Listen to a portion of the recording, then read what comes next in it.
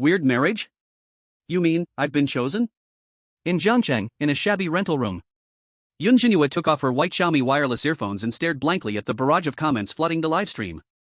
She was about to graduate from university and was preparing for the provincial exam this year, so she had specially set up a study livestream to keep herself accountable. Because she was rated as Jiang University's campus beauty, she was often harassed, and she hated showing her face. Usually, there were less than 10 people in her livestream. Until just now, she suddenly heard a mechanical voice in her head, saying something about a weird marriage? Yun Zhenyue thought she had overstudied and was hallucinating. But to her surprise, after casually mentioning it, the viewers in the livestream went wild, flooding the chat with messages. In the blink of an eye, tens of thousands of people had already flooded in. No. Why would they choose you, Didi? Everything was fine, and now we have to say goodbye. I really don't want to see little you become a wife to something weird. I'm crying.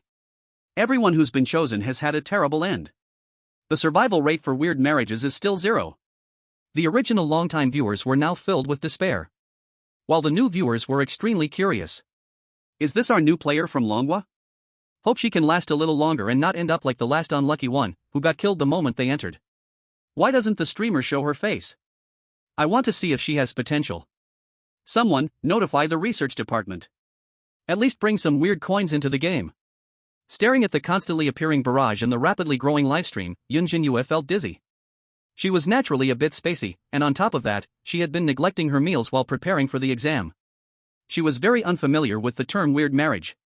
Fortunately, Yun Zhenyue quickly searched it on AI and roughly understood the relevant information. 10 years ago, the weird phenomenon awoke, randomly selecting people from across the country to enter a strange world. But the weird creatures were too dangerous for humans. Even the weakest one could easily tear apart an adult male, and hot weapons had no effect on them. Over the years, the human population had sharply decreased, and the entire world was shrouded in the shadow of the weird. Yun Zhenyue knew all this. But what was weird marriage? This was a newly discovered phenomenon. Maybe it was because the heavens couldn't bear to watch, so it created this. The system would select a lucky person from every country, one from each country, and randomly match them with a weird creature, broadcasting the whole thing live. The players needed to develop feelings with the weird creature in daily life. Every time they improved the creature's affection, they would receive gifts from it. Once the affection reached 100, they could marry the creature and unlock its dungeon. But so far, the success rate of weird marriages was still 0. The previous matches were always male humans with female weird creatures. However, because women were generally more emotional, and many female weirds had an extreme hatred for men, most male players were killed by the female weirds as soon as they met. Faced with such a high death rate, the marriage system had to make changes, choosing female humans to be matched with weird creatures. As the saying goes, women chasing men is like a veil of gauze, and after this change, the initial meeting death rate dropped significantly. However, no player had yet successfully won over a weird creature. Countries around the world were striving for success in the weird marriage. So, this is how it is. Yun Zhenyue murmured, staring at the system panel in front of her. Now she needed to choose her prospective partner. There were 10 countries involved in this weird marriage event, with a total of 10 female players participating. Before the marriage, they could choose one person they hoped to be matched with. If there were duplicate choices, the system would randomly select for them. Number 1 Weird Marriage Creature. Blood Feast Count Dracula. Number 2 Weird Marriage Creature. Weird Water Tiger, Amamiya 10. Number 3 Weird Marriage Creature. Midnight Butcher, Park Dae-jen. The information for all 10 male weird creatures was displayed before Yun Zhenyue. The names marked as expected objects are colored red. Those not selected are white. And there are these strange photos. Some are side profiles, others are of backs. All the strange ones are not full photos, and the faces cannot be clearly seen. It's like opening a blind box. Yun Zhenyue was dazzled, and for a moment, she didn't know who to choose. Normally, she didn't pay attention to these things at all, she was very unfamiliar with all the strange things. But the viewers in the live stream were extremely shocked. Damn, are all the marriage candidates this high quality? It seems most of them are powerful strange beings. Especially Count Dracula, even the red clothes have appeared. It's a pity, it looks like all these strange beings have already been chosen, the streamer is too late. Since the strange matchmaking concerns national fortune, almost everyone watched it without missing an episode. Moreover, the strange beings have been reviving for 10 years, and basically, all the powerful strange beings information has been exposed. For example, the Dragon Country released Strange Being Strength and Personality Overview, detailing the information of various dungeons and strange beings. At this moment, Yun Zhenyue hesitated, not knowing who to choose. She felt scared no matter who she looked at. Until her gaze landed on the last strange being. Marriage object number 10. Gu Yuan. This strange being had no title. And its photo was different from the others. Those strange beings either had a fierce appearance or were covered in blood. His photo was a half-body shot, showing part of the neck and chin. It was quite clean and refreshing. This strange being. Yun Zhenyue gently pursed her lips. The more she looked, the more she felt a sense of familiarity, like she had seen him somewhere, but she had never been in a relationship since childhood, and she didn't even have a single male contact, except for her father. Moreover, he wasn't even fully shown in the photo. Why does he seem familiar? Not to mention. Maybe it's because he's been rejected. The other 9 strange beings had been chosen, but no one had chosen Gu Yuan. It was a bit pitiful. He also looked a bit poor. The backgrounds of the other strange beings were either mansions or holding sharp blades, but he had nothing. Such an existence, he must have been bullied by the other strange beings, right? You have selected Gu Yuan as your expected object. Are you sure? Yun Zhenyue immediately didn't hesitate and chose Gu Yuan. The Dragon Country viewers were stunned when they saw this. No one expected Yun Zhenyue to choose an unknown strange being. Who is this? Never heard of him. Don't make random choices, this is such an important matter. Gu Yuan? He's not in the strange beings overview, could he be a weak one? Judging by his chin, he should be pretty handsome. What good is handsome? Can handsome fill your stomach? Forget it, it's already chosen, we can only pray his personality is better. Yeah, even if he's the weakest, as long as his personality is good, it's fine. The viewers sighed together. The strength of the strange beings in the matchmaking varied. But the difficulty of winning them over wasn't directly related to their strength. Some weak strange beings were just as torturous as the strong ones. Generally speaking, the stronger the marriage candidate, the better. This way, the country could gain more benefits from it. All expected objects have been chosen. Only 3 minutes until the official start of the strange matchmaking. Yun Zhenyue realized there was not much time left. Thinking that her marriage object might be very poor, she immediately looked around. Since it was her first time meeting him, she couldn't show up empty-handed. But it was too late to buy a gift now. Yun Zhenyue began rummaging through her little rented apartment. Computer, rice cooker, small refrigerator, teacup, game console. Yun Zhenyue packed everything she could take, filling 2 large bags. Even the discount Wangzai milk that was about to expire was brought along. Phew. Finally packed it. Yun Zhenyue wiped the sparkling sweat off her forehead. She had brought all her belongings. Seeing these things, her strange husband shouldn't bully her too much, right? Chapter 2, the Strange Emperor, got a wife delivered? 10 minutes ago. Weird World, Afterlife Community. A blood-red mist swept across all the houses. 3rd floor, room 3007. Gu Yuan sat on the sofa and heard the mechanical voice of the Strange Marriage System. Ding. The Strange Marriage System sincerely invites you. If you accept, you need to give gifts to your marriage partner after raising their affection. And when your affection reaches the full value of 100, your copy will be unlocked. As compensation, after unlocking the copy, the marriage system will greatly increase your copy level. Do you accept the marriage invitation? Gu Yuan smiled lightly when he saw this, a hint of playfulness flashing in his eyes. He was a transmigrator. In his previous life, he was an orphan who died by accident, then woke up in this strange world. Luckily, he had a special power. He could absorb the power and abilities of strange beings he killed. After countless killings, he slowly grew from a confused little strange being into today's strange emperor. After gaining invincible power, Gu Yuan gradually got tired of meaningless slaughter. So he hid his identity and casually moved into a community. That was the current afterlife community. The afterlife community had only 2 buildings, the highest being 6 floors. According to Gu Yuan's knowledge, many powerful strange beings lived in this community. Like the Kappa and Butcher on the 4th floor. And the Vampire Count on the 5th floor. According to the hidden rules of the community, usually the stronger the strange being, the higher the floor they live on. When Gu Yuan moved in, he didn't think too much. He chose to live on the 3rd floor mainly because it was convenient to go out, and the view was more open. Though the strange beings on the same floor were relatively weak. To him, whether it was a fierce strange or a red-clothed, they were all the same. Over the years, the red-clothed who died by his hand were as many as fish in the river. If their bones were piled together, it would be enough to fill the whole community. His fame was known by everyone. His power was feared by all. But after living for a long time, he did feel a bit lonely. With a single thought, Gu Yuan released a powerful aura and locked onto the strange marriage system, pulling it out from the void. This thing looked like a small round ball, glowing with a deep blue light. Ha! Gu Yuan rubbed the small round ball and found that it had no emotion, just a preset program. Following the clues, he figured out its origin in just a few seconds. So that's how it is. Gu Yuan's eyes moved slightly. This marriage system was created by the consciousness of the world. Its purpose was indeed as it said, to reduce human deaths. The reason it chose him was purely random. Gu Yuan was confident that no existence could see through his disguise. Marriage, huh? Gu Yuan hesitated for a moment, then didn't refuse. He had worked hard for half his life. Why not enjoy himself a little? Someone was offering him a wife, why not take it?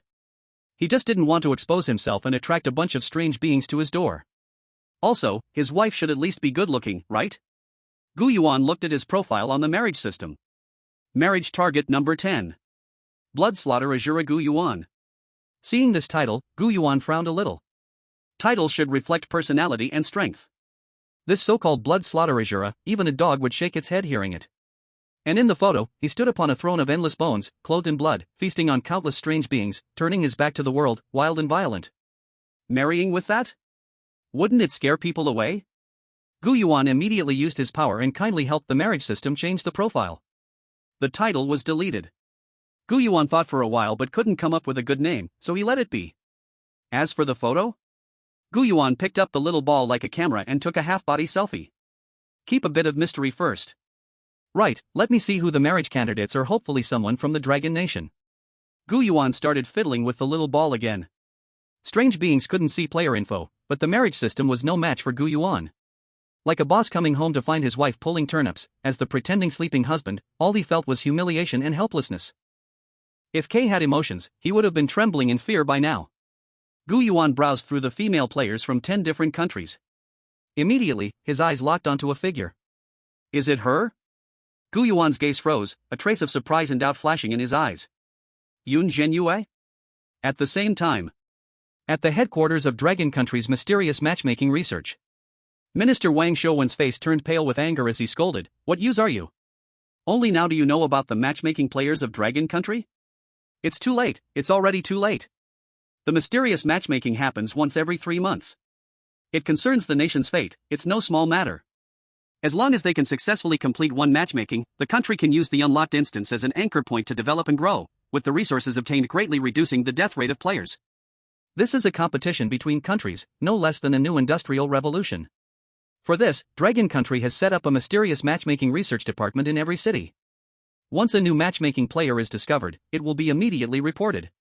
And now, they had just received the news. A matchmaking player named Yun Zhenyue had already entered the mysterious world. The resources they had prepared hadn't been used at all.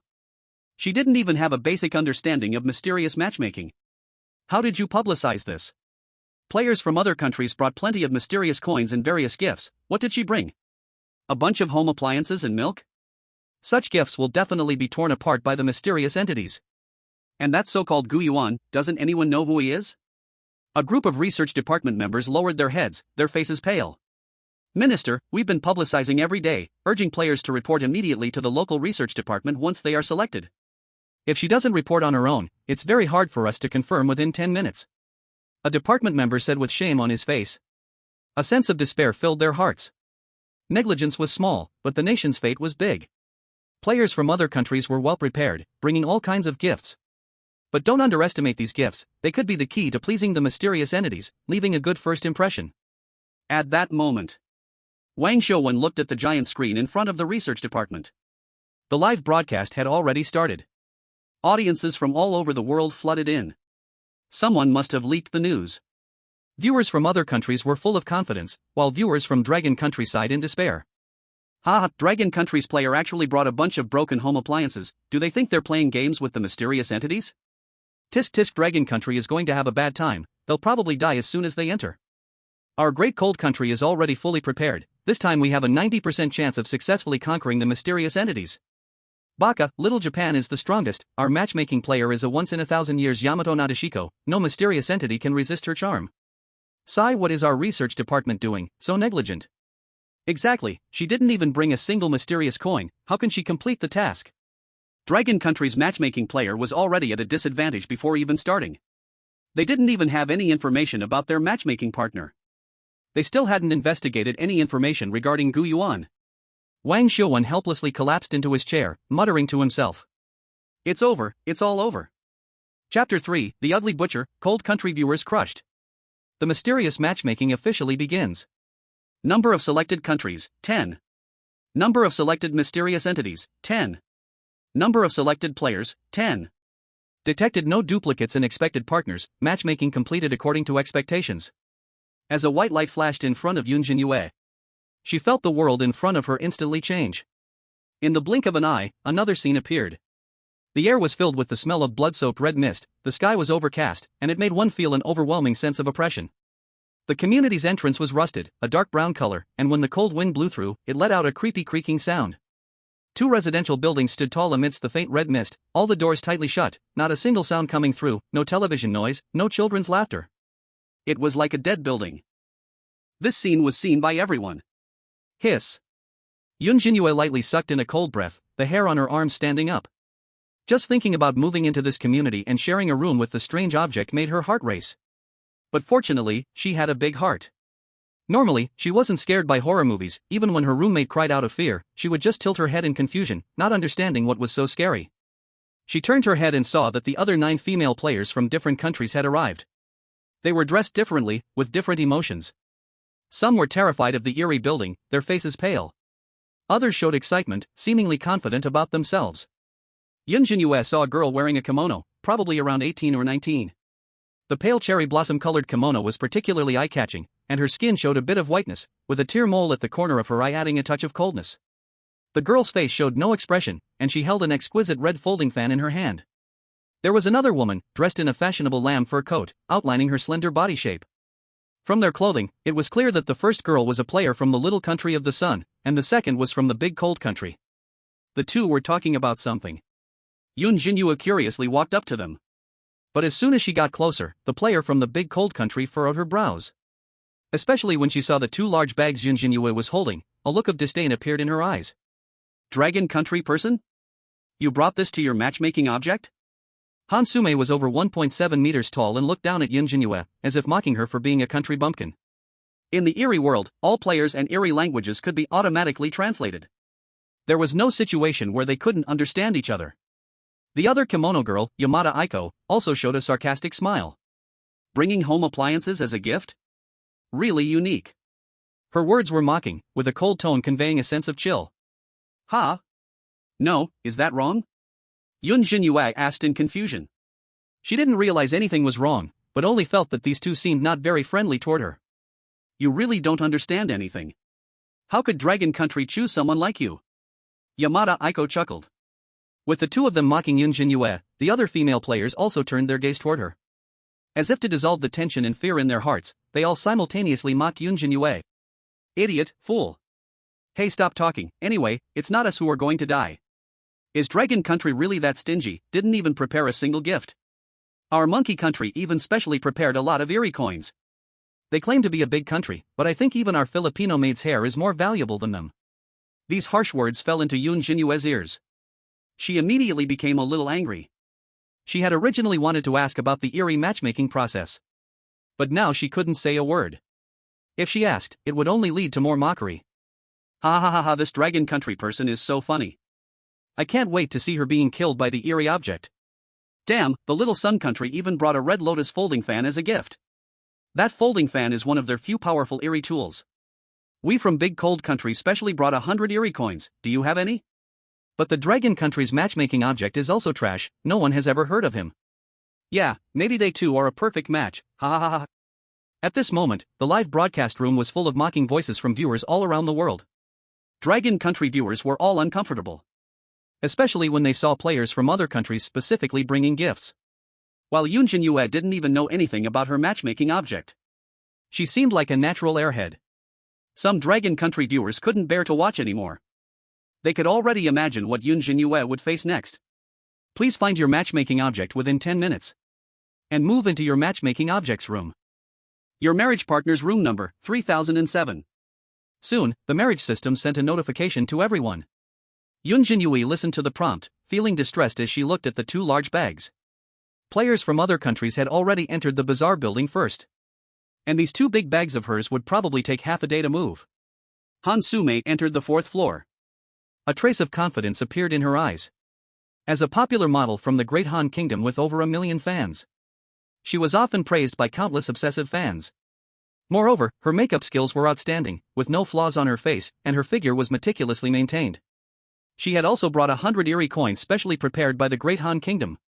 She was confident that she could conquer the bizarre creature named Midnight Butcher, Park Dagon. Just by the name, it was obvious this eerie creature had to be from the Great Han Kingdom. Is anyone there? Han Sume gently knocked on the door. She maintained a polite smile on her face. After a while, creak. The door opened. When she saw the eerie creature who opened the door for her, Han Sume's pupils froze. Because this eerie creature was too ugly. He was about her height, holding a butcher's knife covered in pieces of flesh, his fingertips with peeled nails gripping the doorknob, and his pale, bluish skin had dark veins like corpse marks. He looked at Han Sume. His murky eyes looked like swollen fish stomachs, and some tiny maggots fell from his dirty clothes. The door barely opened a crack, and a rancid stench hit her, like many rotting meats piled together, making her gag. How could this be? Han Sume's face turned pale as paper, and her pupils reflected the ugly appearance of her marriage partner. She felt a wave of nausea rising from her body, especially the smell in her nose almost made her throw up. Seeing this scene, the audience from the Great Han Kingdom went crazy. How could there be such a disgusting eerie creature? It's making me want to puke. No. My Han Sume, run quickly. How can she run? If she doesn't go in, she'll definitely be killed by another eerie creature. Ugh, I'm eating, I'm going to puke. It wasn't just them. Netizens from Little Japan were also shocked. They all began to gloat. Ha ha ha ha ha, is this the partner you picked? The Great Han Kingdom people are in for a treat. I can't wait to see our country's water tiger eerie creature, just by the name it sounds amazing. Please give me some information. I study the history of Longwa. Water tiger seems to be another name for kappa. Baka. How could our Little Japan's marriage partner be an ugly kappa? Chapter 4, Little Japan's marriage partner. A kappa? Although she had already prepared herself mentally. The information on eerie creatures from various countries didn't mention what they looked like. That wasn't important. After all, they were here to conquer eerie creatures and unlock the dungeon, not to fall in love. But Han Sume still collapsed. She had seen Park Dagon's photo before. In the photo, he was only seen from the side. Although he wasn't very handsome, at least he had a somewhat cold, decisive aura. Who knew that when she actually saw him, he was this ugly? So ugly that just a glance made her head spin, and just thinking about living in the same room with this eerie creature made her legs weak and tears streamed from the corners of her eyes. If she had known, she would have chosen a different eerie creature when making her selection. At this moment, Park Dagon sensed Han Sume's mental collapse. A chilling aura appeared on his face. He hated it when people looked down on his appearance. Those who looked down on him had been chopped into pieces. If it weren't for the marriage system selecting her as his partner, Park Dagon would have already swung his knife. Noticing Park Dagon's displeasure, Han Sume gritted her teeth and took out the 50 eerie coins she had prepared from her pocket. Husband, nice to meet you. This is a gift I brought for you, I hope you like it. Han Sume painfully handed over a 50 eerie coin. Strange black patterns were carved on the eerie coin, and in the dark ink patterns that did not belong to this world, a sinister aura was hidden. This eerie coin was extremely precious. You have to know, there were very few players who could pass through copies from the eerie world, let alone bring something out of the copy and hand it over to the country. 2 high-value 50 eerie coins were obtained by Dahan Nation with extreme difficulty, at a tremendously expensive cost. Han Sume didn't want to give it, but because of the expression she just showed, Park Dagon became displeased. If she didn't offer a gift to apologize, her life might be in danger. Park Dagon's greedy gaze looked at that eerie coin. He immediately put it away. Then he looked deeply at Han Sume, not stepping aside. His eyes continued to look at her pocket. Husband, can you let me in? Han Sume subconsciously clutched her pocket tightly. There was still 1 eerie coin inside. She could not give it to him, she needed it for later. In the dangerous eerie world, without eerie coins, one could not move an inch. Not enough. Park Dagon said coldly. What? Han Sume's face turned pale. She didn't expect her eerie partner to be so greedy. She already gave him 150 eerie coin, and he still wanted the one in her pocket? The audience from Dahan Nation were furious at this scene. Aish, this greedy Eerie is too hateful.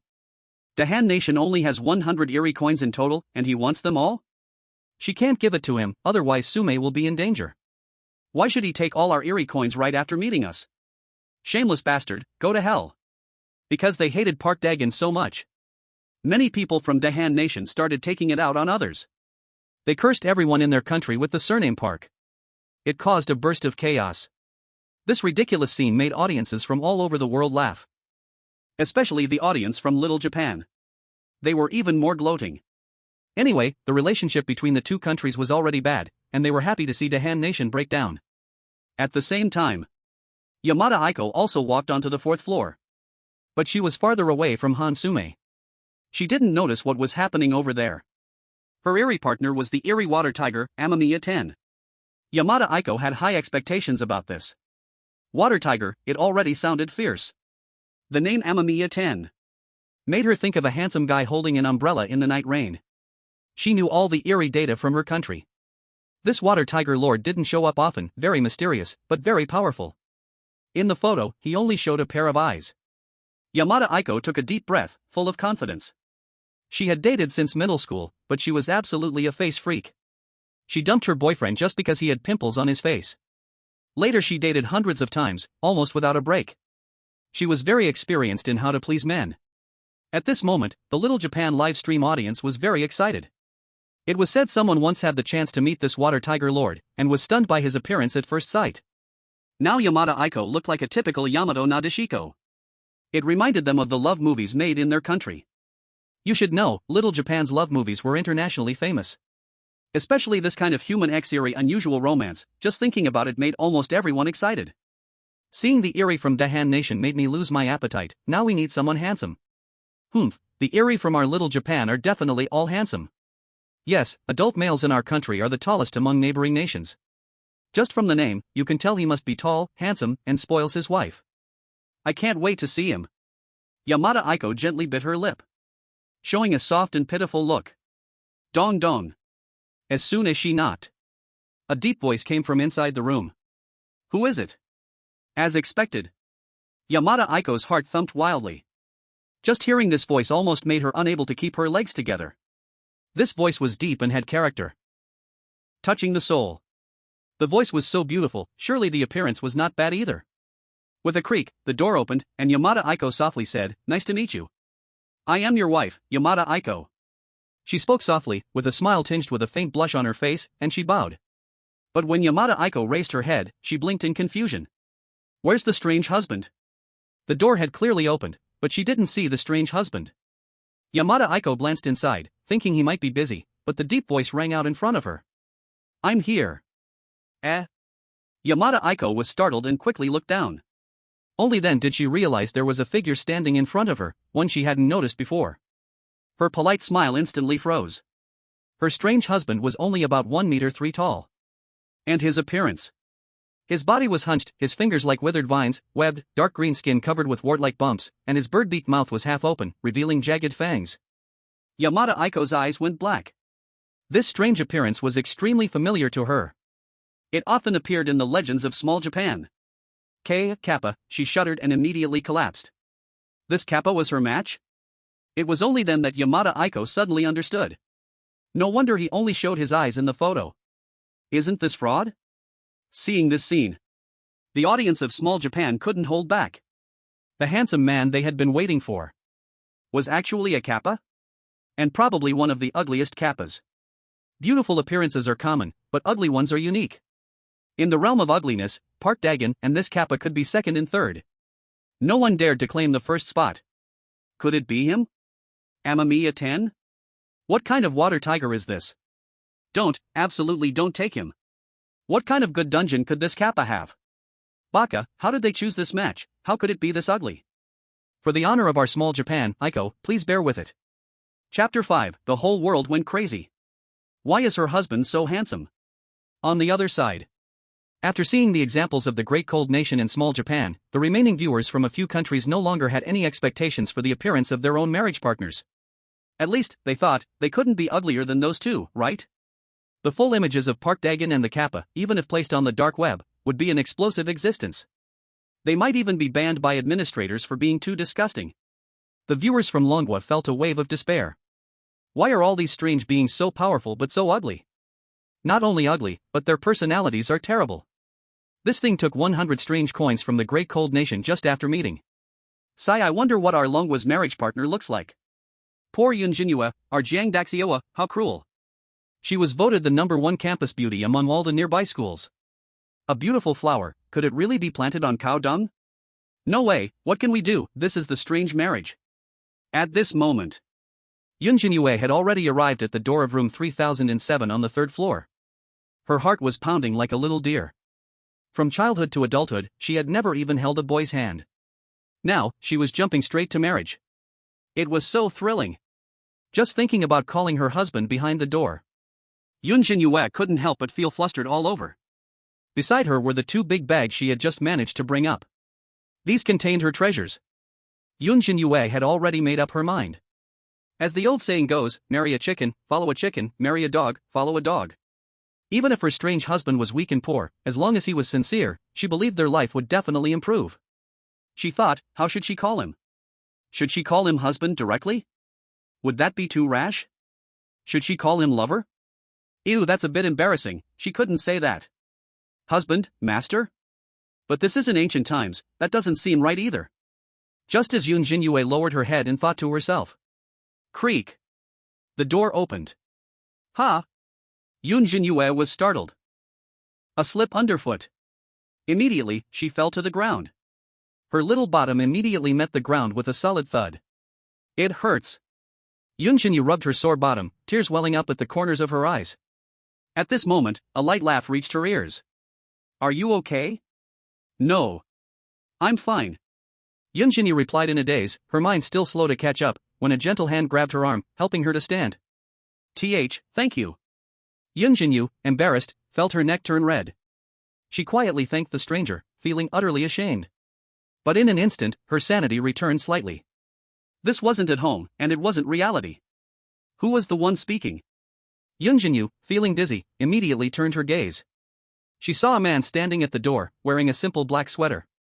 His facial features were sharp, his eyes appeared slightly gentle under the dim light, long, thick eyelashes casting a shadow beneath his eyes, accentuating their depth and mystery. That unique aura was incredibly captivating.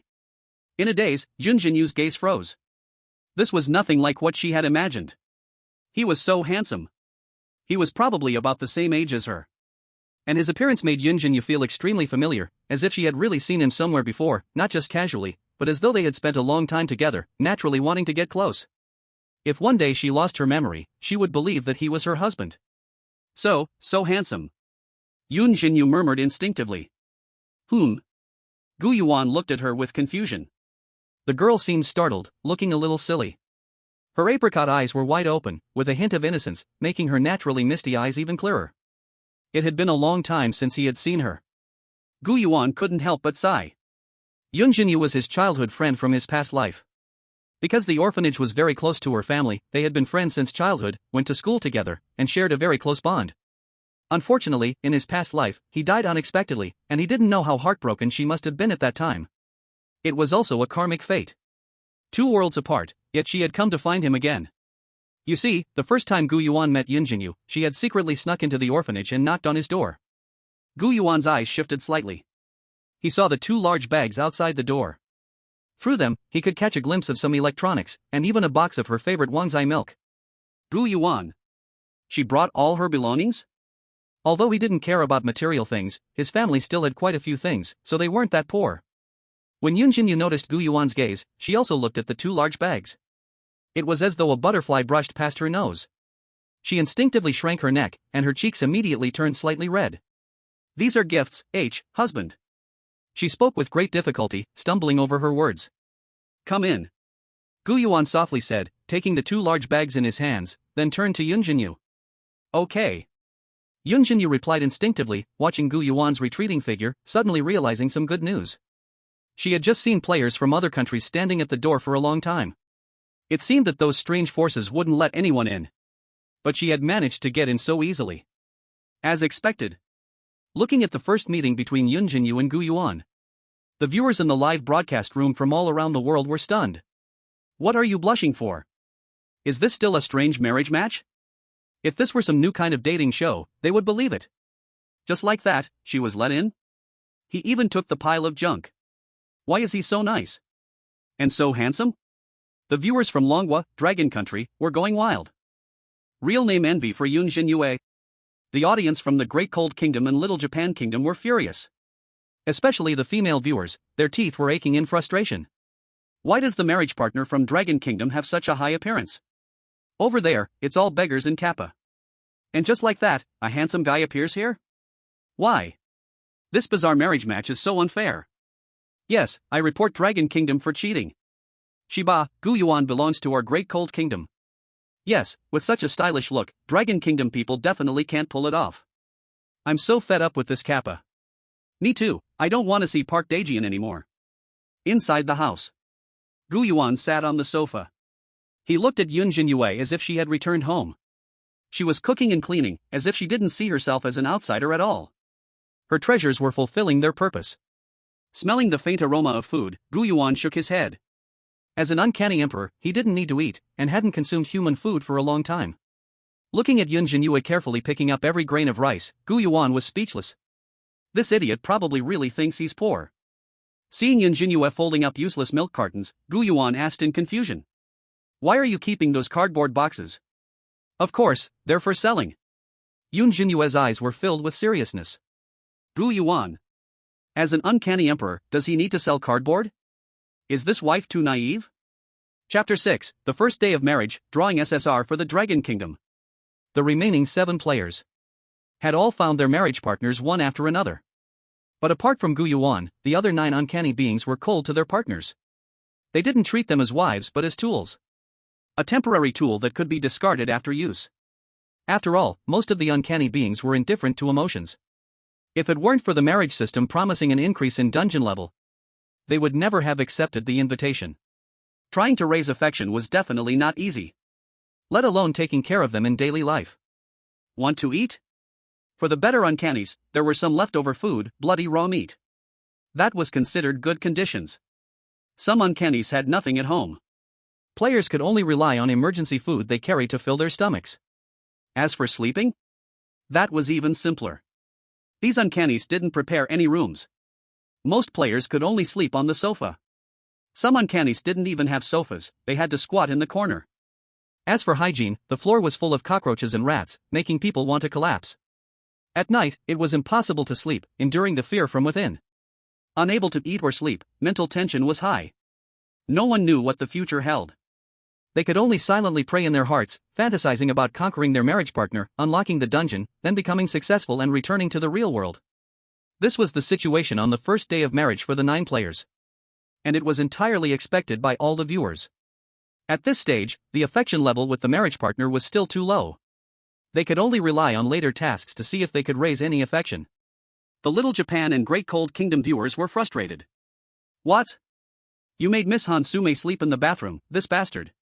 In reality, countless people are pursuing her, and this Park Daejian doesn't appreciate her at all. He even took that 100 uncanny coins, damn uncanny. Yamada Aiko must remember the honor of our empire, just tolerate the Kappa. This is the water god, if you don't consider the looks, their power is strong. If she could give birth to the child of the water god, Miss Aiko would have done a great deed. That's right, Lord Amamiya's dungeon is a B-class uncanny lake, a large lake is his domain. If it weren't for Yun Zhenyue, the people from both countries might have been able to comfort themselves. But the scene on Gu Yuan's side made the viewers from both countries feel jealous to the point of exploding. Even the viewers from all over the world. Never had anyone seen such a scene before. Yun Zhenyue felt just like she had returned home. Doing laundry, cooking meals, tidying up the house. And Gu Yuan? He was happy to lie around and do nothing. After all, now he had a thrifty, house-managing, beautiful, and familiar wife he had totally won big. He was different from those ordinary weird beings. He had no interest in making things hard for people. This was the thing that shocked the whole world the most. Gu Yuan didn't have any of that eerie arrogance at all. He just lay on the sofa, playing the Switch Yun Zhenyue had brought. He gave Yun Zhenyue a lot of freedom. The two of them really looked like a newlywed couple. Yun Zhenyue ate 4 dishes in one soup, and even got to sleep beside Gu Yuan. He was handsome, and easy to get along with. On the world-famous forum discussing weird marriages, Gu Yuan had already been rated the most handsome weird being in years. Many girls around the world had his poster on their walls. How could there be such a good weird being? It was like drawing an SSR in a game. The viewers in Longhua were filled with joy. If Gu Yuan became my husband, I'd do it even for just 1 million. Stop dreaming, girl. Just keep fantasizing. I've seen every weird marriage pairing, and I've never seen anything like this. Looks like there's real hope in winning over Gu Yuan. Yeah. Could it be that Longwei is about to become the first country to win over a weird being? Now we just hope his instance is strong enough. Meanwhile, in Little Day's Nation, at the National Defense Weird Marriage Strategy Office. Looking at the two drastically different scenes on the big screen, director Yamamoto Kenta had a dark face. Why should the Empire's highly anticipated Yamada Aiko be humiliated? Even though she gave the Empire's most precious weird weapon, the Crimson Lotus folding fan, to her marriage partner, she still didn't get any good treatment. Yet this Longwa person called Yun Zhenyue only brought a few home appliances, and actually got treated so well by her marriage partner? The extreme contrast between the two scenes made the over 60-year-old Yamamoto Kenta emotionally break down. Damn Longwa people. They must have gotten hold of some secret intel. Still haven't found any information about this Gu Yuan from Longwa? One of his subordinates trembled, swallowed hard, and nervously said, "Report, Director. We've investigated thoroughly. Not just us, no country has any data on him." Saying this, he paused for a moment. "But Director, think about it. I think the reason there's no data on him is because he's too weak, not even worth gathering intel on. Those weak weird beings are like street rats, too common. He lives on the 3rd floor, which proves it indirectly. Even if Longwa successfully wins him over, they'll gain almost nothing. But we're different." Hearing this, Yamamoto Kenta's face looked a bit better. Those words did make sense. What use is a good personality? Just a petty little guy means nothing. If they could win over that Kappa, it would surely let the Empire rise to the top of the world. Not only did he think this way, viewers from Little Day's Nation and other countries also thought the same. Public opinion started to slander Gu Yuan. What's the point of being handsome? A weird being living on the 3rd floor, haha. We don't even bother trying to win over such a weak existence. Any weird being from the 4th floor can easily kill him. You're happy now, but you'll be crying later. Exactly. Weird marriages aren't normal matchmaking. Being nice to the player doesn't mean you win. A weak weird being gives trashy gifts, and the instance must be trash too. Seeing this, the viewers in Longwa started to look more and more upset. They wanted to argue back, but couldn't find any good reason. Weird marriages aren't about which weird being treats their partner better. It's about the gifts given next and unlocking the instance stage. If the weird being is weak and gives only junk, or if the instance is the worst kind, then it's completely useless. Longwa Weird Marriage Research Headquarters. Wang Xiaowen also thought of this. He sighed deeply, a hint of helplessness in his eyes. There was nothing to be done about it. They had no information about Gu Yuan in advance. And Yun Zhenyue had never actively contacted her superiors. Otherwise, they would never have let her make a choice so easily. Now, Gu Yuan treating her well really didn't matter. It all depended on what gifts he could give her later. And the levels unlocked after successfully completing the quest.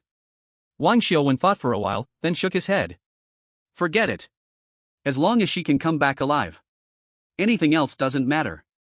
Chapter 7, The Strange Shadow Shop, the membership card for table support. Ugh. Yun Zhenyue woke up from her dream, rubbing her eyes, still feeling dizzy and not fully understanding the situation. Feeling warmth beside her, she instinctively shrank deeper into the covers. Like a little orange cat, she snuggled closer to it. Until her hand touched something hard.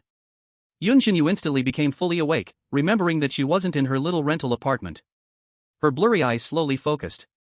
She saw Gu Yuan beside her, also opening his eyes, smiling gently at her. And her restless hand was resting on his abs. Good morning, husband. A slight blush appeared on Yun Zhenyue's cheek, and she unconsciously muttered the words. Naturally slow-witted, she didn't think anything was wrong. Gu Yuan was now her husband, so it was normal to sleep in the same bed with him. She had been cleaning the house all day yesterday and played games with him until late. She didn't even know when she fell asleep. He must have carried her to bed, right? Yun Zhenyue wrinkled her nose, yawning lightly, a tear rolling down from the corner of her eye. Do you want to keep sleeping? Gu Yuan asked when he saw her. The girl's eyes, still hazy with sleep, opened slightly, her pupils filled with lingering drowsiness, her black hair spilling onto the pillow revealing a small portion of her porcelain white face, with a peachy fuzz under the light. Upon hearing Gu Yuan's question, Yun Zhenyue slowly propped herself up, the silk nightgown slipping off her shoulder, revealing her slender collarbone. No, I won't sleep anymore. She whispered. Of course.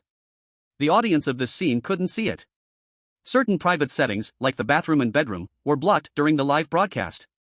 The strange marriage program has measures to protect the privacy of both parties. Yun Zhenyue had a very sweet sleep. It was even more comfortable than sleeping alone in the rental apartment. When she walked out of the bedroom, she began to feel suspicious about the AI information she had searched earlier. This strange marriage didn't seem as dangerous as others said. Gu Yuan treated her very well. She didn't feel anything wrong staying here. Which marriage partner would bully someone, abuse them, or be cold-hearted? She didn't feel any of that at all. After having breakfast with Gu Yuan, Yun Zhenyue washed the dishes, and when she saw Gu Yuan sitting on the sofa playing games, still the Stardew Valley they played together yesterday, she hurried over. "Husband, can you stop playing this for now?" Yun Zhenyue hurriedly said. She had just received a strange marriage notification. There was no time to play games now. Gu Yuan was puzzled. "Wait, let me do a task, go buy some vegetables, and tonight we can do OQ together." "Okay." Gu Yuan nodded, then selected another game. Yun Zhenyue's Switch had many games, and he casually picked one, a single-player game, and started playing. "Thank you, husband," Yun Zhenyue said gratefully. It was much more fun to play Stardew Valley together. If Gu Yuan played alone for too long, she would fall behind. "It's fine." Gu Yuan chuckled softly, amused. His wife wasn't afraid of him at all, which was exactly what he liked to see. In fact, he was glad it was her. Otherwise, if he picked another wife, always nervous, obedient at every turn, what would be the point? He didn't want a servant. If he wanted a servant, he could just reveal his identity as the Strange Emperor, and all the strange beings in the strange world would swarm to him. "By the way, do you need my help with your task?" Gu Yuan asked. Yun Zhenyue shook her head when she heard that. This task wasn't difficult. Ding! You have a new marriage task. As a married wife, you have the duty to do what you can. Please go to the Ghost Shadow store and buy today's needed groceries. Task reward, item based on task completion level. It was just buying groceries. Gu Yuan had already given her a place to stay, it was only right for her to do what she could. If she even needed help for this, wouldn't she be just someone kept by him? "Do you have money?" Gu Yuan asked while playing his game. It's fine, husband, don't worry at all." Yun Zhenyue refused. Even though she didn't have a penny, she could pay in other ways. Buying groceries shouldn't cost much, she could just do some work. In the real world, she often worked part-time during summer and winter break. Besides, her husband was so poor. She didn't want to spend his money. Gu Yuan turned back and saw Yun Zhenyue full of confidence, and found it a bit funny. This was not the real world. Those ghost-like people in ghost-like shapes squeezed humans to the extreme, like they wanted to lick every drop of their blood dry. Thinking of this, Gu Yuan reminded her, "I just happen to have a membership card for the shop downstairs." Eh? Yun Zhenyue blinked her eyes. A membership card? Maybe it could give discounts. She needed this thing. As Gu Yuan said, she found the membership card under the table in the living room. The card was actually being used to support the table leg, so it probably had no money left inside. "Thank you, husband." Yun Zhenyue took the membership card and left happily. Gu Yuan kept playing his game and didn't look back. With this membership card, the weird things in the shop probably wouldn't dare mess with her. Besides, the whole strange world was under his watch. After playing the game for a while, Gu Yuan felt a bit bored and put down the Switch. "Forget it, I'll wait for her to come back and play together." Not long after, Yun Zhenyue arrived at the door of the Ghost Shadow store. This store was right next to the Wanxing neighborhood, very close. The 24-hour open sign had been dyed blood red by something, making the words Ghost Shadow Store look especially creepy. A bloody dragging mark stretched across the entrance, like something heavy had been dragged inside. 9 female players from other countries had all reached the store's door. But none of them looked very well. Some had heavy dark circles, some looked pale as paper, they clearly had a bad day yesterday. Hansume and Yamada Aiko, who had mocked Yun Zhenyue before, both noticed her. Seeing Yun Zhenyue's crystal-clear skin, it was obvious she had rested well. The two tired girls' expressions turned ugly. Hansume didn't show a good face. Her eyes flashed with darkness as she said, "We all got the same task, to buy groceries at this Ghost Shadow store." "Did you bring enough ghost coins?" As far as she knew, Yun Zhenyue only brought a bunch of junk, definitely no ghost coins. As for whether her ghost partner would give her any, the chance was very small. Yun Zhenyue didn't know why Hansume was asking, so she answered honestly, "I didn't bring any." "Oh." Hansume sneered when she heard that. "Want to buy groceries without ghost coins? What a big joke. Why don't you beg me?" My husband happens to know the ghost at this ghost shadow store.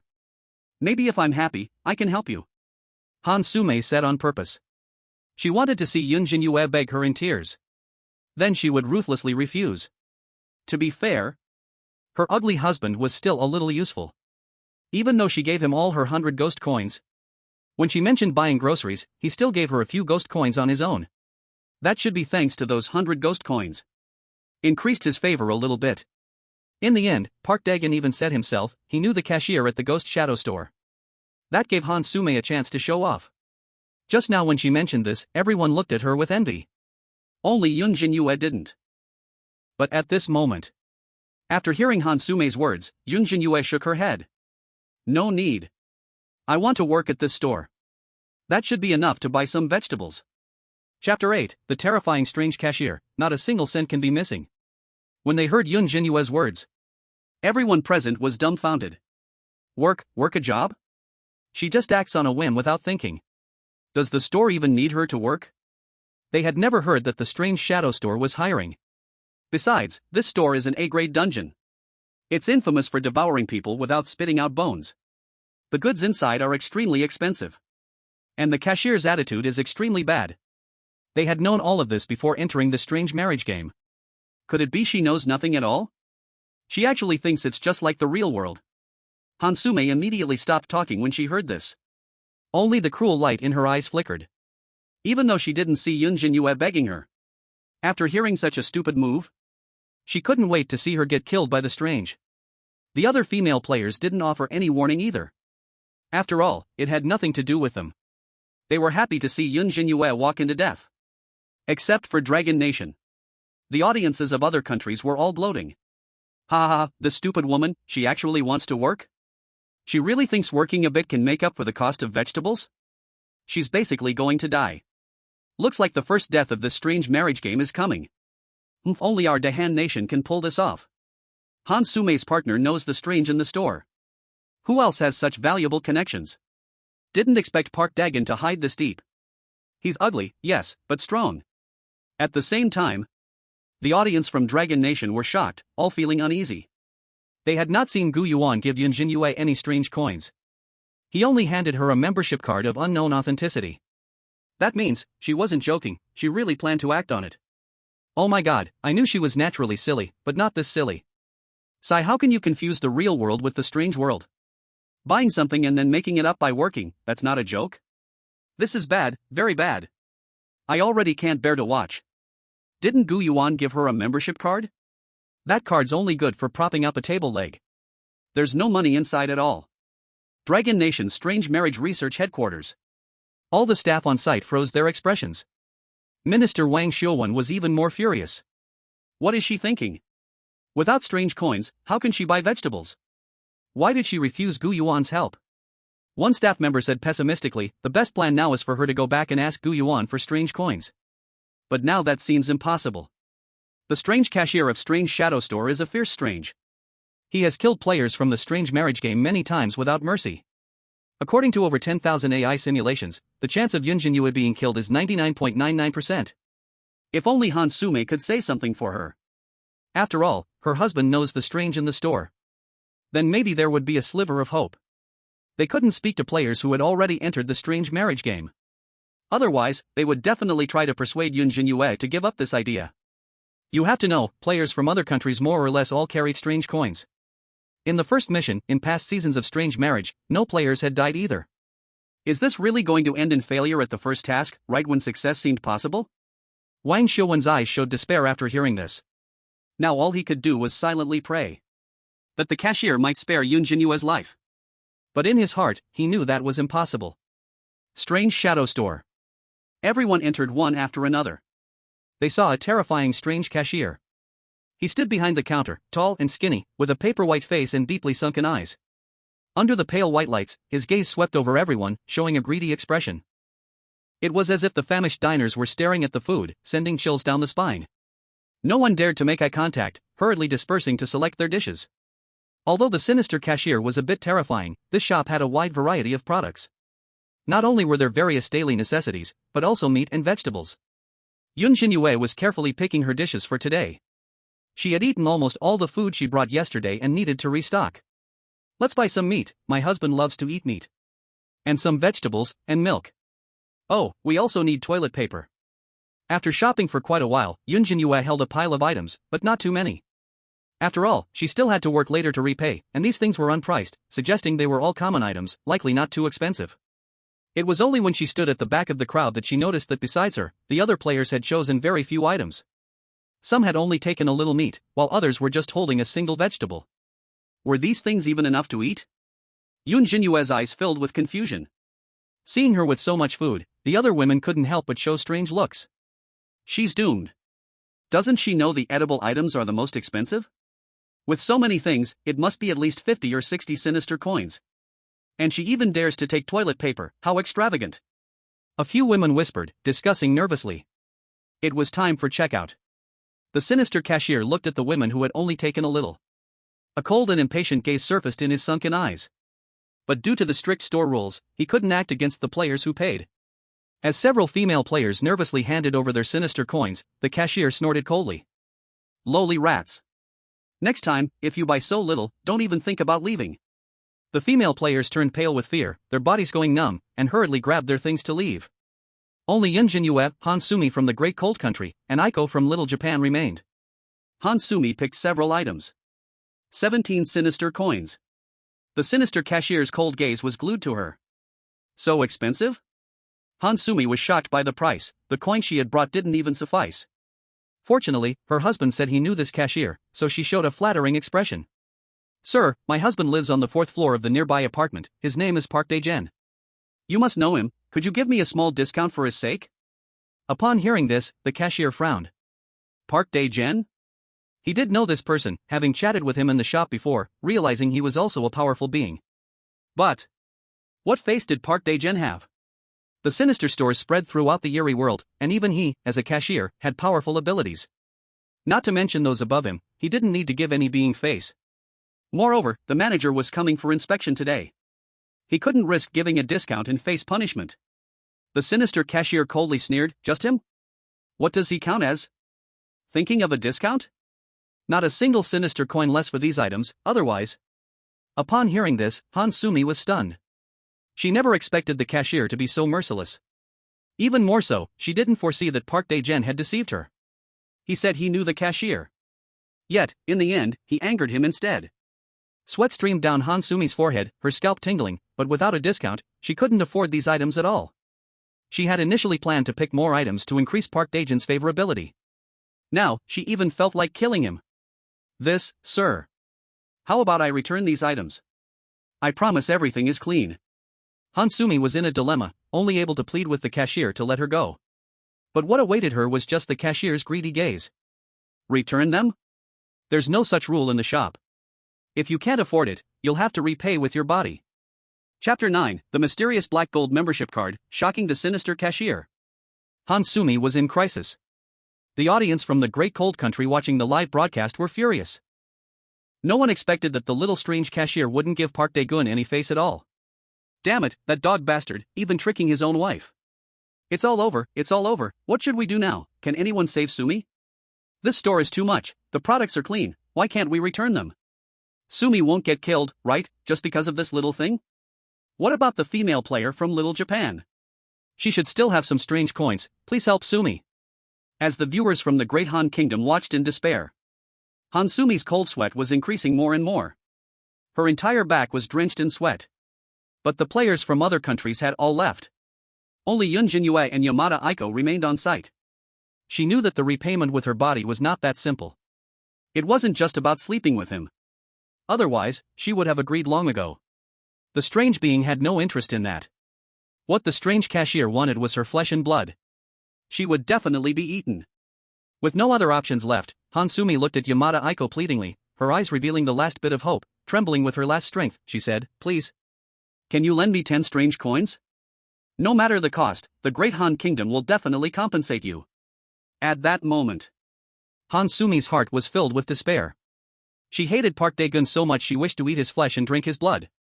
If it wasn't for him taking all her strange coins as soon as they met, would she have fallen to this state? Unexpectedly, Yamada Aiko nodded after hearing this. I do have some extra strange coins. Thank you. Hansumi's words of gratitude were not finished.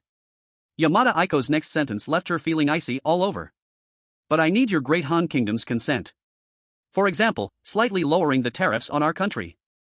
I remember the free trade agreement is 25%, right? That's too high, let's cut it in half first. What? Hansumi was shocked and didn't expect Yamada Aiko to be so demanding at this time. To use the tariffs between the two countries as a bargaining chip. You have to know that even a slight reduction in tariffs would lead to a flood of Japanese products into the Great Han Kingdom, affecting the entire economy of the Great Han Kingdom. You don't have to agree, I don't care. Yamada Aiko smiled gently, the tear mole at the corner of her eye particularly cold. I'll do it. Hansumi gritted her teeth. At this moment, she couldn't pay attention to anything else, her life was the most important. As for how many people in the Great Han Kingdom would lose their jobs and go bankrupt because of this, that wasn't her concern. Who made her strange partner so trashy? Seeing Yamada Aiko make such an exaggerated request. The audience of the Great Han Kingdom was filled with rage. Bastard! How can we agree to her? Lowering the tariffs that much, won't our goods sell at all? We can't agree, I'm in the automotive industry, if we lower the tariffs that much, we won't sell a single car.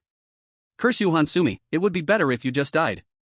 Who gave you the power to sell out our Great Han Kingdom? 10 strange coins? We're losing hundreds of billions. Hansumi took the strange coins from Yamada Aiko. Finally, at the last moment, she handed them over to the strange cashier. But she was already so scared that her mind went blank. She had paid, and even forgot to take the products she had chosen. It was still the strange cashier who said, "You didn't take your items." These cold words directly made Hansumi feel warmth between her legs. She was scared to the point of losing control. Collapsed directly onto the ground.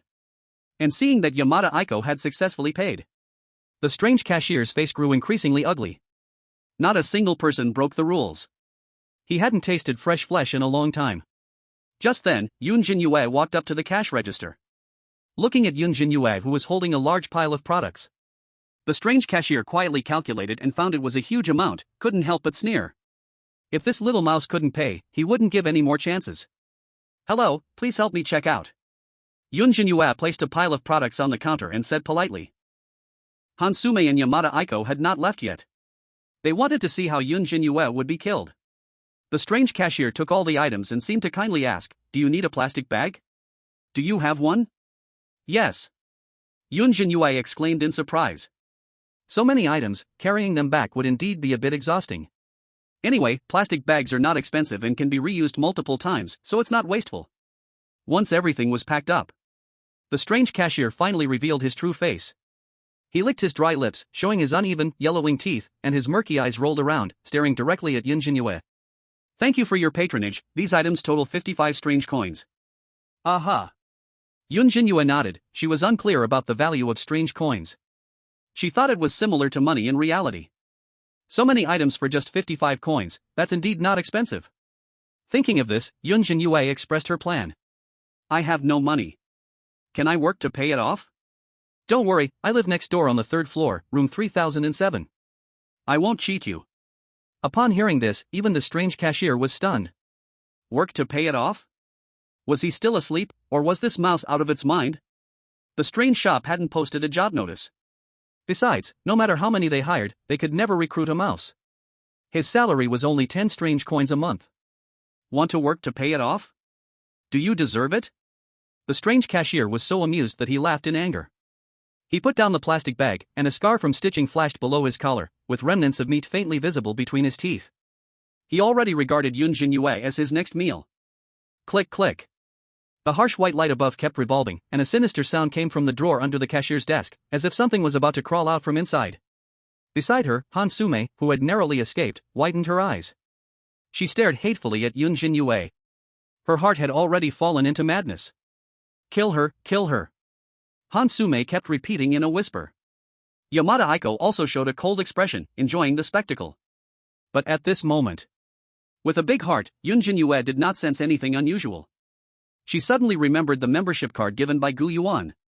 So she took it out from her pocket. "I almost forgot, my husband has a membership card. Can it be used? Can you help me calculate the discount price?" Membership card? The strange cashier did not take it seriously upon hearing this. The strange supermarket indeed had membership cards, but they were extremely rare, just a few. He had only heard about them from the manager. Those membership cards were specially given to powerful strange beings. Let alone a mighty strange being, not even a red dress had the qualification to own a membership card. The holders of membership cards were unfathomable.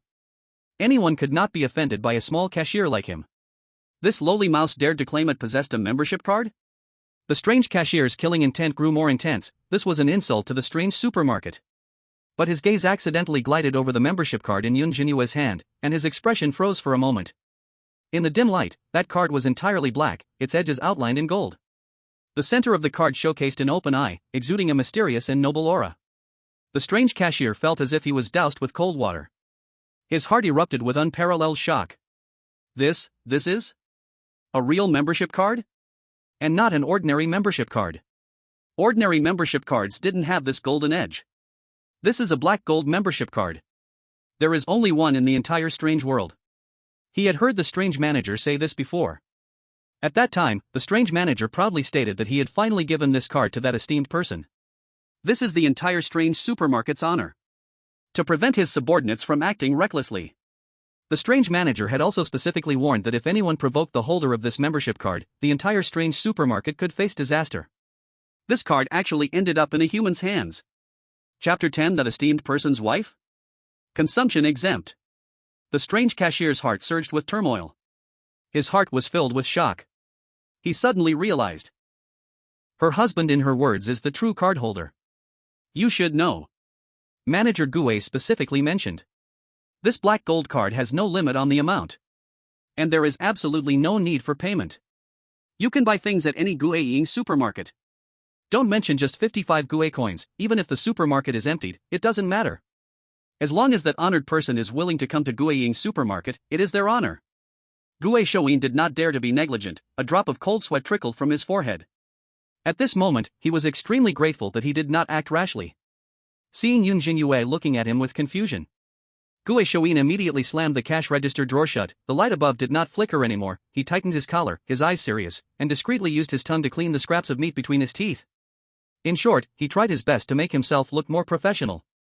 Just like the front desk of a five-star hotel. His murky eyes also became clear. You could even find a hint of flattery and obsequiousness from within. As if receiving some priceless treasure, he solemnly accepted the membership card with both hands. Please wait a moment. I will go consult the manager. Yun Zhenyue felt a bit puzzled. It's just a membership card for a discount. Does such a small matter need to consult the manager? Beside her, Han Sume was also suddenly filled with suspicion. She had never heard of a membership card in the Gu Ying store. But what use is a membership card? It only gives a slight discount. Without Gu coins, she still cannot afford anything, right? She didn't believe that Gu Yuan, who wouldn't even give face to Li Gu, would give face to Yun Zhenyue. Moreover, she knew about Yun Zhenyue's strange husband. Just a garbage weirdo living on the third floor. His strength is simply not comparable to her husband, Park Dagon. What good things can he bring out? Seeing Gu Yuan leave the cash register, walking towards the depths of the store, Han Sume bit her lip, looking at Yun Zhenyue standing in place waiting. A cold smirk appeared at the corner of her mouth. When Gu Yuan returns, it would be Yun Zhenyue's moment of doom. On the other side, Gu Yuan hurriedly walked into the manager's office. There sat Manager Gu, dressed in a suit and with a cold demeanor, checking the bills behind the desk. Manager, I have something to report to you. Manager Gu looked up upon hearing this, noticing that Gu Yuan had barged in without knocking. His eyes showed a hint of coldness as he said frostily, "Who allowed you to come in? You didn't even knock on the door. Are you looking for death?" Gu Yuan froze at these words. He couldn't help but feel a bit panicked. After all, Manager Gu was very arrogant. There was once a subordinate who dared to contradict him and was ruthlessly torn to pieces. But thinking of the membership card, Gu Yuan no longer cared about anything else. He immediately gathered his courage and took out the membership card. "Manager, there is a customer outside who has used this card, look." Membership card? Manager Gu was taken aback. He was somewhat unfamiliar with this term. The holders of Gu Ying supermarket's membership cards are extremely powerful weirdos. Most of them are aloof in nature. They look down upon the use of membership cards. A look of suspicion appeared in his eyes. But when his casual gaze fell on the membership card in Gu Yuan's hand, the next moment, he suddenly froze, his pupils contracted to the size of pinholes. Those icy cold eyes were wide open, filled with shock. This is... Manager Gu took the membership card, his body trembling with excitement. His palm gently brushed over the black gold card, his movements very slow, as if afraid it might get bumped. It can't be wrong. This is indeed that card. The only membership card in the entire strange world. This card was handed out by him personally, but he never expected that honored person would use it. The Guiying store once had a familiar customer, who was very powerful. Once, the Guiying store accidentally offended a high-ranking red-clothed person, and that familiar customer easily resolved it. In order to maintain a good relationship with this familiar customer, the Guiying store paid a lot. One day, that familiar customer casually mentioned, "Once in a lifetime, an unprecedented opportunity appeared." It was said that he had once followed a certain noble for a while, and recently that noble might come nearby if the Wraith store could build a good relationship with him. Then unimaginable benefits would be gained. He was extremely surprised at that time and cautiously asked for information about that noble. But the familiar customer did not say a word, only looked at him with eyes full of reverence and admiration, treating him like a deity.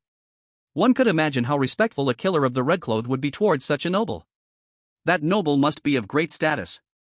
For this reason, Manager Gu specially spent a lot of money to create a unique black gold member card, entrusting it to be delivered to that noble. As for whether it finally reached that noble's hands, Manager Gu did not know.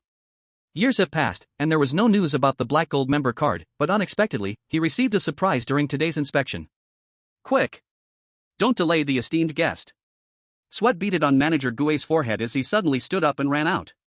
Cashier Gu saw this and hurriedly followed. At the same time, the audience of the Great Cold Nation could not wait any longer. They all wanted to see Yun Zhenyue being punished thoroughly.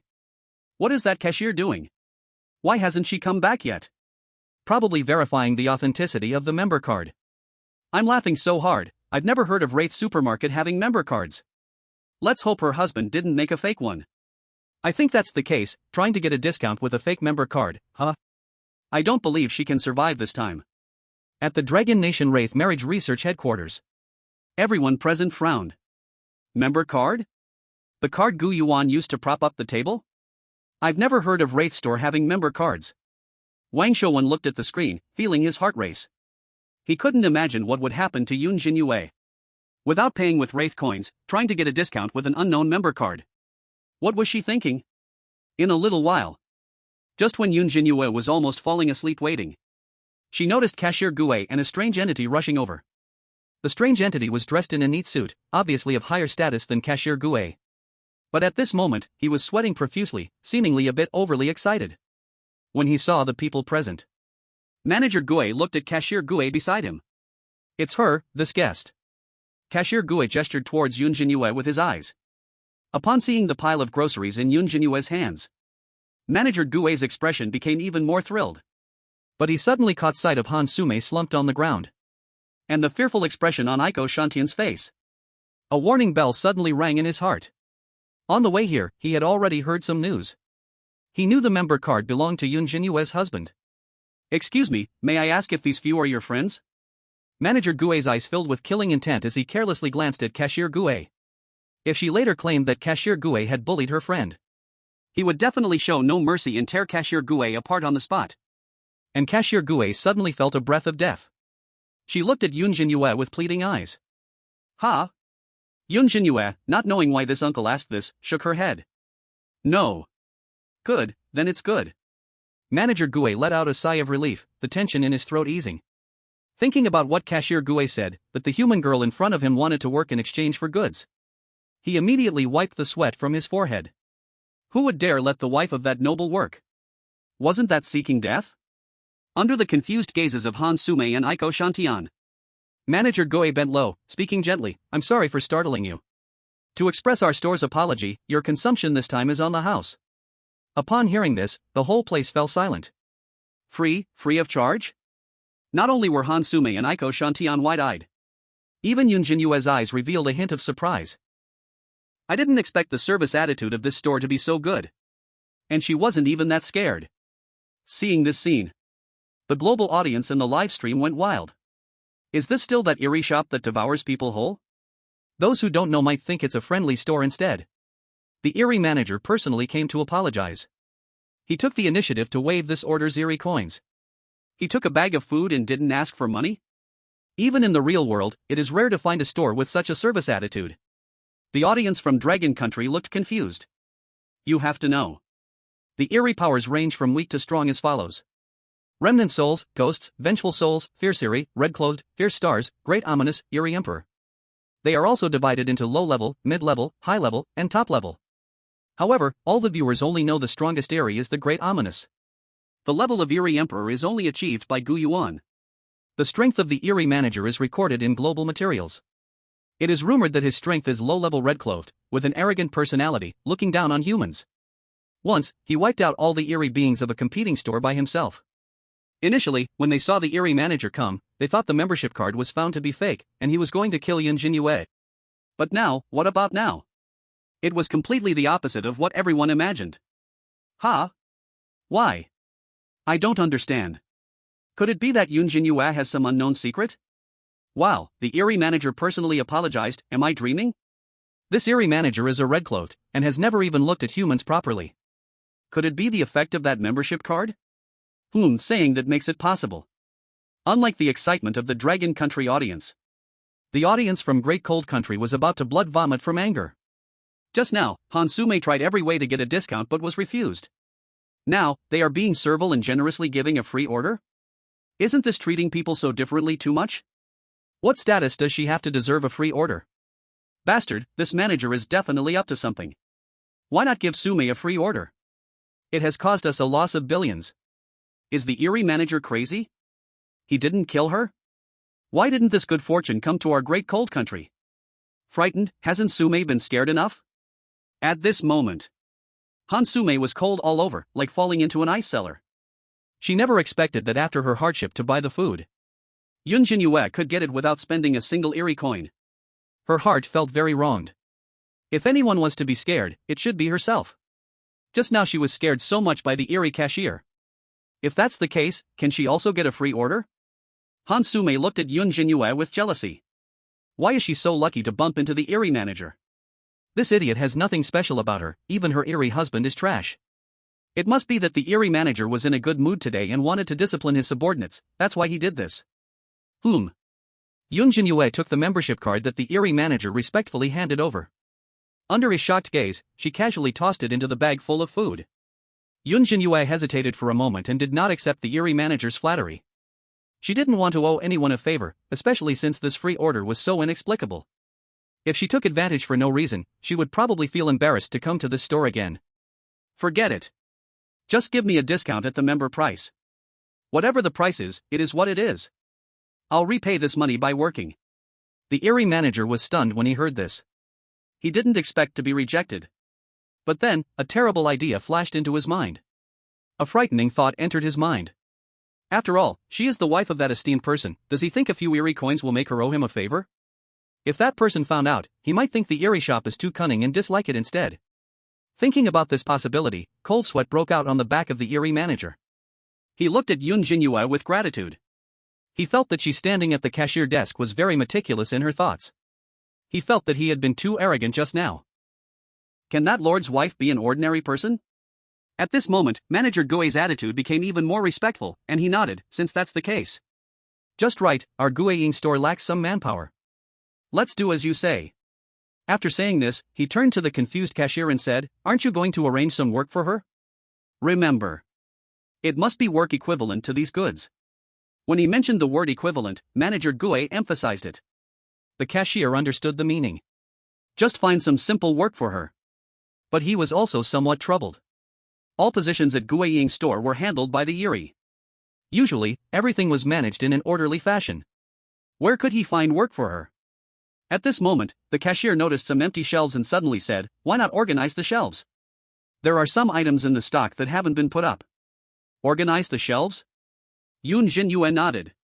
She followed the cashier to the store's warehouse. But before she could make any move, the cashier quickly took out all the missing items from the shelves and handed them to her. Ha! Yun Zhenyue blinked. You just need to put these up. This is your job, the cashier explained. Following the cashier's words, Yun Zhenyue placed the 10 items in her arms onto the corresponding shelves. It was both simple and lighthearted. The whole task took less than 3 minutes. Seeing that there were still some empty shelves, Yun Zhenyue wanted to continue working. But before she returned to the warehouse, Manager Gue hurriedly reminded her, enough, enough. Your work is already done. If you work more, I will have to pay you overtime. So simple? A hint of confusion appeared in Yun Zhenyue's eyes. This was 100 times easier than her job in the real world. Just moving her hands, and it was already enough to offset her cost of goods? Can I leave now? Yun Zhenyue instinctively asked. Of course, we welcome you to visit again, Manager Gue replied respectfully. Seeing this, Yun Zhenyue happily picked up the big bag. She didn't care about the dazed Hansume and Yamada Aiko. Then, she left the supermarket. This scene fell into the eyes of viewers from other countries. They thought this Manager Gue had gone mad. Or they doubted if they themselves had gone mad. When did Eerie work become so simple? It is known that the Eerie especially likes to exploit players. 996-007 and such working hours in real life would be considered charity by Eerie bosses in the Eerie world. Except for sleeping time, players must be on standby for all their other time. And they could only earn a meager amount of Eerie coins. For someone like Yun Zhenyue, just lifting a finger brings a pile of goods? This could not even be described as charity for Manager Gue. A monument could be erected for him without being an exaggeration. This can be done? I wonder why Manager Gue is so nice to her. Is this even called work? Unlike the shocked audience from other countries, audiences from the Great Han Country and Little Sun Country were excited. Seeing that the work in the store was so easy, but the pay was so high, they urged Hansume and Yamada Aiko to apply. Great opportunity, for the prosperity of the empire, Miss Aiko, hurry and apply. Yes, earning more Eerie coins definitely can raise the favorability of marriage partners. Sume, quickly, don't be foolish, don't let someone beat you to it. This is a job that can earn 55 Eerie coins. If she works for a day, wouldn't she earn hundreds or thousands of Eerie coins? Chapter 12, what level are you even at, to compare with that lord's wife? Soon. Hansume and Yamada Aiko also realized. Since the work at the supermarket was so simple, couldn't they do it too? A hint of desire appeared in Hansume's eyes. If she could earn hundreds or thousands of Eerie coins to take out safely. In reality, that would exchange for tens or hundreds of millions. Enough for her to enjoy life comfortably for a lifetime. And the cost was just a little work. It's just to fill the shelves. Ignoring her wet pants. Blinded by tremendous greed, Hansume staggered to her feet. Then she swallowed and actively asked the quirky manager, "Sir, is there any other work?" "I don't need that much salary, just half of what I had before is fine." The quirky manager watched as Yun Zhenyue left, his face still bearing a trace of flattering smile. But now turning back, he found this mouse actually dared to come and apply for a job? What is your identity? What is your level? Can you compare with that great one's wife? Looking at Hansume, whose ankles were dripping with liquid, the quirky manager frowned tightly, and seeing the dirty floor of the store, his earlier good mood vanished into thin air. He had no mood to pay attention to her at all. The urgent task now is to collect more information about that great one's wife. See what she likes and prepare to send it over. The quirky manager signaled to the quirky cashier beside him with his eyes, then coldly said, "You arrange this. Follow the normal treatment of the store." The quirky cashier nodded and bowed upon hearing this. Soon the quirky manager returned to the office. While the quirky cashier looked at Hansume, whose expression was both fearful and slightly expectant, with disgust. This mouse unnecessarily added extra work for him, let's see how he deals with her. Thinking of this, a cruel smile emerged on the quirky cashier's face. That smile was quickly suppressed again. The quirky cashier feigned gentleness and asked, "Do you want to take things before you work? Such a good thing?" Hansume was stunned for a second. If she could get more things, she would definitely be happy. She didn't expect her married husband to be so poor that they didn't even have toilet paper at home. Let alone towels and toothbrushes. This made her, who always loved cleanliness, feel very suffocated. She turned her head to look at the equally tempted Ayako Yamada and immediately rushed into the store, sweeping away the remaining toilet paper. She took a lot of goods, filling up a big basket. In the end, she even specially chose a bottle of flour due to replace perfume. Oof. Seeing this, Ayako Yamada also went to pick some things. Anyway, this store's salary is high, and the things they took would definitely exceed Yun Zhenyue's by double. If they worked, it probably wouldn't take more than an hour. The two of them were still calculating in their hearts. Such a good store, they absolutely must not let players from other countries discover it. The two exchanged a silent glance. They could both see the profound desire within. When the two returned with their heavy and small bags, the quirky cashier lowered his head to calculate the prices of these goods. Your items total 109 cubits. Yours is 97 cubits.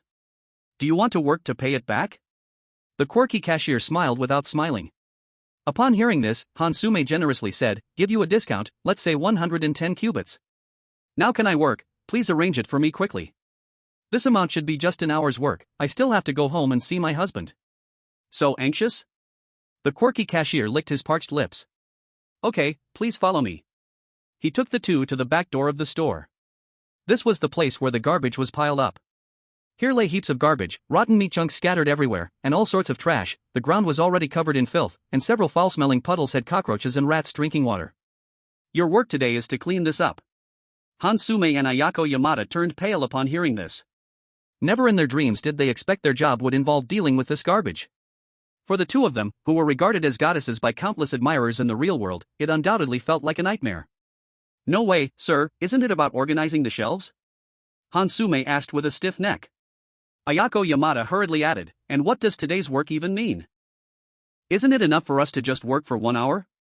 The coldness in Gu Yuan's eyes could not be hidden.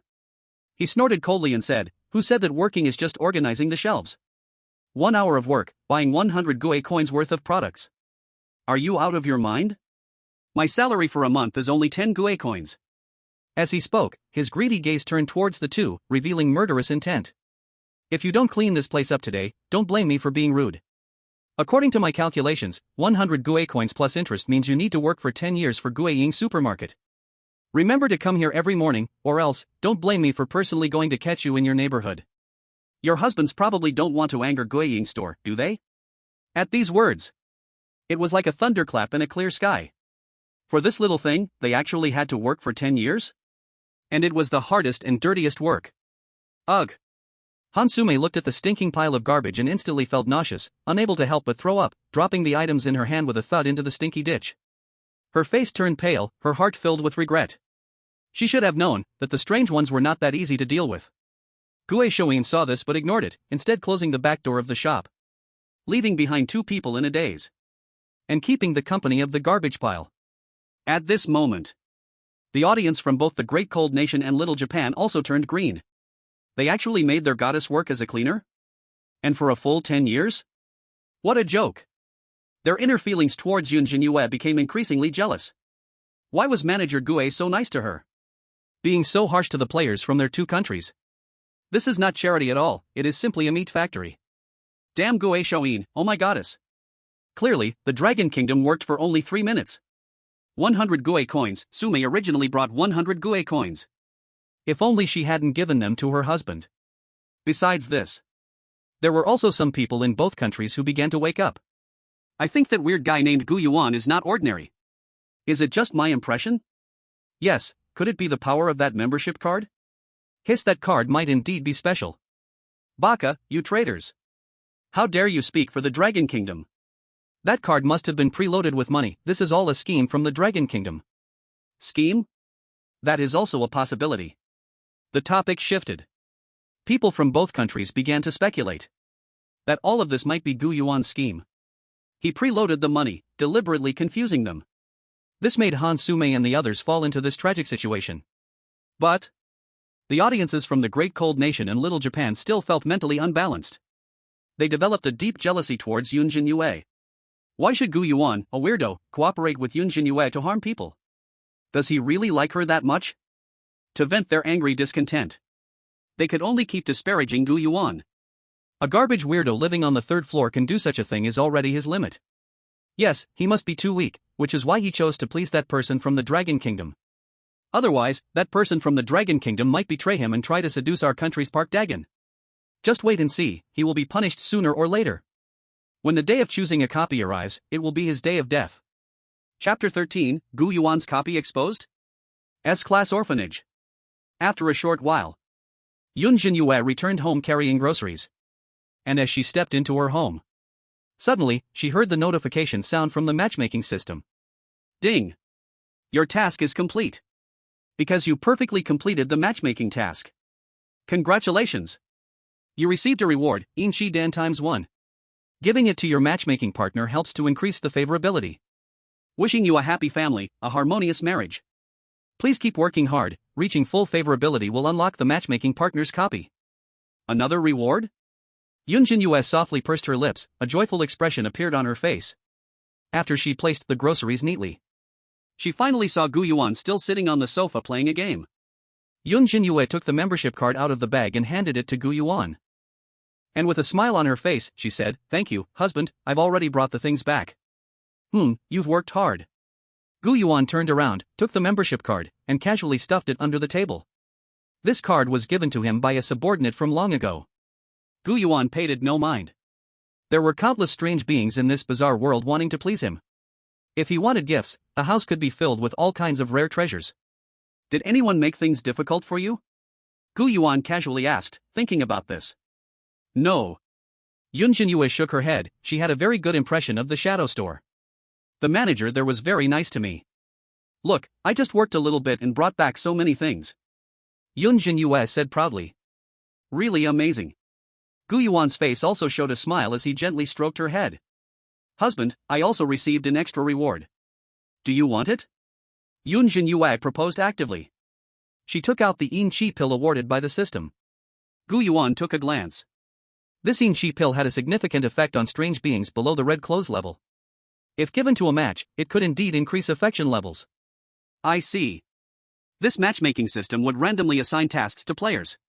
Whether it was grocery shopping or washing clothes and cooking, completing these tasks would earn extra rewards. Players would give these to the strange beings to increase affection levels. The strange beings would then reciprocate with gifts to the players. It was a mutual gift exchange. It was a healthy cycle. He said, letting humans and strange beings share a room without doing anything to increase affection levels was too difficult. The matchmaking system had its own helpers. But these rewards were of no use to Gu Yuan, so Yun Zhenyue put them in the drawer. By the way, Yun Zhenyue suddenly thought of the hint from the matchmaking system. She was still very unfamiliar with Gu Yuan's dungeon. As far as she knew, each match had its dungeon, divided into different ranks, ranging from the lowest D rank to the highest SSS rank. The main factor influencing the dungeon's rank was the powerful strength of the strange being. The common quantity and strength of the strange beings would also affect the dungeon's rank. For example, the Rebirth community had red clothes and many fierce strange beings, so it was rated S rank. The Shadow Store only had fierce strange beings, but there were many employees, so it was rated A rank. The low-level red-clothed strange manager did not stay in the store for long. Husband, what is your dungeon? What rank is it? Can you tell me? Yun Zhenyue asked curiously. Once she figured out Gu Yuan, she would become the mistress of the dungeon. It would be great if it was a store or restaurant, so she wouldn't have to shop for groceries. My dungeon, Gu Yuan didn't expect Yun Zhenyue to ask this question so soon. But telling her was okay. Gu Yuan first teased her and smiled as he asked, guess what my dungeon is? If the rank is too low, would you be disappointed? Why would I be disappointed? Yun Zhenyue raised her delicate little nose, puzzled. As long as I'm with you, husband, any dungeon is fine. I just want to know how to manage our dungeon well. Slowly growing from D rank to S rank, it sounds very romantic. At the same time, the audience in Longwa was also drawn in by interest. There was no information about Gu Yuan in the entire world. Naturally, they didn't know what his dungeon was. Besides him, among the other 9 strange beings, the strongest dungeon was the Bloody Feast Count on the 5th floor. A terrifying existence called the Twilight Castle. It was similar to a medieval European castle. It was said to have existed for over 700 years. Inside the castle were thousands of blood servants, all with outstanding strength and vitality. Over so many years, the strange artifacts and strange coins plundered from within the castle were astronomical numbers. If any country could unlock this dungeon, it could leap to become a world superpower. This was also why powerful matchmaking strange beings were more welcomed by human players. Sigh, I don't ask for much, I would be very satisfied if Gu Yuan had the strength of a vengeful spirit. Yeah. The words of the vengeful spirits also have B-level quests, but they can't compare to the shadowy shop, even a small convenience store would be better. If only it had 1/10 the strength of Twilight Castle. What is the upstairs thinking? Even 1/10? The difference between S-level and B-level quests is like heaven and earth. Even having a public toilet could bring thousands of ghost coins to the Dragon Nation every year. They discussed about the levels of quests. They were all envious of the matchmaking partners from other countries. Gu Yuan is fine, but his strength is already acknowledged as weak. After all, how could someone strong live on the 3rd floor? You have to know, besides him, only one other country's matchmaking partner lives on the 3rd floor. The rest are on the 4th floor, not to mention the blood feast count on the 5th floor. Since that's the case, Gu Yuan couldn't hide it any longer. He chuckled lightly and said, "It's not as weak as you think, you could say it's quite strong. My quest is a orphanage." In his previous life, as an orphan, after crossing into a bizarre world, he felt sympathy for children. From the weakest of remnant souls to becoming the Ghost Emperor, he met many like-minded friends along the way. Among them are not a few powerful foes and great disasters. Some of the bizarre beings grew tired of conflict and simply moved into the orphanage. And some of the younger bizarre beings also were brought into the orphanage by Gu Yuan. If there really were levels, I wonder what level the quest would be with him as the Ghost Emperor. SSS? It's probably more than that. Some of his friends, being great disaster bizarre beings, already had an SSS level quest. Now, it gradually became a place like home. If it weren't for him temporarily residing in the afterlife community, he probably wouldn't have left there. As for the other powerful bizarre beings living here, it could be due to the rewards given by the matchmaking system. The bizarre beings in the afterlife community had been locked by matchmaking several times. An orphanage? Yun Zhenyue's eyes widened in shock, unable to think of such a quest. "Honey, could it be that you are?" "Yes, I am an orphan." Gu Yuan nodded. "If you want to manage it well, it might be a bit difficult." Upon hearing this, Yun Zhenyue sadly took Gu Yuan's hand, completely treating Gu Yuan as her husband, feeling great sympathy for his background. "Don't worry, honey, with me here, you won't be lonely anymore." She didn't know the situation of the orphanage. She just kept comforting Gu Yuan. The global audience watching the livestream fell into doubt. An orphanage? At first, when they heard Gu Yuan say it was quite strong, they thought he was bragging. But when the words orphanage fell into everyone's ears, many were suddenly frightened. An orphanage is a place where resentments are usually heavy, where many tragic stories in reality happen. If it becomes a quest, it surely won't be low level. But they hadn't heard of an orphanage existing in the bizarre world. There's no record of it in the information of various countries. With such a powerful quest, it's impossible for the countries to have missed it. The audience from the Dragon Nation was bewildered. Could it be that Gu Yuan is lying to Yun Zhenyue? How come I haven't heard of an orphanage in the bizarre world? Many backgrounds in the horror games I play are orphanages. I have a psychological shadow of that place. Theater, vegetable market, crematorium, hospital, church, temple, orphanage. As far as I know, the first few quests are basically S-level. S-level? Could Gu Yuan's quest also be S-level? That's unlikely. Would an S-level be so low-key and still play games? At this moment, at the headquarters of bizarre matchmaking research in the Dragon Nation, Wang Xiuwen frowned slightly. He couldn't understand what Gu Yuan's intentions were in lying to Yun Zhenyue. But then, a terrifying rumor suddenly surged into his mind. He could feel a cold sweat dripping from his forehead, his pupils shrinking to pinprick size, even holding his breath. An orphanage? I remember a player from the Dragon Nation once accidentally entered a very frightening place, rumored to be an orphanage? No, that's impossible. How could it be there? Chapter 14, Terrifying Rumors of the Orphanage, All the Children in Red Clothing? Wang Xiuwen still remembered. 5 years ago, when he had just been promoted to the head of the research department. At that time, the bizarre matchmaking had not yet appeared. The research department only studied various dungeons in the bizarre world. Back then, the player death rate was alarmingly high. Out of 100 people who entered, having one person return alive was considered a stroke of luck.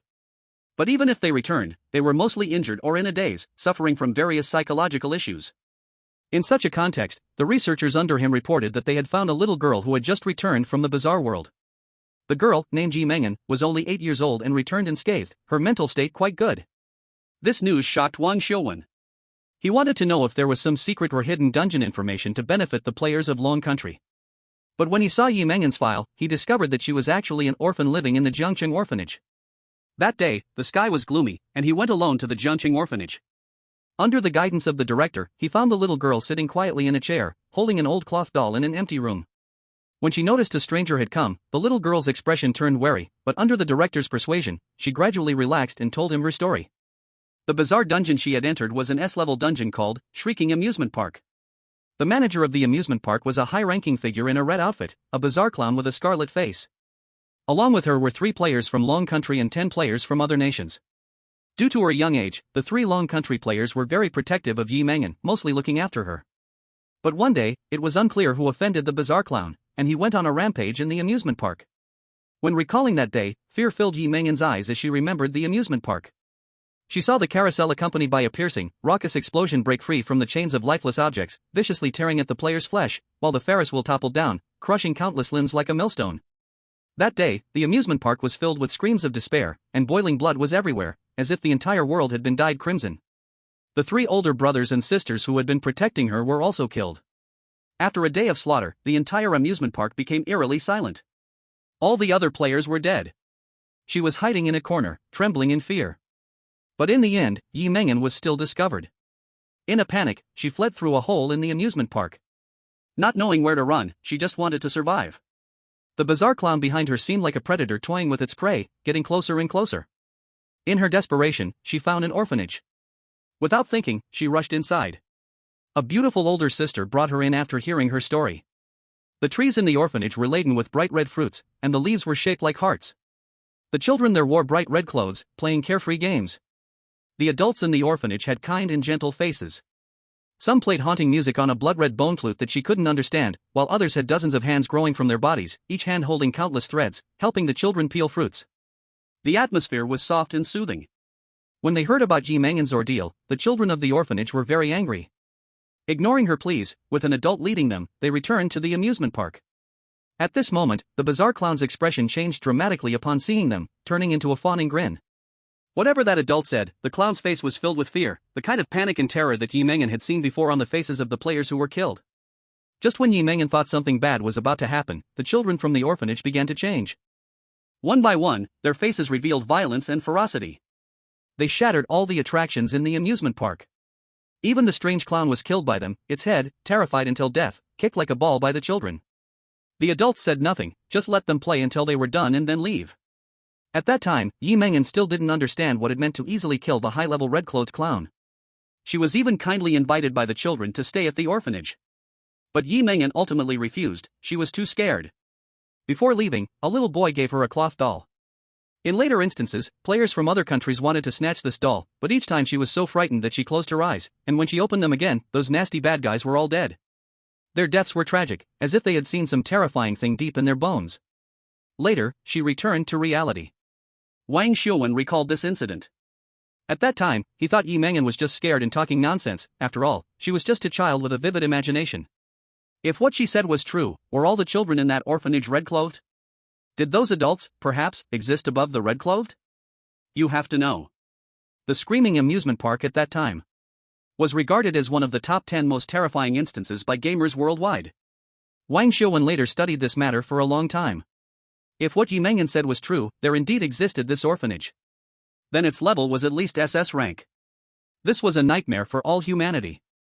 Fortunately, later gamers went to verify it. But the strange clown still existed, only it had become even more silent, like a puppet manipulated by threads. The death rate of the screaming amusement park also decreased significantly. As long as one did their job honestly, they wouldn't be killed. That terrifying and bizarre orphanage had never been discovered. As for that doll, he inspected it and found it to be just an ordinary toy, nothing strange about it. He attributed it all to the child's lies. But at that moment, Wang Xiuwen suddenly heard Gu Yuan mention this incident and was drenched in cold sweat. If this orphanage really is his instance. His heart couldn't stop pounding. His mind was filled with shock and horror. If this were true, then the strong that Gu Yuan mentioned would fit perfectly. No kidding. This was beyond strong. What S-rank Twilight Castle, compared to that orphanage, was like an ant seeing the sky. Relying on Yun Zhenyue's connection, wouldn't Dragon Kingdom players be able to walk all over others in the future? Wang Xiuwen trembled all over, hurriedly ordering his subordinates to call Yi Mengen over. He wanted her to identify Gu Yuan. At the same time, he took a pressure relief pill from the drawer and swallowed it. Seeing his staff around him confused, Wang Xiuwen licked his dry lips. Gu Yuan, oh Gu Yuan, what is your true identity? If this is true, you can't just be a vengeful spirit. Could it be that you are a harbinger of doom? Wang Xiuwen silently murmured these 2 words. These 2 words made his heart race. That was a being more violent than the red-clothed. A so-called harbinger of doom emerging could bring devastation and destruction. It held terrifying schemes, capable of easily wiping out an entire small nation. Soon. Now, Yi Mengen, taller and looking much more refined, arrived holding the cloth doll. Her eyes were cool, seemingly indifferent to everything. Because of the story she told about the orphanage, no one was willing to believe her. Yi Mengen disliked the research department. She was especially irritated when she saw Wang Xiuwen. When Wang Xiuwen flatteringly showed her the screen with Gu Yuan, he said, "Little Yi, look, is this person in the orphanage you mentioned?" In an instant, Yi Mengan frowned. When she saw Gu Yuan, her eyes brightened. Under Wang Xiuwen's shocked expression, she coolly said, "It's him." Chapter 15, The Strange Husband's Gift. Did the Han country obtain the manager identity badge? It's him. It really is him. These two words were like a bolt of thunder, booming in Wang Xiuwen's mind. In an instant, he felt his breath quicken, sweat pouring out from every pore, and his heartbeat almost came to a stop. With such a terrifying copy, Longbo would surely suppress all nations. Even if they only gained 1/10 or even 1/100th of the profit from the orphanage, it would be enough to sweep all away. But then, Yi Mengan suddenly shook her head. No, no. That's not right. This sentence was like a bucket of cold water. It chilled Wang Xiuwen to the bone. Is it not him? He asked nervously. I remember very clearly, at that time, I entered that orphanage. There were very few adults inside, and those adults listened to one older brother. I saw that older brother come out from the deepest room in the orphanage. He even asked me where I came from in reality. I said Jiangchang, and he smiled at me, saying Jiangchang was a good place and even made me a bowl of hot dry noodles. Jiangchang? Wang Xiuwen's mind went blank. Gu Yuan had no information. It was unclear if he was from Jiangchang before he died. At this moment, Yi Mengan carefully observed Gu Yuan on the big screen. But at that time, I was very scared of that big brother. Because he looked very fierce. I only remember that his clothes were stained red with blood, looking like a Shura, and there were countless white bones under his feet, with a terrifying cat lying in his arms. His aura was 10,000 times more sinister than the strange clown. This looks very gentle. Their temperaments are different. Different temperament? Wang Xiuwen also fixed his gaze on Gu Yuan on the screen. Gu Yuan had the best personality among all the strange beings he had seen. Aside from being a little lazy, he was just like an ordinary dragon country male. How could he be what she described, with bones underfoot and looking like a Shura? At this moment, a wave of complex emotions rose in Wang Xiuwen's heart. He didn't know whether to feel relieved or disappointed. If the orphanage really belonged to Gu Yuan, then what was he hiding in this Wanqing community for? Could it really be to get a wife? Impossible. With his kind of existence.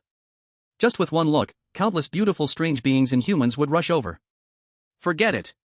Wang Xiuwen let Yi Mengan leave. This strange marriage match had just begun. Want to know about his copy? Just wait until Yun Zhenyue's favorability reaches max, and it will naturally be revealed, right? But a seed was planted deep in his heart. What Gu Yuan said so confidently might just be true. The next day. Wanqing community. All the girls heard that a new task had arrived. Ding! You have a new marriage task. Having ample finances can effectively improve marriage quality. Please go to Blood Moon Restaurant today and work for 3 days. Mission reward: the strange currency earned from working will be additionally supplemented by the marriage system. At Han Sumei's home.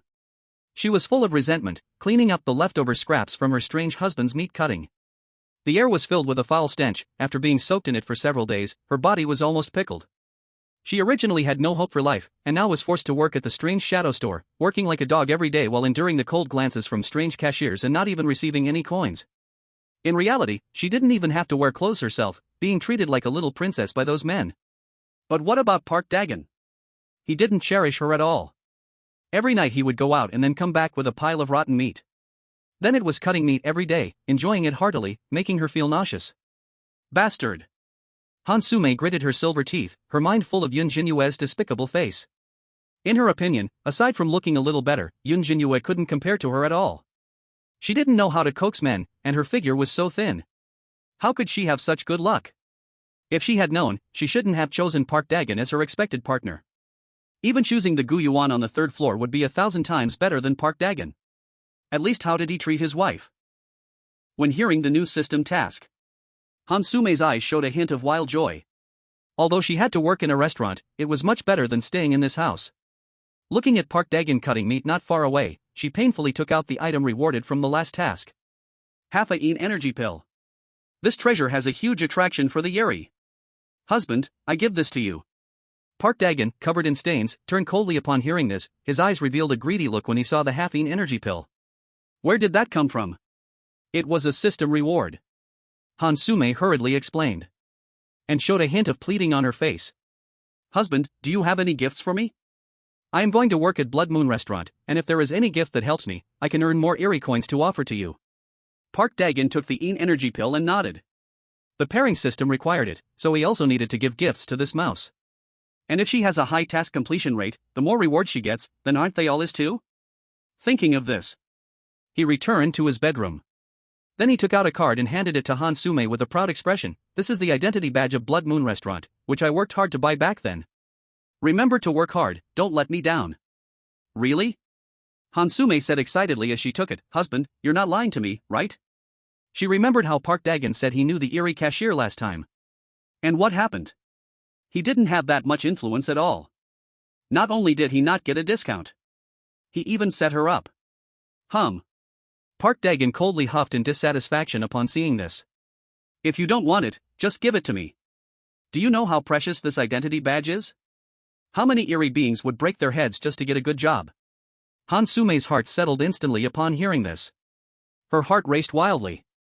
Jobs in the Eerie world are indeed precious. For decades, very few players can get jobs from the Eerie world. Until now. The most prestigious job players have gotten so far is just a conductor on an Eerie train. But she didn't know what job it was. Could it be a manager? If that's the case, see how she gets revenge on that scumbag Yun Zhenyue at Blood Moon Restaurant. At the same time, the other girls also gave the Een energy pill to their pairing objects afterwards. They received some gifts that would aid them in working. Some got skills from Eerie beings that increased their food serving speed. Others got a white candle, which would reduce the attention of the Eerie when lit. But none were very precious. Yamada Aiko pleaded for a long time. She received a gift from her family's kappa. It was a bloodstained IOU. It said that if given to the manager of Blood Moon Restaurant, she would receive preference. And seeing that both of them had already started ahead, viewers from both nations watching the live broadcast were excited. Identity badge? This time, our great cold nation will rise. I didn't expect Park Dagon to be so generous.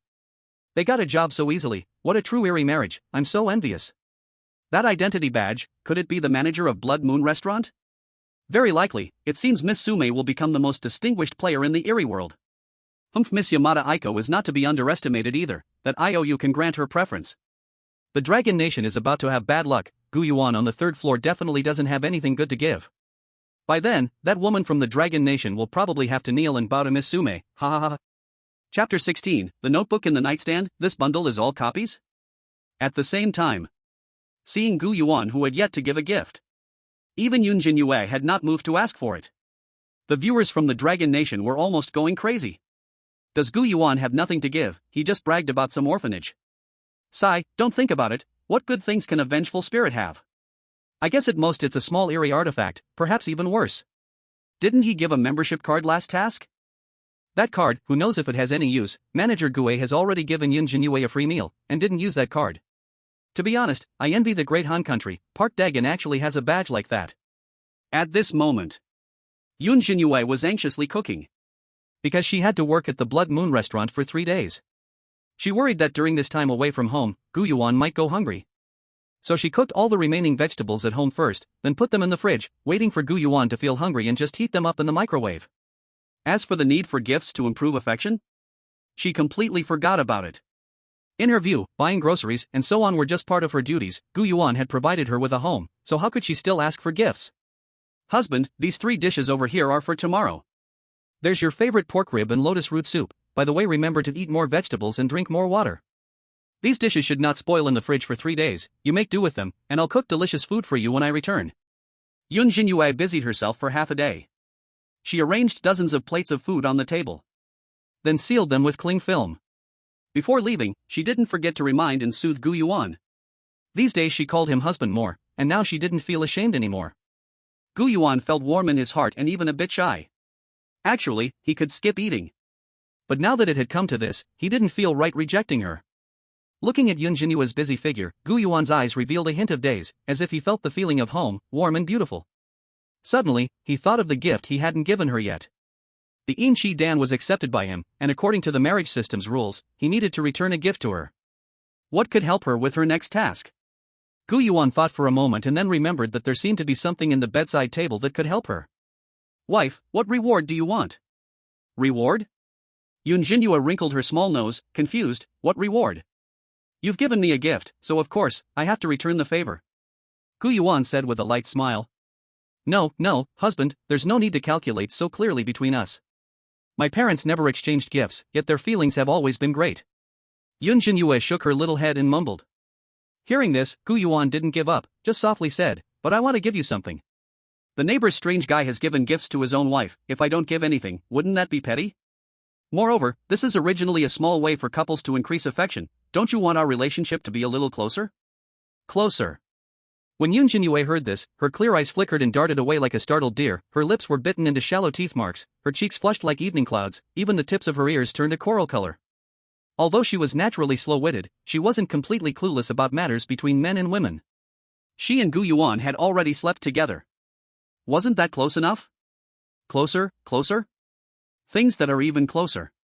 Yun Zhenyue's cheeks suddenly turned entirely red, she sank into her own fantasies. Seeing Yun Zhenyue's shy appearance, Gu Yuan smiled gently. Then he stroked her head and said, "I remember, it should be in the bedside table. It's on your side of the bed. That cabinet has 3 layers, open the first layer. Inside are many small notebooks, take whichever one you like." The small notebooks in the bedside table. Yun Zhenyue didn't recover from her shyness for a while. Her head felt a bit dizzy. Until she arrived at their bedroom, casting her gaze toward the bedside table. This bedside table was close to her side, she saw it every day, but because it was filled with Gu Yuan's things, she had never opened it. Could there be his little secrets inside? Yun Zhenyue's heart was both curious and hesitant. What if Gu Yuan gives her a gift that is too expensive? The small notebook, could it be a marriage certificate? At this moment, the curiosity of global viewers was all raised by Gu Yuan. Other countries bizarrely sent identity cards, strange items, and skills. Sending a notebook is the first time anyone has seen this. This thing, even if it's a strange item, probably doesn't have much killing power, right? Ha, the stingy oddity actually only gave a notebook. I want to see how the women of Dragon Country use a notebook to work. Maybe he sent a death note? If it really exists. I think the women of Dragon Country should throw him away as soon as possible. In the world of oddities, strength speaks, being good-looking is useless if he can't even send a decent gift. Right, throw him away, look for our Dahan's Lord Park Dagon, 2 women serve 1 husband. Our Dahan has plenty, you can be a female slave, thank us. The audience from Dahan mocked one after another. This made the audience from Dragon Country feel very displeased. But they couldn't find anything to refute. Gu Yuan said it was a notebook. A notebook, no matter how precious, is still not worth 1/10 of an identity card. All the audience's eyes were focused on the drawer. But when Yun Zhenyue opened the drawer, seeing the items inside, she looked confused. There were neatly stacked various dark red-covered small notebooks. There should be about 10 of them. Yun Zhenyue took out the outermost one. On it were 5 words. Weird property certificate. Property certificate? Just as Yun Zhenyue was puzzled that there was a property certificate in the world of oddities. Her delicate fingertips touched the outer page, and suddenly a cold sticky liquid seeped out. The blurred blood characters slowly squirmed and reassembled, finally piecing together several unfamiliar writings. Forbidden Cinema. Owner, Gu Yuan. Forbidden Cinema? Yun Zhenyue was confused. Wasn't her husband's dungeon an orphanage? Why was there suddenly a cinema? Boom! Like a giant stone falling into the depths of a pond. All the audience watching this scene exploded. Dragon Country players were confused and shocked. Property certificate? Is there really a property certificate in the world of oddities? S-class Forbidden Cinema, recognized as one of the top 10 scariest dungeons, is Gu Yuan's property? Hisai was stunned. That cinema is also called Eternal Night Theater, and even the red-clothed oddities dare not easily step there. I remember there were players from Little Japan who went in, and when they came out, they went crazy, unable to differentiate between the cinema and reality. My scalp is numb. Reportedly there are 36 rules there, and each one cannot be violated, otherwise you will be integrated into the screen, becoming an actor within the screen. He actually said that the small notebook is a property certificate? Wait, could this stack of notebooks all be? Chapter 17, The Property Certificate of Blood Moon Restaurant, Yun Zhenyue becomes the manager? If this stack of notebooks is all property certificates, even if the rest are the worst properties, it's hard to imagine what kind of strength Gu Yuan actually has. The key is this still the first layer of the bedside table? In a normal person's bedside table, the first layer usually holds commonly used items, like idle chargers, wallets, and so on. Valuable items are usually placed below. If this inference holds, then what kind of terrifying existence are the items in the 2 layers below? Audience from Dragon Country were dumbfounded, feeling as if their worldview was shattered. In fact, they had never seen such a thing as a weird property certificate. But based on real situations, The owner of this weird property certificate must be the master of the dungeon. While humanity was still fighting to unlock a dungeon, Gu Yuan actually secretly owned dozens of dungeons? What can people from other countries do? Just become Gu Yuan's concubine. Who knows, if he's in a good mood, he might throw out 2 certificates. That country could instantly become rich. And compared to the excited joy of Dragon Country, the audiences from other countries stared wide-eyed, unable to believe. Baka, how can there be so many property certificates? It must be fake. Yeah, this is too fake. He is a vengeful spirit living on the 3rd floor, with more than a dozen copies, are you kidding me? I heard that the bizarre world does have property certificates, but having more than 2 bizarre copies makes you an absolute big shot, even the red-clothed ones won't look their way.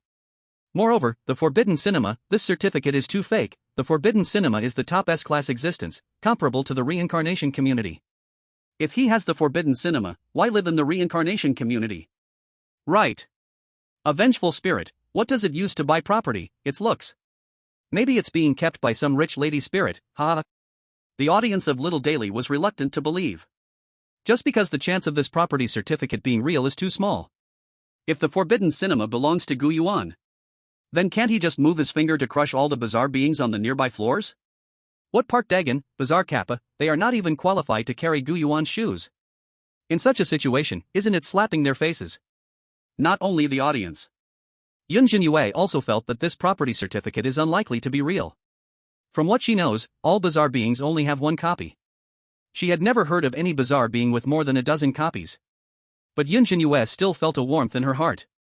Her husband must have deliberately left these fake property certificates for her to fill in her name. It's like a small romantic gesture between couples.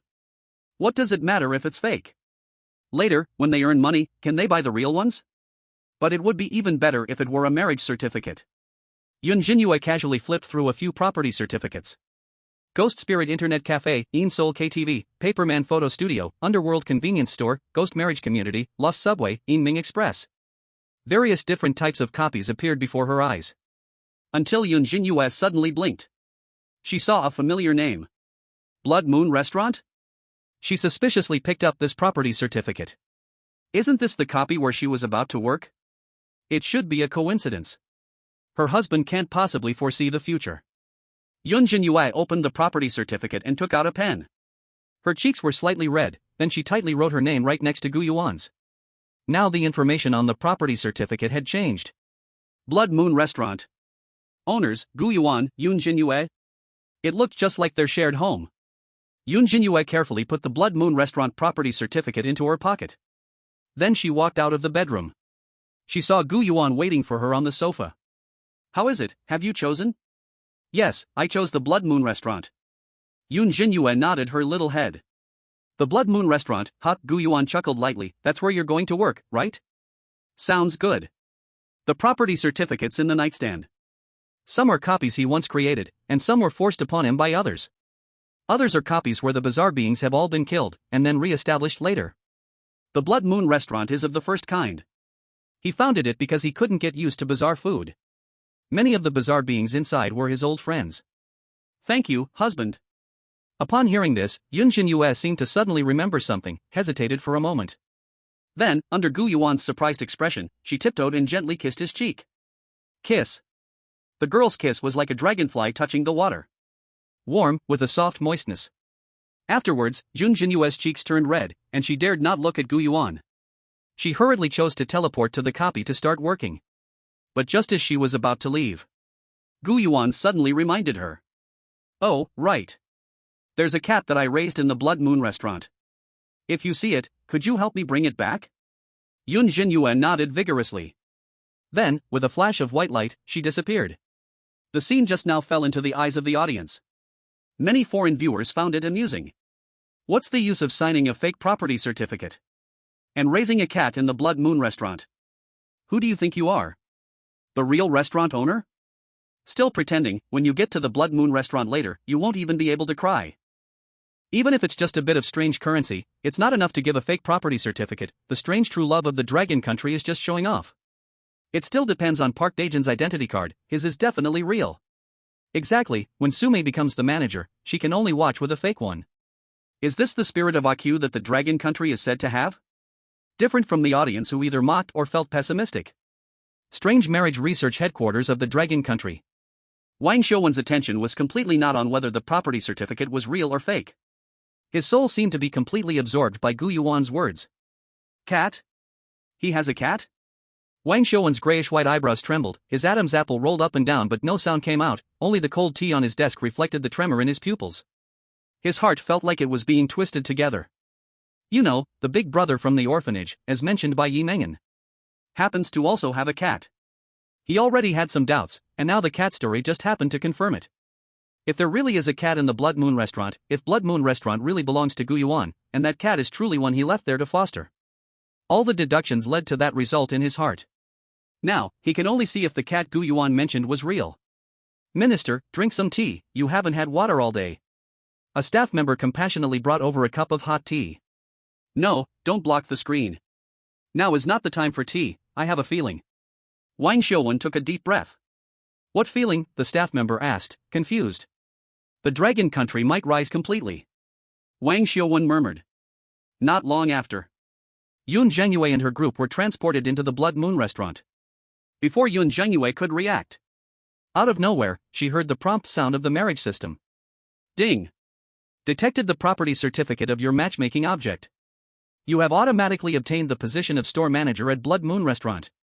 Chapter 18, The Secret of Park Daejan's Identity Card, The Collapse of Han Sume. Blood Moon Restaurant. First floor lobby. Dozens of tables were laid out, the faces of diners hard to see as they devoured their meals. The crimson carpet beneath seeped with damp, viscous liquid, and a faint smell of blood filled the air. A cold wind swept through the female diner's ankles as the crystal chandelier in the hall creaked ominously. Compared to the strange shadow store that still had a hint of reality, this Blood Moon restaurant completely showcased the terrifying side of the strange world. Yun Zhenyue was still stunned by the system prompt. Little did she know, to others, her expression looked as if she had been scared silly. I said, once you arrive at Blood Moon restaurant, you can't even cry. Signing a fake property certificate, self-deceiving, now that it's exposed, why aren't you laughing? Blood Moon restaurant is also an S-class instance, especially the strange manager. You think you can be the store manager when you are more impressive than the strange manager? I heard that the chefs here are particularly brutal, most players who entered the restaurant were killed by him. Yeah, that strange foreman is also greedy. If you don't offer some good benefits, you will be challenged in all sorts of ways.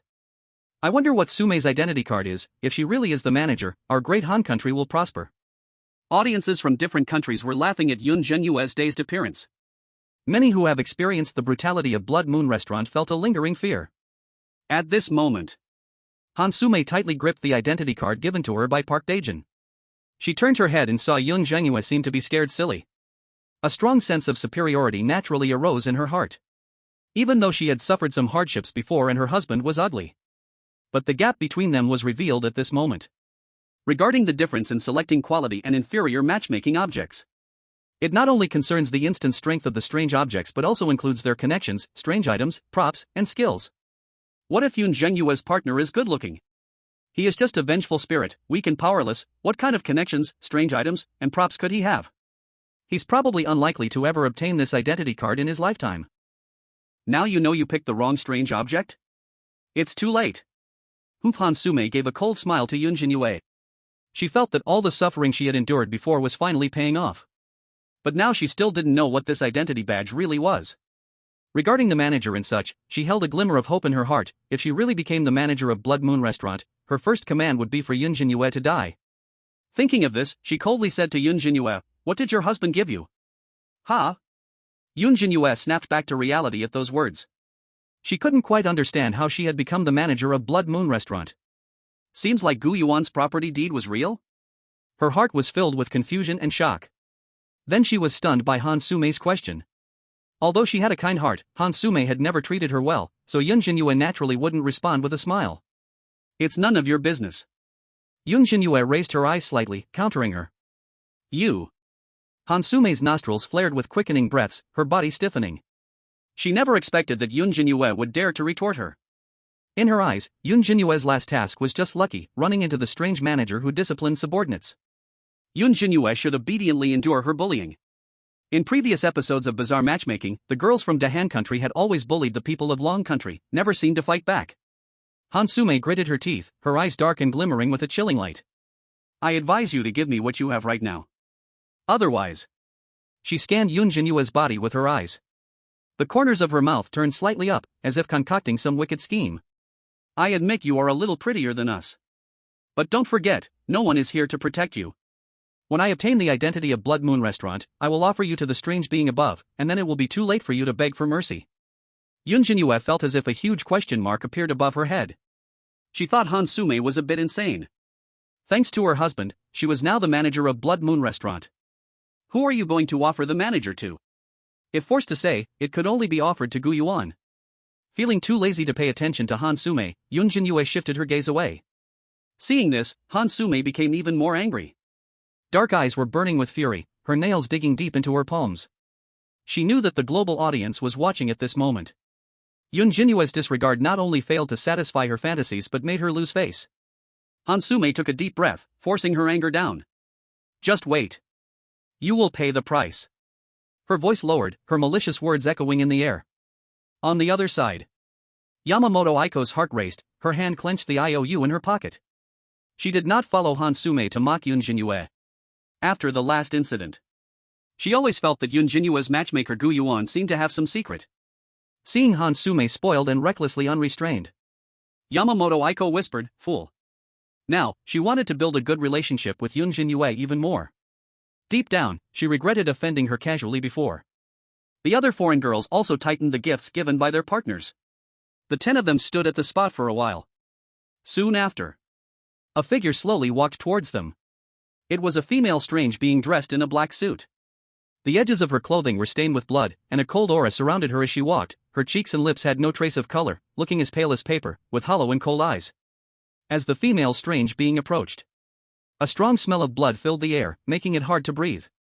The girls saw her appearance and the identity badge that hung from her chest, which marked her as a foreman. "Are you here to apply?" the strange foreman said coldly. "Yes, ma'am, we are all residents of the afterlife community." Han Sume was the first to respond. "My husband is a strange being living on the 4th floor, named Park Dagon." "Do you know him? The afterlife community?" The Eerie team leader frowned upon hearing this, as if realizing something. Then her gaze suddenly turned icy. "Did I ask you to say so much?" A cold voice slipped from her pale lips. This made Han Sume's scalp tingle instantly. I'm sorry." Before Han Sume could finish her apology, the Eerie team leader interrupted coldly, "Since you are here to apply, the Blood Moon Restaurant won't care what relationships you have, you are all just the lowest of the rats. I am the team leader of the Blood Moon Restaurant, and for now, I will handle any matters you have. Now, I will assign your positions." At this moment, Han Sume withstood the pressure. Her heart was pounding. Facing the team leader's frosty gaze, she took out the identity card from her pocket. "Ma'am, I have an identity card. Would you like to take a look? This doesn't count as another relationship, right?" Upon hearing the words identity card, the expression on the Eerie team leader's face suddenly stiffened. "You should know. The manager of the Blood Moon Restaurant hadn't come to inspect for a long time. Could she be the manager's woman? If that's the case, having a conflict with the manager's woman and calling her a rat would probably lead to her being punished to death by the manager." The Eerie team leader, keeping her composure, slowly took the identity card from Han Sume. When she saw the mark on the identity card, the hesitation and worry on her face instantly disappeared, replaced by deep disdain. Fortunately, it was a false alarm. She scared herself. "I understand," she said in a deep voice. "I was going to have you be a waitress. Since it's a janitor's identity card, you can go clean the toilets." Chapter 19, The Shocked Eerie Team Leader. Is the manager here to inspect? A janitor? Han Sume originally felt a sense of superiority and fantasized about the manager's position. After all, it was a precious identity card. Even being a little lower, being a team leader would still be quite nice. But she never expected the so-called identity card was actually for a janitor, and she had to go clean toilets? She had already been cleaning at the Eerie shop for several days. Now, in a new chapter, it was again cleaning toilets? Was she fated to be connected with toilets? The faint smile on Han Sume's face froze, her expression suddenly panicked, and a strong feeling of shame and anger welled up inside her, wanting to bury her head in the ground. Her cheeks turned pale, and beads of sweat rolled down her face. She couldn't help but quickly ask, "Ma'am, did you perhaps make a mistake? This identity card was given to me by my husband. He is a powerful Eerie. How can it be for a janitor?" The Eerie team leader tossed the identity card back to her as if it were garbage. Then she disdainfully said, "This identity card is for a janitor. Moreover, a long time ago, the Blood Moon Restaurant needed to hire more janitors for welcoming distinguished guests.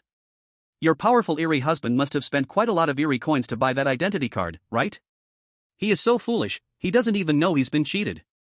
Well, in that case, I will let you be a janitor team leader. A janitor team leader? Han Sumei's heart was like a roller coaster. Although it was for a janitor, at least it was still a team leader, much more noble than the identities of Yun Zhenyue and the others. Suddenly hearing this good news during her despair, she regained her composure and asked eagerly, then, ma'am, how many janitors does the restaurant have? Just you. Ah. The Eerie team leader said mercilessly. A single janitor, how could that count as a team leader? Han Sumei collapsed. Can't I switch to another position, she said, mustering her courage. No. The Eerie team leader replied with a cold glare. What good job do you think a lowly rat like you can hope for? Do you want to be a supervisor or a manager? Being a janitor team leader is already me being merciful to you. The other women present could barely contain themselves upon seeing this. Before Yun Zhenyue arrived, they had already heard Han Sumei bragging about this identity card, saying that her husband was extremely spoiled and had specially given her the most precious identity card. She even said that even if she wasn't a manager, she would at least be a supervisor. At that time, everyone was envious of her. They could only regret why their partners didn't have an identity tag. And now, they were all watching the joke unfold. Upon seeing this situation, the audience from the Great Cold Nation also began to break down mentally. They had boasted for so long, but they never expected Han Sumei's identity tag to be so poor. Janitors usually do the dirtiest and hardest work for the least pay. Even if not shown, at least she could be a waitress. Isn't this a slap in their faces? Damn, stupid woman, you shouldn't trust that bastard Park Dae-gun. Foolish to the bone. The head waiter at Blood Moon Restaurant is targeting our Great Cold Nation. From now on, players from the Great Cold Nation should never go to Blood Moon Restaurant, let it close down. But our players don't have the chance to go there either. Those bastards above, our Great Cold Nation is #1 in the world, how could we not even go to a restaurant? The anger and embarrassment of the Great Cold Nation's audience made the audiences from other countries watch it as a joke. People from the Dragon Nation shared their plain and unadorned opinions on this. Park Dae-gun is also strange in the Great Cold Nation, and Han Sumei's character can only be said to be similar to his. Yes, they can talk big, but when it comes to doing things, their true colors show. I really don't understand how people from the Great Cold Nation can be so contradictory, both arrogant and insecure. This can be seen clearly from their sports spirit. This is the inherent flaw of the entire Great Cold Nation, as the saying goes, a dog can't help but eat sh*t. Han Sumei stood behind the group of women, her face pale. Even just looking at their backs, she could almost feel their mockery. At that moment, Yamada Aiko also took out that bloodstained IOU.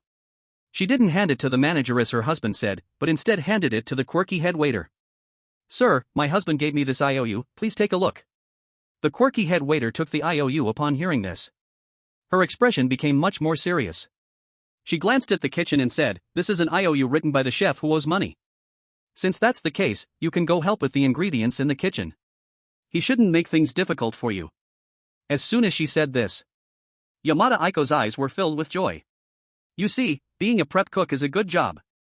No need to deal directly with the strange customers like the waiters do. The work is also relatively easy. If she gets hungry, she can sneak some food and won't be caught. Yamada Aiko respectfully said, thank you, sir.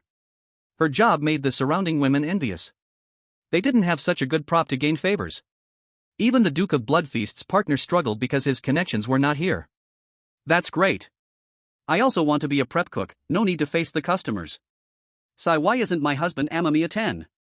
It doesn't matter if it's a kappa, being useful is what matters. Listening to the whispers of envy from behind, Yamada Aiko's cool cheeks inadvertently revealed a hint of pride. Soon, all the women present got jobs. Most of them were waitresses. Some skilled in accounting became accounting assistants. Only Yun Zhenyue was left in the field. It seems there are no other positions left for you, so you can become. The waitstaff was full. Just as the quirky head waiter was about to arrange Yun Zhenyue to be the hostess, suddenly, she sensed a familiar aura from her. This aura was extremely familiar, as if she had seen it somewhere. She felt something was off just now. Every time she looked at her, she felt as if she were facing a leader. She thought it was just her nerves from the earlier scare. But now, upon closer inspection, that feeling still subtly existed. The quirky head waiter then seriously looked at Yun Zhenyue. The next moment, when Yun Zhenyue's appearance entered her sight, Her eyes widened instantly, her pupils constricting as if struck by lightning. Her pale lips parted, but no sound came out, only a faint tremor of breath hovered between her lips. Store manager? This aura is unmistakable. It's the aura of the store manager. Cold sweat trickled down the quirky head waiter's forehead. She didn't expect to actually meet the store manager. And there hadn't been any notice beforehand. Is this really the direct approach? No notice, no greeting, no reports, no reception, directly rushing to the grassroots, directly inserting the scene. Is it to see the most real situation of Blood Moon Restaurant? You please wait a moment. I'll call the manager over. This scene fell into the eyes of global viewers. Everyone had a premonition that something big was about to happen. The audiences from the Great Cold Country and Little Japan laughed slyly. It seems there are no positions left, so the strange foreman wants to kill the manager. Looking at it this way, although Sume is a cleaner, she can at least save her life. Her identity badge will also be an extremely precious thing when brought out later. In the future, our players from the Great Cold Country can still inherit this position when they enter for matchmaking. Did I hear it wrong? Did the strange foreman just call you? Idiot, she brought a fake property title. The strange foreman must be angry. How could he respect her? In contrast, the audience from the Dragon Country was anxious. Why is she looking for the manager? Did Yun Zhenyue do something wrong? No way. Could it be that they want to find the manager to punish her? Hiss, the strange manager of Blood Moon Restaurant is very brutal. I remember in the last matchmaking, a woman from Monkey Country accidentally spilled a bowl of soup on his shoes and got killed. Come on, it's just not bringing props. It shouldn't lead to being killed. It's over. Where is Gu Yuan? Save her. Chapter 20. Is it really the manager? Are those property titles real? Not only the viewers watching the live stream. At the research headquarters, Wang Shouwen, who was closely watching the screen, was also nervous. To verify Gu Yuan's identity, Blood Moon Restaurant is an essential link. As long as it is acknowledged that Yun Zhenyue is the manager, then he has a 70 to 80% chance of confirmation. If there really is a cat in Blood Moon Restaurant, the probability can even rise to 90%. Conversely, if not, then everything he fantasized about will turn to vapor. Maybe Yun Zhenyue will even die in Blood Moon Restaurant. It must not be a punishment. Wang Shouwen didn't even blink, he kept murmuring. Soon. Under the puzzled gaze of Yun Zhenyue, the strange foreman lost the cold demeanor from earlier. As if seeing some great horror, he hurriedly fled. Just 10 seconds later, Yun Zhenyue saw a middle-aged man in a red suit, with a serious demeanor, strangely rush down from the second floor of the restaurant. His head was drenched in sweat, seeming to be frightened, like a bird startled by a bough. Behind him, all the staff at Blood Moon Restaurant seemed to have received some great command. Chefs, accountants, security personnel, foremen. These positions that made up the basic structure of the restaurant all had expressions that were both tense and excited. Hoo-hoo. When that middle-aged man in a red suit saw Yun Zhenyue, his eyes froze. Then his eyes seemed to have fireworks bursting forth, filled with surprise. At that moment, swish! The middle-aged man stood in front of Yun Zhenyue. And all the staff at Blood Moon Restaurant stood behind him. These seemingly terrifying and violent figures revealed looks of respect. They all bowed to the bewildered Yun Zhenyue. Their waists bent at a 90-degree angle, the highest form of bowing. One must know that in reality, this deep of a bow is only shown when facing very important people. Let alone these individuals, each of whom is powerful, their reputations terrifying. Welcome, esteemed manager, to Blood Moon Restaurant for an inspection of work. The manager of Blood Moon Restaurant and all employees salute the esteemed manager. Inspection, work? Yun Zhenyue opened her mouth slightly, her eyes filled with shock. She never expected that just by signing her name on a small property title, these high-ranking and powerful figures would worship her like this. Moreover, she only came to work. How did she become someone inspecting the work? She knew this scene relied entirely on Gu Yuan. In other words, how is it possible that my own husband is so respected? What exactly is his identity? At this moment, the global audience was stunned. Everyone's heart surged with waves of shock. This scene was about to completely rewrite everyone's worldview. Especially the audience from Little Japan and Great Han who were just shouting. Boom! The scene before them was like a giant rock. It smashed their pride and confidence into pieces. Many people's faces turned pale, the slaps in the face deeply pierced their hearts. How is it possible? Yun Zhenyue can't possibly be the restaurant manager?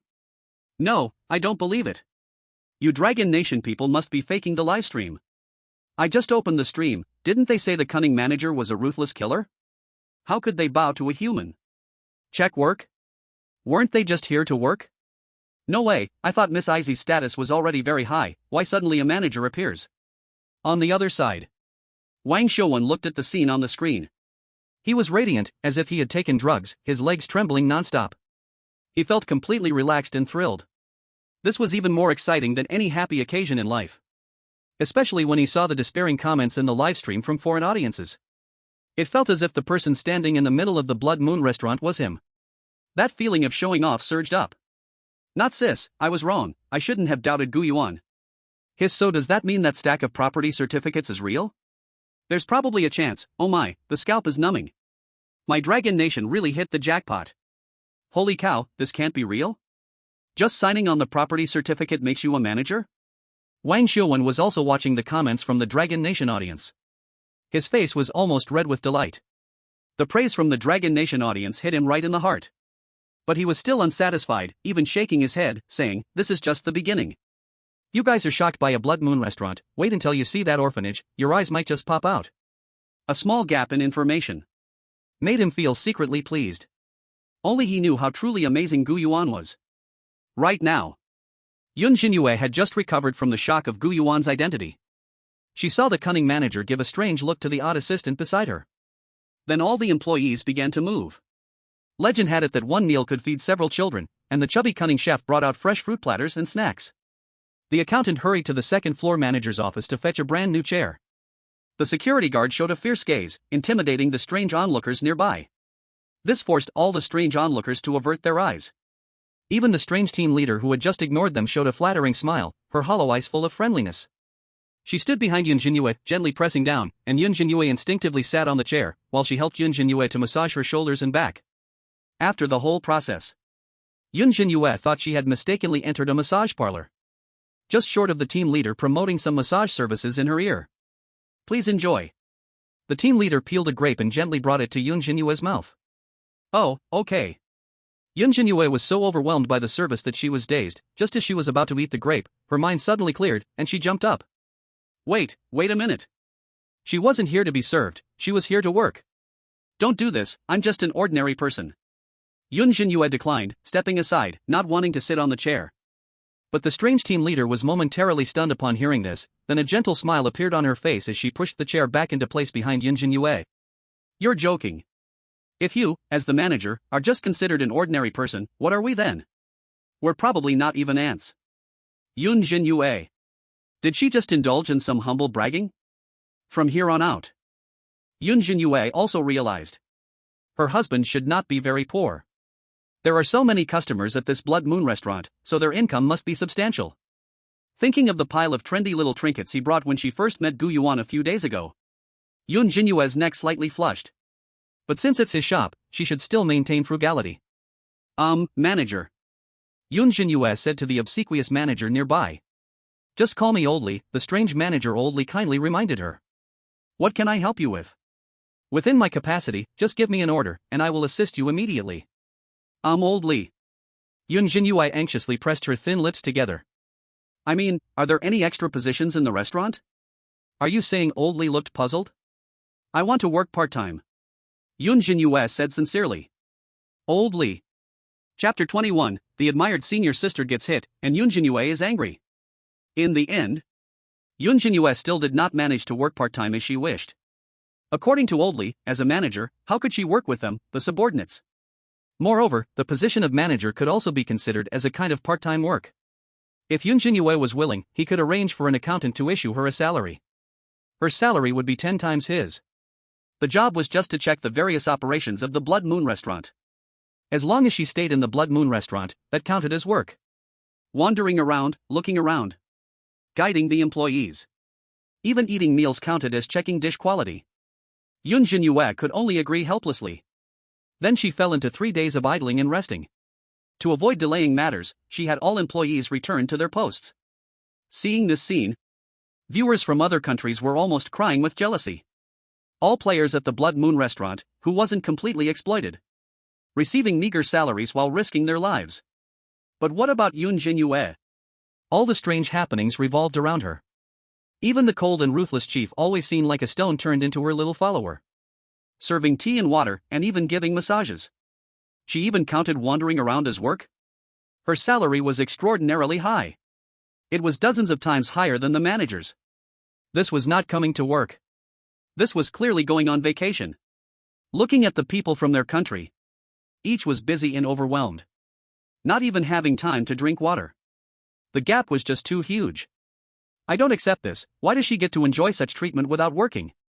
This is corruption. How can these anomalies flatter so much? It makes me sick. Women from Dragon Country are almost bursting with joy. You call this anomaly marriage? What exactly does Gu Yuan do? Where did he get the property deed? Maybe he picked it up? A vengeful spirit like him couldn't possibly afford the Blood Moon restaurant. Even if the Blood Moon restaurant may have been bought by him, with his power, it's impossible to control completely. The real power must be entirely empty. Viewers from other countries felt extremely imbalanced psychologically. They started to slander Gu Yuan. Meanwhile, the viewers from Dragon Country were reveling in schadenfreude. Not satisfied? Keep holding it in. Let your country also get a manager. I guarantee you'll have the same treatment. As a manager, Yun Zhenyue can freely reassign them. Can flattery work? Picked up a property deed? You try picking one up and see?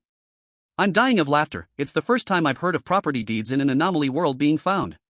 Empty power, just like Old Lee the manager? Why don't you ask him? Due to strange manager Old Lee bowing to Yun Zhenyue, female players from various countries went to change into work uniforms in the dressing room. So they did not see the scene that could make them drop their jaws. They fell into their busy work. The side dish worker Yamato Aiko was not too bad. She was just pondering when she could use this side dish work to help Yun Zhenyue a bit. To improve her impression of her. After all, her job might be the best among the women. Thinking of this, Yamato Aiko secretly peeked into the kitchen. In the dim yellow light, a heavy, eerie chef, weighing hundreds of pounds, was constantly swinging a cleaver smeared with meat paste. The apron, swollen with fat, was stained with deep brown blood. From under the cutting board came terrifying scratching sounds. As a gust of white mist surged up, a rancid smell of rotten grease hit her face. Aiko Yamashita bravely held back her fear, taking advantage of his unawareness, secretly hid a leftover plain bun from the customer inside her clothes. As far as she knew, Blood Moon restaurant wouldn't provide them with meals. Right now, there was nowhere else to go. She could only stash away some food to eat. When the time comes, she would share some with Yun Zhenyue. That should raise her goodwill a bit. On the other side, in the first-floor restroom of Blood Moon restaurant, Hansume's gaze was dull and numb. In one hand, she held a bucket of water, and in the other a mop. Seeing toilet paper strewn everywhere, a wave of sour, foul smell hit her nose. Ugh! Hansume couldn't help but almost vomit. Her cheeks turned green, and her feet were sticky. How could this restroom be so stinky? Did these Eerie people eat poop? She even wanted to ask the Eerie foreman about it. Is such a dirty job meant for a pampered girl? But under duress, she could only endure it, continually mopping the floor. According to the Eerie foreman, if she couldn't clean it properly today, she wouldn't earn a single Eerie coin and would also be punished. For the extra reward of Eerie coins, she had to earn more wages. Fortunately, she was quite adept at cleaning restrooms. After all, she had worked at it for a long time before. Thinking of this, Hansume unknowingly felt a sense of pride. Probably the Eerie foreman couldn't have guessed how skillful she was at cleaning toilets, right? Just then, a system prompt sounded. Ding, you have acquired the proficient skill, shoveling poop. Hansume? Hansume's mindset collapsed. You see, skills acquired by players were ranked by levels: beginner, proficient, expert, master, and invincible. She got shoveling poop to proficient level? Does that mean she has to become an expert next? Store manager, why don't you take a break? You've wandered around for a while, you must be tired. Yun Zhenyue curiously wandered around Blood Moon restaurant. It was said to be a restaurant, but its scale was enormous, with 4 floors. The first floor was for ordinary users' dining area, the second floor was for members' dining area. The third floor was a resting area for ordinary users, and the fourth floor had high-end suites. Shouldn't this count as a hotel? Yun Zhenyue expressed her confusion. The Eerie foreman trailing behind her smiled wryly and said, over the years, Blood Moon restaurant has gone through several upgrades and has become bigger and bigger. But without the old store manager, there's nothing to be done. To change the name, his consent is needed. As she said this, the Eerie foreman's eyes lit up, and she suggested, how about you change the name? Let's forget about that. Yun Zhenyue shook her small head. She didn't want to make a random decision. But seeing the Eerie foreman's disappointed eyes, she couldn't bear it and said, don't be sad. I'll ask when we get home. Thank you, my lord. Seeing this, the Eerie foreman immediately became excited and kept bowing to Yun Zhenyue. She praised her kindness, calling her the best store manager in the world. It gave her goosebumps all over. Both of their moods were quite good. Yun Zhenyue realized that Gu Yuan was not only not poor, but might even have substantial assets. This property certificate was so impressive. One must know that in Gu Yuan's first layer drawer, there was a whole stack. But what worried Yun Zhenyue was, with so many assets, could he manage them all by himself? And the Eerie foreman felt incredibly honored to serve the store manager personally. At that moment, the two of them unknowingly walked to the fourth floor. There were dozens of high-end suites here. Just as Yun Zhenyue was curious and wanted to take a look. Bang! Suddenly, a chaotic noise came from not far away. A girl dressed as a waitress was violently thrown out. She resembled a broken doll. Her frail body crashed against the wall, then thudded down, before collapsing onto the carpet, coughing up blood, her eyes full of despair. Yun Zhenyue frowned tightly at this scene. The Eerie head waiter noticed her bad mood and turned his unkind gaze towards that suite. Just then, the dying person lifted her head. Yun Zhenyue's eyes widened suddenly. "Senior?" she asked in surprise. This person she knew. A senior in her major, Lin Zhou, 1 year ahead of her. She was also someone Yun Zhenyue deeply admired at that time. Senior Lin Zhou not only excelled academically, ranking first in her major, but was also incredibly talented. Moreover, her personality was confident, brave, and decisive, strong and efficient. Lin Zhou had helped Yun Zhenyue many times in her studies. She taught her the principles for women. She said that when getting married, she wouldn't accept a bride price, nor did she need the man to buy a house or a car. She wanted to build a home together with her partner through her own efforts. As for the boys who confessed to her, Senior was always polite, rejecting them decisively. If someone said something inappropriate, she would even apologize publicly to them. Maybe this was what others called the big sister aura. However, Senior went missing a year ago. At that time, Yun Zhenyue tried every means to find her but failed. Now, she unexpectedly saw her in the Blood Moon restaurant. And she had been attacked by a customer? Senior. Yun Zhenyue didn't think much and immediately called out, running towards Lin Zhou. When she reached Lin Zhou's side, she realized that Lin Zhou's body was almost skin and bones. She curled up on the carpet, a shocking bruise on her neck, as if her throat had been tightly grabbed before. Her messy long hair fell over her shoulders, the once confident eyes now dim and lifeless. Cracked lips still bore traces of blood, as if they had been bitten too many times to hold back the whimper. One could imagine how much grievance she had suffered. When she suddenly heard a familiar yet strange voice, Lin Zhou saw Yun Zhenyue in a daze. Her eyes glinted with a ray of light, but soon deeper despair followed. Yun, Jr. Quick, run! She croaked, using her last ounce of strength, wanting Yun Zhenyue to leave this place. Though she didn't know when Yun Zhenyue had entered the Eerie world, she assumed she was just a waitress. Originally, troubles had stirred because of angering rude customers. She didn't want to endanger her most admired junior Yun Zhenyue at this last moment. After all, humans could never fight against the Eerie. This was the first truth she realized after entering the Eerie world. Senior, you're hurt. Don't be afraid, I'll call Oldly, he will surely find a way to save you. Yun Zhenyue hurriedly stood in front of Lin Zhou and shouted. At this moment, the Eerie head waiter also walked over with a stern expression. She saw an Eerie standing at the suite entrance, wearing pajamas and holding a wine glass. It was an Eerie who seemed to be in his 50s or 60s, with a skinny body, sunken cheeks full of wrinkles, and skin like crumpled parchment tightly clinging to his cheekbones. But those eyes flickered with lustful colors. Without thinking, she knew. This Eerie must have bullied this waitress. In the past, the Eerie head waiter wouldn't have asked more. Whether at Blood Moon restaurant or elsewhere, working humans were merely consumables, dying would at most just cost the customers a few Eerie coins. But today was different. It was clear that Yun Zhenyue valued this waitress highly. It was very likely that the two were good friends. In other words, this Eerie dared to hurt the friend of the store manager? Seeking death. Thinking this, the Eerie head waiter's expression turned cold, pulling out a bloodstained phone from his suit. Then he called the Eerie manager. Manager, on the 4th floor, a customer wants to harm the store manager's friend. Yes, I'm on site, don't worry, I won't let him escape. At this moment, Yun Zhenyue also learned the truth from Lin Zhou's mouth. Translated _content. She originally came to deliver food, but this weird thing took a liking to her. Lin Zhou was unwilling, so this weird thing used its power to make her hallucinate, and she accidentally broke a wine glass, spilling wine all over the floor. The weird thing then used this as an excuse to demand her body as compensation. Lin Zhou swore she would never obey, so her neck was grabbed, and just as she was about to suffocate, that weird thing seemed to want to toy with her, to see her despair, and threw her out. How can it be this cruel? Yun Zhenyue muttered in disbelief. Not far away. The old weird thing who kept shaking his wineglass also heard this. He chuckled, his expression slightly drunk with a trace of greed. Especially when he saw Yun Zhenyue's back, he swallowed his saliva, drooling with desire. Didn't expect another pretty little mouse to show up. Hearing this, Yun Zhenyue turned her head back. The old weird thing followed Yun Zhenyue's angry gaze and spoke lazily. Since that's the case, hurry over and drink with me.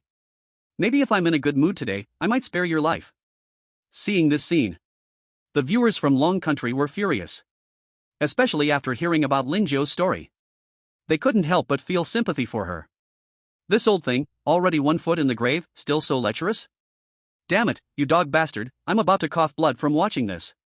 Lin Jiu? She's also the campus belle of Jiang University, how did she end up like this? Yeah, I saw her in a video before, on an official channel, she was glowing, really admirable. What a pity, once you enter the weird world, everything in reality is just a fake name. Kill him, don't let him go.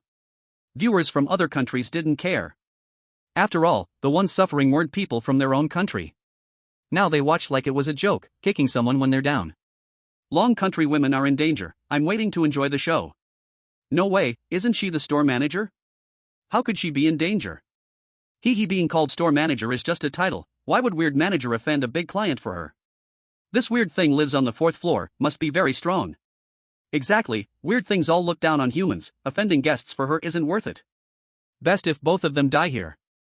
Just at this moment, weird manager oldly rushed over with a gloomy face. He immediately saw the old weird thing who was speaking without any shame. The old weird thing wasn't afraid of weird manager either, relying on his identity as an honored guest, he mocked, "Managerly, where did you find so many pretty little mice?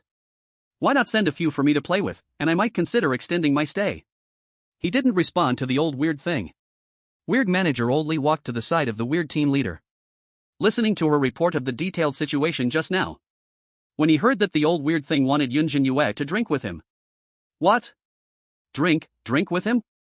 Furious flames ignited in his pupils, his eyes turned dark red from rage. You mother ******. Weird manager was extremely angry, eyes nearly splitting apart. Before the old weird thing could understand what was happening, his figure turned into a shadow. In an instant, he appeared in front of the old weird thing, 5 fingers spread out, lifting his heavy palm, and with the power of his red clothes tore the air, making a crisp explosive sound. Bang! A viciously brutal slap stunned the old weird thing. His body flew to the corner of the room like a discarded rag. His head was almost flattened by the slap, and the few remaining old teeth in his mouth all flew out. But that wasn't the end. Weird manager still hadn't calmed down, he turned into a raging bull, and immediately lifted the old weird thing up again. He kept slapping the side of the old weird thing's face with his strong and violent right hand. Pa pa pa pa pa. A series of thunder-like slaps echoed in the room. Accompanied by weird manager's furious roars. Let the store manager drink with you? You dog-eating shit beast, I usually ignore you out of respect for your guest status, but you dared ask the store manager to drink with you, why don't you dig up your old mother's grave and ask her to crawl out to drink with you? Come and drink, I will make you drink to your heart's content now. The old weird man's cheek swelled up high, though he was a fierce weird, he couldn't stop the power of the weird manager. Moreover, with his rage, his terrifying aura in red clothes overshadowed everything. This made him, who usually relied on bullying the weak, feel helpless. Even if he wanted to escape, the weird manager would drag him back into the room. Then, he would suffer even fiercer beatings. The weird manager also poured all the wine that was placed beside them into his throat, choking him to the point of struggling like he was drowning. The old weird man's brain went completely blank. Who am I? Where am I? When did I make the manager drink with me? He only knew that he had angered the weird manager this time. But he was still completely confused about the manager he mentioned. To be clear, the master of a dungeon like the Blood Moon Hotel was definitely not someone a small-time fierce weird like him could provoke, let alone provoke with words. The old weird man's heart was filled with grievance and confusion. It was as if he was a battered wife. A clear tear fell from the corner of his eye. I was wrong. Chapter 23, The Terrified Old Weird Man, Begging for Forgiveness and Full Compensation. As the old weird man mumbled unclear words with his swollen lips, the weird manager's anger hadn't dissipated. He still tightly gripped his neck, angrily shouting at him, wrong about what? The old weird man wanted to cry but had no tears, truly not knowing when he had angered the weird manager, he could only follow his words and answer. Wrong for letting the manager drink with me. What else? The weird manager coldly asked. I shouldn't bully the employees of the Blood Moon restaurant. Upon hearing this, the weird manager became even angrier and swung a big slap again. Smack! The last tooth of the old weird man's mouth. With this slap, it flew out like a nail pulled by pliers. Tears immediately flowed from his eyes. Like little pearls, they dripped down. The old weird man truly regretted it. If he had known that the weird manager was this hard to provoke, he would never have stayed at the Blood Moon restaurant even if it killed him. Whoa. Is this the point? The weird manager grabbed his earlobe, pulling hard, making the old weird man cry even louder. Woo managerly. I really don't know who the manager is. Please spare me. He wished he could kneel and give the weird manager 2 loud kowtows. Not like this, bullying me like this. Please spare me. But just when the old weird man thought the weird manager would beat him more severely, the weird manager revealed a slight smile, gently setting him down. Then, he seemed to gently stroke his face, which was about to swell into a bun. At that moment, the old weird man's body was covered in goosebumps. His eyes were full of fear and collapse.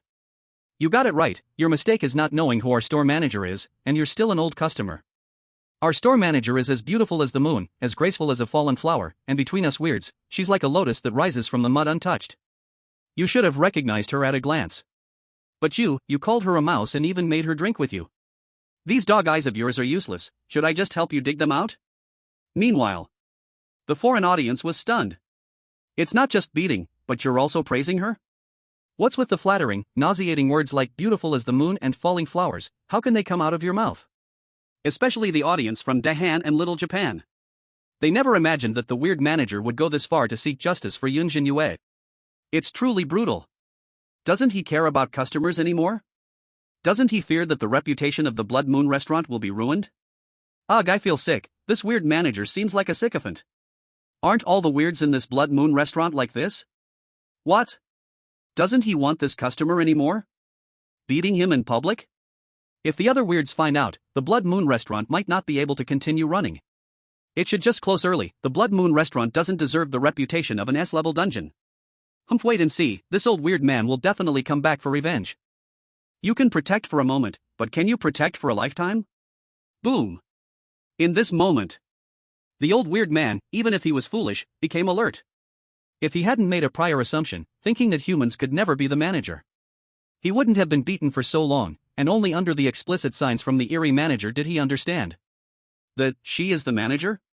The old weird man's gaze turned towards Yun Zhenyue beside him. Like an old dog stung by bees, his eyes were swollen to almost unrecognizable. But faintly, one could detect a fierce tremor within. His sunken cheeks had now lost all color, pale as paper. Even his wrinkled nostrils trembled involuntarily. Yun Zhenyue's expression of disgust fell upon him. Like a sharp sword, it seemed to pierce through his heart. You must know. If he only angered Managerly, he might still have a chance to live. After all, no matter how angry Managerly was, he wouldn't risk the reputation of Blood Moon Restaurant to kill a mere little weird. But if he angered the manager, the result would be entirely different. It was he who first insulted the noble manager. With a mere S-level dungeon like Blood Moon Restaurant, the real power holder's connections and resources were unimaginable for a little weird like him. All it took was one glance, or even just a shown attitude of disdain towards him. Countless eerie beings would swarm to dissect him alive. Chop off his head and present it to Blood Moon Restaurant. Even if he were to die today in broad daylight at Blood Moon Restaurant, those eerie beings would only shout that he deserved to die. This is the law of the weak eating the strong in the eerie world. No matter if the manager is the rat he talked about. Thinking of this, the old weird man trembled violently, feeling as if the hand of death had already gripped his throat. He couldn't think of anything else. In a rush, he rolled and crawled under the cold gaze of the eerie manager. He crawled to the front of Lin Jiao and Yun Zhenyue. Yet he didn't dare to get too close, afraid that his blood-stained body would dirty their eyes. The old weird man was utterly miserable. His right hand raised high. Just as Yun Zhenyue wondered what he was about to do, he suddenly slapped his already swollen cheek with his palm. Slap! A fierce slap hit his own face. This slap was far harsher than what the eerie manager dealt him. The old weird man's nose was about to be dislocated. But he still resolutely continued slapping himself. Clap! Clap! Clap! Clap! The sound of slaps surged like a tide. I am no human, I am a beast. Please, with your great kindness, forgive me, let me go like a fart. I bow to you, great manager. I have eerie coins, eerie tools, all to be compensation for you. The old weird man was a mess of snot and tears. He pulled out everything he was carrying with him. The ground was covered with eerie coins, probably worth several thousand. He even took off the eerie longevity clothes he was wearing, revealing an emaciated body. Timid as a mouse, he kept bowing to the two women, making the scene look tragically pitiful, given his already frail and aging appearance. If this were reality, one would think Yun Zhenyue and the other were bullying an old man. This exaggerated scene made the global audience fall into a dead silence. Originally, many viewers did not understand what being the manager of Blood Moon Restaurant meant. Now, under the old weird man's terrified display, they could all feel the tremors from it. The power in reality was so alluring. Let alone the power in the eerie world. Power represents strength. Even if Yun Zhenyue said nothing, even if she only cast a glance, with her identity as manager, it was enough to make a wicked weird man who usually did all kinds of evil tremble in fear. And he sought her compassion in a nearly self-destructive way. Except for the Dragon Kingdom, no audience from any other country had ever seen such fear from weird beings towards a human. At this moment, they forgot their disputes. They were only immersed in their desire for power. In their hearts, envy for Yun Zhenyue arose. And Linjiu, saved by Yun Zhenyue, in a dizzy haze, saw the old weird man continuously bowing to her. This senior who claimed to be the great heroine showed a hint of complex emotion in her eyes. She murmured unnaturally, "Junior, who exactly are you?" Chapter 24, Linjiu becomes the supervisor, global audience green with envy. The old weird man kept bowing, seeking forgiveness. With each bow, the floor shuddered, until his head was broken and bleeding. His whole face was covered in blood. Seeing this, Linjiu's grievances dissipated a lot. She knew that as an ordinary waitress, even if she killed this old weird man, he would not face the consequences. Yet Yun Zhenyue didn't even need to say a word, and he was already frightened to death. This all relied on Yun Zhenyue's identity. The store manager. As Linjiu was filled with shock, a hint of inferiority arose in her heart. She knew that letting the old weird man keep bowing might lead to a bad outcome. After all, he was a regular customer. He came to Blood Moon Restaurant several times a month. When Yun Zhenyue left, she would still be helpless and might be retaliated against. "Junior, it's enough." Linjiu coughed with blood in her throat and said by Yun Zhenyue's side, "I forgive him." Upon hearing this, the old weird man's heart soared with joy. But he still didn't dare to stop his actions. The manager beside him shot him a disgusted glance. Seeing the carpet stained with blood, he turned and changed his expression. His face was filled with self-blame and guilt. "Manager, I arrived late. Please punish me, manager." The manager said sincerely. "No, you arrived just in time, I was about to call for you." Hearing this, Yun Zhenyue shook her head. "Thank you, manager, for your generosity." The manager breathed a sigh of relief, feeling the tension in his throat finally ease. He feared Yun Zhenyue would blame him for his lack of oversight, which led to her friend being harmed. Thinking of this, the manager's gaze towards the old weird man grew colder. A hint of invisible killing intent reflected from his pupils. "I wonder how the manager wishes to deal with him?" the manager asked, standing beside Yun Zhenyue. Upon hearing this, the old weird man trembled, knowing the moment that decided his fate had arrived. So he lifted his head slightly, eyes glistening with tears. He displayed deep remorse. But in the depths of his heart, a dark thought emerged. The manager he would never dare to provoke again. But what about that little mouse? He realized that this little mouse had no identity. Once the manager left, he had plenty of ways to capture her. Under the noses of both Yun Zhenyue and Linjiu, the old weird man's pupils harbored a chilling glare. And this was just caught by the manager. The manager's lips moved slightly but made no sound. Seeing this, Yun Zhenyue was also in a dilemma. She was a kind person at heart. It was indeed difficult for her to personally end the old weird man's life. But if she let the old weird man go, she felt somewhat unwilling. Didn't she see that her most admired senior Linjiu almost died because of him? At this moment, the manager scolded, "Why aren't you leaving yet? Don't you see our manager can't be bothered with garbage like you? You filthy rat, even speaking to you sullies our manager's mouth, hurry and get out." Upon hearing this, the old weird man looked overjoyed, but he still maintained that charming face. Finally bowing one last time, he didn't even look at the apology left on the ground. "Thank you, my lord, for your mercy." He hurriedly turned and left. Seeing his back, the manager signaled the nearby stern-looking team leader with his eyes. The latter instantly understood. He quietly followed behind. And Yun Zhenyue observed the exchange of glances between the two. Her lips parted slightly, but no words escaped. Seeing this situation, the audience from Long Country watching the live broadcast sighed. How can they let him go? This old thing should be killed. Yes, if he is let go, what if he comes back for revenge? Yun Zhenyue is still too kind. Players from other countries would have probably killed him. I don't know whether this kindness is good or bad. Who says it isn't? But this kindness will ultimately turn into great trouble. Soon, Manager Gu turned and took a dark red necklace from around his neck. It was a necklace woven from countless translucent, blood vessel-like threads, with a blood-red gem hanging in the middle, and inside the gem, it seemed to have blood flowing. Master Store Manager, this is my small token, a gift for your friend. Manager Gu said with sincere apology. I can't accept this, Yun Zhenyue refused. I am not blaming you.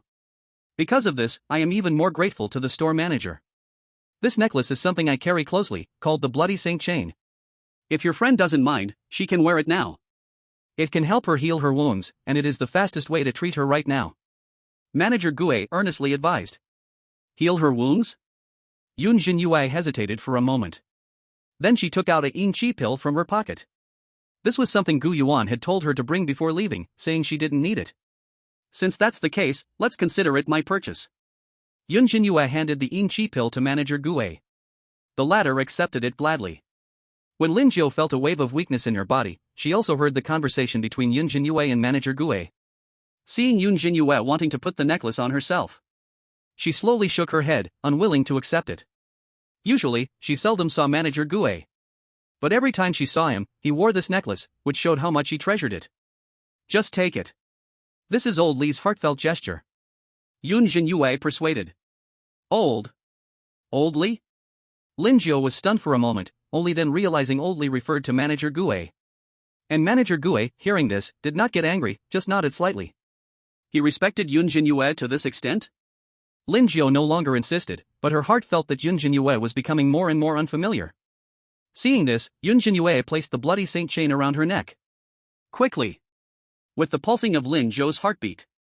The necklace also moved slightly, as if it were a living thing. The blood inside the gem surged out rapidly, weaving through the blood vessel-like threads into Lin Jiao's skin. Thump! Thump, thump. A series of hurried heartbeats echoed. In just 3 seconds, her complexion had become much more rosy. After 10 seconds, Lin Jiao was healed. This is. Lin Jiao was shocked beyond measure, she could feel her body couldn't be better. Even the hidden injuries that had accumulated over the past year were completely healed. However, before she could recover from her shock, she heard faint footsteps approaching from a distance. The class leader Gu was covered in a bloody aura, her expression was emotionless, holding a bloody and mangled head in her hand. The head's eyes were wide open, unable to close even in death. It was the old twisted head. Manager, the class leader Gu signaled. Good, well done. Manager Gu said with satisfaction. Did any other customers see? No. I see, Manager Gu nodded and added, even if they did, it doesn't matter, anyone who dares to insult the store manager must die. Lin Jiao felt her gaze blur again.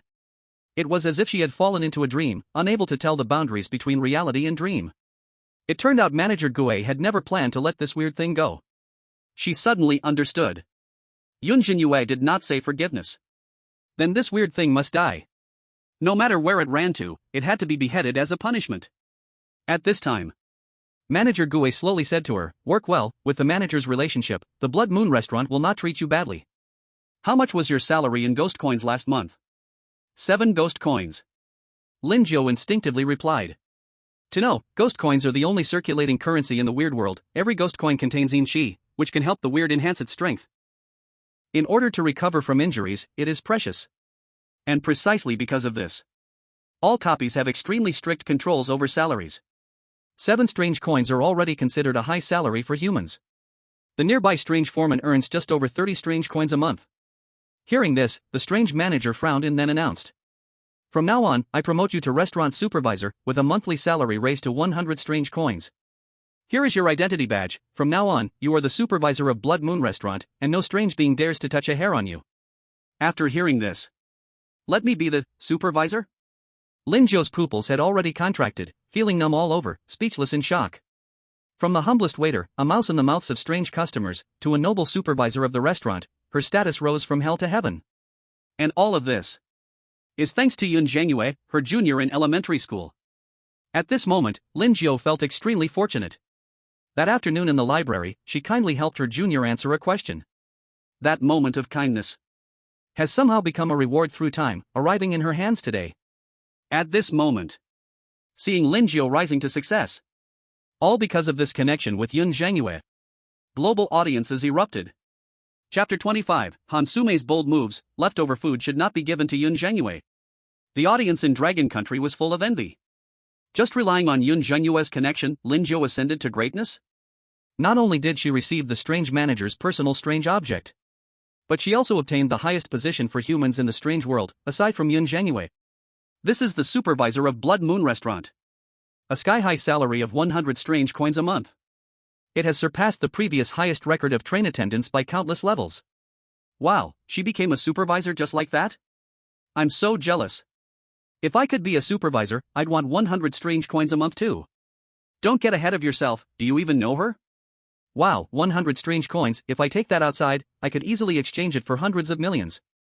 Before, that 100 strange coins from the Great Cold Country was bragged about for so long, but it was just someone's monthly salary. In contrast, audiences from other countries were turning red with envy. Especially people from the Great Cold Country, looking like dogs that saw feces. Almost everyone was indignant, shouting how unfair it was. Understand that strange objects also have grades. They are divided into defective, stained with blood, dark red, blood red, calamity star, and heavenly disaster. The dark red level strange object corresponds to fierce strangeness. This is the most precious treasure for many fierce strangeness. Looking over the whole world, there are only a handful of them. The dark red strange object, the red lotus folding fan given by Xiarihua to her match, is the only one in the whole country. To obtain this strange object, Xiarihua almost went to war with the United States. With tens of thousands of citizens dying, they seized this strange object from the border. That bloody holy chain is a dark red level strange object, the most precious treasure of the strange manager, and it was just given away?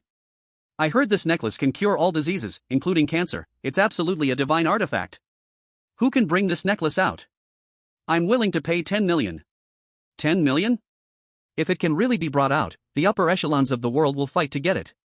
Supervisor, why does Dragon Country have such good luck, always riding on dog excrement? This is 100 strange coins. I worked myself to death for a month earning just 3 strange coins. She makes in a month what I do in 2.5 years?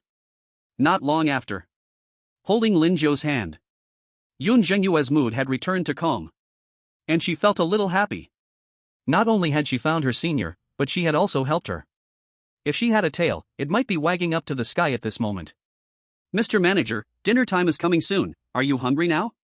The chef has prepared a sumptuous dinner for you. If you're not hungry, I can let the chef push it back a little. Just as Lin Jiu, with a complex expression, slowly followed behind Yun Zhenyue. The strange foreman accompanying them reminded.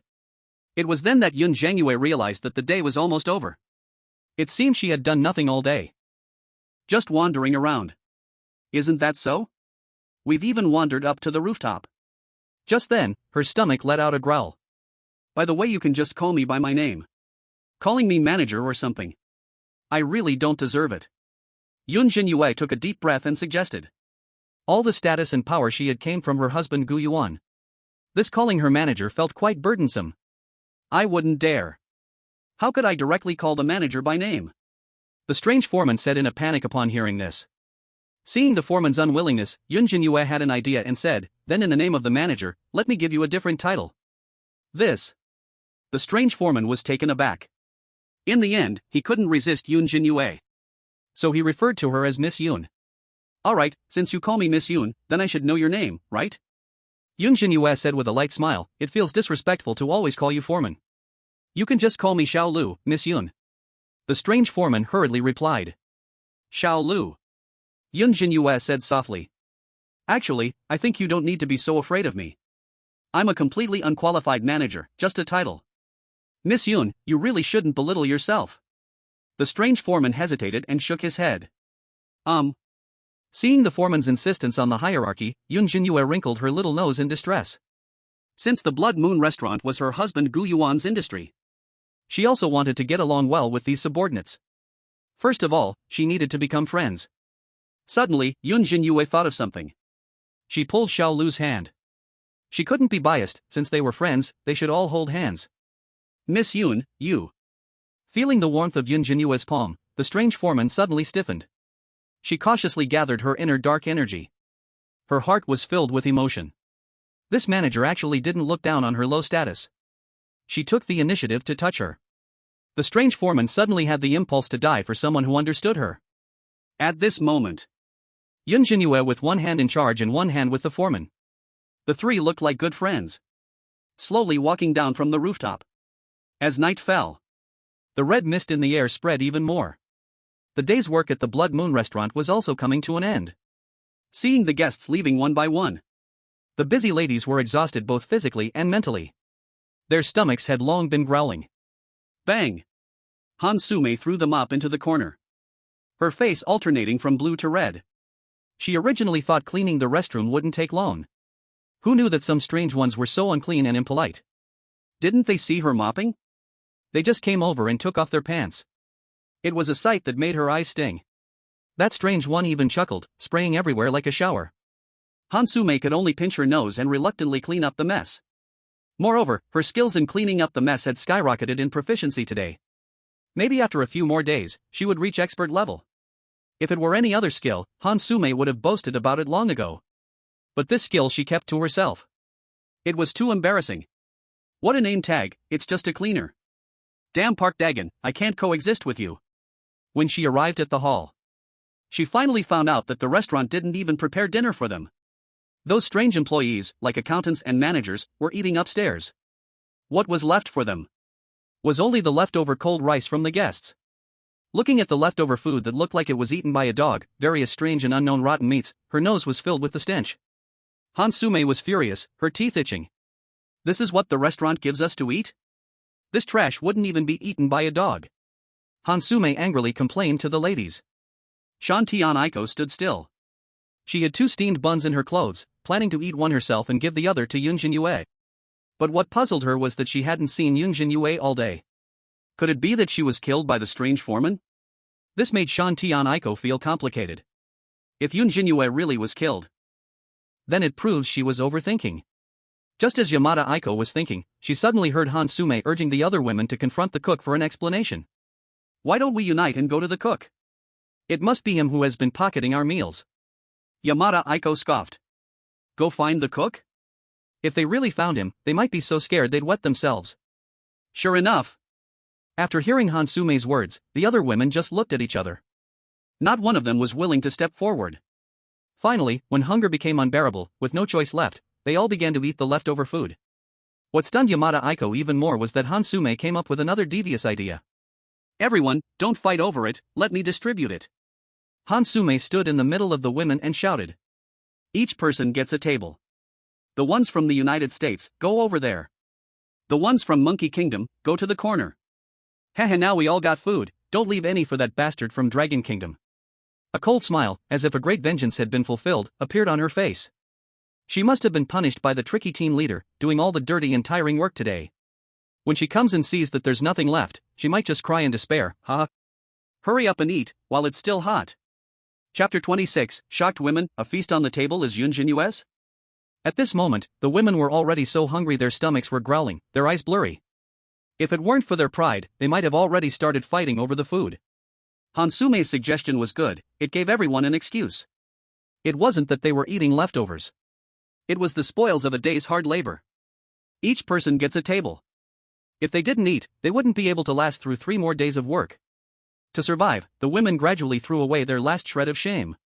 They started eating voraciously. Before long, the sounds of swallowing and slurping mixed together. There were even sounds of choking from eating too fast. You know, the cook really does make good food. I miss the fries and burgers from my hometown. Wow, there's even shredded meat, jackpot. Eat it all, don't leave any for that Dragon Kingdom woman, sisters, let's go. Actually, apart from the leftovers, this food is pretty tasty. What leftovers? This is our reward. Yeah, this dish alone costs several ghost coins, enjoy it, it's amazing. Seeing them not only eat but also eat with poor manners, fooling themselves. Yamada Aiko's face turned pale. She was so disgusted she couldn't speak. She had just said that even a dog wouldn't eat this. Now they were eating with greasy mouths. Where was their dignity as humans? Where was their integrity? Han Sume suddenly saw Yamada Aiko standing still aside, and kindly said, "Why aren't you eating?" Your table is over there, I saved a good spot for you, there's even meat soup on that table. Hurry up and eat, finish it all, don't leave anything for that Dragon Kingdom woman. Just think about how miserable she'll look when she comes, it's so satisfying to imagine. Yamada Aiko. Seeing this scene, the Dragon Kingdom's audience was almost blinded by anger. Their eyes were filled with disgust and nausea. I can't believe it, this is the first time I've seen someone eat leftover soup and cold rice with such enthusiasm. Gross, I can't watch anymore, this is making me sick. Still not leaving anything for Yun Zhenyue, does she really need to fight you for this trash? I can't hold it anymore, this leftover meal is worse than what my dog eats. If this were my restaurant, I'd just dump it in the slop bucket. I thought they could hold out longer. On the other hand, the faces of the other country's audience were turning green. This is so embarrassing. You could have just eaten, but at least eat secretly. You even set up a distribution system to exclude the Dragon Kingdom person? Don't you know she's the store manager? Does she need to fight you for this trash? Miss Sume, maybe she was just too hungry, it's understandable. Yeah, there's no choice, after working so long every day, damn Blood Moon restaurant. Our Miss Ruan Xuanxiang from Monkey Kingdom is a vegetarian, but even she's eating meat now? The Blood Moon restaurant treats its staff so poorly, it's bound to go bankrupt soon. In fact, these strange foods can also be considered clean, as long as they fill the stomach. To maintain their dignity. They could only help their own female player constantly find excuses. As for Yun Zhenyue, she was tacitly ignored. At that moment. Step, step, step. A sound of footsteps came from upstairs. Yamamoto Aiko looked up. She saw Yun Zhenyue slowly coming down the stairs holding the hand of a strange woman. And the strange manager and strange leader also followed behind the two of them. Everyone's expressions were normal, as if these two strange ones as followers were perfectly fine. Not knowing what they said. Only saw the strange manager walk into the kitchen. Then yelled at the chef inside the kitchen, "Old Ding, serve the dishes." Soon. The women were arranged to go to the kitchen to serve dishes. In just a few minutes. The biggest table on the first floor was filled with all kinds of dishes. And all the dishes were quite expensive. Any dish casually cost dozens or even hundreds of strange coins. As a rich fragrance spread, the women's eyes were almost red with desire. Dozens of blue and white porcelain plates had steam rising from the dishes. The steamed large yellow fish had not shed its scales, the braised elbow gleamed amber, the prawn balls were wrapped in golden crispy coating, and a bowl floating with morels still had fresh moisture clinging to it. Under the light, the aroma of the dishes formed a faint golden mist. These were all excellent dishes. Almost like a grand imperial feast. And they're all edible for humans. In contrast, this full belly of leftovers was simply garbage. No. It was almost like the slop from a slop bucket. Gurgle, gurgle. The women's stomachs began to rumble. Their eyes were filled with desire and envy. Is there a big client here? Someone privately exclaimed in shock, this table of dishes probably cost several hundred strange coins. It must be a big client, and very prestigious, otherwise, the strange manager wouldn't personally arrange this. It's so fragrant, let me have a bite, I could sleep after that. Cut, are you crazy? That level of strange wouldn't even look at you? I love eating prawn balls the most, I'm so hungry. I feel like I haven't eaten enough at all. The women whispered among themselves, sighing. Yamamoto Aiko was also secretly astonished at this scene. Given this feast laid out, the visitor must be a big client that even Blood Moon Restaurant must respect. If the service is good, maybe they could get a small tip? She carefully stored the steamed bun in her pocket. At this moment, Han Sume's eyes flashed with a strange color. She didn't feel much about this table of dishes, as her stomach was full. Seeing Yun Zhenyue walk towards them, she felt a bit happy. Because all the leftovers had been eaten clean. Not a single bit was left for her. Han Sume said with sarcasm, "Oh, isn't this the busy person? I haven't seen you all day. You must be exhausted after a long day, are you hungry?" Yun Zhenyue honestly nodded at her words. To tell the truth, after wandering around today, she was a bit hungry. Han Sume's eyes lit up at this, as if she could see Yun Zhenyue bowing to her begging for food right in front of her. The corners of her mouth slightly lifted. Unfortunately, everything edible has been eaten by us. But I have a generous heart and will temporarily forgive your previous offense. I secretly hid a bowl of porridge, if you can bow to me, I might give you this bowl of porridge. While speaking, she proudly raised her chin, like a proud peacock. Just waiting for Yun Zhenyue's pleading. But unexpectedly, Yun Zhenyue just glanced at her strangely. Then completely ignored it. She turned around and sat down at the table piled high with good dishes. Seeing this, Han Sume furrowed her brows, not understanding the situation. Looking for death? She muttered quietly. Sitting in the big client's spot privately? Did she think this table of dishes was prepared for her? What a joke. These employees of lowly status might not be able to afford even one dish after working an entire year. Soon. Seeing the strange leader walking over from a distance, Han Sumei's eyes revealed a hint of anticipation. Although Yun Zhenyue did not act as she had imagined, seeing her actively seeking death, there was no one to blame. Just wait to be dealt with by the strange foreman. But at this moment, the scene before her left her silent. She saw the strange foreman standing respectfully beside Yun Zhenyue. Then he quietly and respectfully said, "Miss Yun, the dishes are all served." Han Sumei was stunned. Not just her. Everyone present fell into confusion. No. Wait a minute? Were these dishes prepared for Yun Zhenyue? Chapter 27, Yun Zhenyue confesses, "My husband is really something." Silence. The atmosphere fell into complete stillness. It was as if some hearts quietly shattered. The eyes of all the women were filled with disbelief and shock. This big table of delicacies must cost hundreds or thousands of strange coins, right? Even if she wasn't a powerful stranger, at least she was a rich strange person. How could this be for humans to eat? And still for Yun Zhenyue, who they hadn't seen all day? They thought she was off slacking somewhere. They were even thinking about how she would be punished by the strange foreman. They all tacitly left no leftovers for her. They were secretly looking forward to her breaking down. Between people, what one fears most is comparison. If Yun Zhenyue appeared more miserable than them, they would think that enduring a hard day was nothing, at least they could fill their stomachs and earn some money. But if they found out Yun Zhenyue did nothing at all, and still got to enjoy this mouth-watering feast, their mentality completely crumbled. Seeing Yun Zhenyue not refuse, picking up chopsticks and starting to eat, while the strange foreman carefully served her, the jealousy of the women was about to explode. This isn't right? Foreman, why can she eat such good things, while we can only eat leftovers? This treatment is way too unfair. Han Sumei was so jealous she stumbled over her words, quickly asking the strange foreman. Female players from other countries also expressed their anger. Yeah, we are all employees, why can she enjoy gourmet food? With so many dishes, she can't finish them alone, why not share with us? Could it be that this table of food is the employee meal, and we were tricked by Han Sumei? It's possible that damned Han Sumei tricked us into eating scraps. Hearing this, the strange foreman's eyes turned cold, as if they were a bottomless abyss. She fixed her gaze on Han Sumei, making the latter break out in a cold sweat. Then she scanned the aggrieved women.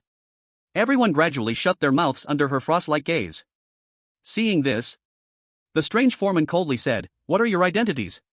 Do you dare to compare with Miss Yun? A bunch of despicable servants, being fed scraps is already the restaurant's great kindness, and you still want to sit at the table? Ask yourselves, do you deserve it?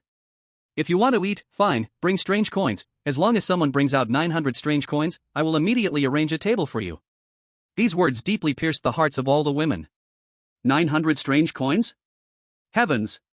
So many strange coins could allow them to feast every day back in reality. Eat for a lifetime. Did they still need to order from this Blood Moon restaurant? Their faces turned pale.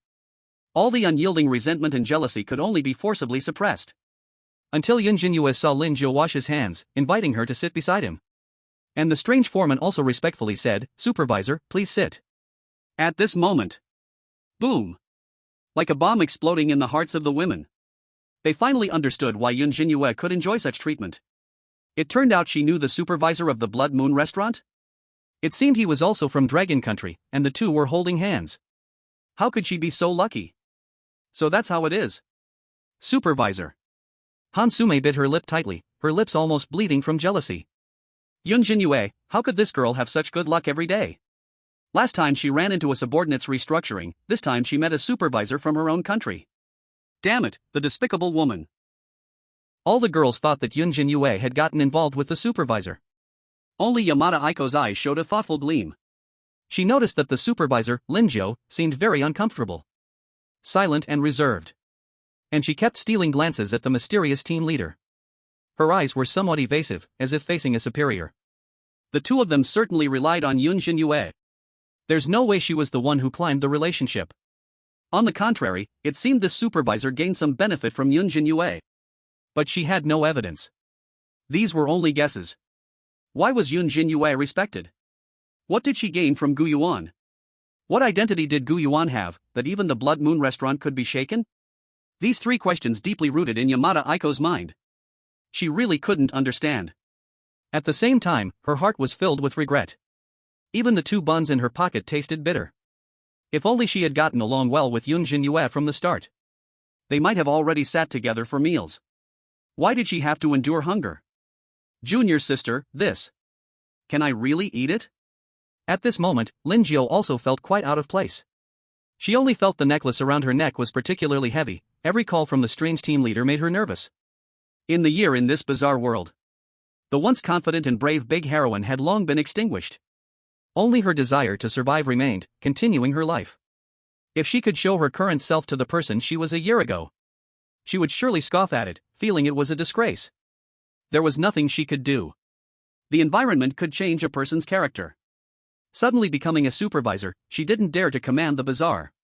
Lin Jiao's gaze fell on the table of delicious food, her eyes hazy and unfamiliar. How proud she used to be, yet now she was enduring humiliation to survive. She hadn't eaten a proper meal in a long time. And being with Yun Zhenyue, she figured she could eat this well at every meal. 9 meals in 3 days would be possible. Junior sister, don't worry, no one will dare to bully you in the future. Seeing this, Yun Zhenyue felt quite pained. She actively picked up a shrimp ball and placed it in Lin Jiao's bowl. Thank you. The corner of Lin Jiao's eye felt warm. She lowered her head and murmured. Yun Zhenyue was speechless. The senior sister she admired in her memory was not like this. Thank you for today. Lin Jiao raised her head, wiped the tears from the corners of her eyes, and a long-lost smile appeared on her lips. You helped me so much, even made me a supervisor. If it were in the past, if someone told me that silly little junior sister could achieve this, I wouldn't have believed it. Hee, it's no big deal, Yun Zhenyue said with a silly smile, her eyes curving. The two casually talked about old times. Suddenly, Lin Jiao asked, do you think I've changed? No. I didn't think so. Yun Zhenyue quickly shook her little head in denial. Lin Jiao smiled, no longer asking, just showing a hint of nostalgia. Actually, it's normal, how proud I used to be. But since entering the bizarre world, I realized that those prides didn't mean anything. In the bizarre world, strength is supreme, and after being forced to eat slop 3 days into my arrival, all my pride suddenly vanished. At this point, she looked at the bewildered Yun Zhenyue. I envy you so much, being so brave and still maintaining this original intention, never changing. Though I don't know how you did all this, it's clear you have been well protected. So much so that you have no idea about the cruelty and helplessness of the bizarre world. It sounded like an insult. But Lin Jiao meant no harm, and Yun Zhenyue didn't overthink it.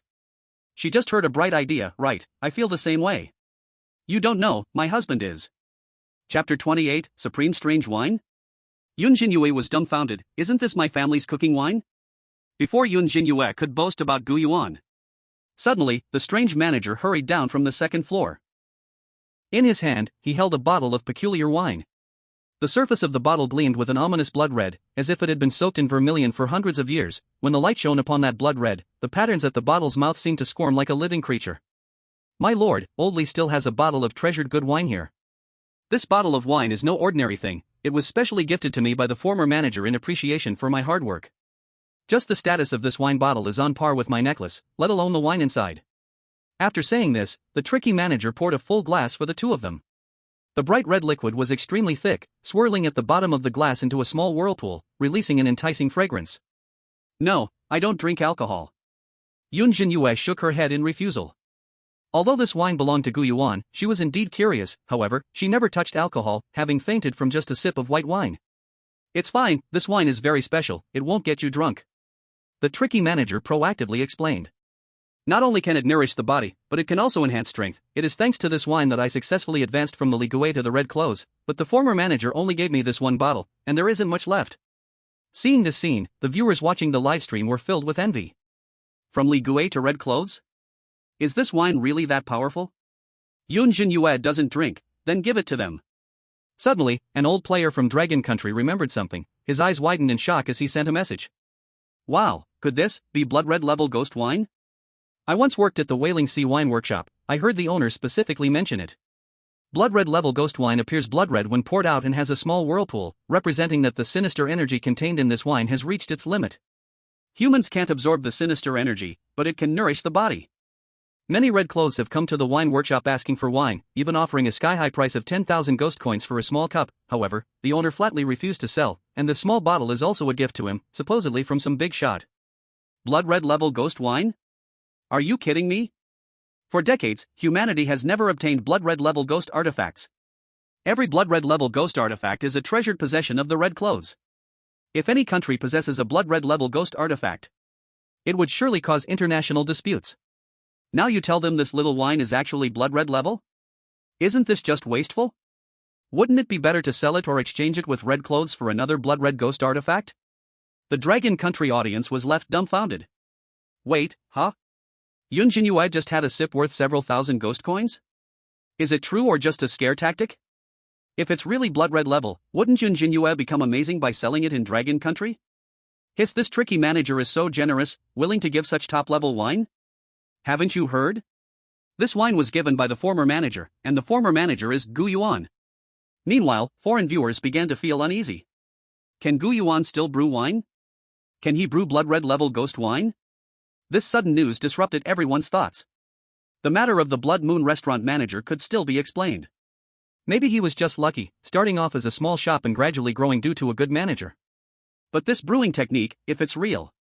What if Yun Zhenyue really managed to conquer Gu Yuan? Wouldn't Dragon Country have countless blood red level ghost wines? Easily earning dozens or even hundreds of millions of ghost coins? This would be a severe blow to other countries. The people of Dragon Country are starting to make up stories again. Who would believe such absurd things? 1,000 ghost coins for a sip? Do you think ghost coins are toilet paper? Exactly, even if a wraith could brew wine, it would only produce trash. This tricky manager is definitely talking nonsense just to make himself look good. Yeah, who can't say nice things? What they didn't know was that Gu Yuan truly had brewing skills. And this skill was gained from absorbing other peculiar things. Usually, it was just for fun. At this moment, it was difficult to refuse manager Gu's kindness. Yun Zhenyue picked up the cup and took a small sip. Indeed. This wine had a lasting aftertaste. The moment the liquid slid past her lips, her tongue first tasted the slightly sour essence of pickled green plums, followed by an inexplicable sweetness spreading at the root of her tongue. Yet, Yun Zhenyue's expression was a bit strange. This wine. Why did it taste a bit like the cooking wine from her home? She turned her head. She saw Lin Jiu also tasting a sip. Lin Jiu's face was filled with shock, as if she had sipped the divine liquid from the yaoqi, constantly savoring the wine, her cheeks flushing with color. As her lips parted, a puff of whiteness escaped from Lin Jiu's mouth. Nearby, Han Sume and the others were almost mesmerized by the crimson liquid. They could smell the fragrance that made every cell in their bodies crave it intensely. Nourishing the body, enhancing strength. They also wanted to drink this wine. After a hard day's work. Yet, they could only watch Yun Zhenyue tasting the fine wine without a care. How could they accept this willingly? Feasting, drinking fine wine. This was the life they yearned for. The people present wished they could immediately take Yun Zhenyue's place. If only it were herself sitting in that position. Gulp. Whoever it was, swallowed hard. Suddenly, the hall was filled with sounds of gulping. How is it? This wine is good, right? Manager Gu asked with a smile. Pretty good. Yun Zhenyue nodded awkwardly. It would have been better if it weren't cooking wine. She didn't feel the effects of nourishing the body or enhancing strength. Of course, it might be because she had drunk too much cooking wine earlier. Now, drinking again didn't have much effect. Seeing that Yun Zhenyue didn't show the expected delight, Manager Gu was startled, secretly shocked by her performance. Drinking such exquisite wine without a change in expression. It was enough to see how luxurious the store manager's daily life was. Thinking of this, he took out a cigar from his pocket. I also have a cigar, dark red level, would you like to try it? This isn't strong, one puff might even extend your life by a year. Forget it. Yun Zhenyue truly hated tobacco, shaking her head like a rattle. On the other side, seeing the strange cigar in Manager Gu's hand, Han Sume and the others were on the verge of tears from envy. What kind of family condition was this? Fine wine and cigars. A puff could extend life by a year? How could she not want such a treasure? This wasteful girl. Don't take it away, give it to them. I guarantee they will take several puffs and finish this cigar. Woo woo. For some unknown reason. Suddenly, a female player from a certain country started to cry secretly. She bit her lip, unable to contain the jealousy building in her heart. Her feelings towards Yun Zhenyue could no longer be described with jealousy.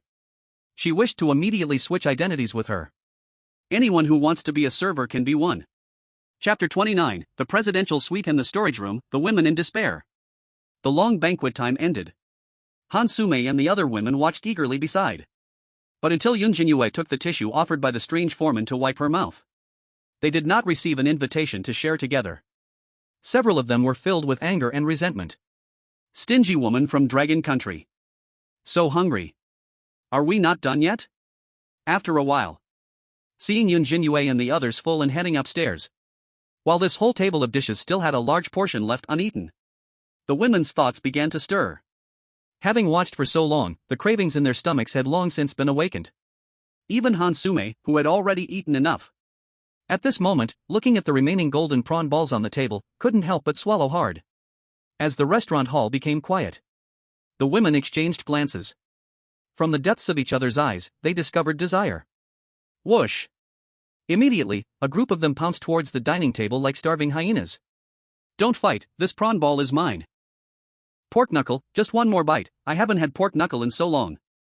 This mushroom soup is so fresh. Eat one more bite, once we're full, we can go another 2 days. Damn Dragon Kingdom woman, eating so much. Leave me one bite, I want to eat too. The women scrambled over the leftover food on the table. The competition was so fierce it felt like the world was turning upside down, no mercy was shown. They fought just for a single shrimp ball. Hair was pulled, clothes torn, slaps were exchanged. They used every shameless trick in the book. They threw away their faces, even their dignity and pride. Don't look at it as just a table of leftovers. Yun Zhenyue had a very small appetite and barely ate anything with the supervisor. It could be completely ignored, and as long as you didn't care, it was just a table of freshly cooked new dishes. Yamada Aiko was stunned. She looked at Han Sume, who was devouring the food like a wild dog. Her expression grew even more complicated. She didn't join in their actions. She just took out a cold bun from her pocket and took a few bites. It tasted like chewing wax. At that moment, bang! Bang! Heavy footsteps came from afar. The women, still fighting over the leftovers, instinctively raised their heads. They saw the huge and bulky mysterious chef, like a small mountain, walking towards them with an icy expression while holding a cleaver. His steps were heavy, and the bright red stains on his apron seemed especially cold. The women stopped their actions. However, Han Sume, who was looking down, didn't notice. She had just gotten a shrimp ball and was feeling smug. But before she could put it into her mouth, slap! A heavy slap landed on Han Sume's face like a large fan. Thud! The shrimp ball in her hand flew up and dropped far away. Han Sume was slapped to the ground, unable to get up for a while. Her right cheek swelled up violently, and a heart-piercing pain filled her head. Her confused eyes were full of anger. She thought someone was trying to steal the shrimp ball from her. Who? The mysterious chef's expression was cold, and the cleaver was raised high. The moment Han Sume raised her head, she saw the scene. It scared her frozen in place. A warm stream slowly began to emerge from her lower body. Bang! Just when Han Sume thought she was about to die, the mysterious chef instead thrust the cleaver into the table. Then, with an icy tone, he said, "What are you all doing?" As soon as his words fell, the room fell into a dead silence.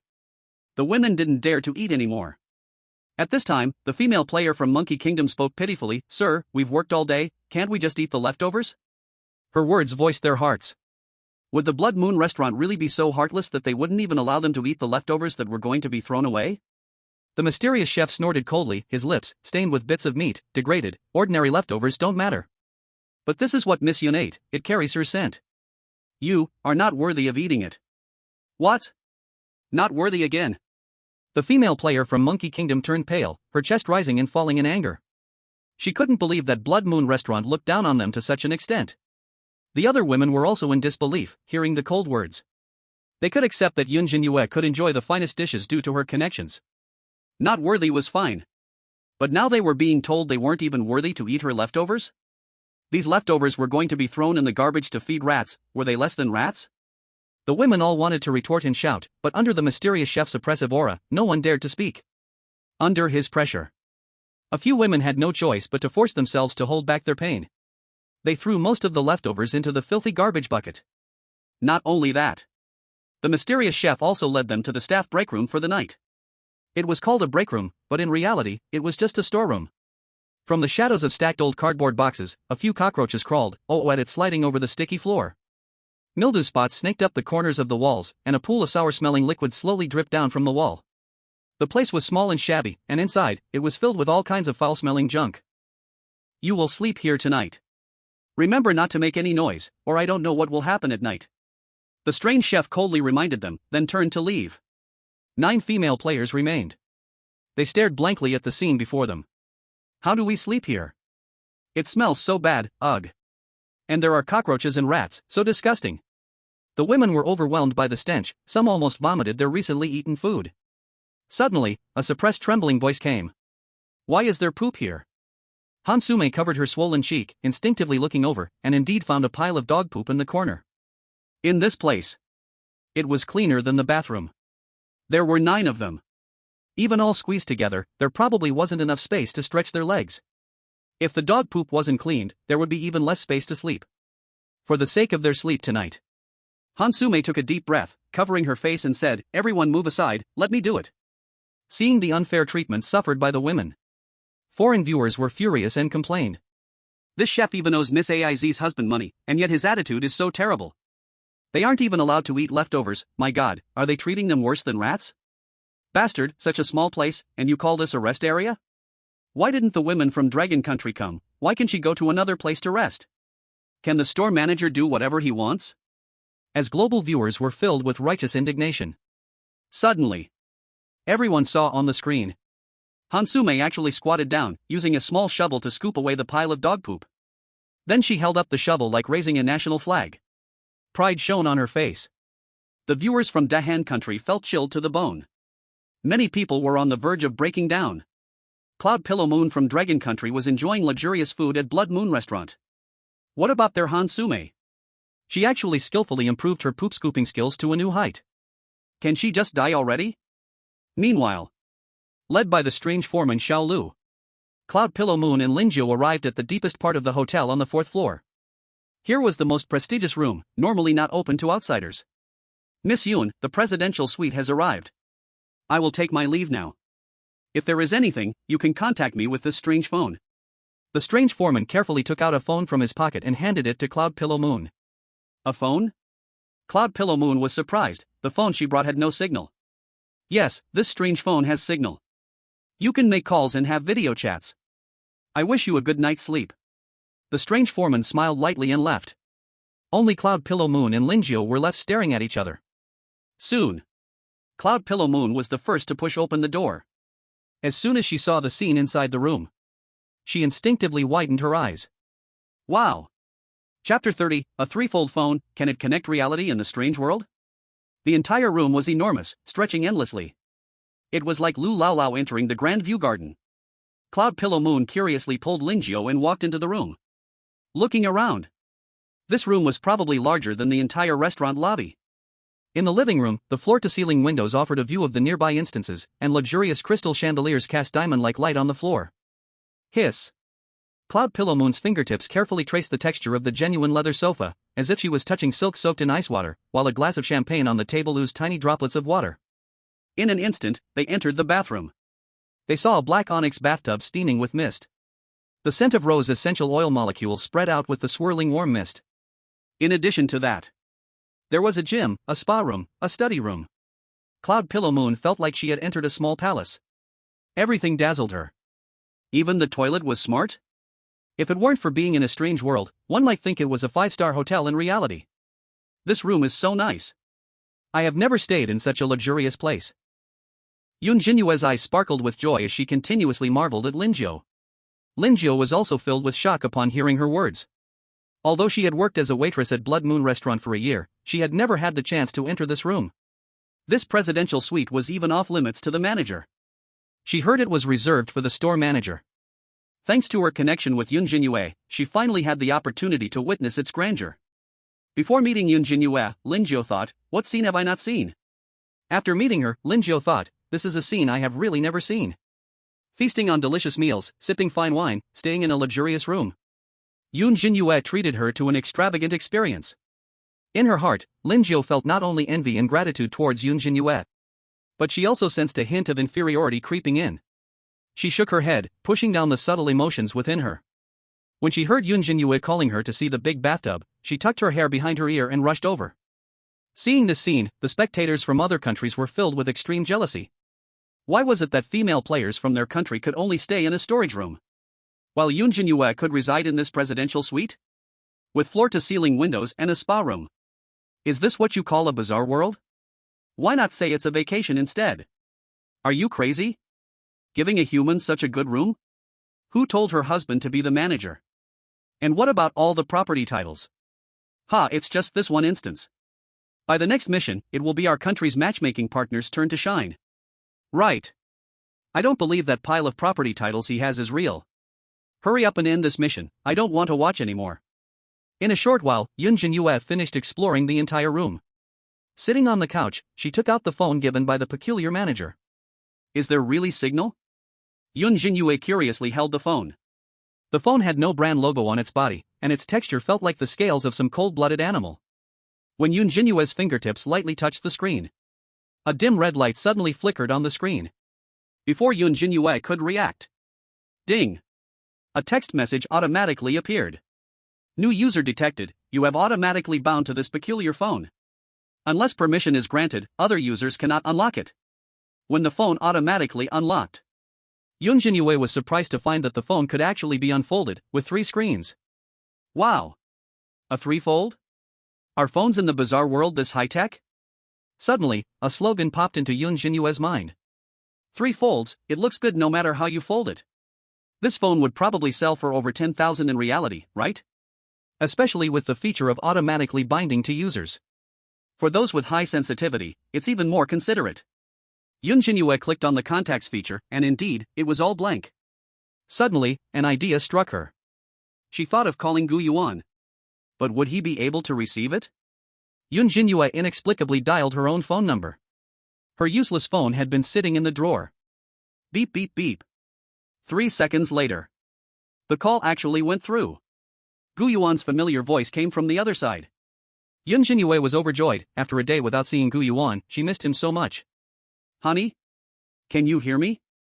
She held the phone near her mouth and asked. I can hear you, wife, why did you call me? Gu Yuan chuckled from the other end of the line. Is your phone from Blood Moon Restaurant? Yeah, Yun Zhenyue's eyes lit up. They treated me so well, today they helped me, bought me dinner, and finally lent me this phone. That's good. The phone in your hand is made by me, you can call or send videos freely. Gu Yuan casually said. He had once killed a peculiar being skilled in electronics, absorbing its abilities to create many phones for his subordinates, making it easier to contact them. This phone was also left at Blood Moon Restaurant and could change its appearance according to the user's wishes. It could transform into a ledger without changing its functionality, and books, even a mirror. Really, husband, you are amazing. Yun Zhenyue exclaimed in shock. The two chatted about many things casually. Most of the time, it was Yun Zhenyue sharing what she saw and heard today. Gu Yuan smiled and nodded in agreement. Lin Jiao, standing at the other end of the sofa, looked on with envy. She hadn't seen her family for a long time. This phone could actually make calls, it must be an Eerie device, and quite a high-grade one. But what shocked her was that Yun Zhenyue got married in just a year. Due to entering the Eerie world earlier, Lin Jiao was unaware of the Eerie matchmaking. Alright, husband, I understand, I haven't seen your cat yet, I'll ask Old Li later. Finally. After chatting for nearly half an hour, Yun Zhenyue reluctantly hung up the phone. She looked at the screen and found that the phone battery was still full. This phone doesn't even use power? Turning her head, Yun Zhenyue saw Lin Jiao in a daze. She thought of something and then suggested, Senior, do you want to call your family? Hearing this, foreign audiences finally had a chance to mock Yun Zhenyue. Laughing to death, calling home, this isn't even the same world. Do you really think your phone is that amazing, able to call across worlds? If it can actually connect, then this phone is at least a dark red Eerie device. Dark red? I think blood red may not even be enough. She really is naturally foolish, believing everything Gu Yuan says. Right now. When Lin Jiao heard Yun Zhenyue's kind words, she shook her head and said, my family is in reality, I can't contact them. Senior, you should just try it, maybe this phone can. This. Lin Jiao couldn't resist the enthusiastic Yun Zhenyue. She forced a bitter smile, not holding any expectations. After Yun Zhenyue actively unlocked the phone, she dialed a familiar number. Beep beep beep. A heart-pounding sound came through. No one answered. That's to be expected. They are not even in the same world. It would be strange if it actually connected. Lin Jiao's lips curled in bitterness. Just as she was about to hand the phone back to Yun Zhenyue. Hello. Suddenly, a familiar yet strange voice came through. Upon hearing that voice, Lin Zhou's heart momentarily stopped. Her pupils suddenly constricted, and the originally calm expression was filled with shock and disbelief. The call actually connected? Who exactly is Yun Zhenyue's husband? Yes, it's me, Mom. I was assigned to work abroad by the company, and I've been doing well this year. I didn't mean not to call, it's mainly, there was no opportunity to get a phone card, right? Now I'm calling you. Don't cry.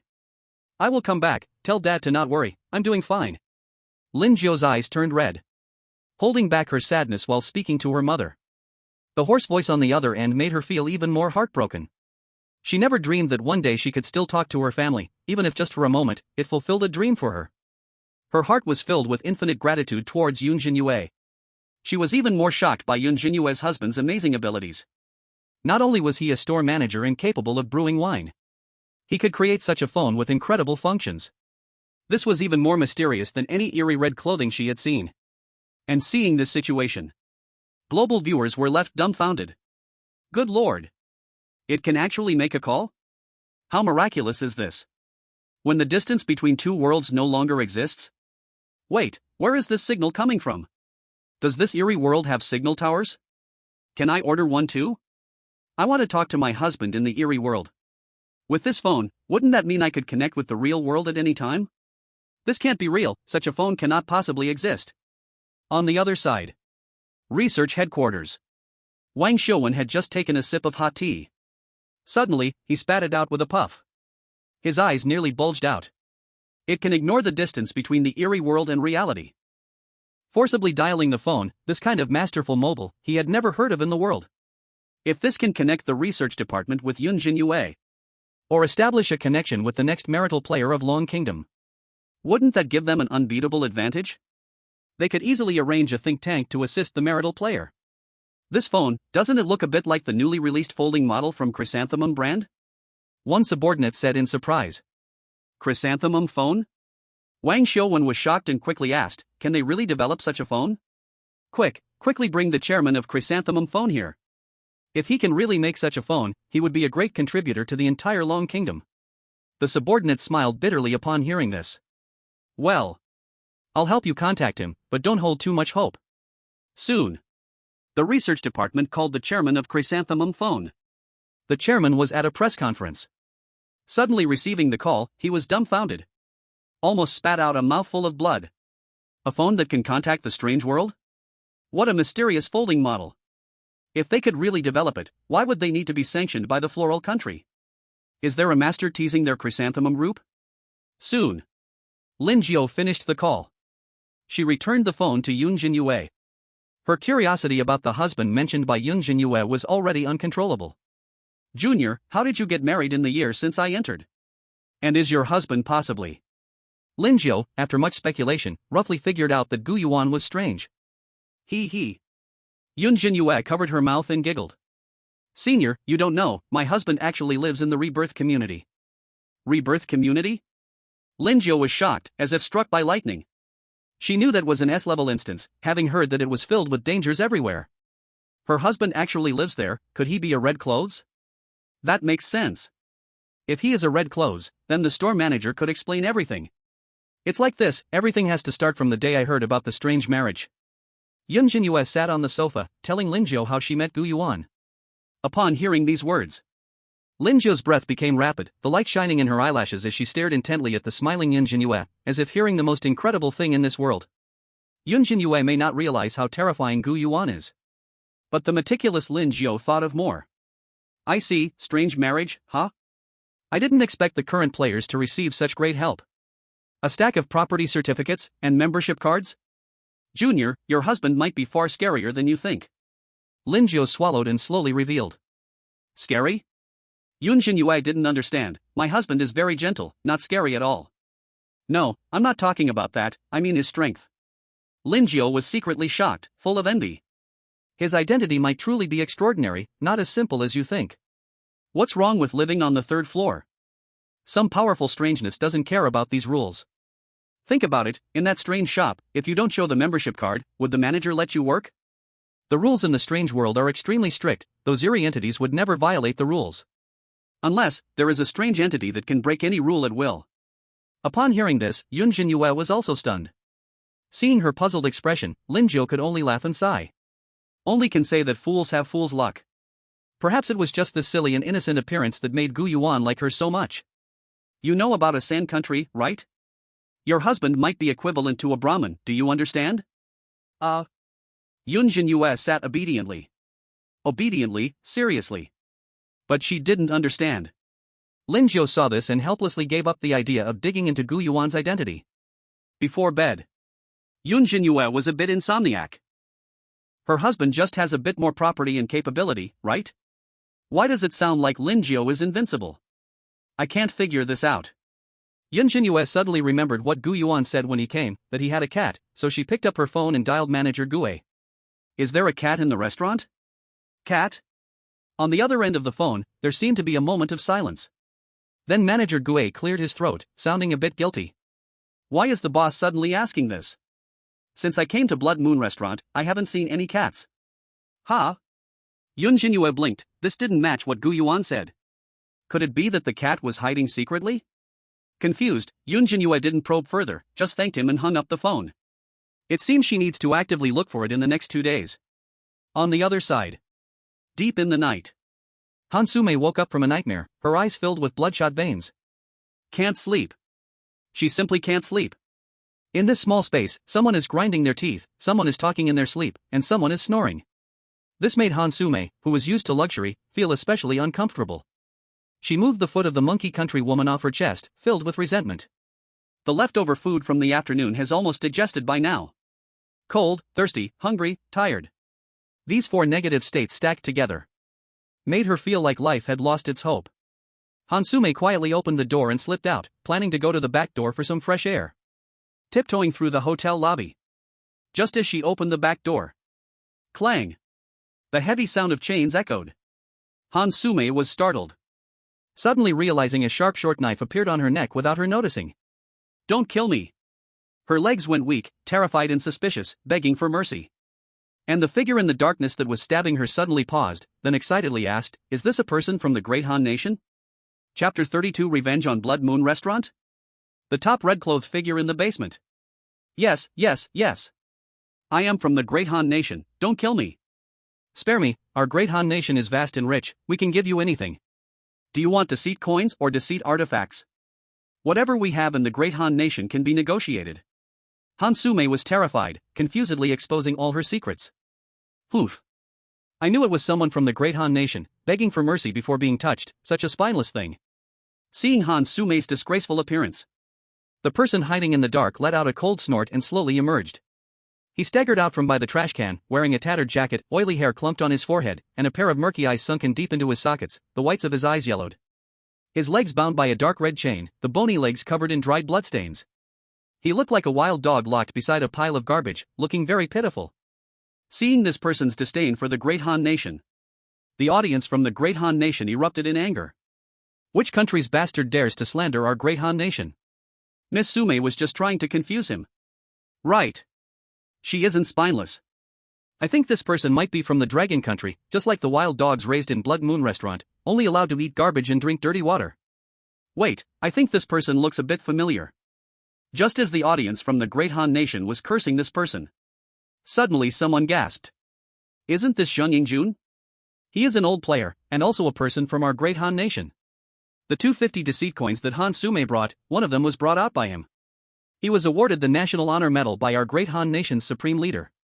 Look closely, he's just lost too much weight, but you can still vaguely see the outline. When they learned that this person was actually from the Great Han Nation, and he was their hero, the people of the Great Han Nation were shocked. Many quickly searched for photos of Jiang Yungjun, comparing with the dirty and disheveled man on the screen. They indeed discovered it was the same person. How could this person, looking like this, be our hero? How could Lord Jiang Yungjun turn into this? Damn Blood Moon Restaurant, it must be that manager who imprisoned him. No wonder he could recognize Han Sume at a glance, turns out he is also from the Great Han Nation. Now the audience from the Great Han Nation is feeling uneasy. If someone else says Han Sume lacks spirit, they would definitely argue back. But this person is actually a hero from the Great Han Nation. This is internal business. Many people quietly criticize Jiang Yungjun, blaming him for carelessly commenting on Han Sume and causing them to lose face. Soon, Jiang Yungjun put down the short knife in his hand. Seeing Han Sume relax but her eyes tremble, as if ready to escape at any moment. He coughed heavily a couple of times. A streak of blood surged from deep within his throat. Don't run away, my name is Jiang Jun, I am also from the Great Han Nation, you should know me, right? Zhen. Jun? When she heard this name, Han Sume, who had been ready to run, froze in place. She really knew this name. Rather, since the strange revival, no one from the Great Han Nation didn't know this name. You see. She had seen Jiang Jun on TV when she was still in school. Back then, he was glorious, shaking hands and talking with the Supreme Leader, and even entered the Blue House. Jiang Jun was seen as the dream lover by countless girls at that time. But 5 years ago, Jiang Jun disappeared, and reports about him gradually dwindled. Until Han Sume recalled his appearance from her memory. It really fused with the person in front of her who looked like a wild dog. Senior Zhang, how could it be you? I am your fan, I have been following your deeds closely. I still remember you going up to the Blue House, smiling and encouraging the national audience, saying that the strange things are not scary, and we, the Great Han Nation, will definitely conquer them. Han Sume excitedly kept speaking. Hearing this, Jiang Yingjuan's eyes revealed a hint of nostalgia. But soon he became cautious and hurriedly said, quiet down, don't let those strange things hear us. Okay. Han Sume shut her mouth. By the way, can you help me pull that bucket over there? I really don't know what's wrong with them today, there's hardly anything in the scraps bucket. Jiang Jun pointed to the scraps bucket not far away. That was yesterday's scraps bucket. There were still some remnants inside. But today's scraps bucket was unusually peculiar, so much leftover food had disappeared, which puzzled Jiang Jun, as this situation hadn't occurred in 5 years. Han Sume felt a bit awkward upon hearing this. The leftovers had already been eaten almost entirely by them, so naturally, there was nothing in the scraps bucket. But Jiang Jun wanting to eat food from the scraps bucket was still something she couldn't accept. Senior Zhang. Are you really going to eat? Don't call me senior, I have no such qualification. Jiang Jun licked his lips. Filling the stomach is the most important. He helped pull over the scraps bucket. Under Han Sume's incredulous gaze, Jiang Jun seemed to be savoring some delicacy, eating it with great pleasure. And from him, she gradually learned the truth. It turned out that 5 years ago, he re-entered the strange world and just happened to arrive at the Blood Moon restaurant. Back then, the Blood Moon restaurant treated him quite well, not minding his human identity, providing food and drink, and even paying a monthly salary on time. He was almost made the head waiter. But Jiang Jun was not satisfied. Because he coveted the Blood Moon restaurant's revenue, one night he secretly sneaked into the manager's office, wanting to steal the revenue's strange coins, but was discovered when he wasn't careful. Since then, he has been bound here with strange chains by the strange manager. He could only survive on scraps every day. From that point on, the Blood Moon restaurant's attitude towards humans changed completely. How could they be so excessive? Is it just because they wanted to borrow some strange coins that they have kept you in prison for so long? Han Sume was filled with righteous indignation, standing up for Jiang Jun. It's not about borrowing, I just want to steal those strange coins.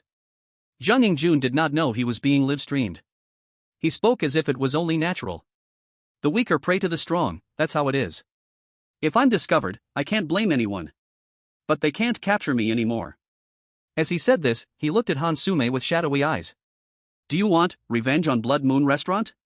You look like you have suffered quite a bit. Hearing this, Han Sume became excited.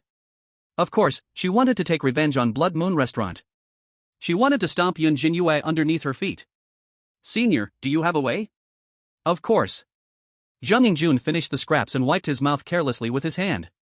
With a cautious look, he glanced toward the other side of the restaurant. There stood a dilapidated little house. Cold and eerie, it exuded an ominous aura. There's a basement there. As far as I know, it holds a terrifying creature, at least a top-tier red cloak. If you can release it, the entire Blood Moon restaurant will be completely destroyed.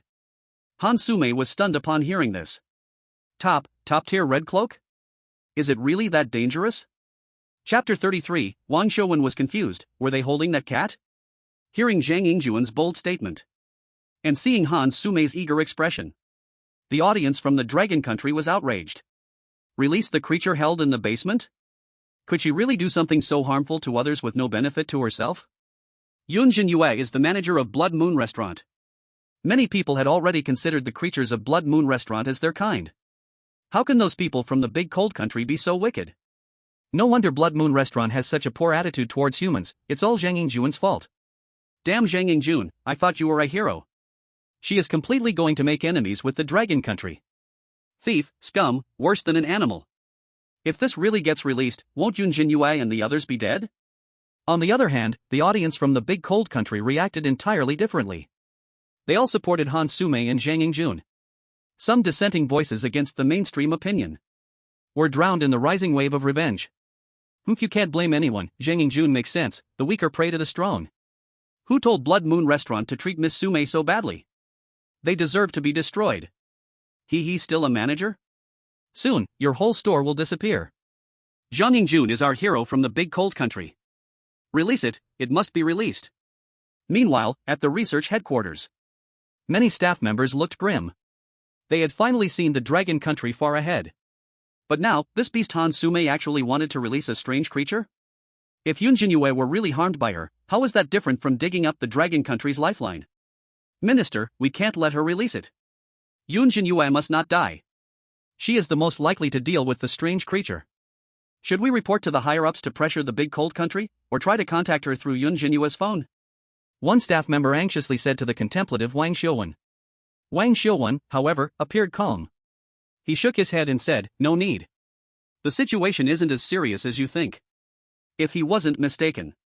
Wang Xiuwen's gaze was tightly fixed on the little house on the screen. What was being held in that house? Could it be? This thought was incredibly bold. Even Wang Xiuwen was startled by his own imagination. His heart was filled with confusion and shock. A top-tier red cloak, a cat? In the end, Han Sume could no longer suppress her hatred. She agreed to Jiang Yingjun's revenge plan. As long as she could release the terrifying presence from the basement, then Blood Moon Restaurant would be completely destroyed. Jiang Yingjun would take the chance to escape. And those who looked down on her, who repeatedly said she wasn't even worthy of eating leftovers, the strange foreman, the strange chef, including that evil strange manager, would all be completely killed. Of course. What moved Han Sume the most was, with Yun Zhenyue's relationship with the supervisor, she absolutely would not escape, she would inevitably also vanish. By then, the work tasks would be forced to interrupt, and she could go straight home.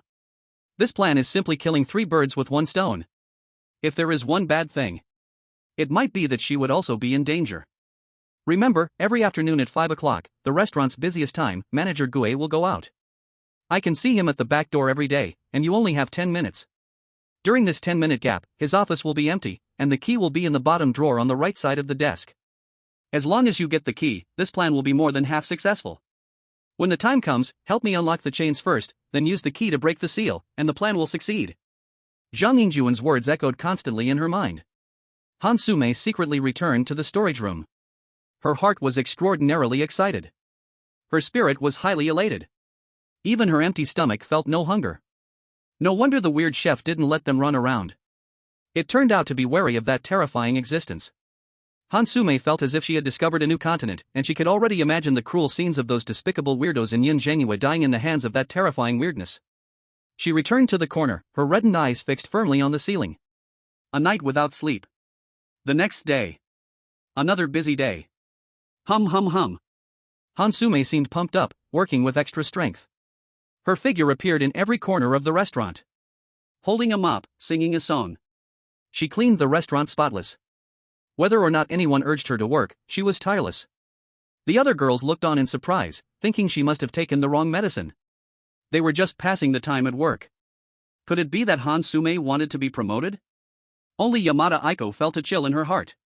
She always had a bad premonition. Whenever Han Sume acted unusually, there was often some unknown situation behind it. But mopping the floor, there couldn't be any conspiracy, right? Time soon approached 5 o'clock in the afternoon. Han Sume took a breath and wiped the sweat from her forehead. She quietly climbed the stairs while no one was paying attention. The target was the manager's office on the 2nd floor. But just as Han Sume was mopping the floor with her head down, a cold voice appeared. It instantly stiffened her body a lot. "Little mouse, where are you going?"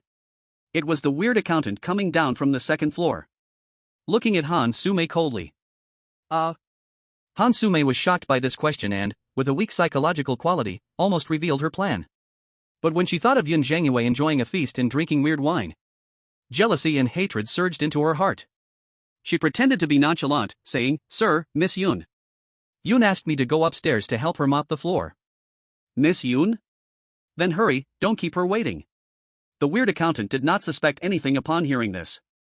He nodded, giving Han Sume no more attention. In his eyes, these little mice had low status and no power to stir up any trouble. Han Sume escaped a disaster. The rest of the road was unobstructed. She cautiously entered the manager's office. Out of the corner of her eye, she saw it empty. Then she tiptoed in and sat in the chair, starting to search the drawers. Sure enough, she found a set of keys at the very bottom of the drawer.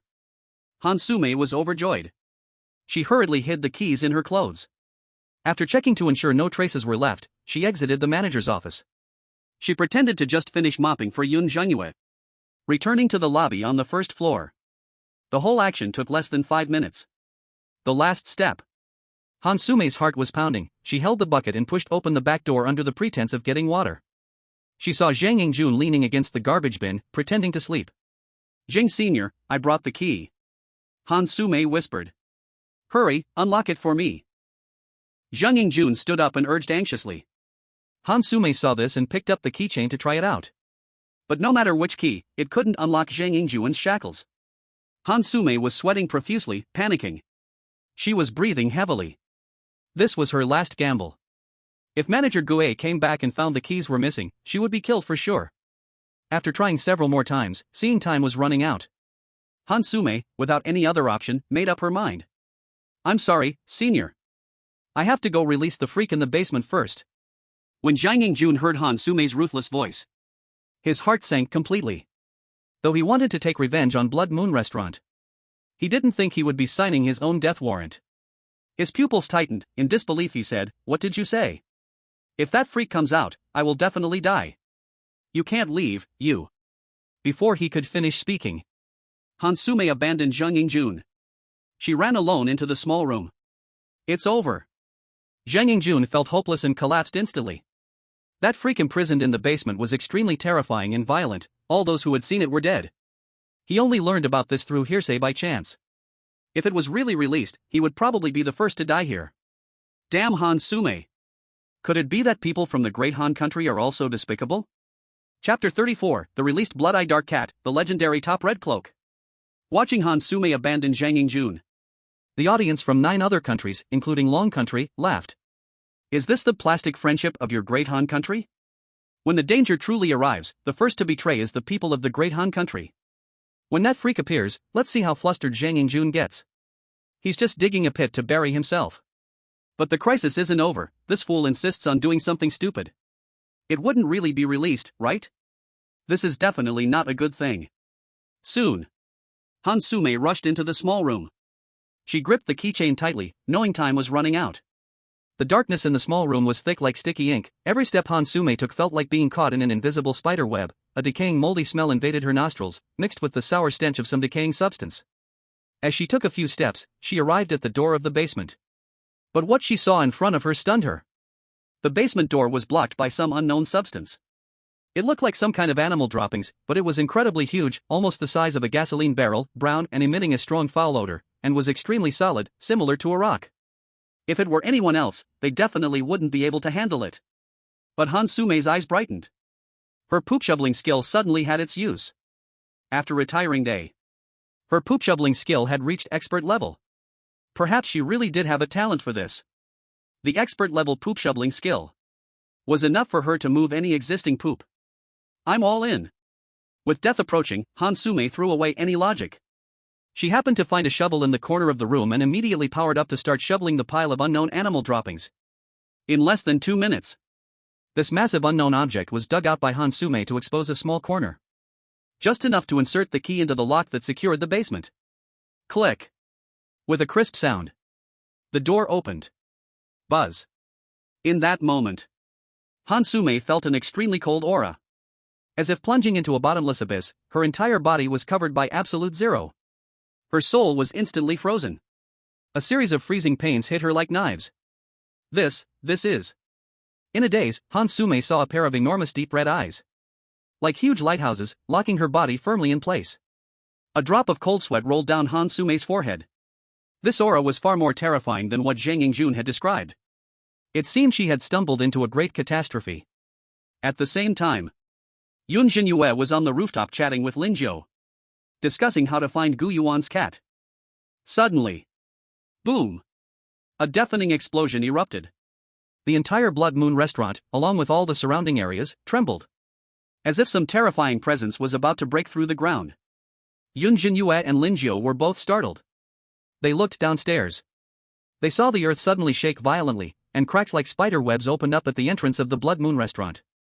A visible, rich aura of darkness gathered from the red mist and drilled into the sky, slowly forming a terrifying downpour. The entire horizon seemed to press down, and the fierce wind swept with savage rain. Deep black raindrops fell like blades. Just moments ago it was foggy, and now it was like the end of the world. What's happening? Yun Zhenyue looked confused, gazing at the center of the tremor. Amidst a cloud of dust, a horrifying, strange figure slowly emerged. Like a monster from a cartoon, each step it took left a deep pit in the ground. It was a large, eerie creature resembling a cat. It stood as tall as 2 stories. Its head was covered in bone spikes, and slime dripped from its fangs. Its eyes seemed to be gouged out, leaving only hollow sockets, and its dark red fur was covered with densely packed eyes, over 100 pairs, but those eyes were all tightly shut. A figure seemed to be hidden within its fur. Yun Zhenyue and Lin Jiu hurriedly ran downstairs. They saw that all the strange beings in the Blood Moon restaurant had turned pale. What is this thing? How could such a strange creature be hidden in the Blood Moon restaurant? Could this strange creature be the Blood-Eye Nether cat? A red cloth level strange cat? I heard that once it sees you with its hollow eyes, all strange beings will die instantly. Huh? Has the manager gone mad, adopting such a terrifying being? These strange beings hurriedly rushed towards the door. But at that moment, the terrifying strange cat seemed to notice them. Immediately, its hollow gaze swept in their direction. Buzz. Like an invisible light sweeping across. Any strange being that fell under its gaze collapsed bizarrely. In rows and rows. Like wheat being harvested by a sickle, in an instant they took their last breath. Dead beyond resurrection. Just one look, and these strange beings were killed by the strange cat. Among them were not a few powerful eerie ones. Even the controllers from other realms fell under this gaze. The women present instantly lost their composure at this sight. They had only wanted to work for 3 days. But unexpectedly, they encountered such a disaster. One by one, their pupils dilated, and despair filled their expressions. Am I going to die? Will this cat eat me? What a joke! How could a creature of this level appear in the Blood Moon restaurant? Where can we run? The key issue was that they couldn't run. That strange cat seemed particularly interested in the Blood Moon restaurant. It banged its head against the restaurant, letting out a thunderous sound. Even as an S-rated instance, the Blood Moon restaurant couldn't withstand such a violent impact. It seemed like it wouldn't hold out for long. On the other side, Han Sume was extremely excited. She gripped the strange cat's fur tightly, her whole body hiding within it. Just a moment ago, she thought she would die, but it seemed this strange cat regarded her as its master. It let her ride on its back. This huge opportunity just fell into her lap? Han Sume could hardly believe it even now. From the strange cat's performance, it clearly had the strength of a top red-clothed entity. If it really recognized her as its master, wouldn't she be unstoppable? What Park Dagon? What trash Gu Yuan? When the time comes, if any strange being dares to bully her or trick her, she could have the strange cat eat it. Kill. Kill everyone. Eliminate all those disgusting strange beings. And that Dragon Nation woman too. Han Sume shouted excitedly, releasing her pent-up emotions. At this moment, just back from his errands, the strange manager of Blood Moon Restaurant, Oldly, showed a bitter smile at this scene. He still hadn't realized that the key had been stolen. I thought the strange cat had broken the seal and come out. Manager Gu, you have caused me great trouble. The strange manager sighed. The reason he didn't tell Yun Zhenyue about the cat in the restaurant was that he was worried something like this would happen. With Yun Zhenyue's power, it was impossible to bind this strange cat. Seeing the strange cat go berserk, it recognized no kin. The strange manager gritted his teeth, and when he saw Yun Zhenyue not far away, he had only one thought in his mind. He must make sure she escaped safely. This was also to repay the former manager Gu Yuan. Manager, you need to leave here quickly. Oldly can still hold on. This blood-eyed hellcat can't harm Oldly for now. Manager Li shouted. 2 lines of blood tears flowed from his eyes, immediately mixing with the crimson suit he was wearing. Bam! Bam bam! A trace of terrifying killing intent surged from Manager Li's body. He remembered the scene of his death as a human. Back then, as long as he died, the debts he owed the lone shark would be wiped away, and his wife and children would not be implicated. When he died, he was wearing this very suit, leaping from a tall building, and this suit had contained his resentment and hatred. though it was only mid-level red attire. But Manager Lee was confident that he could hold off the blood-eyed hellcat for a few minutes. Chapter 35, Gu Yuan's phone, Taming the Strange Cat? Simple. When they saw Han Sume riding on the blood-eyed hellcat, the viewers from the Great Han country were engulfed in a frenzy of joy. They thought Han Sume had already tamed this huge strange cat. Miss Sume, well done, Jiang Yuan's death is not in vain. With this strange cat, the Great Han country is bound to rise. Haha, let this cat kill all women, our Great Han country will dominate forever. There's an old saying in the Great Han country, fortune favors the bold. Miss Sume has won the gamble. When we return to the afterlife community, just let Park Dagon give up his copy, or we will kill him directly. Let's see who still dares to mock our Great Han country. In contrast, the viewers from the other 9 countries panicked. Han Sume seemed determined to go all the way. If this strange cat truly destroyed the Blood Moon restaurant, when the female players from their countries appeared in front of it, wouldn't they all die in an instant like those eerie beings? And the Great Han country possesses such a terrifying strange cat.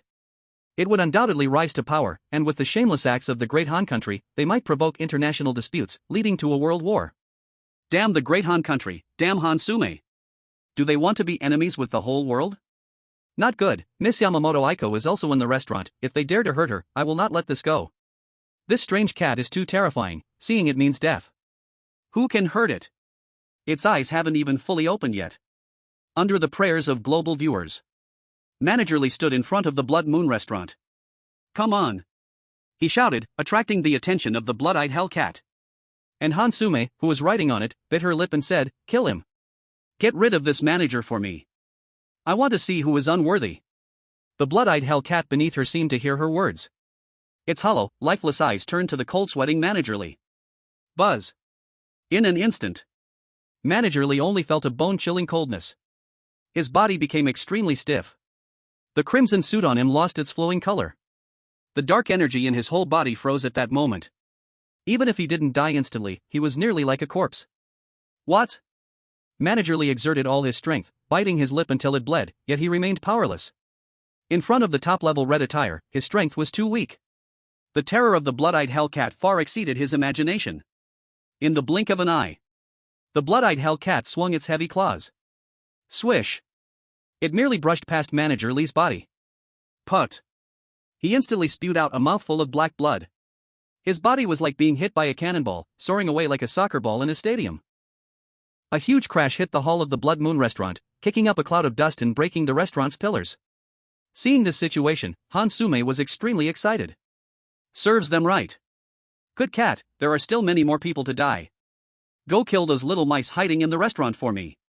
Inside the Blood Moon restaurant, watching Manager Lee collapse on the ground unconscious, the women present were in chaos, panic-stricken. The Eerie head waiter, Eerie chef, and others all had pale faces, protecting Yun Zhenyue and Linjiu behind them. But they had no way to deal with the blood-eyed hellcat. Miss Yun, I'm sorry for getting you involved. The back door is blocked, we can't get out now. The Eerie head waiter said bitterly. It's not your fault, Yun Zhenyue shook her head. I'll ask my husband if he has any way. You can contact the former manager? The Eerie head waiter exclaimed in surprise. Well. Yun Zhenyue took out her phone and immediately dialed the number. She wasn't panicking, just a bit curious. Could that eerie cat nearby really be the cat Gu Yuan was talking about? The women heard her words. They all regarded it as their last hope. After a while, the call connected. They all held their breath, focusing intensely. Husband, there is a very big cat outside that wants to rush into the Blood Moon restaurant. Yun Zhenyue immediately informed Gu Yuan about the situation. It could be heard. On the other side of the call, Gu Yuan seemed to be playing a game. Occasionally, loud game voice announcements could be heard. Upon hearing Yun Zhenyue's situation was dire, Gu Yuan chuckled lightly. That is the cat I had you bring back. It seems someone has helped her break the seal. To tame her is very simple, I'll teach you. From Gu Yuan's words, Yun Zhenyue gradually learned about the situation of this eerie cat. The blood-eyed hell cat, named Lily. She had been abused to death by someone. Not only that, the abuser had captured her litter of kittens, then gouged out her eyes and tied her to a tree with tape. Lily couldn't break free and could only hear her kittens let out heartbreaking cries. The abuser had tortured and killed all her kittens with nails, hammers, lighters, and gasoline, and finally poured gasoline on her head and set her on fire. After becoming eerie, Lily was adopted by Gu Yuan. She hated it the most when someone hurt children. She often took many younger Eerie beings to the orphanage. Most of the children in Gu Yuan's orphanage were brought back by her. Lily could absorb malice, making the children in the orphanage kinder, but she also frequently fell into a rage, losing her sanity. For this reason, with Lily's consent, Gu Yuan left her at the Blood Moon restaurant. After so many years, the malice within Lily should have dissipated by now. So he wanted Yun Zhenyue to take her back. Additionally, although Lily's strength was only that of a top-level red clothing, once she completely lost control, all the eyes on her body would open. Those were the eyes of her kittens. Also, they were the eyes of all the cats that had been tortured to death. As long as one eye sees, instant death would come beneath the red clothing. Even the notorious Eerie beings would have to avoid the sharp edge. Hearing this, Yun Zhenyue began to feel sympathy for Lily, but she still didn't understand. Why would Lily listen to Han Sume? Gu Yuan laughed when he heard this. Maybe Lily sees her as a child? So she takes her to seek revenge. Lily is actually a bit old and blurred in vision, she can't see clearly. Do you see that Han Sume seems clean? Hearing this, Yun Zhenyue really took a look. She saw that Han Sume was dirty and messy all over. Not knowing what had gotten her so filthy, her face was completely unrecognizable. Given Lily's large body, she might really mistake her for a small child. Yun Zhenyue felt relieved now. She was afraid Lily had already recognized Han Sume as her master, and that would be a problem. I understand now, thank you, husband. Yun Zhenyue said softly. It's okay, you go ahead and get busy, I'm going to play games. Gu Yuan did not take it to heart. Lily's eyes were not fully open. This only proved she did not use any power at all. Outside Blood Moon restaurant, Han Sume was still loudly mocking and shouting. It seemed she wanted to vent all the resentment she had accumulated over the days. She ordered the strange cat underneath her to slow down and breach the Blood Moon restaurant, in order to trap Yun Zhenyue and the others in despair. Enjoying this hard-earned victory. Mice, aren't you brave enough to come out? Humph, a bunch of spineless cowards, garbage. If you don't come out, I'm going to let my little kitty go in. As her voice fell, suddenly, a hint of shock appeared in her eyes. She saw Yun Zhenyue actually coming out with the girls.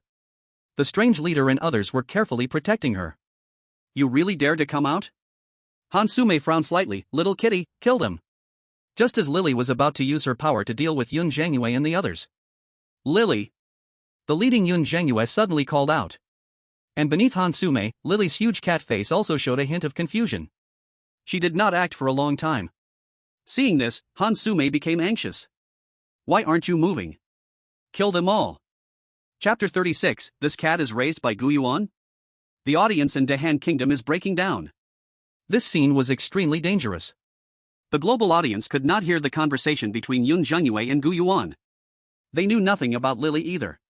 They could only see Yun Zhenyue coming out of the Blood Moon restaurant with the girls, calling for the strange cat. It looked like she was seeking death. Not only that. In such a dire moment, Yun Zhenyue even changed her clothes. She changed into the outfit from yesterday that hadn't been washed. What does this mean? Getting a bit more presentable before dying? The audience from Dragon Country was almost going crazy. What's going on? Not running away but looking for death? No, Gu Yuan, help. Your wife is about to fall, and you're still playing games. Damn Han Sume, Dragon Country cannot coexist with you. She can't run away, if seen, she will die. Believe in Gu Yuan, maybe he can resolve it. Resolve what?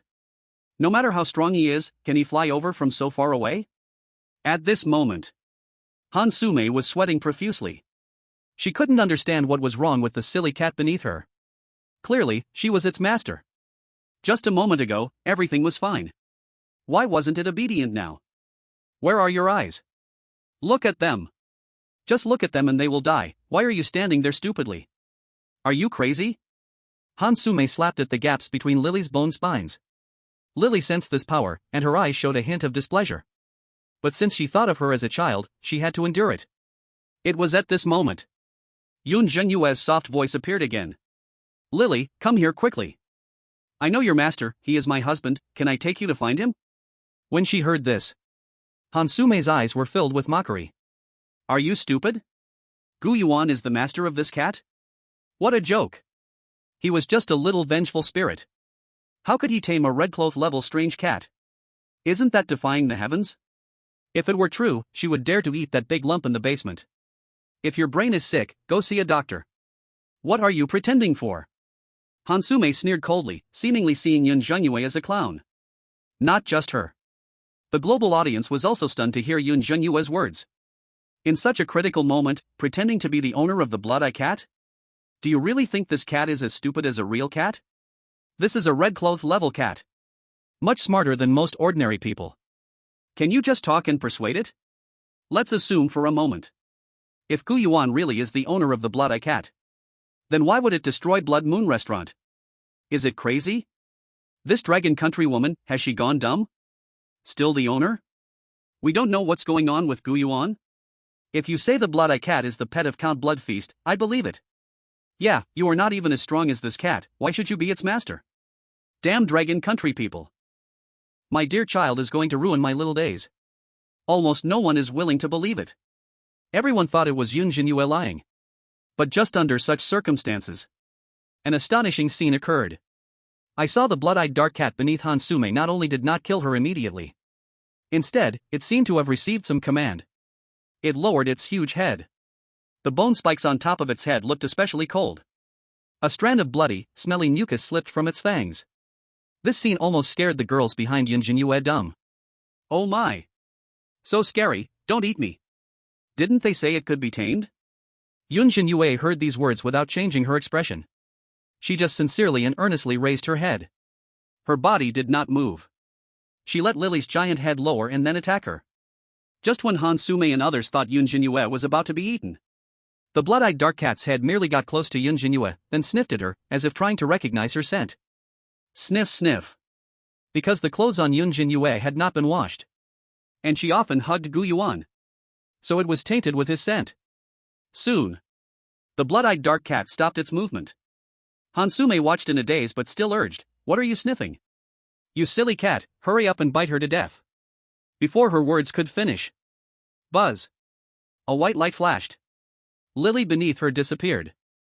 Bang! Hansume was shocked and lost her balance, instantly falling in a mess. What happened? Her head was filled with question marks as she looked up. Only to see a scene that would collapse her. That silly cat had shrunk countless times. From a huge and fierce dark cat, it instantly turned into a cute little kitten, not even half a meter tall. The bone spikes retracted, becoming clever fur, and the fangs turned into long whiskers. The eyes on its body also disappeared.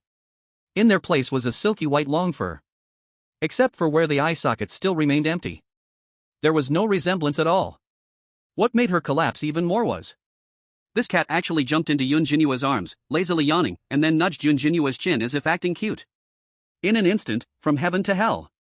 Hansume's heart was collapsing, her expression was despair. My dark cat, return it to me. You little thief.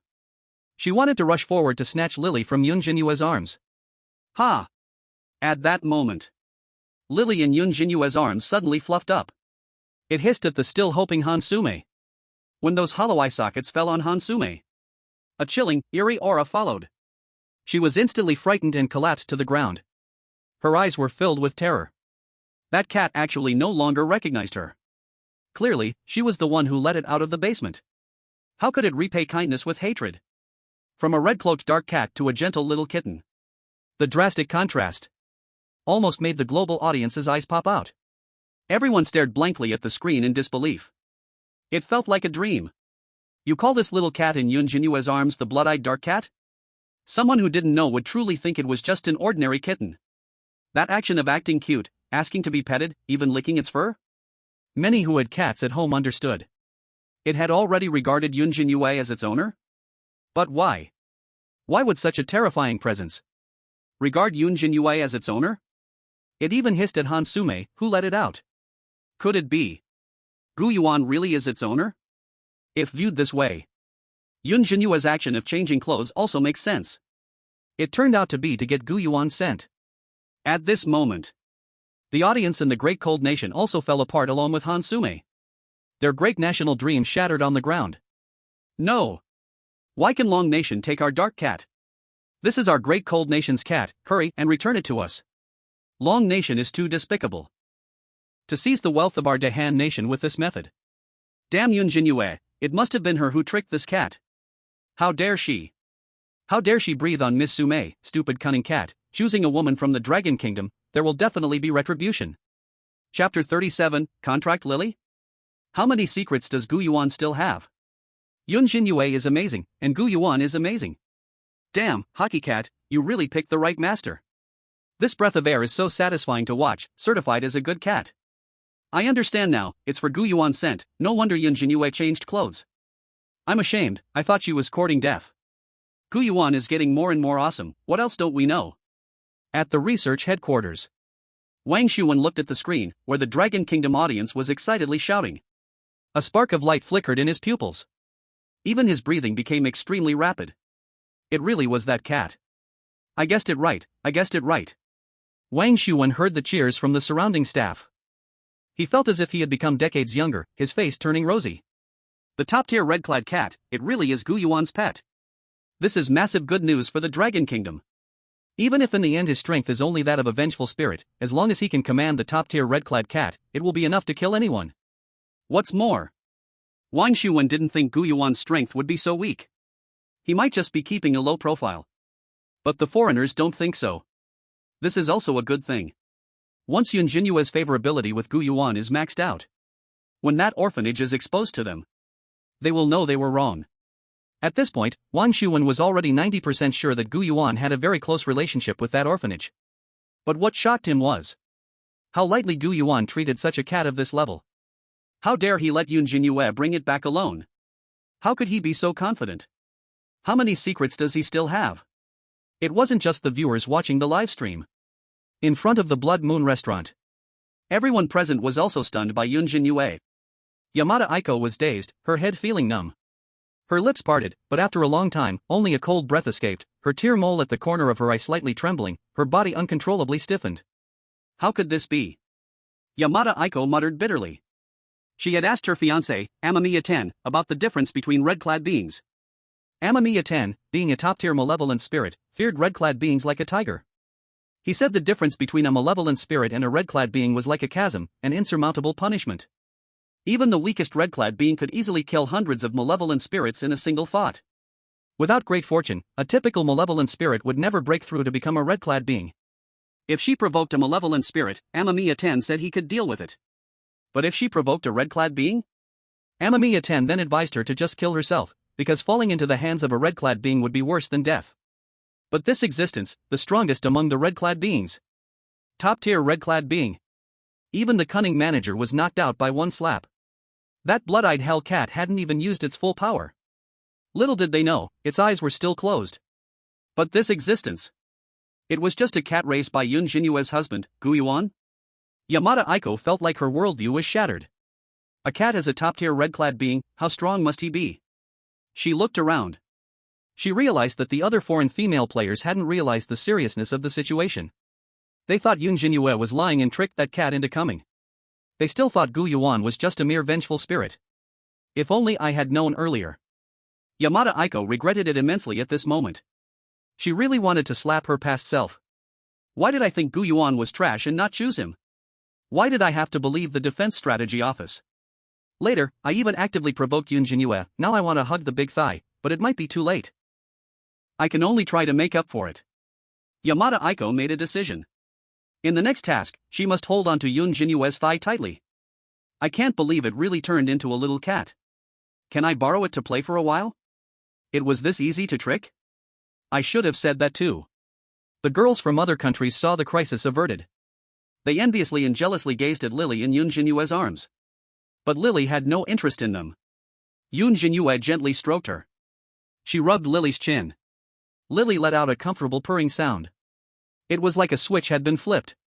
She was very close to her, not treating her as an outsider. The strange class leader and the others looked at Yun Zhenyue in awe. To dare to touch a top-grade red-clothed strange cat like this. One can only say, as expected of the store manager. If this cat were to land in their arms, they would probably all be scared to death. Bang! At that moment, from a nearby ruin, a filthy man walked out. This person was Jiang University, who had narrowly escaped death.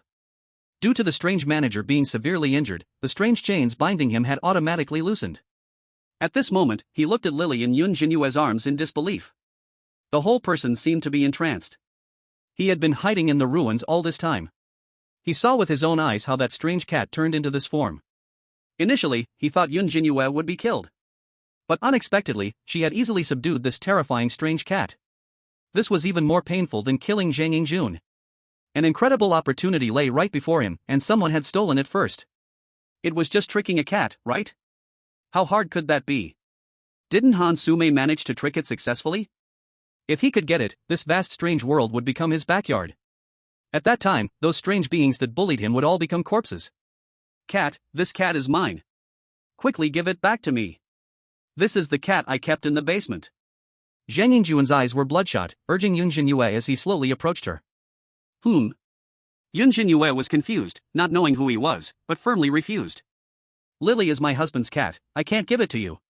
Jiang Yuan's face turned dark when he heard this, and his inner greed could no longer be disguised.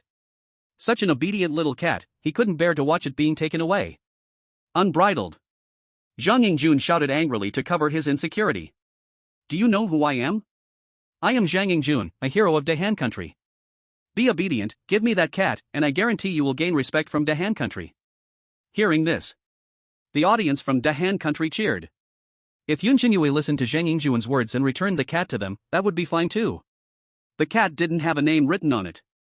Of course, whoever claimed it would be the owner. If Yun Zhenyue could easily trick it, Jiang Yungjun, being much more mature and experienced, might really succeed. If he really manages to retrieve the cat, Jiang Yungjun will be the greatest hero of Dahan country. Shameless thief, quickly return that cat to our Dahan country. Yes, the name Lily sounds like a cat from Dahan country, while Dragon country's cats are all called Mimi. We have already applied for heritage, and from now on, all cats named Lily will belong to our Dahan country. Go for it, Jiang Yungjun, you are a hero.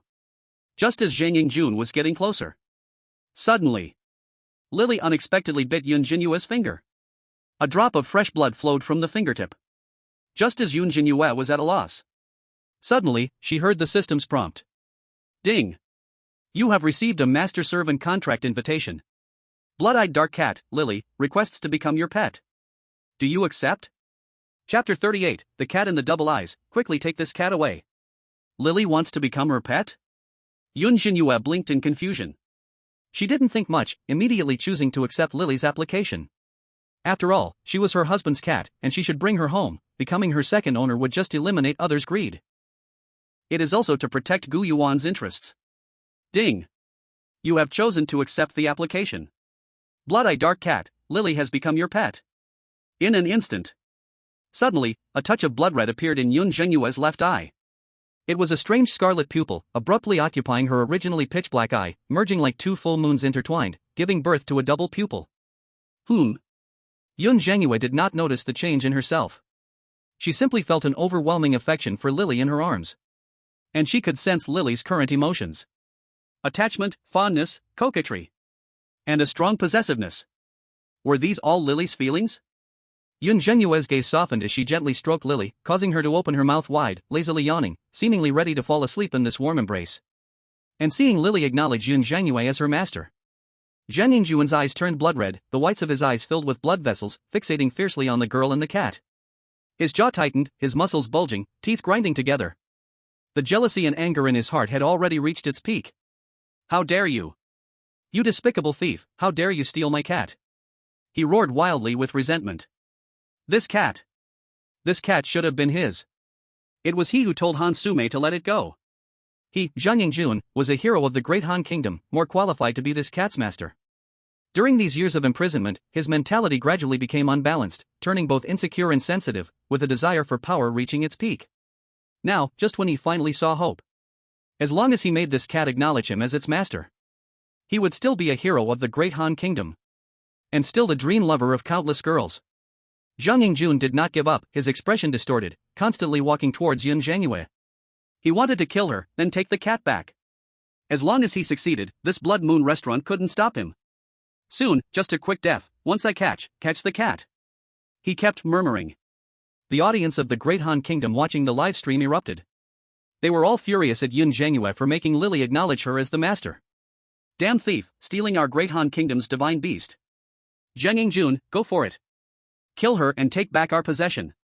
Right. This cat was let out by Han Sume, it should belong to our Great Han Kingdom. This cheap cat, once it acknowledges the Great Han Kingdom as its master, it will be properly dealt with. People from Long Nation just love to steal, even our kimchi. At that moment, the girls behind Yun Zhenyue took a few steps back. They did not feel grateful to Yun Zhenyue for saving them. Instead, they grew faintly envious. Simply put, they were jealous. If they had known this cat was so easy to deceive, they would have vied to be the first. Yamamoto Aiko hesitated to speak. She saw the strange foreman and strange chef, along with other oddities, surrounding them. Knowing that Jiang Yingjun had lost his mind. With the protection of a group of oddities around Yun Zhenyue, he simply couldn't succeed. Miss Yun, don't mind him. This beast, the manager treated him so well at first, yet he still wanted to steal money. Dare to insult Miss Yun, I'll kill you. The group of oddities was angrily ready to confront Jiang Yingjun. And just then, as if sensing Yun Zhenyue's displeasure, Lily in her arms also unhappily stared at Jiang Yingjun with her hollow eyes. Boom! Boom boom! Just as Jiang Yingjun approached within a meter of Yun Zhenyue, his eyes bloodshot. Buzz! Lily suddenly flashed a red light in her eyes. When Jiang Yingjun's gaze caught sight of this red light, he was suddenly startled and horrified. In that moment, he felt a fear of death. The earlier scene of Lily slaughtering surged in his mind. It was as if he had fallen into an abyss, even his breathing stopped and his heart ceased to beat. A wave of indescribable terror froze his footsteps. It was at that moment that he suddenly awakened, recovering from his state of madness. Wait, I don't want the cat anymore. Don't kill me. He quickly begged for mercy, regret flooding his heart as he realized the stupid thing he had done. But before he could finish his sentence, he saw Jiang Yingjun's body stiffen. Then, it seemed like an invisible giant hand suddenly squeezed him, and with a loud explosion, his body burst like a balloon under a hydraulic press. Boom! Not even a single limb was left. His body turned into a spray of blood mist, splattering violently. As Lily watched, none of the blood mist touched Yun Zhenyue in the slightest. Ah! After killing Jiang Yingjun, Lily finally stretched and yawned in satisfaction. She rested her head back into Yun Zhenyue's arms. You have to understand. To her, Yun Zhenyue was just a little kid, and the one she liked the most. What kind of mother would just watch her child be bullied? Lily used the cruelest methods to get revenge for Yun Zhenyue. On the other side, seeing Lily's forceful, ruthless demeanor, the women present suddenly came to their senses. They had almost been fooled by the cat's cute appearance. This was a little killing god. The earlier scene where she killed with an eerie precision, like cutting through wheat, surged up in their minds again. They all turned pale, their hearts chilled. Forget about fighting over Lily's affection. Now, they didn't even dare to let out a fart. They could only hope that Yun Zhenyue would hurry up and take the cat away. At this moment, Yun Zhenyue wasn't scared by Lily. She just felt her arm a little sore. Lily, to be honest, was a bit heavy. Even after shrinking, she probably still weighed about 10 pounds. Lily. Yun Zhenyue struggled to speak. Her arm was aching. She wanted to put Lily down. But Lily had just helped her. It was hard to say it out loud. It seemed that Lily sensed Yun Zhenyue's mood. She didn't make it difficult for her, but instead lifted her head. When their gazes met, buzz! Lily's figure disappeared. Inside Yun Zhenyue's eyes, a tiny cat's figure appeared. She felt Lily's voice in her heart. Lily was a little tired and needed to rest for a while. She would temporarily reside in her eyes. After doing this, everything returned to calm. Yun Zhenyue breathed a sigh of relief. Suddenly, she saw Manager Lee, covered in blood, stumbling toward her from the nearby ruins. It seemed like he had just woken up from a coma, and his face was full of guilt and self-blame. Store owner. I deeply apologize, I'm useless. I couldn't even take a single blow from the blood-eye underworld cat. He didn't try to shift the blame but instead asked Yun Zhenyue for punishment. Yun Zhenyue shook her head, not taking it to heart. Seeing this, Manager Lee finally relaxed his throat. At this point, he suddenly asked nervously, by the way, where is that cat? I just woke up, and I don't see that terrifying blood-eye underworld cat anywhere. Could it have gone to another place? That was Manager Gu's cat. That damn weird cat destroyed my Blood Moon restaurant. If I catch her, I'm going to teach her a lesson. Yun Zhenyue hesitated for a moment after hearing this. Then she pointed to her own eyes. When Manager Lee saw the tiny figure of Lily in Yun Zhenyue's pupils, his body froze. He was mentally and physically collapsed. He actually said he would teach that cat a lesson under the gaze of the blood-eye underworld cat? This. Chapter 39, Millions of Weird Coin Subsidy, is she going to buy the entire instance? When the scene unfolded, audiences from Dragon Country burst out laughing. Lily, who are you saying you're going to teach a lesson to? Weird manager goes solo with a 6, get on, it's decided, it's you. Weird manager, me? Challenge Lily one-on-one?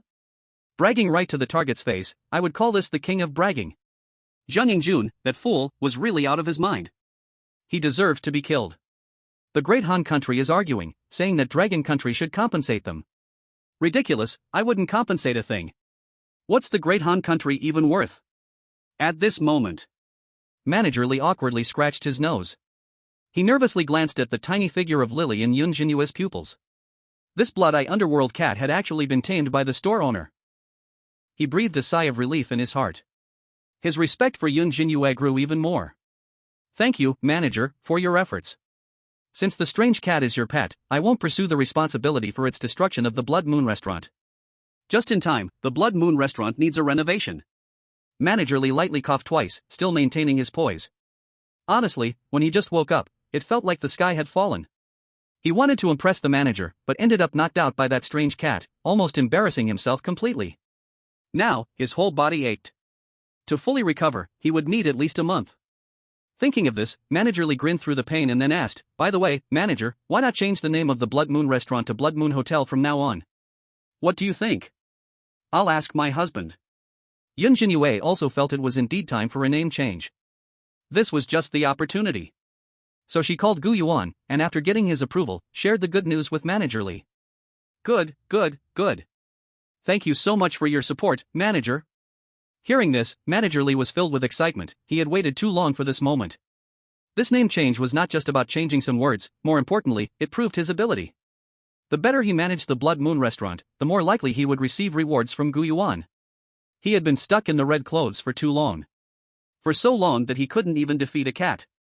This cat had only followed Gu Yuan for a short time and had grown from a remnant soul to a top-level red outfit. He had seen it all, how could he not feel envious? If possible, Manager Li even wanted to become that cat himself. On the other side, Han Sume was about to be beaten into a pig's head by the crowd of women. She curled up on the ground, suffering their beating. All that could be heard was the sound of slaps, like firecrackers going off. Her whole body was in intense pain. Her side face had not healed yet. After getting slapped by the strange chef, it was now even more swollen. Even her nose had been kicked crooked by someone. Stop hitting me, I know I was wrong. My nose, I have a prosthesis, don't kick my nose. Whoa, I really know I was wrong, please let me go. The crowd of women was filled with resentment and frustration. Not to mention hearing Han Sume's pleas for mercy to let her go. If it weren't for the strange matchmaking that prohibited players from killing each other, they would have wanted to kill her. The audience from the Big Cold Kingdom was watching in frustration. The blood-eyed dark cat was not captured. Jiang Yunjun was killed. And now even Han Sume was being beaten up. Her bottom was swollen from the beatings. What was this?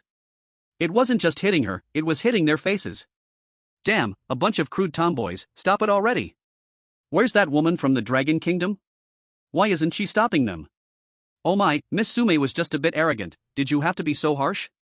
Who kicked? I want to know who kicked and broke Miss Sume's nose.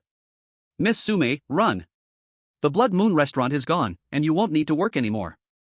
Haven't the tasks been settled yet? Before long. Seeing Han Sume being beaten unconscious, Manager Li's expression improved a lot. Earlier, when Han Sume was on the strange cat wanting to kill him, he had already begun to hate her. For a clown like this, he could easily get rid of her. But since Mr. Gu had not killed her, perhaps keeping her could still be useful. There might be some unknown plan as well. At this time, Manager Li waved his hand, calling the strange accountant over.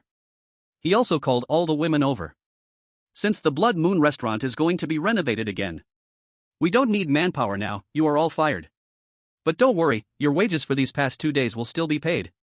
Hearing this, all the women were very excited. Many of them had received their wages for the first time. Having been used to being on top in the real world, it was their first time experiencing the hardships of a job. The strange accountant took an abacus and began calculating the wages of all the women. You several waitresses.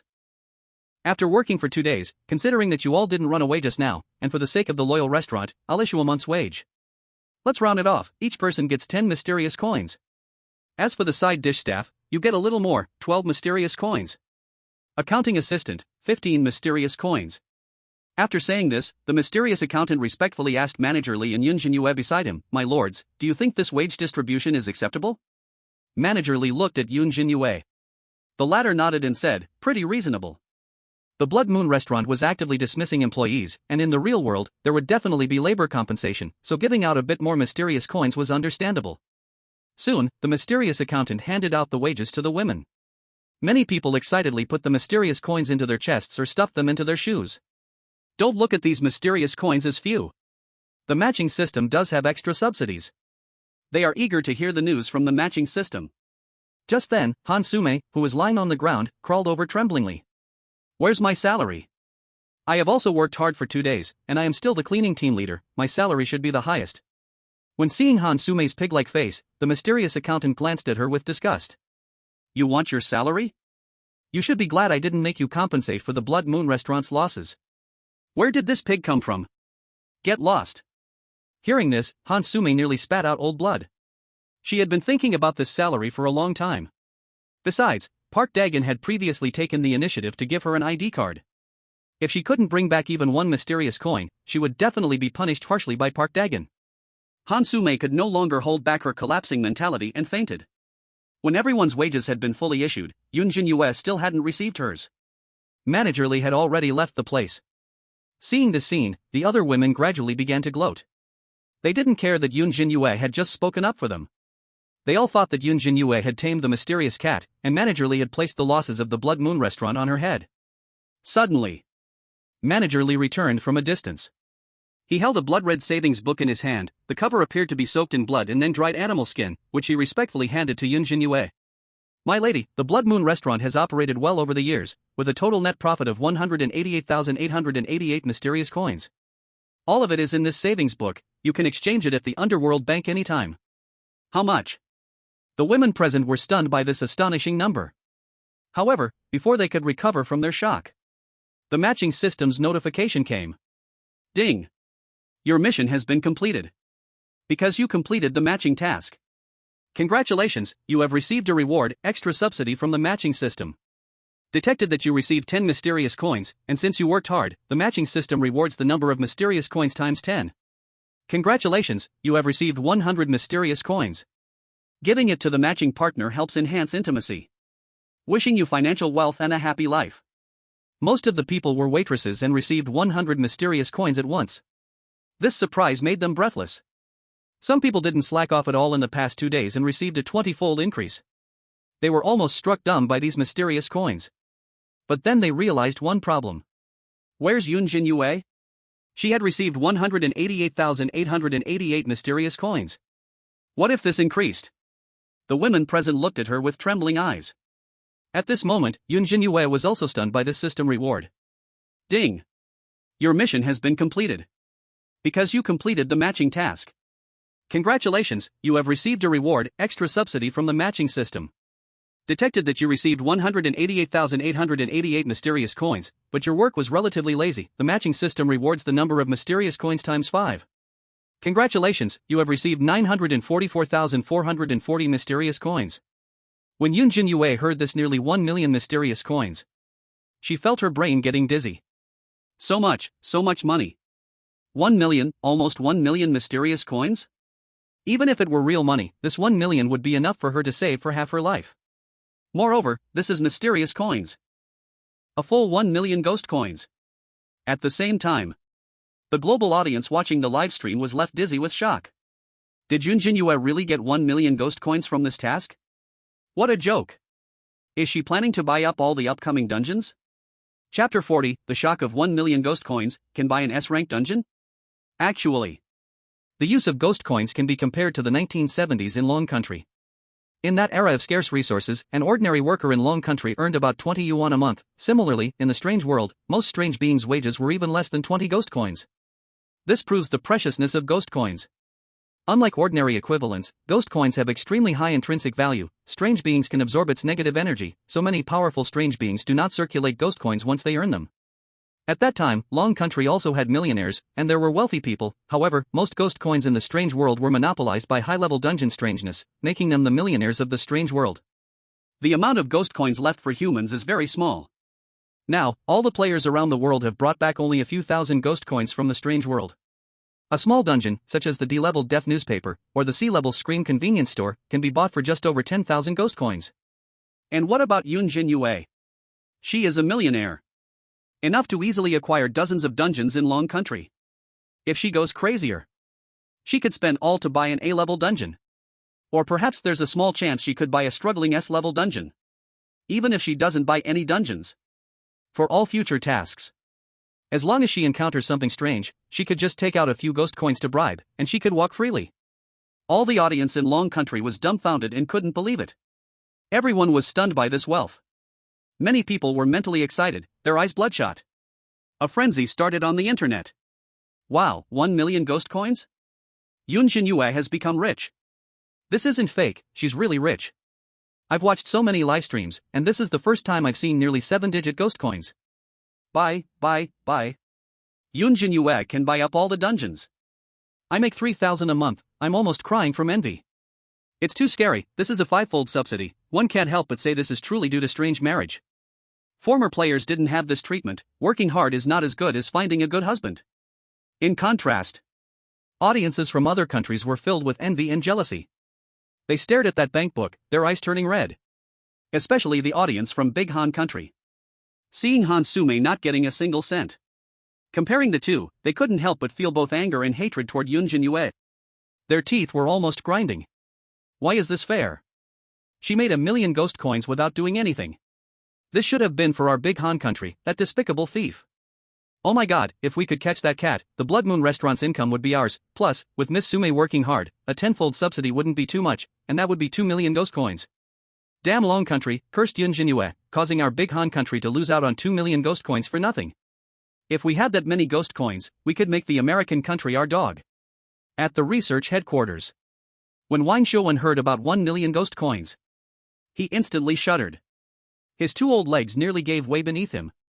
Damn it, he exclaimed. What Yun Zhenyue was doing was not a task, she was restocking. Not only did she take a top-level red-clothed ghost cat for free, but she also got nearly 1 million ghost coins. The immense shock made Wang Shouwen's head spin. He felt like he must have been dreaming. Bring me medicine quickly. Wang Shouwen immediately instructed his subordinates to get him antihypertensive medication. After taking a pill, his heartbeat slowly began to calm down. But his legs still couldn't stop trembling. The surprise brought by Yun Zhenyue was just too great. As for the strange world, no matter which country, they are all currently on the same level. Like a group of beggars who are always hungry and poorly dressed. Everyone is just a bunch of poor buddies. Even though they have no money, at least they won't compare with each other. Now suddenly, someone said, give this beggar from Dragon Country 1 million, spend it as you like. Wow, isn't that just taking off directly? Who is a buddy with you when they are poor? This young master is being polite with you, but does anyone really take it seriously? Even a high-ranking leader like Wang Shouwen's heart is pounding. You must know. Before, a foreign organization sent spies to bribe him, presenting billions of dollars piled up like a small mountain on a table, he didn't even blink. Now his left eyelid is about to twitch like it's cramping. Just when Wang Shouwen was taking a deep breath to adjust his state, a subordinate came over and reported. Minister, the President of the United States sent an ambassador to say he wants to make Dragon Country the closest strategic partner. He also said he wants to strengthen economic cooperation between Dragon Country and the United States, abolish tariffs, and prepare to send a large number of fleeing criminals from Dragon Country over. He also said that if we want to teach Little Japan and Big Han a lesson, just say the word, they will always be Dragon Country's best friends. Hearing all this, Wang Shouwen's right eyelid started to twitch violently. The United States and Dragon Country have never gotten along, they could be this kind-hearted? What friends? To put it bluntly, they are eyeing the 1 million Eerie coins. Moreover, why are they telling him this? He doesn't handle this kind of thing. Sure enough. The next words from his subordinate made Wang Shouwen snicker coldly. In the end, the United States hopes that Dragon Country can lend them 500,000 Eerie coins, they will pay it back within 10 years. 500,000? To hell with the United States. Wang Shouwen slammed the table heavily, making a loud noise, with an expression of uncontrollable anger. Does the United States take Dragon Country for a sucker? His superiors trust him and have assigned him the task of the Eerie world, he cannot lose big for small. Moreover, this 1 million Eerie coins does not belong to Dragon Country, but to Yun Zhenyue personally, she still has to submit the earnings of Blood Moon Restaurant to Gu Yuan. Tell them not a cent. If Yun Zhenyue is willing to lend them, that is her business, our Dragon Country Research Department has no right to interfere with her personal choices. Wang Shouwen said with a dark face. At this moment, Yun Zhenyue finally came back to her senses after a long time. The 18,000 Eerie coins in her bank book had not moved. The extra Eerie coins were stored in the marriage system, available for withdrawal at any time. She glanced around. All the women were in a daze. One by one, looking as if they had been struck by dizziness. They all did not know why the Eerie manager offered the earnings of Blood Moon restaurant to Yun Zhenyue. They thought it was because she had tamed the Eerie cat that the Eerie manager brought it out as thanks. Astonishment, shock, envy, distraction, longing. Multiple emotions appeared in different people's eyes. In the end, they all converged into one thought. That is, why isn't the one who got the million Eerie coins me? Isn't this the same as winning the lottery grand prize? Watching fellow workers win big prizes. How can one feel calm? Compared to this million Eerie coins, the 1 or 200 Eerie coins they received feel worthless. The women felt their freshly received salary was no longer appealing. Yamamoto Aiko's expression was particularly forced, her cheeks pale, and the regret in her heart surged again and again. Soon, Yun Zhenyue and Linjiu, along with Manager Lee and others, bid farewell to the Eerie ones. With a flash of white light, all the women returned to the Rebirth community. Chapter 41, The Cowardly Park Dagon, You Want Me to Kill Gu Yuan? Rebirth Community. Hansume woke up in a daze. Her mind was still immersed in the scene of being beaten up. Don't hit my nose. I'm not a pig head, don't eat me.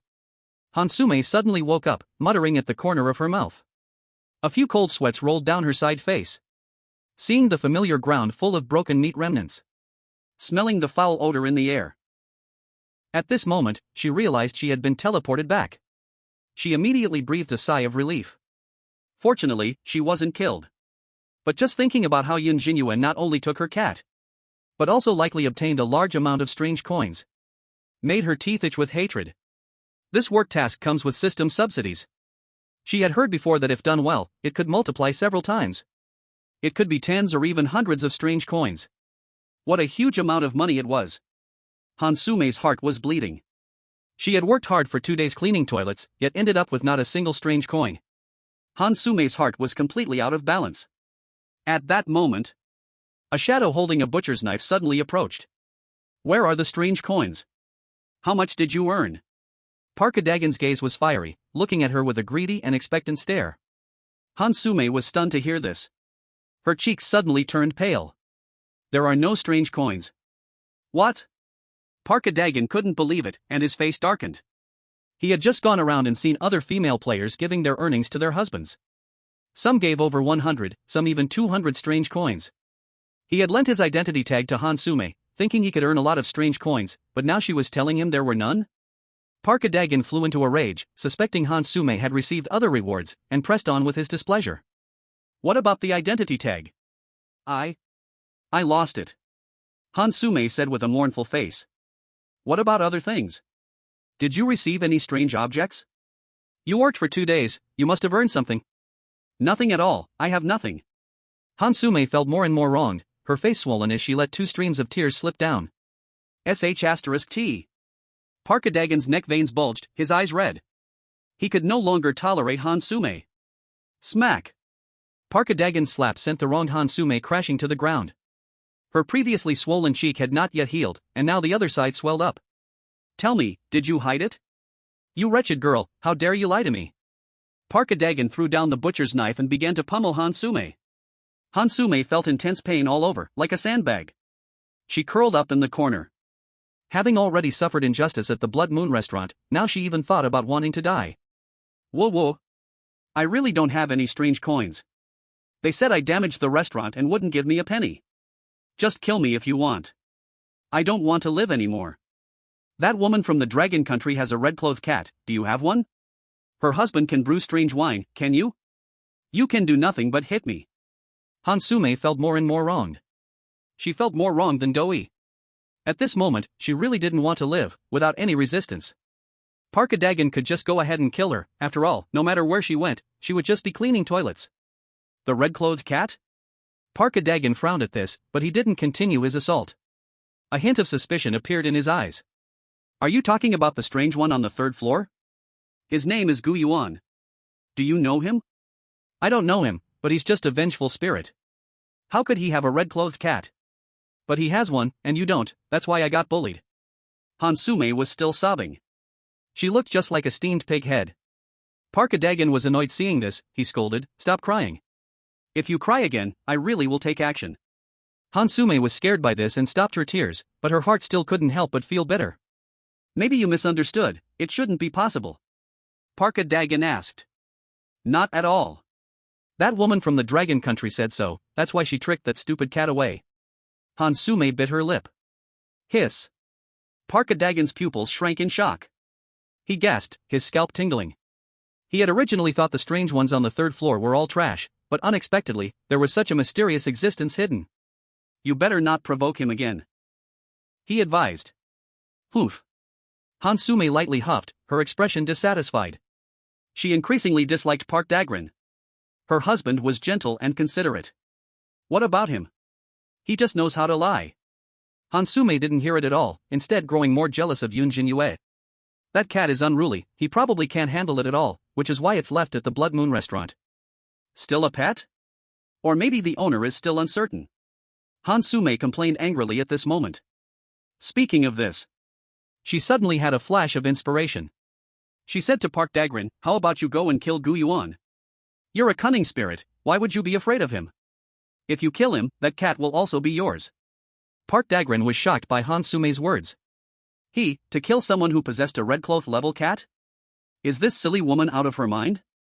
For Park Dagon, who was always careful, to put it simply, just timid, Hansume's words seemed to push him toward death. Seeing Park Dagon's unwilling expression, Hansume knew he was a coward, so she said, "If you don't dare to touch him, then surely killing that woman from Longwei is no problem, right?" This time, her mission likely earned, should be tens of thousands of spirit coins. Hansume didn't know how many spirit coins Yun Zhenyue earned to lure Park Dagon. She thought carefully, guessing that everyone basically earned over 100 spirit coins, that Yun Zhenyue knew the supervisor and made a few hundred spirit coins, and with subsidies multiplying several times, thousands should be no problem. To say the least, rounding up, it's around 10,000. 10,000 spirit coins? Park Dagon swallowed his saliva in shock. His desire was stirred by this 5-digit spirit coin amount. He had never seen so many spirit coins in his life. If he really had 10,000 spirit coins, after absorbing the yin energy, he could almost go from advanced cunning spirit to red cloth level. By then, he wouldn't have to fear that red cloth level cat. And the cost? Just killing a human. Anyway, these little mice can't stay in the afterlife small community forever.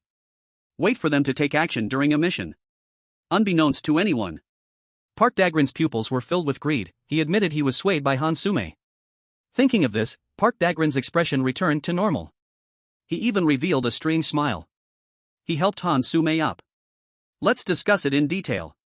Don't worry, if killing her really earns 10,000 spirit coins, the benefits will definitely be yours." "Really?" Hansume exclaimed in surprise. She was also excited. As long as her cunning spirit husband personally takes action, Yun Zhenyue would definitely be chopped into bits. Seeing the two already discussing how to kill Yun Zhenyue, the Longwei audience was incredulous. In the past, eerie marriages had all players struggling to survive, infighting was limited to arguments. There had never been a case of attacking another player. Hansume was so vicious? This woman from Dahan country has a heart of a snake and scorpion, planning to harm Yun Zhenyue? Wow, how low can one be? Can't stand others doing well? So messed up, too scared to act against Gu Yuan but targeting a woman. Park Dagon isn't a good guy either. Didn't Hansume say that cat is top-level red-clothed? Isn't this finding death? Joke, can Gu Yuan just watch Yun Zhenyue get killed? At the same time, as a flash of white light passed, Yun Zhenyue returned home once again. Before she could steady herself, the little kitty Lily was already impatient. With a swoosh, it dove out from her eyes. Upon discovering Gu Yuan was watching TV on the sofa, she meowed softly. In just a few steps, she burrowed into Gu Yuan's arms, purring and making soft sounds. She stretched her head, rubbing her little head against Gu Yuan's chin. "Wife, you're back." Gu Yuan placed Lily on his lap, smiling at Yun Zhenyue. He had actually been paying attention to the situation at Blood Moon restaurant, thinking that if Lily lost control, he would personally step in. Fortunately, Yun Zhenyue was clever, knowing that her clothes had his scent on them. This finally tamed Lily.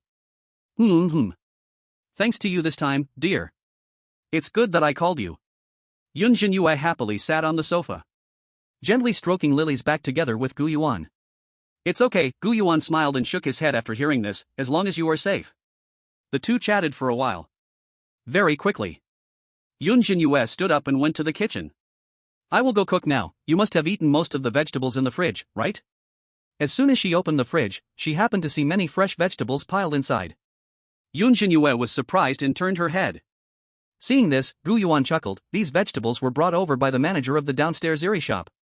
I've already paid, so just cook whatever you want. Oh, I see.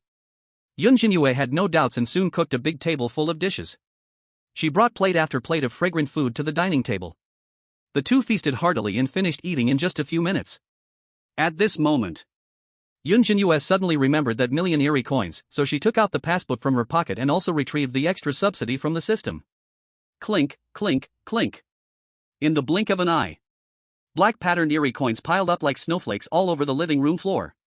The corners of Yun Zhenyue's eyes curved into a line, her expression a bit proud, seemingly waiting for Gu Yuan's praise. Dear, this passbook contains the profits from the Blood Moon restaurant. And these all came from my earnings. It's almost 1 million Eerie coins. Seeing this, Gu Yuan smiled gently. He didn't need Eerie coins at all. Moreover, if he needed, he could create trillions of Eerie coins anytime. However, Gu Yuan still patted Yun Zhenyue's head and praised her. He. Yun Zhenyue was very happy, her almond-shaped eyes curving into small crescents. Dear, you keep these Eerie coins. If we save more in the future, we can exchange for a bigger house. I love those small courtyards, with fruit trees and grass, butterflies flying in spring and white snow in winter. I dream of living in such a place. A small courtyard, huh? Gu Yuan nodded. But he had no intention of taking Yun Zhenyue's Eerie coins. He spoke softly, you keep them for now. Dear, I don't lack Eerie coins. Let me share a little secret with you. Yun Zhenyue became very curious upon hearing this. She leaned closer to Gu Yuan, pressing her ear against him. When she heard Gu Yuan's so-called little secret, her two eyes widened in disbelief.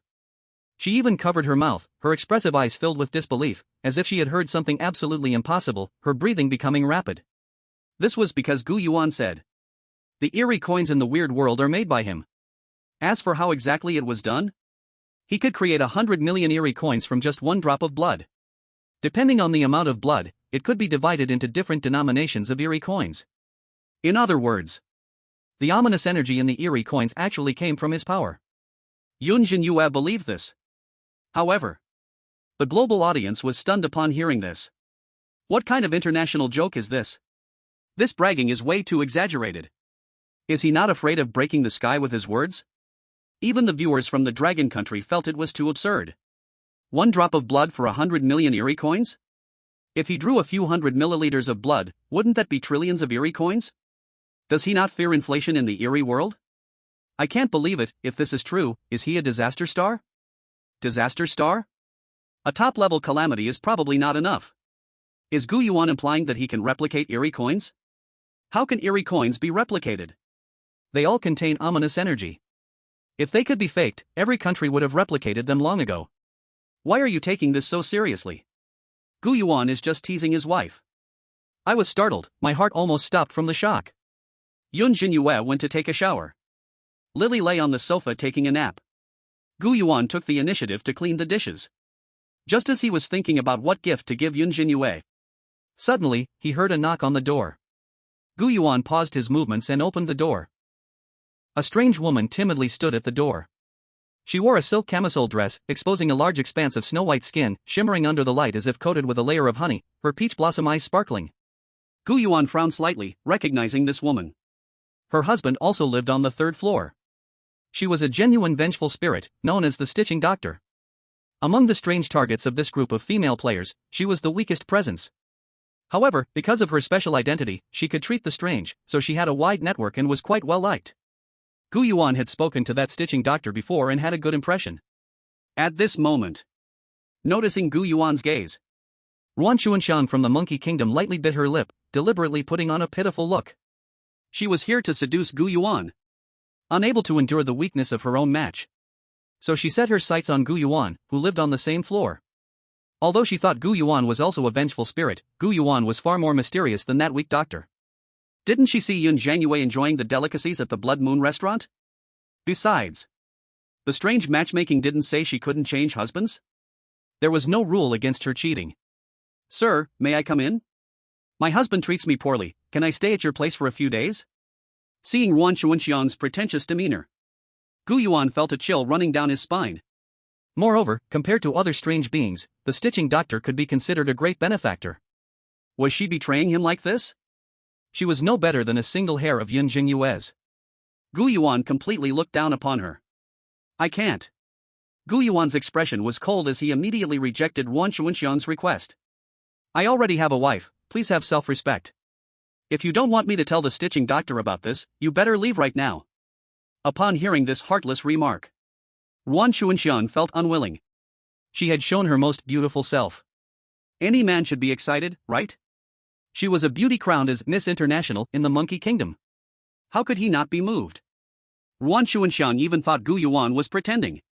So she slightly swayed her chest, one hand reaching into the door, seemingly wanting to step inside first. Bang! At that moment, Gu Yuan immediately shut the door. He nearly pinched Yuan Xuanxiang's fingers off. If she hadn't been quick to retract her hand, she might have screamed in pain. Rejected, Yuan Xuanxiang's face turned crimson with anger. She realized Gu Yuan had no feelings for her. Her expression became filled with resentment. Cowardly man. You won't even take what's offered right to your mouth. She took a deep breath and could only helplessly go back. Seeing Gu Yuan so cold-hearted, the audience from the Monkey Kingdom, who had just been discussing whether Yuan Xuanxiang could succeed, erupted in anger. In their view, Yun Zhenyue was only slightly more beautiful. In terms of figure, Yuan Xuanxiang was Miss International, curvy and much better than her. So readily offered, and still refused?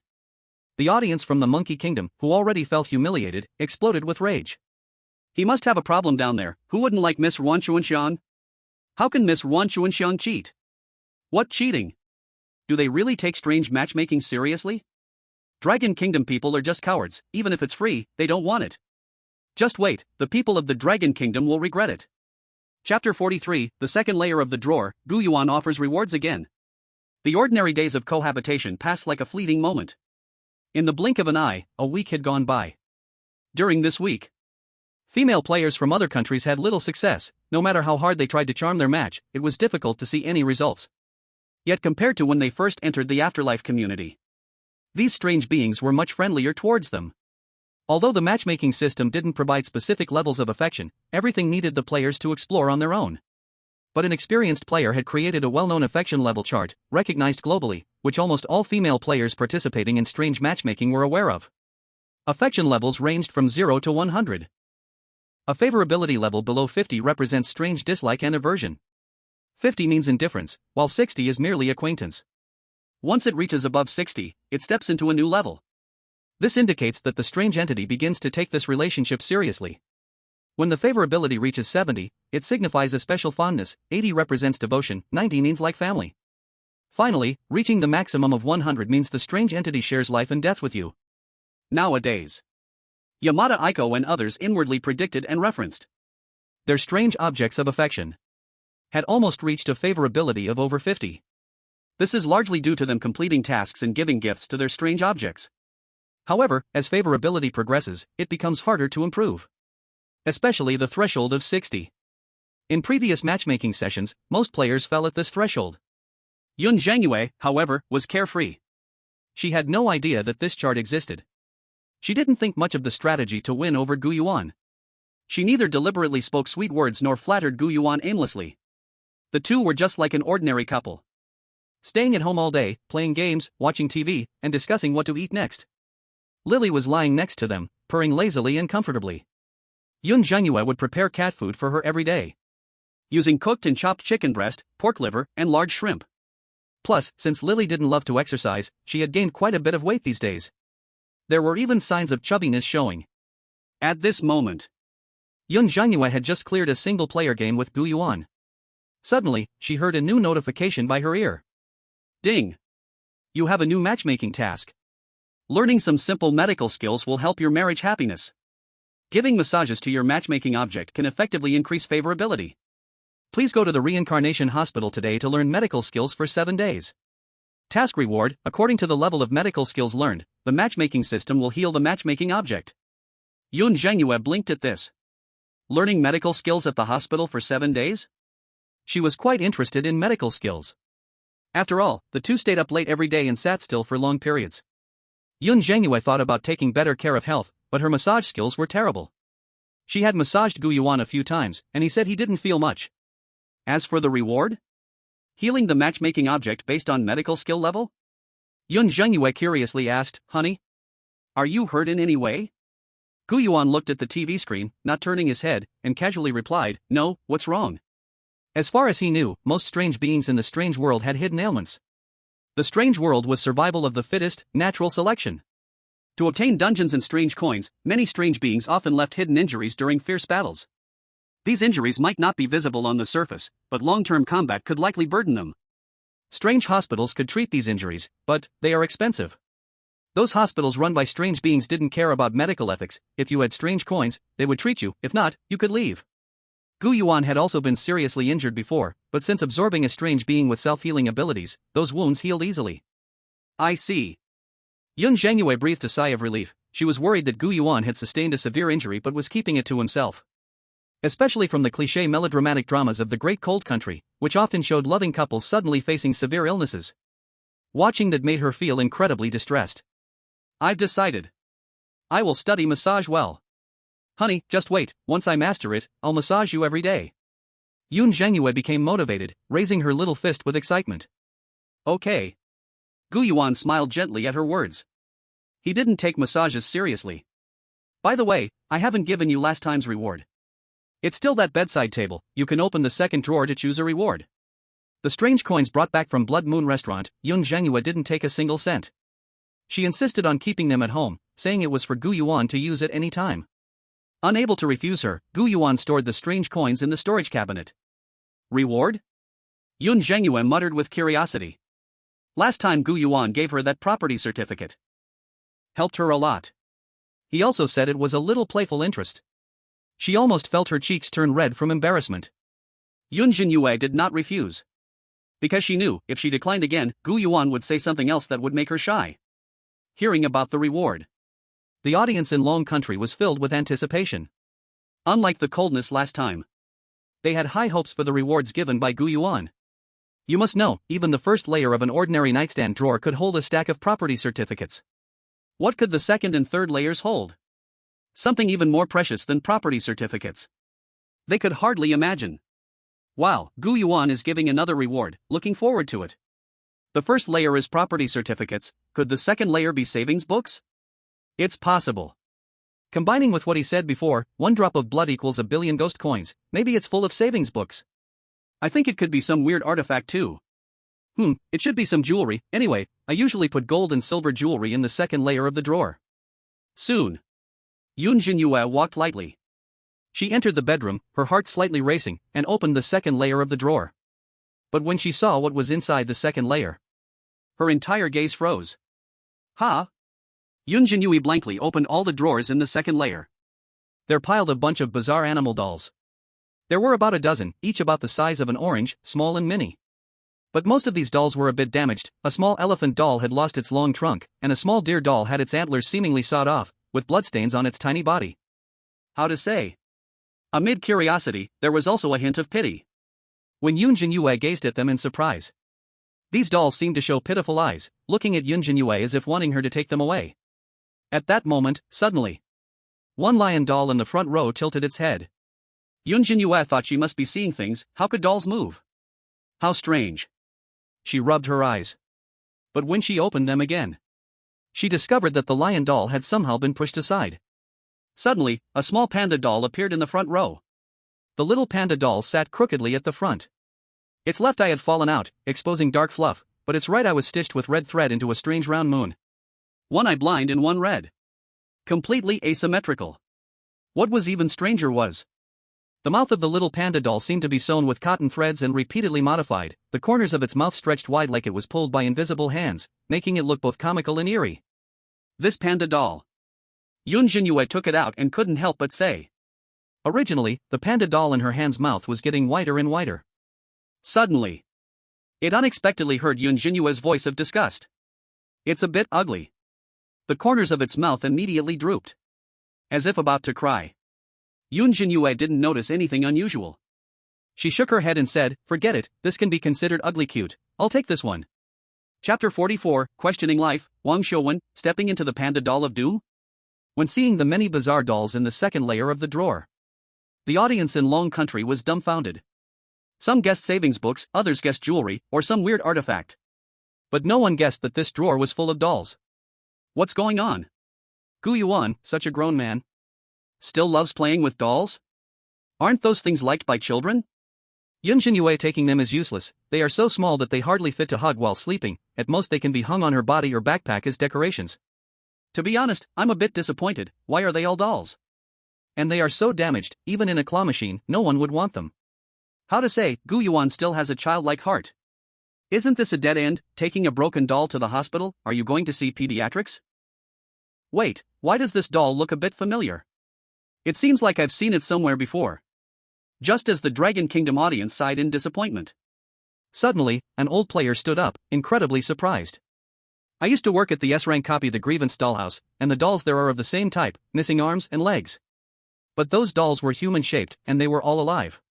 It is said that each doll possesses sinister strength. However, those dolls looked lifeless, far from the lively animal dolls in this drawer. Did you all just see that panda doll? It seems to be crying. Could it be that these dolls are all Red Cloak level? Upon hearing the shocked remarks of this old player, the foreign audience exploded. They all thought he was bragging. Such a small doll can be Red Cloak level? Could it be that this entire drawer is filled with Red Cloak dolls? This isn't a joke. Red Cloak strength is powerful and rare, possessing city-slaying combat power. All of them are proud. Didn't you see Count Blood Feast? His eyes are nearly in the sky. How could he be willing to stay in this dark drawer? Gu Yuan isn't even Red Cloak, how could he have such strong dolls? The Dragon Kingdom people just love to brag, they're not afraid of being slapped in the face. Come on, keep bragging, I want to see what else you can say. Oh, Red Cloak level, that's laughable. Someone's going to be unlucky when they go to the reincarnation hospital this time. Meanwhile, at the research headquarters, Wang Xiuwen stared blankly at the drawer full of animal dolls. His heart was pounding like a basketball being hit. His dry lips parted slightly, Adam's apple moving up and down, but no sound came out. Others didn't know what this doll meant. But he knew. That little girl saved by the orphanage had once been given a doll. It was the damaged doll that allowed her to escape unharmed in the subsequent copy. From his guess. To do all this, that doll had at least the strength of a mid-level Red Cloak. And that doll was given by the children of the orphanage. If Gu Yuan is the owner of the orphanage, then the dolls he personally kept at home, what level would they be? Additionally, the words spoken by the little girl were all verified. Wang Xiuwen now had a 99% probability to be sure. The orphanage that Gu Yuan mentioned must be real. Each of the dolls in this drawer are Red Cloak. Thinking of this made Wang Xiuwen's legs tremble uncontrollably. When did Red Cloak become so worthless? You must know. No matter which copy you have, Red Cloak weirdness is undoubtedly supreme. Even when going to other weird copies, Red Cloak is treated like a god. In every country, if someone has a Red Cloak level combat power, they would undoubtedly soar ahead. But now, this entire drawer of dolls is Red Cloak? And definitely higher than mid-level Red Cloak. This enormous shock made Wang Xiuwen once again doubt Gu Yuan's identity. Is he a scourge? Or is there an existence above that? Wang Xiuwen fell into a severe life-doubting turmoil. Soon, when he saw Yun Zhenyue happily walk out holding the panda doll, Gu Yuan's eyelids jumped. He was worried Yun Zhenyue would choose this panda doll. Unexpectedly, she really chose it. He had once crafted a batch of animal dolls by hand to comfort the children of the orphanage. Any one of them is at least Red Cloak level. The children received the dolls and were very happy, embracing and playing with those dolls every day. But an accident happened quickly. Because Gu Yuan did not deliberately shape their characters while making the dolls, and Lily just happened to like sleeping with the dolls, causing part of her malice to merge into those dolls. These dolls became violent, cruel, twisted, and ferocious. In order to win the children's favor, they started to fight each other, falling into a life and death struggle. Many of the nearby copies of the orphanage were destroyed by these dolls. Just in case, Gu Yuan took away the worst of the dolls. After arriving at the Rebirth community, he kept them in the second drawer. After so many years, the malice within them had mostly dissipated under his care. But this little panda doll, it gave Gu Yuan the biggest headache. Her strength was the strongest among this batch of dolls. Since the panda is the national treasure of the Dragon Kingdom, Gu Yuan intentionally gave it a bit more power. Top-level Red Cloak. Just a little bit short of becoming a killing star. This was still with Gu Yuan specially suppressing her growth speed. Now, even Lily might not be her opponent. Moreover, this little panda doll was particularly naughty and liked to play tricks everywhere. One time, she blew up the orphanage's bathroom. It was ridiculous. Wife, how about you change it? This doll seems a bit unsuitable to take out. Gu Yuan suggested at this time. He was not afraid of the little panda doll hurting Yun Zhenyue. He was mainly afraid of her playing pranks. If he heard she blew up the hospital later, Gu Yuan wouldn't be surprised. But this thing was a female panda. If Gu Yuan said too much, she would cry. It's strange how these dolls determine their gender. Yun Zhenyue lowered her head in distress upon hearing this. She saw the corners of the little panda doll's mouth droop and its hollow eyes. It seemed a bit sad too. Yun Zhenyue especially liked this little panda. Most people from the Dragon Kingdom probably had no resistance to pandas. Then I'll change it. Forget it, since you like it. Seeing Yun Zhenyue's reluctant expression, Gu Yuan abandoned the idea of further persuasion. He just stepped forward and gently patted the panda doll's head. In a tone that sounded quite gentle, he said, "You have to behave well at the hospital this time." In an instant, the panda doll's body stiffened. Scared to the point of not daring to move. Yun Zhenyue thought Gu Yuan was talking to her and happily nodded, saying, "I got it, husband. I promise I will learn how to massage well. This little panda." She lowered her head and looked around her clothes. In the end, she hung it on her right shoulder. The little panda seemed to sit tightly on top. Now it's all good. Chapter 45, Gu Yuan's contact list, the master of the lowest SS copy? On the other side, the marriage partners of many women also began to give gifts. The rewards from this mission made all the strange beings particularly excited. As they were eerie creatures or red cloaks. Their bodies almost all contained hidden injuries. Some even had curses that couldn't be lifted. As long as their wives obtained medical skills, they could get healed for free, which was a huge win. To boost their wives' medical skills as much as possible, they were doing everything they could to help. Yamamoto Aiko's partner, Amamiya 10, took out a strange cushion from the cherished box under the bed. This cushion wasn't big, and its crimson satin surface shone with a dull light under the lamp. Although it was just a blood-stained eerie object, it had a soothing effect on the body. This was undoubtedly a treasure for the eerie doctors who needed to sit for long periods. If given to an eerie doctor, it would surely earn them special treatment. "Thank you, husband," Yamamoto Aiko said complexly to the short Amamiya 10. After some time together, she had accepted his appearance. He was a bit ugly. But what he gave was all useful. The bill from the Blood Moon restaurant was a good example. Seeing such a special gift, the audience found themselves excited. "The cushion is great, I'm also a doctor, sitting all day, I love when someone sends me a cushion. Thermal mugs, massagers, pens, whoever sends them knows, doctors especially love. With this thing, Miss Aiko should not be bullied by strange beings anymore. It's hard to say. The Reincarnation Hospital is an SS-level instance, and it's said the director there is a horrifying demon." "A demon? You're kidding, right? It's that terrifying?" "Yeah, although it's just a low-level demon, it's not something the Red Robe can compare to. I've heard that the hospital has 7 floors, but the elevator sometimes reveals an 8th floor, where all the room numbers are 404. And the night nurses there check on patients at any time. If a patient is not in bed, they will. I heard from an old player that he saw a doctor cut open a patient's abdomen with a bone saw. I also heard that the pediatric ward's corridor extends at midnight, and at the end of the corridor, there appears a smiling room. Once someone enters, they will be crushed and devoured by 2 rows of giant teeth." When hearing about the terrors of the Reincarnation Hospital, the audience of Little Life couldn't help but shiver with fear. This instance is extremely horrifying. It will undoubtedly surpass the Shadow Store and Blood Moon restaurant. Fortunately, that strange cushion gave them a glimmer of confidence. On the other side, Ruan Xuanxiang from Monkey Nation also received a gift from her partner, the suturing doctor. At first, Ruan Xuanxiang thought this weak husband was useless.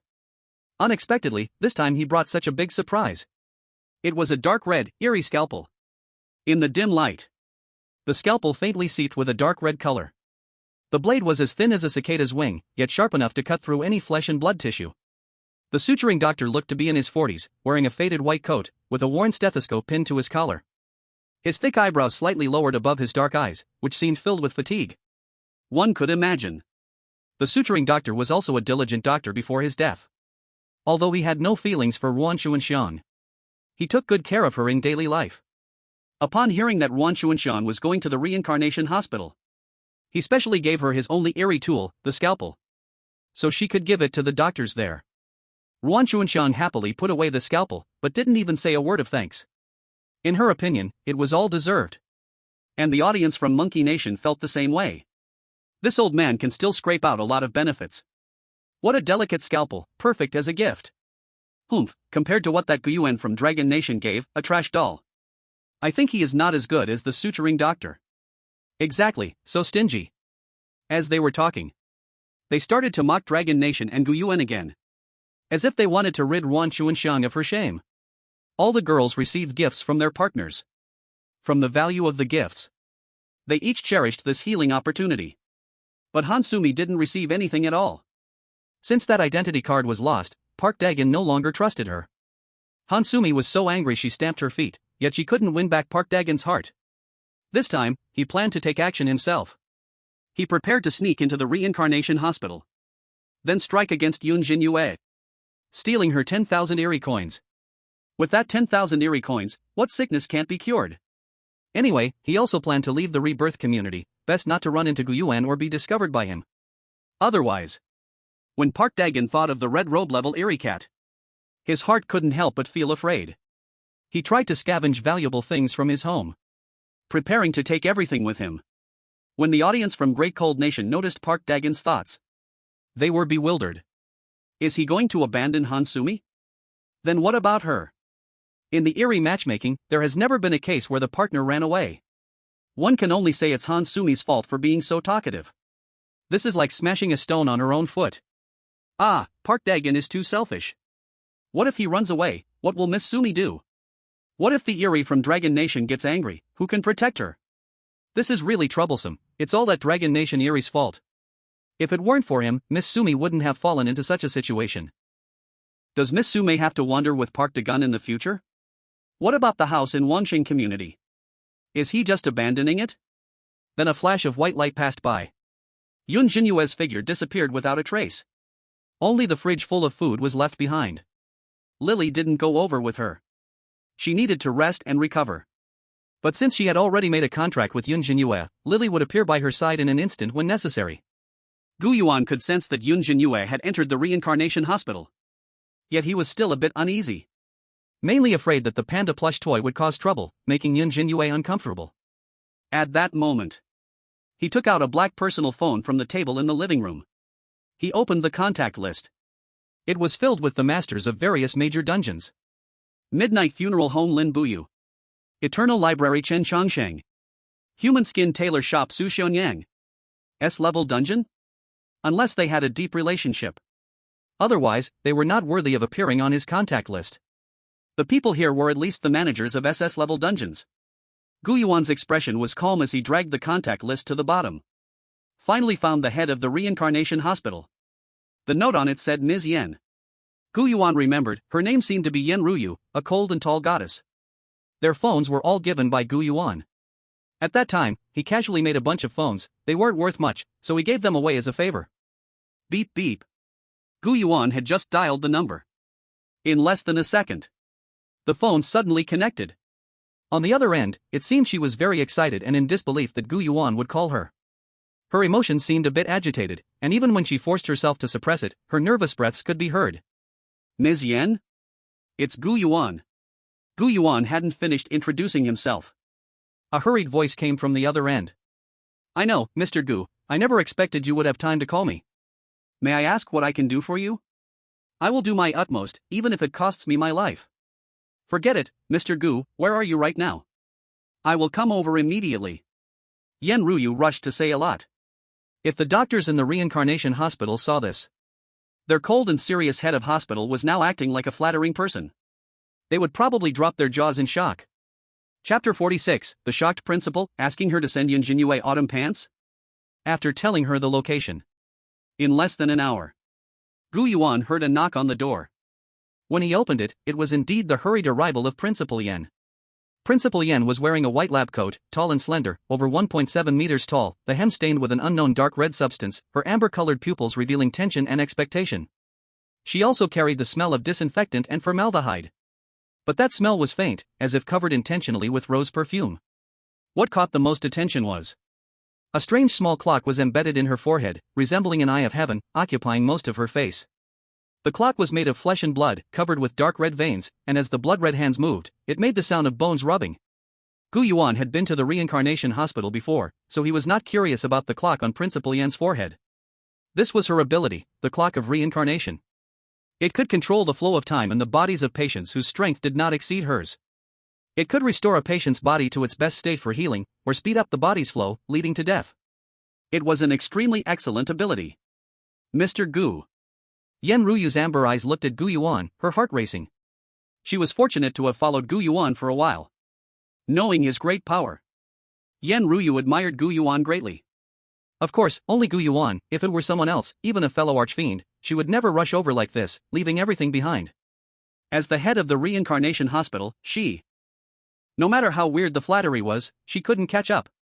Long time no see, Ms. Yen. Gu Yuan chuckled upon seeing her. Come in, I really have something to ask of you this time. He led Yen Ruyu into his home. Seeing her standing stiffly by the sofa, he invited her to sit down and brought 2 cups of hot tea, handing one to her. Yen Ruyu held the teacup in her hands, feeling flattered and surprised. Taking a deep breath, she said, "You can just call me Xiao Yen. I happened to be nearby and rushed over as soon as I got your call." Oh? Gu Yuan asked curiously, is there something going on? He remembered that Yen Ruyu loved her work and usually stayed at the hospital. Yen Ruyu licked her dry lips and complained, "There's a small hospital that used the name of the reincarnation hospital. Not only that, but the director was just a high-ranking red robe. When I went, he actually dared to impersonate my name and made me kneel down and apologize. I just used a little trick to give him a small punishment. I'm sorry if my clothes are not clean, I hope Mr. Gu won't mind." A small punishment? Gu Yuan saw through it but didn't point it out, slowly smiling. With Yen Ruyu's abilities, she could easily take down a red robe from a distance. Her clothes were stained with blood, and she must have been quite angry. As a director, you should be more composed, don't always act like a ticking bomb that explodes at the slightest provocation. Gu Yuan advised. It's precisely your kind of personality that fails you in the assessments. At this point, Gu Yuan stopped talking. He was afraid of hitting a sore spot for Yen Ruyu. Mr. Gu, you. Yen Ruyu's tone held a hint of sadness as she gazed at Gu Yuan, who continued to smile, leaving her heart feeling messy. Gu Yuan had a mysterious organization, filled with those lucky enough to follow him. Unlike the orphanage he casually created. This organization had very strict requirements for the supernatural beings it accepted. There were standards for ability, personality, and worldview. As the director of the reincarnation hospital, her abilities and worldview were just fine. The clock of reincarnation could handle all supernatural beings below the level of calamity stars, and she disliked killing others for no reason. But this fiery personality was the only hurdle holding her back. As a result, she was still just a substitute in the organization. Forget it, let's get to the point. Gu Yuan ignored Yen Ruyu's gloomy expression. He took out a bag. My wife, Yun Zhenyue, has gone to your territory. I noticed it's been pretty cold lately, and the clothes she took were rather thin. Here are 2 pairs of thermal pants, could you take them to her? Gu Yuan placed the bag in front of the dazed Yen Ruyu. Then he took a sip of hot tea, waiting for her reaction. 3 seconds later. Yen Ruyu's stunned brain finally started to work again. Put. Yen Ruyu's pupils contracted, and she spewed hot tea everywhere. She accidentally sprayed it onto Lily as well. Meow Lily glared at Yen Ruyu with discontented, hollow eyes. I'm so sorry, I'm so sorry. She hurriedly used her sleeve to wipe off the tea from Lily's body. Then she sat back down on the sofa. Yen Ruyu's cheeks were stiff as she asked with a questioning expression, Mr. Gu, I might have gone deaf just now, could you say it again? You're not deaf, I'm asking you to deliver thermal pants. Gu Yuan replied calmly. Her, a director, going to deliver thermal pants? And they were pink. If it weren't for what Gu Yuan said. Even if it was a great calamity, the bomb in her would explode instantly. It sounded like an insult. But Yen Ruyu soon realized that wasn't the key point. The key point was, Mr. Gu got married? You got married? Yen Ruyu's mind raced, and the whole world felt shocking. Her pupils lost focus, her lips slightly parted, but she couldn't even draw a breath. After a long time, she finally came back to her senses from the shock. Which instance is Yun Zhenyue from? I haven't heard of any SSS-level instances master getting married. Is she a top-grade evil spirit or a supreme evil spirit? What does a being like that need to wear long johns for? Gu Yuan shook his head and said, neither, she is just an ordinary human. Ha? Yen Ruyu was shocked again. Knowing Gu Yuan was willful, she never expected he would choose to marry a human. Heavens! For someone like him to lower himself and humble himself is unbelievable. What's the difference between this and an emperor in ancient times marrying a beggar? She felt a strong curiosity toward the so-called Yun Zhenyue and was deeply envious of her. Marrying Mr. Gu meant the entire bizarre world was like a bride price. However, if she had to marry Mr. Gu, Yen Ruyu felt a bit scared. You have to understand. Mr. Gu not only had a good personality but his strength was unparalleled in the world. This attracted many powerful and beautiful female spirits. In the past, female spirits would occasionally confess their feelings to Mr. Gu. Some offered 999 hearts, some planted roses made of human heads throughout the dungeon, and others modified their bodies, wishing to serve Mr. Gu. At that time, it was chaotic. But unfortunately, Mr. Gu rejected them all. This time, however, he was so concerned about this human woman. It seems he really likes her. Thinking of this, Yen Ruyu assured, "Don't you worry. As long as she is on my territory, if she loses a single hair, feel free to punish me." Chapter 47, SS Dungeon Reincarnation Hospital, the terrifying internal medicine doctor. Reincarnation Hospital. First floor, registration desk. The gray paint on the walls was peeling in large patches, revealing dark brown mysterious bloodstains underneath. The hanging incandescent lights were covered in dust, and from time to time, intermittent sobs echoed in the corridors.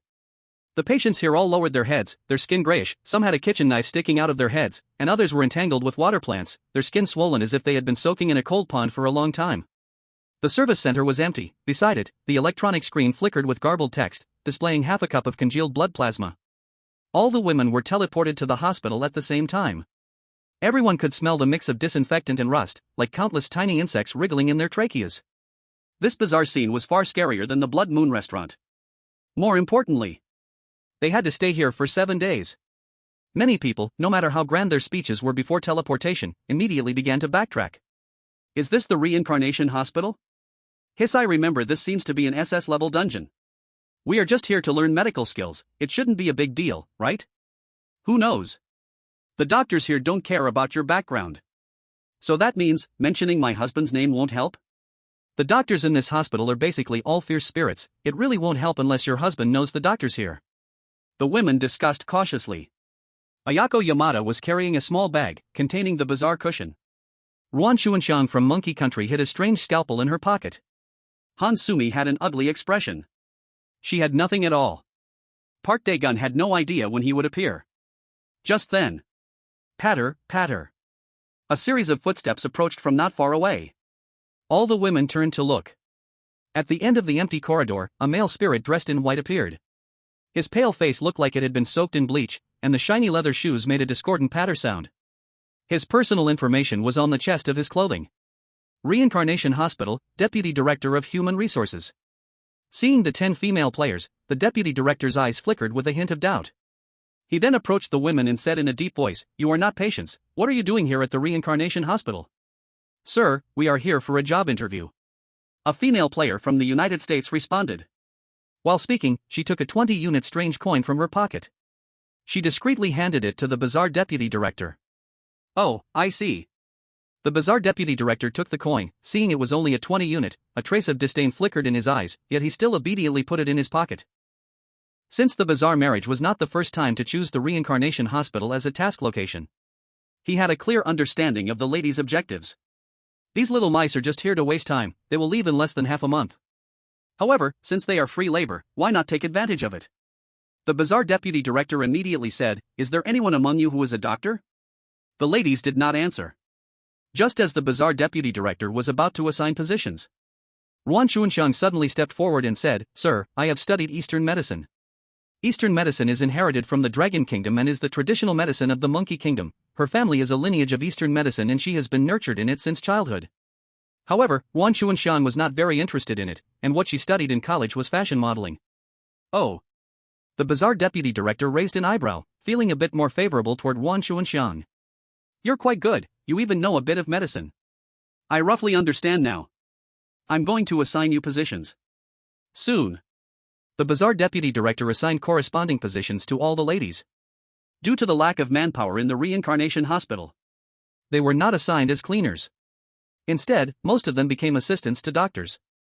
If it were real assistants, they would definitely need relevant medical knowledge, but since it was about treating the bizarre, there were not so many requirements. Yamamoto Aiko was assigned to the pediatrics on the third floor. Han Sume was arranged to obstetrics and gynecology. Several others were assigned as nurses. Yun Zhenyue just happened to be assigned to the same clinic as Monkey Kingdom's Ruan Xuanxiang. On the fourth floor's internal medicine. There weren't many bizarre doctors, so they didn't make fine divisions for respiration, digestion, or neurology. Instead, the bizarre doctors diagnosed and treated uniformly. When they saw that Yun Zhenyue and Ruan Xuanxiang were in the same clinic, the viewers from the Monkey Kingdom were all excited. Miss Ruan Xuanxiang has a scalpel, she can give it to the doctor in that clinic later. Yes, if she gives a gift, she will surely get the bizarre doctor's favor, and she's from an Eastern medicine family. What can Dragon Kingdom women compare to?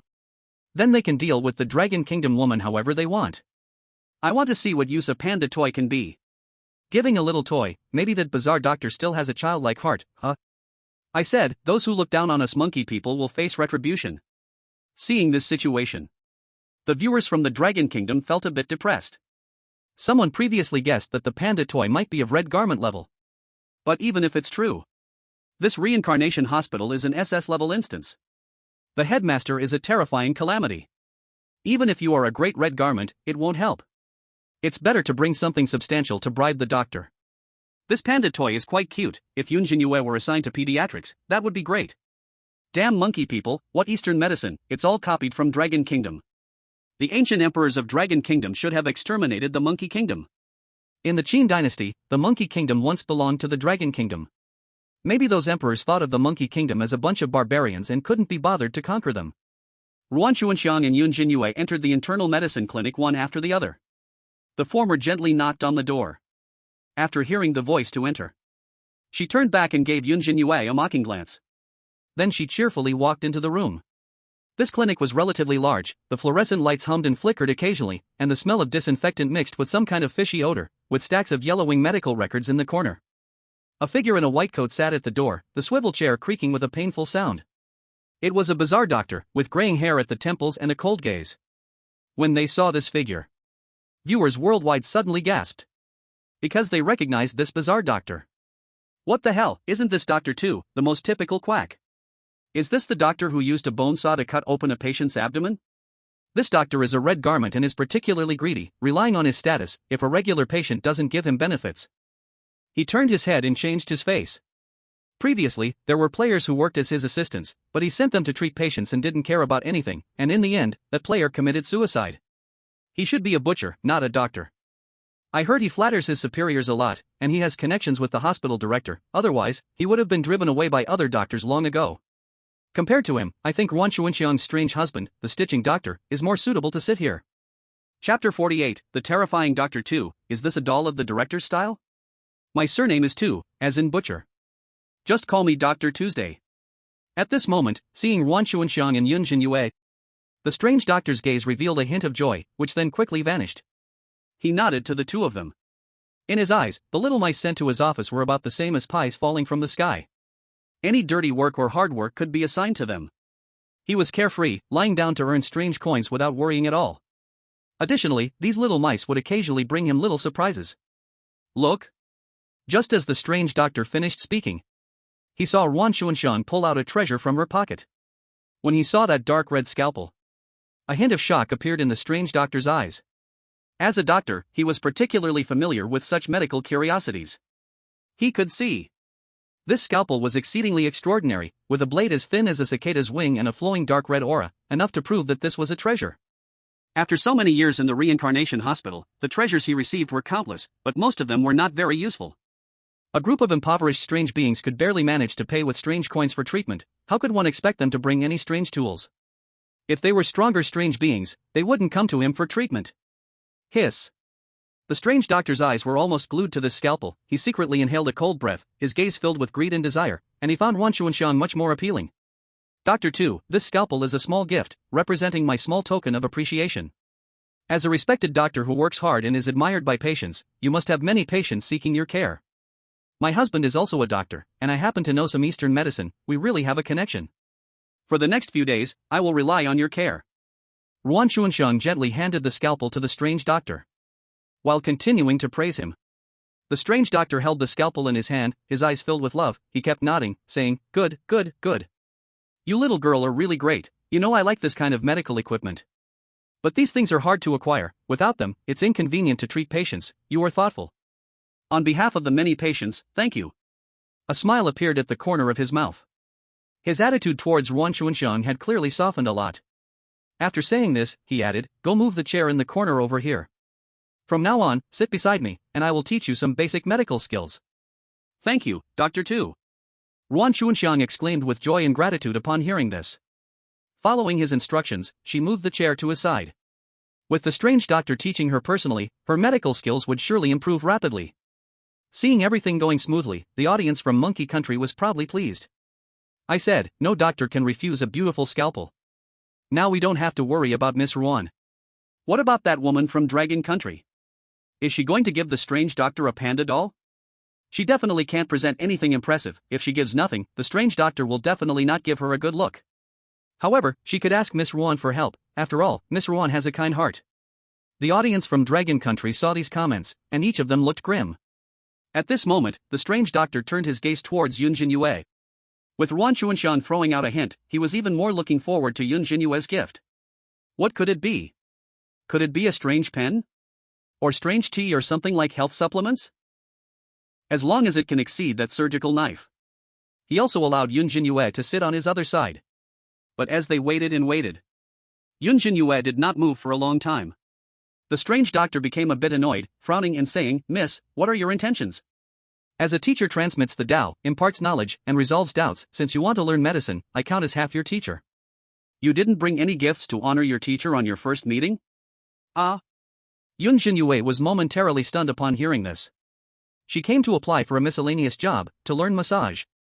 When did it have anything to do with becoming a disciple? Isn't that too far-fetched? Beside her, Ruan Xuanxiang saw the strange doctor's displeasure and seized the opportunity to attack, gleefully saying, "Dr. Tu, she came empty-handed. I think she really disrespects you. You are so highly esteemed, yet she acts so dismissively, wanting to take your medical knowledge for free. It's simply despicable. How about I help you teach her a small lesson?" Upon hearing these words, the strange doctor's eyes grew colder. Ruan Xuanxiang's words hit him hard. This little mouse is so arrogant. Does she really think this place is a welfare home? Then I'll trouble you, he said. Ruan Xuanxiang received the order and became excited. She had long wanted to teach Yun Zhenyue a lesson. Now she finally had the chance. At that moment, Ruan Xuanxiang coldly snorted at the confused Yun Zhenyue, saying, "Come here." "Just right, my shoes are dirty, there's some mud on them, you help me clean them." The strange doctor watched coldly from the side. He tacitly permitted Ruan Xuanxiang's request. This request wasn't excessive. Though Yun Zhenyue felt slightly uncomfortable, she had no choice. She took a tissue out of her pocket. Then prepared to take down the panda plush from her right shoulder. Otherwise, it would definitely fall to the ground. Originally, this panda plush was sitting upright, but she didn't know when it turned around and was facing away. Just at that moment, Ruan Xuanxiang scolded, "Who told you to take a tissue?" "I said to lick it clean." Upon hearing this request, the audience of Long Country was furious. Each pair of eyes nearly burst into flames. What does it mean for a petty person to gain power? This is the typical example of a petty person in power. Relying on gifting to the strange doctor, she actually made such rude demands of Yun Zhenyue. Isn't this an insult to human dignity? Damn it, this Ruan Xuanxiang is really a beast. Lick it clean, why don't you just raise a dog? Damn it, Yun Zhenyue, no, absolutely don't, quickly call Gu Yuan to come and deal with this. Right, you can make a phone call. And there's Lily, why not bring Lily out? That's hard to do, Lily can kill this strange doctor and Ruan Xuanxiang, but this is the Rebirth Hospital, doing so, the director will definitely kill both Yun Zhenyue and Lily. Then what to do, just endure in this uncomfortable situation?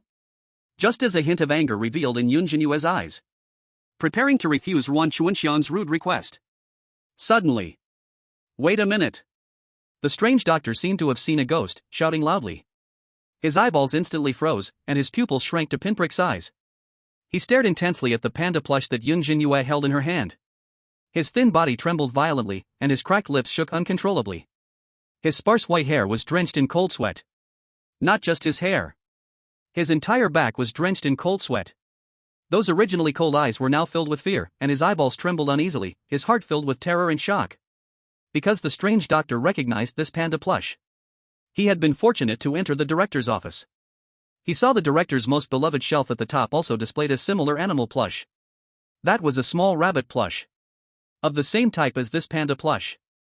And the craftsmanship looked far from as exquisite as this panda plush. It should be known. These plush toys are not ordinary toys, but a special kind of living spooky objects. Any one of them is a red robe level. All fierce and violent. More terrifying than the bizarre. Able to easily kill him, an old and frail man. He nearly got taken down by the director's rabbit puppet. If he wasn't mistaken. Could this human girl be related to the director? Just as the strange doctor broke into a cold sweat. Suddenly, he saw the panda puppet in Yun Zhenyue's hand slightly curl its mouth. It seemed to grin at him with a terrifying smile. In the blink of an eye, the strange doctor felt his legs go weak, his pupils tremble, and his vision darken. He helplessly collapsed into the chair. It really was the same kind of puppet as the director's. This is not being arrogant at all. This is a revered deity appearing. No wonder they dared to look down on him. It turns out there had been hints all along. Chapter 49, Heart of a Healer. Is this old man just pretending? Ah. Ruan Xuanxiang suddenly heard the strange doctor's loud shout, her eyes filled with a hint of confusion. She looked over at him in bewilderment. She saw the strange doctor slumped weakly in the chair. He seemed to have been frightened by something. Could this old man be having a heart attack? Or was he planning to personally punish Yun Zhenyue? Just as Ruan Xuanxiang hesitated about whether she should continue with the punishment, she saw the strange doctor take a few heavy breaths and then suddenly stand up. "Stop," he exclaimed, taking a deep breath. The strange doctor seemed to transform in that moment. The greedy and cold demeanor from before vanished. In its place, he appeared as a respected doctor with a noble stance. His expression also showed a hint of deep sorrow. "You dare to be so excessive, I truly misjudged you." Upon hearing this, Ruan Xuanxiang thought he was referring to Yun Zhenyue and nodded in agreement, saying, she indeed went too far, hesitating to accept a little punishment. "This completely disregards you." But, unexpectedly, the strange doctor immediately interrupted Ruan Xuanxiang's words. He instead pointed a finger at her, trembling with anger and saying, "I am talking about you. As my disciple, how can your heart be so cruel? Making her lick shoes, is that not insulting her dignity? You beast, with such a venomous heart, do you deserve to be a doctor?" Ruan Xuanxiang was stunned upon hearing this. Wasn't the strange doctor just tacitly approving of the shoe-licking behavior? She was just following his intent. Not only could she please him, but she could also take revenge on her grudges. But now, she was being blamed instead? Has this old man taken the wrong medicine? Did he give that scalpel to a dog? Ruan Xuanxiang completely couldn't understand what the strange doctor was thinking. Her face was filled with confusion and grievance. Seeing this, Yun Zhenyue blinked her eyes, looking equally confused. She had thought the strange doctor and Ruan Xuanxiang were of the same kind. Now it seemed she had wronged him? Moreover, after the strange doctor stopped Ruan Xuanxiang's actions, his expression became gentle, almost as if it said, "I am a good strange," on his face. He sighed and said, "The heart of a healer is to save lives and heal the wounded, and refusing to accept any gifts is the bottom line for a doctor. I originally wanted to test you. Unexpectedly, you boldly presented a gift to bribe me. I truly misjudged you. Teaching you medicine, you might later demand countless red envelopes from patients. Do you know that those are their life-saving money? Aren't you afraid that those red envelopes will burn your hands?" The strange doctor snorted coldly. His disdain for Ruan Xuanxiang was evident. Seeing this situation, Ruan Xuanxiang felt her vision going dark. She opened her lips slightly but couldn't utter any rebuttal, her eyes seeming to form a thin mist, completely feeling wronged. He even dared to say he would refuse gifts? Was that greedy expression just an act? A test? Besides, she hadn't even started learning medicine yet. When would she demand red envelopes from patients? This strange doctor, his ability to change face is at least master level. No. Ruan Xuanxiang paused for a long while. Suppress the frustration in your heart. As a result, before she could explain, the strange doctor shook his head and said, "No need to explain, you didn't pass the test. You move that chair away, from now on, sit in the corner of the wall. I won't make it hard for you, how much you can learn depends on your own ability." Ruan Xuanxiang. Forced with no choice, she could only accept it resentfully. On the other side, seeing Yun Zhenyue's puzzled expression, the strange doctor smiled and said kindly, "Child, you weren't scared, were you? Actually, I said that on purpose just now, don't misunderstand. I'm not a greedy bad person, it was all just an act. Seeing you haven't had water for quite a while, I have a new cup here for you. Congratulations on passing my test, you will surely be a good doctor in the future. You can sit and relax for a bit, I'll pour you a cup of water." While speaking, he kept secretly observing Yun Zhenyue's expression and the panda toy in her hand, until Yun Zhenyue came back to her senses and believed his words. The cold sweat on the doctor's forehead slowly stopped, his back was drenched in sticky sweat. Just now, he nearly scared himself to death. Thanks to his quick thinking, he came up with the perfect excuse. Also thanks to him for glancing one more time. Otherwise, once Yuan Chuanxiang really punished her, it would have been too late to say anything, no matter how sincere he pretended to be. This was a little ancestor. Not serving her well? Don't mention the principal, even her panda toy could break his old bones. When Yun Zhenyue sat in the strange doctor's chair, taking small sips of the tea he brewed, her mind was still in a daze. What exactly happened? A big question mark seemed to appear on Yun Zhenyue's head.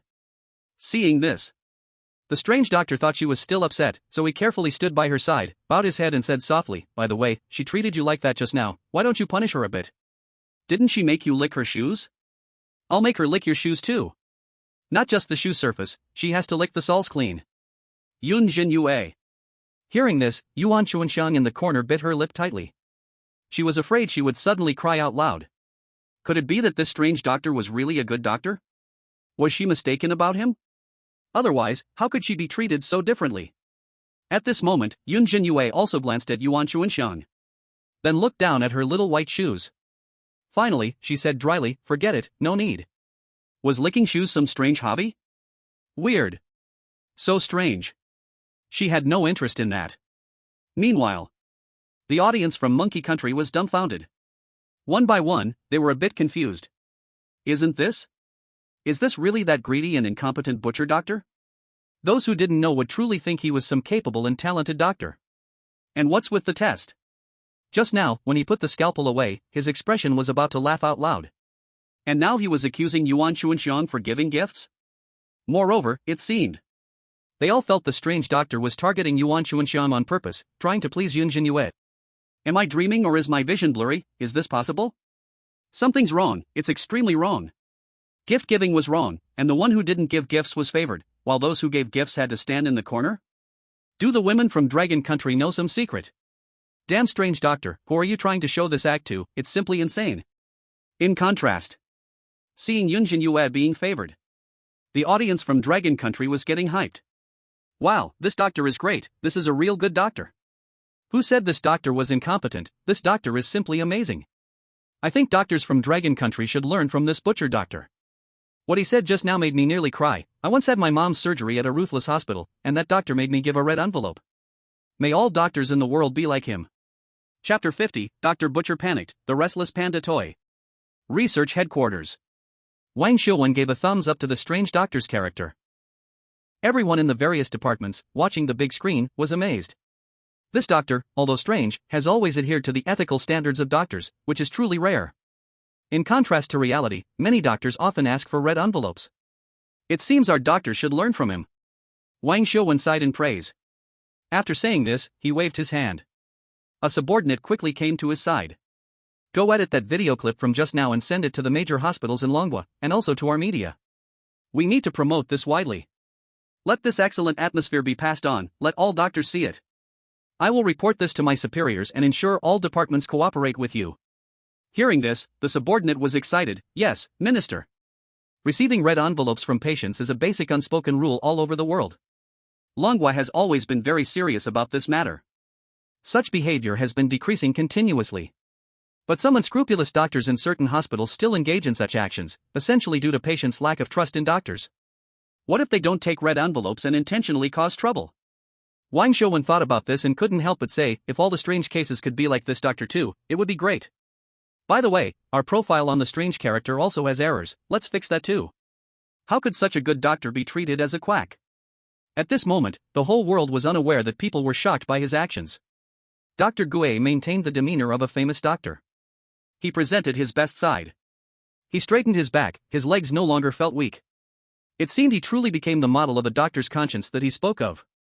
At this time, Dr. Gue secretly glanced at the pitiful Yuan Chuanxiang. In his heart, he could only apologize. Who told you that you didn't have support like others? In the matter of receiving gifts, he upheld morals. As long as a gift was given, he generally wouldn't make things difficult. Unfortunately, times have changed. As long as he served this little ancestor well. When the little ancestor praised him next to the hospital director, the benefits derived would be hundreds of times more than a surgical knife. At the same time, Dr. Gue felt helpless towards the unobservant Ruan Xuanxiang. Little sister, are you scared? I didn't say I'm sorry, I mean you still need to practice. Can't even recognize such an obvious change? Just as Dr. Gue was pondering how to continue pleasing Yun Zhenyue, she took the initiative to speak, Dr. Tu. Hearing this, Dr. Gue immediately shook his head. Hey, why call me so formally? I'm over 60, and you have just come of age not long ago, right? At my age, I'm just about the same as your grandfather. Since you've come to my clinic, that means we are fated. If you're willing, wouldn't it be nice to call me grandfather too? Grandfather. Tu? Yun Zhenyue was confused again. Is Dr. Gue trying to get close to her? He said this, but hadn't they just met? However, since he has said so, and those previous words had raised her evaluation of him greatly, she casually changed her address. Then grandfather too, I want to learn medicine. Can you teach me? Sure. Dr. Gue's eyes lit up. Although he often received gifts, being in this position still meant he had skills in medicine. After learning Yun Zhenyue's name, he smiled and asked, May I ask what type you want to learn, little you? Grandfather, I'm not very skilled, but I have some knowledge about everything from brain surgery to sprains, high blood pressure, diabetes, and pediatrics. Even if you want to learn obstetrics and gynecology, I was once respected by countless patients as a master in gynecology. Yun Zhenyue. She wasn't interested in those areas at all. Finally, she honestly said, I want to learn massage. Massage? Dr. Gue's eyes widened, and the corner of his mouth twitched. For him, a chief physician, to teach massage? What's the difference from using a cannon to shoot mosquitoes? But to please Yun Zhenyue, he agreed anyway. He took out an old, yellowing notebook from the bottom drawer of the desk. Deliver it to Yun Zhenyue. This is my grandfather's insights from all these years. Take it, there are also notes on the key points of massage inside. Yun Zhenyue took it and thanked him. Then, she eagerly flipped through it. At that moment, the system's voice came through. Ding, you have acquired the entry-level skill, medical skills. Is it really that simple? Yun Zhenyue murmured in surprise. Many pieces of knowledge about medical skills flowed into her mind like a gentle stream. Has she really learned medical skills? As for how to improve? From then on, all she needed to do was keep flipping through this book to enhance her medical skills. Meanwhile, Ruan Xuanxiang, sitting in the corner, watched as the quirky doctor gifted his cherished medical insights to Yun Zhenyue. She became even more doubtful about life. Her eyes turned red with jealousy. Why should she get it? That dead husband of hers made a mess with his scalpel, which harmed her. Yun Zhenyue didn't do anything and still gets to enjoy everything? Is there any justice? Is there any law? A little while later, when Yun Zhenyue was sitting on the chair reading, a patient suddenly entered through the door. He was a man with weak spirit, skinny, and he could be called a frail dog. He covered his lower body with both hands, looking frantic. When he saw Yun Zhenyue sitting on the chair, the frail dog paused a moment. Then, seeing the quirky doctor standing beside her, he quickly said, Dr. Tu, did you get another couple of little mice? Just like last time, hurry up, let her help me with medication. I got bitten by my dog again, it hurts a lot. You don't need to do anything, I know the rules, and I have prepared the red envelope. The quirky doctor's face turned cold upon hearing this. This frail dog was a regular customer. He had a dog at home and often got bitten there. His excuse was as strange as saying a bottle mysteriously slipped into his rectum. The quirky doctor didn't care how he got bitten. He only knew that he couldn't let this ruin his reputation.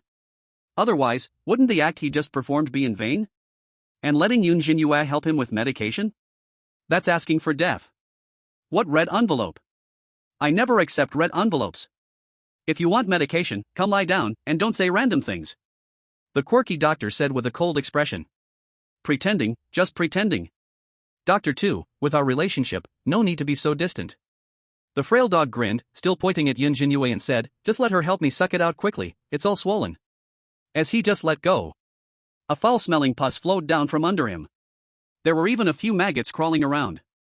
Now, it was the monkey country's audience's turn to revel in misfortune. Ruan Xuanxiang was neglected.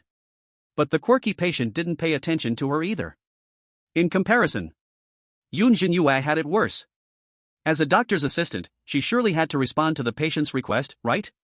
That's a doctor's job. Surely, the quirky doctor couldn't ignore her? Otherwise, wouldn't the reputation of the reincarnation hospital be at stake? Just thinking about Yun Zhenyue needing to suck out that frail dog's pus.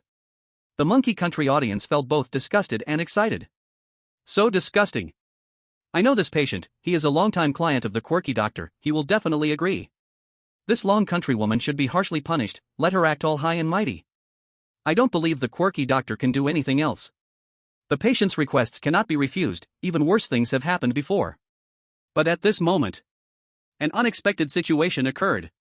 The quirky doctor was completely enraged by this frail dog. If it were another human, he might have tolerated it. But damn, to let this little ancestor do such a thing? Do you think the head of the hospital is made of clay? Even that panda doll was watching. A drop of cold sweat dripped from the quirky doctor's side face. He cautiously glanced and noticed. The panda doll in Yun Zhenyue's hand seemed to be stirring. Its right eye shone with a trace of violent crimson. Seeing the frail dog still chattering away, the quirky doctor stepped forward. Suddenly grabbed the collar of the sly dog. With the other hand, he grasped the scalpel. Come, let's go outside, I'll help you deal with it well. Let you enjoy to your heart's content. Chapter 51, The Big Mistake of Ruan Chuanshan, the Monkey Kingdom audience stunned. The sly doctor dragged the sly dog outside as if it were garbage. But in less than a minute, there was no sound coming from outside. The sly doctor's figure reappeared in the consultation room. He still looked so kind and friendly. But the scalpel in his hand was stained with fresh blood. Seeing Yun Zhenyue's puzzled expression, the sly doctor slowly smiled, saying, "Sorry to make you laugh, little you.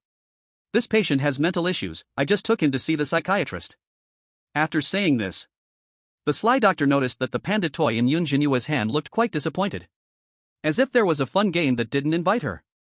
A drop of cold sweat slowly dripped down the sly doctor's forehead. Could it be that this toy wanted to go on a killing spree? Yun Zhenyue had no doubts about him.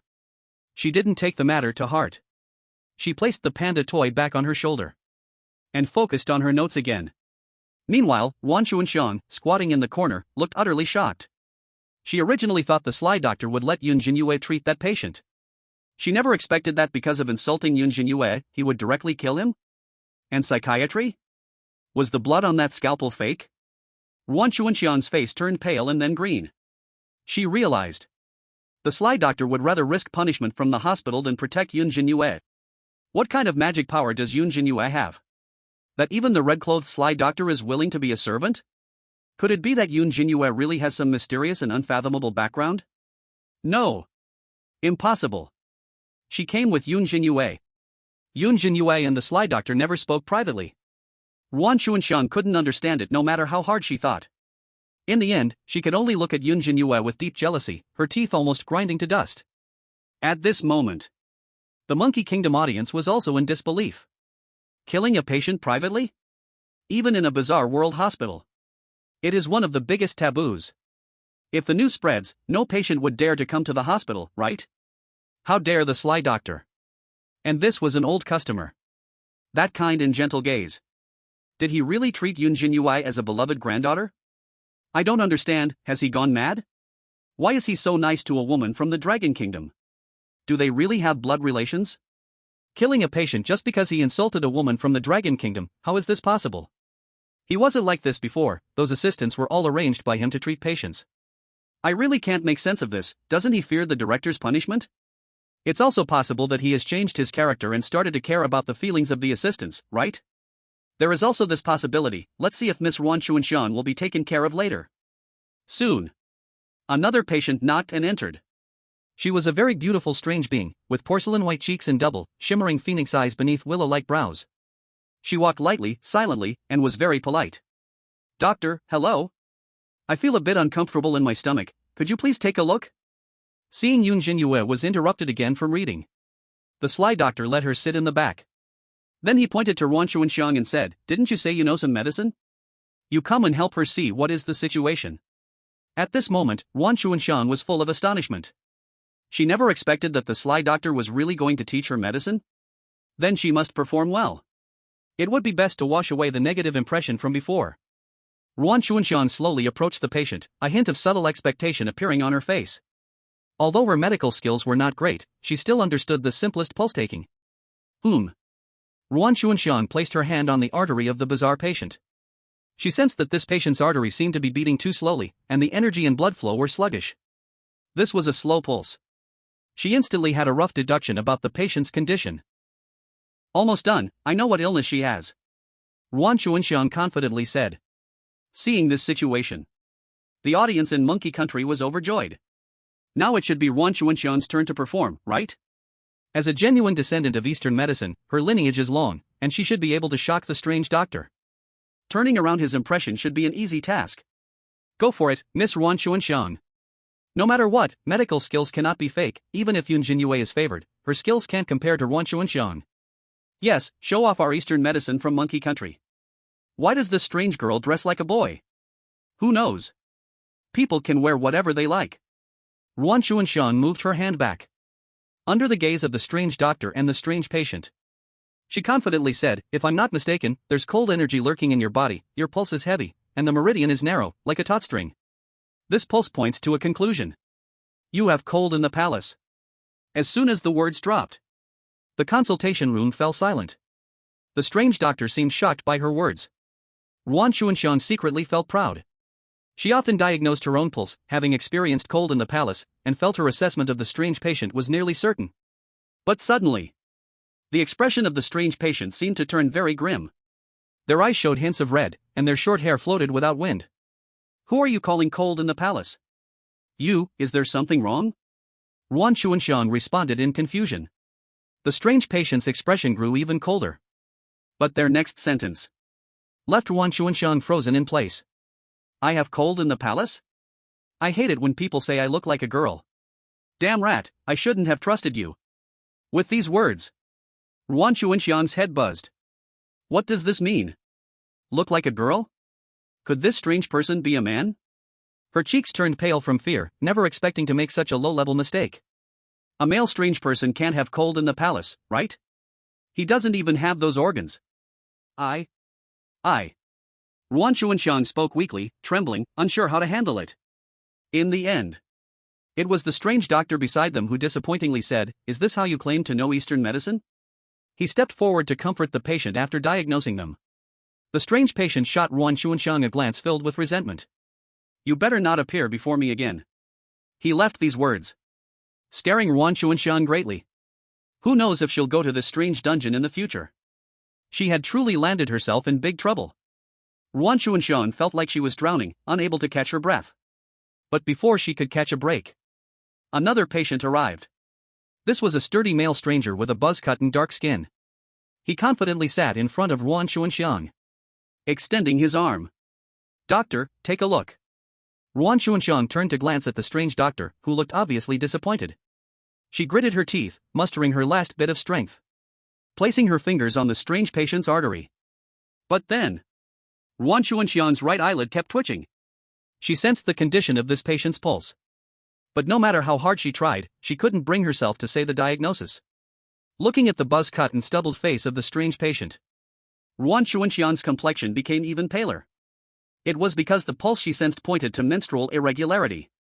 This male stranger, where would he get menstruation? Doctor, is it ready yet? The strange patient, seeing Ruan Chuanxiang hesitating for a long time, impatiently said. This. Ruan Chuanxiang was sweating, unsure how to respond. Forget it, you can step down. The strange doctor gave up on Ruan Chuanxiang. Her mind turned blank as she slowly crouched in the corner. Little you, why don't you take a look? The strange doctor suddenly noticed that the panda toy seemed bored. It was scanning the consultation room with its gaze. He hurriedly found something for Yun Zhenyue to do. Me? Upon hearing her name, Yun Zhenyue walked over, somewhat eager to try. She may only be a beginner in medicine, but she had a preliminary understanding of pulse diagnosis, mimicking Ruan Chuanxiang's actions, and carefully felt this patient's pulse. At last, Yun Zhenyue did not hesitate at all. She instinctively said, you have irregular menstruation? As soon as these words fell, the examination room fell silent again. Seeing this scene, the audience from the Monkey Kingdom couldn't help but add insult to injury. Even though Ruan Chuanxiang embarrassed herself earlier. As long as Yun Zhenyue made a misdiagnosis too, then they would be on the same starting line. They all looked forward to the strange doctor's reaction. What a huge joke. A male strange figure, how could he have menstruation? Can this guy even have menstruation? I'm dying of laughter. Dragon Kingdom women dare to say anything. The medical skills of the Dragon Kingdom are simply not as good as our Eastern medicine from the Monkey Kingdom. I can already guess how furious this patient will be. Chapter 52 Can Cause Trouble? The extremely excited Panda Doll. At this moment, when the crew-cut strange patient heard about the irregular menstruation, not only did he not get angry, instead, he showed a look of realization. I wondered why I have been feeling dizzy and weak lately. It turns out that's the reason. Doctor, you are amazing. You figured it out with just one touch, so impressive. Not in the same league as that quack earlier. What was her deal, poking and prodding, and she couldn't even get a fart out? She was extremely grateful to Yun Zhenyue. In the corner, Wan Chuanxian's brain went blank upon hearing this. Her pupils contracted, and her fingernails dug into her palms. She was completely stunned. Female? Wan Chuanxian never dreamed that this strange one with a crew-cut and beard was actually a woman? This means her diagnosis just now was correct. But because of the influence of the previous patient, she didn't dare say it out loud. This was a perfect opportunity to clear the strange doctor's negative impression. Yet it was given to Yun Zhenyue for free. Wan Chuanxian felt her breath becoming more and more constricted, her chest felt like being crushed by a giant stone, her head spinning and the world swirling around her, almost fainting from frustration and despair. And the strange doctor nodded in satisfaction upon seeing this.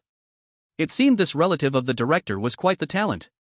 But when he saw the panda doll on Yun Zhenyue's shoulder, the corner of the strange doctor's mouth twitched slightly. It seemed that Panda Doll was about to burst. It couldn't create trouble at all. Instead, it acted like a real doll, sitting quietly on Yun Zhenyue's shoulder.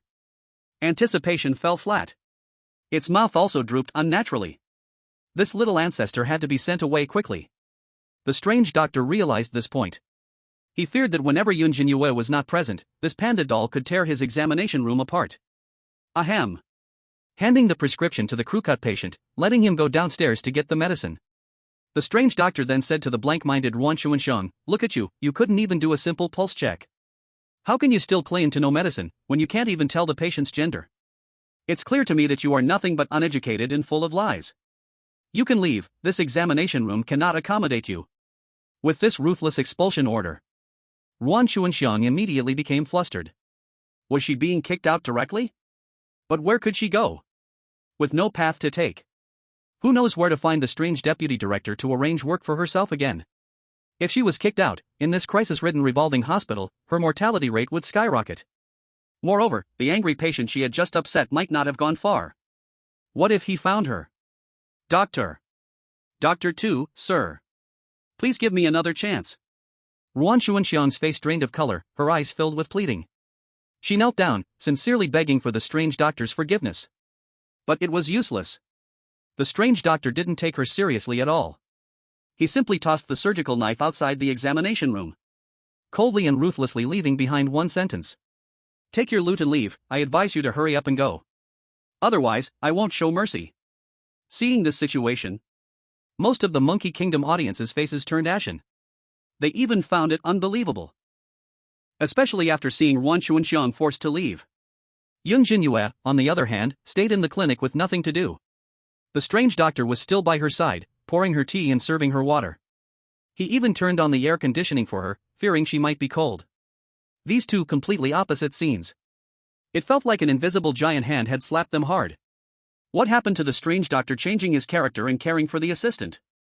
He probably only cares for the assistant with the surname Yun, right? Not a single mistake in the ID number would get you this kind of treatment. A boy looks like a girl looks like a boy, who can see that clearly? Miss Ruan is too wronged. Why is this happening? Where can she go? Is she going to be killed?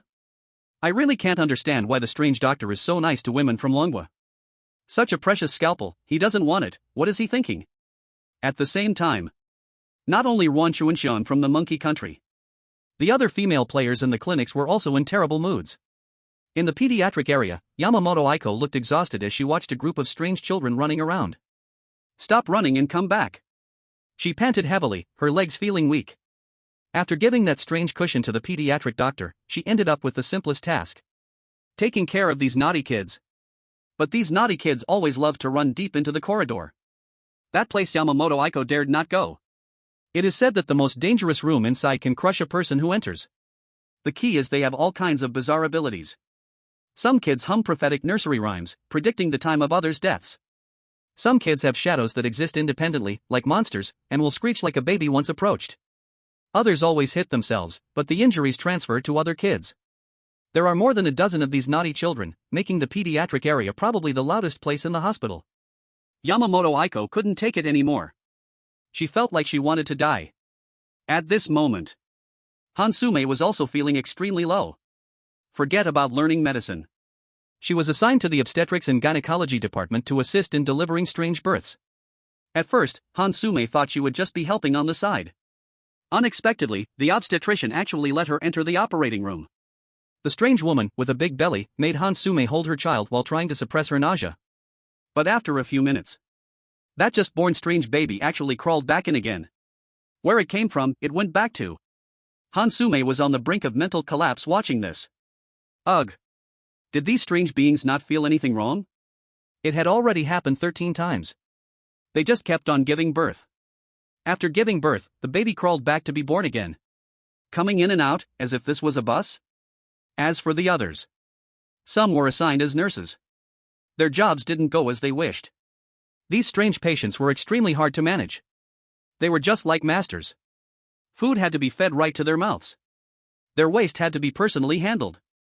If they were just a little slow, they would immediately threaten to complain to the head nurse. Scared, the girls all held back their breakdowns and moved as fast as they could. In all the live broadcasts, only Yun Zhenyue was enjoying a peaceful time. She took a sip of tea, quietly browsing through the strange doctor's notes. After flipping through the entire notes several times, the system issued a prompt. Ding, you have obtained the proficient skill, medicine. Her medical skills had upgraded. Looking at these notes had no meaning anymore. Yun Zhenyue stretched lazily and yawned. The panda plush toy on her shoulder was also drowsy. Just then, the system sent out another message to everyone. Ding. It has been detected that most matches have low learning efficiency. To improve efficiency, the matching system released a special notice. Obtaining key items will directly improve medical skill level. The addresses of some items are listed as follows. 1. Take the elevator to the 8th floor of the hospital, enter room 404, where a table has the director's notes. 2. Walk the safe passage to the hospital basement floor. Entering the morgue, there is a memory surgery needle in the hand of a corpse. Go to the deepest part of the 3rd floor pediatric corridor, enter the room, a sole dialysis machine is placed in the corner. If the matchmaker obtains any one of the props, they can directly teleport out of the reincarnation hospital. 404, the morgue, the deep end of the corridor? My medical skills are not enough right now, it seems I have to make a trip. Yun Zhenyue murmured softly upon hearing this.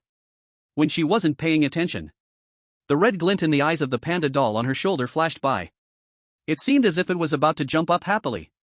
Chapter 53, The Genius Girl Shangwan Mu, looking for the director's notes?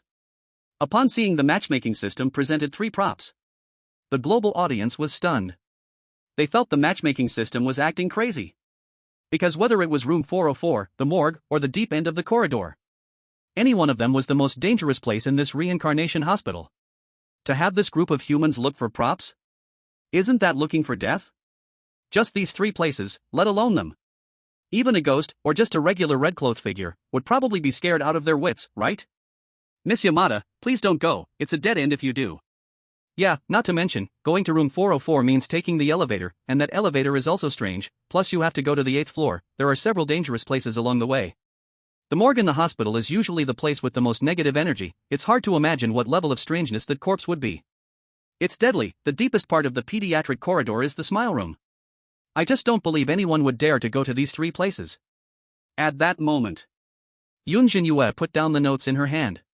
She returned it to the strange doctor. Then, under his bewildered expression, she slowly spoke, Grandpa too, I want to go to some places, here are the notes back. Do you know which elevator leads to the 8th floor of the hospital? What did you say, 8th floor? The strange doctor swallowed hard at these words, even he did not dare to go there. The reincarnation hospital had seen many medical accidents. Many patients turned into strange beings, going mad and causing chaos in the hospital. Later, the director just threw them all on the 8th floor. Locked them all inside. And there were no buttons leading to the 8th floor in the elevator. For so many years, apart from the occasional cases of outsiders accidentally entering the 8th floor, all the doctors kept silent about it, extremely taboo.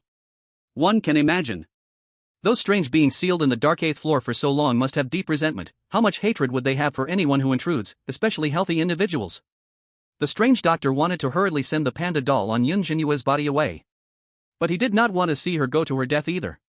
What kind of place are you going to do what? It's very dangerous. The strange doctor hurriedly asked. I heard there are the director's notes there. The strange doctor realized he was about to persuade Yun Zhenyue to give up this idea. But turning around, he found the panda doll on Yun Zhenyue's shoulder. Its pupils emitted a terrifying red light.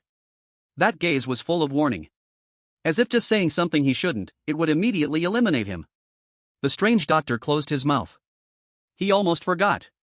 Yun Zhenyue always brought this little ancestor with her. If there was the protection of this panda doll, who is in danger is still uncertain, right?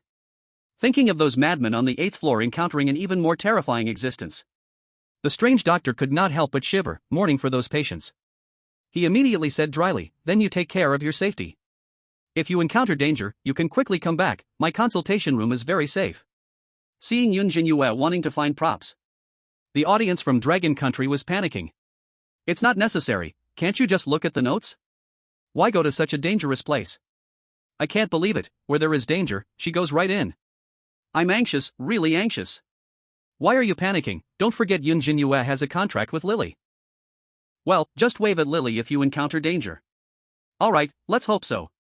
Soon after, Yun Zhenyue followed the direction indicated by the strange doctor. She walked towards the elevator that could take her to the 8th floor. Unbeknownst to her, a familiar figure was following her from behind. This person was Ruan Chuanxian, who had been kicked out of the consultation room. She looked at Yun Zhenyue's back with eyes full of resentment. She chose to stake everything on this. She was now unable to improve her medical skills at all. She could only rely on the 3 items given by the marriage system. But those places were too dangerous. She wanted Yun Zhenyue to explore the way first. If the risk was lower, she could follow afterwards. As long as she obtained one, she could immediately teleport out of this hospital. Soon, Yun Zhenyue discovered 2 elevators. One was a medical elevator, and the other was a patient elevator. The left elevator was clean and new. The right elevator, however, was full of bloodstains, with deep scratches from nails embedded in it, looking extremely bizarre and terrifying. Huh? Yun Zhenyue felt a bit confused. The strange doctor said there was an elevator here, but didn't specify which one. Could it be that she had to try both? Just when she hesitated, suddenly, a cautious female voice came from beside her. Are you a player from Longhua? Yun Zhenyue turned her head. She saw a young woman in a blue cleaning outfit, wearing a mask and a hat, pushing a gray cleaning cart, with eyes that seemed bottomless beneath her brows. Who are you? Yun Zhenyue asked, puzzled. First answer me, what country are you a player from? The woman said, on guard. Longhua. Then let me ask you, what comes after Gongting Yui Jiu? 108, a cup? Yun Zhenyue felt bewildered, replying instinctively. Now the woman confirmed Yun Zhenyue's identity. She slowly took off her mask, revealing a delicate face that looked to be just in her early 20s. I am also a player from Longhua, you can call me Shangguan Mu. I don't know why you want to take this elevator, but since we are both from Longhua, I must warn you, do not take the left elevator. If you have urgent matters, take the safe passage. After hearing this, Yun Zhenyue understood that this Shangguan Mu was worried about her. But she still explained, I want to go to room 404 on the 8th floor to find the dean's notes. Room 404 on the 8th floor? Shangguan Mu's hair stood up in disbelief. She looked at Yun Zhenyue as if she were looking at a corpse. You. Shangguan Mu wanted to criticize her. Even scold Yun Zhenyue for being foolish. She had been in this reincarnation hospital for 3 years. She was extremely aware of the dangers on the 8th floor. But looking at Yun Zhenyue's crystal clear eyes, she couldn't bring herself to scold her. She sighed, saying, forget it. Let me explain. I was once called a genius girl in Longhua, having safely cleared A-level dungeons multiple times. My luck is extremely high and I often turn danger into safety. But this reincarnation hospital is not as simple as you think. I have been here for 3 years, originally hoping to obtain those medical items and then become a doctor in the hospital to benefit the people of Longhua in this strange world. But until now, I still dare not step into it. As she spoke, her eyes were filled with fear and worry. The room 404 you mentioned, besides that, there are several other places, like the morgue on the first underground floor. Those places are not for human players to enter. I once saw a red-clothed strange creature that tried to uncover the secrets of the 8th floor, but after going up, it never came back down. Moreover, it looks like you are just a new player, right? Having such intent is enough, but please don't recklessly throw away your life. Chapter 54, The Terrifying Elevator Mystery, The Dean's Aura, There's an Ambush. Hearing these sincere words, the audience from Longwood expressed strong agreement. At the same time, some recognized this genius girl. Wow, Shangwan Mu? It really is her. Who is she? I'm following the Strange Marriage series without missing a single episode. Have you not seen her? Similar to Zhang Yingjun from the Great Han Country, Shangwan Mu is an old player from the Dragon Country, last appearing 3 years ago. At that time, official media reported daily, claiming she was extraordinarily talented, one of the most elite players in the Dragon Country. No wonder she disappeared later, it turns out she was in this reincarnation hospital. We should listen to her, Shangwan Mu won't harm our own people. Research Headquarters. Wang Xiuwen instantly recognized Shangwan Mu. His eyes were filled with deep regret and frustration. Sigh. Wang Xiuwen sighed, reminiscing about this genius girl. He had known her for a long time.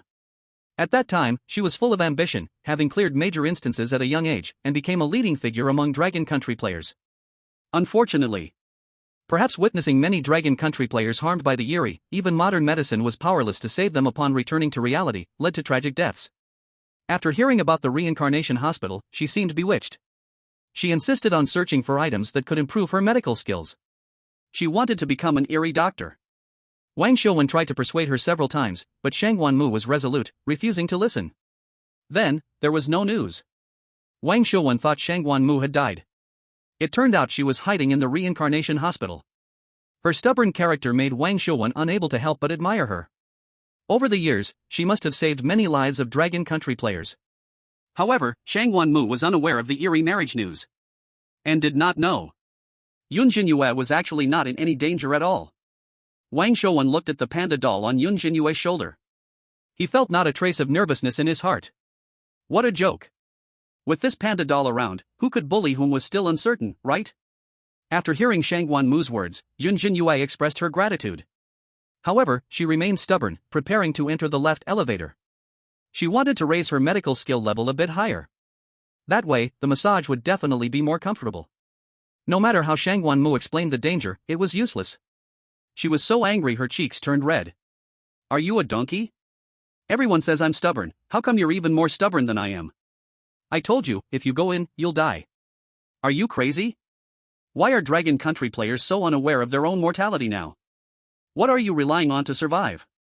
This panda toy on your shoulder, as big as a booger? If you can survive and get the dean's notes, I'll take your last name. Yun Zhenyue. She didn't know how to explain to Shangwan Mu. She actually had Lily's protection, so there's really nothing to be afraid of. Just then, ding dong. The left elevator arrived at this floor. It slowly stopped in front of Yun Zhenyue. The elevator was completely empty inside. Looking closely, the bright white lights inside were very clean, showing no signs of any horror at all. In contrast, the elevator on the right seemed more likely to harbor danger. But Shangwan Mu said the right one was very safe. Ha! Yun Zhenyue took a deep breath. Stepping inside. And standing behind her, Shangwan Mu's right eyelid twitched. Over the years, she had saved many Dragon Country players, there had never been anyone as reckless as her. But she was still young, her beautiful life had just begun. Shangwan Mu could not bear to see Yun Zhenyue fall like this. Get down quickly while the elevator hasn't gone up. I'll really stop caring about you, really. Hearing this, Yun Zhenyue revealed a faint smile.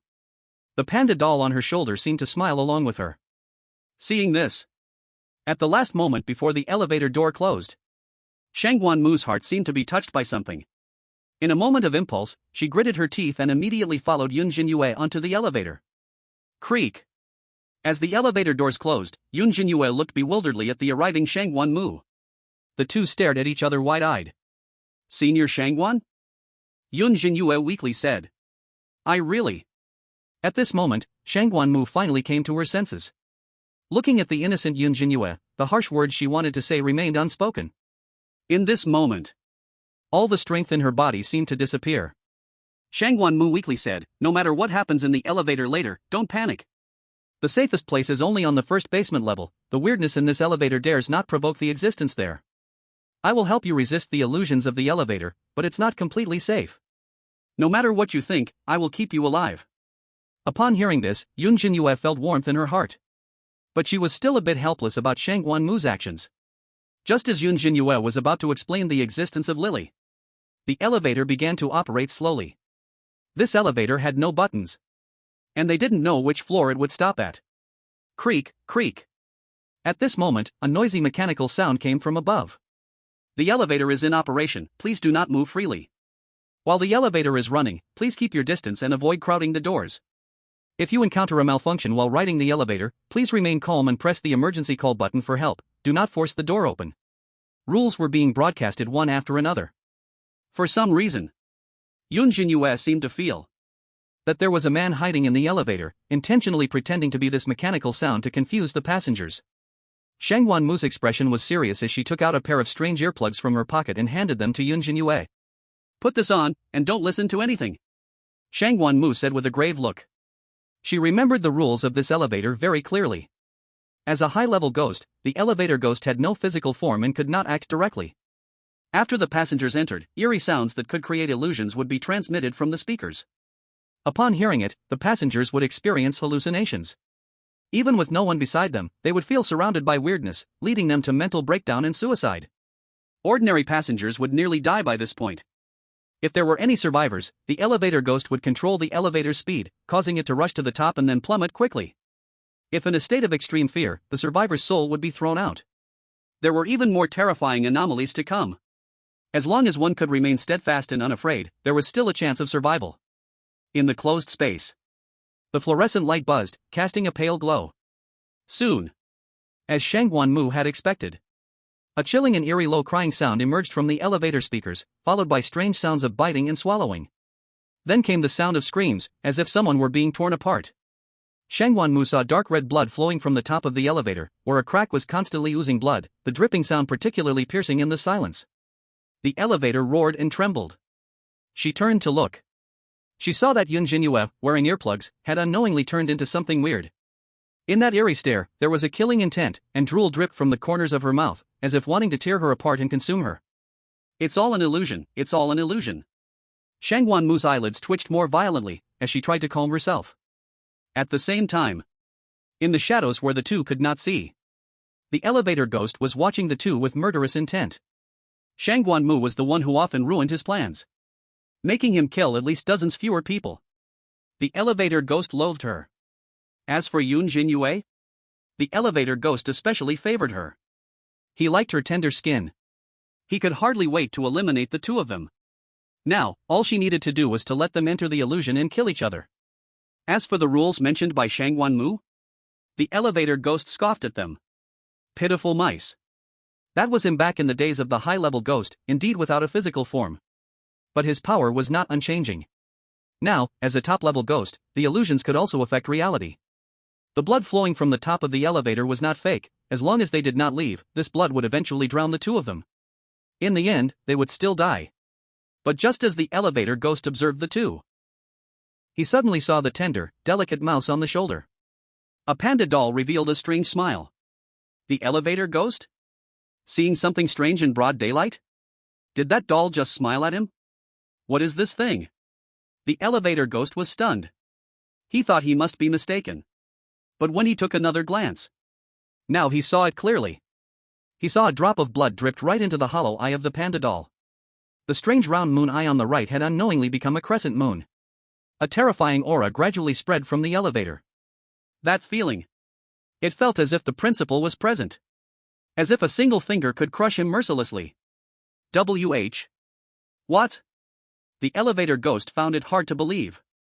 Such a terrifying feeling made alarm bells ring in his heart, as if falling into an ice cellar. His whole body felt as soft as noodles. The killing intent in his eyes vanished in an instant. Not good, there's an ambush. He quickly withdrew his abilities like a panicked mouse. In that instant, the terrifying sound from the speaker disappeared. The blood dripping from the top of the elevator also stopped. The swaying appearance just now was now extremely steady. As if afraid of causing any bumps that would upset the passengers. The elevator completely returned to calm. Shangguan Mu blinked and then found the elevator in front of her returned to normal. A big question mark seemed to pop up over her head. She was completely stunned. Ha! Chapter 55, Reformed Elevator Ghost, Hurry and Send the Living Father Away. What happened? Why has everything returned to normal? This doesn't feel right? Shang Wanmu widened her eyes, thinking she was still in an illusion. But when she looked back, she saw Yun Zhenyue had opened her eyes at some point, filled with confusion, as if asking, "Is this the terrifying elevator you spoke of?" From Shang Wanmu's experience, the illusion of the elevator ghost seemed to have completely vanished. The bright white lights shone in Shang Wanmu's eyes. They reflected the bewilderment and confusion deep within her pupils. Eh? Shang Wanmu murmured. Where's the sloshing blood? You're supposed to be flowing. Why isn't the elevator shaking anymore? It used to shake like a sieve. And what about that big speaker? Where's the elevator ghost? Don't hide inside and stay silent, I know you're here. You can create illusions, so come at me again. Until the elevator slowly began to ascend. Seeing there hadn't been movement for a while, Yun Zhenyue asked curiously, "Senior Shangwan, is it over?" Don't take off your earplugs yet, this elevator ghost might have some other plot, maybe the speaker will still bring more terrifying sounds. However, before Shang Wanmu could finish speaking, Yun Zhenyue swiftly took off the ghostly earplugs. Then, it seemed she wanted to counter Shang Wanmu's words about terrifying sounds. Or perhaps to calm Yun Zhenyue's emotions. A soothing and familiar music began to play from the speaker. Happy sheep, beautiful sheep, lazy sheep, boiling sheep, slow sheep, soft and fluffy. Don't think I'm just a sheep. Hearing this music, Yun Zhenyue wore a strange expression. Senior, is this the terrifying sound you talked about? Upon hearing this, Shang Wanmu was also stunned. Her eyelids twitched. What is this they're playing? When did we enter a children's channel? What kind of trick is the elevator ghost playing? Seeing her senior's impression shatter away. After another 10 seconds. Nothing still happened in the elevator. The music of Happy Sheep continued to play in her ear. The atmosphere in the elevator became a bit silent. Shang Wanmu's expression was awkward. Under the doubtful expression of Yun Zhenyue, she hurriedly pointed to the top of the elevator and said, "There's still blood, there were bloodstains at the top of the elevator just now, look." As soon as she finished speaking, Shang Wanmu widened her eyes. Just now, Yun Zhenyue kept her head down, wearing earplugs and closing her eyes, unaffected by the elevator ghost's ability, unaware of the blood flooding from the top of the elevator. And now, in front of Shang Wanmu's disbelieving gaze, blood on the top of the elevator. It seems someone is vigorously wiping it with a cloth. In some spots, the deeper bloodstains are being picked at with nails. And just as Yun Zhenyue turned her head, the bloodstains all disappeared. Yun Zhenyue only saw a clean and tidy elevator top, with no bloodstains at all. Shang Wanmu, is this elevator playing tricks on you? Is all this just to embarrass her? Little did she know. At this moment, the elevator ghost was about to cry. He wanted to rush to Shang Wanmu's ear and tell her loudly. Slander. You are slandering me. Sister, please stop talking nonsense. Didn't you see that panda doll? That excited and eager look. It seemed that if he did any little action, his elevator would be dismantled immediately. In this situation, how could he dare to make any strange sounds? Just play a cheerful song slowly, and everyone would treat it as nothing happened, just ignore him. Something's not right, this is really too strange. I've been in this elevator before, it took a lot of effort just to barely escape. What's going on today? Has this elevator ghost taken the wrong medicine? Shang Wanmu felt a chill in her neck upon seeing this. The stranger the elevator ghost acted, the more uneasy her heart became. It was as if a thorn was deeply embedded in her heart. When she heard these words, Yun Zhenyue nodded, perhaps he has turned over a new leaf? The elevator ghost was so grateful he almost knelt down. Yes, that's right. He has turned over a new leaf. This young girl really has an eye for talent. But Shang Wanmu shook her head and replied, impossible, if he could turn over a new leaf, then I, Shang Wanmu, would write my name backward. Elevator ghost. Damn it, he really wanted to explode with Shang Wanmu. Can you keep your mouth shut? Just then, Yun Zhenyue wondered, why haven't we reached the 8th floor? It's been a few minutes, right? As soon as she finished speaking, the elevator ghost saw the panda doll on her shoulder and showed an impatient expression. Suddenly, he was drenched in cold sweat. He hurriedly operated the elevator, heading up to the 8th floor. But suddenly, Shang Wanmu reminded, better to go to the -1st floor, hurry and leave this elevator. Upon hearing this, the elevator ghost, who wanted to send them away quickly, was sweating again. He manipulated the elevator again, heading down to the negative first floor. He also desperately kept the elevator stable, so the two wouldn't sense anything unusual. But going up and down feels different. Yun Zhenyue said in confusion, why is this elevator going up and down? Senior, why don't you stay on the negative first floor, and I'll go check the 8th floor?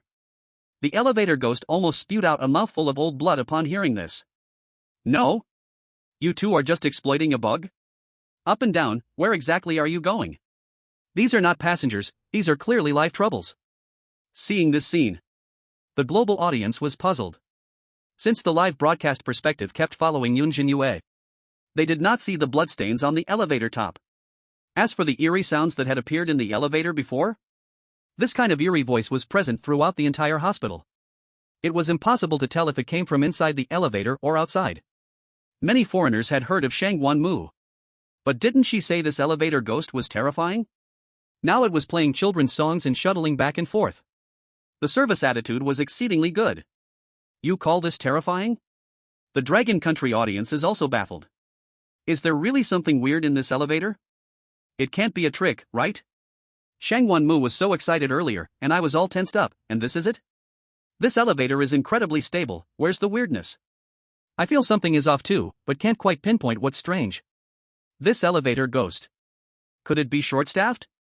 I wanted to see Lily again. In the end, Yun Zhenyue managed to reach the 8th floor as she wished. Shangwan Mu intended to take her away but unexpectedly found the elevator stopped at the 8th floor and wouldn't move. This elevator, could it be voice-controlled? Yun Zhenyue mumbled strangely. Little did they know. At this moment, the elevator was on the verge of breaking down. He secretly told the information of the two to the strange entity on the 8th floor. Let them fend for themselves. Then, with a quick move, he immediately left the 8th floor. As for how the two would get down? Whether they walked down the stairs or jumped down, anyway, he was never coming back to pick up these two lives again. When the two saw the elevator drop suddenly, they exchanged looks of surprise. Shangwan Mu's expression was forced, losing face was trivial, but mainly, she really ran to the 8th floor. Taking a deep breath, she knew Yun Zhenyue would not give up easily unless she got the dean's notes. Her mood grew increasingly tense. It seemed they truly had to go to room 404. Safely taking the elevator to the 8th floor. Who knows if it's an opportunity or a trap? Chapter 56, Terrifying Hide-and-Seek, Do Not Let Her Discover You. Meanwhile, in the deepest room on the 8th floor. Inside the dark and gloomy room, the four stand leaned crookedly against the yellowed wall, several bottles of glucose scattered on the floor, a strong smell of disinfectant mixed with a fishy odor accumulated in the ward. In a space of less than 20 square meters. It looked like a riot had occurred, it was chaotic everywhere. A large group of patients dressed in blue-striped hospital gowns looked strangely panicked, huddled together. The room was filled with strangeness. Even on the hospital bed stood strange figures, there was not a single place to stand. This group of strange beings packed the room so tightly that not even a drop of water could leak through. At this time, the wind crept in through the slightly closed window. A pale-faced patient hurriedly shut the window, as if afraid that the noise here would be discovered by others. Their faces were filled with panic, as if they had received a critically ill notification. They whispered and discussed something. Have you heard? The elevator entity said a red-clothed strange panda is coming. What red-clothed? I heard it's the dean bringing her animal doll to kill us. I clearly heard the elevator entity say the dean has transformed into a bear, and is now preparing to feast on us. Right. The dean seems to have been controlled by an intermediate evil bear. That evil bear needs to eat hundreds of strange beings in one meal. The hospital doctors have all been eaten, now it's our turn. Damn the dean, why must she eradicate us completely? A group of patients looked desperate. The more they spoke, the more exaggerated it became. Some of the strange beings, afraid of being eaten by the strange bear, were even preparing to commit suicide. A middle-aged strange being in a red-striped hospital gown looked troubled. Enough. Everyone shut up. He shouted in a low voice. The patients present immediately quieted down. This middle-aged strange being was in red and was also their leader. The middle-aged strange being took a deep breath and said, as far as I know, the dean wouldn't attack us for no reason. Otherwise, she wouldn't have driven us to the 8th floor and would have directly killed us. But since that person is confident in entering the 8th floor, and the elevator entity has warned us, we absolutely cannot conflict with her, it's best to hide completely. Remember, no matter who comes later, everyone must hide well. Absolutely do not let yourself be discovered. If anyone gets discovered, we will all be in big trouble. Hearing this group of patients agreed. This was also the best plan they could think of. As long as they were not discovered, that's all that mattered. With a command given, whoosh! They streamed out one by one, immediately leaving this ward. Using their abilities to hide away. Ceilings, under the beds, wardrobes, bathrooms, storage cabinets. Even above the ceiling fan, there were strange beings hiding. The middle-aged strange being also quickly vanished from the room. In the blink of an eye, the entire 8th floor became eerily silent. There was not even a shadow to be found, let alone a strange being. On the other side, Yun Zhenyue and Shangguan Mu stepped into the 8th floor. Looking around, it was vast and empty. Shangguan Mu carefully observed the surroundings. It seemed that this floor had not been visited for a long time, with spider webs everywhere, the lights long extinguished, and all the windows tightly shut, without a hint of wind or other sounds. Her breathing sounded especially heavy in the silence. The strange scene that Shangguan Mu had imagined did not appear at all. Is this really the 8th floor? Yun Zhenyue murmured in puzzlement. She saw that there were more than a dozen hospital rooms, all numbered 404. The director's notes should be in the deepest part. Yun Zhenyue was always ready to summon Lily, as long as any danger occurred later. But, as she slowly walked toward those hospital rooms, she saw that the first hospital room was completely empty. Only tiny dust particles floated in the air. Shangguan Mu's eyelids twitched even more violently. Something was wrong. It was overwhelmingly wrong. To her knowledge, there should have been at least a dozen strange patients on this 8th floor. Most of them were evil spirits, including some in red clothing. But where were the strange patients? How could not even a hair appear? Wait a minute, slow down, don't walk so fast, maybe there's a trap ahead. Shangguan Mu felt her scalp tingle as she saw Yun Zhenyue continuing deeper and couldn't help but voice her concern. But Yun Zhenyue looked at her innocently and said, "Senior, are you mistaken? Clearly, there is nothing strange here." She pushed open the hospital room one by one to check. Indeed, not even a hint of a strange figure was seen. After looking through most of the 8th floor's hospital rooms, everywhere was empty. Shangguan Mu's tense heart finally began to relax a little. A bigger question mark seemed to pop up above her head. This unusual situation was even more bizarre than before in the elevator. Something isn't right. Where are the strange patients? Where did they all go? They can't have gone down, could they have all died? But there are no signs of a battle here. Shangguan Mu racked her brain but could not make sense of it. At that moment, a peculiar thought suddenly rolled into her mind. Could it be that those terrifying strange patients were all hiding away? When this thought appeared, Shangguan Mu immediately shook her head, finding it amusing. Impossible. Would this group of evil spirits play hide and seek for no reason? Would they be afraid of her? Or afraid of Yun Zhenyue, this newbie player?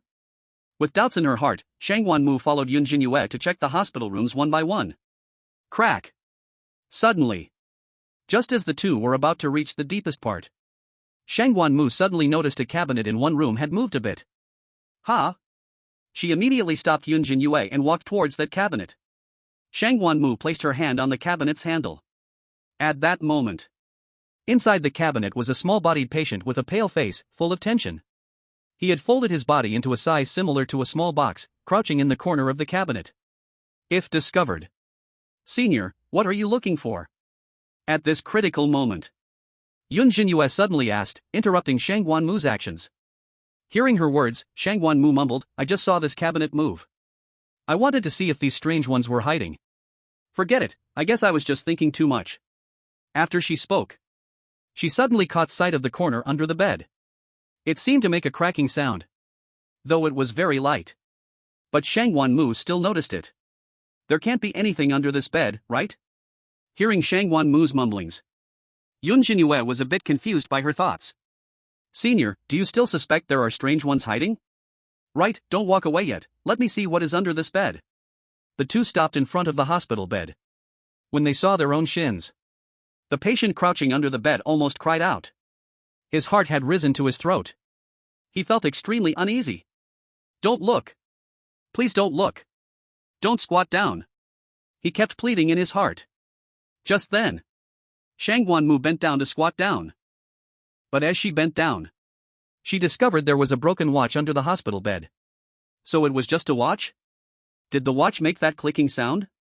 Shangguan Mu picked up the watch, and her doubts were finally put to rest. If she had looked under the bed a moment ago, she would have seen, less than half a meter away from her gaze, A patient who was on the verge of fainting and appeared strange.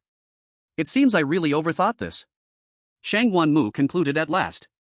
The director might have secretly come up here and cleared away those strange patients.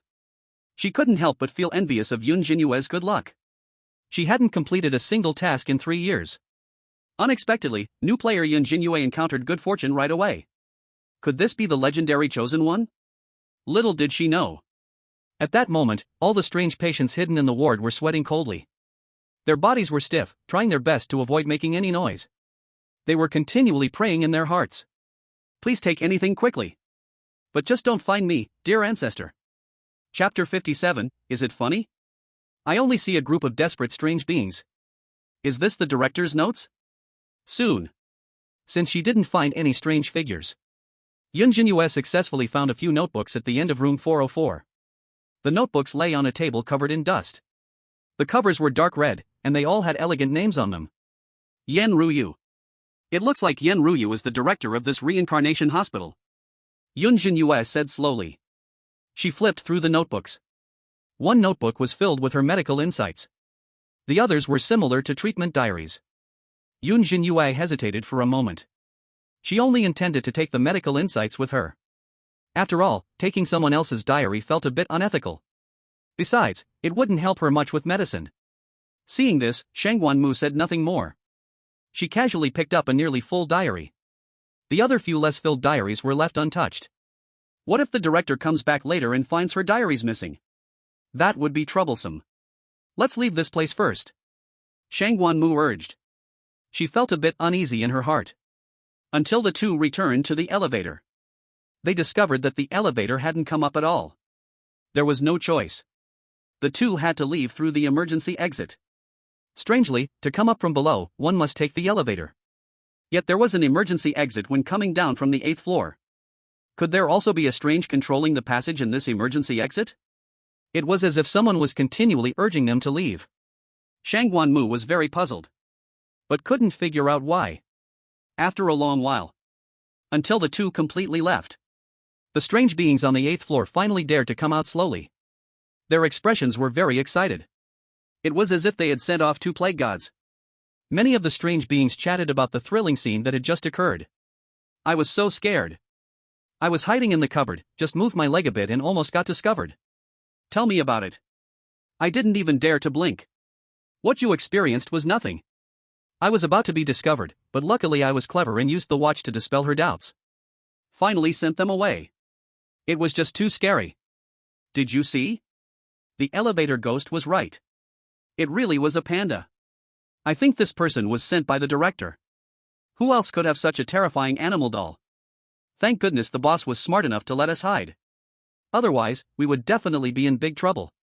At this time, the middle-aged strange being also cautiously walked out from the restroom. He looked at the excited patient strange beings.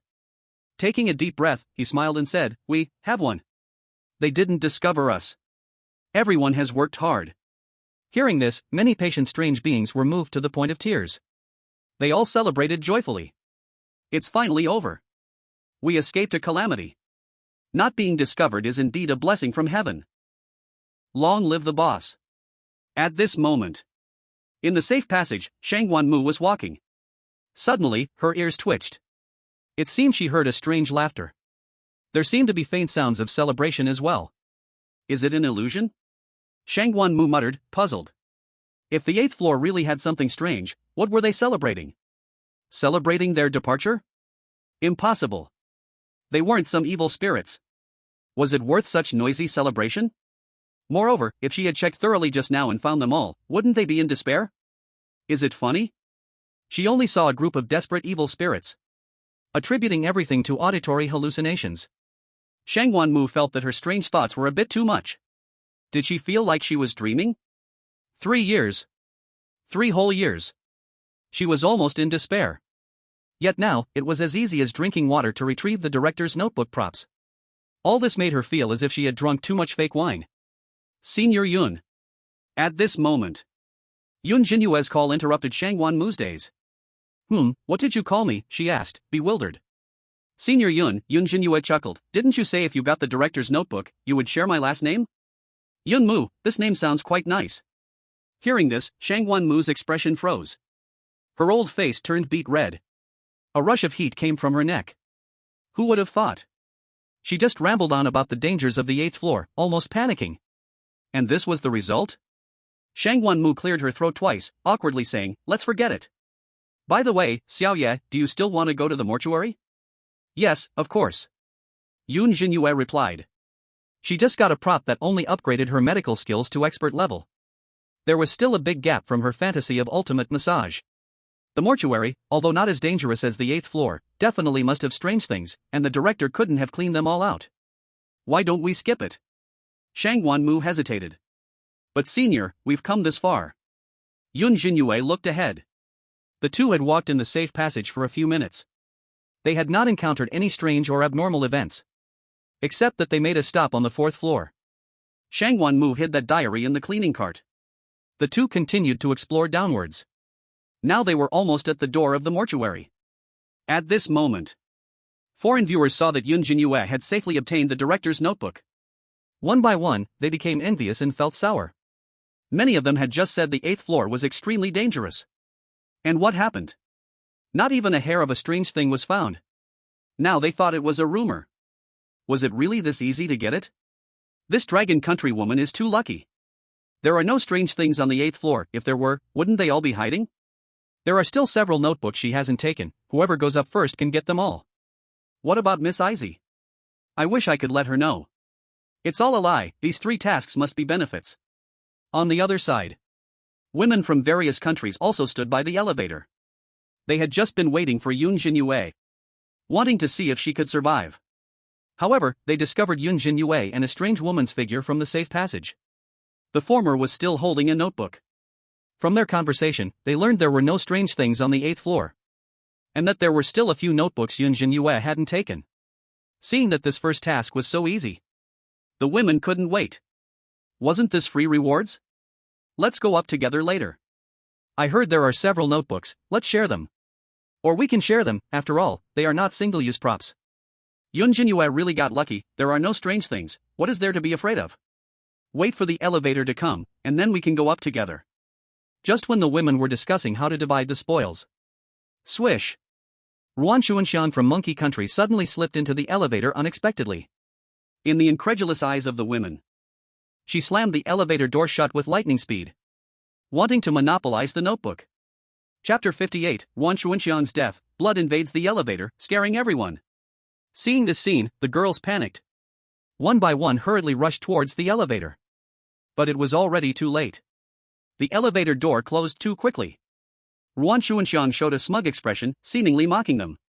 The girls could only watch the scene with ugly faces. "Come out, what are you doing running in alone?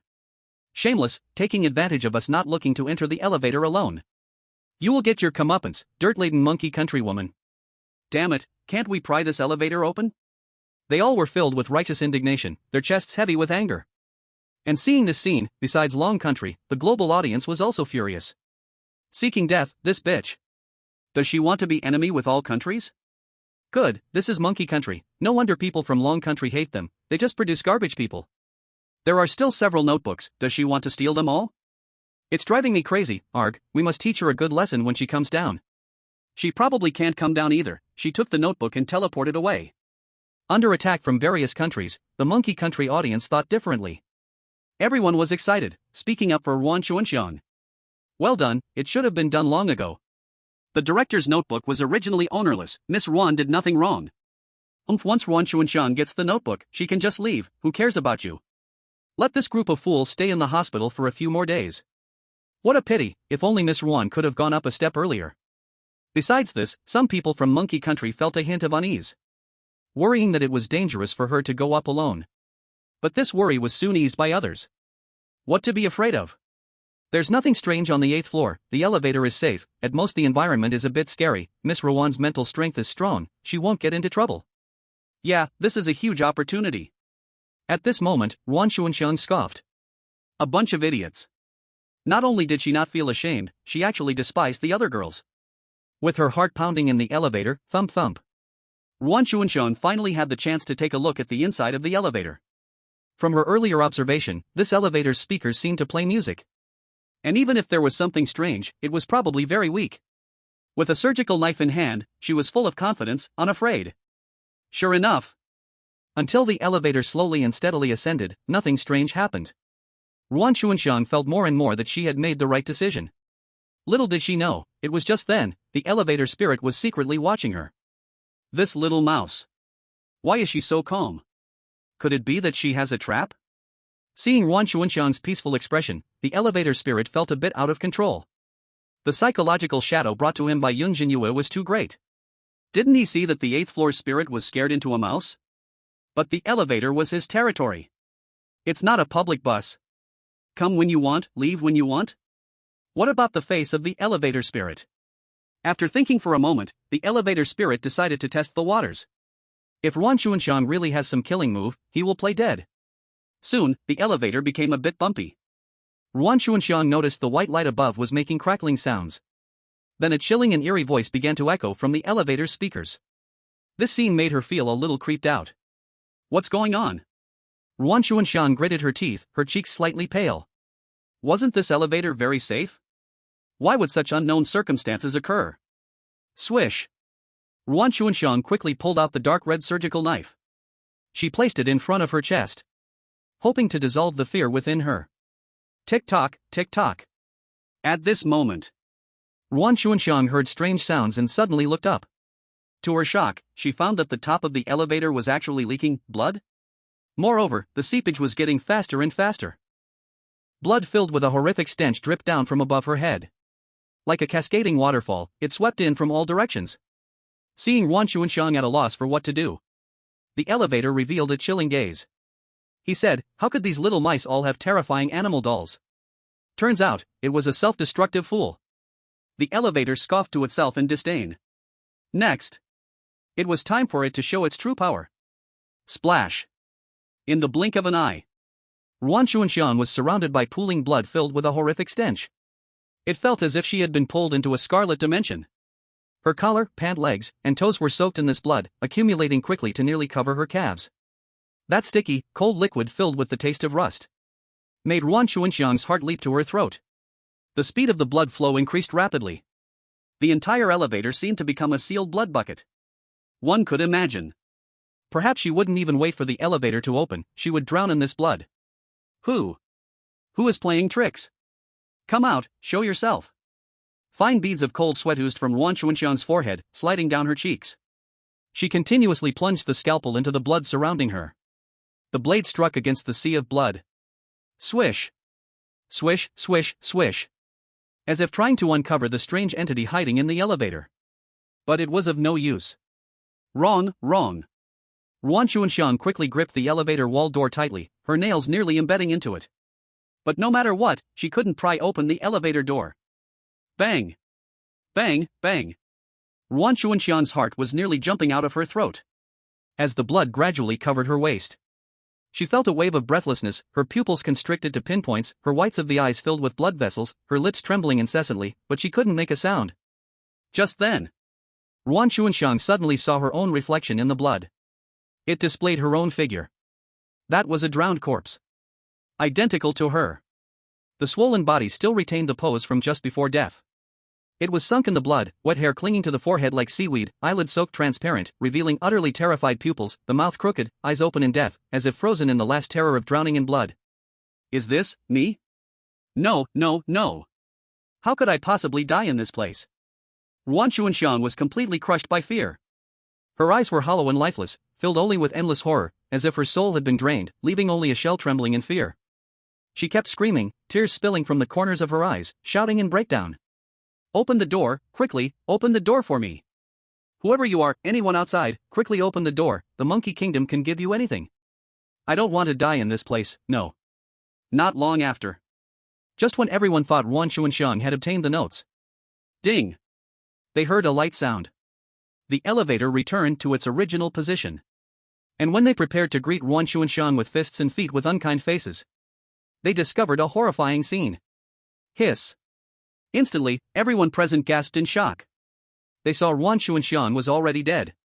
Her eyes were wide open, as if she witnessed something terrifying before dying, as if dragged into an inescapable nightmare.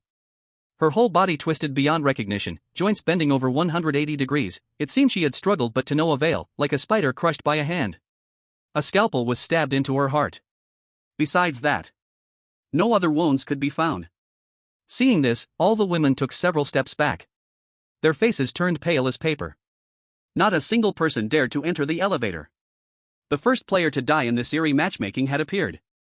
And the matchmaking system also provided a prompt. Ding, Wan Xuanxiang has been detected as dead. Audience from the Monkey Kingdom is prohibited from entering the livestream. Current number of surviving players, 9. Chapter 59, The Frightening Corpse, Is This Panda Really in Red? The global audience watched in shock as Wan Xuanxiang died tragically. She seemed to go mad in the elevator.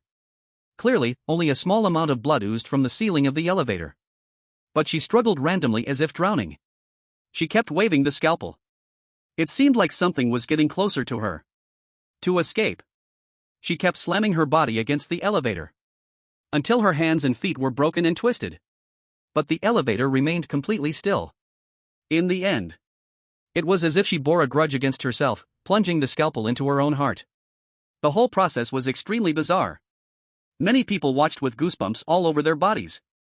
In addition to their shock, they felt confused about Yun Zhenyue. What is happening? Clearly, the woman from Long Country didn't encounter anything. There's a problem. There must be a situation we don't know about, or Wan Xuanxiang triggered something that caused her death in the elevator. I felt something was strange just now. There must be an elevator ghost in the elevator, but it spared Yun Zhenyue and chose to attack Wan Xuanxiang, treating them differently. Why? Could it be afraid of Yun Zhenyue? Impossible, Yun Zhenyue didn't bring anything, only this panda toy on her shoulder.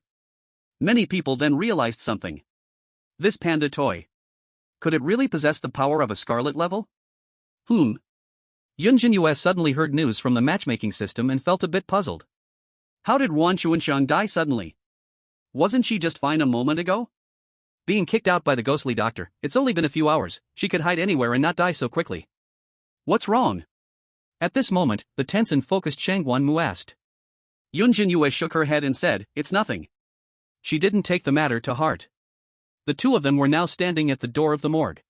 The air was filled with the pungent smell of formaldehyde, mixed with a faint rotting odor, making their throats tighten. They saw the morgue door slightly ajar, and it could be opened with a gentle push. Shangguan Mu felt a chill in her heart. She had little knowledge about the morgue.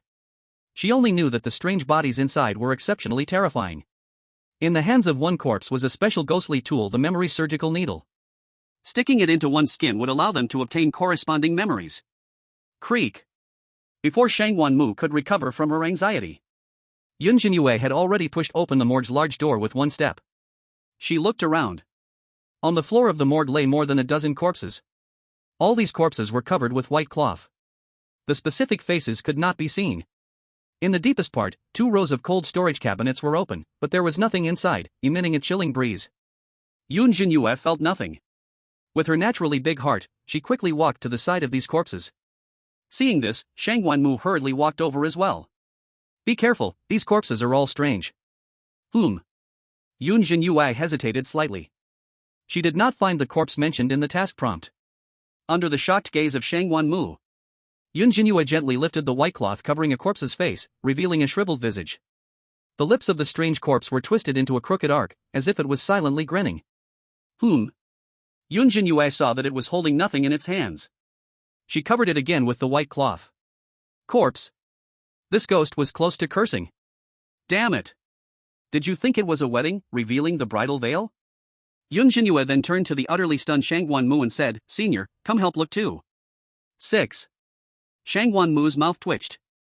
The two accelerated their pace, continuously checking all the corpses. In the end, near the corner, they discovered the memory surgical needle in the hand of one corpse. But when Yun Zhenyue tried to borrow it, that corpse clutched the surgical needle tightly, refusing to let go. It was only then that Shangguan Mu looked at the cold storage cabinet in front and pondered. Xiaoyu, don't pry it open. I just remembered. To obtain this surgical needle, it is necessary to lift this corpse into the cold storage cabinet. The surgical needle is a thank you gift. So that's how it is. Yun Zhenyue suddenly realized. Lift the corpse? This shocking scene stunned the audience in the Dragon Country. While female players from other countries were still trembling in fear. These two rushed to the morgue to lift the corpse? How can they be so bold? I have a bad feeling about this. Yeah, if it was that easy to get the surgical needle, it would have been taken long ago, right? Not necessarily, maybe Yun Zhenyue really has some confidence. Did you see that? The corpse seems to be smiling? Could it be that lifting him will cause some serious consequences? At the same time, when the two were unaware, the corner of the strange corpse's mouth slightly lifted, revealing a sinister smile. Someone fell for it again. His ability is very special.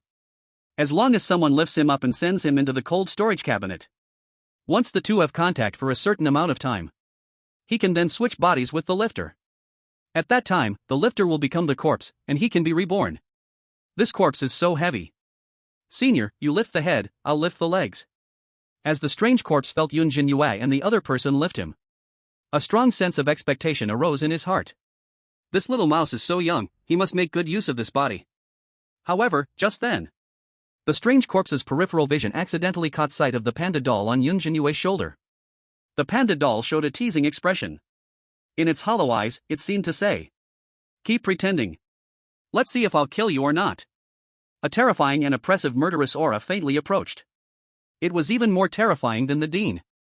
Boom! It felt like a bell had struck his heart. The expression on the strange corpse's face gradually froze. What on earth is this? Which good person lifts a corpse while bringing a panda? A chill immediately surged up his back. Let alone the presence of that panda doll, his chances of successfully swapping bodies are so slim.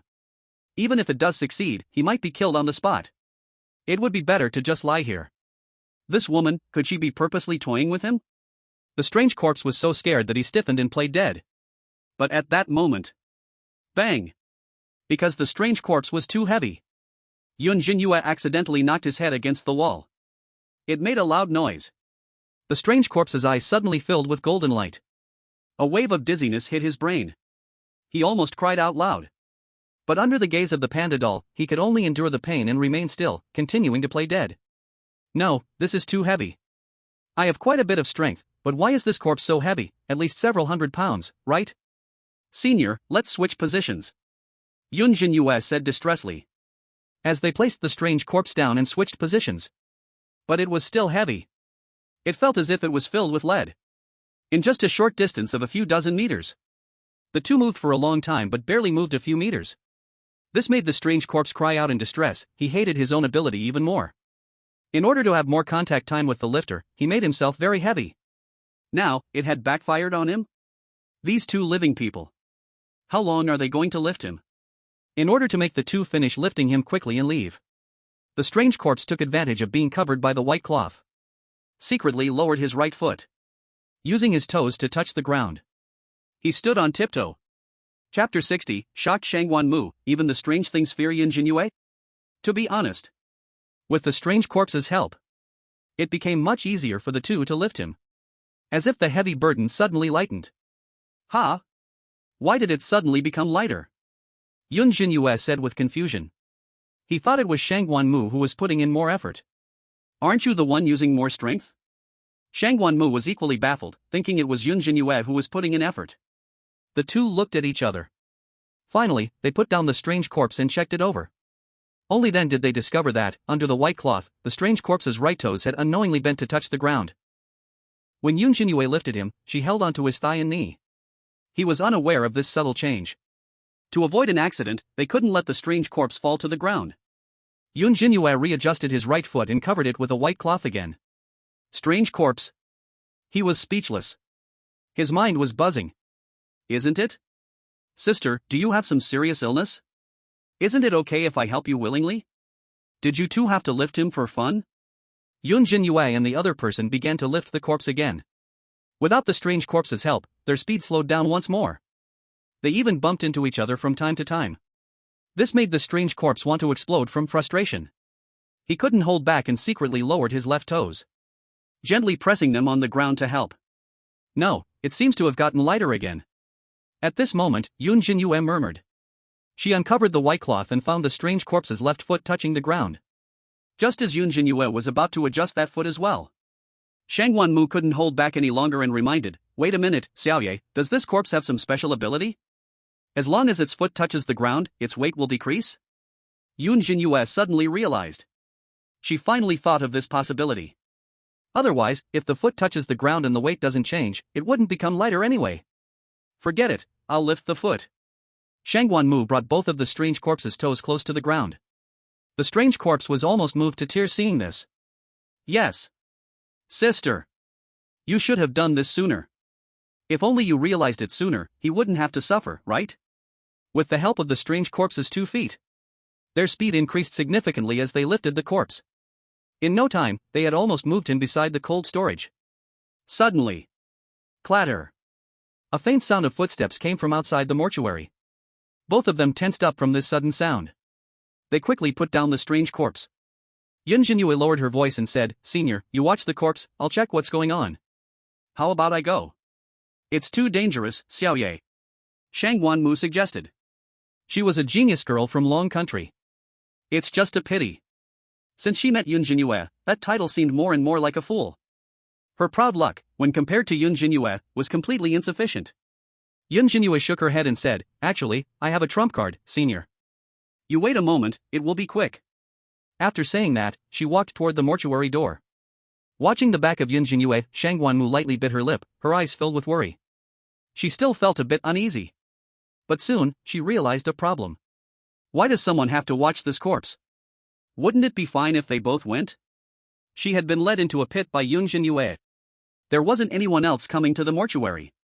This corpse wouldn't run? At this moment, Shangguan widened her eyes, looking at the strange corpse on the ground. She remembered very clearly. This corpse was originally 2 meters away from the cold storage. How did it become just 1 meter away in the blink of an eye? Could it be that this corpse really can run? Did it secretly move when they weren't paying attention? Shangguan eyes went blank, her long-standing experience was completely useless now, and her brain felt like glue, sticking together. Hiss. She took a deep breath. Could it be that she remembered it wrong? But just as she was dumbfounded, she saw the strange corpse on the ground shifting as if it could float. It moved half a meter toward the cold storage. This time Shangguan did not miss see. Her expression became alert. She then realized that this corpse was using its heels for power. This thing can actually run. Stop pretending. I know you have consciousness. Shangguan said coldly at this moment. This scared the strange corpse that was planning to quietly sneak to the cold storage into a cold sweat. "I thought you were all weird who were killed, it turns out you didn't die at all, but are just lying there pretending to be a corpse. What exactly is your scheme?" Hearing this, the strange corpse knew he couldn't hide it any longer. Cold sweat poured from his forehead like beans. He quietly glanced around and found that Yun Zhenyue had gone out. That frightening panda doll was not here. But the eerie corpse did not dare to attack Shangguan. He stood up, then, under Shangguan shocked and confused gaze. With a thud, he knelt on both knees. Then he begged, "My lord, please do not make things difficult for me, I give you this memory needle. I did not intend to harm anyone, I just hope my lord can spare my life and let me return to the cold storage." Shangguan question mark. I don't understand, completely do not understand. The voice of the eerie corpse sounded aggrieved. As if the two had done something unforgivable to him. At this moment, Shangguan remembered that she had accidentally bumped into him several times, her expression slightly awkward. She still held suspicion towards the eerie corpse, and did not easily believe him. This eerie corpse seemed to at least be a high-level eerie. Who knows if what he said was true? But at this moment, it seemed he saw Shangguan distrust. The eerie corpse gritted his teeth and placed the memory needle on the ground. Then, with a swift motion, like jumping a hurdle, he darted into the cold storage. At last. Seemingly worried about being disturbed again, he struggled to pull the cold storage door tight. Bang! As the cold storage completely closed, he sealed himself completely inside. Soundly asleep. That expression, both anxious and fearful, made Shangguan think of a mouse burrowing into a hole. Shangguan was speechless, her eyelids fluttering, as if she had seen a ghost. What on earth has happened? Had their identities and eeriness flipped? How could there be such a scared Eerie of players? Could it be that? A flash of inspiration sparked in Shangguan mind. She thought of Yun Zhenyue. Especially the panda doll on her shoulder. She had constantly felt as if someone was secretly watching her. But each time she looked around, she could not find anyone. She thought it was a misperception caused by her nerves. Now it seems. Could it be that doll causing this? These Eeries fear K, so they behave so differently? If that's the case, What she heard earlier, the sounds of celebration on the 8th floor, might not have been a hallucination. Shangwan Mu suddenly felt goosebumps all over her body. Understanding all this, her eyelashes shook violently, her pupils constricted sharply, her lips slightly parted as if about to scream, but no sound escaped, only her rapid breaths unusually clear in the silence. What identity does Yun Zhenyue truly have? Shangwan Mu's heart trembled. In this period of contact, she could sense that Yun Zhenyue was clearly just an ordinary person. She didn't even seem to know about the doll on her shoulder. She probably thought it was just an ordinary doll. Who gave her the doll? To casually gift such a frightening doll, causing even the most dangerous Eeries in the SS Dungeon Hospital to spiral into mental breakdowns, terrified. Shangwan Mu seemed to see behind Yun Zhenyue, a blood-red shadow slowly emerging, extending a giant hand, playing with the entire Eerie world in its palm. No matter what, the Eerie that sent the gift must be incredibly powerful beyond her comprehension. Chapter 61, The mission is too easy. Is this the Eerie of the SS Dungeon? Senior, did you carry the corpse in by yourself? After a while, when Yun Zhenyue returned, she found Shangwan Mu, who was standing there in a daze. The corpse that was on the ground had disappeared. She was still holding the memory surgical needle in her hand. Shangwan Mu looked at the innocent Yun Zhenyue, her expression a bit complicated. How foolish she had been to worry about Yun Zhenyue, thinking she was silly. Now it appears, the foolish one was clearly herself. The other had a hidden card. She knew these Eeries would not do anything to her. Sneaking a glance at the panda doll on Yun Zhenyue's shoulder. It seemed to be acting lifeless, like a doll without life. Were there any people outside the cold storage? Taking a deep breath, Shangwan Mu shifted her focus and asked. Oh, there was an old man. He said he was the administrator of the cold storage. As soon as I went over, he suddenly said his legs were weak and he couldn't stand. So I thought I would help him, but the toy on my shoulder accidentally fell to the ground, and he backed away several steps as if he had seen a ghost. The closer I got, the more he ran back. It was really strange. Yun Zhenyue also had doubts on her face and slowly explained. Shangwan Mu heard this and 3 black lines appeared on his forehead. He opened his mouth but was speechless. This guy was really scared. Maybe the old man is also a scary character, getting terrified by the panda toy. And you even dropped that toy. He might even think you got mad. That old man probably won't dare to see Yun Zhenyue again for the rest of his life. In the end, I didn't even talk to him much. He just said the water was boiling and he was going back. I thought he was a bit strange. Maybe he has some trouble. What if, senior, we go and help him? Yun Zhenyue blinked her innocent apricot eyes. The more Shangwan Mu listened, the more he wanted to complain. He waved his hand, dismissing Yun Zhenyue's terrifying idea. It's late at night. Let's not scare the old man. At this moment, the two discussed and decided to leave this place. As for the third task, going to the pediatric area on the 3rd floor, Yun Zhenyue chose to give up. After finishing these 2 tasks, she should be close to master-level medical skills. Let's leave some opportunities for others. Seeing this scene, the global audience found it hard to believe. They did not notice the little movement of the strange corpse. They thought Shangwan Mu finally carried it into the refrigerator. This second task, the whole process looked extremely smooth.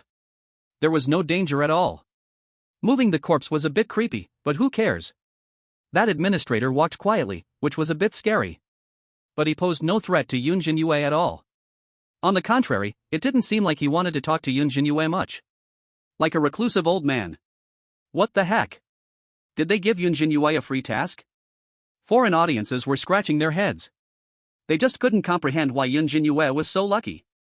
But her process was exactly the same. Wan Chuanxiang died so tragically. Could it be that this cycle hospital has strange rules? Even the viewers from Dragon Country could not understand. Could it be that Yun Zhenyue is the director's illegitimate daughter? Otherwise, why wouldn't they kill her?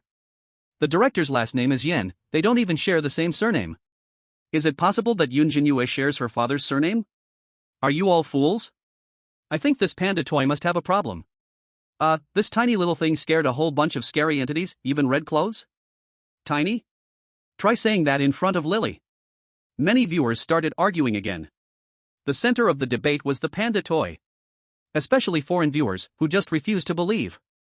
If this thing could scare a bunch of scary red clothes. Gu Yuan has a whole pile of them in his drawer. Could they all be this strong? If so, then what's the point of matchmaking? Let's just turn the afterlife community into a zoo. Soon. Yun Zhenyue and Shangwan Mu returned to the 4th floor.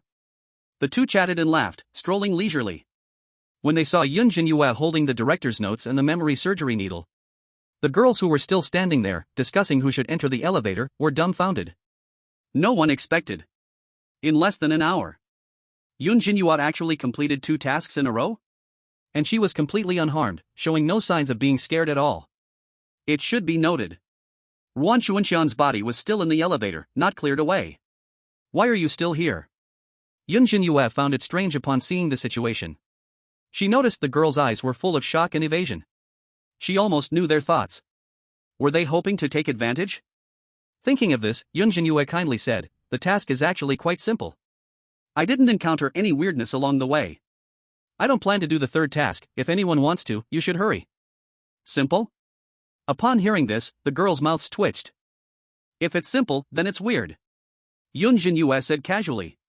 But the real danger and horror, they have experienced almost enough. Someone prepared to try the safe passage to see if they could reach the 8th floor.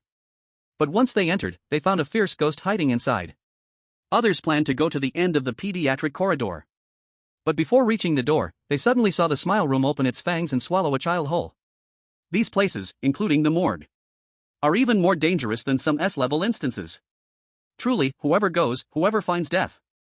Hansume looked at Yun Zhenyue, a shadow flickering in her eyes. Especially when she saw those 2 items, she felt an itch of jealousy in her teeth. Just wait. If she guessed correctly, Park Dagon should arrive soon. By then, these 2 items will all be hers.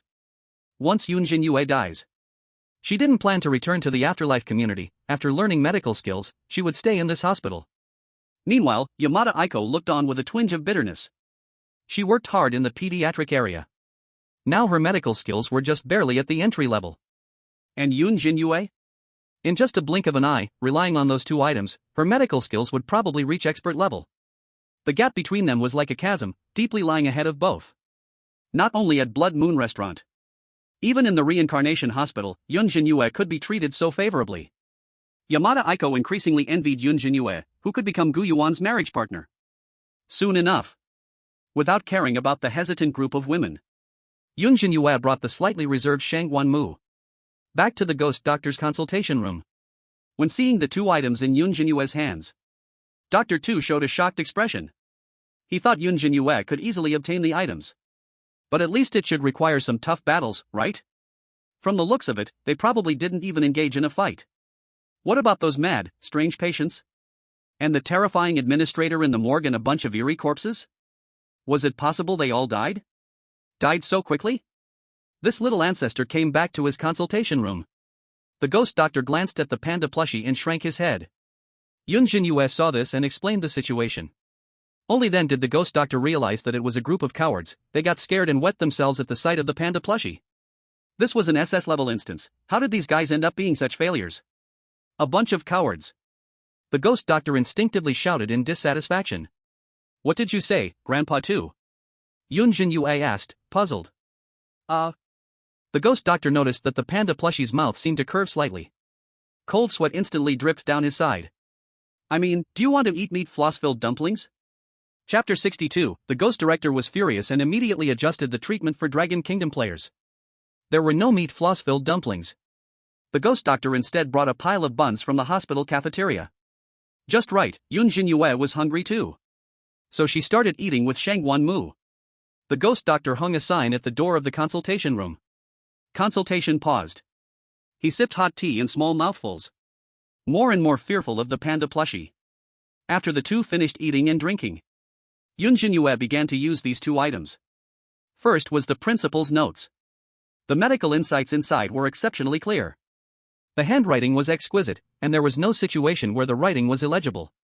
Yun Zhenyue calmed down, immersing herself in it. By the time she fully read through it, time had already passed countless hours. The surroundings were quiet. Ding, you have acquired expert-level skill, medical skills. At that moment, the system sent out a prompt sound. Yun Zhenyue stretched her back and saw Shangguan Mu also reading the notes. So she picked up the memory operation needle from the table. The memory operation needle shimmered with a cold color under the light, its tip holding a dried blood droplet, and inside the needle tube swirled dark red fluff, like living creatures clinging to the inner wall. Senior, how do you use this surgical needle? Yun Zhenyue stared at it for a long time and didn't know what to do, asking Shang Wanmu. You just need to poke the needle into the blood vessel, not too deep. Let me help you.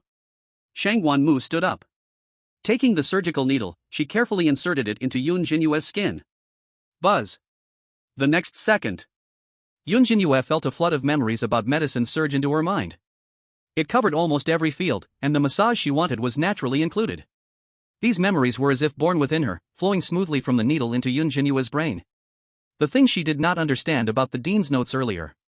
At this moment, they all became clear, blending seamlessly. Ding, you have acquired master-level skill, medicine. The system prompted again. Yun Zhenyue's mind felt extremely clear. She took a deep breath, feeling warmth all over her body. This task of learning medicine was successfully completed. Master-level medicine. Senior, thank you. Yun Zhenyue expressed her gratitude to Shang Wanmu. It's nothing, I should thank you. Shang Wanmu shook her head and sighed lightly. Her 3 years of effort could not compare to Yun Zhenyue's ease. If one were to say envy, there was no way to envy it. The other person has great fortune, protected by a panda doll, something she had never even heard of. Where could she find envy? The gap was too wide. So big that she had no extra thoughts at all. If it were someone else, they might even have wicked thoughts, possibly trying to steal Yun Zhenyue's doll. Master-level medicine? Foreign audiences erupted upon hearing this. You must know. So far, the highest level skill humans have achieved is merely expert-level sculpture technology. The technology in the strange world is very different from reality. Real-life doctors going to the strange world to treat the bizarre? That is not even the same species. Even if you are a national great doctor, you would feel powerless. Similarly, even experts from various fields entering the strange world must relearn their skills.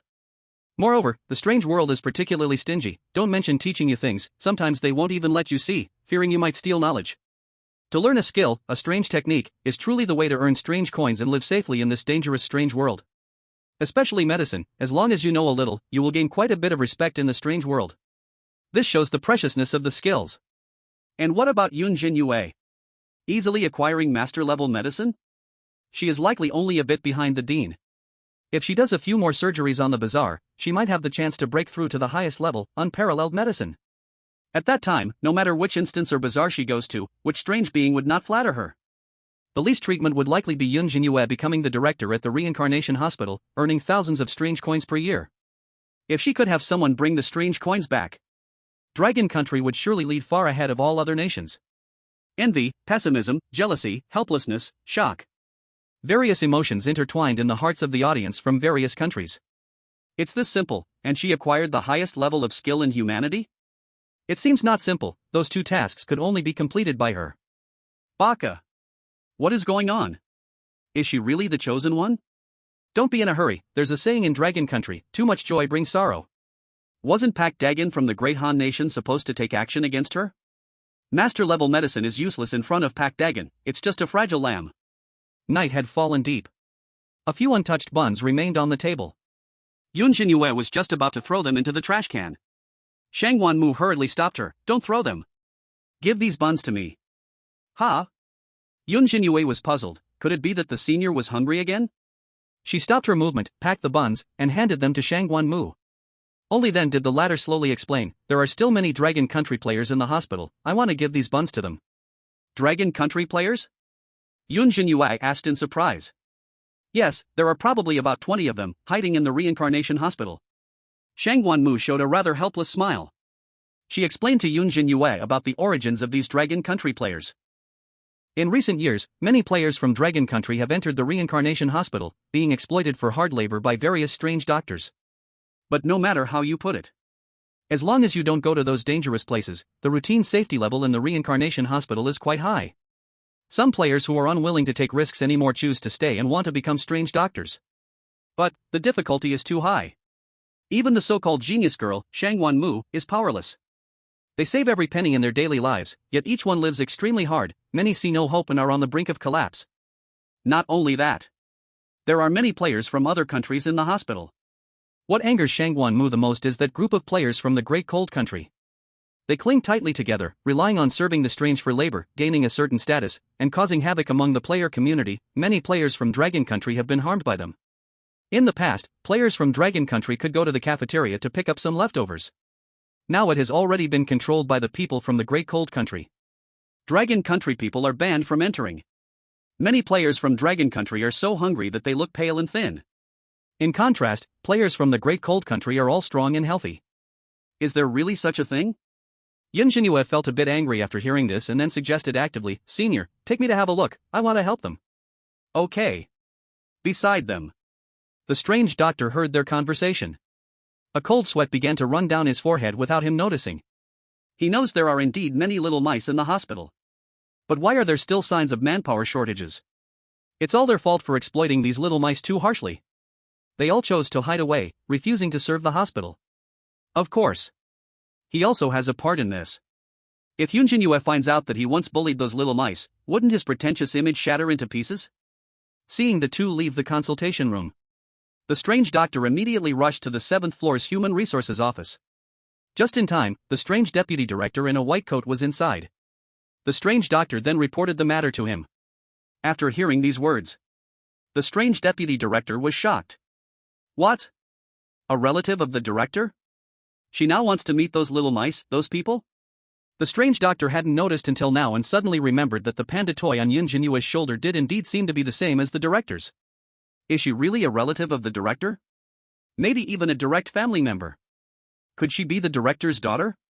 The strange deputy director's heart skipped a beat. If this escalates, it would count as his poor supervision, which led to strange doctors carelessly exploiting humans. And that guy from the Great Cold Country is indeed this outrageous? Nearly forcing all Dragon Country people to death? Usually, he turns a blind eye, but it's fine. This is the director's relative. If she gets furious and the investigation goes down, he would probably be the first to be done for. The strange deputy director suddenly slammed the table. He immediately called a bunch of subordinates. Quick! Send my orders. Immediately adjust the treatment of those Dragon Country people. Treat them the best, provide medical care for those who are sick, and immediately pay any unpaid wages. We must serve them well. From now on, anyone who dares to bully them will be my enemy. Chapter 63, The Desperate Dragon Country Players, Human Resources strangely visits. At the same time, hearing about the tragic situation of Dragon Country people in the reincarnation hospital, the audience from the Great Cold Country were somewhat gloating. Ever since seeing Yun Zhenyue making countless profits in the reincarnation hospital, most of them have been frowning. Their hearts were even more frustrated. Now at last, there's a place to vent their anger. Sure enough, no matter where, Dragon Country people are no match for the Great Cold Country. You can help one, but can you help a group? Think too much. Does the Dragon Country woman think this is Blood Moon Restaurant? Don't think that completing 2 tasks means she can do whatever she wants. No one in the reincarnation hospital will spoil her. Unless she takes out that million strange coins. Give something to the players of our Great Han Country. In the face of the ghost coins, let our players reward them with a bit of leftover bones. This should have been done long ago. On the other side, in the medical waste storage room of the reincarnation hospital. The room, less than 10 square meters, is cramped and damp, neatly filled with various medical waste, and the mingling scents of disinfectant and mold hang heavy in the air. A group of skinny people from Dragon Country is gathered here. There are about 13 or 14 of them. There are men and women, old and young. They squat or sit, crowding the room tightly. Yet there is not a hint of joy on their faces.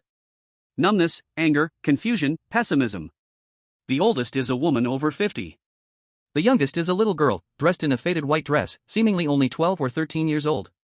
It is clear that she is being looked after by those around her.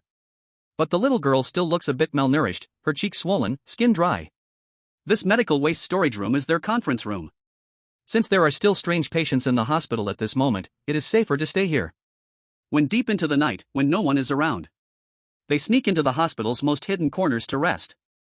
For example, in the bathroom, stairwell, waiting chairs, and so on. Like parasites living in the hospital. To survive, struggling to hang on.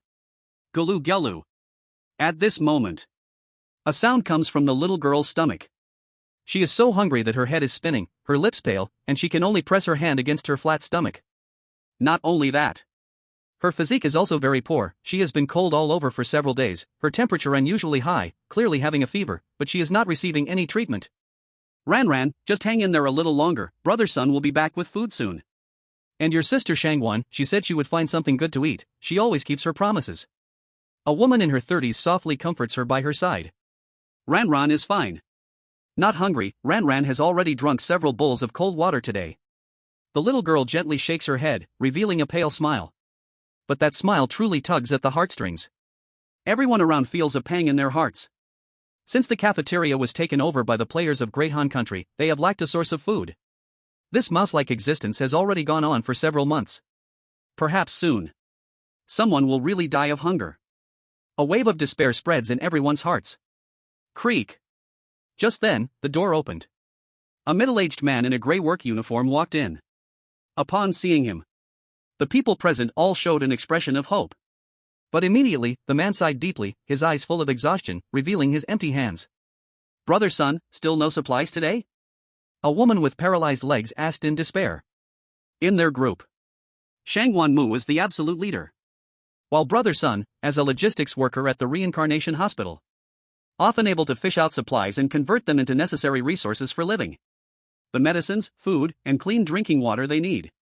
A large part comes from Brother Sunday. He is akin to the deputy leader of the group. No way, today I was reported by that player from Great Han Country again. He watches me every day, I can't get supplies under his surveillance, I'm sorry. Brother Sun showed a face full of apology and distress. This is putting it mildly. Recently, a player from Great Han Country infiltrated logistics, deliberately watching him. If he notices any small movements, he directly reports him to his superiors. The higher-ups are also somewhat dissatisfied with him. That person from Great Han Country is bribing the higher-ups, wanting to get him fired and replace him with another person from Great Han Country. Hearing these words, the people from Dragon Country fell silent. It is worth noting. Those who choose to stay in the Reincarnation Hospital either have soft personalities or have physical injuries. Without Brother Sun's stable supply of resources, how can these old, weak, sick, and disabled people live on? Now, it has reached the point of desperation. Damn it, let's fight these beasts from the Great Cold Country. At this moment, a young man holding his waist spoke in anger. Hearing this, Brother Sun smiled bitterly and asked, how do we fight? There are more than 30 players from the Great Cold Country, and most of them are healthy adult men. Moreover, their leader has now become the lover of a gynecologist and has sent many people from the Great Cold Country to the hospital. With our strength, fighting head-on is basically like seeking death. The young man holding his waist looked humiliated upon hearing this. The leader of the Great Cold Country is a man in his 30s. It is said that he is a fitness trainer in real life. He somehow got involved with a nearly 60-year-old female attending physician, and they are inseparable, benefiting the people of the Great Cold Country. He previously couldn't stand it and said something, and was then harvested for a kidney by the people of the Great Cold Country. If it weren't for Brother Sun's intervention, he might have lost both his kidneys. So, does this mean we can only rely on Bosquan now? Someone said in a low voice. It looks that way. If she can find those items and become an official doctor, maybe we still have a chance. Brother Sun spoke with a bitterness that resembled self-deception. They knew Bosquan's goal. But it has been 3 years. They have yet to see any sign of success. The places where the 3 items are located are simply too dangerous. No one holds any hope. Just when the people of the Dragon Country all lowered their heads, the atmosphere fell into a dead silence. Suddenly, bang! The door of the medical waste storage room was suddenly flung open. Under the astonished gazes of everyone, a group of terrifying and eerie figures appeared at the door. Leading them was a subordinate of the Human Resources Deputy Director. He was carefully observing the scene inside the room, occasionally frowning, or sweeping his cold gaze over the frightened crowd. Brother Sun felt cold sweat soaking his back when he saw this. How did this group of eerie figures discover them? Sir, I am Little Sun from the Logistics Department. Could we have a word? Brother Sun took out the last strange coin worth 5 from his pocket. This coin was the money he had prepared to treat Ranran. But just as he was carefully and smilingly approaching, the eerie figure gave him a cold glance and then waved his hand, saying, "It's them. Take them all away, not a single one left." Chapter 64: Eating, Bathing, and Enjoying Life in Dragon Country Players. After a while, Yun Zhenyue followed Guan Mu. The two carefully bypassed dangerous places. Finally, they arrived at the medical waste storage room in the corner of the hospital. On the way, Guan Mu had introduced several people to Yun Zhenyue, such as Ranran, who was so well behaved that it makes one feel heartbroken. The seemingly irritable yet kind young man. And the always selflessly contributing old Sunday. These are all her friends. They, the players from the Dragon Country, have almost become a family, helping each other every day without any conflicts. This is the place. Guanmu chuckled lightly, and as her voice fell, she opened the door. But the next moment, her pupils froze. She saw that the medical waste storage room was empty. Everything inside had been cleaned out. The room was left in complete silence. What's going on? Where are they? At such a late hour, they couldn't have run off, not a single one is here. What on earth happened? Guanmu's face instantly lost all color, and the meat bun in her hand accidentally dropped to the ground. Yun Zhenyue's heart sank upon witnessing this. She cautiously said, "Senior, should we look again?" "No." Guanmu replied with her eyes frozen, a killing intent bursting forth from her reddened gaze. Something must have gone wrong. Could it be those people from the Great Cold Country? Do they really want to wipe us out? When she spoke, she trembled all over uncontrollably. Clearly we are all human. Why do those people from the Great Cold Country have to target the Dragon Country people? She had heard about Old Sun's incident, and also that boy who had his kidneys removed. They are living so painfully. Why must they still be tormented? Pushed to a dead end? Seeing that the Dragon Country players had all disappeared, and Shang Guanmu's expression was so agitated, one could feel her despair and anger. The Dragon Country audience was furious, their hearts full of rage. These animals from the Great Cold Country, could it be that they have killed our compatriots? From Shang Guanmu's expression, perhaps there is such a possibility. Damn! I'm about to explode, that damned Great Cold Country. I can't stand it anymore. They have all hidden in the medical waste storage room, yet they still want to harm them again and again? I have a friend who is from the Great Cold Country. He said those players are innocent. I have already cut ties with him. Sigh, if only Yun Zhenyue could come sooner. The cold wind brushed against Shang Guanmu's cheek. She stood at the door of the storage room. Her heart was filled with confusion. Previously, she could enter a dangerous elevator for the newbie Yun Zhenyue, and tolerated for 3 years just to become an odd doctor. This shows how much she valued her compatriots. But now, everything was gone. Yun Zhenyue felt sorry, her heart ached as well. So she grabbed Shang Guanmu, wanting to find the odd doctor to see what was going on. Shang Guanmu, at this moment, was like a corpse. As soon as they arrived at the first floor of the hospital, she whispered, "Xiao Ya, you don't have to worry about me. I'm really a worthless fool. There were people who praised me as a genius before, but now I realize I can't do anything. What a pity, Ran never got enough to eat until she died. Old Sun too, and everyone else, following me was a mistake." Yun Zhenyue. Her words were a bit clumsy, not knowing how to comfort the withdrawn Shang Guanmu. But just then, "Sister Shangguan." A surprised voice from a little girl suddenly came from afar. Shang Guanmu thought she misheard. But when she turned her head, she was shocked to find it was actually Ran. She was wearing clean clothes, and was running excitedly this way. Though her figure had not fully recovered, there was color back in her face. Shang Guanmu could hardly believe it, rubbed her eyes, and finally realized it wasn't a hallucination caused by excessive sorrow. She embraced the running Ran, full of suspicion. Ran, you, how are you here, where are the others? And weren't you feverish? Don't catch a cold." Ran, hearing this, anxiously rubbed her swollen belly. Then explained, "Everyone has gone back to the dormitory to rest. I was worried you didn't know, so I came to tell you, but I didn't see you in the storage room. Now I finally found you." Dormitory. When Shang Guanmu heard this word, her eyes turned blank. Her eyelashes trembled, her mouth opened unnaturally. Huh? Where did their group get a dormitory from? Even that group from the Great Cold Country. Now they were living in a storage room that was only slightly better than the storage room. To know, those who could live in the hospital dormitory were all formal odd doctors. It was spacious inside, the environment beautiful, and the nearby cafeteria provided meals for free. Players had no qualification to go there. Ran, you, what the heck is going on? You quickly tell me." Shang Guanmu's heart was filled with curiosity, like a little cat gently scratching. She asked eagerly. "Sister Shangguan, it's like this." Ran began to explain. It turned out that just a few minutes ago, all of them had suddenly been taken away by a group of odd beings. Everyone originally thought these odd beings were going to kill them. Brother Sun was still pleading repeatedly. But then the situation took a turn. The next events felt like a dream. When she said this, Ran still found it hard to believe. Just because of what these odd beings did, it was completely different from what they imagined. On the contrary. First, they took them to the dormitory and let them all take a shower. Then they provided many new clothes. When the group came out looking bewildered, they were told they had been assigned to the dormitory, which was the place where they just took a shower. The things in the storage room were also brought over. Later, these strange ones took them to the cafeteria. They made several strange chefs work overtime to cook.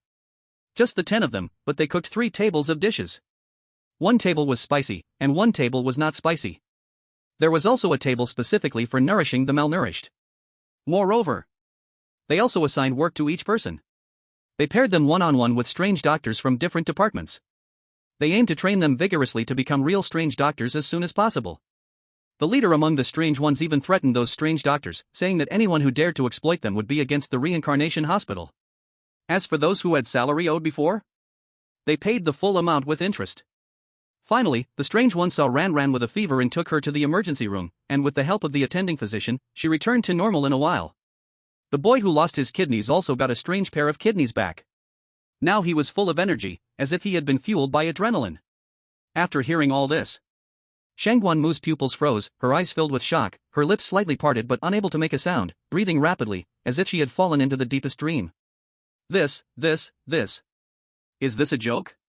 This is the SS-level dungeon, the reincarnation hospital, not a welfare institution. What right do these people have to be treated with such importance? By the way, where is old son, what did he say? Shangguan Mu suddenly asked. Brother's son.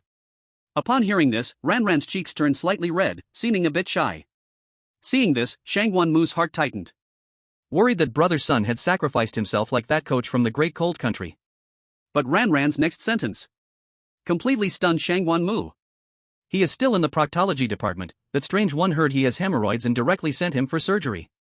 Shangguan Mu couldn't hold back anymore. Her face flushed red and white, almost spitting out old blood. While she was in this state of shock. Everyone else is having the time of their lives? Eating and showering is one thing. But they even got rid of hemorrhoids? What a one-stop service this is. In this speechless moment, Shangguan Mu faintly guessed the mastermind behind all these strange and unusual happenings. Maybe it was the casual chat with Yun Zhenyue in the clinic on the 4th floor. That caused the treatment of Dragon Country players to take a qualitative leap. They had struggled and tried their best but couldn't move into the dormitory. A position that couldn't be obtained even after 3 years of hard work. Along with salary, medical care, meals, and a series of privileges.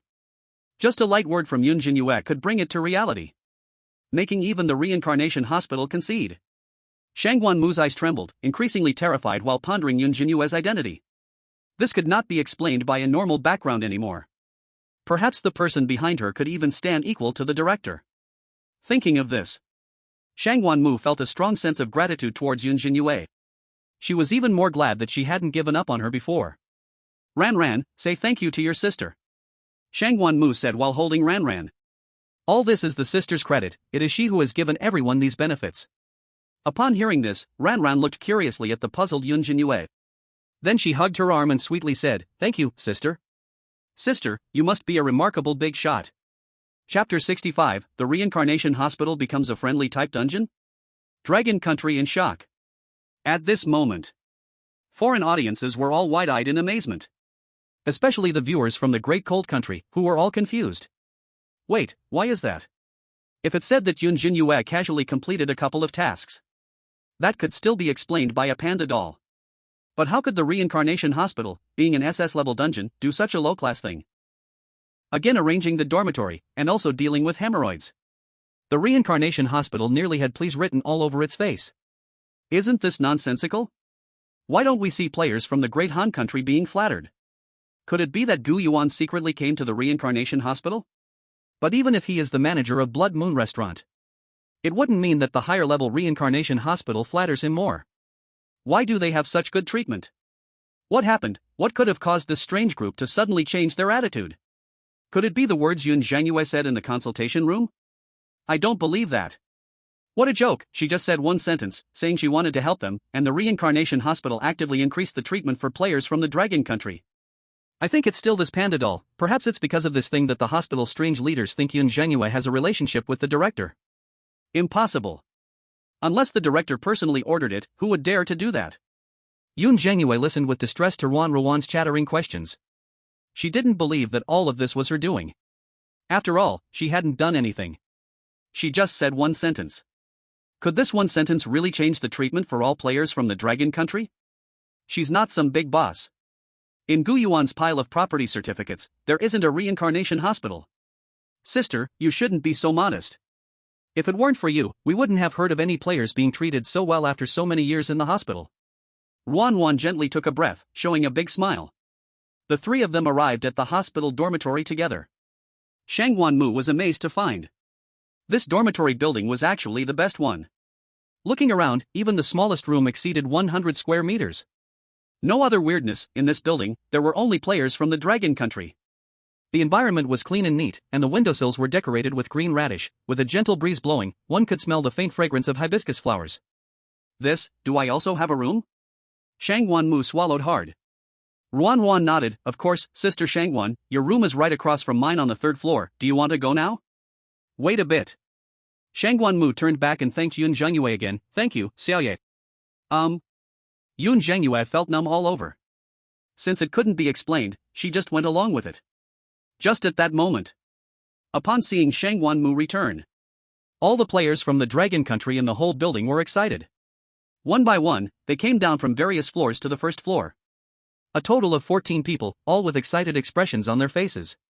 Just then, Sun Gu, holding his rear and limping, also walked into the dormitory, and seeing the scene, he awkwardly scratched his head. Everyone's here, what a coincidence. Old Sun. Shangwanmu was very happy and rushed over to pat him hard on the shoulder.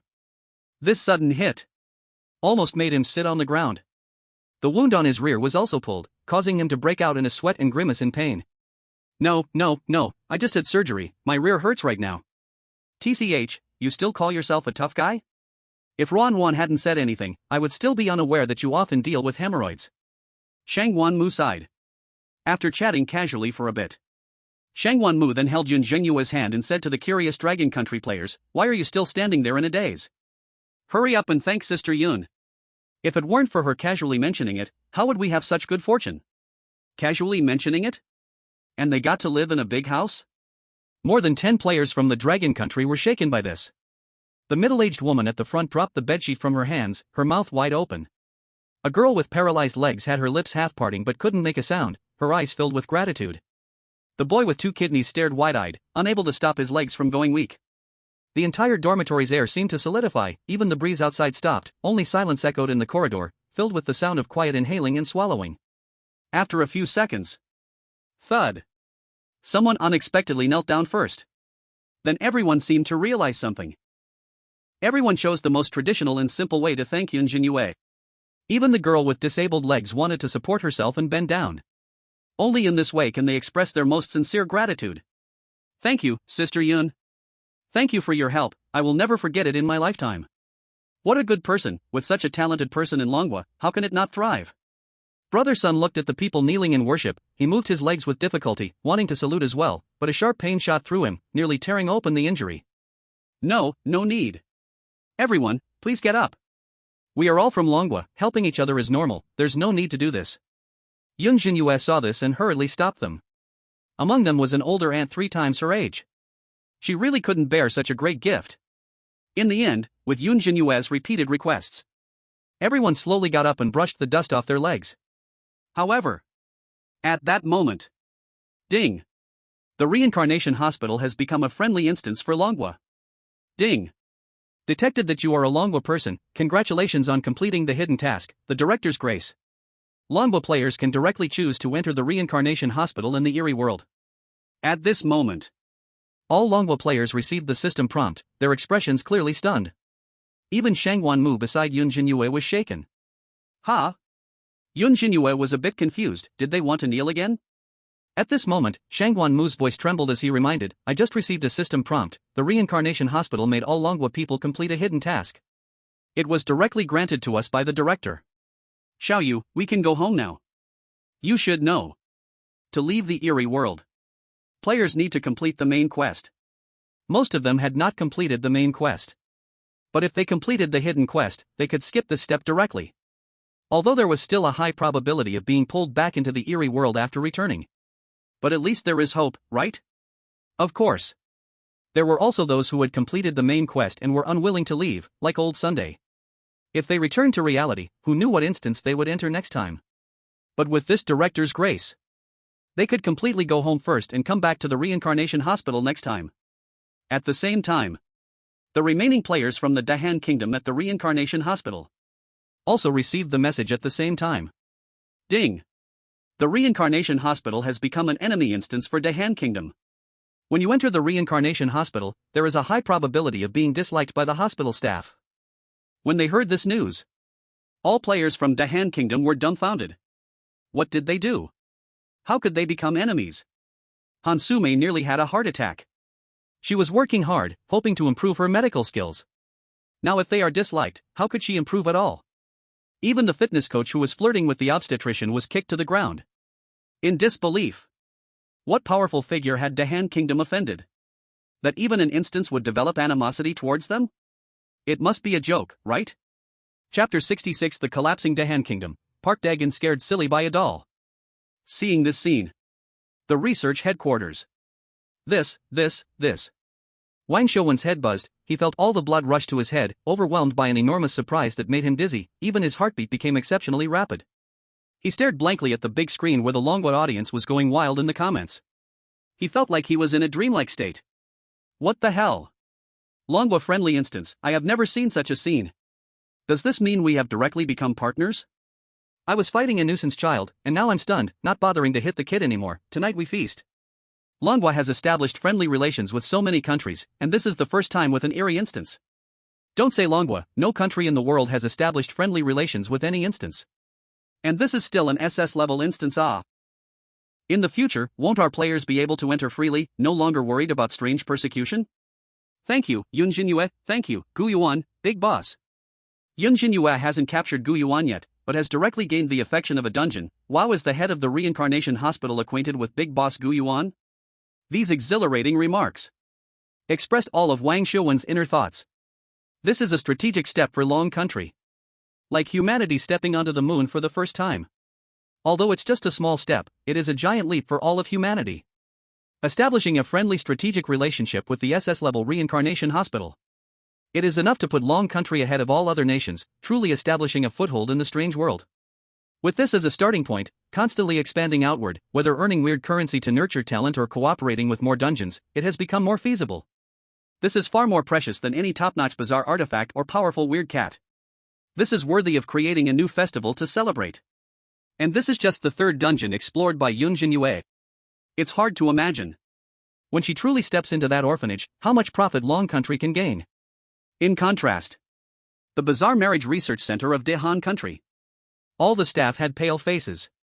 Dahan Country was unexpectedly opposed by the Reincarnation Hospital? This terrifying news. It's just like the United States publicly declaring they do not want Dahan Country as their son. Just moments ago, they were mocking the people of Long Country. Now what? Looking at the screen showing the despairing remarks of Dahan Country's audience. A wave of despair filled everyone's hearts. Is it that our players from Dahan Country can no longer enter the Reincarnation Hospital? Is this also the doing of that woman from Long Country? Just because of her one sentence? Impossible, unless she knows the head, but her? That woman from Long Country cannot, but don't forget, she has her matching partner, Gu Yuan. Shiba, you all think too highly of that Gu Yuan, he isn't even an elite, why would he know the head? The audience from Dahan Country was already in an uproar. A sensational online verbal battle swept the entire nation. The center of the debate is why the head should grant favors to the people of Long Country? Some speculate that Yun Zhenyue might know the head, it's all a conspiracy of Long Country. Others say that Gu Yuan flattered the head, which led to Dahan Country being targeted. Regardless, all the truths can only be personally revealed by the head of the hospital. In the dead of night, players from Long Country returned to their dormitories to rest. Not a single person chose to leave immediately. After all, it was Yun Zhenyue who brought them such wonderful treatment. They hadn't taken any real action to thank her yet. Moreover, now they all have positions, no need to worry about safety, thinking only of learning strange medical skills soon, to benefit future players from Long Country entering the hospital. Yun Zhenyue also chose an empty dormitory and fell into a dream. At this moment, an ugly bizarre figure holding a butcher knife quietly approached the dormitory building. This bizarre figure was Park Dagon, who had been following Yun Zhenyue all along. In fact, he had arrived at the Reincarnation Hospital a day ago. But due to someone or something bizarre always following Yun Zhenyue, she often went to the most dangerous places. Park Dagon could only suppress the killing intent in his heart for now. Now, seeing Yun Zhenyue alone in the dormitory, a glimmer of greed appeared in Park Dagon's eyes. He always thought Yun Zhenyue was carrying 10,000 weird currency. As long as he could kill her unnoticed. That massive amount of weird currency would be his. From then on, the vast strange world would be his to roam. Little mouse. I am coming. I promise to make your death very painless. Park Dagon tiptoed to the door of Yun Zhenyue's dormitory, his shadowy eyes fixed on the doorknob. He gently twisted the doorknob, but discovered the door was locked from the inside. However, this couldn't trouble Park Dagon. He is the Midnight Butcher. How many little mice have died under his knife? Park Dagon extended his pale, bluish arm, and his hand, covered in corpse-like spots, tightly gripped the doorknob, as he twisted it with steady and powerful force. Click. A very deep sound was heard. The lock inside the door was destroyed by him. The whole action took no more than a second. The sound was as faint as a pencil dropping to the ground. Soon, Park Dagon carefully slipped into Yun Zhenyue's dormitory. Under the cover of night, he could glimpse the entire layout of the room. The beige sheer curtains in the living room cast tiny spots of light under the soft glow of the street lamp, a small refrigerator nearby emitted a faint hum, the frosted glass door of the bathroom still had aromatic candles hanging on it, and the green pothose on the balcony thrived abundantly. The entire area was far larger than his house in Wansheng community. The environment was also simply exceptional. This made the well-traveled Park Dagon involuntarily express shock. Damn little mouse, actually lives in such a good place. Park Dagon felt both envy and jealousy, gripping the knife in his hand tighter. Slowly, he walked towards the only bedroom in the dormitory. Surely that wicked woman was sleeping soundly. But just as Park Dagon's hand was on the bedroom's doorknob, before he could open it, he suddenly felt a piercingly cold sensation from behind. That feeling. It was as if some monstrous flood beast was staring at his back. Who? Park Dagon was suddenly shocked, cold sweat dripping from his forehead. He raised the butcher knife high and was ready to swing it down. But unexpectedly, he only saw a toy placed on the coffee table.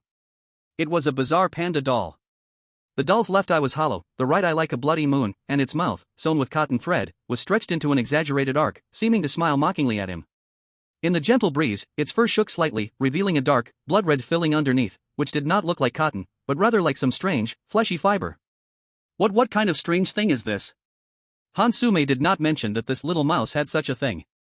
Park Dagon's back was drenched in cold sweat, and his heart suddenly leaped to his throat. He could clearly sense that this panda doll was not an inanimate object. Instead, it felt like some strange animals he had seen before. Obsessive, crazy, bloodthirsty, cold-hearted. Those animals were so bizarre that they lacked even basic rationality. They did not exist for any benefit, their presence was solely to kill all living beings before them. If a panda doll was there to protect, he could never kill Yun Zhenyue. Instead, he would fall into a dangerous situation himself. While shaking with fear, Park Dagon suddenly realized a possibility. Could it be, this is a trap? Chapter 67, Gu Yuan's power revealed? The shocked audience of Dragon Nation. At this moment, there are two choices in front of Park Dagon. Either fight it out, kill the panda doll first, then kill Yun Zhenyue. Or turn around and run away. Without the slightest hesitation. Timid as a mouse, Park Dagon instantly chose the latter. But just as he was about to take off and escape, buzz! The panda doll's right eye suddenly widened. A blood-red beam, which made Park Dagon feel the shadow of death, suddenly shot out. That beam. It was as if it could annihilate all matter, even the air was being erased. Damn! Park Dagon's eyes widened with anger, filled with bloodshot veins. He could never have imagined that the panda doll would suddenly attack him. The speed of that beam surpassed light speed. He couldn't react in time. He can only watch helplessly as the blood-red beam struck his right arm. Swish! In the blink of an eye, Park Dagon felt a heart-wrenching pain in his body. The veins in his neck stood out, cold sweat soaked his forehead, and his hair clung to his brows. His body felt as if it was being torn apart, causing his pupils to constrict to pinholes and unnaturally arch his back. Puff! A mouthful of sweet, bloody liquid spewed out. Park Dagon trembled and lowered his head. Only then did he realize his right arm had completely melted away. Even the eerie butcher knife he carried was turned to ashes under the aftershock. The power of that beam exceeded what a fierce spirit could endure. The remaining strange energy continuously eroded his body. And the panda doll looked at him with a teasing expression, like a cat playing with a mouse, clearly not using full strength, just like a cat scratching a mouse lightly, but the mouse still could not bear such a terrifying attack. You have to know. Even among ferocious spirits, he was one of the strongest. He had once felt the aura of a red-cloaked figure. But none of the red figures had ever made Park Dagon feel such despair. That feeling of fear, of not being able to escape no matter what. made his mind go blank. This panda doll might have already surpassed the top red figures? How could that rat from the dragon country have something like this? Park Daejeon's cheeks turned pale, as if his bones had been pulled out, shaking all over, his throat rolling violently, making even swallowing saliva difficult. He had no courage to resist. To survive, he disregarded everything, running towards the balcony. Buzz! Another blood-red beam came crashing in. Park Daejeon felt his left arm suddenly lose sensation. His body stumbled awkwardly 2 steps, nearly falling down. But those 2 steps just happened to give him an opportunity. Because Yun Zhenyue's coat was hanging on the balcony. The two formed a straight line. The panda doll was just about to completely eliminate Park Daejeon when it suddenly paused, considering that casually killing a small rat might damage Yun Zhenyue's coat. This coat was her favorite one. And Gu Yuan had said before leaving to be a good little one. The panda doll had no choice but to give up the idea of killing Park Daejeon. What bad intentions could a small panda have? The night was heavy. The panda doll silently sat on the coffee table, as if turned into a lifeless object. Park Daejeon came quickly and left quickly. He fell from a height. Aside from 2 drilled holes in the dormitory wall, there was almost no trace left. Only the slightly raised corners of the panda doll's eyes silently looked at everything in the dormitory. Before long, Hansumi was lying on the waiting chair outside the obstetrics and gynecology department asleep. Suddenly, a hurried sound of footsteps woke her up. As Hansumi opened her eyes cautiously, instantly, her pupils unnaturally widened, and she couldn't help but gasp, filled with confusion and fear. Because the visitor was none other than her marriage partner, Park Daejeon. He was covered in blood, with empty arms, a huge hole in his left chest, twisted and deformed, and his face was as pale as paper, filled with terror, as if he had just escaped death. What happened? You didn't go kill that dragon country woman? Hansumi exclaimed in shock. Park Daejeon trembled with anger. After a long pause, under Hansumi's look of disbelief, he gritted his teeth, boiling with rage, and said, "You lied to me. That rat had a top red figures panda doll. Why didn't you tell me? Did you know I almost got killed?" Hansumi was immediately shocked and pale. She hadn't known anything about a panda doll. Could it be the little thing on Yun Zhenyue's shoulder? She always thought it was some decoration that Yun Zhenyue was being vain with. Was it because of that little doll that Park Daejeon almost got killed? Hansumi's head buzzed. Her lips instantly lost their color. At the same time, a flash of inspiration swept through her mind. No wonder Yun Zhenyue had been so easy with tasks. No wonder all strange beings acted as if they feared her. Dragon Country became a friendly copy, while the Han Country was hostile. It turned out all of this was caused by that panda doll. What, a top-tier red outfit? Where did Yun Zhenyue get this thing from? It's even more confusing than that strange cat. Could it be a gift from Gu Yuan? Where did he get it from? Seeing the severely injured Park Daejeon and the trembling words he spoke, the audience of the Great Han Kingdom was shocked. Someone had guessed earlier that maybe a panda doll scared a group of fierce red outfits. Unexpectedly, it was true. Another top-tier red outfit. And this is just a doll. Gu Yuan has a whole drawer of them. Could it be that they all are this powerful? Until now, no matter how weak people felt Gu Yuan was, it was futile to belittle him. Most of the audience in the Great Han Kingdom felt dizzy. Their cheeks were stinging from slaps. Impossible, Gu Yuan is just a vengeful spirit, with luck to have a blood moon restaurant. Where did he get these animal dolls? Another strange cat, and a panda doll. He cannot be just a vengeful spirit. I think at least he is a low-level fierce spirit. Low-level fierce spirit? Maybe he is a top-tier fierce spirit. Damn Gu Yuan, has he been deceiving us all along? How can the people of the Dragon Kingdom be so bad, deliberately making us think Gu Yuan is weak? It's definitely like that. All blame on the Dragon Kingdom. Miss Sume didn't choose him at first. On the other side, the audience in the Dragon Kingdom was extremely excited. The stronger Gu Yuan appeared, the more benefits the Dragon Kingdom would gain when unlocking his scenario. I said Gu Yuan is remarkable, a bunch of idiots, calling him a vengeful spirit. They are just deceiving themselves, unwilling to admit that Gu Yuan is strong. Hiss, I'm a bit curious, so what level does Gu Yuan really have? Does any veteran player know? This I'll take a wild guess. Gu Yuan should at least be a red outfit, right? Red outfit, possible, just don't know what level it is. Anyway, no matter what level red outfit it is, in the afterlife community, it can be considered T0. Chapter 68, The Strange Vice Dean Takes Action, Yun Zhenyue in Crisis. Soon, the injuries on Park Daejeon were bleeding non-stop. That blood-red beam seemed to carry some curse. No matter how secretly Han Sume used some obstetric potions, it was of no help. Park Dagon's breath gradually weakened. If left unchecked, he would definitely not survive until tomorrow. Take me to find the Vice Dean. I know him, I've done a lot for him, he won't ignore me. In this moment of danger, Park Dagon gritted his teeth and had no choice but to gamble everything. As the Midnight Butcher, a hired killer. Every night he went out to hunt strange beings. Many sensitive ranked strange beings had entrusted him to deal with enemies. Those enemies' bodies were brought back home by him. This is why Han Sume often saw Park Dagon chopping meat. A few years ago, he had the good fortune to work under the Vice Dean, helping him deal with some competitors. Back then, the Vice Dean was just a chief physician. Thanks to Park Dagon, the Vice Dean's promotion path could go smoothly.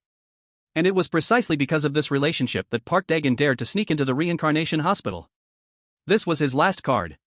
If the Vice Dean does not care about old feelings, death awaited him. Vice Dean? At these words, Han Sume's heart raced. If Park Dagon didn't lie to her, there might be a chance to bring down Yun Zhenyue this time. With no hesitation, the two arrived at the 7th floor of the hospital, finding the Vice Dean's office. Han Sume supported Park Dagon. Come in. With a light knock on the door, a cold response came from inside. The two entered the office one after the other. Han Sume saw an old man wearing a well-fitted red outfit, with a thin figure. The old man's hairstyle was neat, a lit strange cigarette pinched between his fingers, his nails trimmed excessively neatly, pale and sickly, a badge hung in front of his chest. Vice Dean of the Reincarnation Hospital. Upon seeing the near-death Park Dagon, the strange Vice Dean furrowed his brow. Paku Dagon? Why did you come to find me in the middle of the night? Is something wrong? He recognized Paku Dagon's face, showing no signs of avoidance, but his expression was somewhat displeased.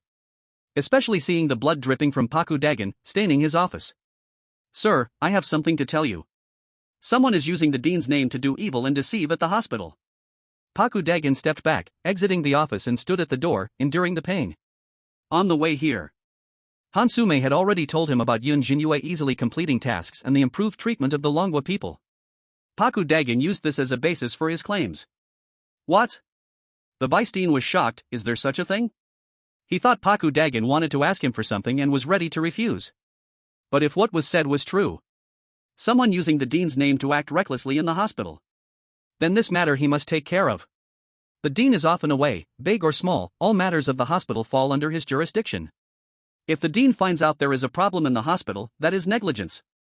He would definitely be punished. As for doubting Paku Dagon is lying, he knew Paku Dagon was cowardly, and even if given 100 times the courage, he wouldn't dare to deceive him.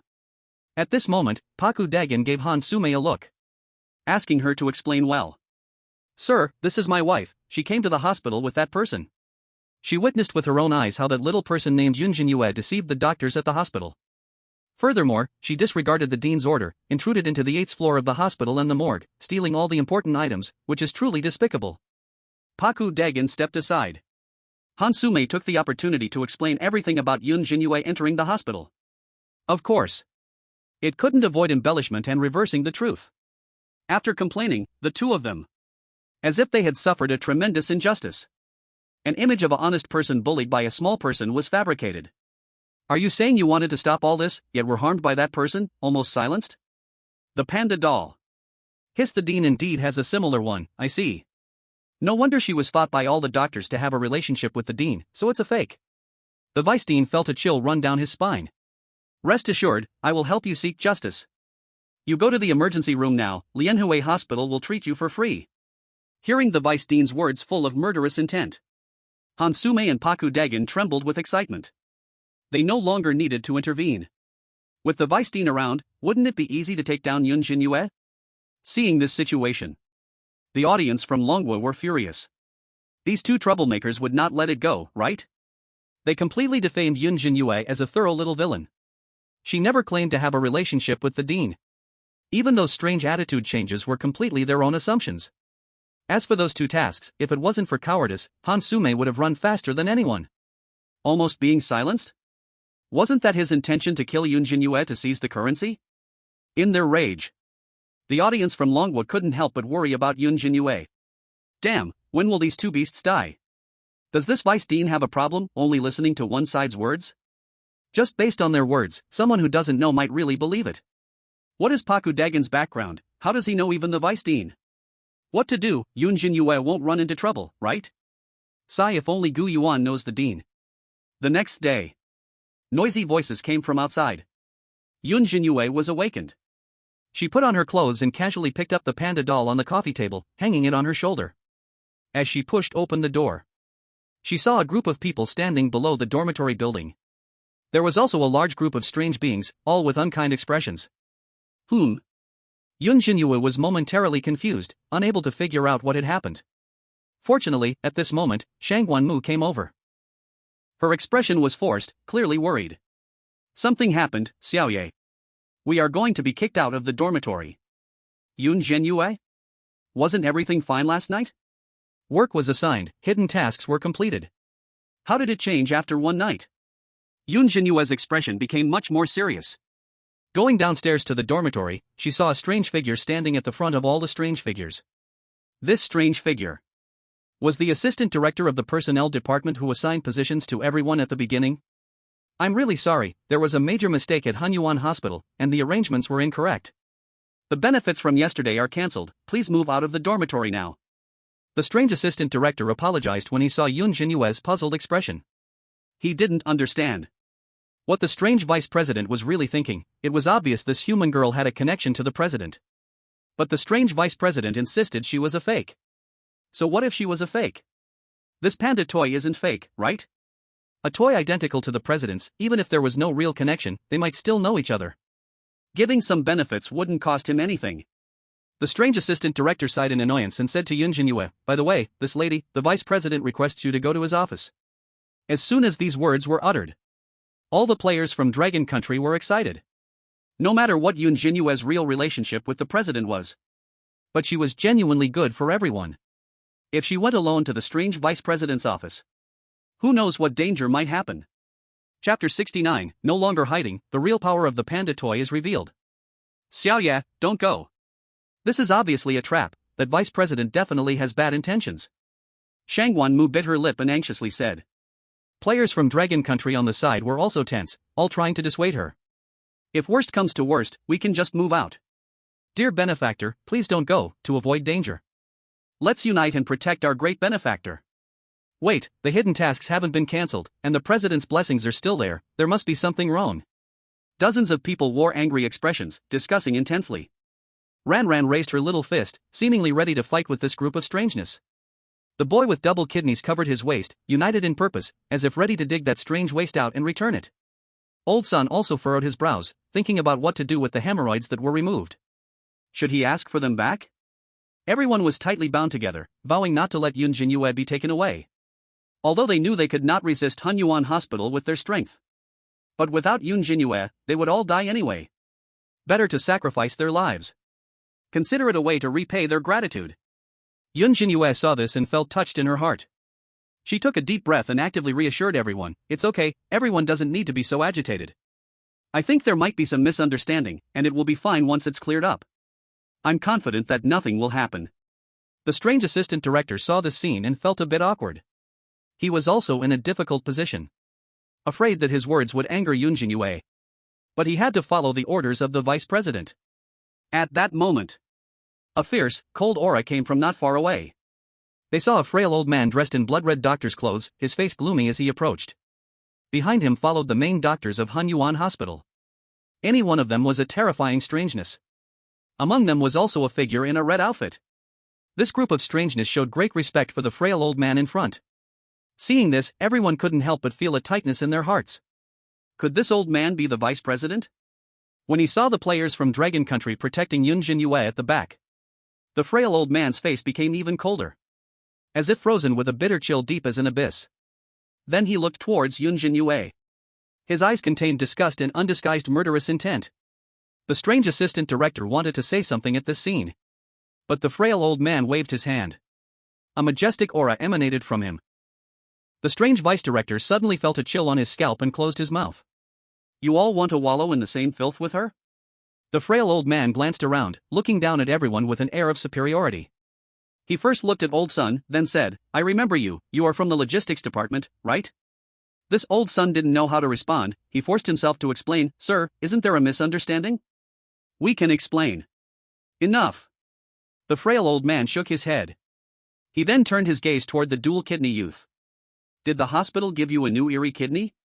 The dual-kidney youth's legs felt weak under his terrifying aura, but he still held on. Soon, the frail old man pointed out the benefits that everyone had received. After saying this, he slowly added, I believe you are also innocent people, all deceived by this little person. I can wipe the previous matters clean and no longer pursue them. You cannot live in this dormitory, but a new place will be arranged for you after a while, and your assigned duties will remain unchanged. So, do you still want to help her now? With just a few words, the strange vice director sowed discord among the people. If the director pursued the matter, he could also explain himself. He would say this was the arrangement of the HR department, unrelated to his lack of supervision. He could also gain their loyalty and cultivate his power. If things went poorly, he could still dismiss them later. Additionally, the strange vice director particularly enjoyed seeing scenes of betrayal for profit. Because he himself had risen to power this way. As long as he dealt with the most core person, that would be enough. He didn't want to make the situation too loud and embarrass himself. As his words fell, the crowd of Dragon Kingdom players fell into dead silence. The strange vice director actually maintained their benefits? To know, this was a massive opportunity. Now, all they had to do was betray Yun Zhenyue. They could still survive. And still be employees of this reincarnation hospital. Just as the strange vice director thought everyone would gladly accept, something unexpected happened. Everyone still made no move. They continued to protect Yun Zhenyue in the back. At this time, Shang Guanmu held the last glimmer of hope and said, Sir, we are very grateful for your grace, but we find it difficult to accept. Could you let us leave Reincarnation Hospital now? I promise that today's events will not be leaked, and the director will not know. The strange vice director showed a hint of surprise in his eyes upon hearing this. But he did not choose to show mercy. Instead, he said casually, I've given you a chance, since you refuse to accept. Then die. All of you. After saying this, he waved his hand. He commanded the strange doctors behind him to prepare for action. The director has ordered, those who harm the hospital's interests will be killed without mercy. You all need to be quick, the director should be back soon, and I don't want her to see this scene. The group of strange doctors responded, Yes, director. They specifically erased the word vice. The strange vice director seemed pleased upon hearing this. He added, Remember, do not hurt the panda toy on her shoulder. As he said this, the strange vice director looked at everyone with a hint of mockery. You still don't know, right? She actually has no relationship with the director at all, it's just that panda toy that caused the hospital's doctors to mistakenly identify her. Even now, it is still playing dead, ridiculous. A trivial little toy, and it really thinks it can compare with the director's toy? But since the director likes it, I will present it to her today. Once these words were spoken, all Dragon Kingdom players understood. Especially Shang Guanmu. She had known about the panda toy for a long time, she just didn't understand why the hospital staff treated Yun Zhenyue so well. Now hearing this, all her previous doubts were resolved. However, there was one thing she didn't understand. This panda toy seemed not to be as wretched as the strange vice director described. As for the 8th floor and the corpse room's eeriness, they don't care if Yun Zhenyue is related to the director. They are simply terrified of the panda doll. It has come to the point of no return. This panda doll is their only chance to survive. At this moment, Shang Guanmu sincerely said to the panda doll on Yun Zhenyue's shoulder, If you can truly understand, please help us. I know this is not easy, but we have no way out now. If we can escape, we will be forever grateful. After hearing these words, a group of players from Dragon Country also expressed their urgent pleas. Even though they didn't know if the panda doll could really help. Seeing this, Yun Zhenyue also lowered her head. She looked at the unmoving panda doll. This was the doll that Gu Yuan said was not suitable to bring. Unexpectedly, the safety they experienced along the way all relied on it. Originally, she wanted to summon Lily. But since Shang Guanmu and the others said so, Yun Zhenyue quietly asked, Can you help us? Little panda. Upon hearing these words, the panda doll's right eye seemed to become even redder. At the same time, an indescribable strange emotion appeared in her heart. Nobody had ever asked her like this before. Stubborn and ill-natured. This was Gu Yuan's evaluation of her. Since she blew up the orphanage, the children from the orphanage no longer liked her. Every time she excitedly wanted to play with them, all she saw were fear and crying. The feeling of being needed for the first time. Not as a cold doll but as a trusted being. She had resentment towards the vice director's words. At this moment, the panda doll stopped playing dead. Under the eager gaze of everyone, she slowly raised her head. The stitched mouth cracked open, seeming very happy. A gentle breeze blew, causing her blood-black fur to slightly sway. Buzz. A terrifying, violent aura. Like a ferocious dragon breaking through a prison, suddenly sweeping through the entire hospital like a storm. Staring at the Eerie vice director, the panda doll's right eye burned like fire. Who said she was just a lowly toy? She was handmade by Gu Yuan. Cute little panda. Chapter 70, Panda Motherland? The vice director is shocked. If you can't win, unleash the ultimate move. What? The Eerie vice director suddenly felt a fearsome aura that could suffocate him. Cold sweat dripped from his forehead, and he was filled with horror. The calm expression from earlier had vanished completely. Pu Dagon said that the panda doll injured him, thinking it was just a low-level red robe. Unexpectedly, this overwhelming and fierce aura, mixed with endless dark energy, surged like a tidal wave, as if a gigantic shadowy bear claw was descending from the sky. The entire reincarnation hospital was shrouded in red mist. This was definitely not the aura of a low-level red robe. As a high-level red robe, the Eerie vice director could sense the threat of death. Top-level red robe? No. Perhaps even stronger. It was almost on par with the director. In an instant, a sense of regret arose in the Eerie vice director's heart. If he had known this panda doll was so terrifying earlier, he wouldn't have dared to provoke it even with 100 times the courage. He still called it a lowly toy. But now, it had come to this life and death situation. It was too late to apologize now. Moreover, the director would return soon. If he discovered that he had provoked such a terrifying enemy, he would surely face severe punishment. By then, his position as vice director wouldn't be secure either. You all go. Whoever can kill that panda doll, I will definitely report to the director for a promotion and raise. The Eerie vice director shouted loudly, steeling himself. But as soon as he finished speaking, the surrounding strange doctors remained frozen. They all stood still, stunned. What a joke! They were not fools. Everyone could sense this extremely violent aura. If they really went forward, they would probably become cannon fodder. Don't be afraid. The Dean will be back soon. What are you all scared of? The Dean is a killing machine. You just need to hold it back. The Eerie Vice Dean's eyes were bloodshot. With no choice left, he thought being punished by the Dean was better than letting it escape, so he encouraged the Eerie beings. Trust me, we will win. Forced by necessity. A group of Eerie beings could only suppress their fear and brace themselves to advance. At that moment, the audience from Dragon Country widened their eyes. There wasn't even a moment to breathe. Everyone's hearts raced, staring intensely at the screen. Would this panda doll be able to help Yun Zhenyue and other players from Dragon Country escape the danger? After all, the Dean is a killing machine. If they wait for her to come back, everything will be over. They had better injure or kill these Eerie beings immediately and escape together. They must not be delayed any longer. It's making my palms sweat. Go for it, Big Panda. Don't get tangled up, hurry up and run. This Vice Dean is also a coward, asking others to go while he watches the show? Has so many Eerie beings, can this panda doll finish them all? This is on their turf, 1 against hundreds, it feels a bit tough. At this moment, the panda doll did not act immediately. Instead, it looked at Old Sun beside it and then waved its bare paw to signal. She is going to unleash her power. Me? Old Sun was bewildered. In a battle of this level, as a logistics guy, he had no right to join in.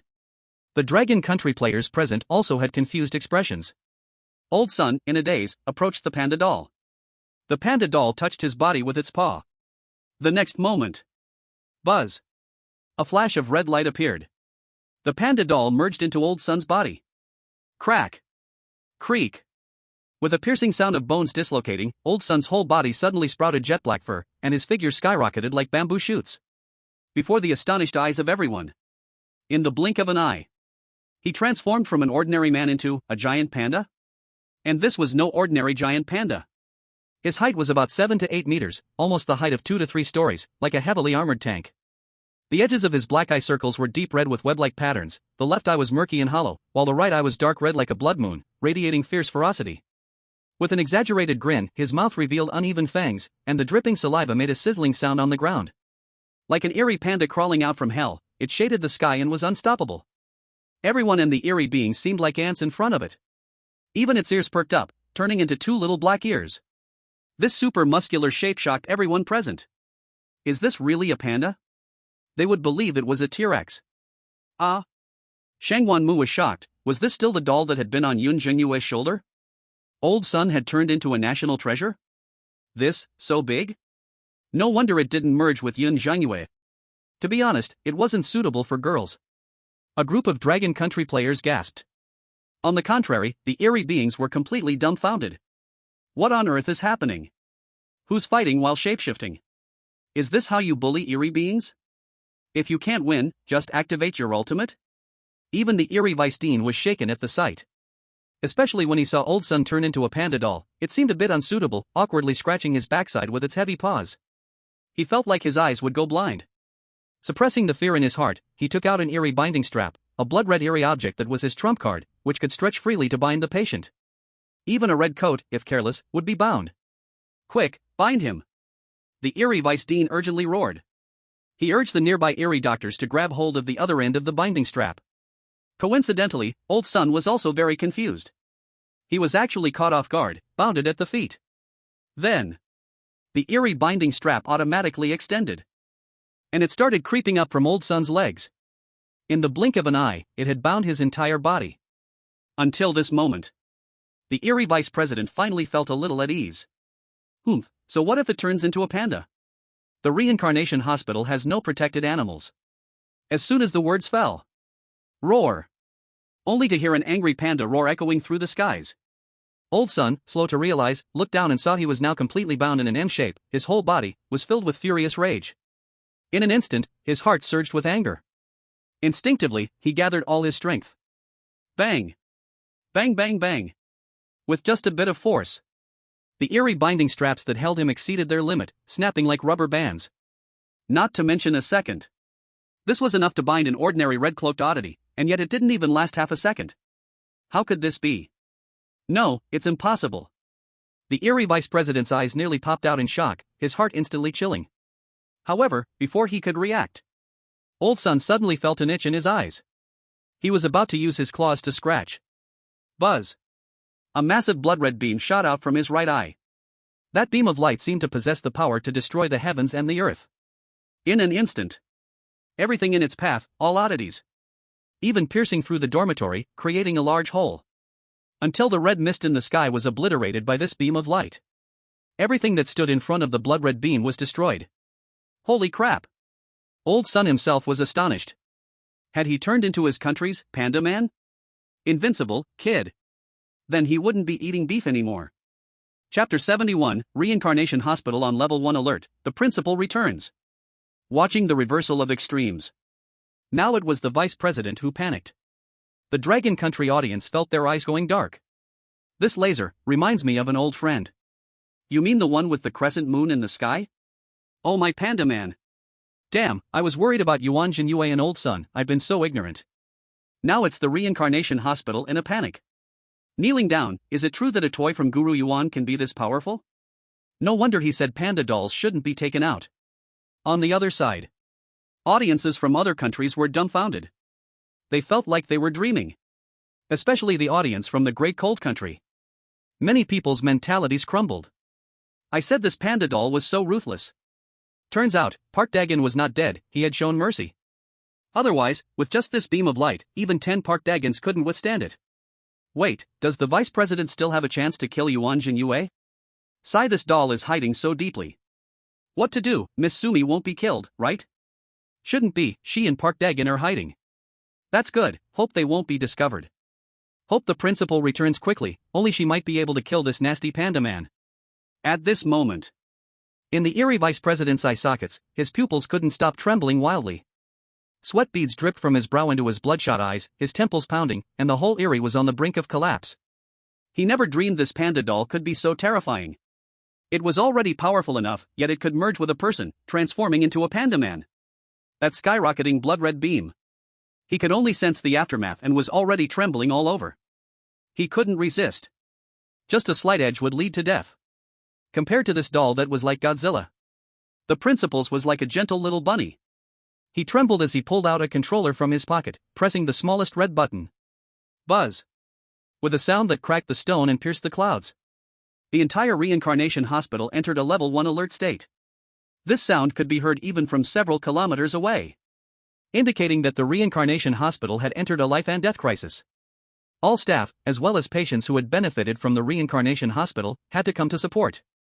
It was also a reminder for the principal. If she was nearby, she needed to hurry back when hearing this. In less than a few minutes. At the bottom of the dormitory. Doctors and various staff from the reincarnation hospital. Like ants moving, they poured out everything. Many strange patients who had been treated and owed favors also appeared here. The number reached hundreds.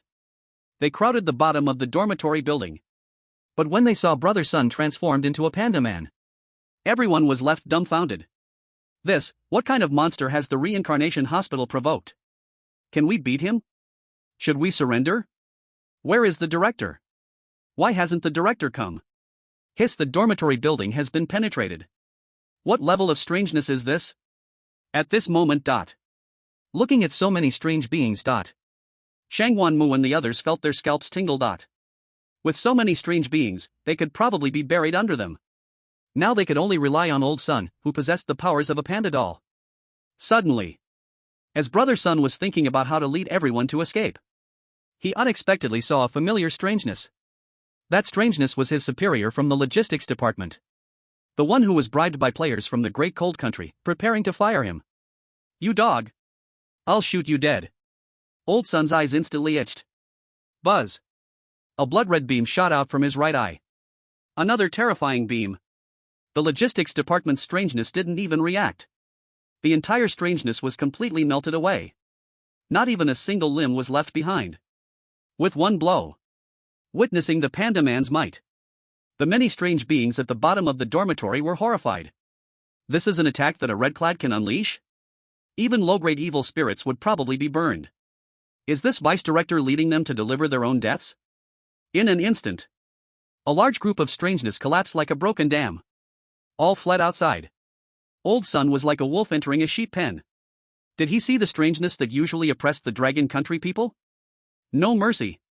Shoot them all dead. The mistress of the obstetrician and fitness coach? Shoot dead. The strange chef in the hospital cafeteria who deliberately made things difficult for the Dragon Country people? Shoot dead. The strange security guard who drove them away every day, even if they turned in strange coins without mercy? Still shoot dead. Of course. Those strange beings who had helped players from the Dragon Country, he did not harm. With each blood-red beam shooting from his right eye, countless strangeness died at his hands. In an instant, countless strange beings disappeared at the bottom of the dormitory. Old Sun.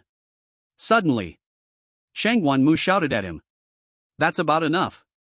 At this familiar voice, Old Sun felt something was wrong. At some point. His mind had been filled with various negative emotions. Paranoia, madness, bloodthirst, indifference, rage, excitement. Suddenly surging power. It was tempting him to unleash all negative emotions. The intense killing intent almost drove him insane. Suddenly, cold sweat drenched his entire back. Old Sun then realized he was affected by the negative emotions within the panda doll. If it weren't for Shangwan Mu's reminder.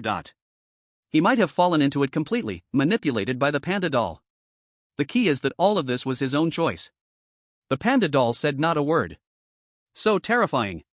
What kind of powerful being made this doll? Probably only Yun Zhenyue could subdue it. Old Sun came back to his senses, and finally looked toward the strange vice-director. He saw that the strangeness around him had mostly fled. Even though Old Sun actively held back his strength. Many buildings of the reincarnation hospital were destroyed by the aftermath. There were broken houses everywhere, standing like withered bones, scorched bedsheets emanating searing flames, a sight of scorched earth. Even the word hospital of the reincarnation hospital had disappeared. For some reason. He didn't run away. Perhaps the director's punishment was even more terrifying to him than fleeing for his life. Roar! Bright red liquid dripped from the corner of Old Sun's mouth. He turned to look at Yun Zhenyue. The meaning couldn't be clearer. Do you want to kill him? It was this damn vice-director that caused all this to happen. It's certain that he couldn't stay in this reincarnation hospital anymore. If it weren't for him wanting to falsely accuse Yun Zhenyue, they might have already entered the hospital to work. Including Old Sun and Shangwan Mu. The players from the Dragon Kingdom had no regrets at all. Anyway, it had come to this point. What was the point of keeping the strange vice dean? Just as everyone was waiting for Yun Zhenyue to make her final choice. In an instant. Dong. Dong dong. From afar, it seemed like the sound of a clock was ringing. Like ripples in a lotus pond, those who heard the bell did not stop their actions. A tall woman wearing a white coat came walking with the sound of the bell. She gazed at the scene before her and at old Sun, now transformed into a panda person, with an incredulous expression. And the strange vice dean saw this woman. Suddenly, tears and snot flowed down his face. He fell to his knees. Ignoring his cleanliness, he cried out in despair, "Director, you have finally returned." Chapter 72, the panda doll watches the show, letting the director punish Yun Zhenyue? Director. Seeing the strange vice dean's weeping expression, it was as if he clung desperately to the last lifeline. Shangwan Mu and the other players from the Dragon Kingdom became uneasy. No one expected the director to rush back at the last moment. Not too early, not too late. Seeing old Sun, transformed into a panda person, going on a rampage. Countless strange beings dying at the hands of his blood-red beams. The reincarnation hospital seemed to have been struck by a nuclear bomb. The red mist turned the ruins into a bloody color, a gust of wind filled with the scent of blood rose, and everything appeared desolate. Director. I have endured for so long, and finally, I have waited for your return. You must take charge of the reincarnation hospital, see what these thieves have done. Many of our loyal and esteemed doctors have been killed by this group of thieves, poor souls who didn't even know what they did wrong until their deaths. And look at this hospital, even the sign at the entrance has been destroyed. The strange vice dean's gray hair hung down like withered grass, murky tears flowed from his cloudy eyes, his clothes barely covering him, and his hunched body knelt down as if he had suffered a great injustice. He continued to complain to the arriving director. In stark contrast, it seemed like they were the villains who destroyed the reincarnation hospital. And the strange vice dean had become a bullied old man. With the strange vice dean's demeanor, Shangwan Mu and others subconsciously considered the strange director to be just like the vice dean, a shameless demon. At this moment, the strange director's expression was dark. Her eyes seemed like two pools of frozen ink, emitting a cold glimmer. Clearly, she had begun to get angry. Everyone could see a small clock on the strange director's forehead, its red-tipped hand swinging, making a bizarre and chilling creaking sound. Click. Crack. The speed of that hand swinging grew faster and faster. Like it was gathering the strange director's resentment. With each swing of the hand, it felt like the increasingly rapid heartbeat of everyone. It's important to know. The strange director was notorious for being a malevolent and bizarre entity. The strongest being in the SS-level dungeon. If the strange director hadn't come, old Sun, transformed into a panda person, could have wiped out the entire reincarnation hospital. But in front of the malevolent star, the power of the red clothing seemed insignificant. Like the difference between red clothing and the wicked strange. The gap between a malevolent star and red clothing was like that between a whale and an ant. They were completely different existences. Even the panda doll, about to step into the malevolent star. As long as she hadn't become a malevolent star in that last second, she could not truly harm the strange director. At most, she could erupt with blood-red beams, only able to scorch and push her back. This was already the limit of what the panda doll could achieve. She was personally crafted by Gu Yuan, and if the strange with the same strength attacked with all their might, they couldn't even blow the edge of the strange director's clothes. What to do? Old Sun, do you have confidence? Shangwan Mu asked worriedly in a low voice. Hearing this, the panda person old Sun's expression became grave. He sensed the terrifying aura of the strange director. Especially that clock on her forehead. An absolute threat was revealed. It felt as if a sniper rifle had locked onto him, and no matter how he tried to dodge, he couldn't escape. Old Sun's breathing quickened, mucus sliding from the corner of his mouth, and two black ears stood up. But just then, the panda doll in his heart gave him an inexplicable sense of calm. As if seeing an old friend. It made him feel at ease. Nothing will happen. What? Before the confused old Sun could react. Buzz. Another flash of red light. Suddenly, all of old Sun's hair fell away, and like a tank, his height rapidly shrank. He transformed from a panda person back to his true form. And since his clothes were ripped to shreds during the transformation, now, he was completely exposed. Damn. Old Sun let out a curse. Even in such a dangerous situation, he couldn't help but blush. This doesn't seem right. Isn't it said that magical girls don't have their clothes torn after transformation? On the other side, the panda doll returned to sit on Yun Zhenyue's shoulder. A hint of expectation appeared in her eyes. Fear was out of the question. It was as if she was eagerly awaiting the principal's reaction. Waiting to watch a good show. After all, she really knew Yen Ruyu and had played with her before. Don't be fooled by Yen Ruyu's cool appearance, she actually shared similar interests with her. That time they blew up the orphanage, Yen Ruyu's help was indispensable. If not for Gu Yuan believing that the two of them together would cause some explosive events in the bizarre world, right now in Yen Ruyu's office, it wouldn't be that rabbit doll, but her. Seeing this scene, they felt disaster was imminent. All the audience from Dragon Country turned pale. Especially when they saw the panda doll come out from Old Sun's body. They all thought it was afraid of the eccentric principal. How can we break this? This deputy principal has completely flipped black and white. I guess we can only see if the principal has a conscience, but I don't think so. To be honest, Old Sun's panda person image is too terrifying, like a villain big boss. At this time, maybe only Gu Yuan can come holding a bunch of dolls, there might be a chance. Sigh, even if Gu Yuan is in red, it's still not enough in front of the principal. In stark contrast, the audience from other countries. Especially the audience from Great Cold Country. They were already excited to the extreme.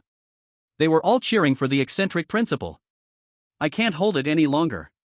If I were the principal, I would definitely kill all those Dragon Country people. Right? The sign of the hospital has been destroyed, it's like slapping her in the face. I used AI to predict, Yun Zhenyue's chance of surviving this time is less than 0.0001%. Is there really a chance of survival? Yes, AI said that if Yun Zhenyue knows the principal, maybe she can save her life. Haha, why don't you say the principal is her sister? In just a moment. Those bizarre creatures that had fled all returned. Mainly because the principal was present. No one dared to act recklessly. Even that detestable panda person. As long as he dared to make a move, the principal would definitely kill him on the spot. Principal Yen, you must punish these criminals severely. My brother just looked at him and was killed. These villains must be skinned and peeled. The vice principal almost got killed just now. Principal, you must stand up for us. A group of bizarre creatures clamored loudly, urging Principal Yen to severely punish Yun Zhenyue and her companions. The bizarre vice principal, seeing this, stood up and secretly glanced at those speaking for him. Then, pretending to be heartbroken.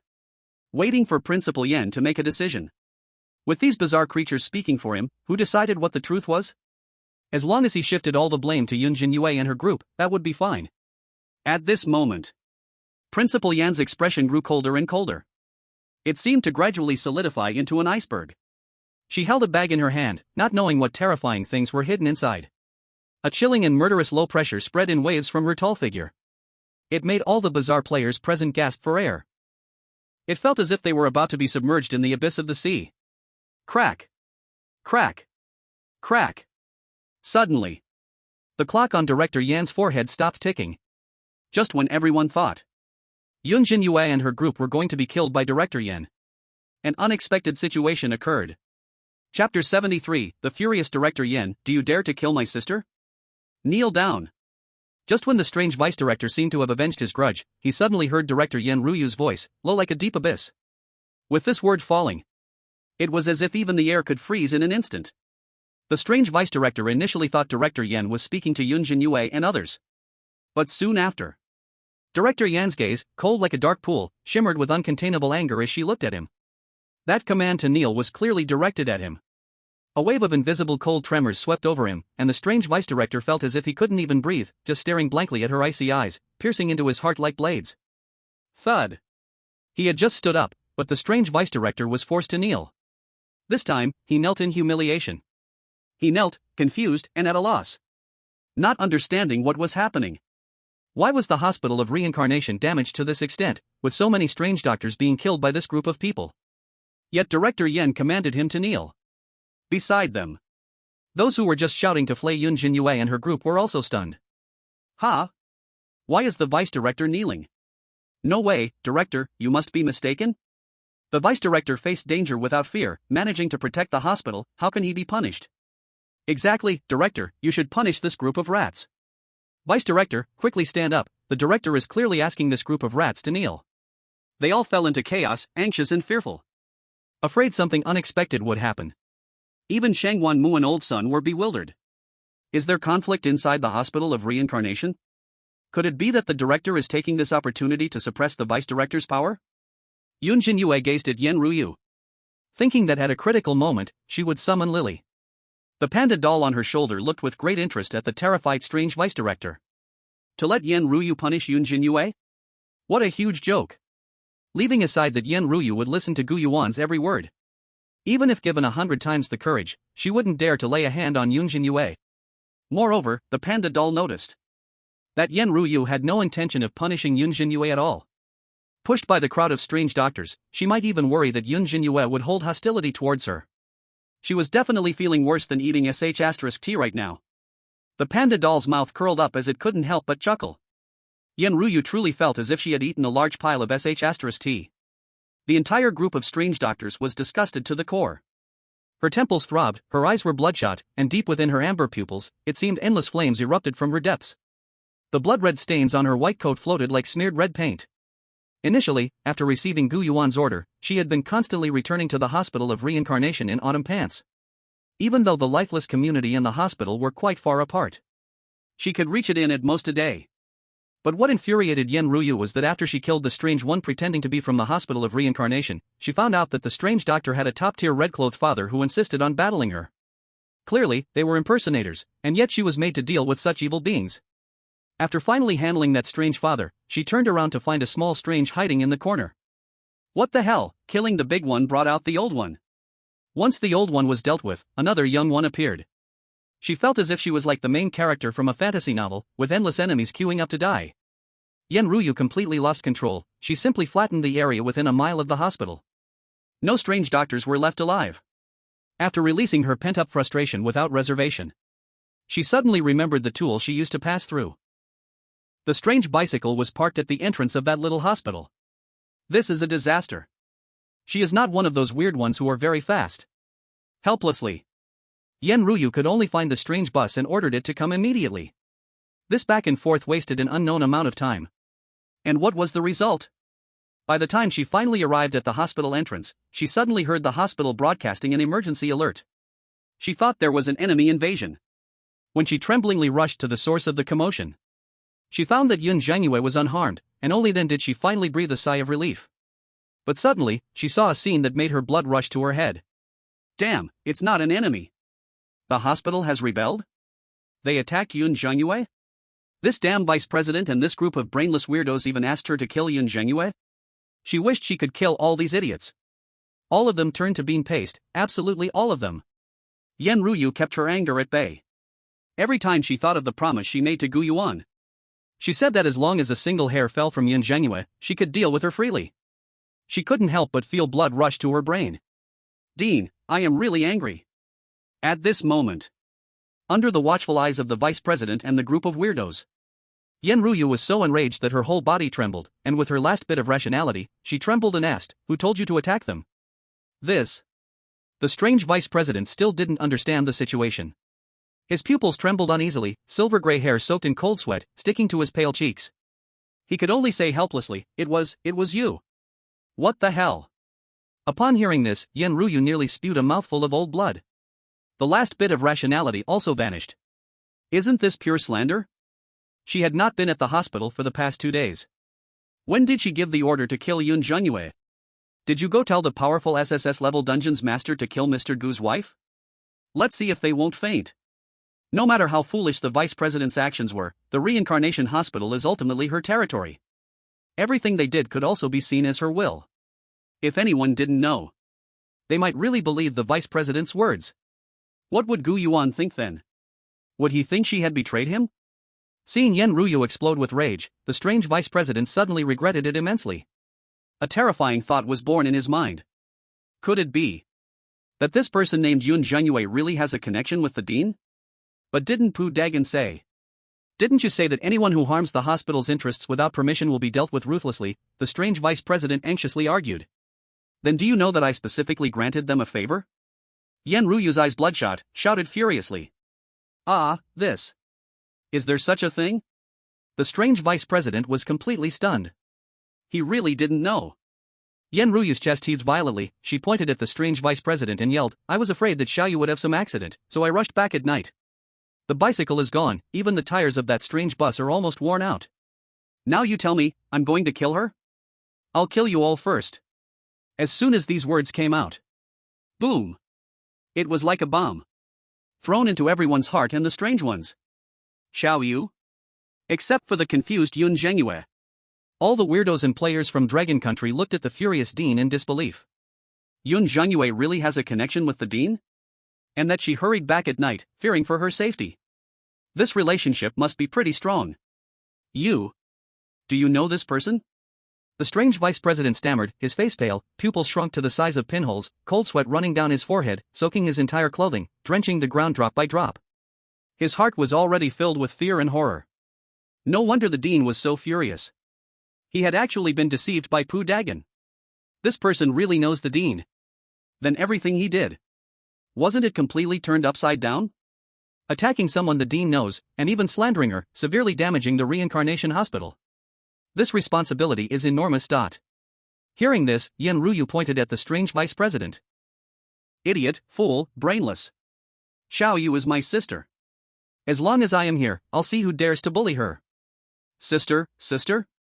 The deputy director's eyes went dark, and he couldn't see clearly for a moment.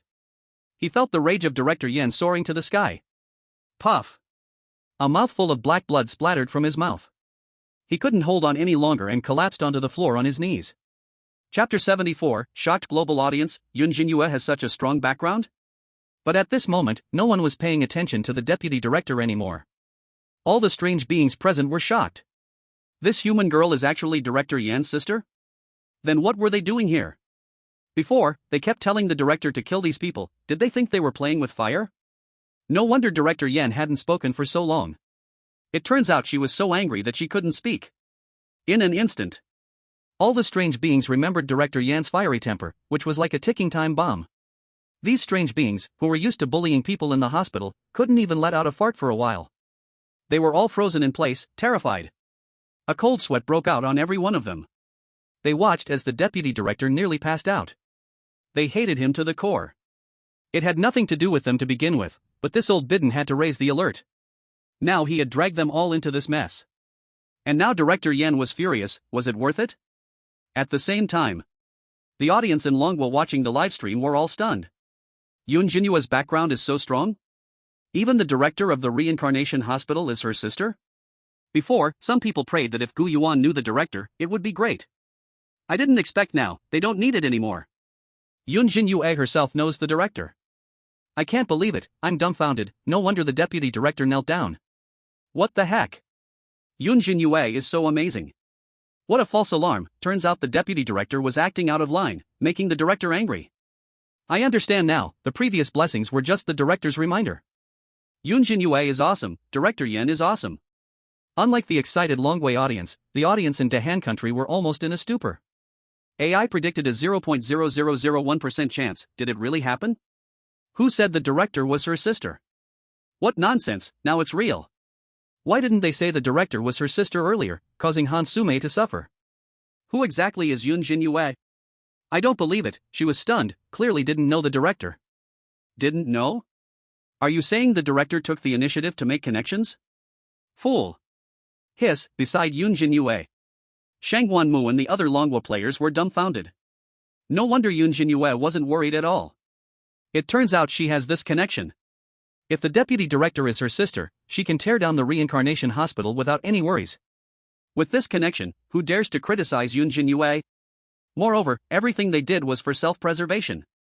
I believe the deputy director would understand if she knew. Xiao Yu, why didn't you tell us earlier? If we had this connection, what were we afraid of? Shangguan Mu swallowed and said in shock. Old Sun, who was covering his body with a tattered cloth, secretly clicked his tongue. No wonder the panda doll obeyed Yun Zhenyue's every word. What might be extremely terrifying to him, the panda doll, to Yun Zhenyue, was just a little toy. Ran's eyes widened slightly as she pulled Yun Zhenyue's arm, exclaiming, "Sister, you were so amazing." Even the boy with 2 kidneys, who had a proud personality, was convinced. He only felt the pair of kidneys inside him steady down. At this moment, everyone was shocked by this connection. Yun Zhenyue, however, was completely confused. Ha! Her lips parted slightly, staring at Director Yan, her mind a bit muddled. She flipped through her family tree in her mind but couldn't find this sister. But she was a director, she wouldn't randomly claim to have a sister. Could it be a relative from the old home? Maybe she held me when I was little? But she is strange, is this even possible? On Yun Zhenyue's shoulder, the panda doll cast a contemptuous glance at Yun Zhenyue. This woman really knows how to climb relationships. Calling Gu Yuan's wife her sister? You really dare to shout it out. Everyone is envious of Yun Zhenyue. Only the panda doll knows that if this is acknowledged, in Gu Yuan's organization, those top-notch killers and horrible strange beings will definitely go mad with envy and jealousy. At this moment, Yun Zhenyue secretly took a glance at Yun Zhenyue. She found that she was not angry. She couldn't help but breathe a sigh of relief in her heart. Fortunately, she didn't come too late. Thanks to this panda doll, it helped her delay a lot of time. Yen Ruyu, however, shamelessly pretended not to see the look of disdain in the panda doll's eyes. Mr. Gu has always been the person she looked up to. Looking at Yun Zhenyue being so young, what's wrong with calling her sister? Even if Mr. Gu found out, he wouldn't be angry, right? Suppressing these scattered thoughts, Yen Ruyu's anger had not yet faded. Her icy gaze looked towards the group of frightened strange beings. This gaze instantly made them shiver with fear. Afraid that Director Yan's powder keg would explode. What are you still dazed for? Aren't you going to apologize to my sister? Do you want to die? When this group of strange beings heard Yen Ruyu's angry voice, they instead breathed a sigh of relief. Fortunately, Director Yan did not choose to kill them. It was somewhat merciful. After all, they were also forced to do this. Swish! In an instant, nearly hundreds of strange beings, including fierce strange beings, those in red clothes, like toppled dominoes, all knelt before Yun Zhenyue. It was indeed my mistake to offend Director Yan's sister. Please forgive me, Miss Yun, and spare my life. I promise I will never offend Miss Yun again. I hope Miss Yun can give me a chance to correct my mistake. A group of strange beings sincerely apologized to Yun Zhenyue and others. The scene was grand and shocking. Shangguan Mu saw many strange beings and doctors who had previously refused to even look at her now kneeling before Yun Zhenyue apologizing like ants. The shock this brought her was greater than everything before combined. Old Sun and the others were also wide-eyed in surprise. He had killed so many strange beings in the hospital. But they were the ones who had to apologize back? Being the director's sister, isn't this enjoyable? Yet, even so, Yen Ryu was still not satisfied. Not enough, just saying is not enough, she reprimanded. As soon as her words fell, hundreds of strange beings immediately began to act. Some with strange tools grit their teeth and severed one of their own arms as a sign of apology. Some with strange coins took out all their possessions. Even more extreme, some offered their only strange beauty knife. For a moment, Shangguan Mu and the others were so shocked their eyes nearly fell out. Is this the director's authority? One command. No strange being dared to resist. They all expressed their remorse through their actual actions.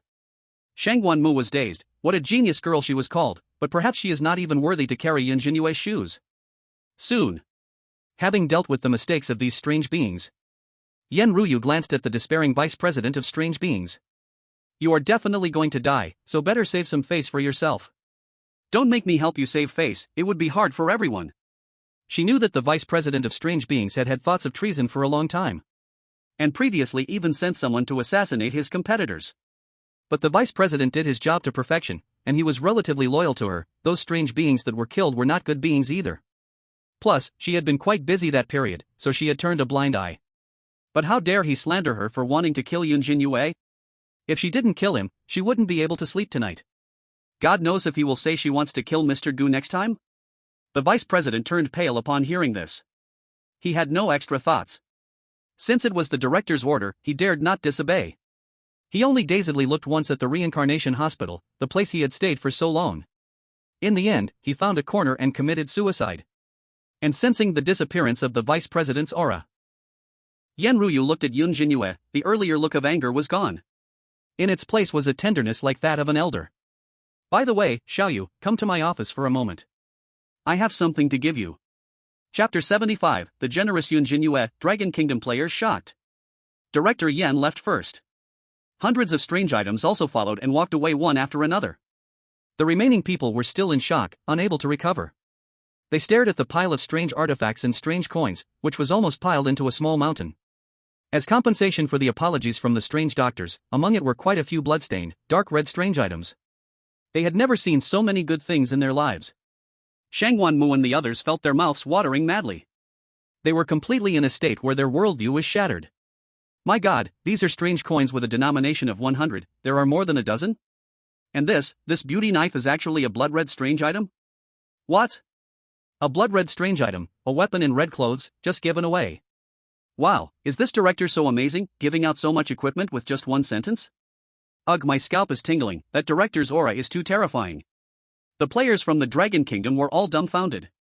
They could do 100 tasks and still not get so many top rewards. The gap between people is truly larger than that between a person and a dog. Yun Zhenyue spoke lightly, hardly saying a word. Because she had bumped into her, the strange director ordered such a large compensation. She originally thought this group of strange beings was just putting on an act. She didn't expect to have misjudged them. Before long, Shangguan Mu and the others had collected all the treasures on the ground. They prepared to hand everything over to Yun Zhenyue. However, the latter didn't even take a second look. This is because Yun Zhenyue's mind was echoing Yen Ruyu's words. What could her relationship with Director Yen be? And what else was she going to get in her office? Seniors, you can divide these things.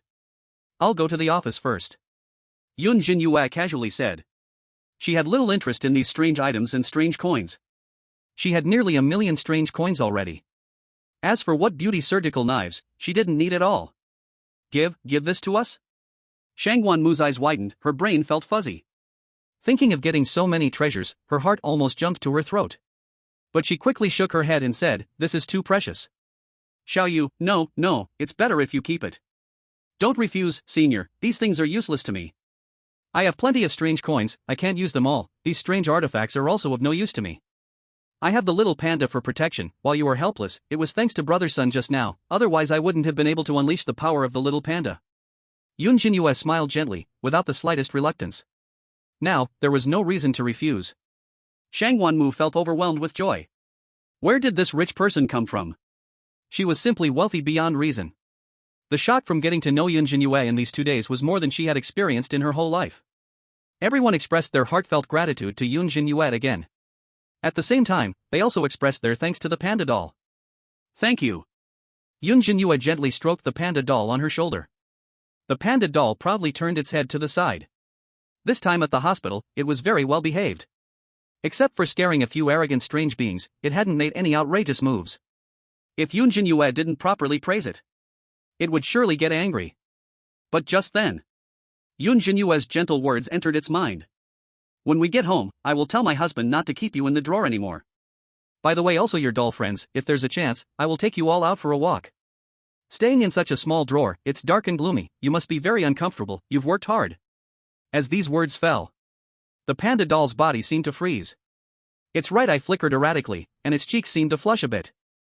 She silently lowered her head. Of course, it wasn't shyness. She just felt that her efforts had received the best reward. The feeling of being affirmed and trusted filled her entire empty heart. A good person. Gu Yuan's wife is also a very good person. After a little while, Yun Zhenyue arrived outside Din Yan's office. Knock, knock. As she gently knocked on the door. Please come in, Din Yan's voice came from within. With a curious heart, Yun Zhenyue slowly pushed the door open and walked in. She saw that Din Yan's office was not very luxurious. The scent of rose perfume mixed with paper hung in the air, and the blinds were half drawn, blocking the red fog outside. Din Yan was sitting in a chair. On her desk lay a yellowing notebook, and a blood-red fountain pen was inserted diagonally in an ink bottle. The wall clock ticked loudly, with 12 Roman numerals clearly visible. In the corner, there was a large bookshelf filled with medical classics. However, the books were obviously a bit disordered, as if they had suffered some shock, leaning out of place. Seeing that the office wasn't destroyed, Yun Zhenyue let out a sigh of relief. At that moment, a small rabbit doll was sitting upright at the very top of the bookshelf, its plush ears slightly upright, as if it were listening, its eyes resembling frozen blood. It was the same style as Yun Zhenyue's panda doll. When the rabbit doll saw Yun Zhenyue enter, its eyes flashed a crimson light, but as soon as it spotted the panda doll on her shoulder, it became frantic. The light in its eyes vanished with a pop, and the entire doll trembled as if it saw its natural enemy. The panda doll, upon seeing this, grinned, seemingly intimidating the small rabbit. You must know. Pandas are omnivores, and rabbits are also on their menu. Don't scare it. Yun Zhenyue lightly tapped the panda doll's head with her finger. The latter turned its head away in discontent. Only then did the rabbit doll come back to reality from its fear, looking at Yun Zhenyue with grateful eyes. Xiaoyu, come sit over here. At that moment, Din Yan saw Yun Zhenyue come in and smiled warmly. She was standing next to the personnel director, Gu, who had just finished reporting on work. Din Yan waved her hand, aware of what had happened these past few days, and let her leave. This Gu was her most trusted subordinate. She already knew why the vice dean wanted to go after Yun Zhenyue. Was it all because of that weird person named Pu Dagon? Din Yan. Yun Zhenyue obediently sat beside Din Yan. She curiously observed Din Yan. She had been too fierce earlier to take a good look. Now, upon close inspection, this was a great beauty. tall and cold in demeanor. Especially coupled with the bloody clock on her forehead, there was an enchanting beauty to her. Don't call me so distantly.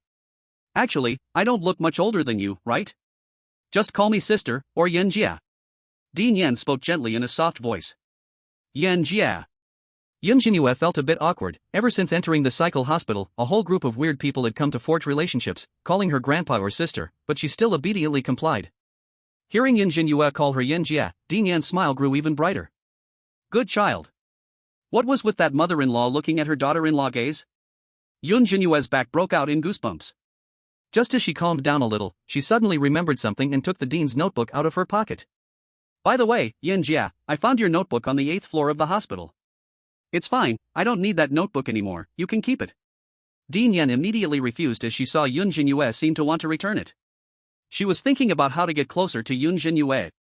How could she take back her own things? Well, okay. Yun Zhenyue hesitated for a moment. Soon, she succumbed under Dean Yan's smiling gaze.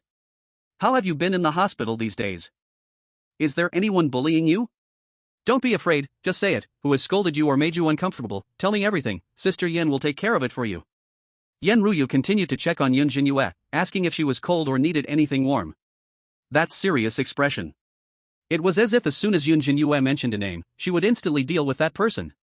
It should be no, right? Yun Zhenyue shook her little head. She thought carefully and remembered that apart from the vice president, all the staff at the Rebirth Hospital treated her very well, but the vice president was already dead, and there was no one else. The two chatted for a while. But most of the time it was Yan Ruyu asking questions, while Yun Zhenyue looked confused and answered. Until Yan Ruyu saw that Yun Zhenyue seemed to be getting dizzy from all the questions.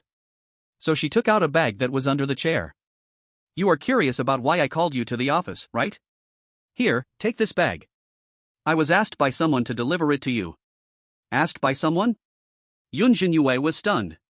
She couldn't figure it out no matter how hard she tried. Who would ask Director Yan to send something in such a strange world? Seeing this situation, the anticipation of the audience in Long Country suddenly increased. Something that makes Director Yan go through so much trouble to bring back. This bag must be filled with some treasure. Just now, her rage didn't leave a single mark on the bag, which shows how much she valued it. Curious, could it be some top-tier strange object? With Director Yan's strength, could it be something even more advanced than a blood-red strange object? Wow, doesn't that mean Yun Zhenyue is about to get rich? They are already rich now, sending anything is just icing on the cake. Open it quickly, I can't wait. At this moment, under everyone's gaze, Yun Zhenyue carefully took the bag and curiously opened it. She took out 2 pairs of pink long johns? Yun Zhenyue? What do these long johns mean? Could it be that this is also a strange object that can keep her warm? It has been a bit cold these days, but it's not cold enough to wear long johns, right? Yun Zhenyue looked confused, as if big question marks were popping up over her head. This is long johns? She murmured softly, not understanding at all. And these long johns looked somewhat familiar. Why do they look so much like the low-quality long johns she bought for 9.9 with free shipping on a certain shopping site? Because she disliked the poor quality so much, she had never worn them and just brought them along when entering the strange matchmaking process. Yun Zhenyue raised her head and suddenly realized something. Her eyelids twitched. Could it be that these 2 pairs of long johns were sent by her husband Gu Yuan through Sister Yan? This is too embarrassing. Even though she is naturally naive, a layer of redness surfaced on Yun Zhenyue's neck.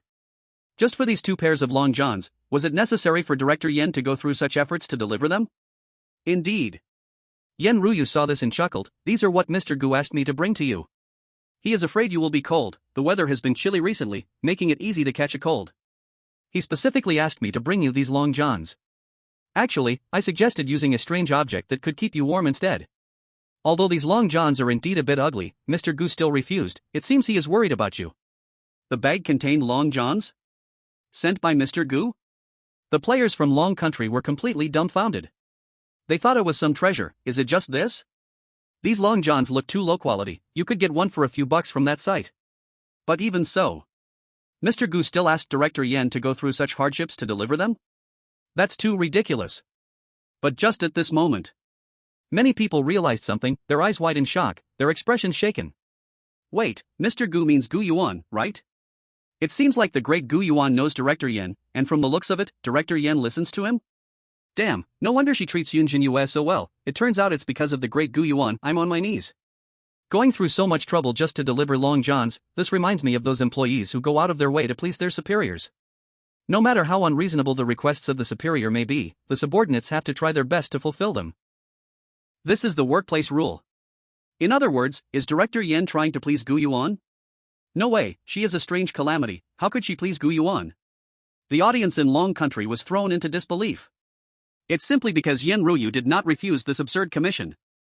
On the contrary, in front of a large crowd, she spoke at length about her struggle to send her spring pants. First, her bicycle disappeared, then the bus ran out.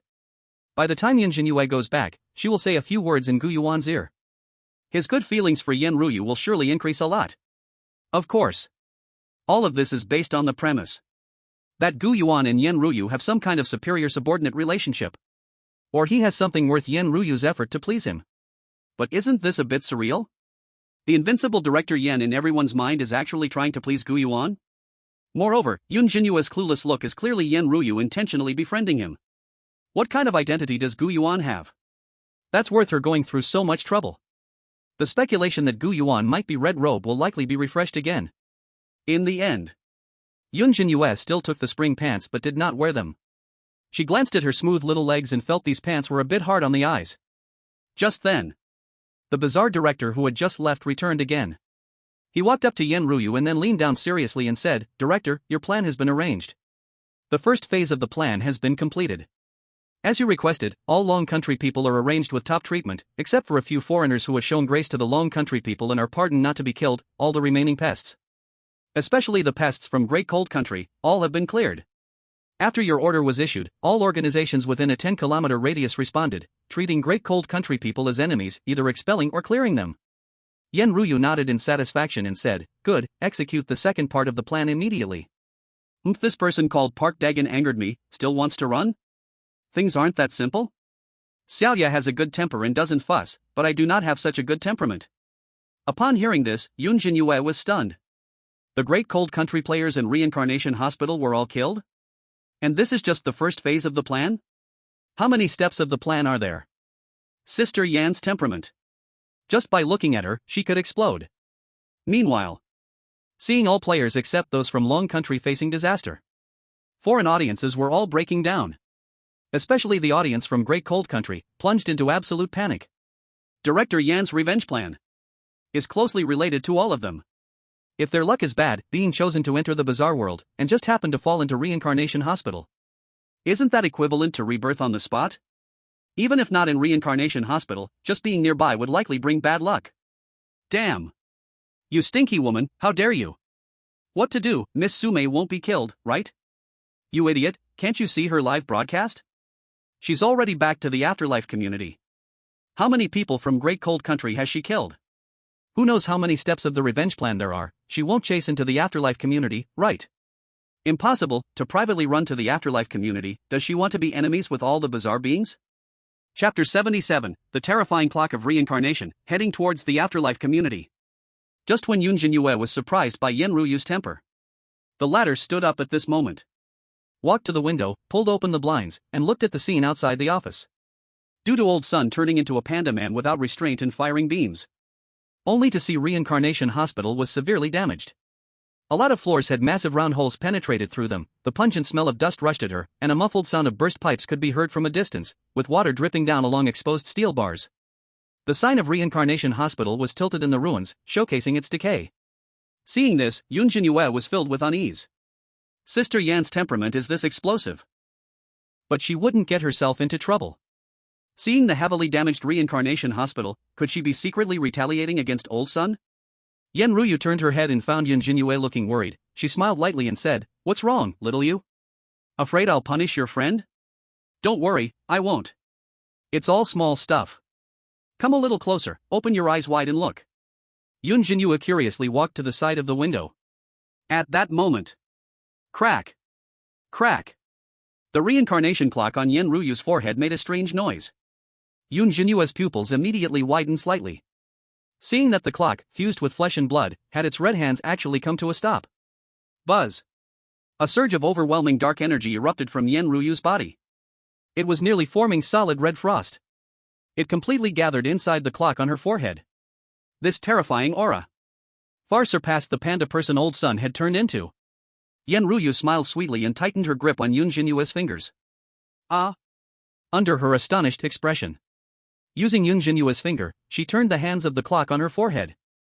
You must know, this clock is her most vulnerable spot. If Yun Zhenyue suddenly attacked at this moment, she could very likely get seriously injured. This also means that Yun Zhenyue completely trusted Yun Zhenyue. Yun Zhenyue only felt a subtle touch at her fingertip. The hand was very much like flesh, yet it had the hardness of bone. At the same time, a strange illusion surged from her heart, as if she could traverse the cracks of time. Crack, crack. As the clock's hands on Yun Zhenyue's forehead turned back. The next moment. At Yun Zhenyue's gesture, Yun Zhenyue saw the situation outside the window change. She saw the water gushing from the broken pipe flowing back into it, while the shattered pieces of the pipe on the ground floated up and reassembled perfectly. The fragments of tiles that had fallen from the hospital's corner, like a reversed record, were reset into the modeled roof, and the huge hole in the building was also repaired completely. In a moment, the reincarnation hospital was turned back to half a day ago? Everything seemed as if nothing had happened. Yun Zhenyue's mouth dropped open, her beautiful eyes filled with astonishment. The Director Yan's ability is just too powerful, right? She can actually reverse the might of time? Now she felt relieved. Seeing the shocked Yun Zhenyue, the slightly weary-looking Yun Zhenyue secretly smiled. This ability to reverse the environment was something she had only gained recently. This was just the first time using it. However, it could only repair buildings. As for reversing life and death? That's not something a mere Grim Reaper can achieve. Perhaps Mr. Gu could do it easily. After fixing these buildings, the dark energy within her was almost completely gone. She estimated she would need a day to recover. Seeing Yun Zhenyue at ease, she had finished her task. So she took out a red mobile phone from her pocket and casually said, "Little you, let's exchange numbers, we meet tomorrow." Okay. Yun Zhenyue didn't quite catch that. She had also completed her tasks at the hospital and could teleport back to the afterlife community at any time. Meet tomorrow? She thought Yun Zhenyue misspoke. After all, she was so busy, and she was about to go back. Where would they meet tomorrow? The two exchanged phone numbers.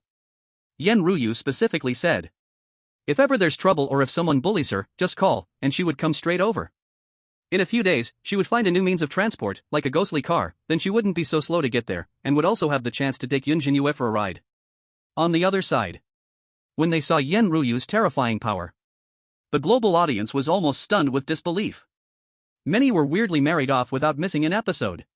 But Yun Zhenyue's ability was the most invincible they had ever seen. After all, she was a Grim Reaper, the master of the SS dungeon. How could ordinary people ever get a chance to witness her true form? You must know that Grim Reapers rarely appeared in front of humans. The global audience knew very little about Grim Reapers, only knowing that there was a significant gap between it and the red clothing. But this gap is just too big. Isn't Lily awesome? But it must be seen directly to kill the weird. The panda doll, it also has to blend with humans to unleash all its power. But Dean Yen actually needs no help at all, just a gentle push on the forehead pointer can reverse time. This ability is related to the rules. I just don't know if it can be used on oneself. Otherwise, if seriously injured, one could still reverse the injury to unlock the second stage, or even endless stages. Such an existence even took the initiative to exchange phone numbers with Yun Zhenyue, willing to help her. Seeing Yun Zhenyue embrace a super thick thigh, foreign viewers, while feeling jealous, also inexplicably felt fear. Especially the viewers from Dahan country. Regarding Yun Zhenyue's words of "see you tomorrow," they felt particularly creeped out.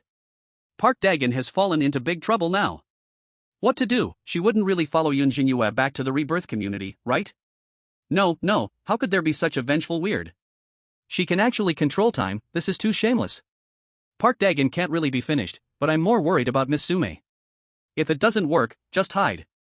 The weird world is so big, I don't believe she can catch Park Dagon. Sigh, if only someone could notify Miss Sume. Half a day later. Night falls. A shop called Red Meat Bun is bustling as usual. It's clearly just selling buns, but it occupies a huge area, bigger than the neighboring shops combined.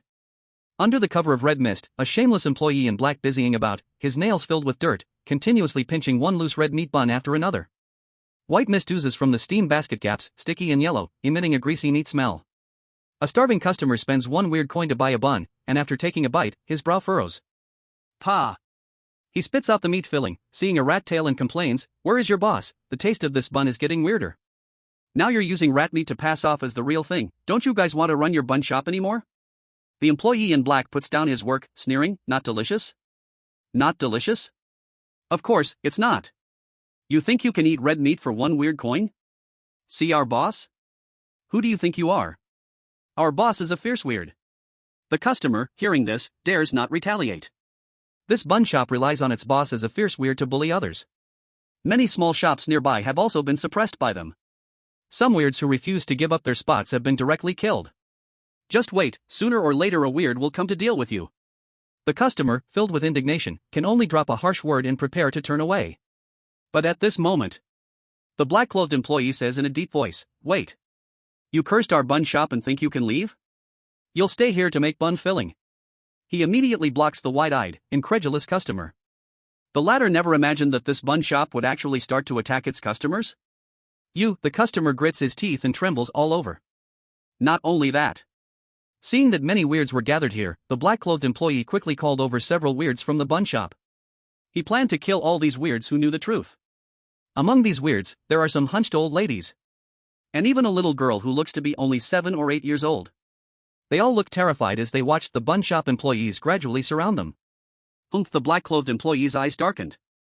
The bun shop manager used to often send meat back, but recently has been busy with something and hasn't sent meat for a long time, so they had no choice but to target the customers.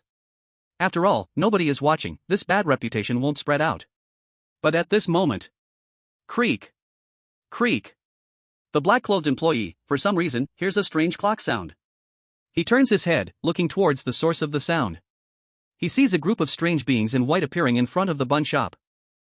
The leading woman had a strange clock on her forehead. Why have a group of doctors arrived? The black-clothed employee was puzzled but didn't think much of it. Forget it, since they all saw it, let's chop them into bun filling together. Chapter 78, The Scared Bun Shop Employee, the Director of Reincarnation Hospital? At this moment, Yun Zhenyue heard the black-clothed employee's low mumbling. She was almost laughing with anger. She had seen many strange things, but being turned into bun filling was a first. She really didn't know whether to call the black-clothed employee bold or clueless about strength and weakness. "Director, this is it, this is Park Dagon's bun shop." At that moment, the Eerie director beside Yun Zhenyue respectfully bowed his head and spoke. There was no deep consideration and no intricate scheme. Yun Zhenyue chose to clean up with force. In this Eerie world, strength is paramount. This time, nearly 20 Eerie beings arrived. Apart from a few guarding the reincarnation hospital, various powerful Eerie beings and red-clothed workers all emerged to execute the second plan together. Rooting out Park Dagon's power. If he was found hiding in the bun shop, he would be directly eliminated. If not, continue to the third step of the plan, surround the afterlife community. The extremely vengeful Yun Zhenyue had already listed Park Dagon as a target to kill. Having brought such great disaster to the reincarnation hospital, did he really think escaping and hiding would work? Not that simple. Go check if that vile creature is inside. Yun Zhenyue coldly ordered at once. With a single command. Boom! This group of Eerie beings from the reincarnation hospital revealed a fearsome aura, pouring out without reserve. Like a group of evil spirits crawling out from hell, the entire street was filled with a terrifying, dark energy. Some Eerie beings wore rubber gloves, dark red bloodstains spreading from the gloves to their faces. Some female Eerie beings hid behind masks, from their cheeks to their necks, strange stitches creeping like centipedes, exuding a dark killing intent. Figures in white coats could save patients from peril, but could also wield the slaughter of life and death like Ashura. Among these Eerie beings, many had previously offended Yun Zhenyue. Now, they all carried a mindset of atonement. They couldn't wait to perform impressively in front of the director. One by one, they displayed their true strength. The red-clothed Eerie beings could all dominate within S-level instances. Which one of them wasn't a powerful presence, capable of sweeping everything before them? Yet, the reincarnation hospital had deep foundations. There were nearly 10 red-clothed beings alone. The violet aura they revealed was like a group of ferocious saber-toothed tigers, clinging to a few weak little chicks. Buzz. The black-clothed employee sensed a terrifying aura that could shatter his soul. His mind felt like it had been violently struck, leaving the Eerie in a daze. Especially when he saw some Eerie beings with identity badges hanging on their chests, indicating they were attending physicians at the reincarnation hospital. His pupils instantly constricted, cold sweat sliding down his pale cheeks, his legs turned weak, almost unable to stand. Reincarnation hospital? The black-clothed employee's heart was filled with shock and fear. Even though he was just a vengeful spirit, the reincarnation hospital was famous in the Eerie world. It was said that the doctors there were all red-clothed, and the director was a legendary killing star. How could this be? Why would the reincarnation hospital surround their small bun shop for no reason? Soon, even the black-clothed employee, who was scared into a puddle of mud, was included. All the bun shop's employees were captured by this group of menacing Eerie doctors. It was just like catching little chicks. The Eerie beings in the bun shop had no power to resist. A group of panicking, trembling employees were pressed down before Yun Zhenyue. All of them had faces as pale as paper, claiming to be innocent. And those customers who had just been surrounded, as well as the Eerie onlookers, were also scared stiff, not daring to move, standing still to avoid being mistakenly killed by the reincarnation hospital. Director, should we let this strange group go? The strange director asked cautiously upon seeing the situation. Yun Zhenyue saw the innocent strange one standing dumbfounded in place. An elderly grandma tightly hugged a little girl who was crying in fear. The girl looked only 7 or 8 years old and was clearly caught up in this. In an instant, she became furious, pointing at the strange director with anger. Are you out of your mind? They're not employees from a dumpling shop. If we don't let them go, they're going to be killed. I'm not some evil being that indiscriminately kills the innocent. The strange director, hearing this, was frightened and wiped off a cold sweat. After all, their group had revealed their identities. If word got out that the doctors from the reincarnation hospital not only failed to save people but also killed them, their reputation would be terrible. This normal logic unexpectedly made Yun Zhenyue angry. He nodded like a chick pecking at rice. Yes, I was momentarily confused. After saying this, he turned around and told this group of innocent strange beings to hurry and leave. But suddenly... Wait a minute. Yun Zhenyue called to a stop again. The grandma and the little girl immediately trembled and remained in place. They thought Yun Zhenyue was going to take action against them. But she simply impatiently asked her subordinates, who has candy? Any kind of candy. All the strange beings were stunned to hear this. The masked female strange being, who was from pediatrics, hesitated and took out a lollipop from her pocket. This candy was actually a strange device, possessing a calming effect. Director. The female strange being stepped forward. All right, I'll count this as a loan from you. I'll compensate you when we get back. Yun Zhenyue immediately took the candy. Then she came to the little girl, stuffing it into her arms. This is for you. Suddenly given a lollipop, the little girl's eyes widened slightly, tears still in the corners of her eyes, and deep within her pupils, there was obviously still some fear of Yun Zhenyue. Seeing this, Yun Zhenyue didn't think much, turned her head to deal with the main matter. But the grandma seemed to realize something and hurriedly shook the little girl's shoulder. At that moment, Yun Zhenyue heard the little girl's weak voice. Thank you, sister. Not long after, Yun Zhenyue took the strange beings and turned the dumpling shop upside down. But she did not see the figure of Park Dagon. To prevent him from having any special abilities that could hide his presence, Yun Zhenyue specifically used a blood-red strange device that could search for strange beings. According to the strange director's news, this group of dumpling shop employees committed many evils on a daily basis. Killing innocent strange beings to make them into meat filling was already considered doing something good. Even worse, they wouldn't spare children. Director, what do you think? The strange director asked. Just kill them all. Yun Zhenyue waved her hand, showing no interest. Right now, she only cared about Park Dagon. In an instant, all the strange employee from the dumpling shop stepped into the Yellow Springs. Only the black-clad employee was left behind. The strange beings took him to a small room deep in the dumpling shop. There was a bronze ancient mirror covered in cracks. Do you usually use this mirror to contact that scoundrel? Has that scoundrel not delivered meat for a long time recently? Yun Zhenyue sat on a chair. She spoke in a deep voice to the black-clad employee, who was scared and had a blank mind. My lord, I am innocent. The black-clad employee suddenly knelt down with a plop, begging for mercy while crying. The strange director's face darkened. Shut up. Answer whatever the director asks. Seeing this, Yun Zhenyue told the strange director to stand aside. She grabbed the black-clad employee and brought him before the ancient mirror, lightly saying, "Now, contact him immediately. No matter what method you use, as long as you can trick him here, I will spare your life." Chapter 79, Global Audience Shocked, Yun Zhenyue is Gu Yuan's little brother? If it weren't for her being truly infuriated. Yun Zhenyue didn't want to rashly disturb Gu Yuan in the life community. It would be best if she could trick Park Dagon here and deal with him directly. If that didn't work, she could only make a call to ask Mr. Gu's opinion.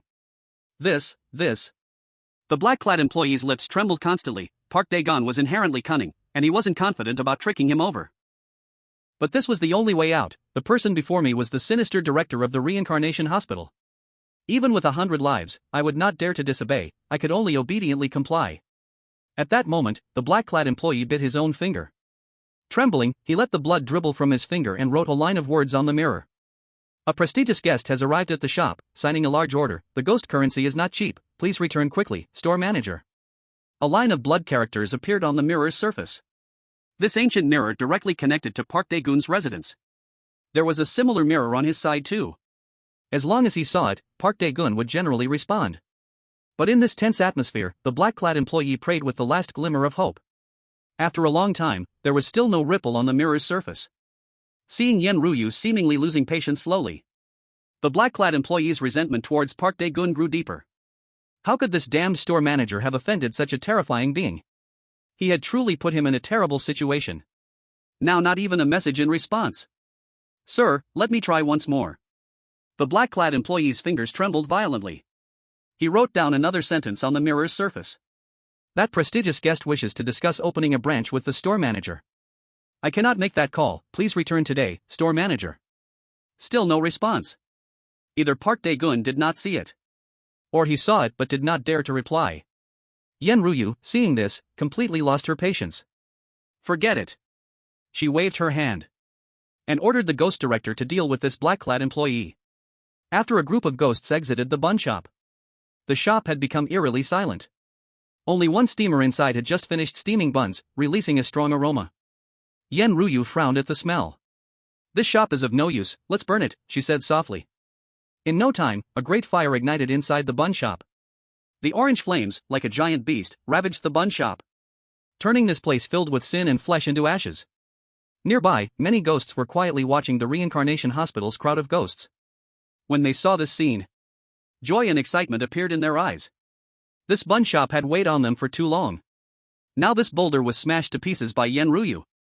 The surrounding residents clapped and cheered, until Yun Zhenyue exited the shop, leading the group of ghosts to the rebirth community.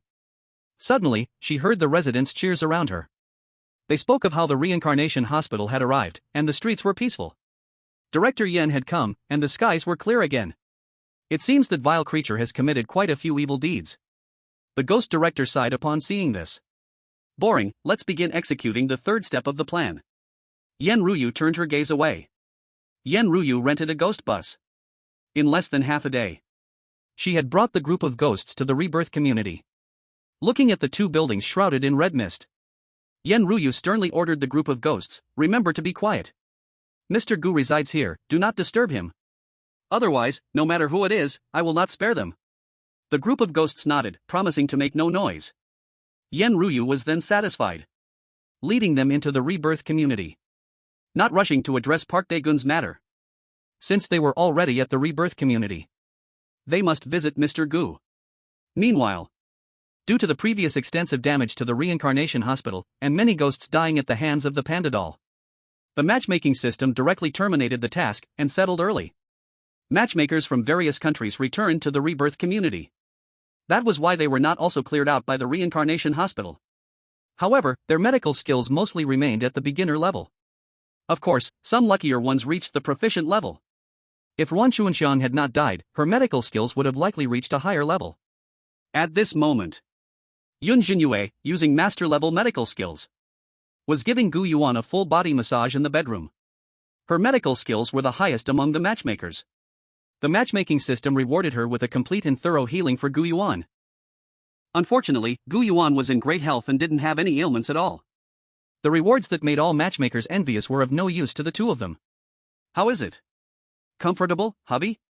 Yun Zhenyue sat on Gu Yuan's back, softly asking. Pretty comfortable.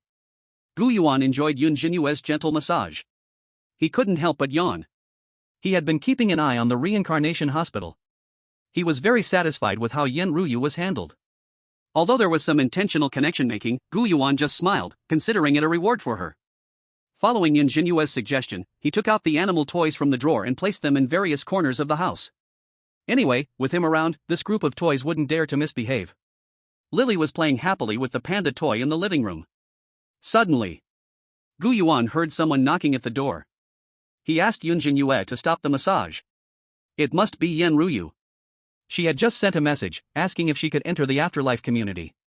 Gu Yuan agreed, only asking her not to reveal her identity, and the rest was up to her.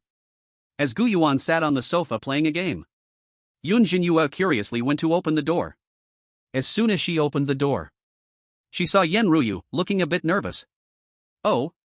Sister Yen? Yun Zhenyue blinked, quite surprised. They met again so quickly? Xiao Yu. Yen Ruyu took a deep breath. Smiling, she said, I came to visit Mr. Gu. Oh, I see. Please come in. Yun Zhenyue, not suspecting anything, immediately opened the door and let Yen Ruyu walk in. When she saw Gu Yuan playing a game, Yen Ruyu didn't dare to disturb him. After a while, when Gu Yuan finished a game level and put down the controller, his gaze fell on her. Only then did Yen Ruyu cautiously say, Mr. Gu. I'm really sorry, I wasted quite some time before, and scared Xiaoyu. Sister Yen? Yun Zhenyue was surprised by Yen Ruyu's attitude. Why did it feel like she was reporting to a superior, afraid of making Gu Yuan angry? She originally thought her husband Gu Yuan and sister Yen were friends. But now it seemed to be more like a superior-subordinate relationship. Sister Yen was a powerhouse. If Gu Yuan was her superior, what kind of strength would he have? Curiosity about Gu Yuan grew even more, and Yun Zhenyue obediently sat down to the side. At that moment, seeing Yen Ruyu's restrained look, it was as if she had done something wrong and was waiting to be punished. The global audience's eyes widened in shock. Huh? Is this still the director Yen? Why does she look like Gu Yuan's subordinate? Are you kidding? No way, accepting a powerhouse as a subordinate, I must be dreaming. What?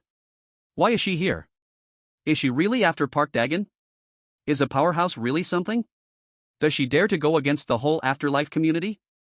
Lily is a pet, Panda Toy is a toy, and now even Director Yen is coming to visit. Who exactly is Gu Yuan? Chapter 80, The Reincarnation Hospital knocks on the door, Park Dagon in despair.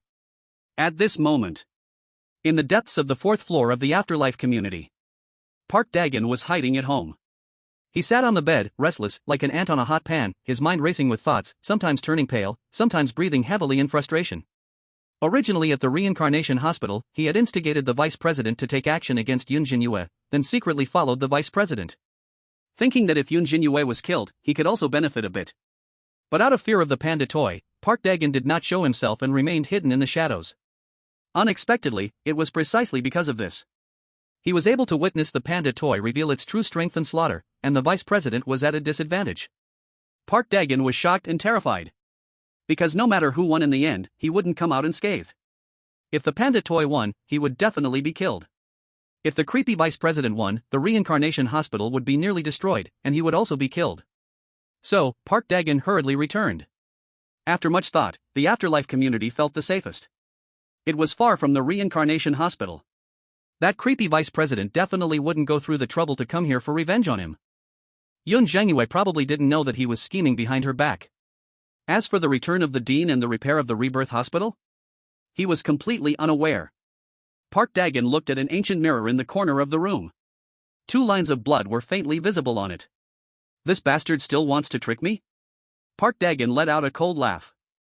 Does he really think he is an idiot? It seems that the deputy dean must have found his clone and still wanted to deliberately deceive him? Not a chance. Anyway, he dared not go to that bun shop. Let it go, there isn't much profit to squeeze out anyway. 1 bun costs 1 ghost coin, and there are very few customers who can afford it. How long would it take to earn 10,000 ghost coins? It's better to look for another opportunity to take action against Yun Zhenyue. That 10,000 ghost coins. Park Dagon already saw it as his own. The panda doll is powerful, but it does not belong to Yun Zhenyue herself. He didn't believe she could carry it with her at all times. As long as he waited for the right moment, there would always be a flaw. But just then, knock knock knock. Park Dagon's door was being knocked on. He thought it was Han Sume returning from work. But as he walked to the door, he suddenly felt something was off. That ghost shadow shop shouldn't let her go back this early. After all, she still owed quite a few ghost coins. Could it be the deputy dean of the Rebirth Hospital? Park Dagon's forehead broke out in a slight cold sweat. But then he thought, the Rebirth community was full of fierce spirits and red-clothed ones. No matter how strong the deputy dean was, did he dare to take on the whole community? Open the door, we're checking the water meter. A deep male voice suddenly came. Park Dagon was taken aback. He had never heard of anyone checking the water meter in the Rebirth community. He lowered his head and looked through the peephole. He saw an unfamiliar middle-aged ghost impatiently standing at the door. This ghost looked to be in his 40s and wasn't holding any weapons. He probably wasn't very strong. Park Dagon was worried about having nowhere to vent his anger. Seeing this, his eyes immediately revealed a hint of gloom. Could this ghost have come to pick a fight because he saw that he was missing 2 arms? Does he really think that the title of Midnight Butcher is just for show? Where did this idiot come from? Park Dagon stood on his tiptoes and opened the door with his toe, immediately revealing an unfriendly expression. The middle-aged ghost saw the door open and then carefully looked at Park Dagon. Then he asked disdainfully, "Are you Park Dagon?" "Yes, and so what, do you want to pick a fight? Don't think just because I don't have arms now that I can't kill a ghost." Park Dagon said coldly. Buzz. In an instant, a wisp of dark energy emerged from his body. Under the dim light, the cold murderous aura seemed to freeze. If it were an ordinary ghost or vengeful spirit, they would surely be scared to the point of trembling. But this middle-aged ghost merely scoffed.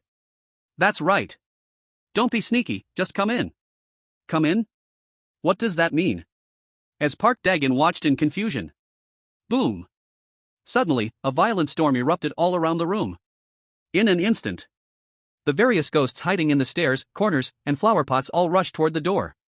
Nearly 20 ghosts, like bandits, forced their way into Park Dagon's home. Damn it! Park Dagon didn't have time to react at all. He had just cursed and kicked the door, but it was too late. The door was forcibly pried open, like a ruined delicate flower. This group of ghosts swarmed in like piranhas. Even that middle-aged ghost took the chance to cover his mouth. A bloody and stinking hand sealed Park Dagon's mouth, which was about to scream. Park Dagon's eyes widened, his pupils shrunk to pinpoints, cold sweat rolled down his messy bangs. Until finally, a cold-faced Yun Zhenyue stepped into the room. Creak! In Park Dagon's desperate expression. The door was closed by her own hands. At this moment, the ghost director released the hand that covered Park Dagon's mouth. The latter immediately shouted in panic, "Who on earth are you? Don't kill me, I'm a resident of the afterlife community. If you dare to kill me, the afterlife community won't let you off."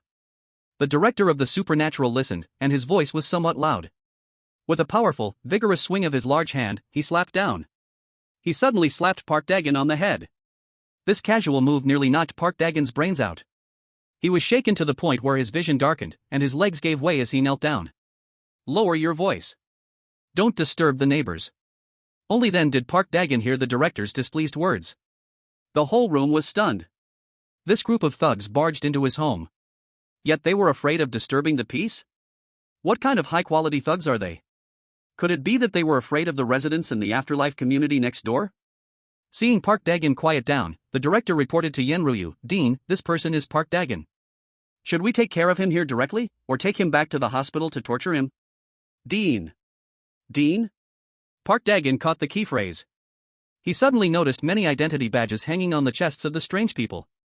He was instantly hit with a wave of terror, his pale lips trembled, and the sound of his teeth clattering from fear echoed distinctly in the dead room.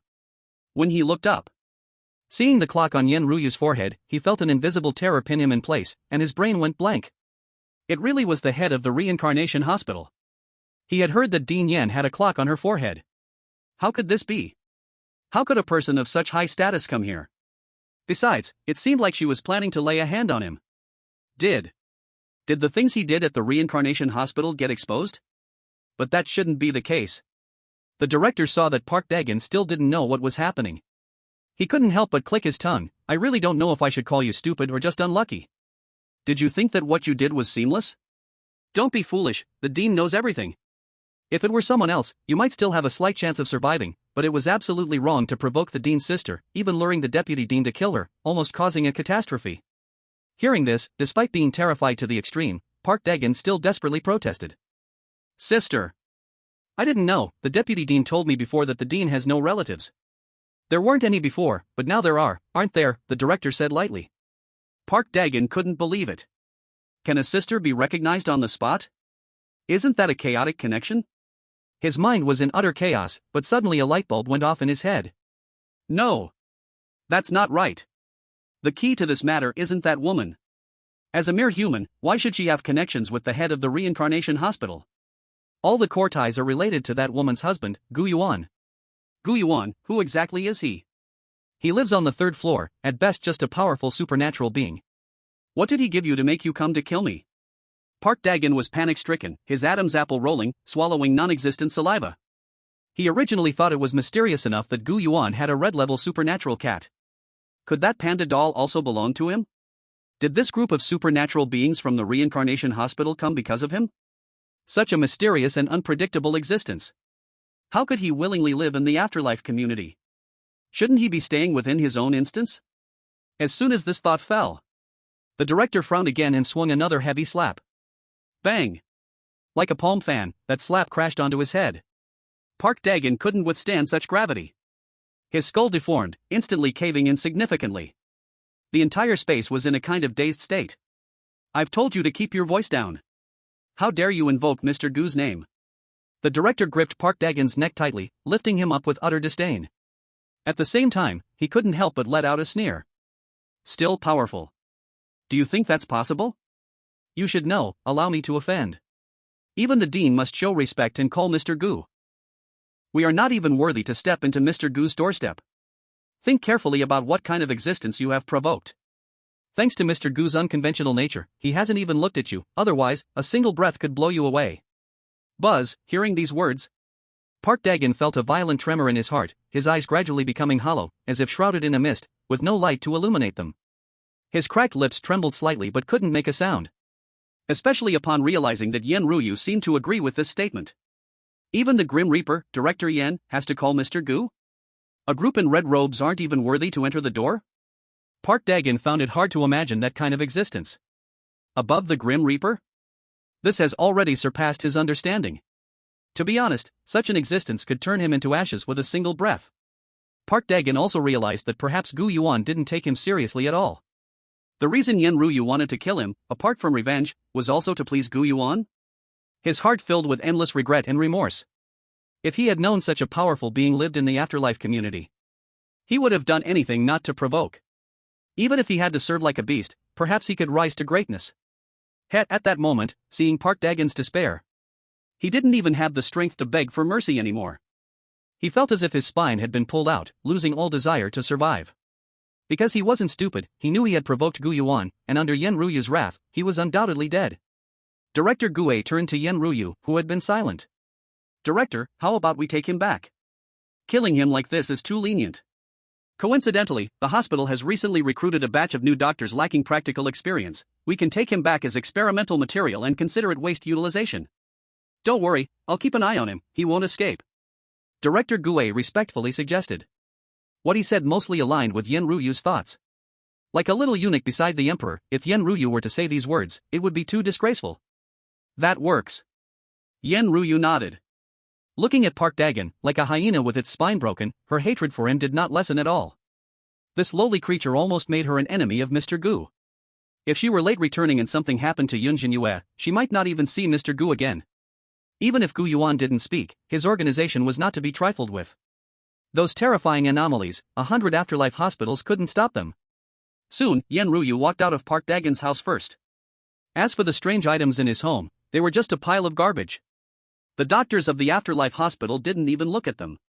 Director Gue, like holding a little chick, tied Park Dagon up with a string, covering his mouth with one hand and grabbing the rope at the back of his neck with the other, dragging him out the door. Park Dagon's eyes dimmed and lost their shine. He tried to struggle, but each time only earned himself harsher punishment from Director Gue. He couldn't make a sound. Even the anomalies stood on tiptoe, fearing to make noise that might disturb Gu Yuan. But because of Park Dagon's loud shouting earlier, many curious residents gathered to watch. Numerous eerie partners of matchmaking objects quietly opened their doors to observe. When they saw a group of bandit-like anomaly doctors and Park Dagon being dragged by Director Gue, their pupils shook, full of disbelief. These are all the anomalies from the afterlife hospital? How could Park Dagon provoke them? He's seen the anomaly. He must have angered some big shot. Could it be the director? Even the director is here? Why are they so quiet? What happened? A group of anomalies murmured, stunned by Park Dagon's fate. To anger the Grim Reaper director of the afterlife hospital. That was quite a skill in itself. As Yun Zhenyue and the anomalies passed by their doors, the doors shut tightly, afraid that trouble would find them. Many matchmakers also saw this scene. They had just returned from the reincarnation hospital not long ago. When they saw the strange doctors, they were all dumbfounded. The doctors from the reincarnation hospital came to the community to take Park Dae-gun away? They couldn't be dreaming, could they? The global audience watching the livestream was also shocked. Especially the viewers from the Great Han country. They felt like the sky had fallen. You must know, there have been so many eerie matchmaking episodes. This was the first time a match object had been taken away. If Park Dae-gun dies, what will happen to Han Shumi? Will she have to live as a widow? Park Dae-gun really got taken away. These strange doctors are lawless. How dare she? Does Reincarnation Hospital want to go against the afterlife community? You bastard, Yen Ruyu, does she still have the demeanor of a hospital director? Can anyone save Park Dae-gun? What about those strange ones on the 5th floor? Yeah, are we just going to watch Park Dae-gun get killed? At that moment, Count Yuega also heard the commotion and came down. When he saw the group from the Reincarnation Hospital, his expression became displeased. Dressed in a black velvet high-collar coat, sharp canine teeth peeked between his thin lips, and his blood-colored pupils shifted slightly, with a slight upward curve at the corners of his eyes that carried the pressure of a predator. He was the strongest in the afterlife community, possessing the power of a high-level red cloak. He usually acted instinctively as the ruler of the afterlife community. Now, how dare other strange beings take the residents of the afterlife community in front of him? Isn't that slapping him in the face? You barbaric people, stop right there. Count Dracula stood at the end of the corridor, blocking the way of the strange beings from the Reincarnation Hospital and shouted. As a foreign strange being, he was unaware of the existence of the Reincarnation Hospital and had no concept of its levels. Who are you? The strange director didn't even regard Count Dracula with any respect when he saw him. He casually pushed him aside, as if he were just an obstacle. Just go play over there, don't shout and disturb the residents. Count Dracula was furious and immediately prepared to give a good lesson to this group of barbarians. But just then, Yen Ruyu stepped forward. Chapter 82, The Fearful Count Dracula, is a Grim Reaper mopping the floor for him? Blood Clan? Yen Ruyu's cold eyes fixed on Count Dracula. She hated these little bats the most. Mainly because there had been incidents of blood banks being stolen at the Reincarnation Hospital in the past. It later turned out it was a group of Blood Clan doing it. Those Blood Clan members became the fertilizer for the Reincarnation Hospital in the end. Count Dracula felt a chill as he was stared at by this gaze. He realized that an inexplicable threat was surging from his heart. It was as if he would be killed instantly if he dared to shout again. But the proud Count Dracula did not succumb to this subconscious fear. With a stiff upper lip, he said, "Which organization are you from? You really don't understand the rules. No matter what, Park Dae-gun is a resident of the afterlife community. If you take him away without permission, are you trying to wage war against the afterlife community?" Yen Ruyu scoffed disdainfully upon hearing this. "War, with you? If it weren't for that one living here, I could wipe out the afterlife community right now. Now, shut your mouth and don't shout, or I'll take you away too." After saying this, Yen Ruyu waved her hand. The strange beings all circled around Count Dracula, treating him like a transparent person. Clearly, no one looked at him with any regard. Count Dracula, seeing this, immediately became furious. His cheeks suddenly twisted, his pale skin revealing blue veins, and his blood-colored pupils ignited two dark flames, as a chilling atmosphere burst forth from his body. "You guys!" Just as Count Dracula was about to explode. A gaze as deep as an abyss looked at him. It was Yen Ruyu, her eyes filled with killing intent. That gaze was like a gigantic beast lurking in the abyss, casting its scarlet pupils down upon the ants on the surface of the sea. Just a glance, and anyone would tremble from the depths of their heart. It was as if a cold blade had ripped through the heavy air. The butcher surveyed the livestock waiting to be slaughtered, revealing a cruel murderous intent that made people involuntarily hold their breath.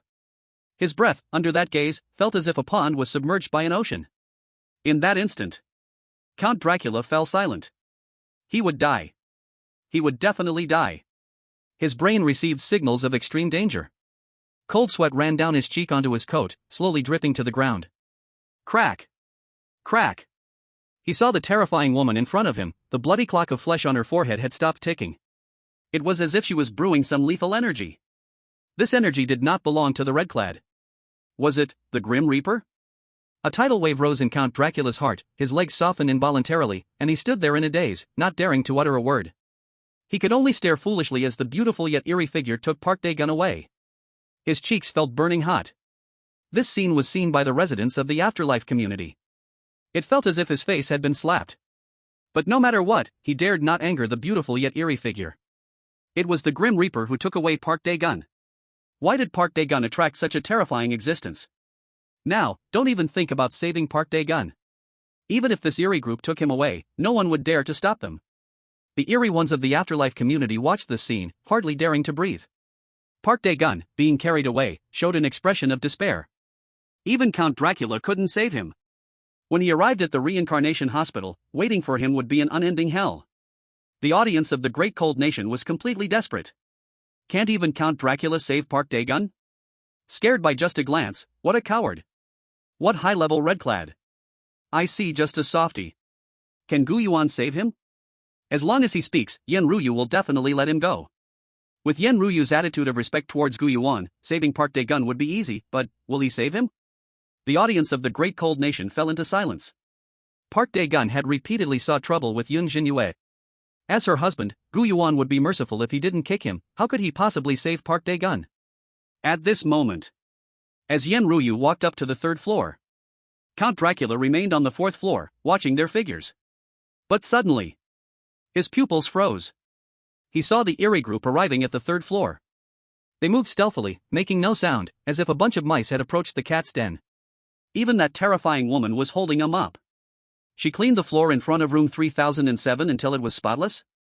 The middle-aged Eerie beside her found a watering can and gently watered the plants at the door. Count Dracula felt dazed. What were they doing? It was one thing to arbitrarily grab someone. But why were they helping the residents with cleaning? Count Dracula knew that the residents of 3007 seemed to have the surname Gu. He couldn't recall the specific names of the Eerie ones below the fourth floor. He had always seen them as a swarm of ants. The afterlife community had strict levels. Residents on the first to third floors were all weak Eerie beings below the level of the fierce Eerie. Count Dracula had seen Gu Yuan, and he felt no powerful force from him at all. Unless Gu Yuan's strength exceeded his understanding. Otherwise, he wouldn't hide so thoroughly. No. I must be overthinking. Count Dracula murmured. Letting a Grim Reaper Eerie mop the floor? Who could have such a big face? At the same time, at the Eerie shadow shop, Hansume was wearing cleaning clothes, constantly cleaning the floor.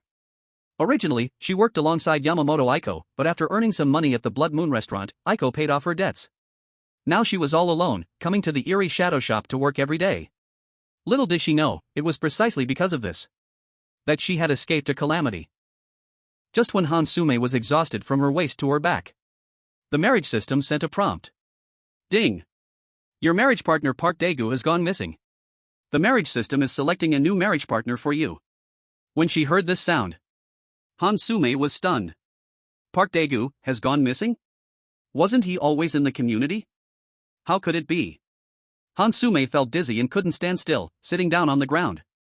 So many strange marriages had happened before, but such a strange thing had never occurred. Usually, it was the human matchmaker who died. Their marriage partners were always weird. It was impossible for anything to happen while staying in the community. Park Dae-gu couldn't have run away. She deceived Park Dae-gu. The strange coin for stealing Yun Zhenyue had not been settled yet. Now it was selecting a new marriage partner. The good feeling she had worked so hard to build would be reset, and she would have to start over?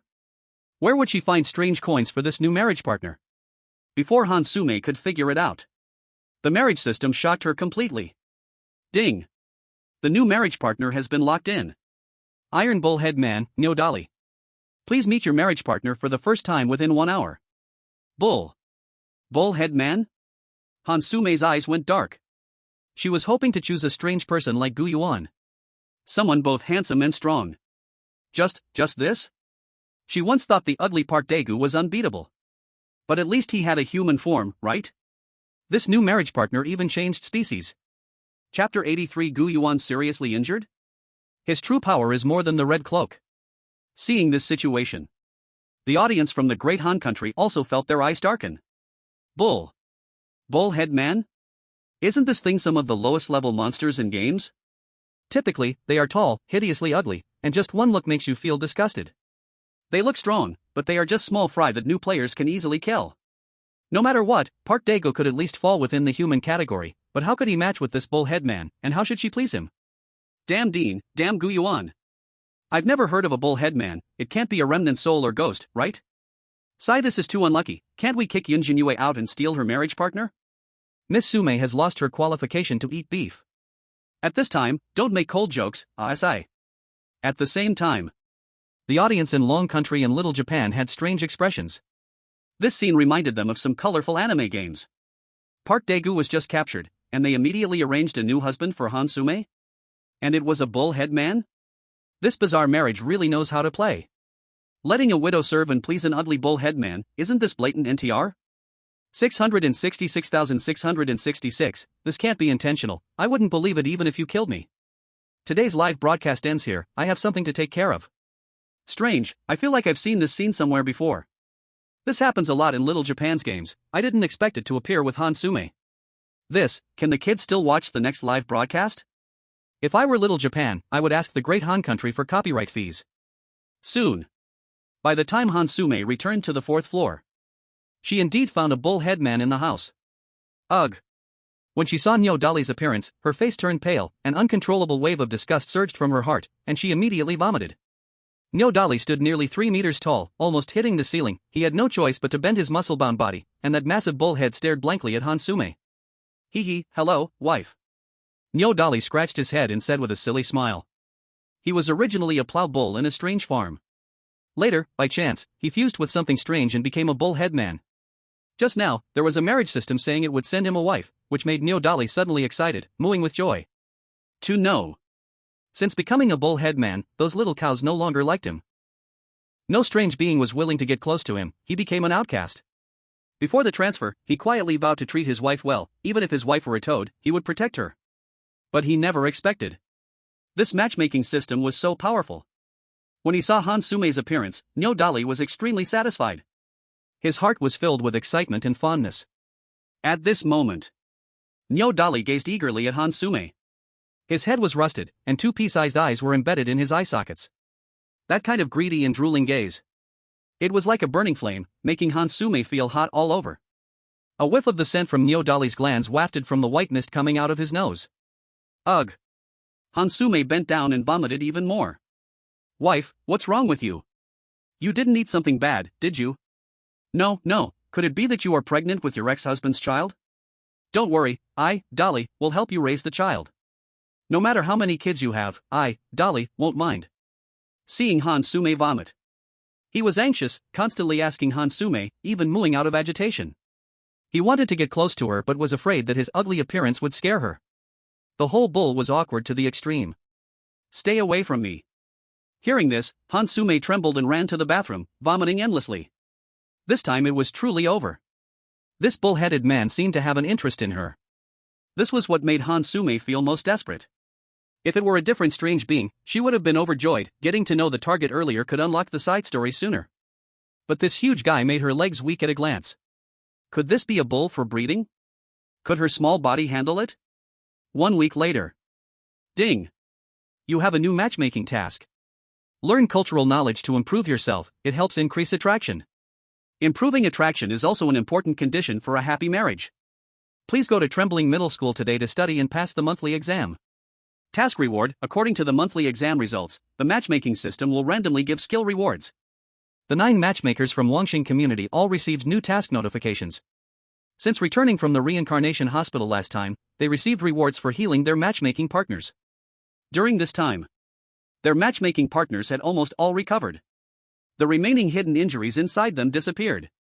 Yamamoto Aiko's matchmaking partner, Amamiya 10, directly advanced from a top-level Eerie to a red dress. The other Eerie beings also had significant leaps in strength. Some who originally had serious hidden injuries became top-level Eerie beings after healing. Even Count Dracula, who was severely injured in the early years and cursed by a werewolf, could not be treated by any Eerie hospital, causing him to be stuck at a high-level red dress for a long time. But that curse was directly annihilated by the matchmaking system, allowing him to become a top-level red dress. The matchmaking partners of the various women received a small boost. This also made the audience from various countries even more excited. Everyone had new hopes for the upcoming tasks. Especially when seeing Gu Yuan showing no reaction at all. They guessed that his hidden injuries might be too severe. Even Yun Zhenyue, who possessed master-level medical skills, couldn't cure him. As for guessing that Gu Yuan had no hidden injuries? How could that be possible? If he had no hidden injuries, he would have shown his prowess long ago. How could he still be hiding at home playing games every day? An expert from the United States arrogantly gave a conclusion. This conclusion spread wildly around the world. I might understand why the matchmaking partner from Dragon Country, Gu Yuan, seems so contradictory. He has the respect of Blood Moon Restaurant, Eerie Cat Lily, Panda Doll, and the director of Reincarnation Hospital. But he looks so weak, living on the 3rd floor, his presence weak. Gu Yuan must have been very strong before. He might have once possessed the power of a top-level red dress. That must be when he adopted Lily and created the Panda Doll. Except for Yen Ruyu, who followed him, at that time she was not yet the dean. Unfortunately, after experiencing a mysterious great battle, he was severely injured, which led to a decline in his strength. Now, he might just be a ghost or of low-level evil power. This also explains why he stays at home playing games all day long. Even the best healing effect obtained from Yun Zhenyue cannot cure Gu Yuan. As soon as this was said, the foreign viewers suddenly realized. No wonder they had no idea who Gu Yuan was before. It turns out he was injured, causing his strength to decline.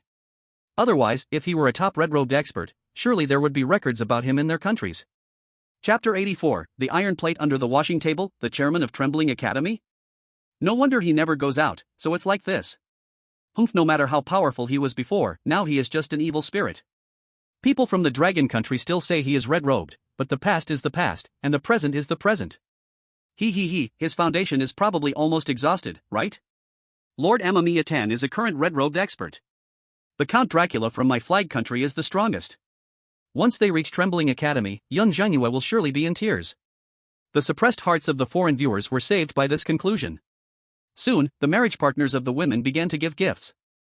Their affection increased greatly because they were healed, almost reaching the passing line of 60. This is countless times more precious than any energy pill or evil coin. A great opportunity that cannot be bought with any amount of evil coins. Many peculiar beings secretly rejoiced for accepting the invitation to the peculiar marriage. At this moment, Count Dracula carefully took out a sealed letter from his coffin. He cautiously presented it to his wife, Megan from Flag Country. Megan has the typical appearance of a Flag Country citizen. Light blue eyes, golden wavy long hair, slightly raised eyes with a hint of arrogance, and a few tiny freckles on the bridge of her nose that rise and fall with her breathing. Count Dracula valued her a lot. Especially since he was recently frightened to the point of losing face by Yen Ruyu from Reincarnation Hospital. This made Count Dracula have a strong desire to enhance his strength. And the fastest way to boost strength is only through the marriage task. Just treating one illness can resolve decades-long heartache. This time's skill reward might help him quickly enter the realm of destruction. At that time, it would be his time for revenge. Trembling Academy. I'm not very clear about the specifics, but you'd better not provoke that principal. He is mentally unstable, a madman. Count Dracula solemnly said to Megan. Unlike Reincarnation Hospital, Trembling Academy is very close to the afterlife community. And he has had contact with that principal, knowing of his existence. When you arrive at that school, hand this letter to the highest-ranking peculiar being, he will help you. Thank you, my lord. Megan excitedly took the sealed letter. My lord, may I take a look? If you want to see it, go ahead. Count Dracula nodded. Megan immediately opened the letter upon hearing this. But after reading it, her brows furrowed slightly. The letter seemed to be a plea for help. This letter was sent by the principal of Trembling Academy, signed Luo Qingfu. The letter contains only 2 short sentences. His daughter is missing, and he heard that the Blood Clan has a special way to find people, so he inquired if Count Dracula had any means to find his daughter. He was willing to pay any price. Principal Luo Qingfu, has he found his daughter? Megan asked in confusion. No, he hasn't. Count Dracula slowly replied. I helped him, but unfortunately the effect was minimal. In order to find his daughter, he has become a madman. Once, someone deceived him into believing that his daughter was kidnapped by a destructive star, so he disregarded everything and rushed in alone. When that destructive star couldn't hand over his daughter, he killed thousands of evil beings. He even severely injured that destructive star. Not long ago, he almost fell, and then he went missing. But as long as there is news about his daughter, no matter where in the world, a madman will appear. This Tremor High School, according to your words, should have been an SS-level dungeon, but now its level is unknown. After hearing these words. Oh my god. Megan's heart suddenly skipped a beat, almost dropping the secret letter to the ground. Why are these Eastern mysteries so crazy? I hope I don't encounter him. Just as Megan prayed. She heard Count Dracula casually remind her, by the way, I remember there is news saying there is a treasure in Tremor High School. I don't know if it's true. Legend has it that whoever possesses the treasure can make one wish. If you're lucky, you might find it. Of course, that treasure might also be in the principal's hands. A treasure that grants wishes? Megan's eyes widened, gasping in surprise. Could it be Aladdin's lamp? Or perhaps the Holy Grail? Megan's heart burned with excitement, and she swallowed hard. If she found it, wouldn't she be rich? At the same time, the girls also received gifts from their match partners. Some strange beings gifted learning skills, which could improve learning efficiency, and were simply perfect for this task. Some stingy match partners taught flattery techniques, skills that don't require food. Others sent strange items beneficial for hiding. For example, a 7-inch long soul pinning needle that can temporarily pin down weak strange beings. Or a corpse oil pen that, after a special ritual, can summon grudge spirits to assist in battle. In any case, under the stimulation of the high rewards from the first 3 tasks, except for the final trump card, they basically gave away their best items. Hansume's bull-headed husband was no exception. After a few days of getting along, Hansume barely accepted him. This bull-headed man is a real lecher. He drools every time he looks at her body. Sometimes he even peeks at her while she is showering. Every time, Hansume's blood pressure skyrockets with anger. However, he is quite honest and really likes her. What amazed Hansume the most was, this bull-headed man looks unimpressive, but is actually a top-tier red-clothed. According to him, the strange farm he used to stay at had strange animals that were at least red-clothed, and his strength was barely above average. If there is a chance in the future, he would take her there together. But Hansume must remember one thing. Never provoke anyone on the farm. The farm belongs to a mysterious organization, and that organization looks down on the strength of these strange animals, treating it only as a place for members to relax. And the leader of that organization occasionally goes to the farm for leisure. Sometimes he would take out some top-notch strange fruits to feed the strange animals. He once had the fortune to taste a yin-yang date. Speaking of that date, Bull Dolly now drools at the thought. That date is half red and half black, red is vermilion, black is the abyss, and must be swallowed in one bite, otherwise, the yin and yang will split, and any strange being will be torn in half. And just by casually tossing down one date, it enabled him to transform from a low-level red-clothed to a top-tier red-clothed. Later, a strange being took a liking to his strength, and that's why it was willing to merge with him. This is so terrifying. Hansume felt her scalp tingle. It felt as if an ant was peeking into the heavenly palace. Her entire worldview was about to shatter. The global audience was also shocked and wide-eyed. A randomly taken-out date can cause a strange being to undergo transformation? After saying all that, Bull Dolly unknowingly pulled out a strangely shaped badge. He said he found it at the farm and that it should help Hansume. Hansume suspiciously picked it up. She found that the badge had the words Tremor High School Board written on it. On the other side, Yun Zhenyue was washing clothes. Buzz buzz. Suddenly, the small washing machine she brought malfunctioned. A screw unexpectedly fell to the ground. Sigh. Yun Zhenyue sighed, this washing machine was bought from an online store, and it has broken down several times, it can't be fixed. It seems she must buy a new one. Just as Yun Zhenyue bent down to pick up the screw, she accidentally discovered there was a strange object in the empty space under the wash basin. It looked like a piece of iron? Could it be a part that the washing machine threw out? Is this washing machine really that bad? Yun Zhenyue was puzzled. Immediately, she dug out the iron piece from under the wash basin. She saw that the iron piece was covered in dust and dirt, as if it had been in the corner for a long time. Yun Zhenyue turned on the faucet and cleaned it off. Only then did she realize it was a metal. This metal was severely worn out. The first few words could not be seen clearly. But on the back, she could vaguely see the words chairman. Chapter 85, Yun Zhenyue was stunned. You called a principal an old man with a thick face? Yun Zhenyue was a bit confused. This metal should have been left here by Gu Yuan. But chairman? Could it be that besides owning a dozen properties, he is also the chairman of some mysterious group? It can't just be a toy given for buying a washing machine. Yun Zhenyue organized the clothes in the washing machine, dried her wet hands, and took the metal to the living room. She saw Gu Yuan still playing games. Today he was playing a niche romantic game. Every different choice would lead the game to a different ending. Yun Zhenyue watched for a while and started to feel sleepy. She wasn't very interested in this kind of game. After Gu Yuan finished a regular ending, she took out the medal and asked, "Honey, is this yours?" "What thing?" At her words, Gu Yuan turned his head to look at the medal. Seeing its delicate design, he took the medal, feeling it was a bit cold, and looked closely for a moment. After thinking for a moment, he recalled some past memories in a corner of his mind. Gu Yuan then tossed the severely worn medal back to Yun Zhenyue. "This is the board medal of Zhanli High School. A long time ago, it was given to me by that principal. Because it felt nice to touch, I would occasionally fiddle with it, but later I didn't know where it went, and I was too lazy to look for it. Where did you find it? Zhanli High School's board medal? And it's the chairman? Isn't that more powerful than the principal? Yun Zhenyue's beautiful eyes widened in shock. She just happens to have a task to study at Zhanli High School. I found it under the wash basin. Yun Zhenyue swallowed hard.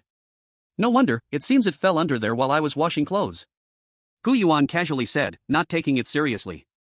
The real power of Zhanli High School was firmly held by that Principal Luo. The so-called board was actually just a name. It was used to scare the weirdness of the school. If he wanted to wrestle with the principal, it can only be said he was thinking too much.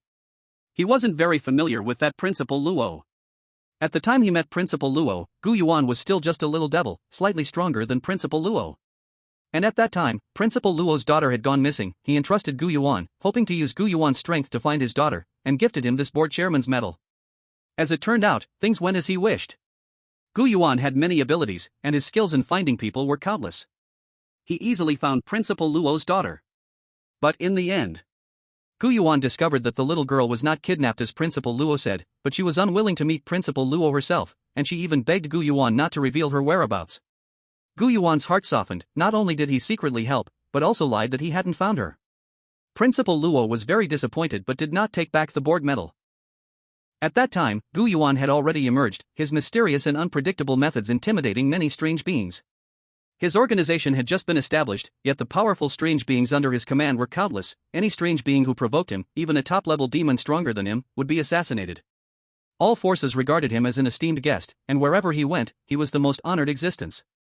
Principal Luo initially thought this medal was an investment. But he never expected Gu Yuan to grow so rapidly. When he discovered Gu Yuan's whereabouts again and wanted to ask him to find his daughter, the Gu Yuan of the past had already become a great evil, and he could not afford the price to commission Gu Yuan again. At that time, he still had some face, knowing he could not afford the corresponding stakes. A mere medal used to deceive the great evil could already be seen as a provocation. Even if he packed up Tremble High School and sent it over, he still couldn't afford Gu Yuan. But later, Principal Luo seemed to fall into madness. Having not found his daughter for too long, he couldn't care about anything else. He shamelessly wanted Gu Yuan to continue helping him. He could annoy someone to death. Anyway, as long as Gu Yuan didn't show up on his own, he wouldn't be able to find him. At this moment, Yun Zhenyue carefully handed the medal back to Gu Yuan. "Husband, you must keep this safe. This medal is very precious." "You keep it. Didn't you just say the next task is to go to Tremble High School?" Gu Yuan did not take it. It was worn out like this, and he didn't care about it. Give it to me?" Yun Zhenyue was startled, feeling the medal in her palm was a bit hot, but worried Gu Yuan would say some mushy words. She ultimately accepted it. "You can play with it, this doesn't count as a reward." Gu Yuan turned back and continued to play his dating game. It seemed he really didn't see the medal as anything important. "Don't take this thing too seriously, this medal is at most just a symbolic meaning. Taking it out can definitely scare the strange beings at that school, but using it too much will lead to troublesome things coming to your door." The so-called troublesome things naturally referred to Principal Luo of Tremble High School. If he found out, he would definitely cling to Yun Zhenyue, asking her to help find his daughter and whatnot. Gu Yuan could tell just by using his but to think. "Do you have trouble, husband?" Yun Zhenyue asked, confused. "It shouldn't matter to me, mainly you." Gu Yuan's attention was drawn to an extreme option in the dating game on the screen, which immediately jumped to a bad ending, and he sighed. Imagine this, you would be followed by an old man all the time. Of course, he wouldn't harass you, but he would think of you in every way. If you're thirsty, he would immediately bring dozens of boxes of water, and if you are hungry, he would empty the restaurant to have all the chefs serve you. Even if you just give him a look, he would do anything for you. No matter where you go, it's always noisy. At first, you might think it's fine, but later, it will become bothersome. So exaggerated? Yun Zhenyue broke into a cold sweat. She wasn't the type of person who liked to stand out. Then she had to take good care of this medal. The old man Gu Yuan spoke of, could it be the principal? Upon hearing Gu Yuan and Yun Zhenyue's conversation, foreign audiences laughed. Many showed sarcastic expressions. Bragging, yet claiming to be part of the Tremble High School board, does he really think of himself as a demon? Wow, he's really lying without a script. The principal of Tremble High School was already a demon long ago, and he's always following you around? Exactly, even if he didn't get severely injured, it isn't worthy of him being so flattering.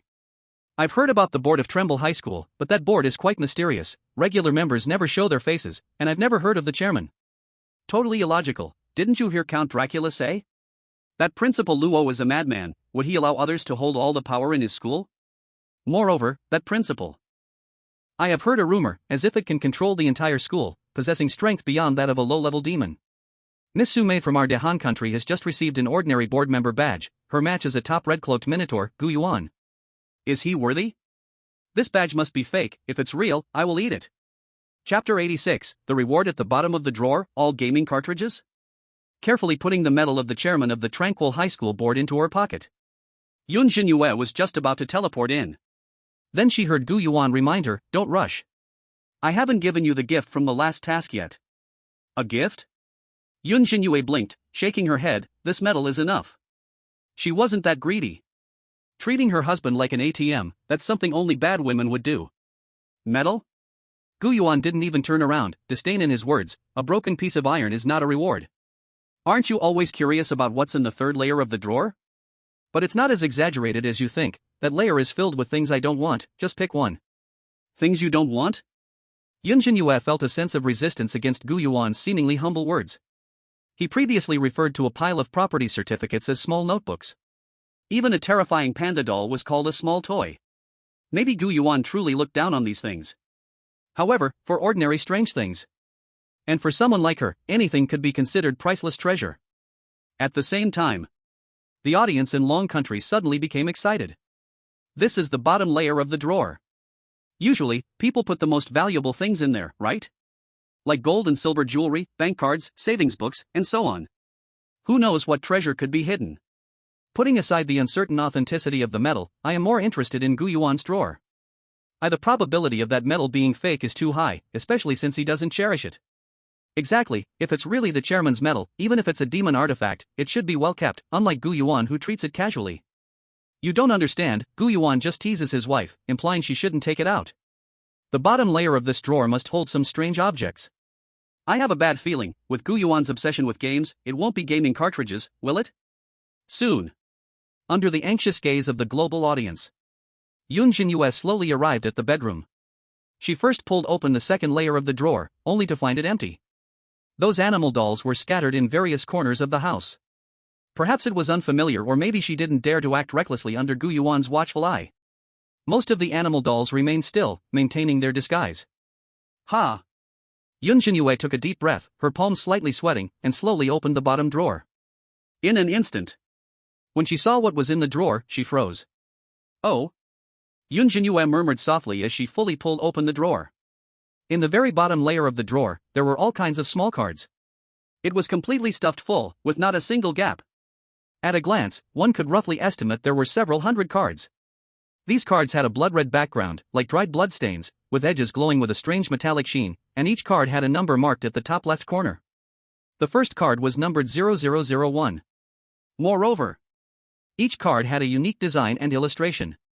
Some cards depicted an inverted eye in dark gold, and upon looking closely, one could see that eye seemingly blinking slightly. Others outlined a figure pierced through with black lines. From the left, the figure's mouth curved up, but from the right, it transformed into a hideous crying face.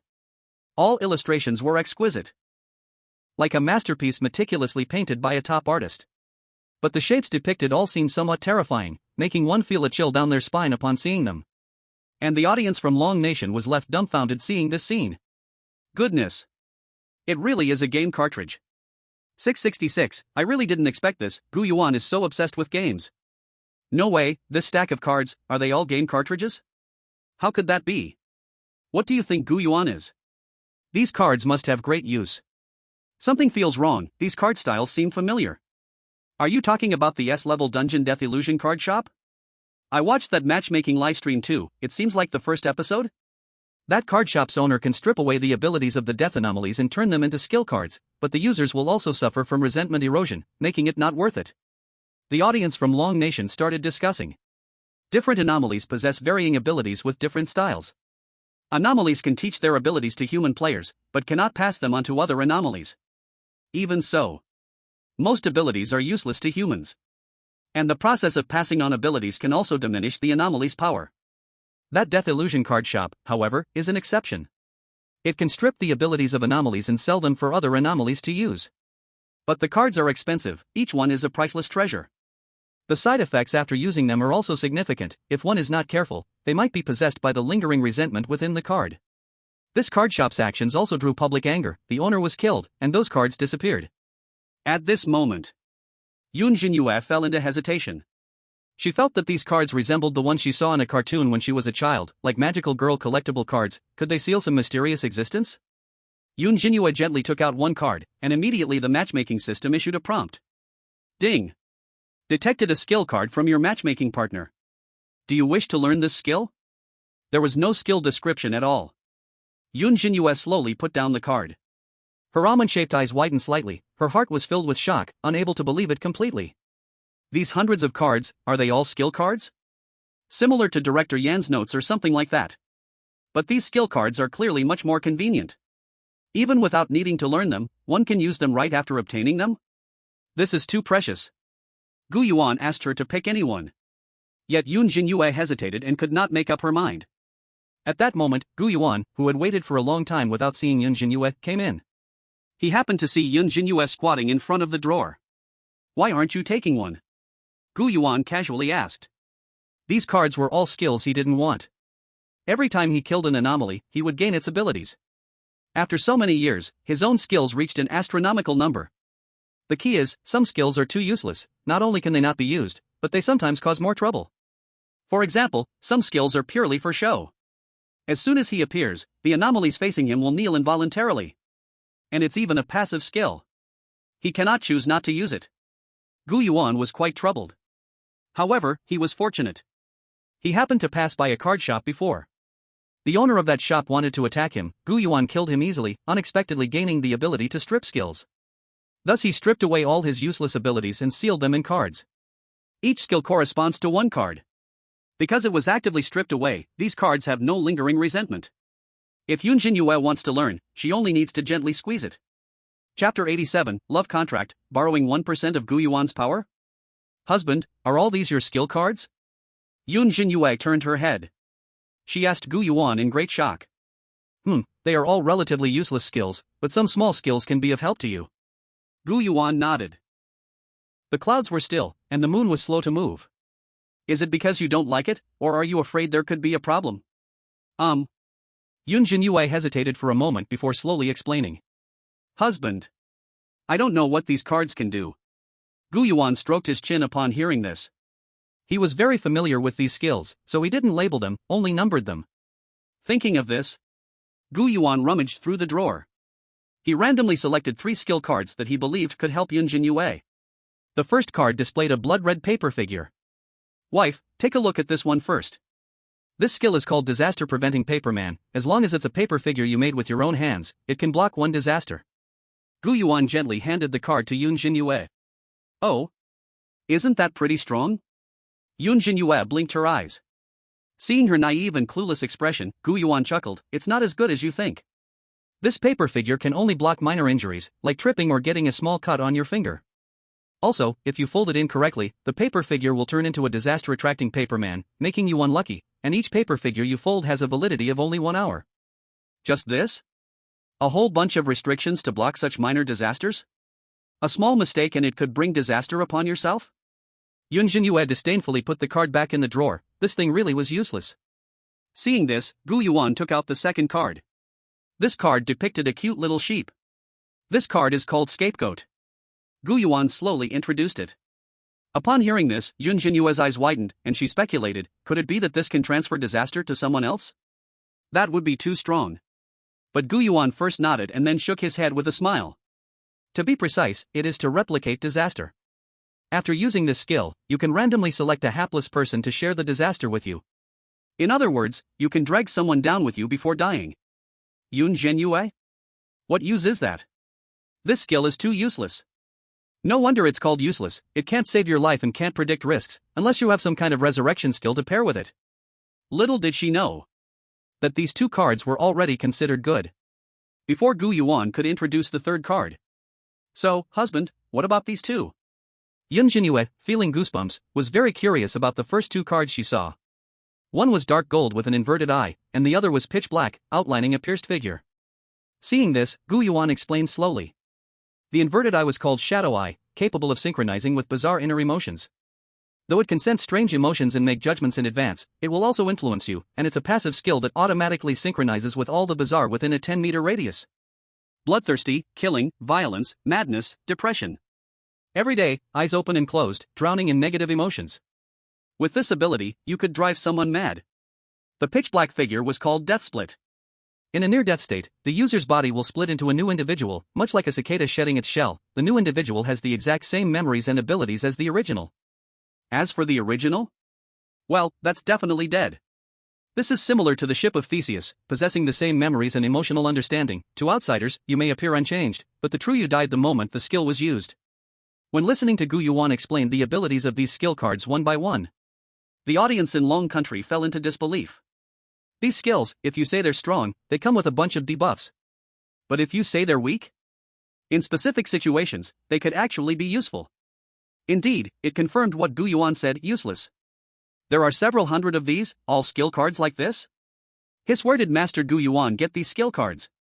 They all look good but are useless. That Death Split skill is a bit scary. A person completely identical to me sends chills down my spine. The scapegoat is somewhat useful. It can be used for death row inmates to eliminate some oddities. Out of these hundreds of skill cards, is there not a single useful one? Meanwhile, foreign audiences were almost laughing out loud. They were so nervous when they heard this pile of cards were skill cards. Most people were blank, filled with fear. Gu Yuan actually possessed so many skill cards. Although they didn't know how he got them, if given to Long Country, it would definitely become prosperous in no time. But upon hearing the abilities of these skills, they all sighed in relief. I thought it was something powerful, a bunch of garbage skill cards. I wouldn't take them even if they were given to me.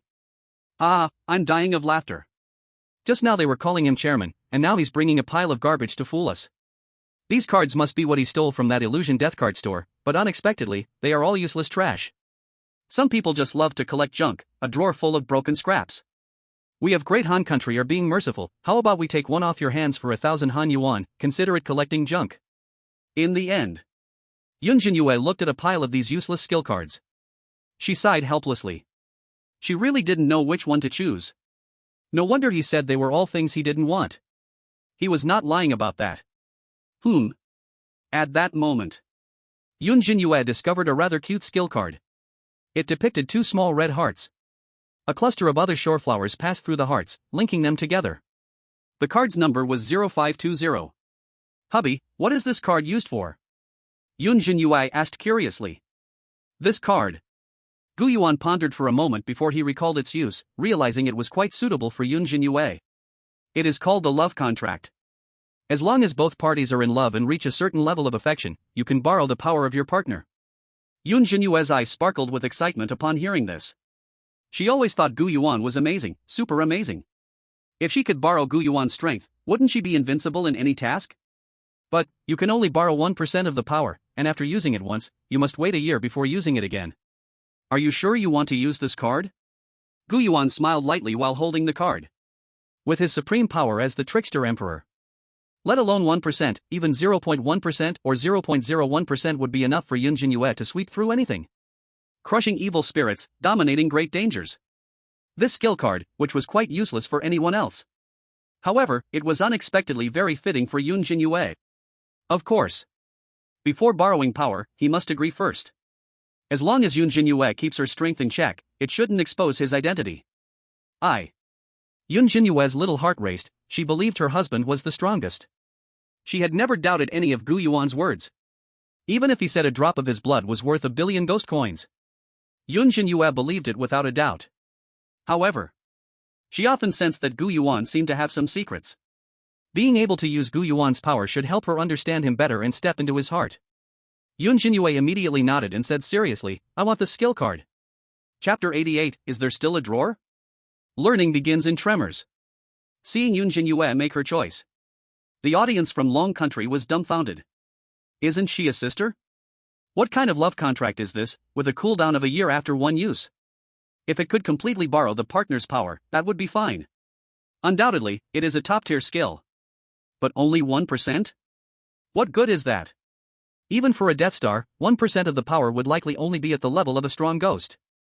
Moreover, Gu Yuan, even before being heavily injured, was only at the level of a top-tier red-cloaked figure. With 1% power, it might be comparable to a vengeful spirit, and now he is injured, borrowing power might only show a remaining soul or a ghost's level. With this little power, it is really better to have a skill that can save your life. The boss is confused. No matter how loving, don't lose your head. Did Yun Zhenyue choose this card just because it looked nice? There's a chance, facepalm, she definitely has romantic brain. I can't believe it, 520, how did you pick this number? These few hundred skill cards are much stronger than this one, how did you select a below average one? Ding! Detected your soulmate's skill card. Do you want to learn this skill? When Yun Zhenyue tightly grasped the love contract skill card, she did not hesitate at all and immediately chose to learn it. In the next moment, a strange feeling appeared in her heart. It felt like there was an invisible link added between her and Gu Yuan. As long as she requested to borrow power, the other side of the link could respond. This was a delightful surprise for Yun Zhenyue. At this moment, she reluctantly closed the drawer. Now she had explored all 3 layers of drawers. How should she put it? Every time she returned from a mission, Gu Yuan would give her things from the drawer. These different types of props always brought her great surprises, like a little treasure trove. Every time, she had strong expectations. Unfortunately, next time she came back, that sense of anticipation would be gone. But Yun Zhenyue was not disappointed. The things in these 3 layers of drawers were already enough, and other matchmakers might not even be able to get one. She was already super lucky to have a husband like Gu Yuan, who was both mysterious and generous. What's wrong? You look a bit troubled. Gu Yuan chuckled lightly and slowly spoke. Compared to Lazy Lily who sleeps in every day, he felt that Yun Zhenyue was like a cat, exploring the house from time to time, searching for traces of cat food and freeze-dried. Next time when your mission is done, open the drawer over here. There's another drawer? Yun Zhenyue turned her head in confusion, looking toward the other side of the bedroom. She saw that Gu Yuan was referring to the side near his bedside. There was an identical bedside table. After all, these things usually come in pairs, it's normal to have one on each side of a big bed. Yun Zhenyue's lips parted slightly in surprise. The drawer on your side holds little trinkets I don't need.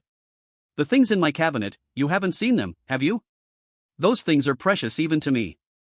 At this moment, foreign audiences were stunned. You call property certificates, animal dolls, and these skill cards little trinkets? If it were someone else, they would have exploded in anger long ago. But when it came from Gu Yuan's mouth, it felt completely natural. He really looks down on them. Otherwise, he wouldn't keep these treasures in the drawer. Besides Dehan and Shaori, and Huaqi countries, audiences from other countries were jealous. A drawer full of treasures. Even if the quality was slightly lower, that would still be 2 full drawers. I envy him so much, although Gu Yuan's strength isn't very strong now, he really has so many treasures. Yes, his background is too deep, with strange weapons, connections, props, and skills all available. He's such a nice person, what's wrong with enjoying games? A man who doesn't smoke or drink, just playing games is truly a top-notch good man.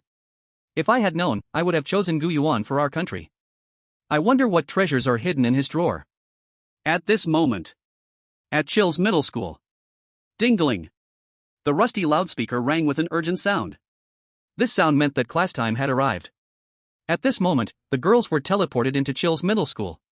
Each of them felt confident. Many had heard from their matchmakers that Principal Luo of this school had disappeared. The supposedly SS-level instance was now of unknown rank. The disappearance of the main boss of the instance was good news. They had reduced many dangers. The girls stood in the corridor on the 3rd floor of the school.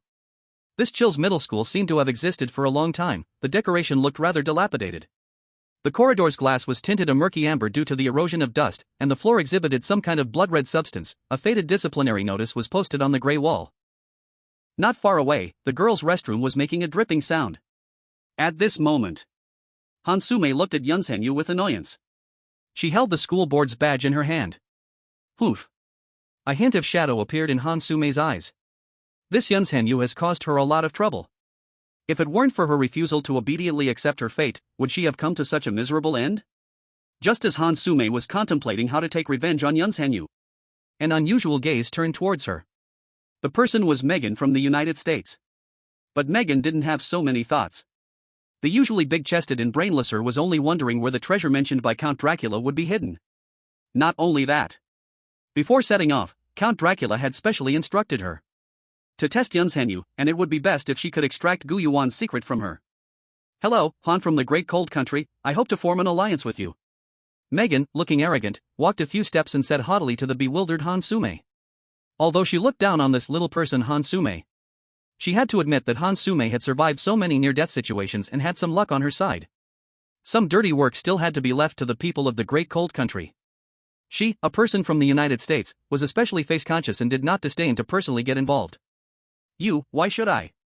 Han Sume said inexplicably, feeling a bit angry at Megan's disdainful gaze. Besides, she had the board's badge and didn't need to ally with anyone. Just because the Great Cold Country is the dog of the United States. Megan sneered coldly at her words. As the master, I have the right to command my dog to do anything. You. Hansume gritted her teeth, her forehead veins bulging. This insult completely disregarded her. But unfortunately, what Megan said was true. Lies do not hurt, but the truth is a sharp knife.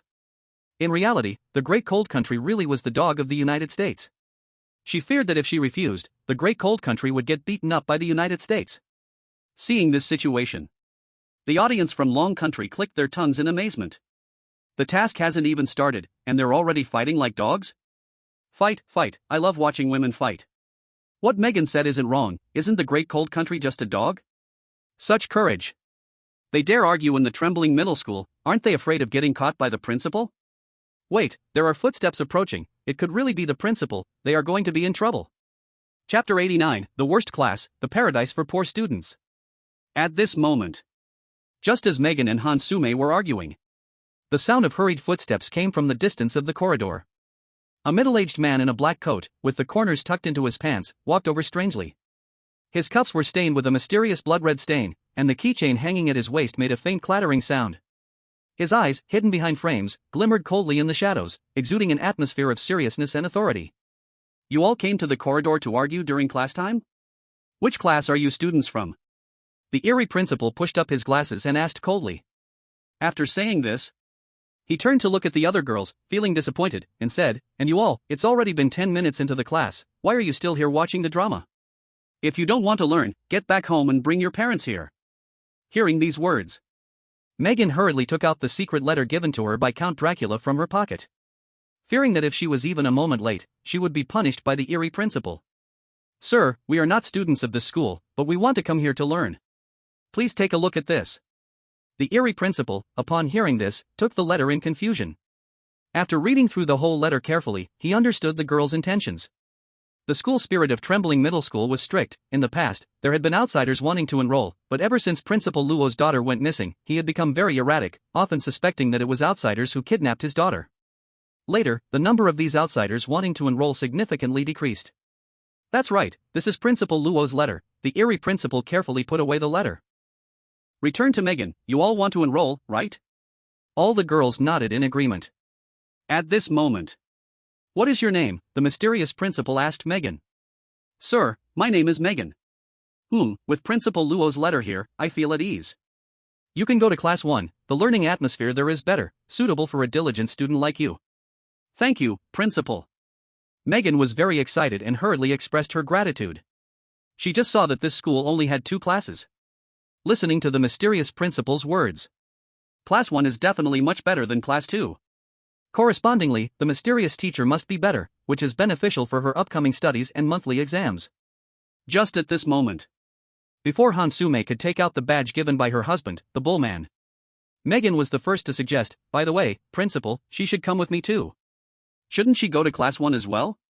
The mysterious principal was stunned for a moment. "Weren't you two just arguing?" No, not at all." Megan shook her head vigorously. "We were just joking around." "All right." The mysterious principal nodded and, considering Principal Luo's letter, did not make things difficult for Megan. This woman's husband had previously helped Principal Luo, so he owed a favor. As long as she didn't make any major mistakes, he wouldn't trouble her. This. Hansume was dumbfounded. She was still prepared to put on a big show. With the board's badge in hand, she didn't take the principal seriously at all. Was she directly interrupted? Hansume took a secret glance at the proud Megan and then at Yun Zhenyue. Silently put away the badge in her hand. Forget it. She also wanted to imitate Yun Zhenyue, waiting for the most crucial moment to take out this badge as a powerful weapon. For now, it was better to keep it as a trump card. Soon, all the girls took out the props their partners had given them recently to bribe the principal. Some were given skills or life-saving strange items. They took out the strange coins earned from their previous jobs. The principal adjusted his glasses upon seeing this. He accepted all the bribes from the girls one by one. Until now, his demeanor remained serious and cold, showing no signs of greed. "Very good, You all have great learning talent, then you can all go to class 1. The mysterious principal said in a deep voice. Thank you, sir. Principal, I will definitely study hard. I feel relieved to be in class 1. The girls hurriedly expressed their immense gratitude. Hansume glanced at Yun Zhenyue and saw that she hadn't brought out anything. That panda toy didn't seem to be brought either. She was standing there, lost in thought. Hansume sneered. This trembling high school was no safe side quest. Even if the principal had disappeared, the hidden dangers in this school were still numerous. She didn't believe it. Without the panda toy for protection, Yun Zhenyue could still sail smoothly through life. A group of people marched grandly into class 1. At this moment, Yun Zhenyue was also pondering. Should she take out something to bribe the mysterious principal? But she had no strange coins, and the noisy panda toy that wanted to come along had disappeared as soon as they entered Trembling High School. She didn't know where it went to play. She did have a trump card, like the school chairman's badge, but Gu Yuan said it shouldn't be taken out casually. As for using the love contract right now? She and the mysterious principal weren't enemies, not to that extent. After thinking it over, Yun Zhenyue realized she actually had nothing to give. Forget it. It wasn't necessary anyway. Her learning talent was very high. Even if she went to a slightly worse class, Yun Zhenyue was confident she would achieve good results in the monthly exam. You didn't bring anything? The mysterious principal asked Yun Zhenyue in surprise. Seeing Yun Zhenyue nodding with an honest look, the mysterious principal didn't press her further, only said, then you go to class 2. But class 2's learning environment is a bit worse. You have no objections, right? I have no objections. Yun Zhenyue took a light breath and said. Only Yun Zhenyue entered class 2 alone. The foreign audience couldn't help but feel schadenfreude. See, you didn't bring anything, now you regret it, right? Look, the gap in marriage partners is showing here. Yun Zhenyue earned over 1 million weird coins, yet she can't even bring out one weird coin. What does that say? Gu Yuan isn't as great as you think. Hansume is so lucky, she got brought in by Megan without giving anything. What can you expect? The cold country is a dog of the flag country, it's normal for the master to treat the dog better. Hey, you small lives better watch out, aren't you also dogs of the flag country? Who are you calling dogs? You guys are the dogs. As the viewers continued chatting in the live stream, the topic gradually shifted. They began to discuss which country truly is the dog of the flag country. In the end, they found that aside from a very few individual countries, everyone seemed quite similar. Tremor Middle School, Class 2. Yun Zhenyue entered with a mix of curiosity and seriousness. Due to the time spent on class division earlier, it was now break time. In the classroom, there were almost 30 weird beings busy with their own activities. Some were knitting red sweaters, others had taken out their own eyeballs to play marbles with their deskmates. There was even a girl who was crying tears of blood, while a boy, with a foolish expression, picked up those bloody tears and licked them with his tongue, as if tasting some delicious delicacy. Their desks were crookedly arranged, with many surfaces covered in twisted doodles and faded pen marks, even the broom in the back row lay on the floor, its leaves unattended. The classroom was filled with a unique wildness. Cheering, noise, and crying mixed together. It was like a paradise for bad students passing time. Chapter 90, You Can't Even Do the Easy Question? The answer is Mr. Gu. Just when Yun Zhenyue's gaze shook, and she couldn't find a place to step, a pleasant female voice came from the back of the classroom. Oh, there's a new student? Classmate, why don't you sit next to me? Yun Zhenyue turned to see a girl in a light blue JK-plaid uniform. Her skin was as bright as fresh snow, and her watery almond eyes were filled with wonder, looking very young. Notably, she had a small cat pendant hanging at her waist. This girl was sitting in the last row of the classroom, with an empty seat beside her. Yun Zhenyue hesitated for a moment, scanning the whole classroom, and it seemed she was the only normal one, so she walked over. Hello, I'm Luo Huan. As soon as Yun Zhenyue sat down next to her, the girl named Luo Huan excitedly introduced herself. Hello. The two introduced themselves for the first time. Before Yun Zhenyue could even settle down, Lai knew she heard Luo Huan very casually sharing all kinds of strange events happening in the school. She showed no shyness at all and had a lively and cheerful personality. Don't think Class 2's people are all weird, they are actually forced into it. The one knitting sweaters is really gentle, the one playing with eyeballs really likes making friends but is very socially anxious. If it weren't for the homeroom teacher being sick, never mind, why am I telling you this? Luo Huan was sharing stories about her classmates. Just when she was getting excited, she suddenly stopped, as if hiding something. Yun Zhenyue took it all to heart. At that moment, Luo Huan generously took out a bread and water. By the way, are you hungry? I still have something to eat. Class is about to start, you should eat something first. I have water, you humans probably need it a lot, right? With this, Yun Zhenyue was almost left spinning. It had been a long time since she had seen such a warm-hearted weird. Before Yun Zhenyue could decline, Luo Huan placed the bread and water on the table. Seeing this, Yun Zhenyue softly said, I brought chocolates. Do you want some? Yun Zhenyue had specially packed a bunch of high-calorie chocolates when she came from home. Thinking about eating in an emergency. Chocolate, can you give me a piece? I haven't had any for a long time. Luo Huan said eagerly. Of course. Yun Zhenyue nodded gently, reached into her pocket, and just as she took out 2 pieces of chocolate, her small finger accidentally hooked onto the board of directors' metal, pulling it out suddenly. Bang! The metal fell to the ground with a loud noise. Seeing this, Yun Zhenyue hurriedly bent down to pick it up. Suddenly, Luo Huan beside her gasped heavily. Her pupils shook violently, seeming frozen, her eyes full of disbelief. Wait a minute, where did you get this metal? Isn't this the board of directors' metal? No, it says chairman on it. Why are you, with this metal, in class 2? Are you trying to play dumb? Yun Zhenyue? How come everyone recognizes this metal so easily? Thinking that exposing it might bring the principal over, causing a whole mess of trouble. Yun Zhenyue showed an awkward yet polite smile. She quickly picked up the metal and stuffed it back into her pocket, pretending, Luo Huan, did you miss-see? What metal? Hee, this is the chocolate I dropped. Luo Huan's eyes widened. She did not expect there would be such a shameless person. What does he mean? Don't pretend to be dumb to change the topic, I have eyes. She mumbled in complaint. Well. Yun Zhenyue sighed, realizing she couldn't fool Luo Huan, so she requested, can you keep this secret? Otherwise, it will be very troublesome. Of course, who told me I'm your deskmate? Luo Huan snorted lightly, looking a bit proud. Talking about this, she poked Yun Zhenyue's shoulder sneakily. Hey Director Yun, do you really want to secretly show off? Can you take me with you? I also want to be one of those despised students in class 2, but secretly the chairman of the board. If this gets out, everyone will be shocked. This is too interesting, take me with you, big boss, please. Yun. Director Yun? Yun Zhenyue blinked her eyes. She was a bit helpless with Luo Huan's wild imagination. This person is only thinking about showing off. How about I lend you the medal? You can show off yourself? Yun Zhenyue said innocently.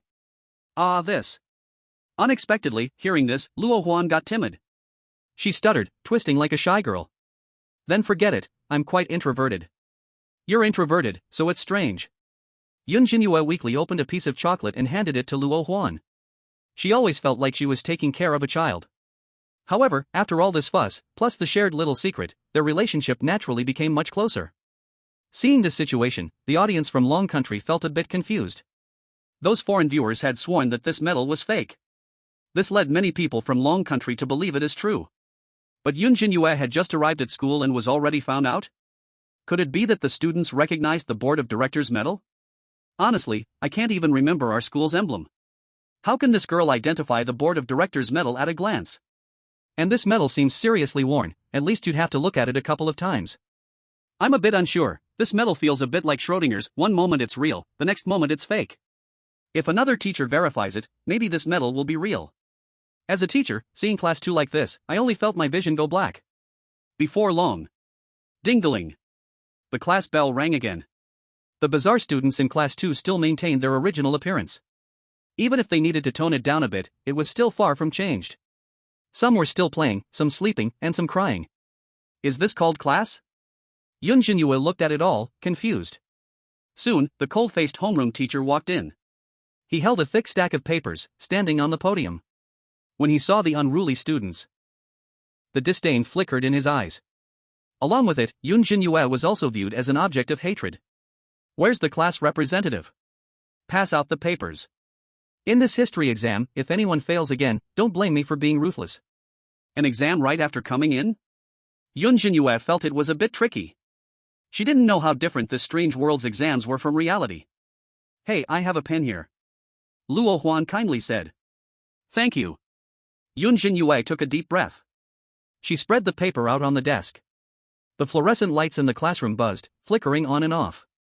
The paper was an unnatural gray, like some kind of skin soaked in water and then air-dried. Yun Zhenyue's serious eyes focused on the first question. It is well known that the strange world was once in a chaotic era, where the strange grew wild, and living beings suffered greatly. And a mysterious existence could not stand to see this, descending with a mandate to change this world, transforming it into an orderly era. Not only did he specifically categorize the strange into levels, but he also established various rules to constrain the strange. Finally, he even created the strange currency, giving the strange the driving force to operate dungeons. Please write down the title of that mysterious existence. 10 points. Yun Zhenyue was dumbfounded after reading the question. How would she know the secrets of the strange world? What chaotic and orderly eras, mysterious existences, she was completely confused. At this moment, noticing Yun Zhenyue had frozen. No way, Yun, you can't even answer the first question? This is an easy question, even the dumbest student could answer it. Luo Huan whispered in surprise from the side. Mr. Gu, the answer is Mr. Gu. Chapter 91, Legend of Bloodshed in Azura, proving the way with killing, ending conflict with strength. Who? Yun Zhenyue's fingertips paused, her eyes filled with suspicion. Mr. Gu? Are you sure? Her heart raced slightly as she lowered her voice. A big question mark seemed to pop up over her head. Mainly because Dean Yen used to mention Mr. Gu every day. This made Yun Zhenyue extremely sensitive to those 3 words. This Mr. Gu shouldn't be her husband Gu Yuan, right?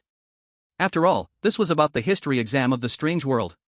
Changing the world, categorizing levels, creating strange coins. Although Yun Zhenyue also admired Gu Yuan, she didn't blindly trust him. She didn't believe that just any person with the same surname was her husband. Luo Huan heard and also lowered her head, not moving, and sighed, Yun, are you really pretending to be stupid, or are you planning to pull a big one on me? You really don't know Mr. Gu? I don't know, Yun Zhenyue was very curious and pursued, what's his name? What is Mr. Gu's name? Luo Huan shook her head. I'm not clear on the exact name, I just know he has the surname Gu, and later people referred to him with respect as Mr. Gu. You can write Gu, or use pinyin, anyway, no one knows his real name, nor whether it is Gu, or Gu. Later scholars thought the probability of him having the surname Gu was the highest, any connection to it would earn points. No one knows his real name? Then it seems she was overthinking it. Yun Zhenyue was not disappointed, she had no hope from the start. The notion that her utterly mediocre husband was the legendary Mr. Gu was too ridiculous. She wrote the beautiful 3 characters on the first question. Quickly, her gaze turned to the following questions. She saw many of the questions related to Mr. Gu. For example, the impact his existence had on future generations. There were even questions asking what Mr. Gu liked to eat and what colors he preferred. This left Yun Zhenyue dumbfounded. These could be counted as questions? Who made this paper? The flattery was almost overwhelming. What he liked to eat, what did that have to do with history? Could it be that this also had some positive influence? For example, promoting the development of certain industries or boosting the local economy. Anyway, anything even slightly related was considered his merit, right? Of course. There were also other questions. For instance, the significance of Chanli Middle School's existence, or writing about Principal Luo's achievements. But there was still a hint of flattery to it. All I can say is, the flavor is too strong. Color, black? What do you like to eat? Hot dry noodles, oh, and there's also tofu skin. Yun Zhenyue thought of something and filled it in, anyway, she just had to flatter Mr. Gu. As for those strange questions, she filled them in according to Gu Yuan's preferences. All pure guesswork. But unexpectedly, Luo Huan secretly turned her head and saw Yun Zhenyue finishing the paper at lightning speed. She was instantly shocked and said, Director Yun, don't tell me you really know all this? Pretending to be a newbie, you are really bad. Just a casual glance, and what you wrote is basically alright. Huh? Yun Zhenyue was stunned, could her random guesses be correct? Before Yun Zhenyue could think it through, Luo Huan lowered her voice again and said, almost forgot to tell you, purposefully get a few questions wrong, don't let your score be too high, or it will be troublesome. The score can't be too high? Yun Zhenyue was completely confused. What is going on with this school? She took Luo Huan's advice. At this moment, she looked at the questions about Mr. Gu. Forget it, I'll change it a bit. Yun Zhenyue looked at a certain question asking about Mr. Gu's preferences. She originally wrote loves peace, but since Luo Huan wanted her to get it wrong, she'll change it to likes to play games. That mysterious person can't possibly like playing games, right? Seeing this exam paper, the audience in Long Country was quite interested. But they didn't connect Mr. Gu mentioned by Luo Huan with Gu Yuan. Even the most imaginative and creatively thinking person wouldn't think so, right? These history questions just happened to fill in their knowledge of the strange world. So that's how it is. I was wondering how the levels in the strange world were categorized, turns out they are man-made. The strange coins were also created by that existence? Hiss, so amazing. That kind of existence might still be alive, I really want to know who it is. Don't think about it, if he can make the strange things follow rules, then his power must be terrifying. Maybe he is a top-level danger, a supreme danger. Just now, you gave me a scare. I thought you were talking about Gu Yuan. Gu Yuan? Bro, you're kidding. If Gu Yuan was that impressive, would he be participating in strange matchmaking? In no time. With the ringing of the school bell, the papers were taken away by the class representative. Yun Zhenyue finally had time to ask Luo Huan, do you know anything else about Mr. Gu? What's up, Director Yun? Luo Huan chuckled, you're so interested in him, could it be that you have an eye on him? Me? I have a husband. Yun Zhenyue decisively shook her head. She was wholeheartedly devoted to Gu Yuan and was just curious about that mysterious Mr. Gu. Unexpectedly, Luo Huan looked shocked after hearing it. What? You have a husband? You don't look much older than me, is it true? It's true, this medal is given to me by my husband, Yun Zhenyue said seriously. He said it's just a piece of junk metal, so I could play with it. Luo Huan? Junk metal?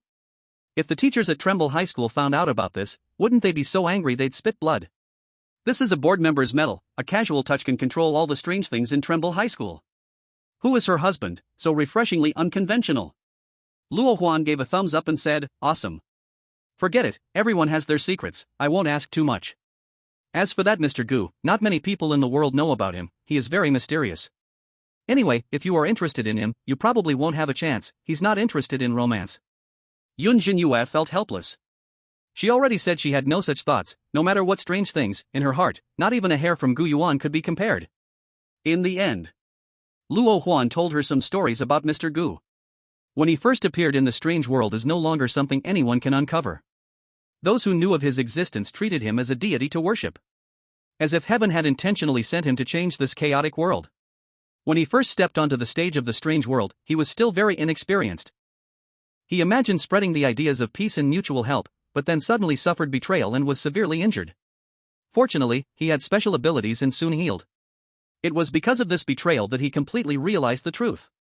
He no longer admired the idea of peace, but instead proved his way through killing and put an end to conflict with force. A learned strange person described him this way. Avoid the will of heaven, escape cause and effect.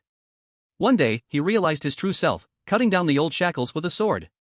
What happened next? Yun Zhenyue's heart trembled as she continued to ask. Later, Luo Huan said slowly, he used blood as his robe, forged a seed as a feast, and became famous around the world. The world called him the Blood Slaughter Shura. Chapter 92, an almost perfect test paper, only usable with a love contract? At the same time. Class 1. A wisp of red mist passed through the classroom's glass window, and a faint smell of blood filled the air. The desks were arranged neatly, the environment was clean and tidy, but the atmosphere felt a bit cold. Nearly 30 strange students were focused on their history tests. Megan and the 8 matchmakers regretted coming to this classroom. Although the environment was nice, the students in Class 1 were too indifferent. Not only did they not pay attention to them, but they also hinted at exclusion. The strange homeroom teacher quietly surveyed the students. As the homeroom teacher for both Class 1 and Class 2, he was noticeably kinder to Class 1, his tone much gentler. A thick stack of test papers was placed on the teacher's desk, freshly completed by Class 2. At this moment, Megan stared at the test paper in front of her, feeling it was extremely challenging, as her grades were usually poor. She cautiously leaned sideways to try to sneak a glance at her deskmate's paper. But in an instant, her deskmate's cold, angry words suddenly rang out. Get away, disgusting mouse, don't even think about looking at my test paper. A strange boy in a black uniform warned and scolded her. Not only that, he even raised his hand and reported her on the spot. Teacher, I report that my deskmate is looking at my test paper. Huh? The strange homeroom teacher frowned upon hearing it. He glanced at the pale-faced Megan and then coldly said, focus on your own paper. Anyone I catch cheating will bear the consequences. As soon as the words fell, Hansume, Yamada Aiko, and others all stopped their small movements. Each of them felt annoyed, a heaviness in their chests. They strained to fit into Class 1, but the results were very little. Not only were they sitting in the back row of the classroom, some didn't even have a seat. They could only move a small stool to sit at the very back of the classroom. If they had known the attitudes of these strange students were so proud, they would have been better off going to Class 2. Since the two classes were right next to each other. They occasionally heard noisy sounds from next door. Their regret grew even more. Seeing this situation, foreign viewers couldn't help but curse. Look at this strange and stingy person. Looking at the test paper didn't steal your money, why so stingy? Class 1 is really not as good as Class 2. Although the study environment is good, there is absolutely no sense of collective atmosphere. Everyone is too selfish. Damn Megan, getting caught for cheating and dragging everyone down. What's wrong with this school? Just coming in and there's a test, who can answer that? Wait, why is the strange homeroom teacher rubbing his eyes? What did he see? At that moment, the strange homeroom teacher looked at a test paper in his hand, signed by Yun Zhenyue. He rubbed his eyes, full of unexpected surprise. Because this test paper was almost full marks. Except for a few questions about Principal Luo that he couldn't answer. All the questions about Mr. Gu were answered correctly. Even the question about Mr. Gu's hobby of playing games, which was beyond the syllabus, was also answered correctly. This question was something he had only learned about recently, deliberately put there to make things difficult. No, it's impossible. Looking at this 97-point test paper, the strange homeroom teacher whispered. If this test paper had been answered by a student from Class 1, he would surely be overjoyed. But this was a paper submitted by a student from that inferior Class 2. For the peculiar class teacher who always viewed all the students in Class 2 as garbage, this felt like a slap in his face. The next moment, a cold, sinister emotion flowed out from his pupils. Cheating. It must be cheating. The strange class teacher made a judgment in his heart. At this moment, the exam was approaching its end. Megan and others took their test papers and placed them one by one on the teacher's desk, just in time to see Yun Zhenyue's test paper. When they saw the paper covered in red marks, they were all astonished. How is that woman from Dragon Country scoring so high? Megan's face was ugly, showing a look of jealousy. Since she only glanced briefly, she did not see Yun Zhenyue's specific answers clearly. Do you know her? The strange class teacher, upon hearing this, put away the test paper and looked up at Megan. Do you think this paper was plagiarized? How could she score so high? Megan hesitated for a moment. The girls behind her also kept quiet. Since Megan was stepping up, they avoided causing trouble as much as possible. The likelihood of cheating is very high. After all, we just started school, and haven't attended a class. How could she score so high? Megan spoke sternly. Count Dracula told her to test Yun Zhenyue, she could just use this opportunity. I understand. The strange class teacher already had a conclusion. Now, he was just following the clues. Under Megan's excited gaze, he nodded coldly and said, "You are very good. Study hard, and I will take care of you during the midterm exams." After a while, just as Yun Zhenyue stretched to take a break, the strange class monitor from Class 2 walked over with a bad expression. She had just seen that Yun Zhenyue and Luo Huan seemed to have a good relationship. So, she mustered her courage and said, classmate, the teacher wants you to go to the office." Just then, Luo Huan had gone to the restroom. She had originally planned to take Yun Zhenyue with her. But Yun Zhenyue had declined without feeling. "Okay, I will go right away." Yun Zhenyue, not suspecting anything, immediately stood up and prepared to head to the 4th floor office. It should be about distributing textbooks, right? Just then, the strange class monitor hesitated, biting her lip, and said, "Why don't you wait for Sister Huan to come back, and you can go together?" Huh? Yun Zhenyue was quite confused upon hearing this. Does going to the office require someone to accompany her? Isn't that childish? She shook her head. And then walked out of the classroom, leaving the strange class monitor to take a helpless deep breath, seemingly hiding something difficult to say. The noisy strange students also halted their actions at that moment, watching Yun Zhenyue's back. Knock, knock. Yun Zhenyue lightly knocked on the office door. When she heard come in, she pushed the door and entered. She saw 5 or 6 strange teachers seated in the office. The strange class teacher who called her over was sitting behind the desk, his expression cold. The other strange teachers were sneering, looking at Yun Zhenyue with sarcastic eyes, as if waiting to see a good show. "Teachers," Yun Zhenyue politely greeted. But as soon as her words fell, a test paper was suddenly slammed out by the strange class teacher. It crashed towards her face. Unlike the usual white test paper, this gray one looked more like a sack, thus heavier. With such force thrown, it nearly hit the side of Yun Zhenyue's face. Fortunately, she instinctively dodged to the side, so she wasn't hit. Unexpectedly, seeing that Yun Zhenyue didn't get hit, the strange class teacher's face looked even worse. The cold temperature reflected in his eyes was like a poisoned blade, with an unmistakable disgust and murderous intent radiating out. Cheating on the exam is one thing, but you dare to dodge? Hearing this baseless accusation, Yun Zhenyue was stunned. Cheating? She indeed. Luo Huan had reminded her about the first question. But that wasn't something she had asked for, and besides, it was just one question, she had answered the rest herself. Just because of this, the teacher got so furious? I did cheat, but only on the first question. Teacher, you can invalidate my score. Yun Zhenyue took a deep breath and apologized. The first question? The strange homeroom teacher snorted coldly, then sternly scolded. It seems you still haven't realized your mistake. Your paper is clearly all copied. For shameless bad students like you, strict punishment is necessary. He stood up, producing a peculiar sound like bones creaking. Crack, crack. After this sound, the strange homeroom teacher placed his right hand behind his neck, then suddenly exerted force, thrusting his hand into his back, unexpectedly pulling out his own spine, transforming it into a blood-red ruler. On the ruler were boldly carved several words. A proper teacher is an example, virtue is a model.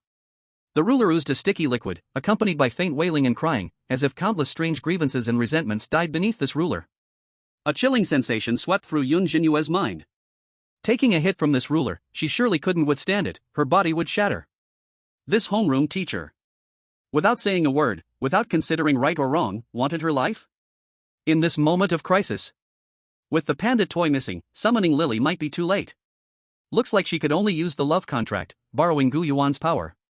Chapter 93, The Arriving Luo Huan, Let My deskmate show me off. Who? Yun Zhenyue took a deep breath, sensing the invisible link with Gu Yuan. As long as she made up her mind, she could borrow 1% of his strength.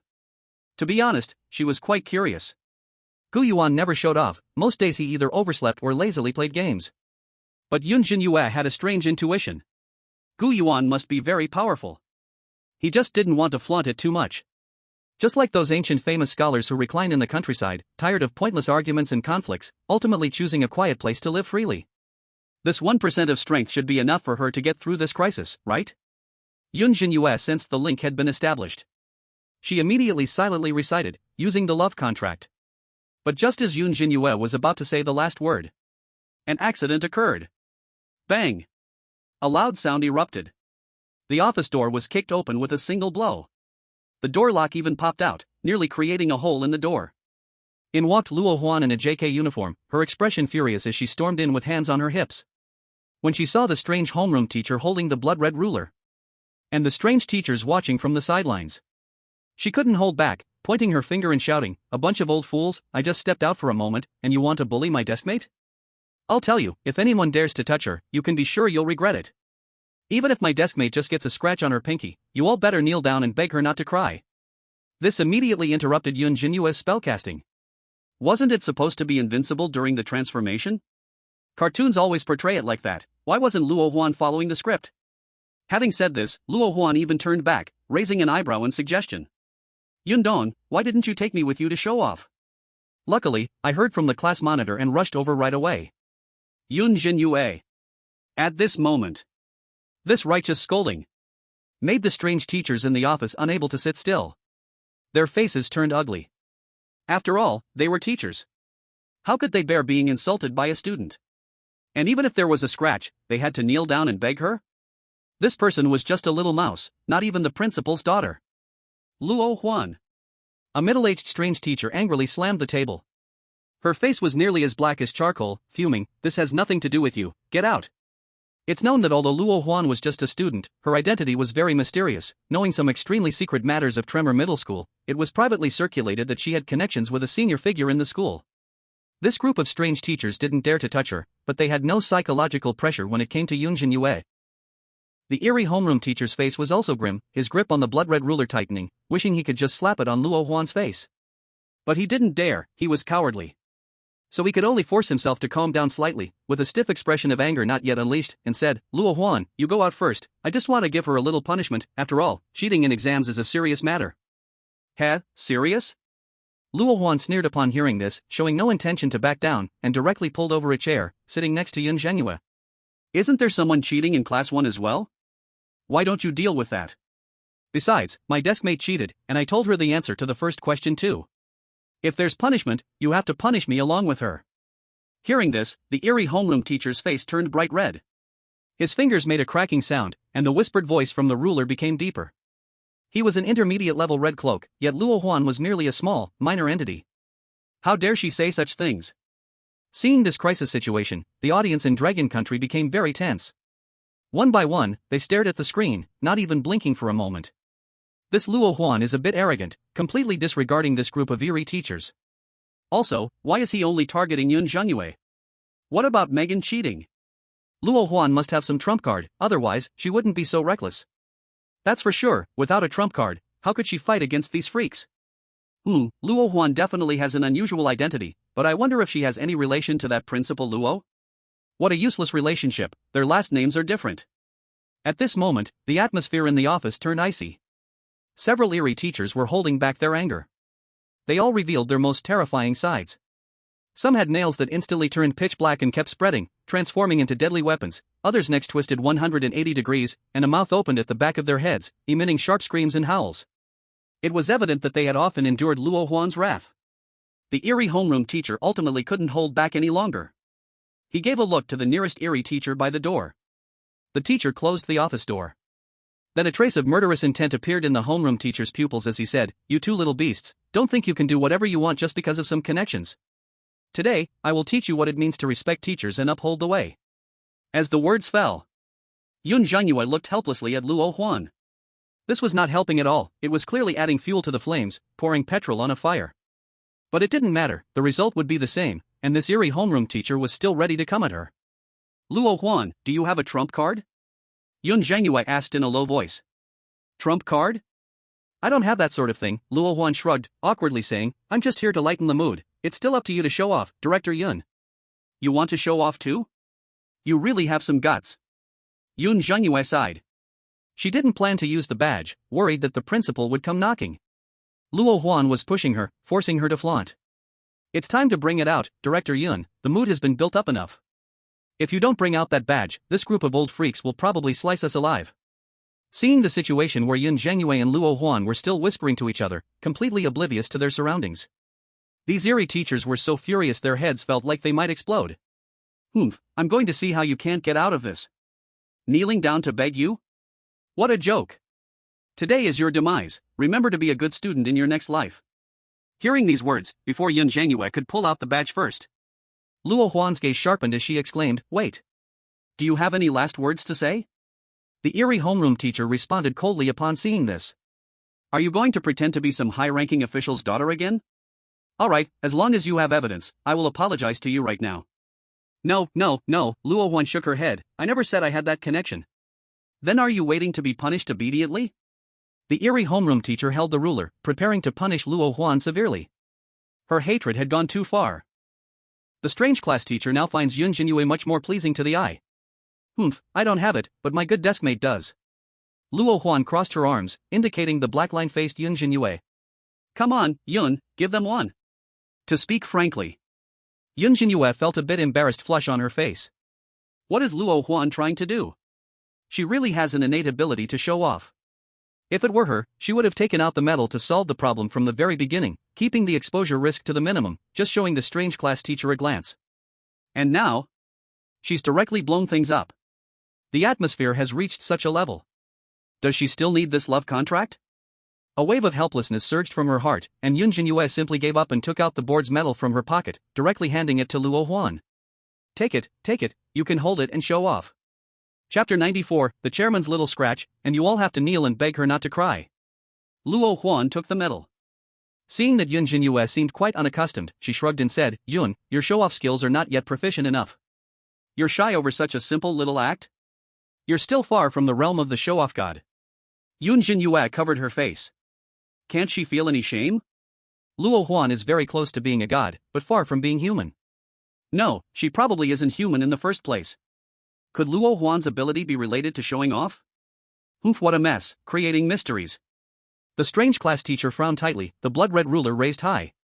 Just as it was about to be swung at Luo Huan suddenly raised that medal and shouted, "I want to see who dares." "My deskmate is the chairman of the school board, do you dare hit the chairman's friend? Are you looking for death? Chairman?"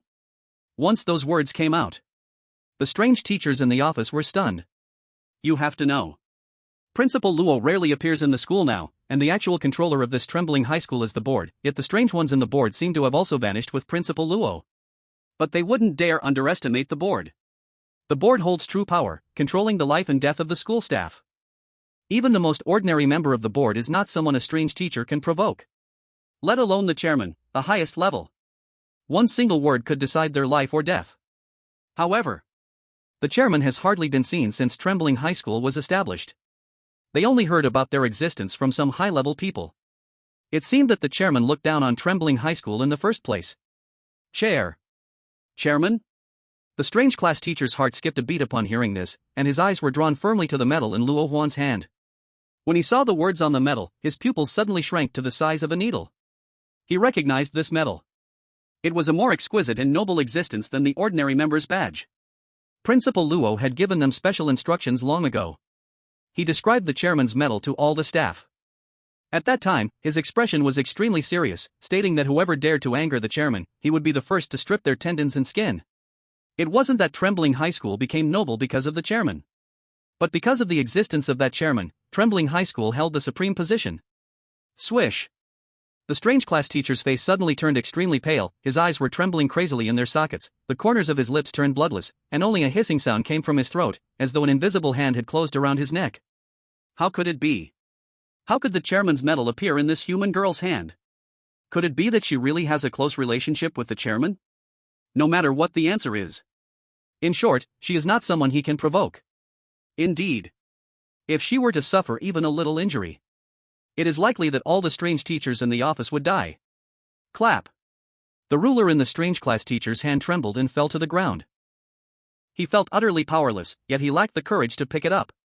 For someone like him, who bullied the weak and feared the powerful, he dared to strike at Luo Huan, thinking of punishing her severely, yet he couldn't even dare to kill her. It was because he was afraid she truly had some sort of powerful background. As for attacking the chairman? That was a thought he didn't even dare to entertain. If this news got out, what awaited him would be a hell on earth. Principal Luo could tear him apart alive. The cunning homeroom teacher trembled and lowered his head, not daring to look at Yun Zhenyue for even a second. Meanwhile, this group of strange teachers were also in disbelief. One by one, they were like thunderstruck, not even noticing the creaking sound of the office door pushed open by the wind. The atmosphere became dead silent, and the room was filled with utter silence. Only an inexplicable sense of palpitations and fear spread around. They actually wanted to take action against the chairman? How malicious this was. It was almost as serious as teasing Principal Luo's daughter. It felt like stretching out their necks, waiting to be cut down with a knife. Luo Huan was right. If the chairman's pinky were to get harmed because of them, they would truly kneel down and beg her to stop crying. This reckless act of Luo Huan actually saved their lives. Looking at the office that had fallen into a complete silence, Luo Huan's expression was very satisfied. This act was too enjoyable to play. Indeed, being a person means showing off, and this had made her mood all the more pleasant. Thanks, Chairman Yun. Luo Huan chuckled lightly, returning the medal to Yun Zhenyue. As long as you're happy. Yun Zhenyue sighed and carefully put the medal back. She had no interest in showing off at all, she felt completely pushed into it. At this time, looking at the cunning homeroom teacher, drenched in sweat and ashen-faced from fear, Luo Huan softly asked beside Yun Zhenyue, "Do you have any thoughts?" "Me?" Yun Zhenyue replied, puzzled. "You are the chairman, he actually wanted to kill you before. Don't you want revenge?" This. Yun Zhenyue found it a bit tricky. Just as she was pondering, Luo Huan blinked and gave a hint. Yun Zhenyue immediately understood. Did this guy want to show off again? Ahem. Luo Huan turned around and gently coughed twice. A group of strange teachers shivered upon hearing it. This Luo Huan, not even being related to the chairman, was like a little devil. Now with this relationship, wouldn't she torment them to death? First, old class, homeroom teacher, do you still want to punish us? Luo Huan raised an eyebrow and said. The cunning homeroom teacher saw this and cold sweat dripped down his cheeks.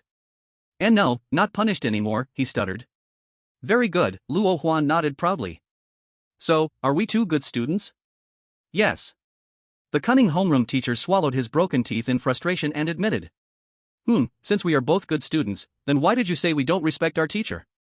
Luo Huan said cunningly, her soft voice filling the office. These words were like a trap, making the cunning homeroom teacher dumbfounded on the spot. He didn't know how to respond. This. The cunning homeroom teacher looked humiliated. He twisted for a long time but couldn't think of a reasonable explanation. The whole situation appeared particularly fragile, as if being bullied by scumbags like a frail young wife. Having had his spine pulled out, he was a bit unstable on his feet, and dared not put that ruler back down. Now his body swayed dangerously, making sounds like hissing and whimpering. He nearly got scared enough to kneel down right there. It seems you have realized your mistakes. Luo Huan chuckled lightly. She bent down and picked up the blood-red ruler of the cunning homeroom teacher. It was this ruler that was so satisfying to use on the students of Class 2, right? I've long been displeased with this ruler. After saying that, Luo Huan looked at a strange teacher beside her, whose fingernails were very long. Teacher, please help me carve some words. Me, the strange teacher said, trembling in fear. Yes, change the words on this for me. He doesn't deserve this phrase, change it to misleading the youth, abandoning morality and honor, Luo Huan said slowly. At these words, the strange teachers in the office were all filled with shock and fear. This was going to carve the cunning homeroom teacher onto the pillar of shame. Whenever he took out his ruler, he would see these two words, a great shame for a teacher. Not only that. Under the extreme humiliation of the strange class teacher's expression, Luo Huan leisurely said, since you scared the chairman, let's fine you a year's salary first. What? The strange class teacher was stunned. Being fined his money was almost like taking his life. A year without income, would he be forced to eat the northwest wind? Seeing this, Luo Huan frowned and said in dissatisfaction, 1 year is not enough? Then make it 3. If that's still not enough, let's keep adding. Enough, I accept the punishment. The strange class teacher gritted his teeth and agreed. As long as he didn't die, it didn't matter how much he was fined. Now Luo Huan was satisfied. She turned her head to look at the Eerie teachers who felt a chill down their spines. Luo Huan pointed her finger at them and scolded like Yama, the king of hell, what are you looking at? Look at him. Do you think what I said is wrong? You are truly the worst group of teachers I have ever taught. Upon hearing this, the group of Eerie teachers felt wronged and agreed. It was not them being criticized, but the strange class teacher. After doing all this, Luo Huan felt exhilarated. Just in time, the class bell rang. Under the watchful eyes of the Eerie teachers who dared not express their anger, she took Yun Zhenyue's hand and prepared to leave the office immediately. But as soon as her left foot stepped outside, Luo Huan heard the low murmurs of the Eerie teachers. She turned back 2 steps, opened the door, and shouted, still making noise? Your office is the loudest in the whole building. Hearing this, the office fell silent. This was truly turning the heavens upside down. Yun Zhenyue's eyelids twitched fiercely. Luo Huan, who did whatever she wanted, made one wonder if she was actually the teacher herself. You little thing, do you really not know how much you weigh? Luo Huan snorted and closed the office door. Excitedly, she chattered to Yun Zhenyue. Director Yun, did you know? I've been tired of this group of scumbags for a long time. They deserve it. Who told them not to act like proper teachers? At the same time, the global audience watching the live broadcast was dumbfounded. Isn't this identity mistaken? How could they see a student scolding the teachers? No, that's not right. She completely terrified a group of Eerie teachers. Does this mean that the medal that Yun Zhenyue received is real? Gu Yuan is truly the chairman of the secondary school board? This doesn't seem right. Wasn't it said that the medal was fake? How could a fake medal scare a group of Eerie teachers? Where did Gu Yuan get the medal? Did Principal Luo really give it to him? I'm a bit confused. As a calamity star, does he allow other Eerie beings to hold power? Or did Gu Yuan find some dirt on Principal Luo?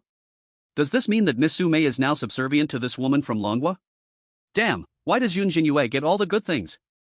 The foreign audience went crazy. Dumbfounded, unable to believe it.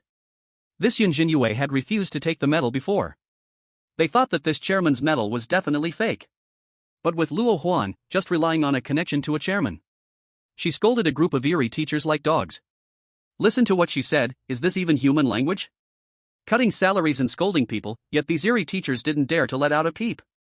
Anyone who still claims the medal is fake must truly have a broken brain. Not knowing how to refute it.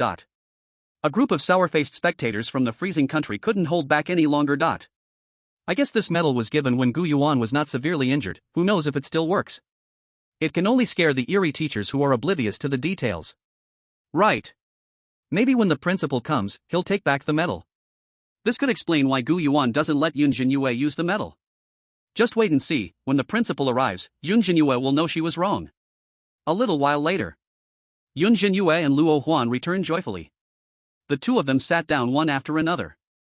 When they saw that Yun Zhenyue was unscathed, the Eerie students of Class 2 were all shocked. The strange fingers knitting a sweater moved, and in a moment of confusion, accidentally pricked a needle into their own finger. The strange one with bulging eyes, as if playing marbles with their eyeballs, dropped an eyeball into their mouth. The continuously crying female strange suddenly froze, looking at Yun Zhenyue chatting and laughing with Luo Huan, as if a huge exclamation mark appeared above her head. Meanwhile, the foolish male strange, who had been picking up blood beads, clapped his hands foolishly and chuckled, "They're back, they've come back." They all unconsciously turned their gazes towards Yun Zhenyue and Luo Huan. That gaze seemed to see a person who could not possibly exist.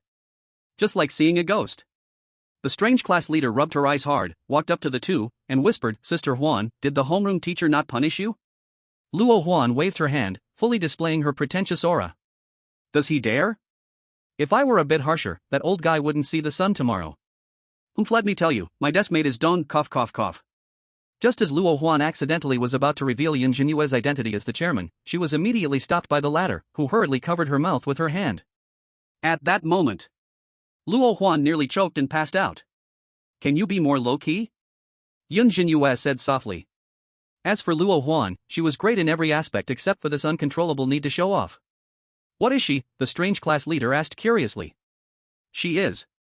Luo Huan glanced at Yun Zhenyue, who was staring at her, as if one more word would get her killed. So beads of cold sweat appeared on her forehead. She backed down and awkwardly said, "Anyway, she's very impressive. With her around, you can completely ignore that old fool. I reckon he wouldn't dare act recklessly." "So impressive?" The strange ones of Class 2 turned their shocked gazes toward Yun Zhenyue. Their pupils filled with curiosity, admiration, confusion, and surprise. With her around, they wouldn't have to fear the homeroom teacher? What kind of identity does this person have? Could it be that she's even more powerful than Sister Huan?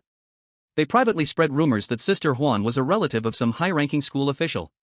If she's more impressive than her, could she be the principal's illegitimate daughter?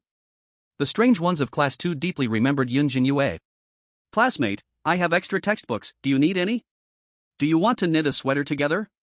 I have marbles here, do you like playing marbles or other games?" At that moment, many strange ones gathered around, wanting to be friends with Yun Zhenyue.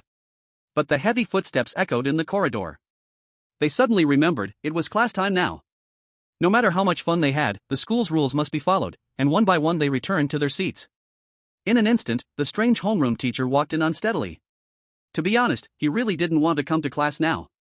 How could he teach with two living parents in the classroom? He didn't dare to manage them, after all, one was the chairman and the other her friend. But this was also his class, and if he didn't come, he would be punished by the director. With no choice, he could only brace himself and show up. The strange homeroom teacher felt a sense of humiliation. First, he secretly glanced at Yun Zhenyue and Luo Huan, his eyes filled with fear and worry. Then he looked at the noisy Class 2 students, enduring his displeasure, showing a long-lost stiff smile, even lowering his voice, as if afraid of scaring a bunch of good babies.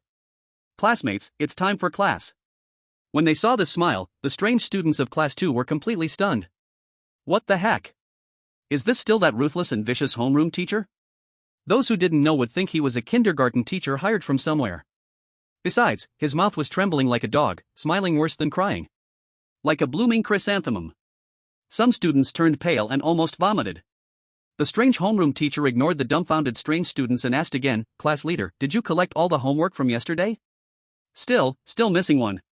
The strange class leader swallowed. "Thank you for your hard work." The strange homeroom teacher nodded.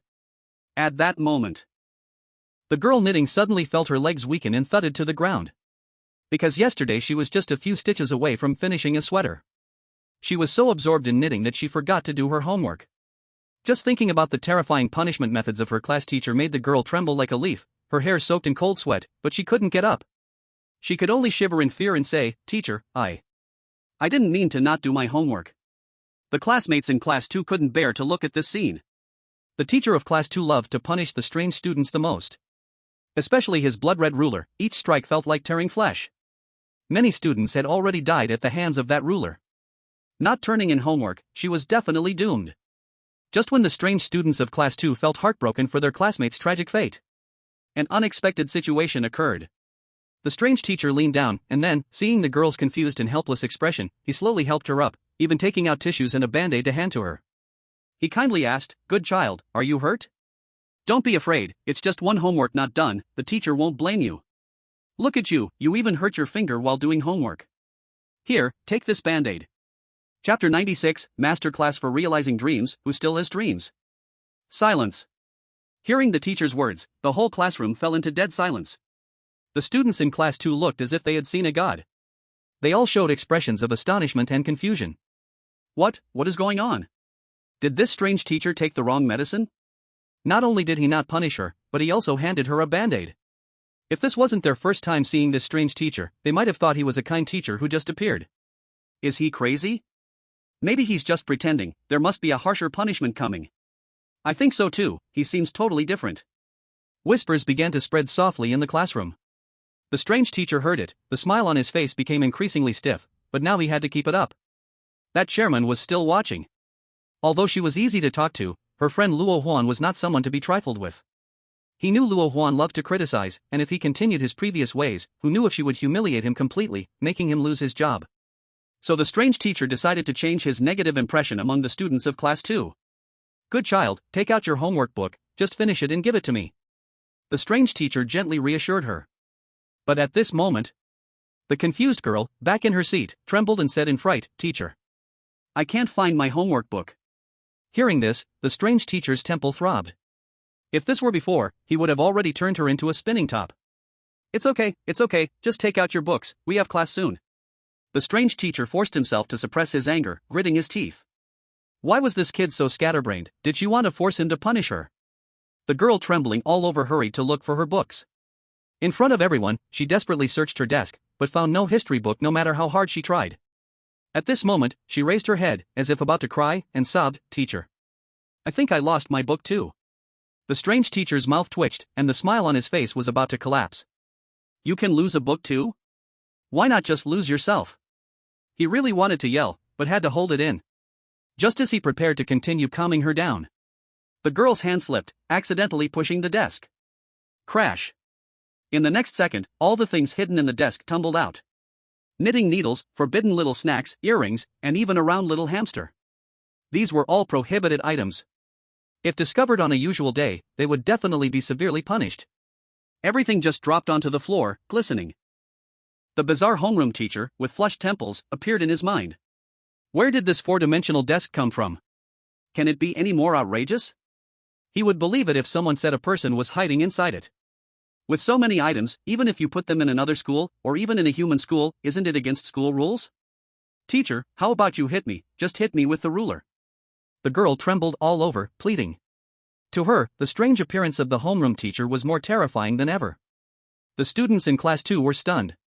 Hiding so many forbidden items really is a bit too much. They had to hit her now, right? Sigh.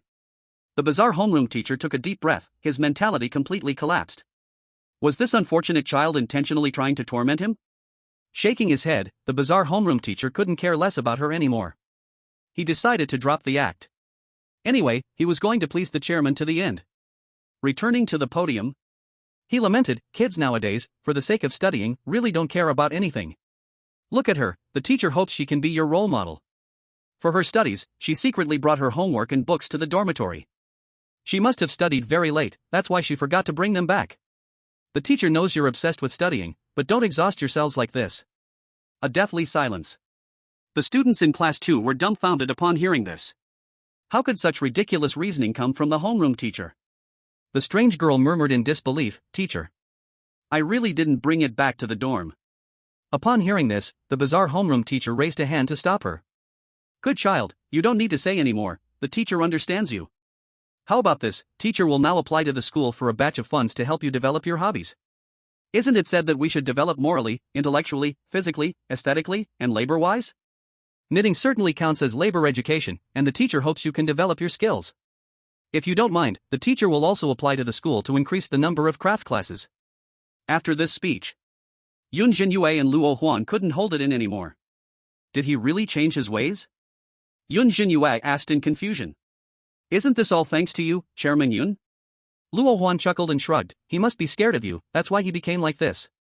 This is a bit too exaggerated. Yun Zhenyue pursed her lips lightly. But it wasn't over yet. The bizarre homeroom teacher noticed Yun Zhenyue and Luo Huan secretly talking. He cleared his throat and asked the dazed students of Class 2, if you have any suggestions for the school or any opinions about me, feel free to share. If there's something to fix, let's correct it, if not, let's encourage each other. The more suggestions you make, the better our school can become. Or if anyone has any dreams, speak up boldly, and the teacher will help you achieve them.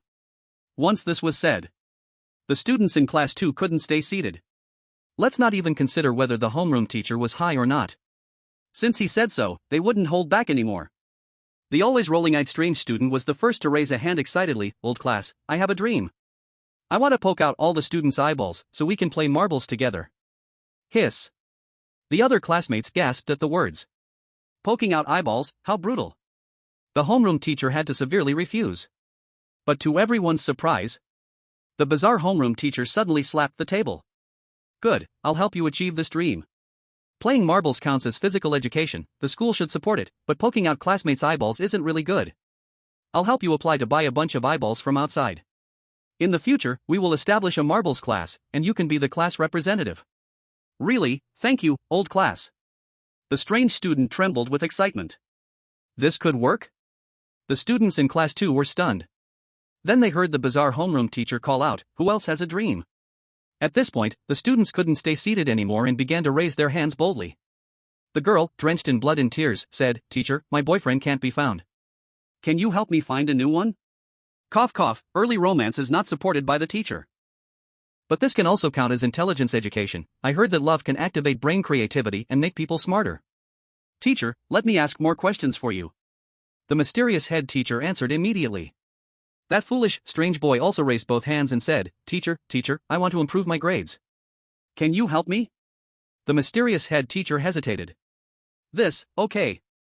From now on, let all the students in Class 1 help you with tutoring. You look smart, you're born to learn. If Class 1 can't teach you, they must be useless. Then I will help you with extra lessons. After this class. Except for Yun Zhenyue and Luo Huan. Almost all the students expressed their opinions and dreams to the head teacher. Except for a few that were truly unachievable. For example, some strange students wanted to grow wings, and the mysterious head teacher agreed to them. Ding-dling. As soon as the class was over, Yun Zhenyue was surrounded by classmates. They all gathered around, expressing their gratitude.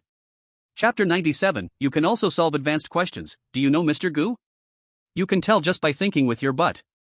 It must be the credit of the mysterious head teacher acting strangely. It must be due to Yun Zhenyue and Luo Huan's visit to the office. Otherwise, why would he be so nice to the students? It's as if he was about to kneel down and lick. A ton of excessive requests were all met. To this extent? Even if someone said they couldn't eat, the mysterious head teacher would have to chew it up and feed them. If someone said they had no money, the head teacher would have to stuff them with 200. He looked like he was on drugs. Seeing this situation, the Dragon Country audience all had strange expressions. I've seen all kinds of strange scenes growing up, but a teacher helping to find a partner? I've really never seen that. This mysterious head teacher is way too obvious in his flattery, he's just short of having kneel and lick tattooed on his forehead. 6. I have a sense of déjà vu, isn't there a guy in your family who has 10 billion to spend in a month? I'm dumbfounded, did this teacher put on a mask, or has he changed? Is this still the terrifying mysterious head teacher from before? The ones above are all standing and speaking without feeling pain. I'm also a teacher. If the school board people watched me teach, my legs would go soft too. Bro, being able to openly flatter like this with such thick skin, amazing. At this moment, the girl knitting came to Yun Zhenyue's side with her things.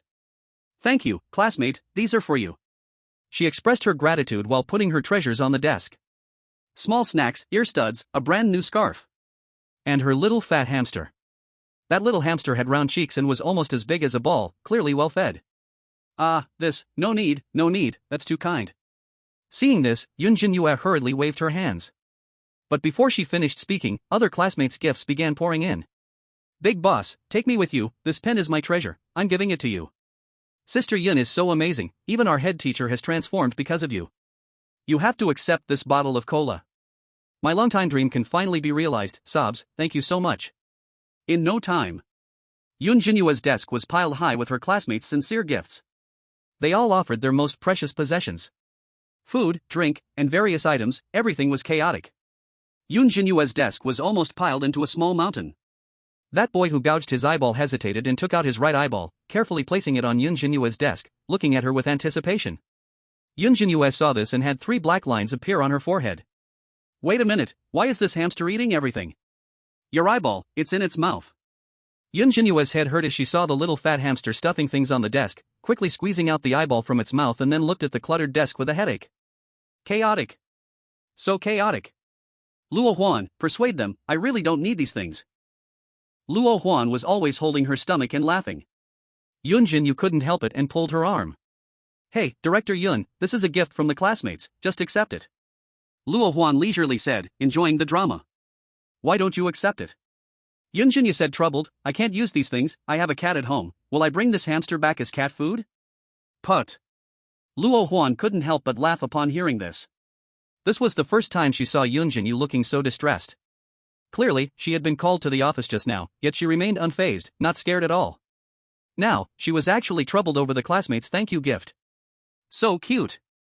Thinking of this, Luo Huan chuckled and explained, mainly, the classmates were too surprised, you have no idea how awful that old teacher was before. What do you mean? Yun Zhenyue asked in confusion, he accused me of cheating without any reason, isn't that enough? That's just the tip of the iceberg. Luo Huan informed Yun Zhenyue about the bizarre head teacher's situation. Not only was he extremely biased, he completely focused on Class 1, and he was always very hostile towards the students of Class 2. In fact, there were students in Class 2 who genuinely wanted to study well. But every time they made a little progress, they would be punished by the bizarre head teacher. Upon hearing this, Yun Zhenyue was stunned. You get punished for improving your grades, that's not right, is it? Of course it's not right, but who cares since he is the head teacher? Luo Huan said helplessly. He looks down on all the students in Class 2 and has defined us in his heart, deeming us all a bunch of failures. Sai who told us our family backgrounds are poor. He stubbornly believes we are the filthy bottom dwellers of a stinky ditch, thinking wanting to study well is just pretending. If anyone has good exam scores, that's because they cheated.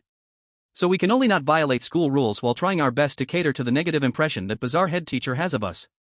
Yun Zhenyue suddenly understood. So that bizarre head teacher has always held onto a stereotype, and wanting to study well might lead to suppression. Maybe it's also because the guidance director assigned all the students without benefits to Class 2. This trembling middle school really is deeply sinful. No wonder Luo Huan didn't let her perform too well before the exams. So that was it. The former bizarre head teacher was truly terrible to the extreme. To say he was a beast in human clothing would not be an exaggeration. Now, he has become this kind of good teacher and friend. The classmates from Class 2 would be so astonished and sincerely thank her for it.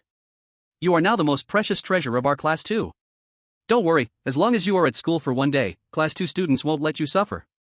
When hearing Luo Huan thumping her chest to assure her, all the students of Class 2 agreed and echoed. That's for sure, Sister Yun is our great benefactor. Who dares to let her suffer, I absolutely won't agree. Whoever bullies Sister Yun, I will definitely gouge their eyes out. Upon hearing these words, Yun Zhenyue's emotions were complicated. She didn't expect to be surrounded by the goodwill of Class 2 students, even though she hadn't done anything. In the end, Yun Zhenyue shared most of the things on her desk with Luo Huan. She even gave her the hamster earrings. She only kept some study tools like pens for herself. In no time, during the break, the class representative came over holding a stack of test papers. Sister Yun, I didn't expect your grades to be this good. Hearing the envious and respectful words from the bizarre class representative. Really? Yun Zhenyue wondered as she accepted the paper. When she saw the score on the paper, she was instantly dumbfounded. The bright numbers on it stood out vividly. 97 points. Her score was 97 points. This was a 120-point paper. Except for a few questions about Principal Luo that she couldn't answer. If you exclude those, it's almost a perfect score. This can't be right. She just wrote randomly. Especially regarding that Mr. Gu, she basically filled it in according to Gu Yuan. Wow, I'm so impressed, big shot, I kneel before you. At this moment, Luo Huan turned her head and saw Yun Zhenyue's score, stunned in shock. She lowered her head again, looking at her own score of just over 60. Suddenly feeling a tremendous shame. No way, are you cheating? Not only is your identity impressive, but your grades are so good too? Do you know that, Mr. Gu? You can even solve this advanced question. She cried out in distress. Chapter 98, The Resentful Class 1, Who Cares About Yun Zhenyue in Class 2? No Mr. Gu? Yun Zhenyue's heart buzzed, is there really such a coincidence in the world? Does that Mr. Gu share the same interests as Gu Yuan? She even flipped through her notes and found that the question she originally thought was wrong. Which was writing. Mr. Gu's hobby is playing games. This question turned out to be right too? That mysterious and powerful figure actually likes playing games? Could it be that the strange homeroom teacher was deliberately trying to please her, randomly changing things? Yun Zhenyue found it hard to believe. There is also this possibility. After all, the homeroom teacher's attempts to please were written all over their face. Could it be on purpose to give her a high score, to make her happy? Yun Zhenyue shook her head, her thoughts swirling in her mind. But there was another possibility. That is, Mr. Gu is also from Jiangcheng, and perhaps he is a relative of Gu Yuan. They all like to eat Jiangcheng specialties and play games in their free time. So it's not surprising that their interests are similar. A seed of curiosity was planted in Yun Zhenyue's heart. She should take the chance to ask Gu Yuan later. Meanwhile, foreign spectators were in an uproar. How could all the answers be correct? Impossible. Could it be that this Dragon Kingdom woman knows some Mr. Gu? Could that Mr. Gu really be Gu Yuan? No way.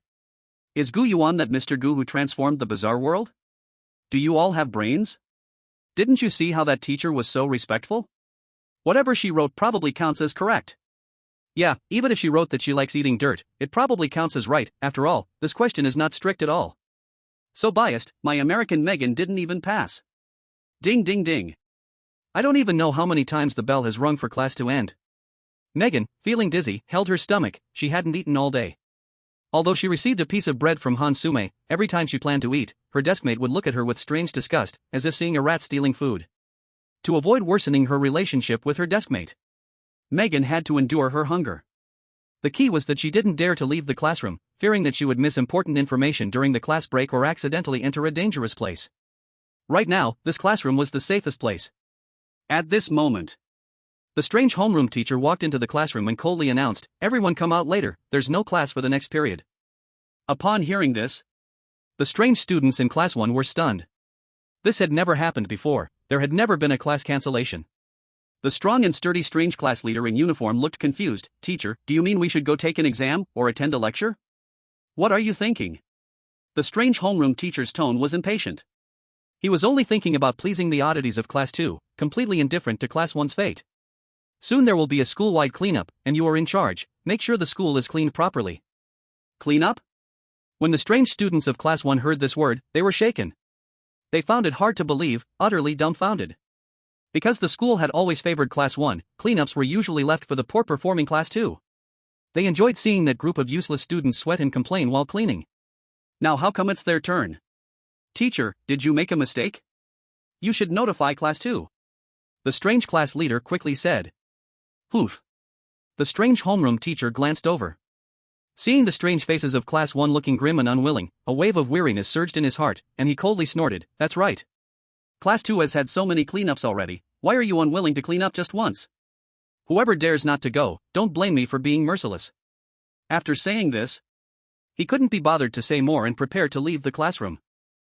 At that moment, the twisted class teacher happened to notice Megan's eager gaze. It seemed to be asking whether he had dealt with Yun Zhenyue. A hint of murderous intent flashed in the class teacher's pupils. It's all because of those damned rats, they led him astray, making him want to take action against the chairman. Causing him to not only lose 3 years' salary for nothing but also to face humiliation. He will definitely settle scores with these rats sooner or later. Now, he still had to apply for a bunch of things from the school. Soon, when the twisted class teacher left, Class 1 fell into a dead silence. Especially as they sensed the teacher's favoritism towards them seemed to have disappeared. Everyone felt extremely wronged, filled with resentment. Their grievances could not be released, and each of their faces darkened. To make this group of extraordinary students do cleaning? Isn't that humiliating them? Clearly, they hadn't done anything wrong. And they hadn't heard any news of changes in the school. If there had to be some change, it would be the few transfer students who entered Class 1 today. In this fleeting moment, the atmosphere in Class 1 underwent a drastic transformation. From subtle exclusion to overt hatred, contempt, and anger. They all cast cold, hateful looks towards Megan, Hansume, and others. It's all this group of stinking rats' fault. It must be because of them that the teacher doesn't like us anymore. If we don't kill them, then we won't have to clean up. The classroom was filled with faint whispers. This made the few feel as if they had fallen into an ice cave, feeling more wrong than Doi. They hadn't done anything either. At most, they had just slandered Yun Zhenyue. They didn't even know if she was dead or alive. And besides her? It was impossible for the teacher's attitude to change so drastically. The expressions of the few varied. Hansume clenched the medal in her pocket, her face alternating between green and red. If she pulled out this medal, she could definitely avoid this humiliation, but it wasn't the critical moment yet. Megan held back her anger, already contemplating seeking help from the director, but if she did, that would mean completely tearing apart their facade. After thinking for a while, Megan chose to endure for now. Ayako Yamada bitterly shook her head. She had a premonition. The reason all this happened might really be related to Yun Zhenyue. Had she known, she wouldn't have come to Class 1. Every time she saw someone persecuting Yun Zhenyue, the outcome was always self-inflicted misery, and she would end up unlucky too. At this moment, Class 1 seemed to have a new idea. I heard Class 2 also got a transfer student. Could it be that she is deliberately harming us? A weird student, with a face full of acne and red spots, frowned. It's possible, although this group of little rats is annoying, they haven't gone out. Another weird student nodded in a low voice. So, it might indeed be related to her? What are you afraid of? Just call her out and ask. How about the class leader goes? You are the strongest, the top-level twisted one. Just call her to the staircase. If it really is her, just solve her directly. After a moment of discussion, Class 1 reached a conclusion. Whether or not the class teacher's attitude had changed, it had something to do with the Class 2 transfer student. Anyway, under the pretext of studying, let the class leader call her out first. This would inevitably affect the relationship between Class 1 and Class 2. But she was a newcomer and had no friends in Class 2. As long as the people in Class 2 did not stand up for her, then how to deal with her, wasn't it up to them to decide? Let's not forget. The group of weirdos in Class 2 was not as united as those in Class 1. Getting them to unite to help a new transfer student? That was even harder than the twisted class teacher turning over a new leaf. At this moment, the nearest Hansume vaguely heard the plan of this group of weirdos. She immediately felt joy in her heart, as if the gloom had completely vanished. This time, it was not them targeting Yun Zhenyue, but rather the spontaneous result of these twisted students from Class 1. But speaking of which, that guy Yun Zhenyue is still not dead. Hansume immediately informed Megan about this matter. The two lowered their heads, looking at each other. They could see excitement in each other's eyes. Oof, with Class 1's creepy actions this time, I don't believe she can be safe and sound. Hansume crossed her arms and sneered. Megan hesitated in silence for a moment. This seemed to exceed the limits of what Count Drago had asked her to probe. But this matter had nothing to do with her, and it could temporarily cover up Class 1's strange hostility towards them. If Yun Zhenyue insisted on pursuing it in the end, she could just apologize, right? Upon seeing the reactions of the two, the Dragon Country audience found it both funny and infuriating. Most people wore a strange expression. I'm convinced, how can Class 2 just say they want to protect Yun Zhenyue, and this group of creeps rushes to deliver their heads? Isn't this just setting a flag? Wow, Class 1 is trying to stir up disputes between classes. They still don't know what Yun Zhenyue means to Class 2. Damn, Yun Zhenyue doesn't want to show off. How is she supposed to deal with this brat chasing after her? Ha, Luo Huan can show off again. In no time. The creepy homeroom teacher also entered Class 2. He kindly announced that the next class would be free activity time. As long as they didn't step out of the school gate, they could roam freely inside the school. As soon as this announcement was made, Class 2's creepy students erupted in excitement. They had almost all thought the next class would be cleaning time. One by one, they were complaining and sighing. The trembling middle school was so big. To have them clean their entire class in one period was simply too much to ask. But, unexpectedly, the free activity time that was supposed to be given to Class 1. This good fortune actually fell to them for the first time. At this moment, the status of the two classes was completely reversed. It was enough to show the homeroom teacher's favoritism towards Class 2. So rare, I've been here for so many years and it's the first time I don't have to clean up. Luo Huan exclaimed in surprise. After saying this, Yun Zhenyue didn't answer for a long time. Luo Huan turned her head in confusion. Only then did she realize that Yun Zhenyue was frantically dealing with her classmates. The creepy students from Class 2 came to thank Yun Zhenyue again. They almost surrounded her desk. Each one was extremely excited, almost ready to bow to Yun Zhenyue. Let us through, we need to go to the bathroom. Luo Huan casually found an excuse. The two quickly left the noisy classroom. After all, the next class was also free activity. After using the restroom, the two strolled to the playground. Just a few minutes after they left, while Class 2's creeps were still marveling and admiring Yun Zhenyue's brilliance, Class 1's creepy class leader slowly walked into the classroom. He looked aloof, followed by two little minions. After scanning the classroom, he did not find Yun Zhenyue's figure. Class 1's creepy class leader frowned and muttered, "Strange, where is she?" The creepy students in Class 2 stopped their actions upon noticing his oddity. One creep approached in confusion and asked, "Is there something you need?" "Oh, it's nothing. I heard that your class has transferred in a new student who is quite good at studies, and I just wanted to discuss some study methods with her." Class 1's creepy class leader replied casually. At this moment, the acne-faced creep behind him muttered angrily, "Damn mouse, she actually escaped. When I catch her, I'll teach her a good lesson."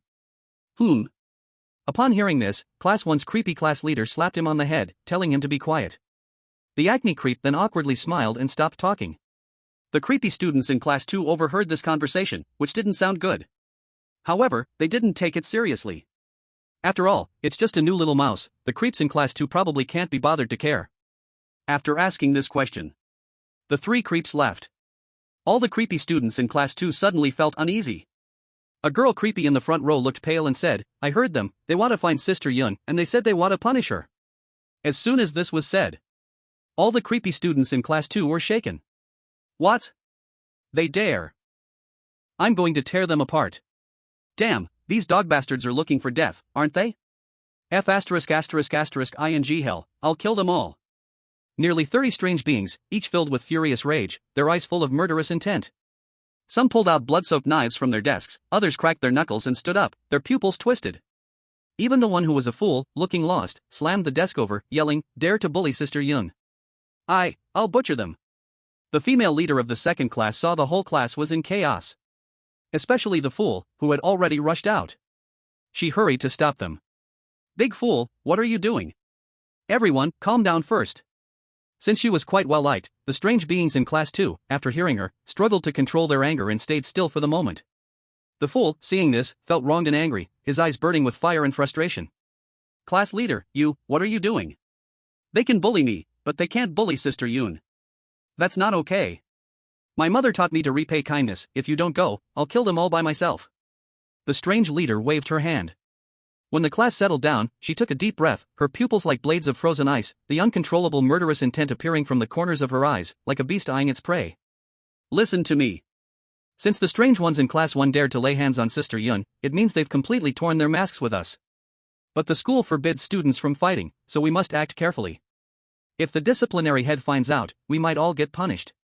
"Big fool, go check where they've gone."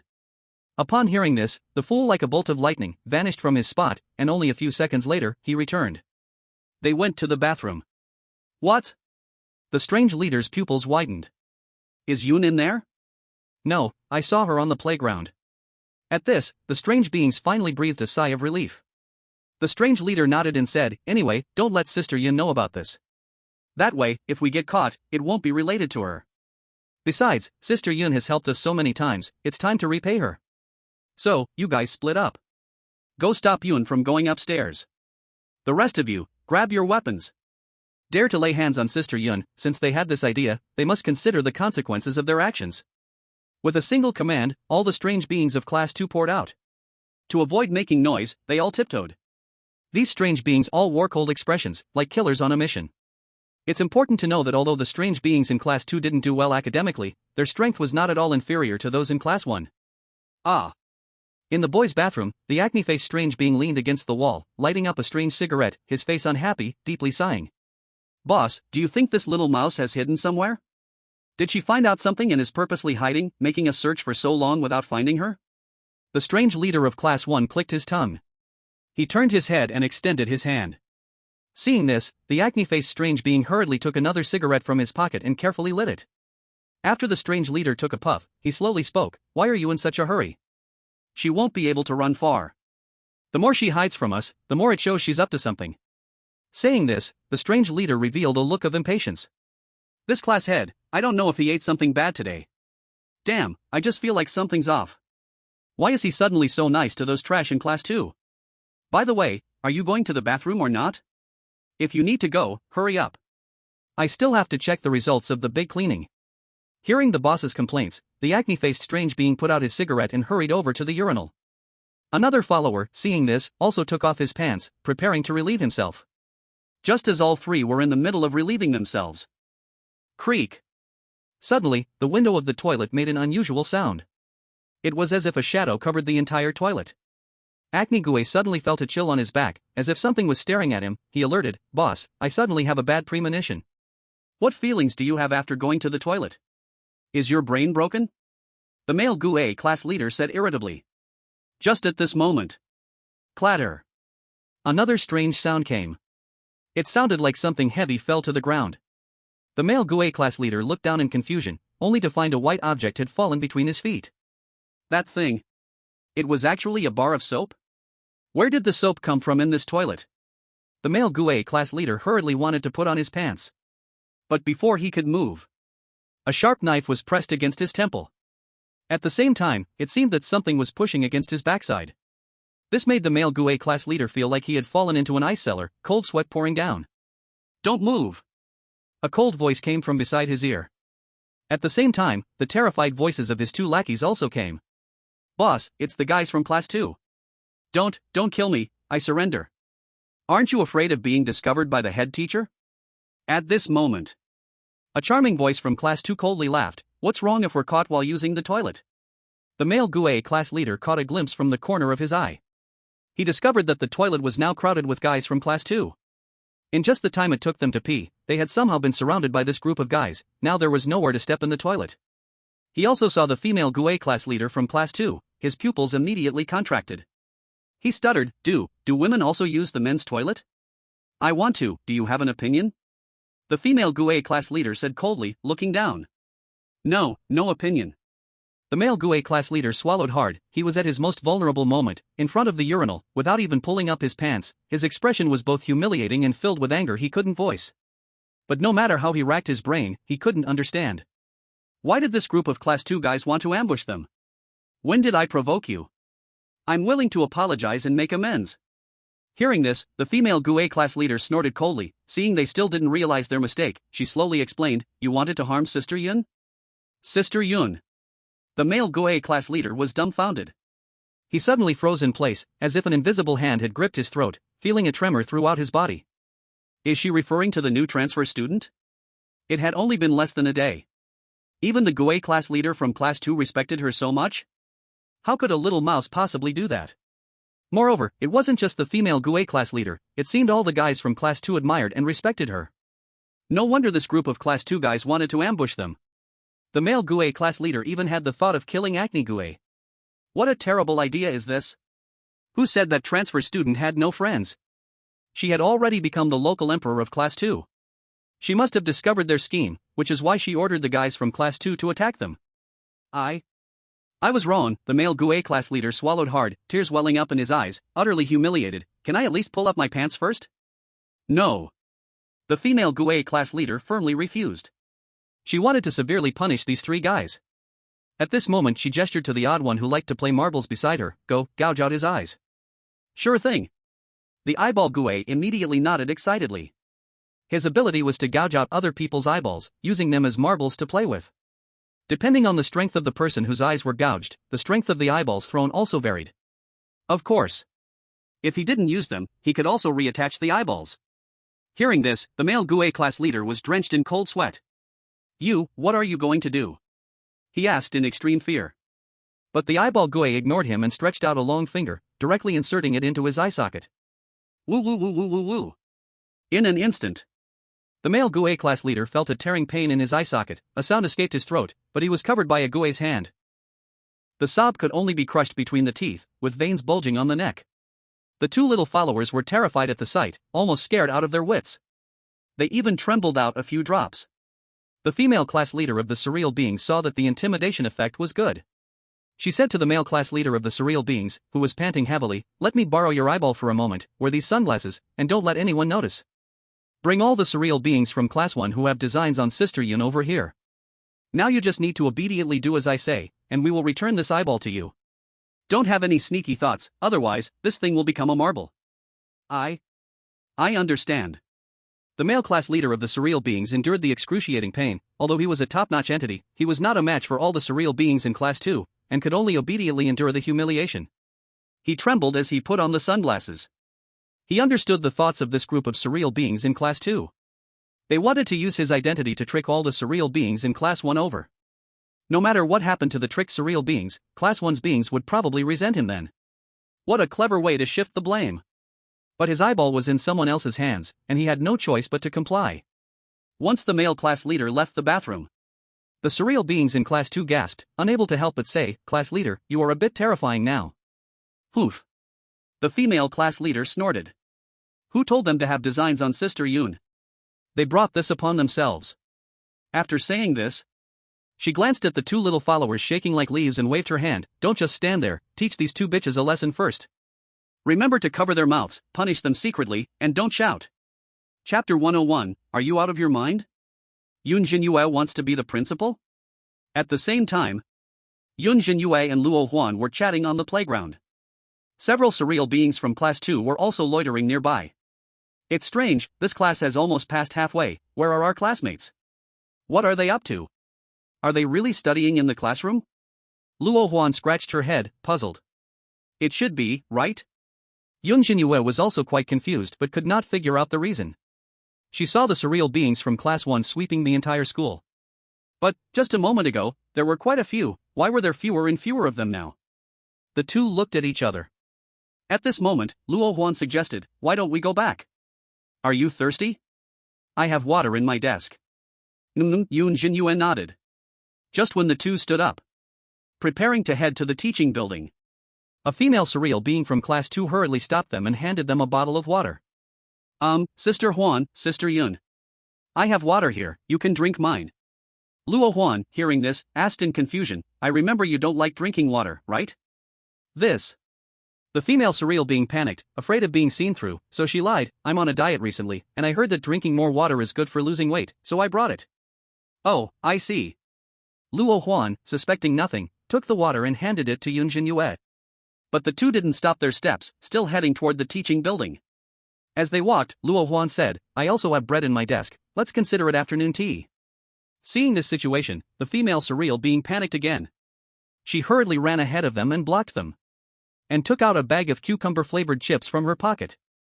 "I have snacks too, you can eat mine." Seeing this, Luo Huan and Yun Zhenyue were both bewildered. Yun Zhenyue looked confused. "Classmate, didn't you just say you were on a diet?" Cold sweat dripped down the female surreal being's forehead. She stammered, "This is specially prepared for you. I've always been very grateful to you, Sister Yun." "Thank you." Yun Zhenyue took the chips.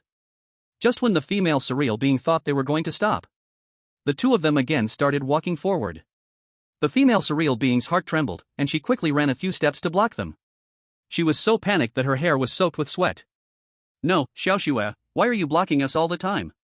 Luo Huan frowned, full of suspicion. "And why are you sweating so much? What are you afraid of?" The female surreal being's mind went blank. She was running out of excuses. This is the critical moment. We can't let those two go up. She forced a smile that looked worse than crying and said, "I remembered something very sad." "What is it?" Luo Huan was speechless. "My husband died during childbirth," the strange woman said stubbornly. Luo Huan. Yun Zhenyue. What kind of ridiculous excuse is this? By now, they realized she was intentionally preventing them from going up. Given the unusual situation in Class 2, there must be something strange going on. Seeing that she couldn't stop the two of them, the strange woman quickly waved her hand, calling over another strange person who was very close to her. One of them wore glasses and looked quiet and gentle. The latter couldn't come up with an excuse either, a bead of cold sweat dripping down her forehead. Before she could even speak, Luo Huan helplessly said, "Wait a minute, please don't say you have the same husband. This excuse is already outdated."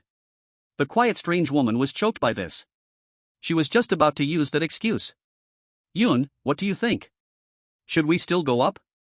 Luo Huan turned to look at Yun Zhenyue. "No need, I trust them." Yun Zhenyue shook her head. Even though she didn't know why they were stopping her and Luo Huan, the strange ones in Class 2 wouldn't harm her. The two strange women also showed grateful looks. They waved towards the strange ones in Class 2 who were pretending to stroll on the playground. A few strange beings quickly took out the things they had brought. There were drinks, snacks, and everything. Yun Zhenyue was treated like a treasure. One strange being even ran to buy her ice cream. Some even took out study notes to show Yun Zhenyue. Seeing this situation, the two simply continued their picnic on the playground. At this moment, Megan and Han Sume were cleaning the restroom. This was the task they were assigned. But it was not the restroom on the third floor, but the one on the first floor. Han Sume was very skilled at cleaning restrooms. Even with a clumsy assistant. She cleaned all the restrooms on the first floor at a speed far beyond the plan. Megan couldn't help but praise, "Han, you're amazing. I've never seen anyone clean restrooms so fast, you could win a restroom cleaning award." It sounded like sarcasm. But Han Sume knew that Megan wasn't very bright. She shot Megan a glare and snorted coldly. "That's enough, we need to go up and clean the one on the third floor." The two of them carried their mops and cleaning tools and headed upstairs. But just as they reached the restroom door, they suddenly heard strange noises coming from inside the restroom. It sounded like someone was hand-rolling meatballs. The dull thuds of fists hitting flesh were mixed with painful, muffled cries. The cries sounded as if they were being muffled. Han Sume's heart leaped with joy, instinctively thinking that Yun Zhenyue had been beaten. It seemed Class 1's plan had succeeded, they had tricked Yun Zhenyue out and were now punishing her. I just wonder if they can beat her to death. But just then, Megan, standing by the window, widened her eyes and said, "Han, why is that woman from Long Country on the playground?" "What?" Han Sume was stunned and hurried to the window to look down. In the next moment, her pupils froze. There sat Yun Zhenyue on the playground. And beside her was a group of strange beings from Class 2. They were chatting and laughing while enjoying afternoon tea. A big pile of snacks was being held by the strange beings, including ice cream and popcorn. They looked like little eunuchs serving an emperor, all wearing respectful expressions. Yun Zhenyue was holding a notebook, as if she had just set it down. Is this right? Yun Zhenyue was doing nothing and enjoying life. And what about her? Was she stuck cleaning restrooms for a whole class period? Han Sume felt her gums ache, the blood rushing to her head, her fingers clutching the mop turned pale, her pupils filled with jealousy and resentment. But just then, a terrifying thought invaded her mind. Wait, isn't the one in the bathroom Yun Zhenyue? Han Sume couldn't believe it, whispering in disbelief. Then who is getting beaten? Megan was also stunned, feeling extremely confused. Just when the two were frozen in shock, feeling a chill down their spines. Clatter. A faint footstep echoed from the bathroom. Han Sume shivered as she saw the female class leader from Class 2.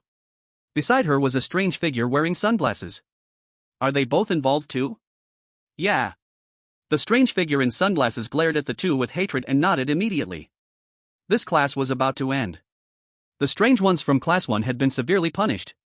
After all, he was also not pleased with these two little mice. Who told them to be so unlucky and come to the third-floor bathroom? Hearing the strange discussions of the two, Han Sume felt her scalp tingling and immediately prepared to escape.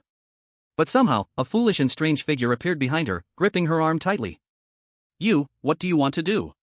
Han Sume screamed in terror, causing the mop she was holding to drop. But it couldn't stop her from being lifted by the foolish figure. Beside her, Megan was caught up in it too. She was also dragged into the bathroom. Seeing this scene, the audience in Dahan country was bewildered. Some recognized that the strange figure in sunglasses seemed to be the Eerie class leader of Class 1. But why would he bring people to punish Han Sume and Megan? Could this be Yun Zhenyue's plan? But they had clearly been watching Yun Zhenyue on the playground. Could it be that she had somehow taken control of Class 1? It should be known. The Eerie teacher in the office was very respectful towards Yun Zhenyue now. And with Class 1 and Class 2, this was a creeping invasion of the school personnel.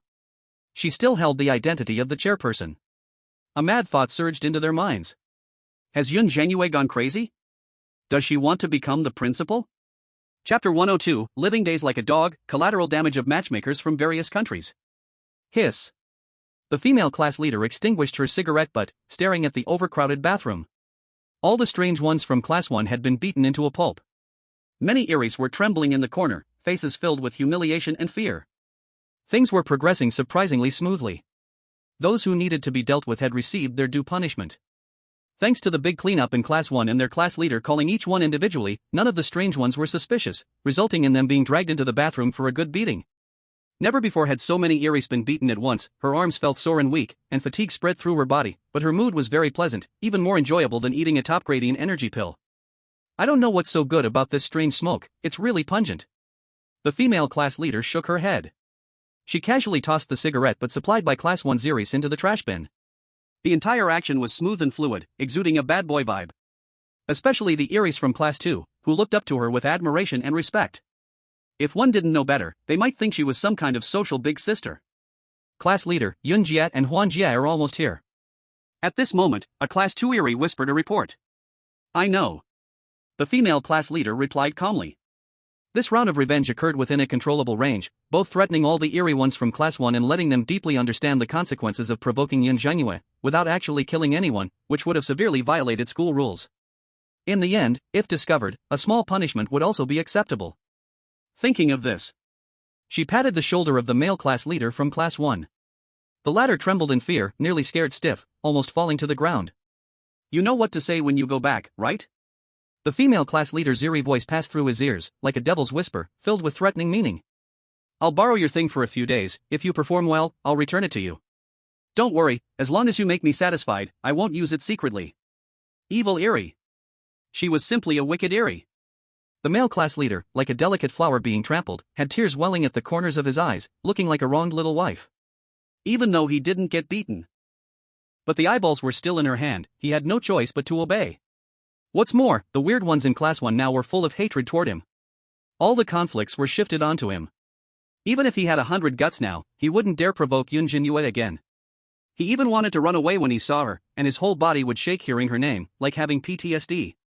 I know now, the male class leader bit his lower lip, feeling humiliated and aggrieved. Very good. The female class leader was very satisfied hearing that, and patted his shoulder again. With this pat she found out his body was actually quite strong. Nice body, quite sturdy, she said casually. This one sentence made the male class leader mistakenly think this evil ghost had some bad idea again. All of a sudden he went limp, kneeling down on the toilet floor. I was wrong, I really know I was wrong. His hair was messy, sunglasses fell onto the ground, and he kept murmuring these words again and again. Seeing this scene, the weird ones from Class 1 who had been beaten like handmade beef balls couldn't believe it. Besides their hatred, there was more bitterness and unwillingness in their hearts. Was this still their once mighty and strong class leader? How come he was acting like a woman now? They would even believe if someone said he had some weakness caught by these evil ghosts. And the female class leader waved her hand when she saw this. Let's go, retreat. A few minutes later, after the weird ones from Class 2 completely left, the weird ones from Class 1 finally dared to walk out of the toilet trembling with fear. Until they limped back to the classroom, they were like eggplants hit by frost, each one lifeless, covered in wounds, just like losers driven out from an arena, skin torn open, and their hearts had been ravaged more than once. The most miserable one was the acne ghost who came up with the idea. Both his eyeballs were removed. They were said to be thrown directly into the sewer. As for the truth, he simply couldn't see it anymore. Maybe the eyeballs were still in the hands of Class 2's weird ones, but wanting them back, it was like reaching the sky. When Yamada Aiko and the other two marriage candidates walked into the classroom, seeing the whole classroom full of pig heads, the three of them were all dumbfounded. They subconsciously stepped back half a step, looking at the nameplate by the door. It was indeed Class 1. How come they were only out for a while, and the whole class of weird ones looked like they had been beaten up by a group? Hansumi, you? Yamada Aiko holding a broom walked past Hansumi's side. She stared dumbfounded at this existence who seemed like a human. She saw Hansumi's two eyes were swollen into slits, her face full of bruises, nose bridge crooked to one side, and 2 lines of blood flowed from her nostrils to her mouth corners. She didn't even look like a person anymore. Not only her. All the marriage candidates from other countries looked the same. Including Megan, who got involved without reason. These two were okay, at least they knew why they were beaten. The remaining 3 unlucky ones, even if they were dragged to the toilet and punched, were all confused, not knowing what happened. Seeing Yamada Aiko's shocked eyes, Hansumi and Megan both broke down. What are you looking at? Get lost! Hansumi shouted unclearly.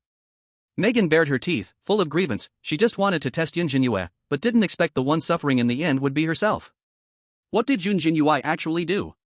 Why did the weird ones from Class 2 treat her like their pearl in the palm? To protect her, they would even not hesitate to become enemies with Class 1. This question troubled Megan, and made her heart fill with more hatred and jealousy toward Yun Zhenyue.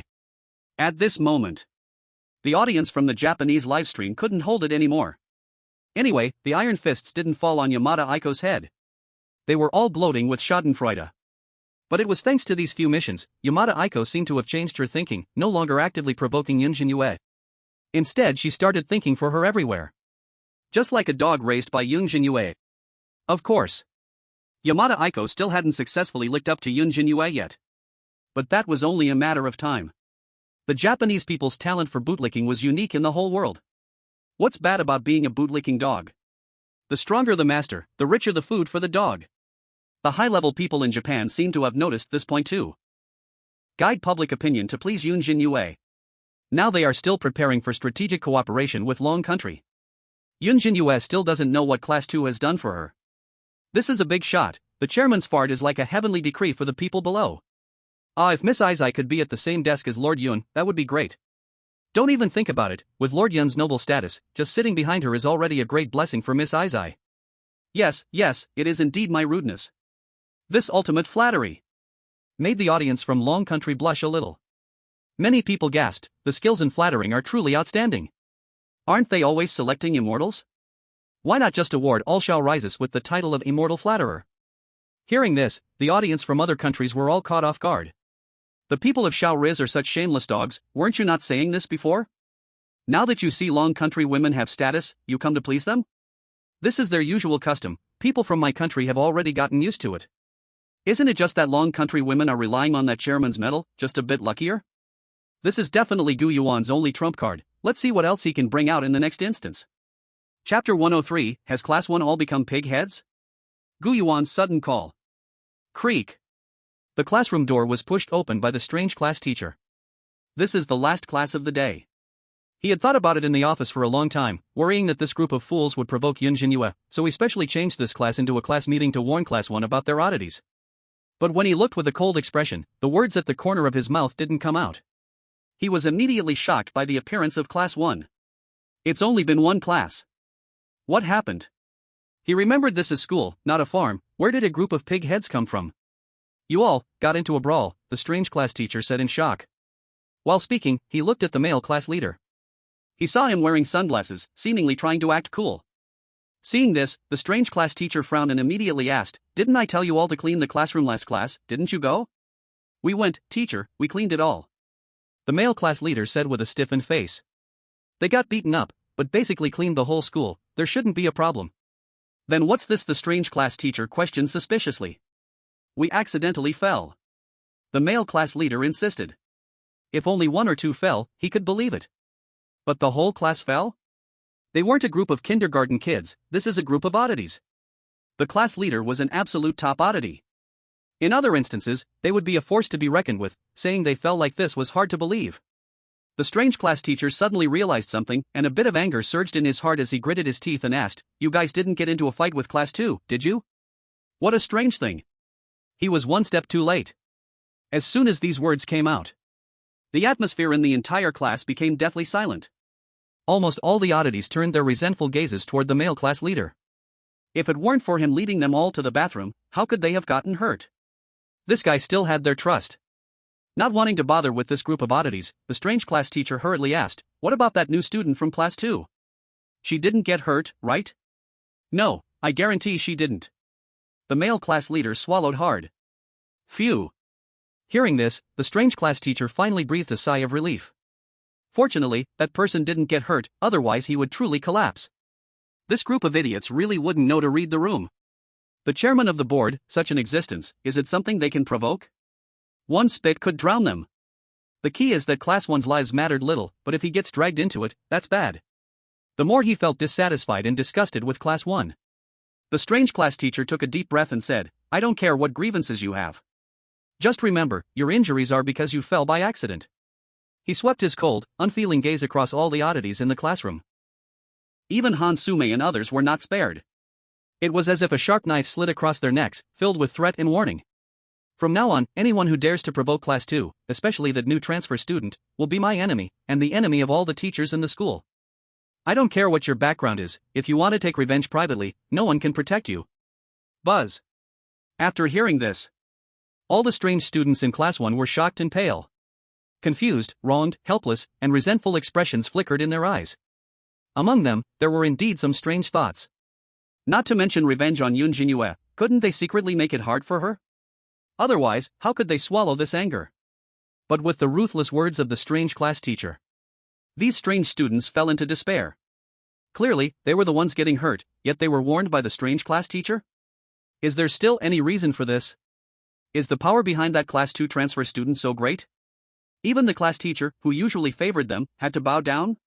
It was as if an invisible big net shrouded the entire Tremble Middle School, the deep shadow pressing down on every strange student, making it hard for them to breathe. Helpless, they abandoned their little thoughts. All their hatred was directed at the strange class leader. As for Hansume, Megan, and other transfer students, they were also hated by this group of strange students. Is the Class 2 transfer student so awesome? Without even needing to speak, they let the beasts of Class 2 do as they pleased. There are 8 of these transfer students, yet they cannot compare to even a single hair of theirs. Maybe they are the ones bringing bad luck. When they sensed the faint cold killing intent and resentment, the girls in the classroom felt like they had fallen into an ice cellar, their bodies icy cold. The hard-won entry into Class 1 had instead birthed more danger. Hansume felt wronged and wanted to cry, hot tears streaming from her swollen eyes. Yamamoto Aiko looked bad. She was innocently caught in the crossfire and couldn't help but feel resentment towards these idiots. Teacher, I don't want to sit with her anymore. Can you move this mouse away? At this moment, Megan's deskmate stood up coldly and said, The strange class teacher cast a glance at Megan, and his impression of her had already dropped to negative numbers, so he immediately nodded and said, okay. Not just her, all new transfer students. You don't learn well, and your character is also bad. The class atmosphere has been spoiled by you. Now all of you go to the back. From now on, you will stand at the back of the classroom for lessons. Standing at the back of the classroom? In an instant. Upon hearing this, all the girls' mentalities collapsed. Some of them were quite short, even sitting in the middle, they couldn't see the blackboard clearly. The strange students in the back row included those who were almost 2 meters tall, some had long hair, almost 2 meters long, like an impenetrable wall, blocking their view completely. They couldn't see anything during class. How could they improve their grades? They came to Tremble Middle School not for fun, their only purpose was to improve their grades. Only with strong skills gained after completing this task.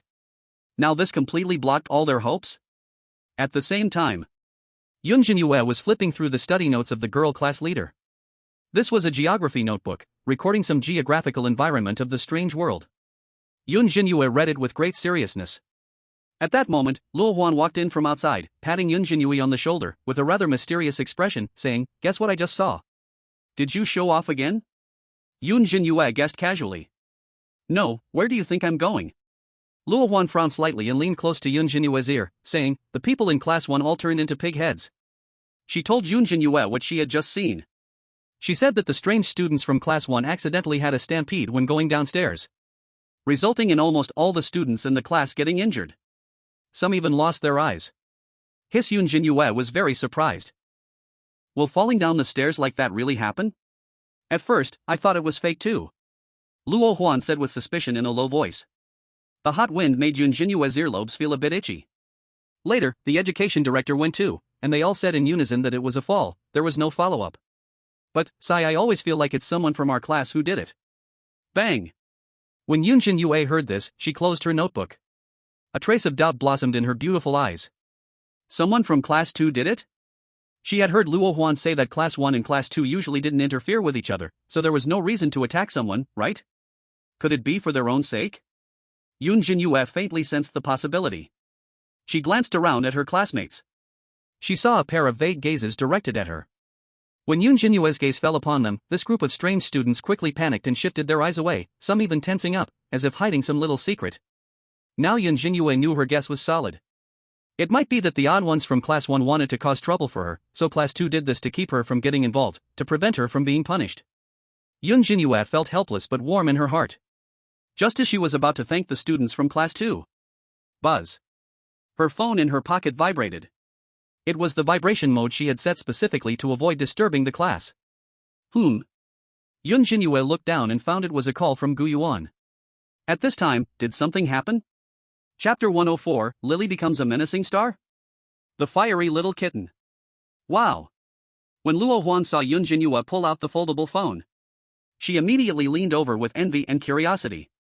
Is this the latest model? It actually has 3 screens. So big. It must be awesome to play games. Hearing Luo Huan's chattering, Yun Zhenyue put her index finger to her lips and whispered, "Shoo." On the other end of the line, Gu Yuan was talking about serious matters. Luo Huan pouted in grievance, like a wronged little wife, and sat back down. Okay, dear, I understand. After 3 minutes, Yun Zhenyue finally nodded and ended the call. Gu Yuan called for one reason. He said Lily had been a bit irritable lately. It seemed she was about to become a menace, no longer eating her cat food, wandering around aimlessly. Especially when she saw a child being bullied, she would lash out and took down quite a few weird ones. He asked if she had any methods to soothe Lily's emotions. Yun Zhenyue suggested that Gu Yuan take Lily out to play or buy some cat snacks. With Gu Yuan watching, Lily should be okay. What's wrong? After Yun Zhenyue put down her phone, she saw Luo Huan's wronged expression and softly asked. Yun, you forget your old love when you have a new one. Luo Huan said with her hands on her hips. Yun Zhenyue. No matter how you put it, her husband Gu Yuan was her old love. She stared fixedly at Luo Huan until the latter felt a chill on her scalp, finally returning to normal. At this moment, Luo Huan felt weak. She just murmured curiously, strange, why do I think your husband's voice seems a bit familiar, like I've heard it somewhere before. Am I getting old? Why can't I remember? Really? Yun Zhenyue didn't believe her. Gu Yuan stayed at home all day, where could Luo Huan have heard his voice? Unless it was when Principal Luo awarded Gu Yuan a medal during his visit to Tremble High. But given Gu Yuan's lazy personality, he would have just taken a quick tour and left. Luo Huan wouldn't have had the chance to hear him talk to Principal Luo, right?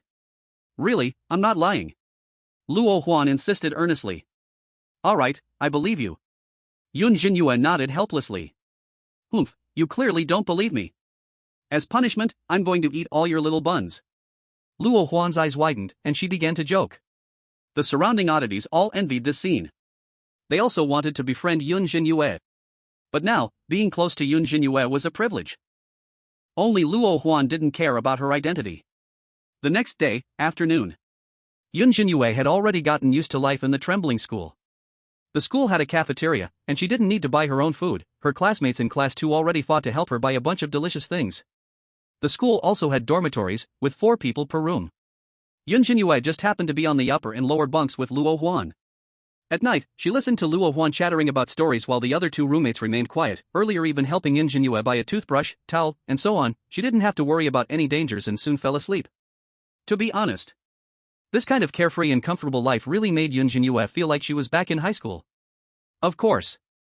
She wouldn't take things for free. Giving ghost coins, no classmate wanted them. Yun Zhenyue changed her thinking. With her master-level medical skills, she would actively help classmates with their ailments during her spare time as compensation. Some classmates brought tools and some medicines from the infirmary. Whenever she treated patients, Luo Huan acted as her assistant, looking here and there. In just one day, the entire Class 2 had almost been seen by her. They basically didn't have any major issues. At most, there were some cavities and spinal abnormalities. This was much easier to heal than the strange backstories full of hidden diseases in other copies. At this moment, Yun Zhenyue had just finished giving a female classmate a massage, and her forehead was sweating. The female ghost thanked her profusely, saying, "Thank you, Sister Yun. You've helped us so much, and you even care for our health, helping us treat our ailments." "You're welcome." Yun Zhenyue smiled gently, feeling a bit of pride in her eyes. She didn't expect that the skill she had learned specifically to massage Gu Yuan could also be useful. Before she could rest for a moment, she saw the female class monitor go up to the podium and shout, "Next period is PE class. The PE teacher says to go move the equipment." Yun Zhenyue was just about to get up when the female class monitor hurriedly advised, "You don't need to go, we'll move it." "Is it okay?" Yun Zhenyue felt a bit embarrassed. But she had been studying hard in class and helping treat ailments during breaks. It was indeed a bit tiring to run back and forth all day, and her body felt weak. Of course. The female class monitor finished speaking and called several classmates from Class 2 to go out. Luo Huan handed a bottle of water to Yun Zhenyue and said with a smile, "Actually, moving equipment is usually done in order, this time it just happens to be your turn. But Miss Yun, you shouldn't go, the equipment room is dangerous. In the past, there have been transfer students who died there." "Danger?" Yun Zhenyue was surprised. It seemed her kindness had unknowingly resolved crises multiple times. Not thinking too much, she noticed that most of Class 2's classmates had already gone downstairs. The 2 also walked toward the playground. Yun Zhenyue saw several classmates from Class 2 at the entrance of the equipment room, and a thread of worry grew in her heart. Since there was danger, she would go take a look. Since this PE class was attended by both Class 1 and Class 2, there was also a need to move equipment. The ghosts in Class 1 weren't so polite. The male class monitor repeated several times, but no ghosts were willing to take the initiative to carry the equipment. He was basically being ignored, and his status as a class monitor felt fake. The more he spoke, the more resentment he faced from the ghosts who refused to comply. This filled the male class monitor's heart with grievances. When he looked at Megan and the other girls, his pupils revealed a hint of coldness. He couldn't order the ghosts, nor could he command a few small mice. You, standing in the back, all go move the equipment now. The PE teacher said, for the next class to play badminton, you all go move 30 rackets and shuttlecocks. Upon hearing this, the girls felt extremely aggrieved. Once again, there was a distinction in treatment. Good things weren't for them, all the dirty and tiring work had to be done by them. This wasn't coming to study at all, it was clearly coming to be a beast of burden. But forced by the situation, they could only grit their teeth and agree. In the school sports equipment room, dim red mist entered through the windows. On the dusty floor, weeds spread recklessly, piled high with accumulated rackets, and the shuttlecocks gently swayed with the breeze, producing a faint sound. Pa! A soccer ball slowly rolled into the corner, as if kicked there by someone unintentionally. In the dark shadows, a figure slowly weaved into existence. He had no physical form, like a gathering of resentment, a fierce aura revealed from his crimson eyes, holding a shimmering blade in his hand. At that moment, the shadow crouched behind the window, cautiously looking towards the playground. Upon seeing Yun Zhenyue, a flicker of excitement arose in his heart. It had been a long time since the trembling school had new mice arriving. He had observed this person, she was the new transfer student who would surely enter the equipment room alone soon. His knife hadn't seen blood for a long time, perhaps. Chapter 105, Shadow Principle, Reward for Limited Unique Divine Skills. Creak. As Yun Zhenyue carefully pushed open the door to the equipment room, a cloud of dust rushed in, causing her to instinctively hold her breath and pinch her nose. So much dust. Every time I come to the equipment room, I just want to leave quickly, complained Luo Huan beside her. Let's take a look first. Yun Zhenyue shook her head. Since this equipment room had danger, she wanted to investigate the situation first, to avoid putting her classmates at risk. After all, she had a trump card, if she encountered a dangerous situation, she could just use the love contract. The two of them walked through rows of stacked mats, saw the dusty shot put in jump ropes, and finally discovered rackets and shuttlecocks in the corner. Just then, Yun Zhenyue suddenly had a feeling of being watched. She turned her head but saw no one. Only shadows spread out. Is it an illusion? Yun Zhenyue murmured softly. Then she bent down to pick up 10 rackets and gestured to Luo Huan beside her. Why don't you grab a few? Me? Luo Huan looked at the dirty rackets with disdain in her eyes. She cautiously picked up 10 rackets but then stumbled, almost falling. Luo Huan, you can't even carry these rackets?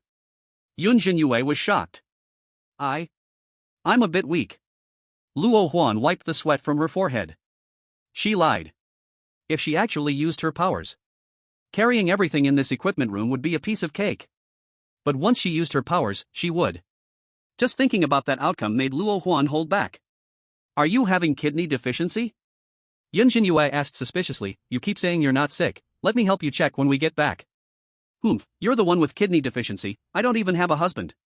Luo Huan huffed angrily. The two began to bicker again in the equipment room. At this moment, in the shadows behind the two, the shadow hesitated, lurking in the darkness, unsure if he should strike. If it was just one little mouse, he could easily hunt it down. But there was a strange presence following them, unknown in depth. And how did these two get mixed together? A strange being and a mouse becoming friends? This put him in a bit of a dilemma. Forget it, I'll wait a bit longer, until that strange one leaves. The shadow calmly observed. But at that moment, slap! The equipment room door was pushed open again. A cold, expressionless female figure entered, head lowered. Her target was directly aimed at Yun Zhenyue and Luo Huan, who were moving things. The shadow was dumbfounded. Wait, was there still work to be done? Just then, he heard the conversation of the three. Oh, Xiaoxue, you're here, come help me move this, it's so heavy.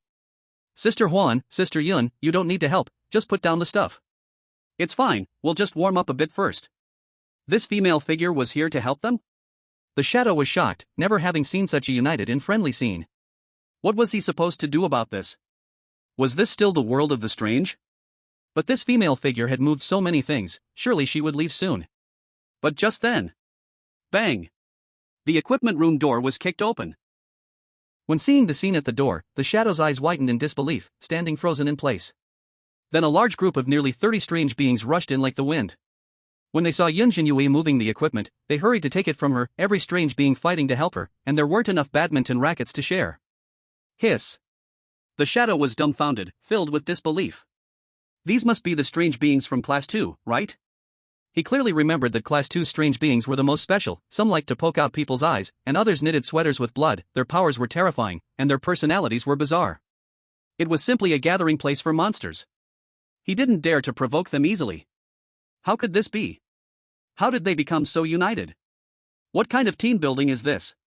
What kind of identity does this little mouse have? The entire class of strange beings came to help her? The shadow, wide-eyed and in shock, rubbed his eyes, and the knife in his hand accidentally fell to the ground. Bang! A strange sound came from somewhere. The shadow was scared, cold sweat dripping from his forehead, and he froze in place. What was that? There's movement over there in the corner. A few strange beings curiously walked over in his direction. If they found him, it would be the end for him. Just at this critical moment. Squeak! The shadow's mouth twitched slightly as he pretended to squeak like a mouse. It's a mouse. I thought there was a strange being hiding there trying to harm Sister Yun. You're thinking too much, our whole class is here, how could there be such a foolish one? Right, whoever wants to harm Sister Yun, our class could crush them easily. A few strange beings were chatting and laughing. They didn't take it too seriously. The shadow felt more and more horrified. He was just a weak and pitiful advanced strange being. How could he dare to face nearly 30 strange beings? Fortunately, he was good at mimicking sounds. Known as the king of sound mimetics. Just as he relaxed, he suddenly spotted a female strange being, seemingly their class leader, who shot him a glare filled with warning. The shadow completely panicked. Actually, you see. It didn't matter whether the knife had seen blood or not. Wiping it with some water would do just as well. Just after leaving the equipment room for a short while, Yun Zhenyue was wiping the badminton racket in her hand with a tissue. Suddenly, she heard a notification from the system. Ding! Congratulations on completing the ultimate hidden mission of Trembling High School, Shadow Principal. You have completed 3 prerequisite hidden missions, listed as follows. 1. You threatened the school staff, making them humbly obey, taking control of the faculty. 2. You earned the respect of all strange students, taking control of the students. 3. You frightened the strange beings like the shadow and the neutral copy, taking control of a third party. Your dark plus pure aura grants you a unique allure, helpful in promoting marital happiness, with the matchmaking system giving an additional reward of a random skill. In an instant, Yun Zhenyue fell into confusion. Was the shadow principal referring to her? Threatening the strange teacher was done by Luo Huan, she was just watching the show. Gaining the respect of all strange students was also the work of the class leader of Class 2. The shadow strange being? Where did this come from? And what about the word etc.? When did she scare these strange beings? Yun Zhenyue looked completely bewildered. She had spent most of the past 2 days reading books. It was clear that she was a good student. The shadow principal has come too? Those who didn't know would think she was some delinquent girl. Yun Zhenyue felt quite helpless and carelessly heard the extraction result. Ding, you have obtained a limited peerless skill, on-site reproduction. Limited, peerless level? Yun Zhenyue's eyes widened slightly, she saw the system explanation, and this turned out to be a limited skill. Was it the strongest skill that only she possessed? With a cooldown time of 7 days. It could allow her to reproduce the abilities of other strange beings on the spot. Of course. This ability can only be used for 5 minutes. It cannot be permanently stored, otherwise, it would be too overpowered. But the powerful part of this skill is that there are no limits on the strength of the being replicated. This means that even if it were a top-level monster, could she learn something from them? This could very likely be a game-changing divine skill during critical moments. Chapter 106 Bullying Kids? The whole school shook, furious Lily. In no time at all, the classroom bell rang with a clear sound. This was Yun Zhenyue's first physical education class at Trembling High School. The PE teacher stood under the old locust tree at the edge of the playground, wearing a faded dark blue tracksuit, nervously fiddling with the whistle in front of his chest. The strange students of Class 2 held badminton rackets, waiting. And the strangeness in Class 1 was full of anxiety. It was solely because their badminton rackets had not yet been brought over. Where are your rackets? The PE teacher, growing impatient, immediately asked the male class leader. Teacher, we've sent someone to get them, they should be back soon. The male class leader replied, biting the bullet. He was very dissatisfied with Megan and the others in his heart. To ask them to get equipment and they were still dawdling. This PE teacher was not easy to mess with, he often punished students, and luckily he seemed to be favoring Class 1. If Class 2's equipment had been delayed, he would have punished them already. 2 more minutes passed. Just as the PE teacher paced back and forth, about to erupt in anger, Megan and the others rushed back, panting and clutching their rackets. They were dirty and disheveled, their faces pale, as if they had gone through some sort of crisis. Some clothes were even torn, and some limped, clearly scared. Especially Han Sume, whose injuries had not healed, now added new ones, and she looked terrible. Oof. The PE teacher's gaze turned cold at the sight but did not say much. Sensing the tense atmosphere, the group of people who had narrowly escaped felt extremely wronged. Teacher, there's a monster in the equipment room, we almost died. Megan gasped for air, explaining with frustration. They thought entering the equipment room was just about picking up a badminton racket. But unexpectedly, as they entered, the door closed automatically behind them. Before the girls could react, a shadow emerged from the darkness, wielding a knife, charging at them. Fortunately, there were many of them. The shadow did not kill them directly. Instead, it used the knife to stab at their shadows. In the end, it consumed all the severed shadows. At this moment, under the red mist, they could see that most of the girls' shadows were incomplete, some missing arms, others missing legs. The worst off was Han Sume, whose shadow had half been chopped off. Now the shadow was still bleeding a strange blood. They were almost going crazy, not knowing what consequences this would bring. At this time, Luo Huan exclaimed, "Curious, I heard there is a strange being in the school that specifically eats human shadows. A severed shadow represents lost lifespan. Tisk half a shadow is gone. If she could have lived to 80, now she'll die at 40. Hearing this, Han Sume, Megan, and the others fell into terror. What? They just moved some equipment and directly lost half of their life? Fuck. Megan's breath trembled as she kept cursing. She just wanted to vent, having lost a third of her shadow, and this damn class leader made her lose 2 or 3 decades of life for nothing. How could this happen? I only have less than 20 years of life left?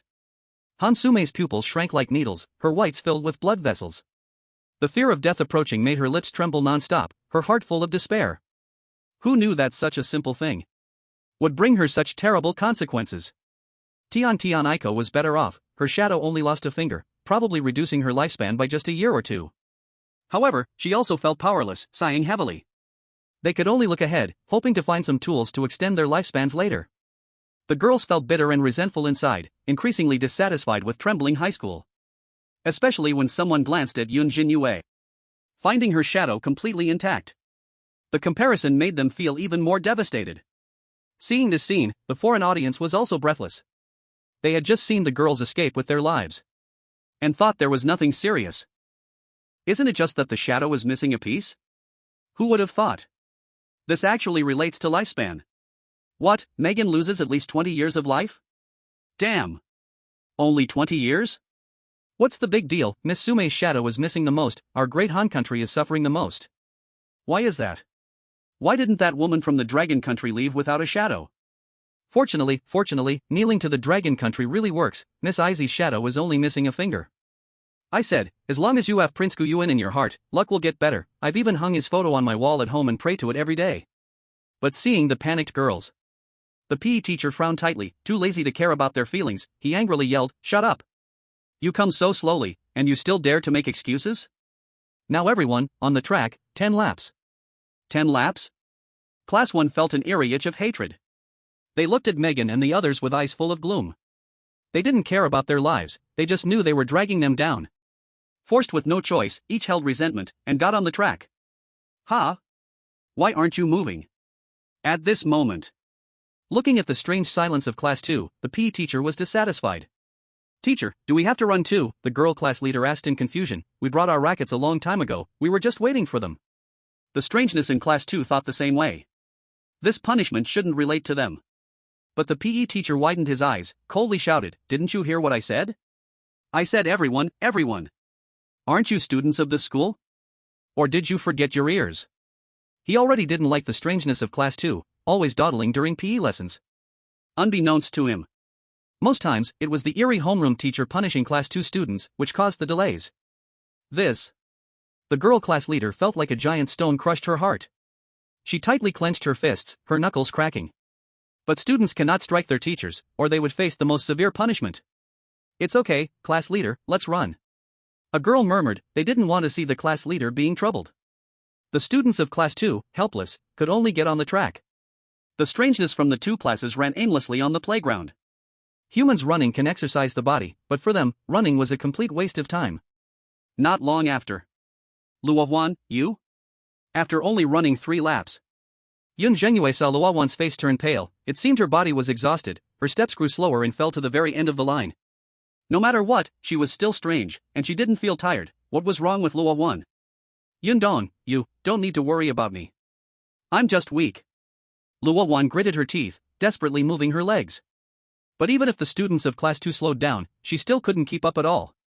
Yun Zhenyue couldn't bear it, deliberately slowing her pace to stay with Luo Huan. The two gradually drifted away from the group, like a lizard's tail shed and left behind. Time passed little by little. Until both classes finished their 10 laps.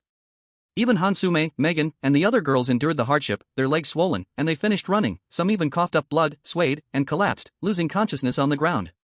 Seeing that there was very little time left until class ended, the prepared badminton didn't even get used. Toot! The PE teacher blew the whistle, stopping the last two with 1 lap to go. Did you not eat? Just because of you two, the entire class was delayed. Are you two trying to pick a fight? Do you have any dissatisfaction with my teaching? The PE teacher's tone was terribly cold. When he heard Yun Zhenyue explaining that it wasn't the case, he suddenly sneered from between his teeth, his mouth twisted into a fierce, sinister curve. Lying, disgusting, really disgusting. After he spoke, he crushed the whistle. The next moment, the whistle transformed into a blood-red teaching cane. That cane was like a peeled dead snake, giving off an eerie cold light, when the PE teacher tightened his grip on the tail. The whip's body seeped a sticky blood, then absorbed it back in. Crack! As the gym teacher swung the whip. Instantly, that terrifying whip automatically extended, the material softened, tore through the air, made a loud noise, and struck Luo Huan's calf. In an instant, her skin split open, her calf tearing inch by inch. Ugh! Luo Huan groaned in pain, already close to her limit, her right leg weakened, but fortunately, Yun Zhenyue supported her, preventing her from suddenly collapsing. Yun Zhenyue was furious at the sight. He never specified when they had to finish running. Luo Huan had been holding on, and the gym teacher's verbal punishment was already bad enough, but now it was this cruel? With this lash, Luo Huan was almost done for. If there were 2 more lashes, wouldn't she be killed? What about me? Keep running. You two, hurry. The gym teacher tightened her grip on the whip, her momentum growing stronger, glaring fiercely at the two of them. It seemed that if they dared to slow down even a bit, the whip would swing again. Before Yun Zhenyue could retort. Supported by her, Luo Huan gritted her teeth and whispered, "Don't be angry. He doesn't know your identity. Once I finish running, I'll show him what regret feels like. What time is it to still be pretending? Are you an idiot?" Yun Zhenyue ignored Luo Huan's attempt to calm her down and stood directly in front of her. "What a pair of friends, since you want to help her bear the punishment, then so be it."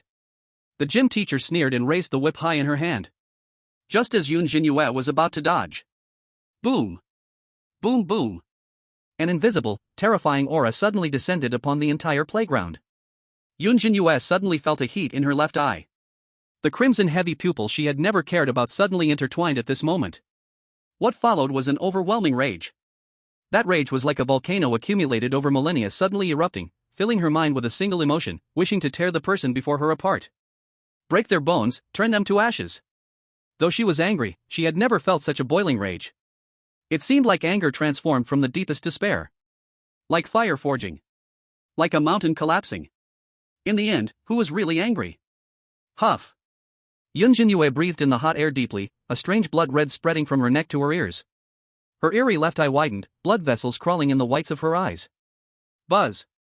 A strong, dense dark energy gathered at her side, enough to engulf the entire Tremble Middle School, darkening the sky. What is happening? Did you do this? The gym teacher looked bewildered, completely unaware of what was happening. That whip hadn't even struck her yet. Just a regular punishment for the students, how could it lead to something so strange? It was almost like Principal Luo had returned.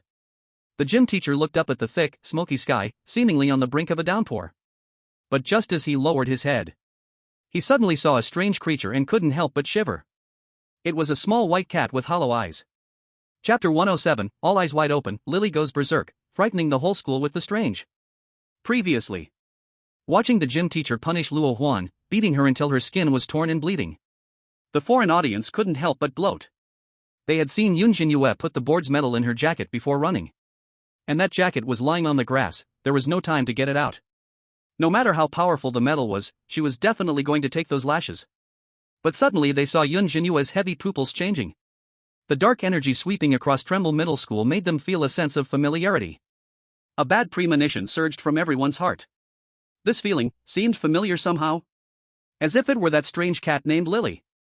Why did it have to be at this moment? Because Yun Zhenyue had never actively summoned Lily. And Lily had looked rather weak before. Some people had claimed that Yun Zhenyue couldn't summon Lily. Now this rumor was shattered without any rebuttal. This terrifying aura seems far more intense than that time at the Blood Moon restaurant. Lily seems different from before. Damn it, that cat, why did it come out on its own? My god, she dares to call that cat out in the tremors, isn't she afraid of that principal? Why is it that every time there's danger, a woman from Dragon Country has someone to rescue her? Hiss as expected of Miss Yun, she really is composed. Aiko Yamada must seize this opportunity well. Can you please be a little more low-key in your little lives? We people from Dragon Country aren't as shameless as you. At this moment, a cold, dead wind blew over everyone in the strange atmosphere on the playground. Looking at Lily, who had run out at some unknown time. Yun Zhenyue's mind buzzed, and she exclaimed in shock, Lily? Gu Yuan had just called yesterday, saying that Lily was going through a violent phase. She even asked Gu Yuan to help calm Lily down. No wonder. Yun Zhenyue suddenly realized where her own rage was coming from. That was all Lily's emotion, right? Such an emotion is almost something no human could possess. An anger that cannot be described with flimsy words. In just a moment, Yun Zhenyue felt herself influenced, and if this feeling persisted for more than an hour, she would definitely go crazy. Fortunately, this emotional link seemed to be actively cut off by Lily, and she managed to regain her composure. This is the world in Lily's heart? Yun Zhenyue recalled Gu Yuan's sigh. Lily's child was tortured to death, her own eyes gouged out. She hates anyone who harms children. Once she goes berserk, all her eyes will open, completely losing her rationality. Even the fiercest devil would have to step back. Could it be that Lily also saw this scene just now? Saw the PE teacher punishing Luo Huan with a whip? Yun Zhenyue instinctively looked at her. Luo Huan was still wearing a JK uniform, looking very young. There was no doubt she appeared as a child in Lily's eyes. And herself, it seemed she also looked like a child in Lily's eyes. This PE teacher just happened to wield a whip, unknowingly stepping into Lily's minefield. Not just stepping in. He was also dancing dangerously. No wonder Lily would go so crazy. On the playground, Hansume, Megan, and others felt their scalps tingle. It's that cat. Megan's pupils widened, breathing rapidly, filled with disbelief. That cat came to save her?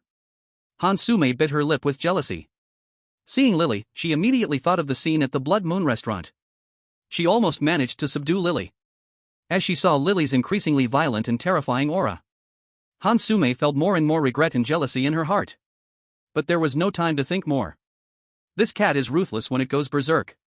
She didn't want to die for no reason at the paws of this cat. In an instant, before Class 1 and Class 2 could react to the strange situation, ignoring classroom discipline, all the girls hurriedly fled. Just as Lily was squatting in front of Yun Zhenyue and the others. Oh, is this the cat you raised? Luo Huan looked curiously at the snow-white Lily, forgetting the pain in her calves at this moment. So beautiful, can I touch her? Why not wait a bit? Yun Zhenyue said softly. They say she's naturally clueless, but after going through several tasks, she felt she was much smarter. This Luo Huan seemed to be a bit more clueless than her. At this moment, the PE teacher suddenly took a step back, his previously neurotic aura completely vanished, his calloused fingers gripping the whip tightly, his face pale as paper, nearly scared to death.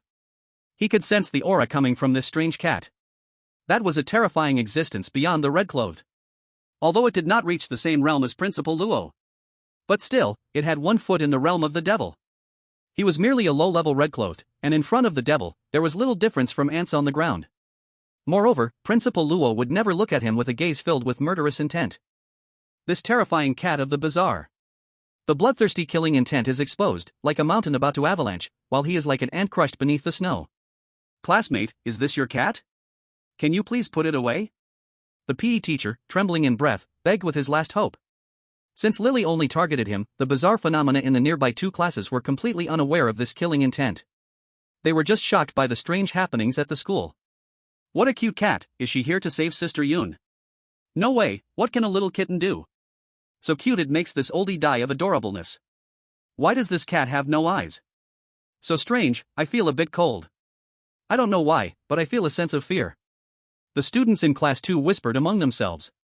The female class leader saw Lily in a daze, but she didn't think this abnormality was caused by a little kitten. Just as she was about to plead with the PE teacher. But just taking a step. Buzz. A faint light flashed. Suddenly, that cute little white cat vanished. In its place was a terrifying and fierce cat-like monster. It was taller than 3 floors combined, appearing like an ancient beast rising from the depths of the earth. Below its head full of blood-red bone spikes were hollow eye sockets. Its deep red fur billowed, revealing hundreds of tightly shut dense eyes. A suffocating aura swept down, like blood-red ink spots swirling everywhere, as the torrential rain fell at this moment. Just as the female class leader and the 2 classes were in disbelief, their heads dizzy. Crack! A strange sound emerged. As if some artifact had been placed under a hydraulic press and crushed mercilessly. The PE teacher hadn't even had time to plead for mercy. Only half of his body was left, flung away by Lily's bloody large mouth. In her rage, she didn't use her powers but relied directly on her physical strength to bite off the PE teacher's head. So easily, as if putting a straw into a cup. The red-clad PE teacher just died like this? Seeing this scene, all the bizarre beings on the playground felt their scalps go numb. Roar! Furthermore, after the terrifying cat killed the PE teacher, it directly turned around, its hollow gaze seemingly looking at the bizarre beings in Class 2. Buzz. In an instant, all the hundreds of eyes on Lily opened. Chapter 108, The Star of Disaster's Bizarre Technique, Judgment of Original Sin, Guardian Beast of the School. When watched by these eyes, all the bizarre beings on the playground instantly felt as if they had fallen into a deep abyss. The shadow of death weighed heavily on their hearts, seemingly ready to perish instantly with the slightest movement. What? What kind of bizarre thing is this? The red-clad PE teacher was bitten to death in one hit, and they couldn't even bear his aura. Several bizarre beings were already dizzy, their legs weak. Yun Dong, your cat. Luo Huan swallowed hard and said in astonishment. Lily. Yun Zhenyue panicked at this sight, thinking Lily had gone berserk. But just then, she felt a wave of calm in her heart, as if Lily was telling her she wouldn't kill the innocent. At this moment, Lily seemed to be enduring some pain. Her claws tightly dug into the ground, her red fur swaying with the raindrops. After a few breaths, buzz! A violent blood-red stream of light erupted from her body, spreading like ripples across the playground, instantly overturning all the bizarre beings present. In the blink of an eye, Lily's aura became even more powerful, as if she had experienced a transformation. Her height grew several steps, and her head's bone spikes emitted a cold light. The eyes on her body also became more lively, as if possessing wisdom, able to discern joy, happiness, and delight. Lily, you. Yun Zhenyue's eyes moved slightly, astonished. Did you become the star of disaster? As her words fell, the bizarre beings present all breathed rapidly. This bizarre cat actually stepped into the realm of the star of disaster at this moment? At the same level as Principal Luo. The strange beings all looked at Yun Zhenyue with shocked admiration. As expected of their Yun Jie, even raising a cat can become a disaster. No wonder the homeroom teacher dared not provoke her. With her identity, walking through trembling high school would be no problem. But the strange beings in Class 1 felt a chill all over. They had actually wanted to punish someone who owned a disaster pet? Many of the strange beings realized this too late and felt grateful. Luckily, they had been beaten up by the class leader of Class 2. This female class leader saved their lives. But the matter was not over. The eyes on Lily's body did not close. Those eyes looked at the strange beings in Class 1. Every single eye focused on a strange being. Buzz. In just a moment, in the crowd of Class 1 strange beings, dozens of them fell one after another. The male class leader and his 2 sidekicks. And some more mature-looking strange beings with shadowy faces fell dead continuously. They had no idea what was happening before losing their lives. The eyes that were staring at them showed signs of joy. The strange beings of Class 1 trembled with terror upon realizing this. After finishing all this, Lily seemed tired, quickly transforming back into a small cat, leaping into Yun Zhenyue's arms. Lily, you killed them? Yun Zhenyue looked down in confusion, but believed Lily wouldn't kill indiscriminately.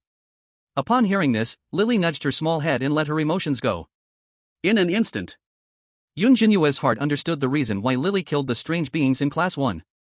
Those strange beings had bullied weak children and felt no remorse. Of course, if they appeared to be young and realized their mistakes, Lily would spare them. Otherwise, at least 10 more strange beings would have to die. The reason she knew this information came from her newly acquired ability after becoming a disaster. Yun Zhenyue then realized that disasters, compared to the red-clothed ones, possessed a skill called Strange Technique, which usually related to the depth of their obsessions, much like a buff that could help them grow stronger. The strange technique that Lily possessed was called Judgment of Original Sin. As long as a strange being had bullied or killed young ones, she would mark them, and the harm she dealt would be even greater. These strange beings from Class 1 were indeed deserving of death. Knowing all this, Yun Zhenyue gently stroked Lily's fur and whispered, "You've worked hard." After saying that, she slowly looked at the terrified strange beings from both classes.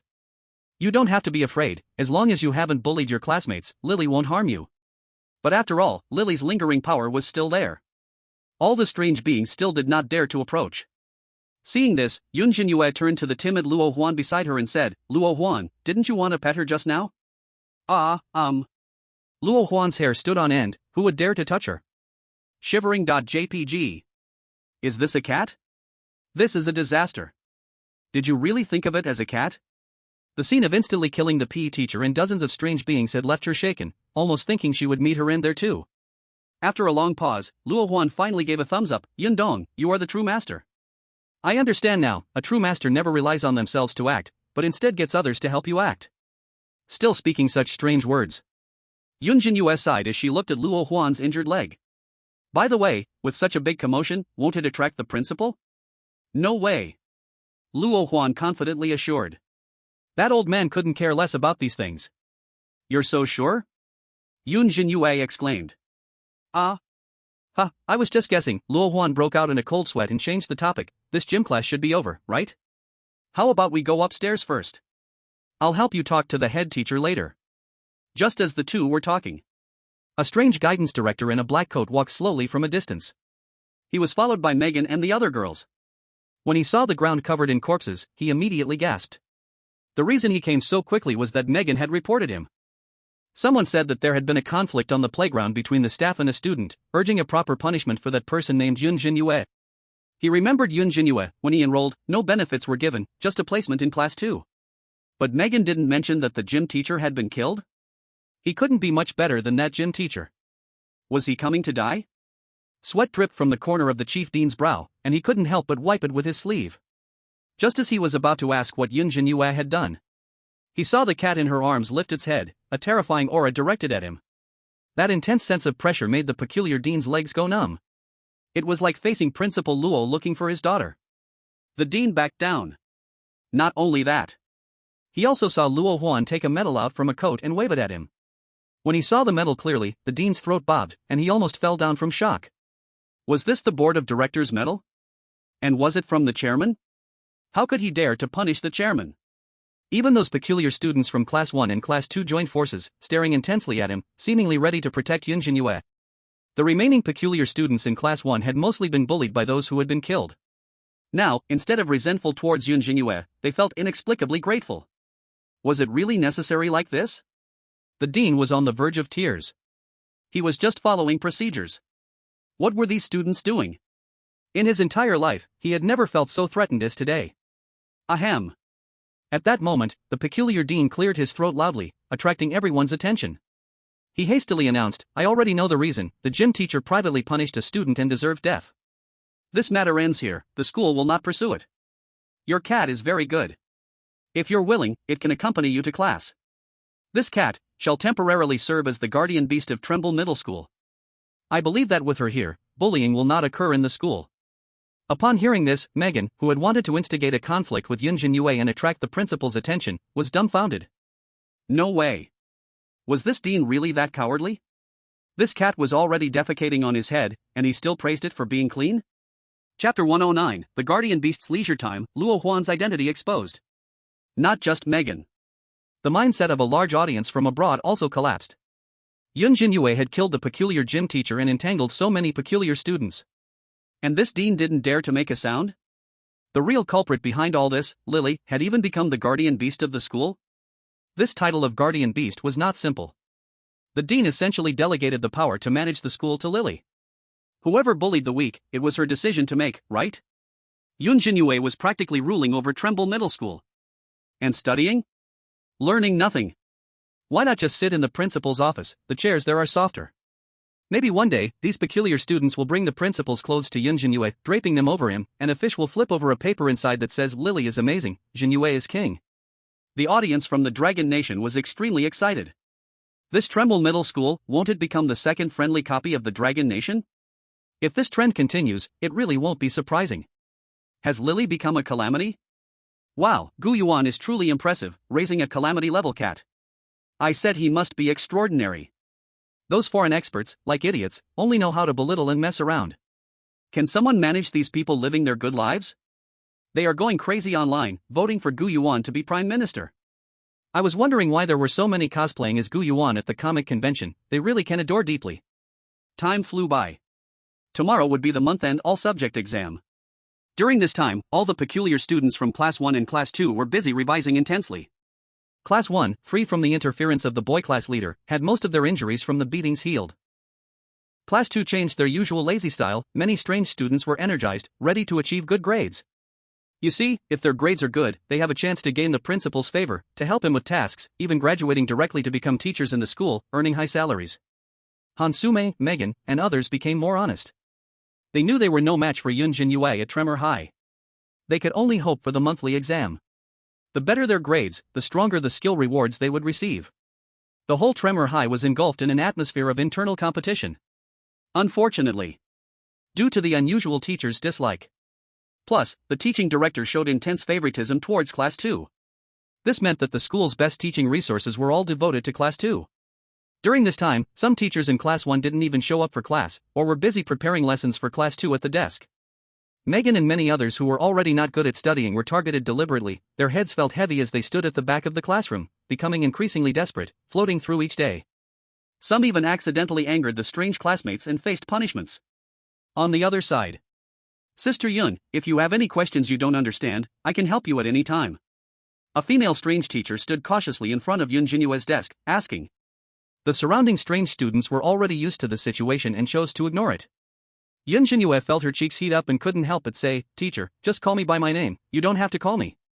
Sister Yun liked them. The female strange teacher stole a glance at Yun Zhenyue. Seeing her serious expression. And also seeing the little Lily in her arms stretching lazily, completely unconcerned. This is a little menace. Even though Yun Zhenyue carried Lily every day and seemed harmless, none of the classmates dared to approach. The female strange teacher swallowed hard and said, "Let's stick with Sister Yun, hierarchy is important, if I overstep, the teaching director will punish me." After saying this, under Yun Zhenyue's flushed expression, she handed over a notebook she was holding. "This is a gift from the teaching director, meant for you. By the way, today the Guardian Beast's dining hall has also been prepared, with meticulously made chicken breast and fish shrimp, paired with the freshest cat grass." The female strange teacher turned and left to fetch the meals from the cafeteria. Gulu gelu. Lily let out a joyful little sound. She sleeps on Yun Zhenyue's bed every day and gets to eat delicious food, so her mood has improved these days. Luo Huan then curiously looked at the notebook and exclaimed, "Oh, isn't this the notes from that top student, Duo Air? She was once the best genius at Tremor High. No matter the exam, she could score full marks, and her mind was sharp and calm. She always found a way to solve any problem. I have always admired her. So impressive?" Yun Zhenyue said in surprise. "Yes, the person sitting next to me back then was her." Luo Huan proudly said, "When I first saw her, she was very cold to me, and I thought I could never be friends with her. Later I found out she was cold on the outside but warm on the inside.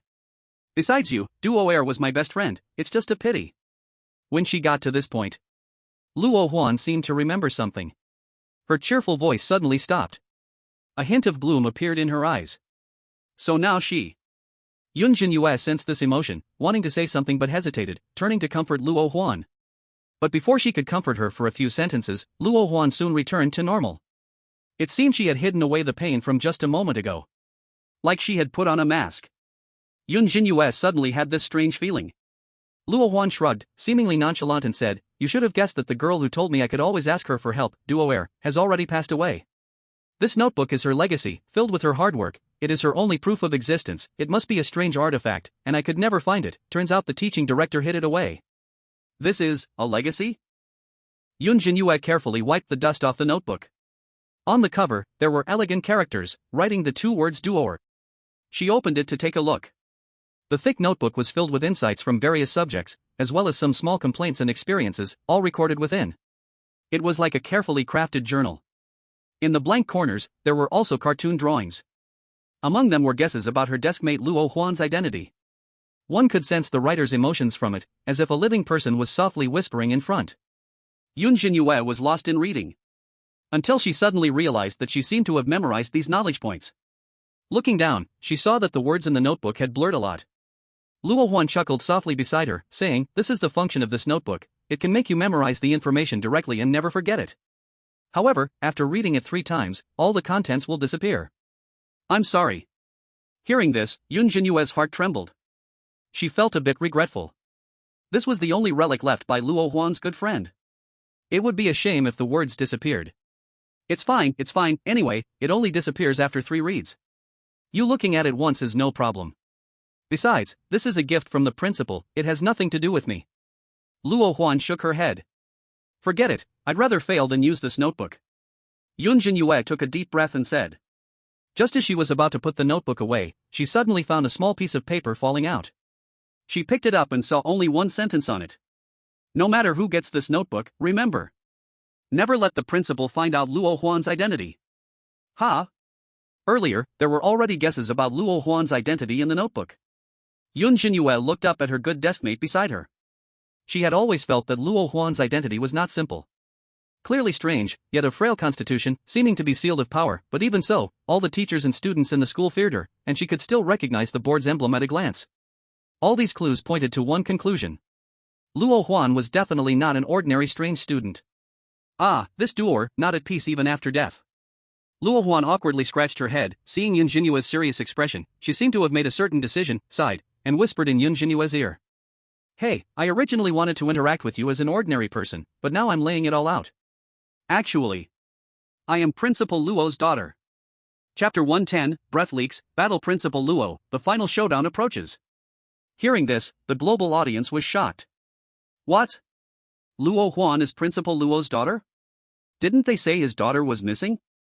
Wow, this revelation shocked me. This is like the darkness under the light. The daughter the principal has been searching for has actually been in school all along? No wonder that piece of paper said not to expose her identity. If Principal Luo finds out, given his character, the entire school might pay the price. Is this true? Then Yun Zhenyue might be in danger? This doer won't just die at the principal's hands, will she? Due to the sensitivity of what was to follow, Luo Huan took Yun Zhenyue to the stairwell. Yun Zhenyue was still lost in thought at the moment she learned of Luo Huan's identity. Luo Huan kicked a small stone, her expression appearing a bit gloomy. I'm only telling you now, you won't blame me, right, Yun Dong? She carefully glanced at Yun Zhenyue. But the latter merely shook her head and said, "Of course not, I'm just curious, why are you telling me this now? You saw that piece of paper, I felt a bit uncomfortable keeping it from you." Luo Huan gently wrinkled her small nose and softly bit her lip and said, "I actually envy you, your grades have gotten so good in just a few days. I've never achieved such good grades and always get scolded by my dad." At this, she lightly sighed and complained. "Originally, I was going to say this when I was bidding you farewell, I thought you might gradually find the truth. Aren't all those detective novels written this way? But I never imagined you were so obsessed with studying, so focused. Do you really only know about studying?" Yun Zhenyue felt quite embarrassed upon hearing this. She had never read many detective novels, and her knowledge in this area was almost blank. "Can't you leave this school?" Yun Zhenyue asked. "I can, but..." Luo Huan hesitated. "My mom used to be a teacher here. This place is filled with her traces, and I don't want to leave. Also, if any unfortunate person comes later, I can help a bit. Just like you helped me?" Yun Zhenyue said softly. "Yeah." Luo Huan nodded heavily and pretended to be cool, huffing, "Don't you think it's pretty pretentious? Actually, if the principal's daughter is always hiding beside you, if she's discovered, I can definitely make a big scene." Yun Zhenyue. At her moment of helplessness, Luo Huan chuckled and said, "Alright, don't frown. I'm not asking you to help me. I just feel it's not good to keep deceiving friends. Moreover, staying here at school is quite good. Because of you, Director Yun, I've also gained the respect of all the teachers and students." Is it really like that? Yun Zhenyue's heart still felt a bit troubled. She would leave after the monthly exam. Should she keep Luo Huan here? She didn't seem as happy as she looked. "By the way, just call me Luo Huan, my real name is this."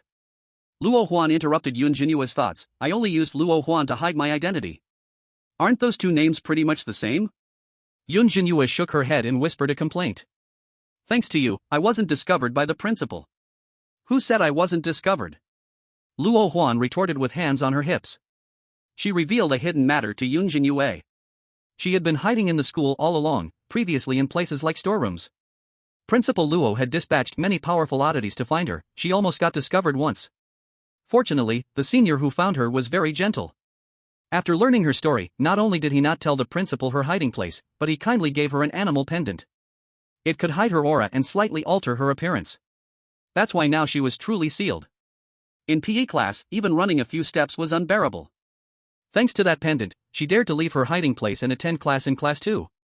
Speaking of which, Luo Huan took off the small cat pendant that had been hanging from her waist.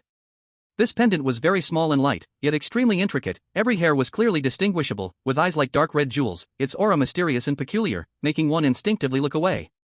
It's known that if a cat wants to hide, it will conceal itself in every corner of the home. Finding it is a very difficult task. Will it be okay to take off this pendant? Yun Zhenyue asked with worry, and, since you want to hide your identity, why did you want to show off with the medal before? Ah, I wasn't showing off. Isn't that boasting about you? Luo Huan immediately denied it. She had been feeling stifled in school and wanted to do something fun for a long time. Besides, I have confidence in that senior, this pendant is powerful. Once I passed by my dad, and he didn't notice anything unusual. Taking it off is fine, it works as long as you are within 1 meter of me. Within 1 meter, huh? Yun Zhenyue stared at the small cat pendant that Luo Huan handed over, lost in thought. She felt a very familiar sensation. This pendant resembled Gu Yuan's animal toys, just a smaller version. Could it be that the kind senior Luo Huan mentioned is her husband Gu Yuan? And this medal is the reward Principal Luo asked him to find someone? The more Yun Zhenyue thought about it, the more she felt this possibility. Come to think of it, the phone call she made a while ago, Luo Huan's response did sound familiar. Just as Yun Zhenyue was dazed while holding the pendant. Whoosh! A sudden cold wind came from beside her. Before Yun Zhenyue could react, a black shadow suddenly snatched the pendant from her hand. My pendant! Luo Huan exclaimed. Who is it? Yun Zhenyue couldn't believe her eyes. She immediately prepared to summon Lily to get it back. But upon closer inspection, she found a familiar presence, completely black like blood. It was the panda doll that had vanished after entering the school. It sat in the corner, holding Luo Huan's little cat pendant in its mouth, as if trying to swallow bamboo shoots. However, after just one taste, it disdainfully spat it out. Then it innocently turned its head towards Yun Zhenyue, extending its panda paw to hand over the pendant. It had grown tired of playing in the school and wanted to come find Yun Zhenyue for some fun. It just happened to see them in the stairwell and thought they were sneaking some delicious food.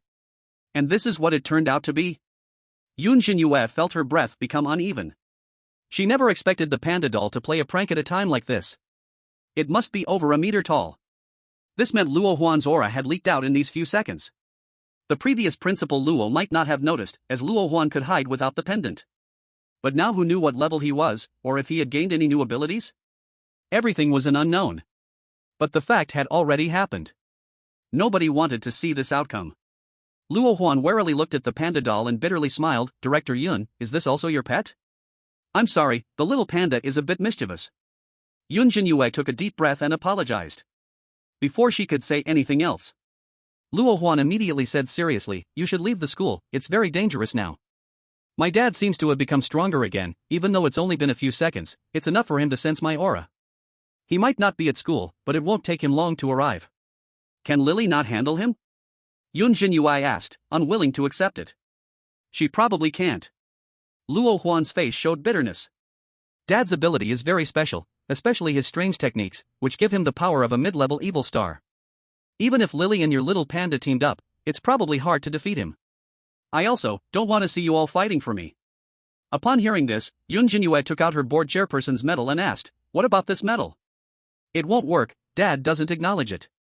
Had it already come to the final showdown? Yun Zhenyue felt a heavy weight in her heart. Since it was the panda doll's fault that Luo Huan was discovered.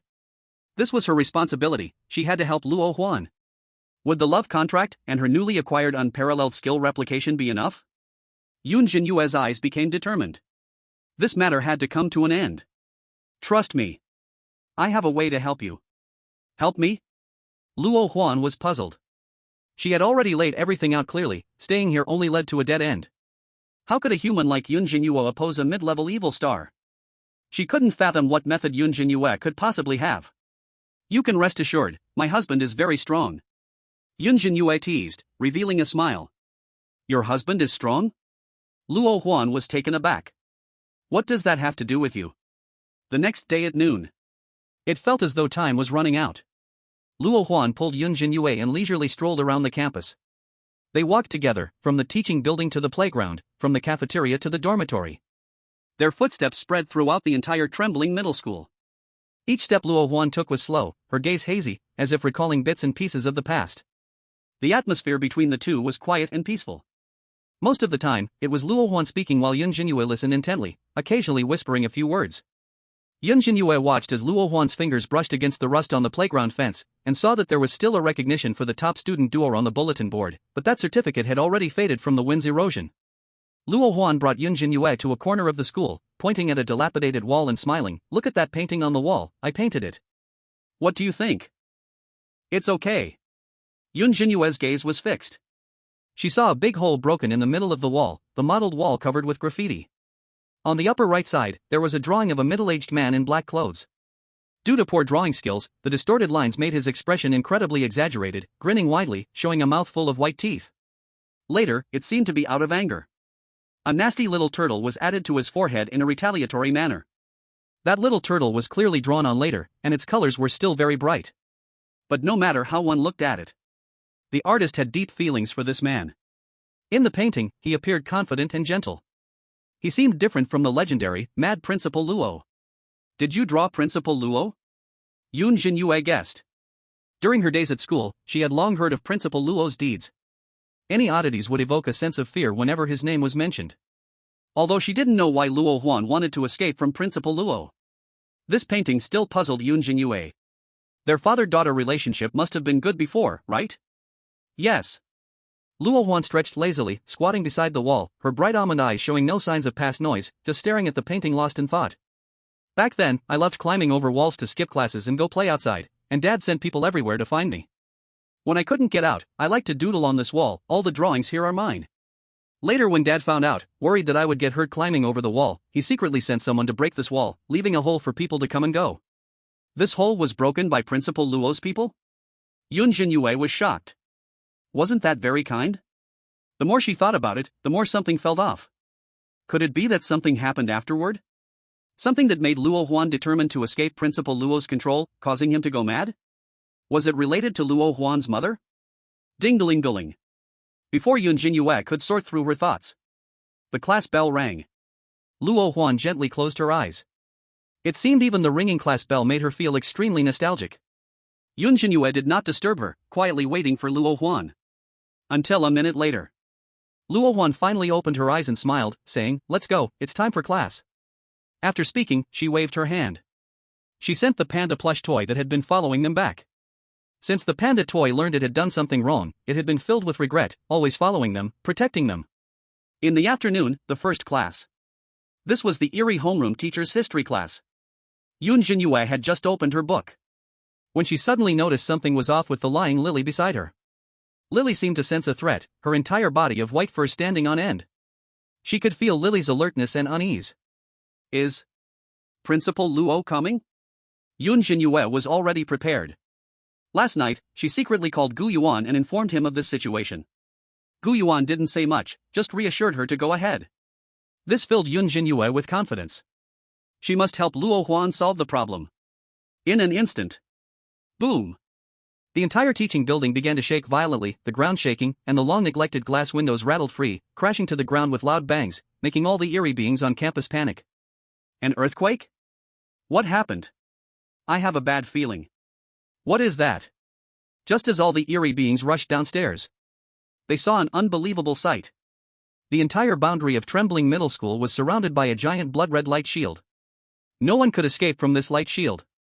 This meant they were all trapped in the school.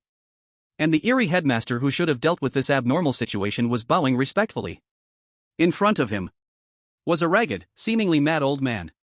His hair was a mix of gray and white, resembling withered grass. The pupils were murky, yet contained an invisible authority and madness. All the staff in the school looked at the old man in shock. This person was the long-missing Principal Luo Qingfu. How could he suddenly return? Could it be that he found his daughter? "Welcome back, Principal, to lead the school." When the Eerie calling of the director was heard, the staff hurriedly bent down, welcoming Principal Luo together. But Principal Luo's gaze paid no attention to them at all. He simply stared blankly at the teaching building. In his hand, he held a yellowed old photograph. Half a day ago, while searching for his daughter, he unintentionally sensed her presence, and the direction was at Zhangli Middle School, so he ran back madly without caring for anything. Then he immediately locked down the whole school, afraid that his daughter would disappear again. He couldn't bear such a result. Huaner, my Huaner. Are you at school? Come out and let Daddy see you. At this moment, Principal Luo called out to the teaching building, and murky tears rolled down from the corners of his eyes. His weathered cheeks showed the suffering he had endured, and his white hair trembled in the wind. To find his daughter. In these years, he had clashed with other forces at all costs. But as long as he could find his daughter, all of this was worth it. At this moment, he shed the identity of a principal. He was just a father who had finally gained hope. He didn't want this last hope to vanish. But after waiting for a long time, he still heard no familiar voice from his daughter. He didn't see her come out from anywhere. Even now, she still refused to see him? Huaner. Daddy has always missed you, loved you dearly, and has almost gone crazy looking for you. Why are you hiding from Daddy? Principal Luo trembled. He seemed to think of his daughter, the existence that had haunted him, and the obsession at that moment constantly magnified, revealing sorrow and pain. Since your mother passed away, I have only you. You have always been obedient, always listened to Daddy, you never made it hard for Daddy. I just want to see you once. As long as I know you are safe, Daddy will be at ease. Can't we even meet once? What do you want to come out? Do I have to show you my heart? Meanwhile, inside the teaching building, Yun Zhenyue looked at the pale-faced Luo Huan. The principal's words echoed throughout the school. But when Luo Huan heard it, she only squatted in the corner, hugging her legs tightly. She was scared. No matter what the principal said, she was unwilling to go out and meet him. Luo Huan. Yun Zhenyue felt heavy-hearted. She probably sorted out the cause of the events. Luo Huan's story was not complicated. In the beginning, Luo Huan and Principal Luo had a close and harmonious father-daughter relationship. But ever since Luo Huan's mother died, Principal Luo's temperament changed dramatically. Combined with what Luo Huan had said before, being punished by her father, and the principal's mad and controlling shouts, it seemed he poured all his love into Luo Huan. But that love was heavy. It was shackles binding her. For a naturally lively child. Especially for Luo Huan, who was outgoing and carefree. She could not bear her father's almost twisted control and wanted to escape. At this moment, line end. Luo Huan bit her lip tightly, her eyes filled with resentment. What do you mean, my mother passed away, wasn't she forced to death by him? If it weren't for him always thinking about achievements, my mother would not have to work overtime grading homework and preparing lessons in the office every day, and ultimately died of a sudden heart attack. So there was this relationship? This was something that happened between the two when they were alive. Even if it had become strange, Luo Huan still could not forgive Principal Luo. Yun Zhenyue felt her mood become much heavier. Just then, she suddenly heard the strange gasp from throughout the school. She turned her head to look out the window. Boom! A huge blood-red chunk fell from the sky. It was incredibly fast. In just 3 minutes, it would destroy the entire trembling middle school. When Yun Zhenyue saw this chunk clearly, her head buzzed. It was actually a gigantic heart? Principal Luo's heart had truly fallen down. Chapter 112, Don't Despair, Let Me Shock the World. Thud. Thud thud. A strong tremor came from the sky. It was Principal Luo's heart beating. All the teachers and students in the school fell into despair. They stared blankly at the blood-red heart. It was covered in thick blood, and every beat stirred a gust of bloody air, with a large hole torn in the atrium, as if it had been violently gouged out, arteries continuously oozing blood. With every heartbeat, it got closer and closer to the ground. An overwhelming terror emanated from it. One could only imagine, if this heart really hit the ground, there would be nowhere to run, and they would all be crushed, while trembling middle school would be destroyed. Look, Huaner, this is Daddy's heart. Do you see? It has a big hole, this is Daddy's atrium. At this moment, Principal Luo was covering his damaged chest. His face revealed a sickly and crazy look as he murmured. His blood slipped through the gaps in his fingertips, but he felt no pain and instead waited for his daughter's response, his deep voice filled with pleading. Come out, Daddy's atrium has always been open for you. No one here will hurt you, you won't be taken away, come into Daddy's atrium, and we will never be apart again. Madman. This was simply a full-blown madman. Megan, Hansume, and others who were to be matched were also about to go crazy. Who would have thought? They just wanted to learn, but encountered this kind of thing. This old man was more mad than anything else they had ever seen. He actually dug out his own heart. That thumping heart. Just a glance would make one lose all rationality. Who knew where his daughter was? Would they really just die like this? Megan finally understood at this moment why Count Dracula feared Principal Luo. Why is it that all these strange beings from Dragon Country are so insane? Is there something wrong with their minds? Megan kept searching for a way out. But Trembling Middle School was locked down by Principal Luo, she couldn't escape. In the end, she could only weakly sit on the ground, her pupils scattered, tears continuously falling from the corners of her eyes. Hansume, Yamada Aiko, and others looked in despair at the approaching heart. The intense, stinging smell of blood was making it harder for them to breathe. The blood flowing from the giant heart formed a bloody rain, covering the entire school.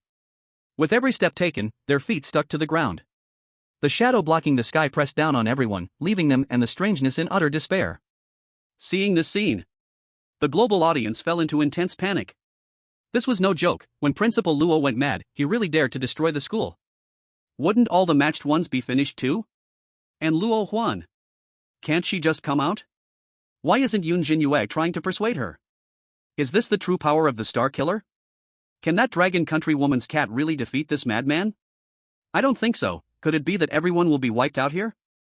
Yun Zhenyue, hurry up and persuade him, it will be too late if you wait any longer. That heart looks like a coconut, sigh. Such heavy emotions, who could bear it? No wonder his daughter doesn't want to see him. In this critical moment, Megan and the others began to save themselves. They did not want to be buried with these horrors. Clearly, they had never even met his daughter, and didn't believe she would be hiding in the school. Otherwise, with Principal Luo's strength, would he really need to search everywhere? This old man must be crazy. Many suitors gathered their last bit of hope and mustered their courage. After all, doing nothing would lead to death anyway, it would be better to try and persuade him, maybe they could find a glimmer of life. Principal, we are just here to study for a few days, we are innocent. Maybe it was the strange occurrences in the school that took your daughter, and it really has nothing to do with us. Yes, we are all humans, without the power to take your daughter away. Please let us go back, I beg you. My husband might be able to help you find your daughter. The women all pleaded desperately by Principal Luo's side. But Principal Luo didn't even spare them a glance. His gaze was fixed ahead. It seemed he was waiting for someone who would never come. These words didn't even register in his mind. Until Hansume hesitated for a long time and finally took out the board member badge she had hidden for so long. Wasn't this the moment she had been waiting for? But worried that Principal Luo might go mad, Hansume secretly handed the badge to Megan, telling her to persuade Principal Luo with it, saying there would be many benefits if she succeeded. Because Hansume had acted like an obedient dog these past few days, Megan didn't doubt it. She held back her fear and walked up to Principal Luo. When she saw the badge, Principal Luo's eyes finally flickered, and he hoarsely asked, "The badge, where did it come from?" Megan's heart raced with excitement. She thought she had found a way out, and replied, "It was given to me by my husband. He is Count Dracula, you should know him. I also have a letter you gave." Principal Luo did not respond. He always believed that these outsiders were hidden murderers, and perhaps his daughter had been abducted by someone. He knew Dracula. But this badge should not be in his hands. Just when Megan thought that using Count Dracula's connection could help her escape calamity. Bang!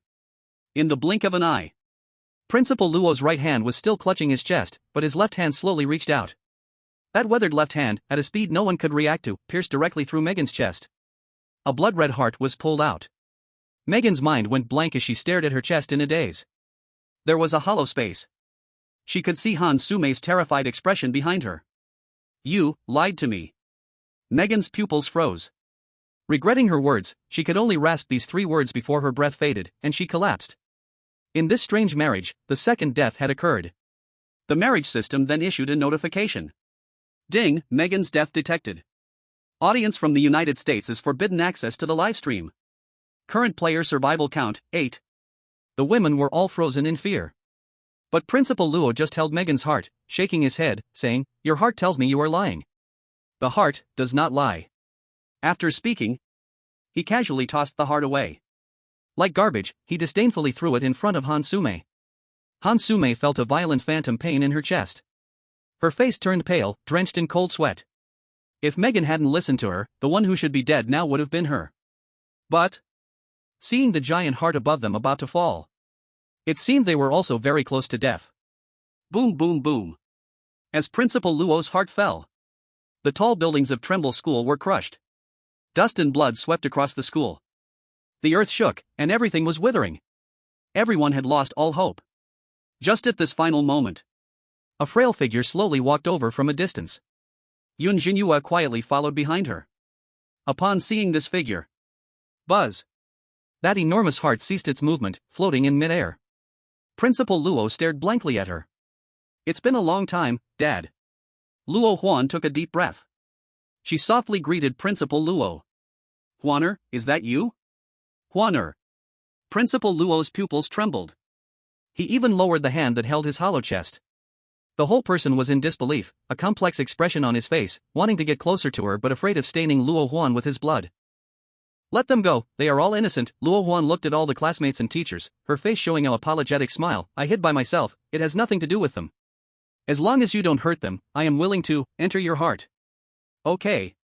Dad, I will listen to you, I will listen to everything you say. Principal Luo was excited and agreed immediately. Seeing this situation, Luo Huan had already resigned to her fate. She looked at Yun Zhenyue beside her. There was no longer the smile from their first meeting. She gently shook her head, as if persuading Yun Zhenyue to give up a certain decision. You should go back, don't lose your life just to help me. I don't want to see anything about Duor anymore. Duor? Yun Zhenyue had already heard Luo Huan talk about Duor on the way here. That exceptionally smart top student, known for solving any difficulty, was killed by Principal Luo. Duor had understood the story between the father and daughter, using letters to communicate instead of face-to-face, hoping to resolve the conflict between the two sides, but Principal Luo suspected she had abducted Luo Huan and harbored murderous intent. That time, Luo Huan almost got discovered. In the face of absolute power, no wisdom or plans worked. With Principal Luo's strength, the panda doll was of no use.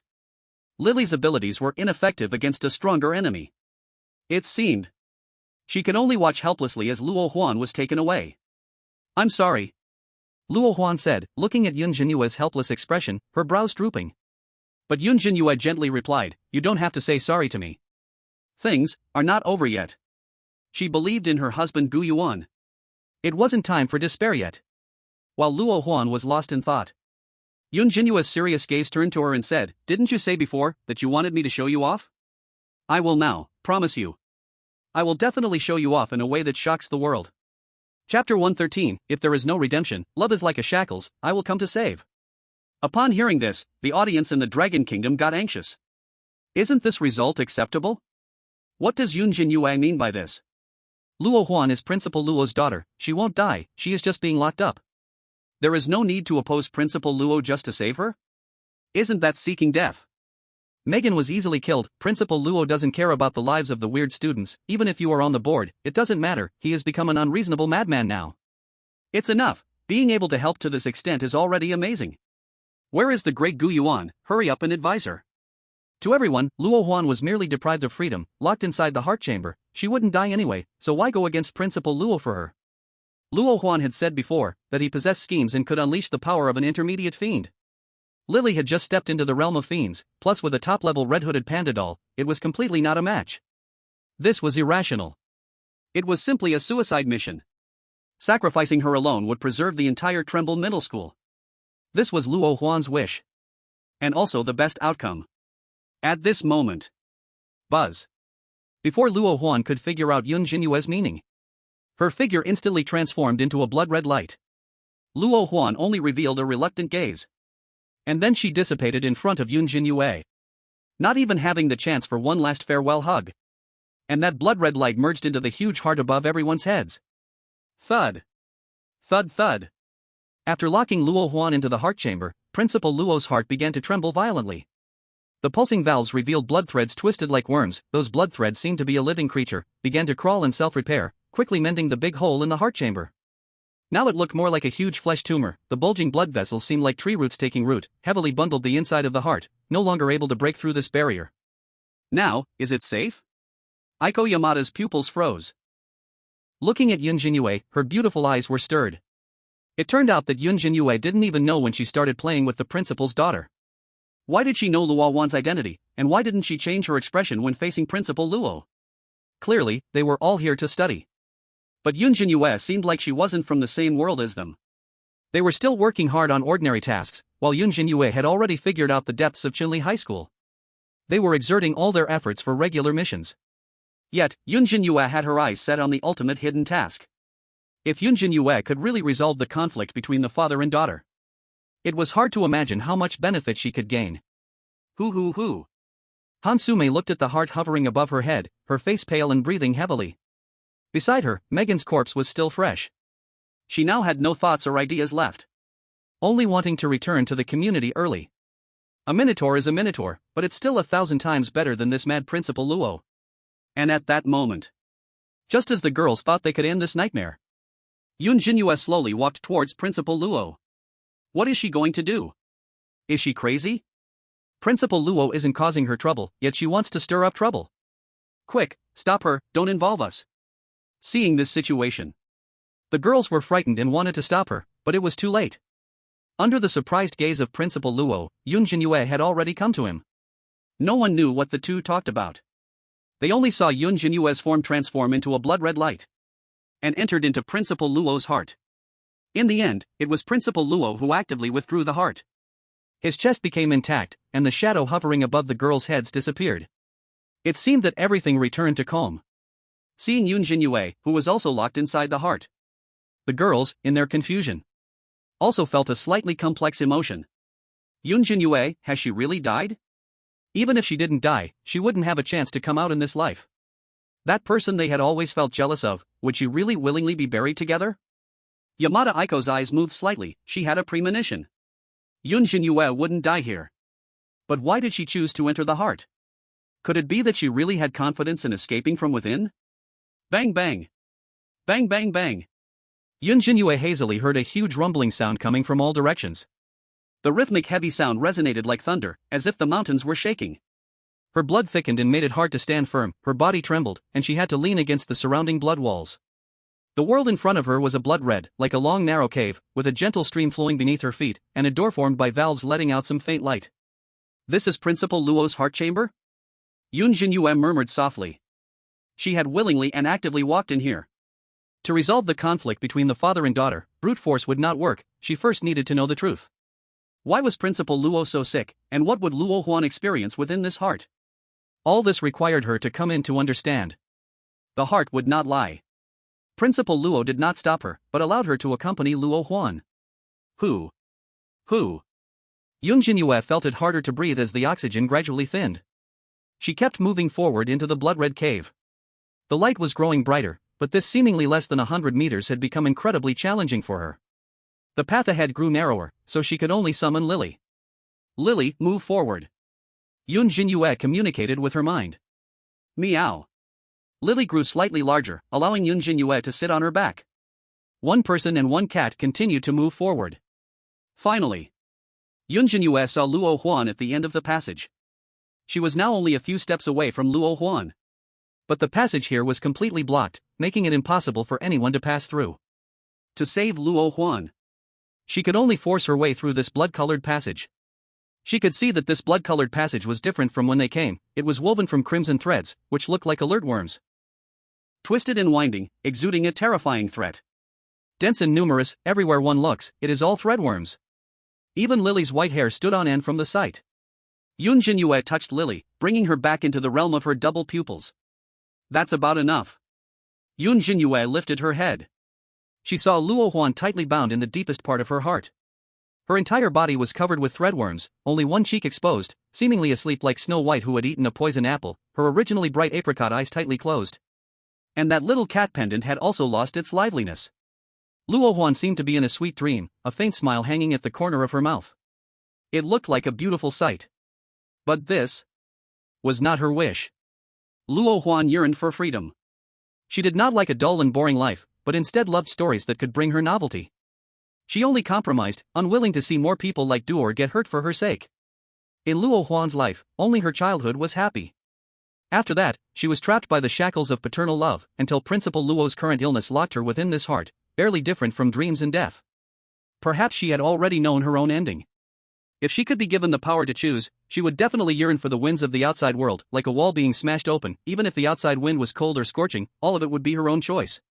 Yun Zhenyue thought of herself. Living alone is very lonely, but ever since she met Gu Yuan, she found redemption. Gu Yuan respected her and gave her the power to choose. But what about Luo Huan? Without anyone to redeem her, she could only be bound by shackles. Then let her come. Yun Zhenyue silently thought in her heart. At this moment, she used the love contract. Husband, help me. At the same time, within the Wangxing community, Gu Yuan was playing a game about raising children.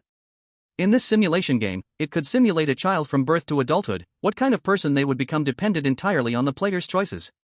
He had just cleared the first round, and the parents in the game were eagerly waiting under Gu Yuan's control, constantly pushing their child, leading to a situation where the child's life was filled with despair, eventually developing severe depression and running away from home. Sai, it seems I am not suitable for raising kids. Gu Yuan shook his head and put down the controller. Just then, he suddenly sensed a call for help coming from Yun Zhenyue. Gu Yuan smiled gently. He also felt sympathy for Luo Huan and did not agree with Principal Luo's educational methods.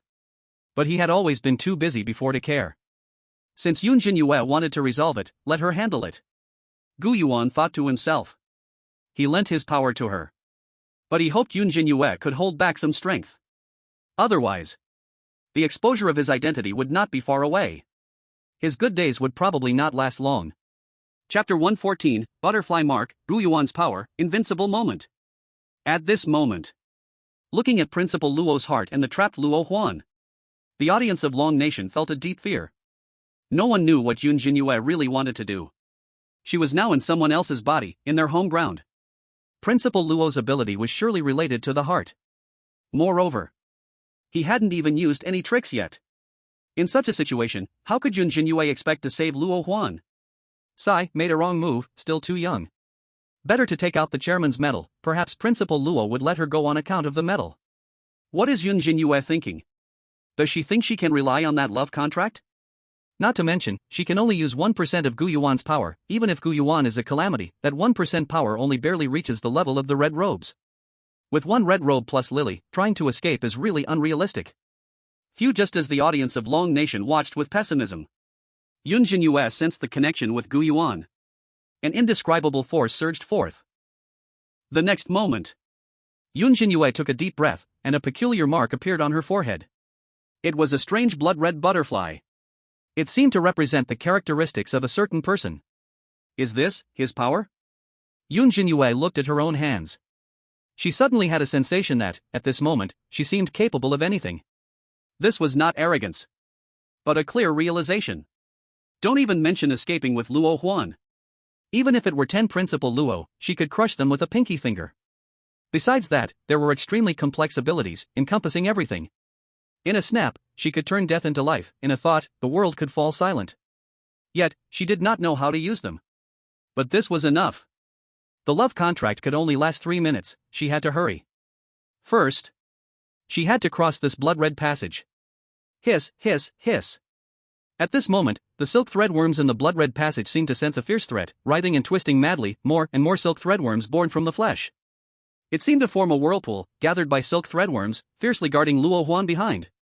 The terrifying momentum they emitted was such that even a top-level red-clad person would be torn into pieces in an instant. Just as Yun Zhenyue took a step forward, the heads of the silk threadworms suddenly sprang open, revealing a blood-filled, cavernous mouth, lined with sticky, bloody barbed appendages, each one as dangerous as a rusty steel needle. Like a strange snake, yet even more terrifying. It seems, not a threat to me. Yun Zhenyue followed her heart's subconscious, murmuring softly as she walked towards the blood-red passage. The next moment, all the silk threadworms went wild, rushing to bite at Yun Zhenyue. But a surprising scene occurred. She instinctively swatted them away like mosquitoes. Snap! When Yun Zhenyue's hand landed on the silk threadworm, these silk threadworms immediately exploded like cotton meeting a flame, bursting into pieces, causing no obstruction to Yun Zhenyue. And the silk threadworms that collided with Yun Zhenyue caused her no harm at all. As long as they touched Yun Zhenyue, they all burst and died. Like ants crushed under an elephant's foot. The two were not on the same level of existence. At that moment, Yun Zhenyue sensed a complicated emotion, as if a certain ability within her body had activated automatically. A fragment of memory was absorbed by her. It was the scene of Luo Huan's birth. She saw the anxious Principal Luo waiting nervously outside the maternity ward. She also saw a gentlewoman, who should be Luo Huan's mother. The scene shifted, with the woman in the hospital bed asking Principal Luo what name to give their daughter. Principal Luo replied nervously. Let's call her Luo Huan. May she live a joyful and peaceful life. Is this Principal Luo's memory? Yun Zhenyue's eyes widened. Soon, Yun Zhenyue absorbed several more memory fragments. There was a scene from Luo Huan's childhood. She was riding on Principal Luo's back, laughing cheerfully, like a little general, while Principal Luo showed a doting face. There were also scenes of Luo Huan skipping school, and Principal Luo helplessly watching her departing back from a tall building. At that moment, a memory fragment filled with sadness entered. Yun Zhenyue saw the night Luo Huan's mother died.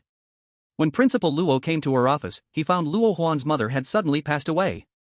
That night, the rain poured down, unending. As Luo Huan's mother was covered with a white cloth, Principal Luo bowed his head, shaking continually. He did not shed a single tear. He just held the crying little Luo Huan, as if holding the entire world. He truly loved his daughter. But this love, after his wife died, became heavy. Even if she just wrote one wrong word, he would scold her. Or even if she wanted to go out and play with friends, she would be dragged back to stand in the corner. His love and regret for his wife were all projected onto Luo Huan. This filled the latter with resentment. Thus began the conflict between father and daughter. As time passed, the contradiction was deepening. As for how Luo Huan died, and what caused Principal Luo to die became strange. These fragments of memory contained nothing. But one could imagine it must be related to this heavy love. To the point where at the trembling school, Principal Luo became mad. And this love turned into a sickness. Yun Zhenyue absorbed the fragments of memory all the way. Finally, she reached the innermost part of the blood-red passage, standing before Luo Huan. At that moment, Yun Zhenyue was completely untainted. The blood of the threadworms could not stain her body. Simply because they were not qualified. It must be said. When Luo Huan was silent, lying there so quietly, she really looked like a good girl. When she took her to act cool later, she would definitely be very happy. Yun Zhenyue amused herself with her own imagination. Don't sleep, wake up quickly. The next second, her finger gently touched Luo Huan's shoulder. She saw that the threadworms entangled around Luo Huan were extremely weak. Not even reaching half the power within the blood-red passage. These pitiful threadworms were not even qualified to touch Yun Zhenyue. When they tried to stop Yun Zhenyue's actions, it instantly exploded with a loud bang. Until Yun Zhenyue violently dug out all the threadworms beside Luo Huan, which were the flesh and blood of Principal Luo, and gently hugged Luo Huan out. Only then did the latter break free from control, opening her eyes in a daze. Yun. Director Yun? Luo Huan's pupils widened rapidly in disbelief. Looking at the mysterious and majestic Yun Zhenyue, which left her stunned. She even thought this was a dream. But then she turned to look.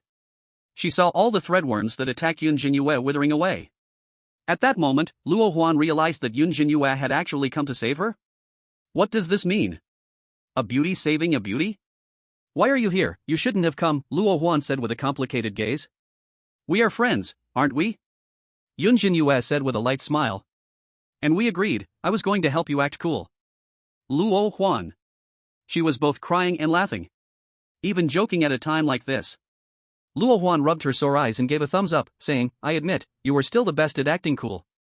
Let's not talk about this, there's no time, we must leave here quickly. Yun Zhenyue interrupted Luo Huan's intentions to ramble. She had spent over a minute in this blood-red passage. Time was running out. Take me away? This is my dad's heart chamber, even the evil star must be trapped here, can you do it, Director Yun? Luo Huan was puzzled. Yun Zhenyue was just a human. To break the seal of the evil star with a human? Don't joke around. Don't worry, with the power of my husband, I am invincible now. Yun Zhenyue snorted lightly. But, it's not me taking you away, it's you taking me away. Me? Luo Huan was stunned, huh? Hold my hand, you must break this layer of bondage yourself. Yun Zhenyue said seriously. Outside. Principal Luo's expression shook, he suddenly sensed something unusual in the heart chamber. The threadworms that had transformed from his flesh and blood were dying in large numbers. What on earth did that human girl do? No. It cannot continue. Absolutely cannot let her take my daughter out. Even if the trembling school is destroyed. It absolutely cannot. Principal Luo gritted his teeth, his expression frenzied. He looked at the ruined trembling school and all the strange occurrences, using his last trump card at this moment. In the blink of an eye, his heart reappeared in the sky. With all the expressions of terror and fear. A wave of blood-red threadworms, like splashes of blood, whizzed down below. These threadworms pierced through all the strange hearts, connecting them with that immense heart in the sky. All their Eerie energy was extracted by glowing threadworms. Thump, thump. Thump, thump, thump, thump, thump. Principal Luo's heartbeat became increasingly rapid. Like drumsticks falling, and like torrential rain pouring down. The heart chamber grows tighter. Until it is completely sealed. Here, no one is allowed to leave. Chapter 115, The world is shocked, with just this punch, breaking the chains. Through the perspectives of Han Sume and the others. Global viewers saw Principal Luo's heart chamber appear once again. Those blood-red flesh threads were like countless tentacles. They connected the school's bizarre hearts, recklessly drawing out the dark energy. The purest dark energy became the nourishment for Principal Luo's heart, uncontrollably absorbed, all strange faces pale, their breaths growing weaker. And the huge heart above the dome grew even more terrifying.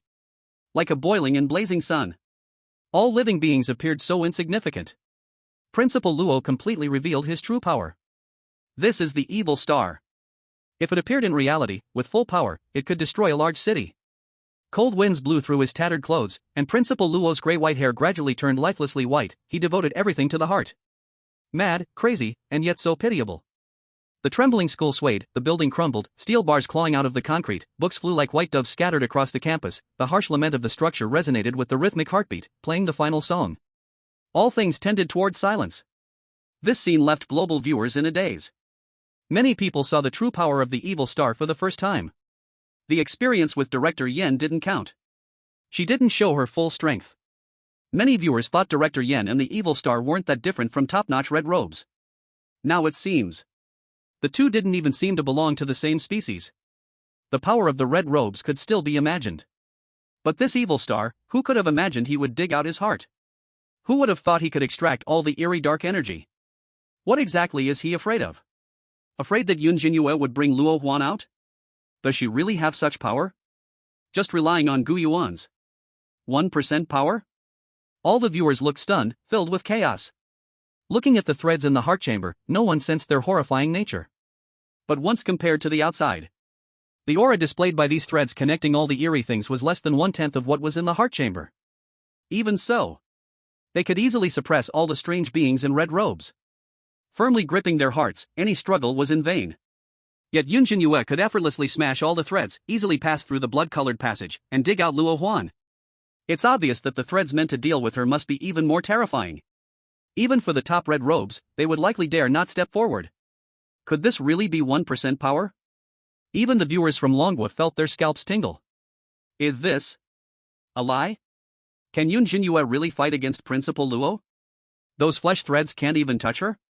Before she even comes out, Principal Luo is already panicking and using tricks, clearly feeling a great threat. I'm going crazy, I must be crazy. If 1% power is enough to deal with Principal Luo, then what about 10%, 100%? Then what kind of power is Gu Yuan, a top evil star? Unless Gu Yuan's level completely surpasses the evil star, creating a qualitative change, so that even 1% power is enough to match the evil star, but after Principal Luo absorbs all the eerie dark energy, he must be at least a mid-level evil star now. So, could it be that Gu Yuan is truly a great calamity? At the same time, under the gaze of global viewers, Yun Zhenyue stretched out her hand. But Luo Huan shrank back, wanting to grab Yun Zhenyue's hand and escape this heart chamber, but fearing for her father, she hesitated. Don't you want to go out? Seeing this, Yun Zhenyue's eyes moved slightly. She saw Luo Huan's conflict. After all, blood is thicker than water. As Principal Luo's daughter, this bond could not be erased. She both wanted to escape his control and gain freedom. But he was also afraid that Principal Luo would be sad. He was both attached to the memories of school and longed for the freedom of the outside world. Rebellion and tolerance cannot coexist. But this was the only opportunity. If I take you out, perhaps Principal Luo will persuade you a bit, and you will forgive him, and then you will still be trapped in school. Yun Zhenyue took a light breath. She had to make Luo Huan choose. All of this is up to you to decide. Will you break the shackles with your own hands or stay in the depths of your heart forever? Upon hearing this, Luo Huan's expression became complicated. Her heart was in constant conflict. In the end, it seemed she thought of something. Luo Huan made up her mind and grasped Yun Zhenyue's hand. With a determined look, she said, I understand, Director Yun. I indeed wish for freedom more. Dad used to say he hoped I'd live happily and safely for my whole life. But being here, I am not happy at all, everything here is fake. I just dreamed of Mom, and she was so gentle, she told me. It's time to say goodbye to the past. Yun Zhenyue felt very comforted. She saw that Luo Huan had made a change. Now, she could rest easy. At that moment, looking at the shaking heart, the blood-colored passage ahead seemed even more dangerous. Even the road they came from was tightly closed and sealed. Countless silkworms screamed wildly, filling the sights they could see, battling and devouring each other, turning into thicker, stronger flesh, as if they wanted to completely block the two here, not allowing them to take a step. Seeing this situation, Luo Huan worriedly said, "Director Yun, can you really do it? We won't die here, will we? You must have exerted all your strength when you came in, right?" Yun Zhenyue had no time to listen to what Luo Huan said. Time was running out. These silkworms were nothing for Yun Zhenyue at that moment. Under Luo Huan's trembling gaze, Yun Zhenyue took her, all the way unimpeded.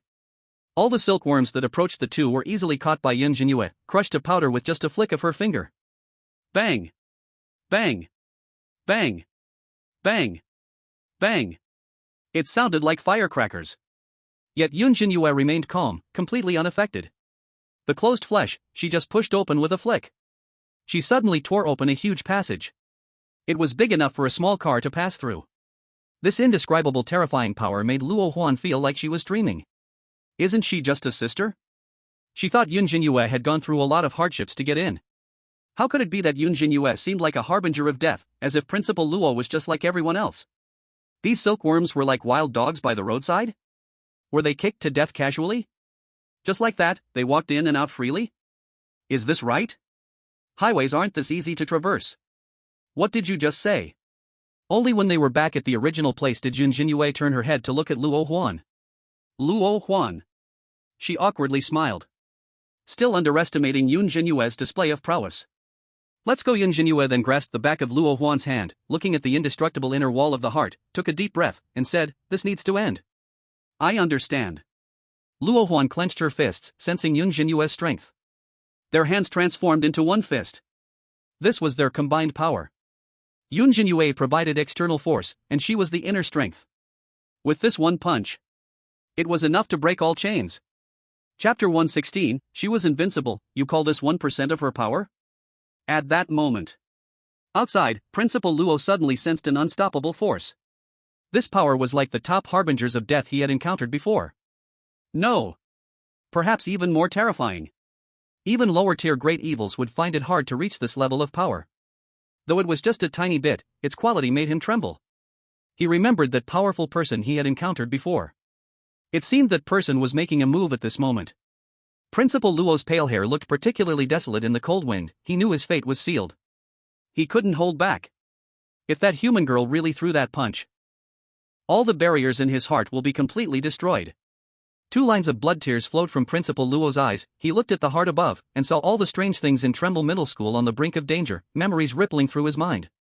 At this moment, he thought of that happy little girl. That quirky, lively, cheerful Huaner. When did her face stop showing a smile? At the same moment, he also thought of his wife. The storm that night destroyed all his beliefs. Luo Huan is his everything. She is his motivation, his hope, and his redemption. As long as she can be safe, he would give everything. Huaner. Thinking of all this, Principal Luo's trembling voice resonated throughout the campus and the heart. It seemed especially sincere and heartfelt. Why, don't you want to stay in your father's heart? In the heart, you won't be in any danger, and you won't die. Dad will always be with you, always, until the end of time. Freedom, what is so good about freedom? Would you rather abandon everything for it, your growing campus, all the proof of your existence, and me? Dad doesn't believe you would heartlessly abandon. The outside world is very dangerous, everywhere is deceit and intrigue, a moment's inattention could cost you your life. Dad knows you long for freedom, but Dad can't let you die again. If you die, Dad will truly have nothing left. Stay here. Buzz. When these words were spoken, it seemed like the heart of Principal Luo became quiet. As if the two people inside changed their minds.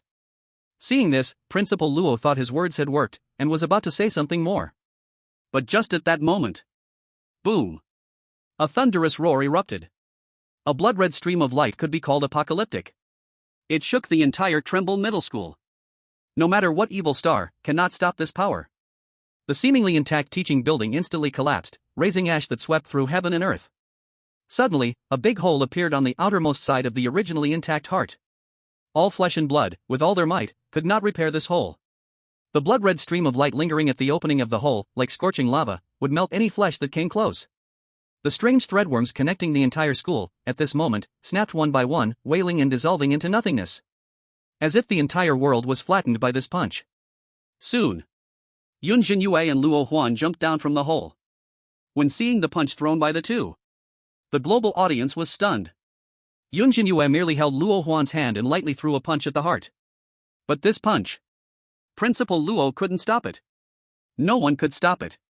It was as fragile as paper. His heart was torn apart. This sealed heart could also be forcefully torn open? What kind of power is this? The global audience was shaken, filled with shock and terror. How is this possible? She really opened the heart. This is just 1% of Gu Yuan's power, what a joke. If this had 10% of the power, wouldn't one punch be able to destroy the entire Tremble Middle School? No way, impossible, it must be fake, I don't believe it. I'm starting to doubt Gu Yuan's identity, he is definitely not that simple. Boom. Boom boom. Principal Luo's eyes froze, he felt his heart hurt so much. It was not the pain of a hole in the heart, but the pain of his daughter abandoning him. He had lost everything. Huaner. Principal Luo's pupils scattered, and the hand over his chest seemed to want to grasp something, but in the end, it was just in vain. At this moment, Luo Huan looked up at him, showing an apologetic expression and said, "I'm sorry, Dad, I really still want to come out." "What did you just say?" Director Yun told me to cover my ears, saying this punch would be very loud. I didn't hear clearly. Why? Principal Luo's white hair floated, like broken strings of a piano, that pair of once commanding eyes became lifeless, his dry lips trembled slightly, yet only these three words escaped. Luo Huan did not answer him. She seemed to have made up her mind, no longer to be influenced. But at this moment, Principal Luo heard the human girl beside her slowly say, "Want to know why?" Upon hearing this, Principal Luo's vacant pupils froze. This mysterious human girl made him lose everything. But Principal Luo did not dare to take action. First, his heart was filled with despair, nothing was worse than a dead heart. Second, he had already played his last card. Even if he drained all the strange negative energy from the school, reaching the strength of a mid-level evil star, using every method, it was all reduced to ashes under that casual punch. This is the gap in strength. In the face of absolute power, anything he said was so laughable. Just like that Duor, despite using all her schemes, still died at his hands. "Tell me, why?" Principal Luo said with a hoarse voice. "Good." Yun Zhenyue nodded. Luo Huan thought Yun Zhenyue was about to express her feelings, her cheeks flushed, so she wanted to stop it. But at this moment, Yun Zhenyue gave her a mysterious smile and used her skill. A peerless skill, on-the-spot replication. Buzz. As Yun Zhenyue used this skill, she replicated Principal Luo's abilities. Luo Huan felt her heart beating very fast.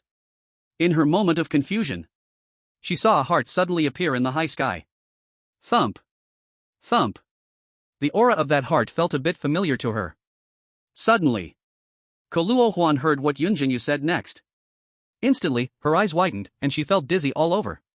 She saw Yun Zhenyue gently say, "This is your daughter's heart. Didn't you want to know why? Didn't you say you love her very much? Then go inside and take a look." "Not a sister? How did you pull my heart out?"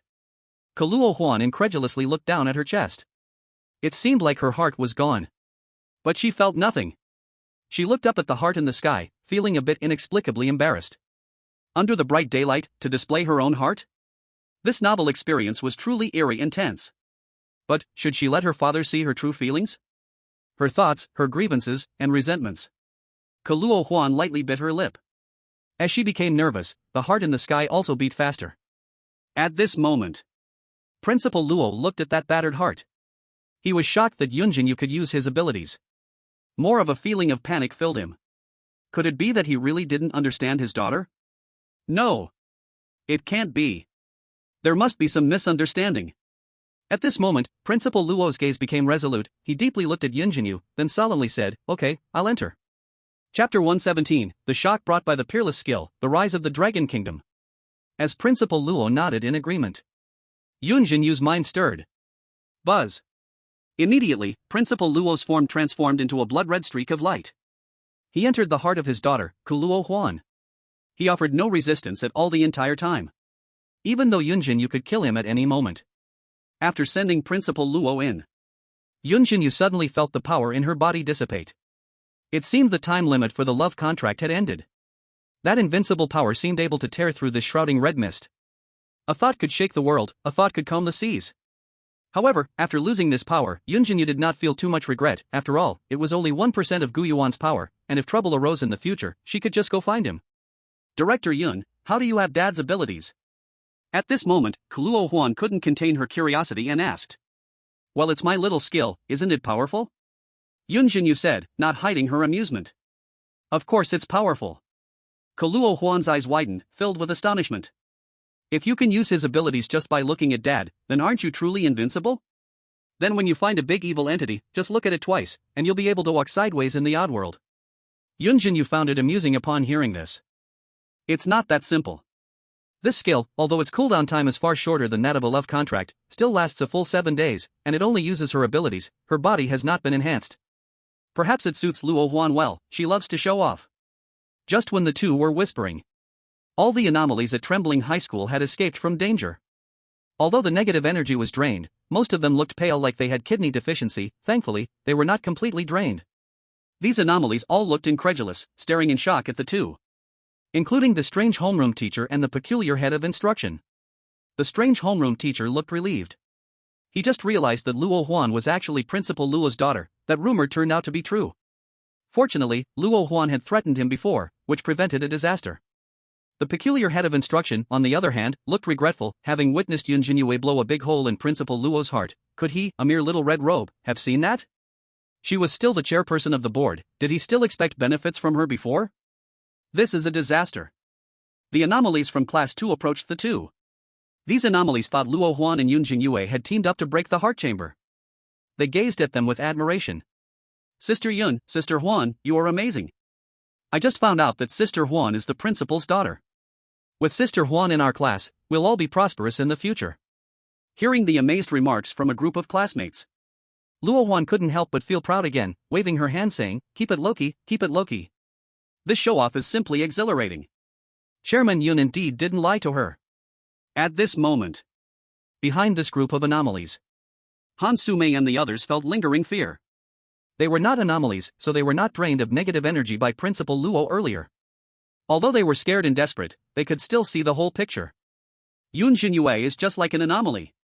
She went into the heart chamber and actually came out again? They thought she would die in there. In the end, it seemed she punched and blew up the heart chamber? After breaking such a big hole, Principal Luo hasn't even caused trouble for her? We are all human, why is she so powerful? What kind of power is this? Could it be that Yun Zhenyue has transformed into an anomaly?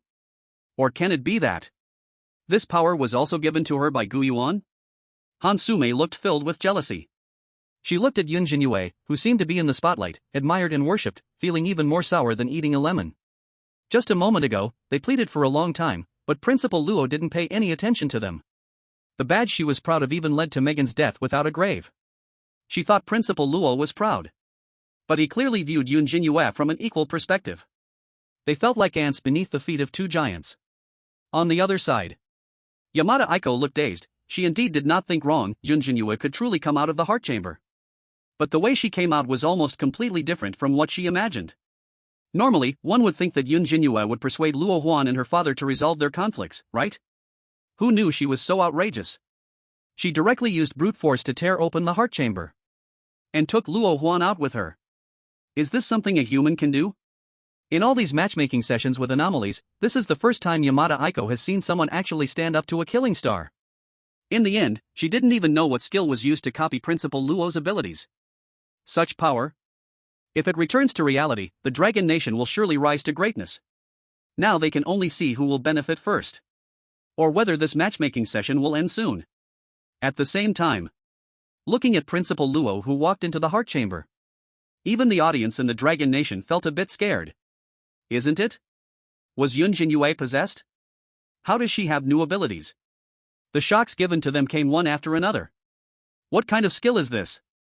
How can it use anomaly powers? The ability of a killing star can be copied? Is this called a minor skill? Wow, this is the first time I've heard of humans being able to copy the abilities of anomalies. What level does this require? Master level. No, could it be the highest unmatched level? Unmatched level? Humans can achieve unmatched level, oh my goodness. I was so shocked that I sat up. I've watched all the matchmaking live broadcasts, and I've seen one person with expert-level skills who nearly lost half their life to get it. How did she quietly get an unmatched level? Rumor has it that Han Sume also has expert-level skills, supposedly in cleaning up messes, but the Cold Country has always denied it. The audience from Dragon Country was stunned.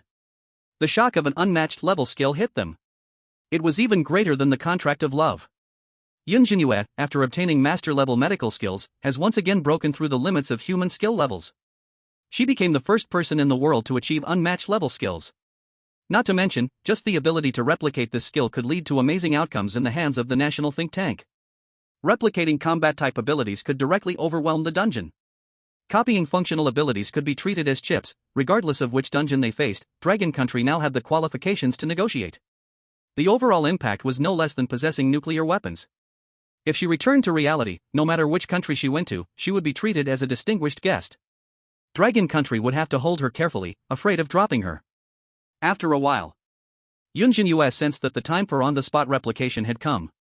She saw Principal Luo walk out from Luo Huan's heart. He seemed to have endured some blow, yet he also seemed to understand some truth, revealing a complex emotion. Thump thump. The two hearts floating in the trembling school returned to their owner's body. Luo Huan gently covered her chest, unsure of how to express herself. But Principal Luo raised his head, his murky eyes looking seriously at her, his lips moving slightly as he said, "Huaner. Dad was wrong. Dad shouldn't have imposed his will on you." In that battered heart, Principal Luo saw Luo Huan's entire life. But it was from her perspective. From the happy and carefree childhood, to the pain and resentment at the time of her mother's death, then to the despair locked in her heart. Two completely different perspectives could sense completely different feelings. His love, his self-righteous giving, were heavy. They were shackles, they were bonds. Rather than the love she was willing to accept. He could sense that so-called love gradually evolving into deep despair. What Luo Huan wanted was freedom. She never liked being trapped in one place since she was a child. She wanted to see the outside world, wanted to climb walls, wanted to escape. Principal Luo finally realized. Despite enduring pain all along, Luo Huan had never truly hated him. She just didn't want to see herself get hurt. He knew she had made her choice, even if that choice was difficult. The child had grown up. It was time to let go. Thinking of this, Principal Luo looked at Yun Zhenyue with gratitude in his eyes, then took a deep breath and said seriously, "Thank you, my lord, for helping me understand all of this. I will use this life to atone." Chapter 118, The Strange Painting That Fulfills Wishes. Is it Gu Yuan's storage room? In response to Principal Luo's late apology, Luo Huan nodded. She still couldn't fully forgive her father. Whether it was killing Duor or nearly destroying the trembling school, these things could not be smoothed over with just one apology. A barrier still existed between the father and daughter. This barrier could only rely on the greatness of time.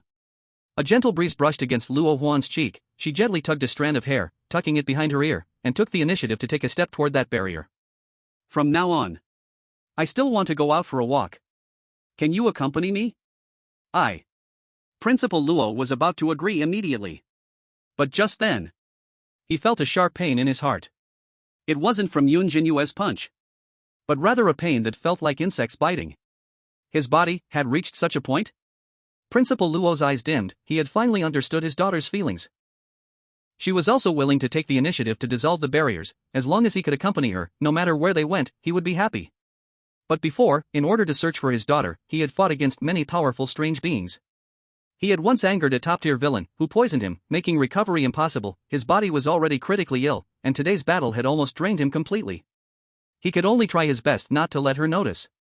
From now on, she would have to rely on herself to walk the road ahead. Seeing that Principal Luo had not spoken for a long time, Luo Huan lowered her head, making it hard for others to see her expression. Yun Zhenyue saw this and patted Luo Huan's shoulder. "Don't think too much, maybe he has his own difficulties." Luo Huan took a deep breath and said softly. Just then, Principal Luo looked at Yun Zhenyue and asked, "Sir, you have helped me so much, is there anything you need me to do? If you think highly of me, please feel free to command." He wanted to please Yun Zhenyue. After he died, Luo Huan could also rely on Yun Zhenyue's power. What did he need? Yun Zhenyue did not think much. In fact, there was one thing he certainly needed to mention. "I remember, today is the monthly exam, right?" "What did you say?" Principal Luo was momentarily stunned. "Monthly exam? She could break the heart with one punch. Still thinking about the monthly exam? Did she really come to Shivering High School to study? Well, after studying for several days, it's time to test the results, Yun Zhenyue said shyly. How about we hold the monthly exam after Shivering High School is rebuilt? She was still thinking about completing this task. No. Principal Luo immediately shook his head. Since it is your request, I will command it right now. Soon. In front of all strange students. And the bewildered expressions of many matchmakers. They actually held the monthly exam on the ruins of Shivering High School. Principal Luo personally brought over desks and benches. The strange class teacher also found some test papers from who knows where. To save time, he selected the questions from various subjects and significantly reduced the number of questions. But it could still distinguish who really studied hard. This was not a scene after a great battle. Everyone felt distressed. Then came the tension. This time, it was Principal Luo personally proctoring the exam. And a whole bunch of strange teachers. All staring at them. Everyone felt as if they were sitting on pins and needles, their scalps tingling. During the exam, there were indeed outsiders, seeing Shivering High School turned into ruins wanting to pick up the pieces. But they were all slapped to pieces by Principal Luo. To avoid disturbing the examinees, Principal Luo later specially covered the entire playground, not even a fly could get in. Yun Zhenyue was not affected. She wrote diligently. In the end, Yun Zhenyue was the first to submit her paper. And she also received unexpectedly good results. Full marks in all subjects. Even Yun Zhenyue herself was surprised. But thinking about it, this score should be credited to Duo Air's notes, which helped her remember key points of various subjects. She was a top student. Thanks to her, the grading teacher was more lenient, so getting full marks was normal. With Yun Zhenyue leading the way, Class 2 strange students performed exceptionally well this time. Even Luo Huan received high scores she had never had before, and she was so excited she almost cried. Others were not so lucky. Han Sume wrote so nervously that her hands trembled. In the end, she finished her paper a second before the exam ended. But due to fear of Principal Luo's mood and the learning difficulties over these days, she ultimately did not pass. All matchmakers only had Aiko Yamamoto passing, while the other girls felt dejected. They chose to teleport back to the afterlife community the moment they got their scores. But Yun Zhenyue was told by Principal Luo to wait a moment. He had something to give her. As a reward for being first in this monthly exam. Yun Zhenyue thought it would be a certificate or something. But when Principal Luo slowly approached, he brought over a rolled-up painting. The outside world says I have a treasure that can grant wishes, and this news is true. This is a disaster star strange object, which I begged for a long time before I got it from that adult. I have always placed it in my office. On normal days, I would admire it for a moment, immersing myself in the painting, to pass the time and dispel my obsessions. Realizing wishes? Yun Zhenyue was shocked to hear this. It was simply outrageous. She saw Principal Luo carefully open the painting. As the scroll unfolded, it revealed a very strange scene. The painting was filled with clutter. Was that a broken television? A pile of CDs, broken headphones, useless speakers. Yun Zhenyue felt dizzy. Especially when she saw a pile of cardboard boxes in the lower right corner of the painting. They looked so much like the ones she had at home ready to sell. Later, Gu Yuan said they were in the way, so he helped her sell them first. What a coincidence! This painting is very unique, Yun Zhenyue said with a strange expression. Principal, do you enjoy appreciating things like this? Wow, so much garbage. Is this abstract art? Luo Huan also exclaimed. Garbage? Seeing this, Principal Luo lowered his head and looked at all the clutter in the painting. He was immediately dumbfounded. No, when I last saw this painting, it was filled with several potted plants. Principal Luo murmured softly, confused. How did it turn into a pile of garbage? Could it be that adult threw garbage into it? His expression was very awkward. After all, that adult acted quite uniquely, it was understandable. Ahem. Principal Luo cleared his throat lightly and handed the painting to Yun Zhenyue. Anyway, this strange painting is quite magical. That adult said that as long as my heart knot is untied, he can help me with something. Then I just need to go into the painting to find him. Having that adult help is actually the same as realizing a wish. I had a deep heart knot before, so I could never find that adult every time I went in. Now the heart knot is untied, but I don't need this painting anymore, so I'll leave it to you. Believe me, no matter what wish it is, he can help you realize it. On the other side, Gu Yuan had just finished a simulation game and was about to take a break. After knowing that Yun Zhenyue was safe, he withdrew his attention. But he had pushed too hard earlier. He accidentally broke the controller. Gu Yuan didn't feel like fixing it. He had a special ability to replicate everything he had seen. Earlier, he had used this ability to replicate a bunch of new controllers. Now he stood up. He walked to a painting hanging on the living room wall. This painting depicted a warm little room. There were blankets, a computer, and all sorts of figurines. It was raining outside, yet the room felt particularly warm. Gu Yuan gently reached his hand into the painting and pulled out a controller. These strange paintings were all created by him, containing a space within. The items in this painting were all replicated by him. Gu Yuan usually didn't feel like going out. The drawer in his bedroom was quite small, he had no place to put some larger items, so he put random stuff in there. Some of the strange paintings were interconnected, making it convenient for him to get things. Just then, as Gu Yuan brought over a cup of tea, he suddenly heard some noise coming from one of the strange paintings. It seemed someone was calling him. 10 minutes ago. Yun Zhenyue looked at the strange painting, lost in hesitation. A disaster star strange object? Entering this painting could grant a wish? Suddenly receiving such a precious gift, Yun Zhenyue couldn't make up her mind. Her family was harmonious, her life was happy, besides the occasional complicated tasks, it seemed she hadn't really encountered any difficulties, nor had she any obsessions that were hard to forget. Luo Huan urged from the side, Director Yun, this is a good opportunity. If it were me, I would wish to become the greatest villain. Or give me endless strange coins, after all, I'm a worldly person, and these are all the wishes I can think of. Seeing this situation, the audience from Long Kingdom felt a wave of anticipation. What a treasure that took Principal Luo, who was a star of disaster, so much effort to obtain. Let him feel the respect of calling it a great figure's existence. This opportunity is priceless. But I don't know what wish she will make. If she casually strikes, it's a disaster star's strange artifact, oh my. That person must be a great misfortune, right? The existence on the blood-red strange artifact, this is my first time seeing it. This strange painting is amazing, it seems like there is space inside. Yeah, it can totally be used as a storage tool. In case of danger, I can hide inside this painting, it's truly a divine item. I have a bad feeling, Yun Zhenyue won't be love-struck again, wishing for eternal love with Gu Yuan, right? Under everyone's watchful eyes. Yun Zhenyue took a deep breath, ready to say something.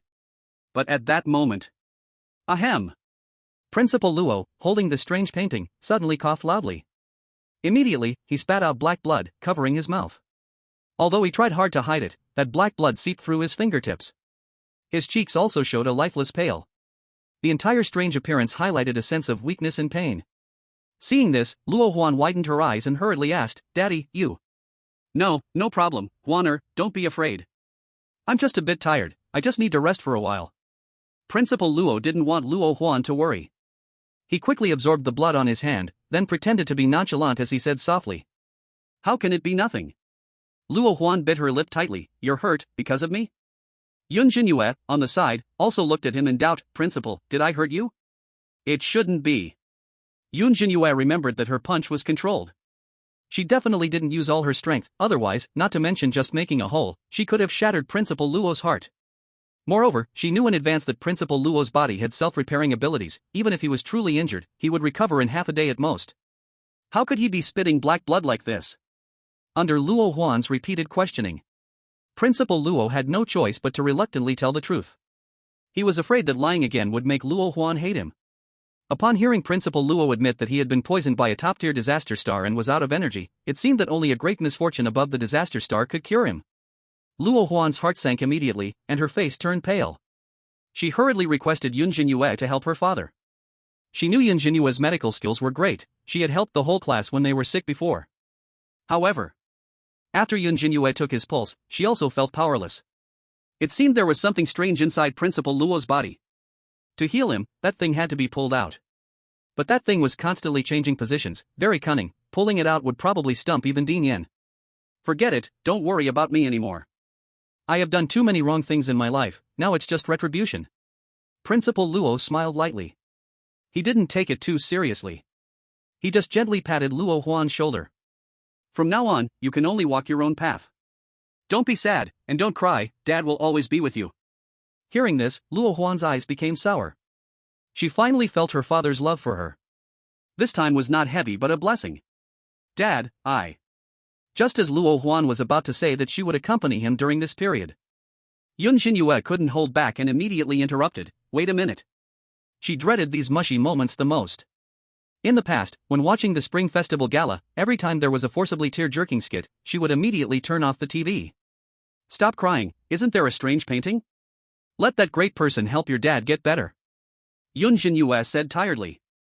Huh? Luo Huan was stunned, staring blankly at Yun Zhenyue. She had forgotten about this part. Anyway, I don't have any wishes, you should make a wish yourself.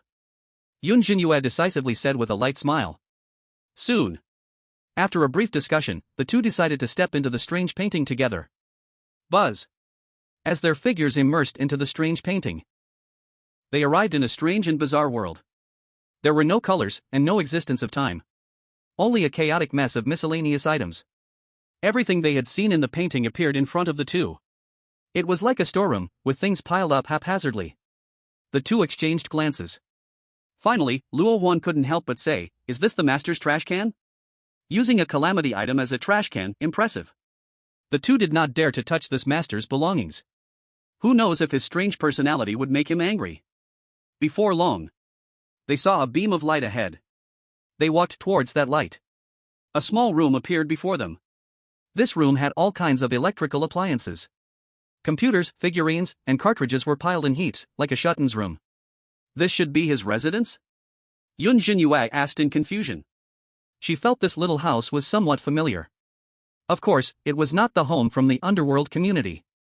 But it felt like she had seen it somewhere before. I should just stand here and make a wish, right? Luo Huan murmured. In the next moment, she closed her eyes, put her hands together, and sincerely prayed, "Master, I don't know if you can hear me. But my father's heart not has opened, for me, he is deeply poisoned and does not have long to live. I hope you can help, I am willing to pay any price." As her voice fell, both held their breath, not knowing if that master could hear them. Seconds passed. Just when Luo Huan thought the wish wouldn't come true and felt disappointed, a low voice came from the distant end. But, upon hearing this, a force that could not be resisted quietly descended. Before the two could react, they had returned from the strange painting to reality. Then, they saw a hand reaching out from the bizarre painting. "This is Principal Luo," exclaimed in shock. Did they succeed? Before he could react, the hand that stretched out seemed urgent. It immediately pointed its index finger and shook it, indicating to be quiet. Then, in the blink of an eye, it plunged into Principal Luo's body. Of course, it was not a forceful insertion but felt like immersing in water. It caused no harm to Principal Luo's body. The hand seemed to be searching for something inside Principal Luo. Thump! Thump thump! Principal Luo felt his heart racing faster. He could not resist this hand at all. Like facing an existence from a higher dimension, a mere ant. It was a gap that could only be looked up to, with no hostility produced. And after 10 seconds, the hand withdrew from Principal Luo's body. It was still holding a hideous, blood-red worm. It resembled a threadworm but was even more terrifying. Held by that hand, the worm struggled but was useless, eventually being tossed to the ground, quickly turning into a puddle of blood. Hiss! Principal Luo gasped, shocked at this scene. Sure enough, it was that master. This was a poisonous worm personally given to him by the top calamity star. Was it just caught like this? The so-called curse that claimed to be indestructible. Continuously absorbing the negative energy from within him.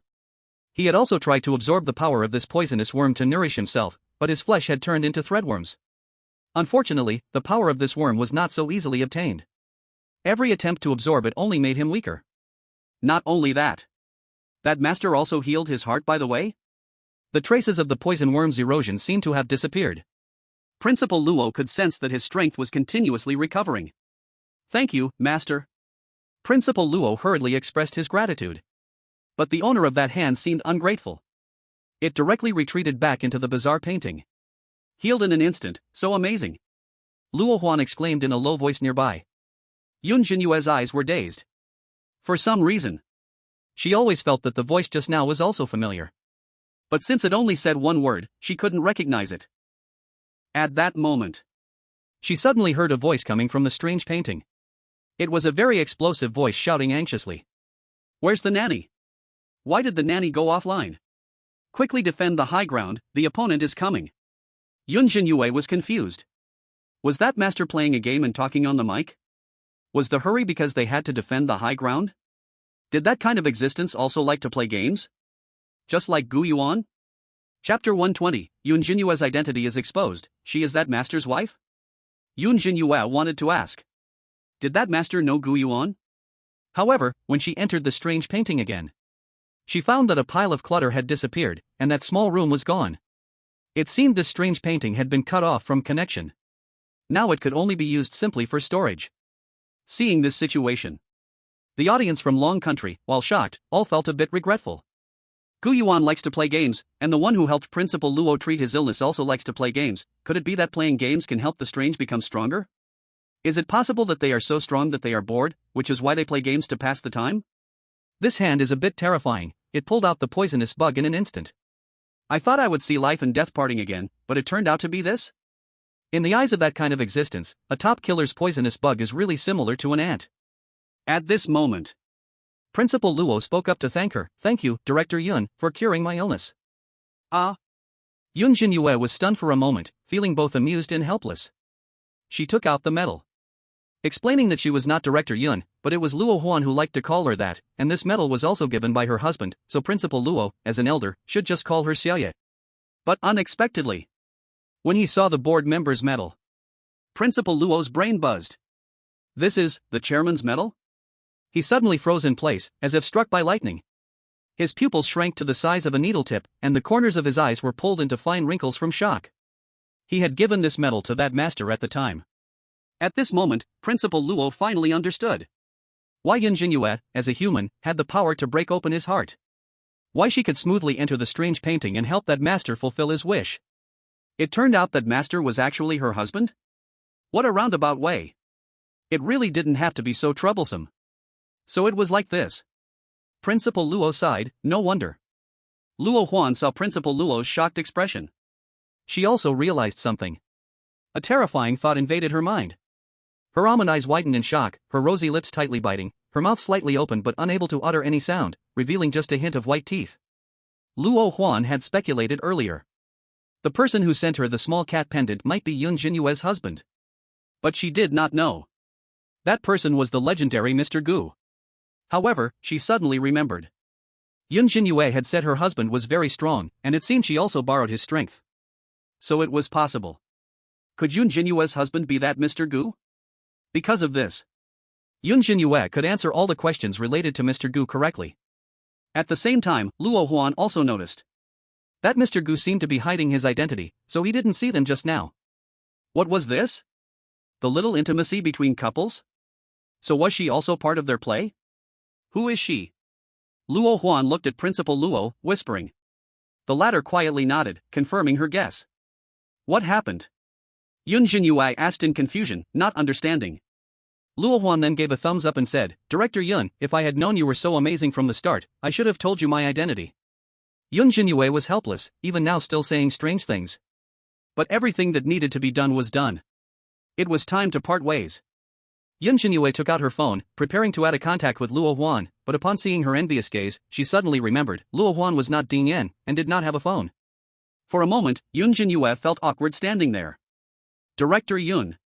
Luo Huan said sadly. It's okay, when we go back, I will ask my husband if he has an extra phone that he doesn't use, and I will send it to you later. Really? Luo Huan's eyes lit up upon hearing this. She is really envious of Yun Zhenyue's threefold phone. I will pay for it, no matter how much ghost coin I have to spend. If you ever want to show off, just call me. I will rush over no matter what. Cough cough. Principal Luo coughed lightly nearby, correcting his daughter's crude remarks. Speaking of which, Xiao Yu. When she heard Principal Luo's words, Yun Zhenyue raised her head. But the next sentence left her stunned in place. Do you want to be the principal? Principal Luo asked seriously. Principal, me? Yun Zhenyue was immediately filled with suspicion. She is still just a college student in reality. But according to the timeline, she should have graduated by now. But in any case, jumping straight to principal, this change in identity is a bit too fast. Please don't joke, I can't do it. Yun Zhenyue declined. Hearing this, the foreign audience was filled with envy and jealousy, their heads aching. Earlier, they had seen Yun Zhenyue doing whatever she wanted at school. She was like an emperor. Now it's really happening? And she was really given the chance to be principal? The key is, she still refuses. This is Tremble High School. With Principal Luo here, it is considered top tier even in SSS level quests. To become the principal of this school, the benefits are impossible to count. Just one thing. If danger arises, just wave a hand and all the faculty and students will join the fight. Which quest's supernatural forces wouldn't be scared enough to tuck tail? Oh come on, if you don't want to be principal, let Hansume do it. Our matchmaker struggles to even be a student, and she runs off to be a principal? It's all Gu Yuan's fault, promising some love contract. Sigh, I understand Gu Yuan less and less. What is his identity? If only Gu Yuan could take a liking to a woman from our country. Principal Luo saw the potential in Yun Zhenyue. After all, she is the wife of that great person. Although she still doesn't know his identity for now. But she can tell from what she carries that the great person cherishes her greatly. Getting Luo Huan and Yun Zhenyue to build a good relationship. It is 1,000 times more important than anything else at Tremble High School. After repeated persuasion from Principal Luo, he said that with her as principal, he could be at ease accompanying Luo Huan. He also said something about the principal's position being for those with ability. Yun Zhenyue had no choice but to agree to Principal Luo's request. But she still made a request. Being the principal is impossible. She still has tasks to complete and a family to care for. She doesn't have that much time to manage Tremble High School. Being a vice principal is the most she can handle. Just as Yun Zhenyue nodded in agreement. At this moment, all Dragon Country players in the Eerie world heard a notification. Ding! Detected that Yun Zhenyue has become vice principal. Tremble High School becomes a friendly type quest for Dragon Country. All Dragon Country players can enter Tremble High School to study without tuition fees. In the future, those with identity at Tremble High School can directly choose to enter. At this time, countless Dragon Country people staying in the Eerie world were shaken. This is the second friendly type quest established with Dragon Country. It also gives them more opportunities to survive. In the resplendent Blood Moon Hotel, Lin Jiao was teaching a new Dragon Country server worker their job. Thanks to her relationship with Yun Zhenyue, she is now already the deputy manager of this hotel. Suddenly, the female server exclaimed, "Dragon Country has a second friendly type quest? Who is Vice Principal Yun Zhenyue? Are there such great players in our Dragon Country?" Yun Zhenyue? Lin Jiao's heart trembled suddenly upon hearing this. She heard the system prompt. The former junior, who was originally beneath her, has now become vice principal? Her eyes were complex as she said, "She is the manager of this hotel." Ah, so strong. The new server was dumbfounded. On the other side, Reincarnation Hospital. Shangguan Mu and Sun Gu, along with other Dragon Country players, were sitting in the conference room. They were discussing how to treat a strange patient. During the time when Yun Zhenyue had left, they had all officially become strange doctors. Director Yen treated them very well. They no longer had to scurry around like mice just to find something to eat. Many people from the Dragon Nation came specially after hearing that the Reincarnation Hospital had become a friendly copy. The Reincarnation Hospital. It had already become a sanctuary for people from the Dragon Nation. The new players from the Dragon Nation were very grateful to have such a safe place. Every time this happened, Old Sun would proudly introduce Yun Zhenyue to them. And he would even say that he used to be from the Panda Nation. Even the strange deputy director was no match for him. The new players would laugh and say that Old Sun was boasting. But they were very curious about that Yun Zhenyue. Now, hearing news about Yun Zhenyue again, they were stunned, their expressions shocked for a long time. Tremble Middle School is also an SS level copy, right? It seems even more powerful than the Reincarnation Hospital. Old Sun murmured in amazement. She truly deserves it. Shangguan Mu gave a thumbs up. I could tell long ago that she had the potential to be a principal. Nearby, Ran flipped through a book and whispered, "Sister is truly an amazing person." At this moment, everyone from the Dragon Nation in the copies felt shocked. They felt even prouder to be from the Dragon Nation. Meanwhile, Yun Zhenyue also returned to the Rebirth community. Before she even steadied herself, the marriage system sent a notification. Ding! Your task has been completed. Because you scored full marks in the monthly exam, you have perfectly completed the marriage task. Congratulations! You have received a reward. Randomly select one skill. The marriage system has excluded skills below master level for you. Chapter 121, Healing Divine Skill, Hand of Purification, whoever is touched becomes foolish. At the same time, the remaining 7 matchmakers also returned to the Rebirth community. Even though their strange partners were eagerly watching, the expressions of the women were not good. After all, their scores on the monthly exam were not ideal. They thought that using tricks to give gifts to enter Class 1 would give them an advantage. Unexpectedly, it backfired on them. The strange beings in Class 1 were both cold and deliberately targeted them. Later, even the teacher took advantage of the situation to slack off. In the end, the principal personally invigilated the exam. This left them, who were already struggling academically, with no words to express their frustration. They felt a sense of powerlessness, like a blind person being wrongfully accused of peeping. Han Sume looked bitterly at the skill card in front of her. This was an expert level card, named Absolute Charm.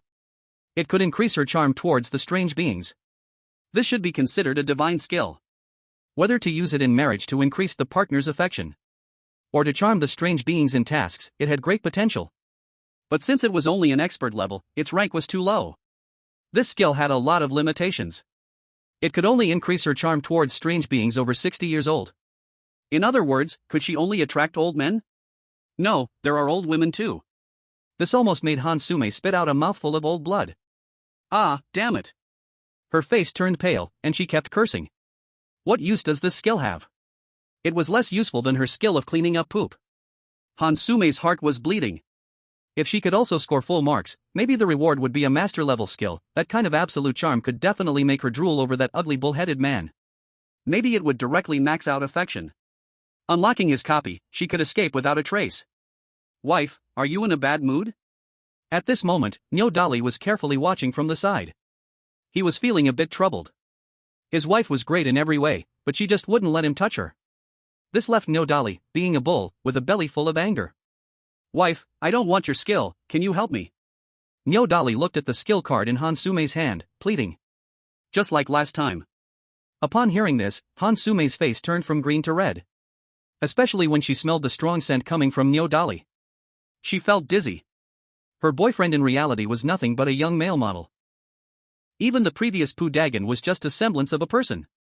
In comparison, this Nyo Dali is simply a beast. No, he was originally an animal.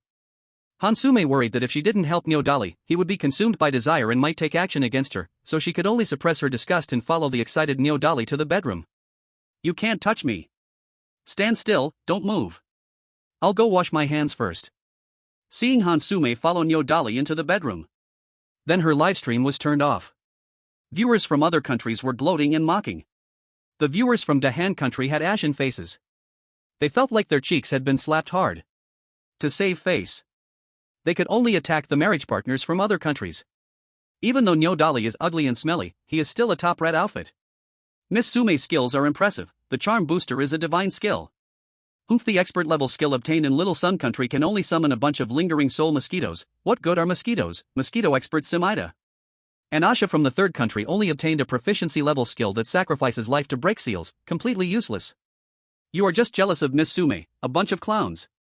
The viewers from Dahan country were ruthlessly attacking the other countries. Anyway, everyone didn't get any strong rewards, they were all second-rate, who cared about whom? This mad dog-like display of power only worsened Dahan country's reputation worldwide. At this moment, Yun Zhenyue also learned about the skill she had drawn. Ding, you have obtained the master-level skill card, good pat the head. She looked at the skill introduction in confusion. This skill is quite special. As long as she touches a strange head with both hands, she can purify its negative emotions. Make it obedient? Ah, what is this? Yun Zhenyue helplessly wrinkled her delicate nose. This skill seems to be of no use. The only one who lets her pat his head would be Gu Yuan. But Gu Yuan also doesn't like being patted on the head, he says it feels very strange. Yun Zhenyue looked at Gu Yuan, who was sitting on the sofa playing games. Honey, do you want this head patting skill? No. Gu Yuan glanced at the skill card with a look of disdain. This marriage system is so stingy, it only gives out this kind of stuff? If it weren't for the concern that it might break, Gu Yuan would want to fix this stupid system. This is useless. Why don't you put it in the drawer and get one of my skill cards? Let's forget it. Yun Zhenyue shook her head. After all, it was a reward she earned in the exam and had sentimental value. Buzz. Yun Zhenyue immediately used the skill card. In the next moment, an unexpected event occurred. Ding, detected that you already have a similar master-level skill, Master Healing Arts. Master-level skill good pat the head fuses with Master Healing Arts. Ding, you have obtained a unique skill, Purifying Hand. Oh. Yun Zhenyue said curiously in a soft voice. Skills can still fuse together? She looked at the introduction of this skill. Patting the head means touching a strange head to purify negative emotions. And purifying hand also requires touching the head but adds a healing ability.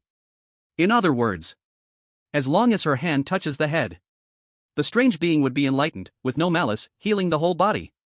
This reminded Yun Zhenyue of a power from an animated series. The legendary touch that makes one foolish.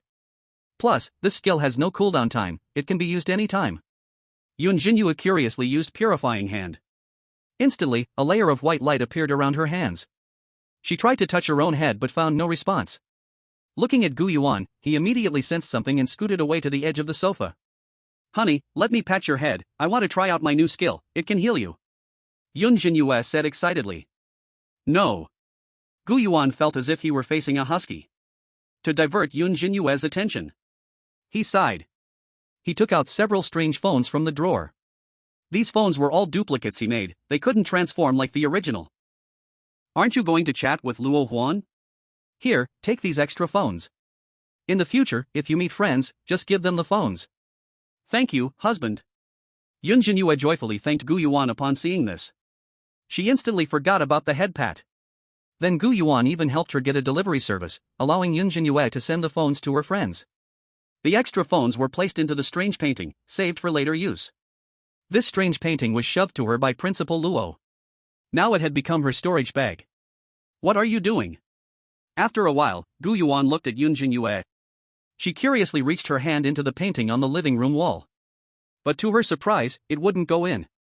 Gu Yuan felt a black line on his forehead. Without his permission, these strange paintings definitely couldn't be used casually. It's nothing, I was just trying. Yun Zhenyue shrank her head and said. She had just asked Gu Yuan if there were any elders at home, only to find out that there was none. This made Yun Zhenyue even more curious. But before she could ask more, Gu Yuan went off to play games. She didn't even see that he was playing a tower defense game. Little did she know. Gu Yuan had only tried playing a single round.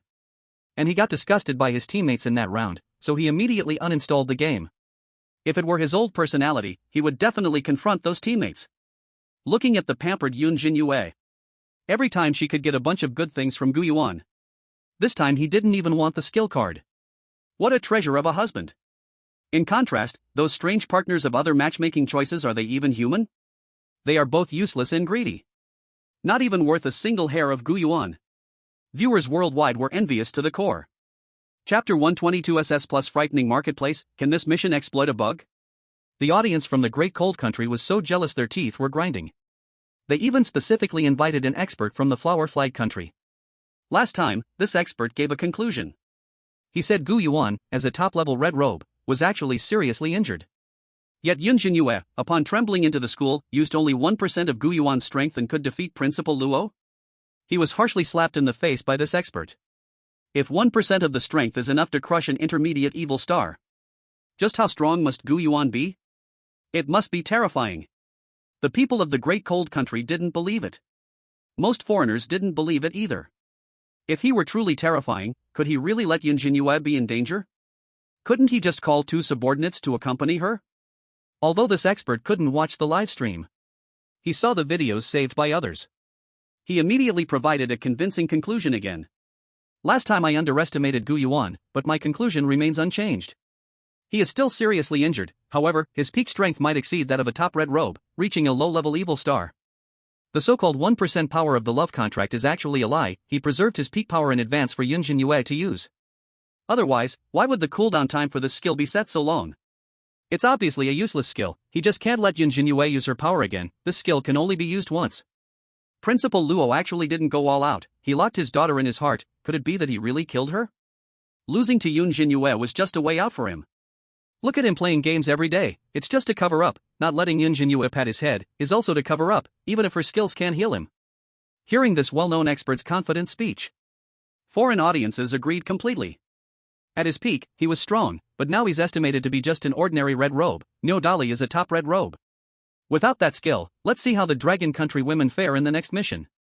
Do they truly think they're that legendary Mr. Gu? Hilarious.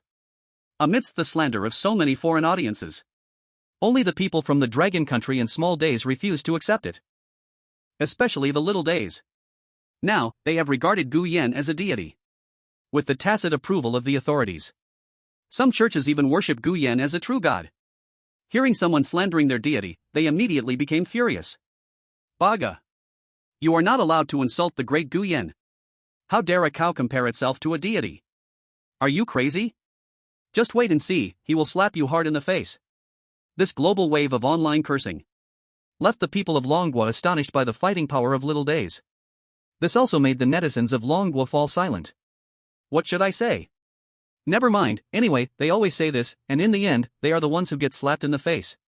Anyway, I don't think playing games counts as getting hurt. Gu Yuan might just be more of a homebody. But 1% power is indeed a bit exaggerated. Maybe Gu Yuan is just messing with Yun Zhenyue, probably around 50% power, then Gu Yuan would also be a mid-level calamity.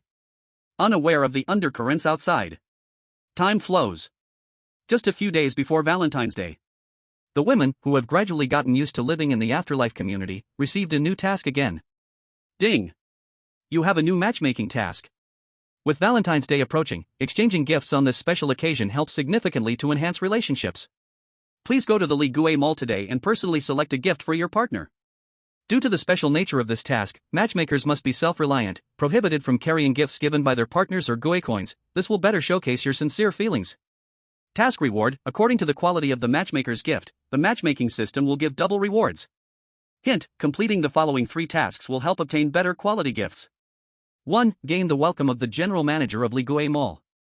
2. Investigate the secret of Fu Shou Bank. 3. Investigate the secret of the underground garage. Upon hearing this task, everyone except Yun Zhenyue had a grim expression. They actually wanted them to be self-reliant? Not even allowing them to bring gifts from their partners? Isn't this asking them to seek death? And they have to complete 3 tasks? Why should they gain the welcome of the general manager? As for Fu Shou Bank and the underground garage? Using their brains, they knew it must be the most dangerous places in this mall. In a game, that would definitely be a hidden level. Although after completing the previous few tasks, they were no longer ordinary people. In the face of the bazaar, they were still not much different from little mice. However, at that moment, someone discovered a bug in this task. Not allowing to bring gifts from their partners did not mean they couldn't borrow their partner's power, right? For example, letting their partner's little brothers help secretly. People go to the mall to buy things, it has nothing to do with them. How others see that is their business. Anyway, it doesn't violate the task rules. Several matchmakers thought of this. So they all requested their matchmaking partners to let the subordinates from their dungeons help. As soon as they enter Gu Mall, they let those little brothers come in.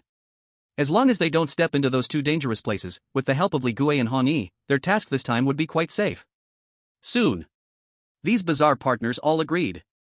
After all, it's for picking gifts for them. With the system's bonus, the gifts wouldn't be bad. That night, Count Dracula, who resented his wife's death, found Han Sume. He was unwilling to withdraw from the bazaar matchmaking so early.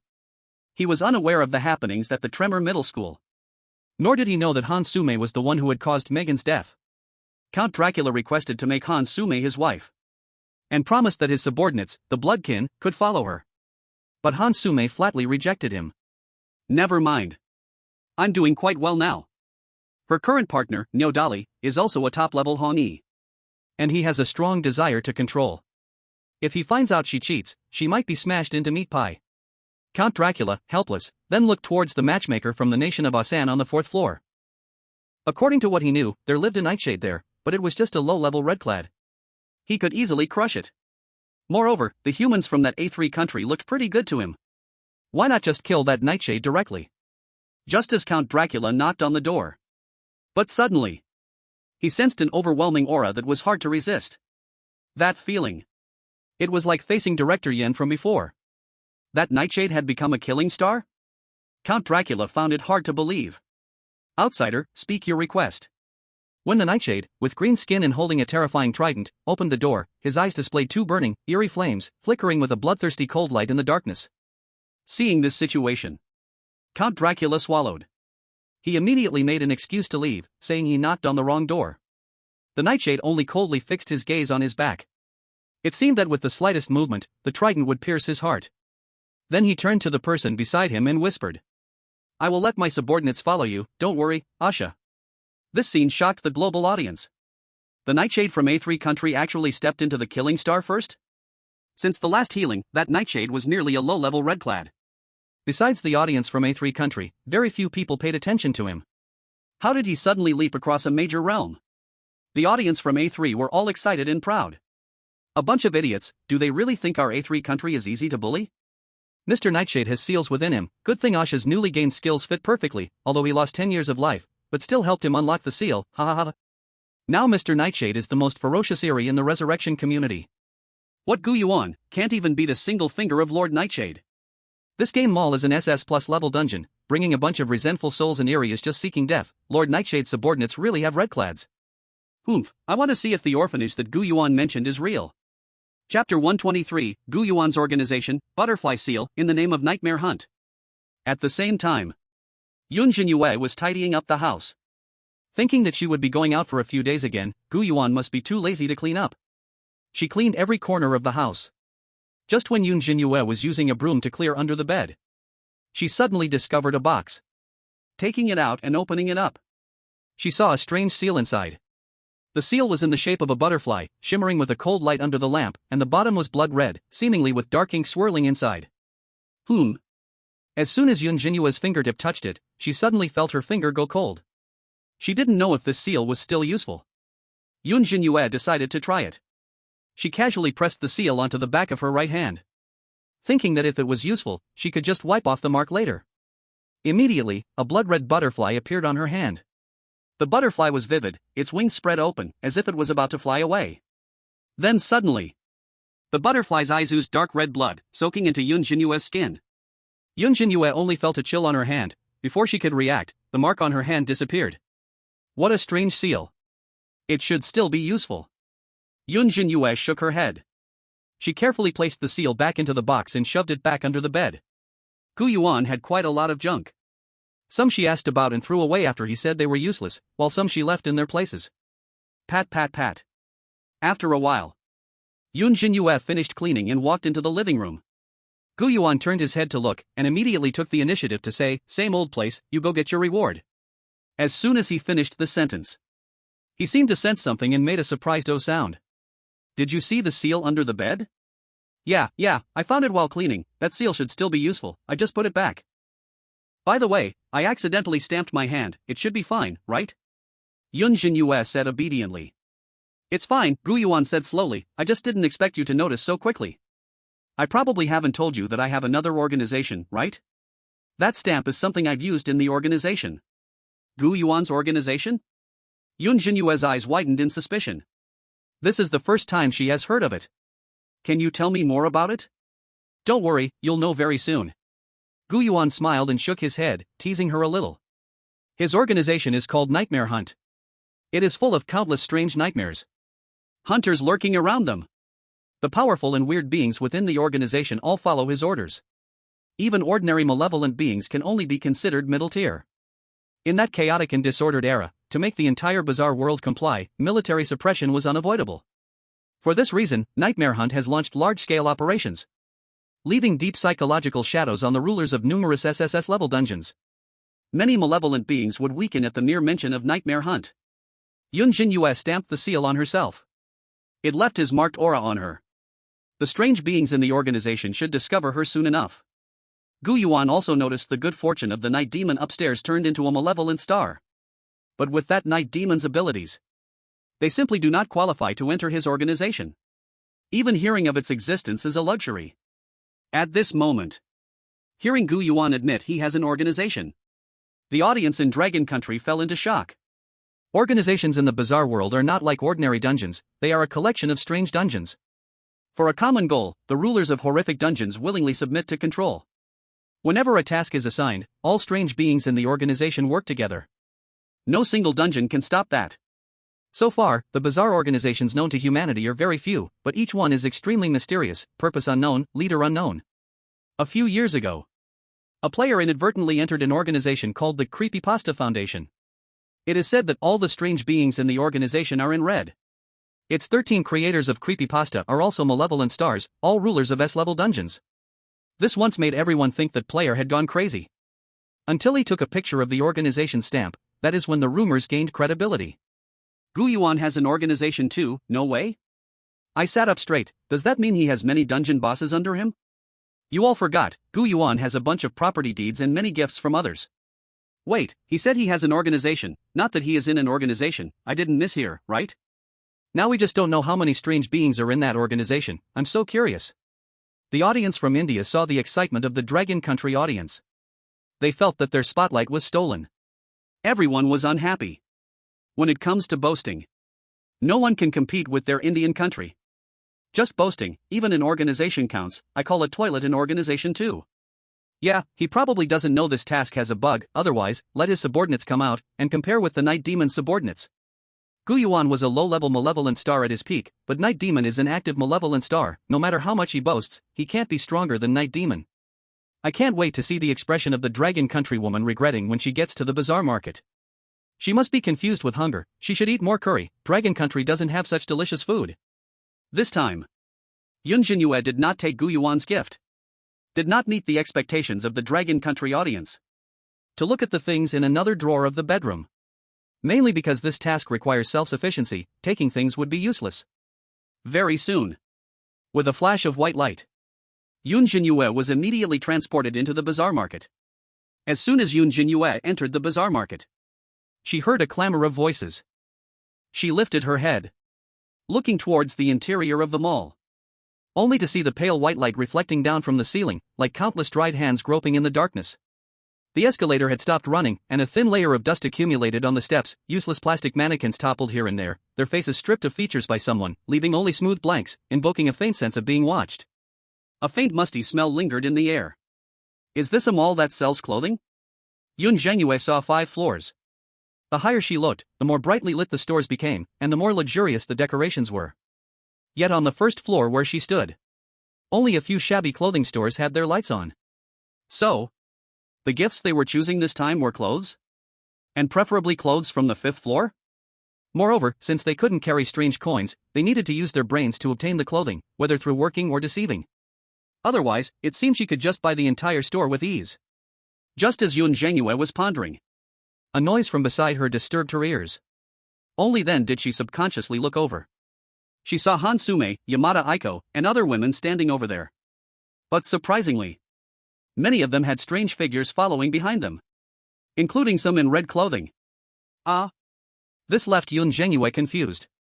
Wasn't it said that gifts couldn't include partners? Oh. These strange beings shouldn't count as gifts, right? Had they found a loophole? Yun Zhenyue felt a bit regretful.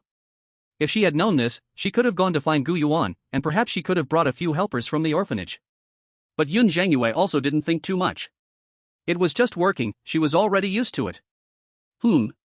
At that moment, Yun Zhenyue suddenly felt a chill on the back of her right hand. It seemed to be from the place of the butterfly mark. What was happening? Chapter 124, Dreamy Clothing Store, Touching Heads Raises Affection to Max? On the other side. Who told you to bring strange beings? I brought them, what is it to you? This is cheating, I will report you. Fine, go report, let's see if they can punish me. The women were engaged in a fierce argument. The center of the dispute was whether having the matchmaker's subordinates follow counted as cheating. Unexpectedly, tasking a matchmaker with a bug brought about furious reactions. They constantly accused it of breaking the rules. Meanwhile, the strange matchmakers stood behind with disdain, flaunting their superiority, claiming the matchmaking system hadn't prohibited it. Some even compared each other. Whoever brought more or stronger strange beings seemed to elevate their status significantly. And when they saw that Yun Zhenyue had no strange beings behind her, someone secretly revealed a pleased and proud expression. After going through these several sublevels, most survivors harbored deep jealousy towards Yun Zhenyue. Why are you, also a woman, living so well? Now seeing Yun Zhenyue unaware of the bug, losing directly at the starting line felt like drinking an icy cola in the summer, bringing great pleasure to many. Hansume glanced over, then quickly withdrew her gaze, feeling smug. Mainly because she hadn't expected to exploit the bug this time either, and hadn't brought strange beings. She was originally frustrated, but now seeing Yun Zhenyue in the same predicament made her feel much better. Poof. At this moment, Asha from India shot a glance at Yun Zhenyue. She was a noble Brahmin. A natural rich person. As an Indian, she was different from those lowly peasants, with no hint of darkness on her. Her hands were adorned with shimmering gold bracelets, earrings of exquisite style, and her olive green eyes were a blessing bestowed upon her by heaven. Asha had long been displeased with Yun Zhenyue. Especially during the trembling high school days when she alone scored a perfect score? Didn't that make her seem stupid? This was globally under the audience's gaze, equivalent to a heavy slap to her face. As for Yun Zhenyue punching through the heart of the room, it did not intimidate Asha at all. She didn't believe a human could possess the strength of a calamity star. Either Principal Luo's daughter helped her, or Gu Yuan helped her, just once was enough. Her own husband is a star-killing demon, a demigod in the mythology of the Asan country. She is not afraid of anyone or anything strange. Asha held her hands tightly and fixed her gaze on Yun Zhenyue, but she didn't say a word. The 7 night demons behind her also looked on with deadly eyes. The leader was even dressed in red, as if with just one command from Asha, they would stab Yun Zhenyue's body with a trident. After all, she is just a little mouse. They have killed and eaten many like her. But Yun Zhenyue didn't notice that gaze, she was already deafened by the noise. After waiting for a long time, she saw no mall manager coming. So she walked to the side. You. Asha saw that she was ignored. This was even more infuriating than being confronted or insulted. This completely disregarded her and the strange beings behind her. Asha's face turned pale, she ultimately held back her anger. She hasn't yet figured out the background of this vicious mall, and acting rashly might bring disaster. With a cold gaze, she took a deep look at Yun Zhenyue's back. Asha took her group of demons upstairs. She went straight to the 5th floor, where there was only one clothing store. Then she had the red-clad demon block the elevator, not allowing any other matchmakers to come up. The other women dared to be angry but didn't dare to speak. They did not want to provoke the red-clad demon. But soon, the matchmakers who brought strange beings also began to imitate Asha. The stronger the strange being brought, the higher the floor they went to. Before long, floors 3 to 5 were guarded by strange beings. Han Sume and the remaining 2 matchmakers, forced with no choice but to choose the clothing store on the 2nd floor. The clothing store on the 2nd floor was only slightly better than the first in decoration, and its customer base was scarce. They worked here. Who knows when they could piece together an outfit as a gift? And the quality of that clothing is probably not good either. At that moment, Yun Zhenyue wandered around and returned. Only then did she notice that the clothing stores upstairs had strange beings guarding them. Not wanting to fight them for space, she casually picked a clothing store that looked pleasing to her. This little shop called Dream Clothing is located in a corner on the 1st floor. It can be said the location is the worst in the entire mall. Although other stores had few customers, they could still see some shadows. This store's entrance was kept clean, and the sign had clearly been wiped regularly. But it didn't have even a hint of popularity. Ding-a-ling-a-ling. When Yun Zhenyue walked in, the hanging bell emitted a crisp sound. A petite girl in a white lace dress was bored sitting on a chair. When she heard the bell ring, she tilted her head to look at Yun Zhenyue, surprised. A customer has come? Welcome to Dream Clothing. I'm Mang. What style of clothes do you want to buy? Our store has everything, and all these clothes are made by me, all high quality and reasonably priced. Mang hurried to Yun Zhenyue's side, eagerly saying, standing just barely tall enough to reach her collarbone. This. Yun Zhenyue blinked. She currently has not a single cent in her pocket, and even if she wanted to buy something, she couldn't afford it. I have no money. Yun Zhenyue shook her head and softly inquired, I wanted to ask if you were still hiring? No money? Mang was greatly disappointed, as if her backbone had been taken away, and her mood became very low. She didn't respond to whether they were hiring but said weakly, why don't you sit for a while? As long as you don't sit on the clothes, you can sit anywhere. Anyway, there are no customers. Yun Zhenyue obediently found a chair to sit down. She waited for nearly half an hour, watching Mang resting her head on her hand, dozing off. Finally, when Mang woke up and saw that Yun Zhenyue hadn't left, a hint of surprise appeared in her eyes, and she explained, I didn't expect you to be so patient. Look, sometimes my store can go days without a single customer. Do you think I need to hire someone? No one came? Yun Zhenyue was surprised. She looked at the clothes hanging on the wall. Just a casual glance. She saw a traditional robe, bright red with exquisite embroidery. At the collar, 2 white egrets made of pearls rested, the craftsmanship exquisite and the quality extremely high. Yun Zhenyue looked at other clothes. Even the most ordinary plain clothes appeared bright as moonlight, holding in their luxury. Whether in style or texture, these were the best Yun Zhenyue had ever seen. All were traditional garments of the Dragon Kingdom, and the prices were not too high. Even if the location was a bit off, it shouldn't be as exaggerated as Mang said, with days without business? Isn't there any promotion? Yun Zhenyue asked tentatively. Promotion? I don't even have money for food, where would I go to promote? Meng Meng sulked, looking dejected. This. Yun Zhenyue saw that she was not in a good mood. Such a small child, should she be managing a store?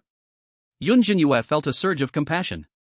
Unable to help herself, she slowly extended her hand and gently patted Meng Meng's head. In an instant, a milky white light appeared. Yun Zhenyue didn't even realize her purifying hand had activated automatically. Buzz. When a gentle touch rested on her head. Meng Meng was startled, never having seen such an impulsive customer, and after all, she was a bit odd. How could this girl, who seemed only slightly older than her, not be afraid of her? You, what are you doing? Just as she was about to shake the hand away from her head, a wave of warmth and comfort flowed from her head. Meng Meng felt as if a warm current was flowing down her spine, instantly making her whole body feel tingly and soft, as if she were in her mother's warm embrace, a long-lost sense of safety flooding her heart. Even her bones felt soft, her neck blushing, her eyes gently closing, and her lips unconsciously shutting, leaving only an incomplete word unspoken. All the negative emotions in her heart vanished under that gentle head pat. She didn't know how long it lasted. Until the touch on her head disappeared, Meng Meng gently nudged her head against it, but felt nothing at all. Not realizing what happened, she opened her eyes in dissatisfaction. 2 drops of sleepy tears leaked from the corners of her eyes, as if she had drank too much and had a wonderful dream. Why did you stop? Meng Meng whispered. Her words were not finished. She saw the apologetic Yun Zhenyue and slowly came back to her senses, suddenly feeling a strong sense of shame. She. Had she been so lost in the head pat? Meng Meng's face turned red from her neck all the way to her earlobes. However, she felt no anger towards Yun Zhenyue and instead felt a sense of closeness to her. How to say it? It was like a little kitten seeing its mother. Her affection skyrocketed. Straight to max. I'm sorry for patting your head, Yun Zhenyue said sincerely. Poof. Meng Meng put her hands on her hips, clearly a bit unconvinced. She wanted to say that Yun Zhenyue was breaking the rules, being reckless, completely ignoring her as the store manager. But the words came out as a sort of complaint, almost like a spoiled child. I can hire you, but you have to do this every day. Do what? Yun Zhenyue asked in confusion. Just patting my head, don't you understand? Meng Meng exclaimed angrily and shyly. Okay, Yun Zhenyue replied obediently. Chapter 125, Shocked Members of the Nightmare Hunters. Nearby is the aura of the Lord. Seeing this scene, the Dragon Kingdom audience looked strange. At that moment, they saw Han Sume and others pleading to work at the clothing store. Asha from the 5th floor was also forcing the odd store manager to hire her. Only Yun Zhenyue came up and patted the store manager's head? Did she think it was like petting a cat? Was she being polite? In the end, she really got hired. Fortunately, Yun Zhenyue is a girl. If a man came, it would be too uncomfortable to watch. What would a man even do? Would he be a lolicon? Why does it feel like Meng Meng's eyes are much clearer? Yun Zhenyue's hand. Whoever is touched will become a fool. It's a bit scary. I finally understand why Gu Yuan won't let Yun Zhenyue touch his head. While chatting with Meng Meng, Yun Zhenyue learned some information about this store. Meng Meng seemed to have not talked to anyone for a long time. Feeling a bit pent up, she suddenly spilled all her secrets like pouring beans. Every store in this strange mall has to pay a hefty rent every month. Moreover, each time a piece of clothing is sold, there's a commission taken from it. The store on the 5th floor only takes a 10% cut. But her store actually takes 50%. Not only that, Meng Meng's store is often suppressed by the neighboring store. Whenever customers come in, those strange stores often show up to pull away her rightful customers. This is why she was so excited to see Yun Zhenyue. In the end, Meng Meng revealed her reason for holding on to this store. In fact, this store was left to her by her parents, who disappeared 6 months ago. Meng Meng found out through investigation that they went to the underground garage and disappeared from there. Many other store owners have also vanished without a trace. Meng Meng asked the mall's deputy manager about it, but the other side was impatient, saying it had nothing to do with the mall. So you're a coward, afraid to enter the dangerous underground garage alone? Yun Zhenyue suddenly understood. Yes. Meng Meng nodded, looking forlorn. So I want to work hard to save money and hire some strong bodyguards to search for my mom and dad. The underground garage is really dangerous. I saw even the woman in red go in, and she never came out. Seeing this, Yun Zhenyue gently touched her head. This eased Meng Meng's melancholy. Don't worry, I will help you. Just as Yun Zhenyue finished comforting Meng Meng, suddenly, footsteps could be heard coming from outside. The two turned their heads to look. They saw a female ghost peering at the door, seemingly ready to buy clothes. But before Meng Meng could step forward to greet the customer, A yaksha suddenly ran from afar, said something to the female ghost, and then pulled her upstairs. Following the yaksha was Asha, who glanced at Yun Zhenyue, then saw the empty store and scornfully turned away. Meng Meng clenched her small fists at the sight. Clearly quite angry. Yun Zhenyue also frowned. This woman from Asen country seems to be from the 5th floor, right? Pulling a female ghost trying to buy clothes on the 1st floor to the 5th floor? The chances of making a sale are very low. After all, it's not those expensive clothes she wants to buy. But being taken away like this would surely upset her, and she wouldn't come back. This is purely harming others and harming oneself. I will go find the person in charge of this mall. What they're doing is too much. Yun Zhenyue immediately took a deep breath and stood up. Meng Meng held on to her last glimmer of hope. And followed after her. Not long after, the two found the deputy manager in the manager's office. He was an eerie man in a suit, with sharp eyes, counting ghostly coins in the office. When he heard Yun Zhenyue complain about the 5th floor store's malicious competition, the deputy manager had a dismissive look on his face, saying, "It's all fair competition. If she can pull customers at your shop door, you can pull customers at her shop door too. The mall hasn't forbidden this. Is it really necessary to disturb me over such trivial matters? I still need to count my money." Such comments left Yun Zhenyue in disbelief. Is there really such an irresponsible person in charge? Every month's rent and commission just thrown away? If everyone pulled customers so casually, wouldn't it all be chaos? Besides, do the ghosts on the 1st floor dare to pull customers upstairs? This is not reality, those ghosts can be deadly. As the deputy manager remained neutral, he chose to help those ghosts on the 5th floor. But that's not the end of it. The deputy manager lit a ghostly cigarette and glanced at Meng Meng sideways and said, "By the way, you'd better not stir up trouble these days. Previously, you said some weird things." "I said the mall is very safe, there's nothing in the underground garage. If you think your parents are there, just go look for them. As for what happened earlier, I won't hold it against you, considering your parents are the old owners of the mall. But today a big client is coming, even the general manager has to be careful and accompany them. If you cause trouble at this time, don't blame me for being merciless." Until they returned to the store, Meng Meng's mood had been very low. Yun Zhenyue was also feeling not too well. But this was an internal matter of the mall. As an outsider, there was nothing she could do. "Forget it, Sister Yu." Seeing Yun Zhenyue's gloomy expression, Meng Meng bit her lip and pretended to smile, saying, "I am weak and helpless, unlike those shop owners upstairs. I've never given him gifts, so I can't compete with them." Yun Zhenyue felt as if a stone was pressing down on her chest. But she couldn't think of a solution right away. So she made an excuse to go out for fresh air. Who? Yun Zhenyue walked alone towards the back door of the store. The cold wind brushed against her cheek, and she felt a surge of frustration in her heart. Especially since Meng Meng, as a customer, being taken away was directly her responsibility. She didn't even know when she had offended Asha from A3 Nation. Just then, she suddenly saw several strange figures walking over. These strange figures exuded an extraordinary aura, with the leader dressed in a sharp suit, wearing an identity badge on his chest. General manager of the Ligi Mall. Since the deputy manager wouldn't manage it, she didn't believe the general manager wouldn't care. If the latter truly ignored it, then she would need to rally support. At worst, she would call Old Lee from the Blood Moon Hotel, Director Yen from Reincarnation Hospital, and Principal Luo from Trembling High School. She wouldn't believe she could still be bullied like this.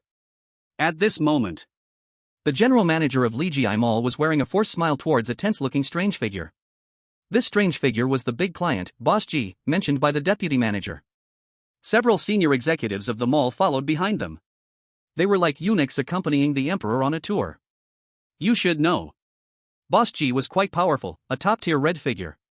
Moreover, he was also the ruler of the nearby S-level instance, the Hanyu Chamber of Commerce, extremely arrogant, and every time he came to Ligi Mall, he would buy a lot of clothes and liked to tip generously. But today, Boss G did not come alone. Standing beside him was a strange figure she did not recognize. Even the general manager did not know him. That unfamiliar strange figure had a cold expression, with long hair like silver threads, and even his eyebrows were pure white, exuding an intense chill, causing the temperature around him to drop significantly, making anyone nearby feel frozen by that cold air. He seemed like a strange figure just thawed from an ice block, with ice crystals sparkling beneath his feet with every step he took. Being so close, the general manager felt like he couldn't breathe. This individual was definitely a powerful strange figure. Boss G, should we go directly to the 5th floor? The clothes there are of the best quality, the general manager asked with a smile on his face. Upon hearing this, the always arrogant Boss G glanced at the strange figure beside him. Mr. Yu, what do you think? Yu Honghu simply replied softly. He completely disregarded Boss G's flattering demeanor. As a member of the Dream Hunt, he didn't need to pay attention to any strange figure except for the Lord.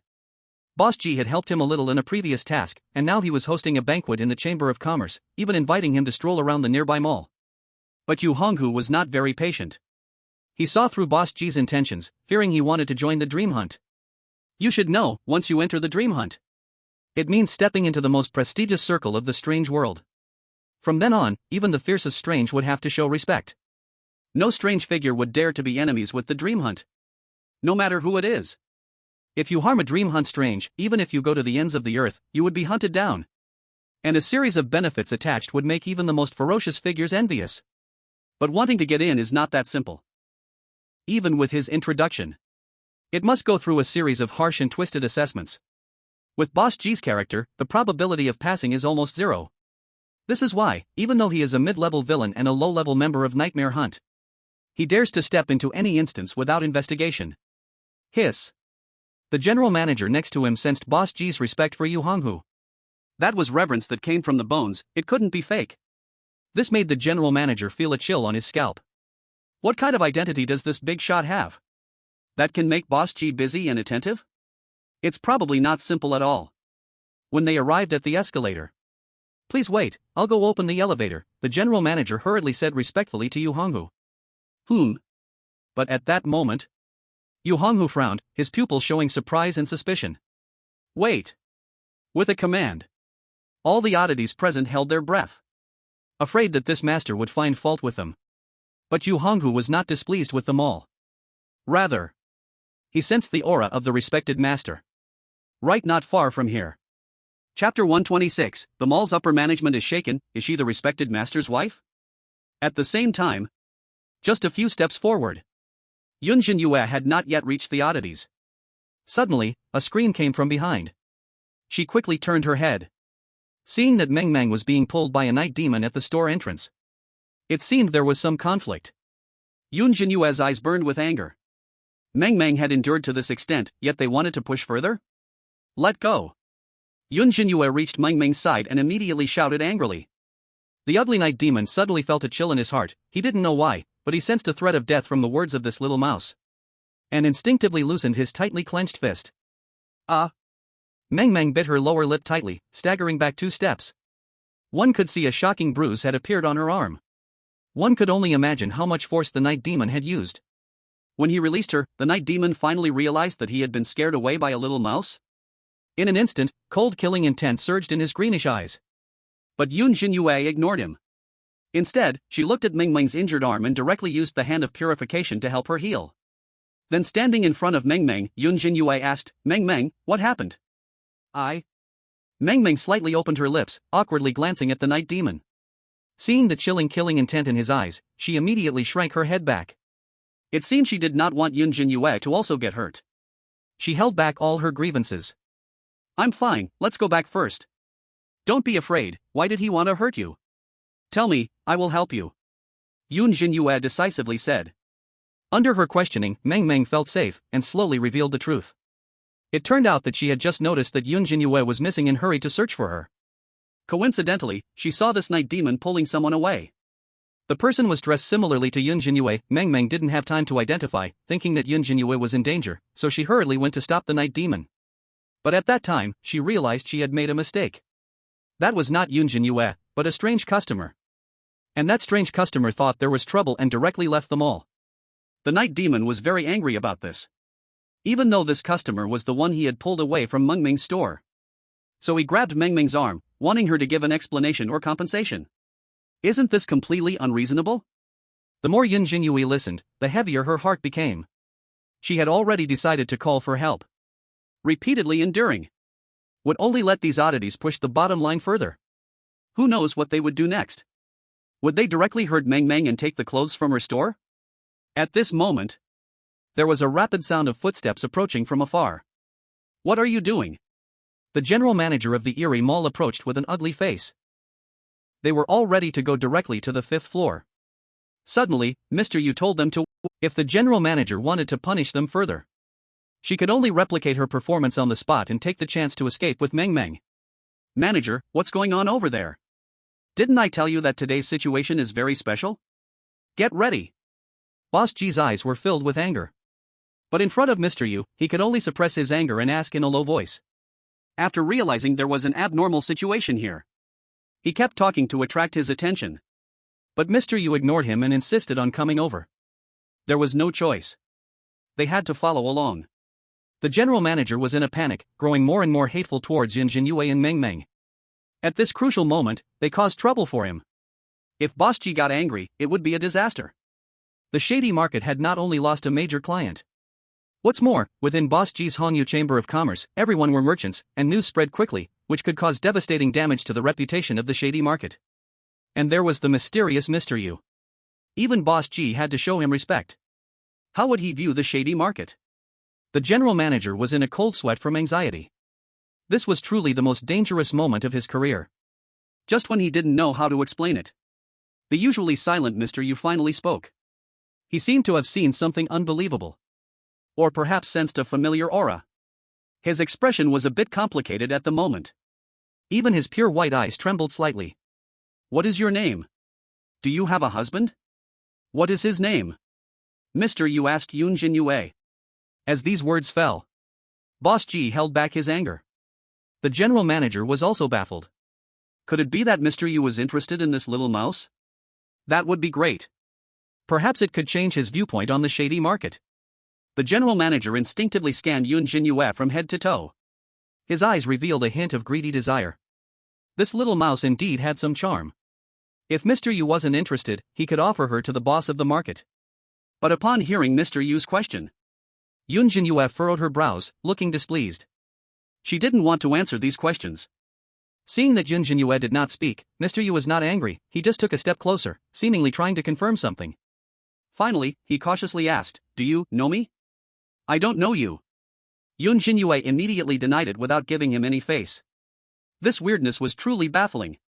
If you want to punish me, just do it, why ask such random questions? What does this have to do with him? Upon hearing this, Boss G was burning with rage. It was unimaginable that someone would dare to be so rude to Mr. Yu.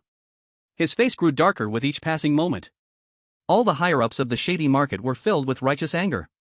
Mr. Yu must be treated with utmost care by even Boss G. When had they allowed such an insult? At this moment, the general manager could no longer hold back and erupted in anger. "You little mouse."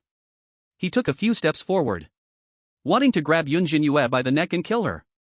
But just at this moment, Mr. Yu's pupils suddenly trembled. Instantly furious. Smack! A loud slap landed on the general manager's face. "Impudence!" Mr. Yu shouted in anger, stopping this disrespectful act. A chilling cold air froze the side of the general manager's face. He was dazed by this slap, and his blood almost froze in his veins. What is going on? The entire shady market was also bewildered. None could figure out why Mr. Yu would slap the general manager at this moment. This doesn't make sense. It was clear that the general manager was going to vent his anger for him. What does impudence mean? Does he know this little mouse? But just at that moment, under their shocked gazes, Mr. Yu suddenly knelt down with a loud bang. He knelt right in front of Yun Zhenyue and performed a solemn salute. "I did not know that the esteemed wife of the master was here. I am guilty beyond redemption. Please forgive me, madam." Buzz. After Mr. Yu knelt down, the entire place fell into an eerie silence. All the oddities looked shocked, staring at the frowning Yun Zhenyue. "Master." "Madam?" This title echoed in their ears. The clueless general manager's head buzzed. Even without knowing the secrets inside, he could see from Mr. Yu's extreme respect how serious this was. Just knowing her identity made him kneel? Even the Boss G felt deep respect for this mysterious being in front of her. But there was not a hint of arrogance, rather like how small shop owners sincerely respected him. This girl is Mr. Yu's master's wife? The general manager felt deep regret. He almost killed her just now? And he punished that girl's friend without any distinction? No wonder Mr. Yu was so angry. What terrified the general manager the most was even such an existence as Mr. Yu had to be subordinate. What kind of being is that master, exactly? He hasn't made a powerful enemy in the Eerie marketplace, has he? If he's held accountable for this, The owner of the Eerie marketplace could skin him alive. The general manager's heart was trembling. The coldness from the side of his face was like extreme ice from the abyss, piercing through his entire body. All the top brass at the Eerie marketplace also realized this possibility. Some looked dazed, secretly afraid, glad they hadn't acted rashly. Others secretly felt pleased. If this general manager falls, they would have a chance to rise. At this moment, without a doubt, the most shocked person was Boss G. Masters, madam? She's actually that one's wife?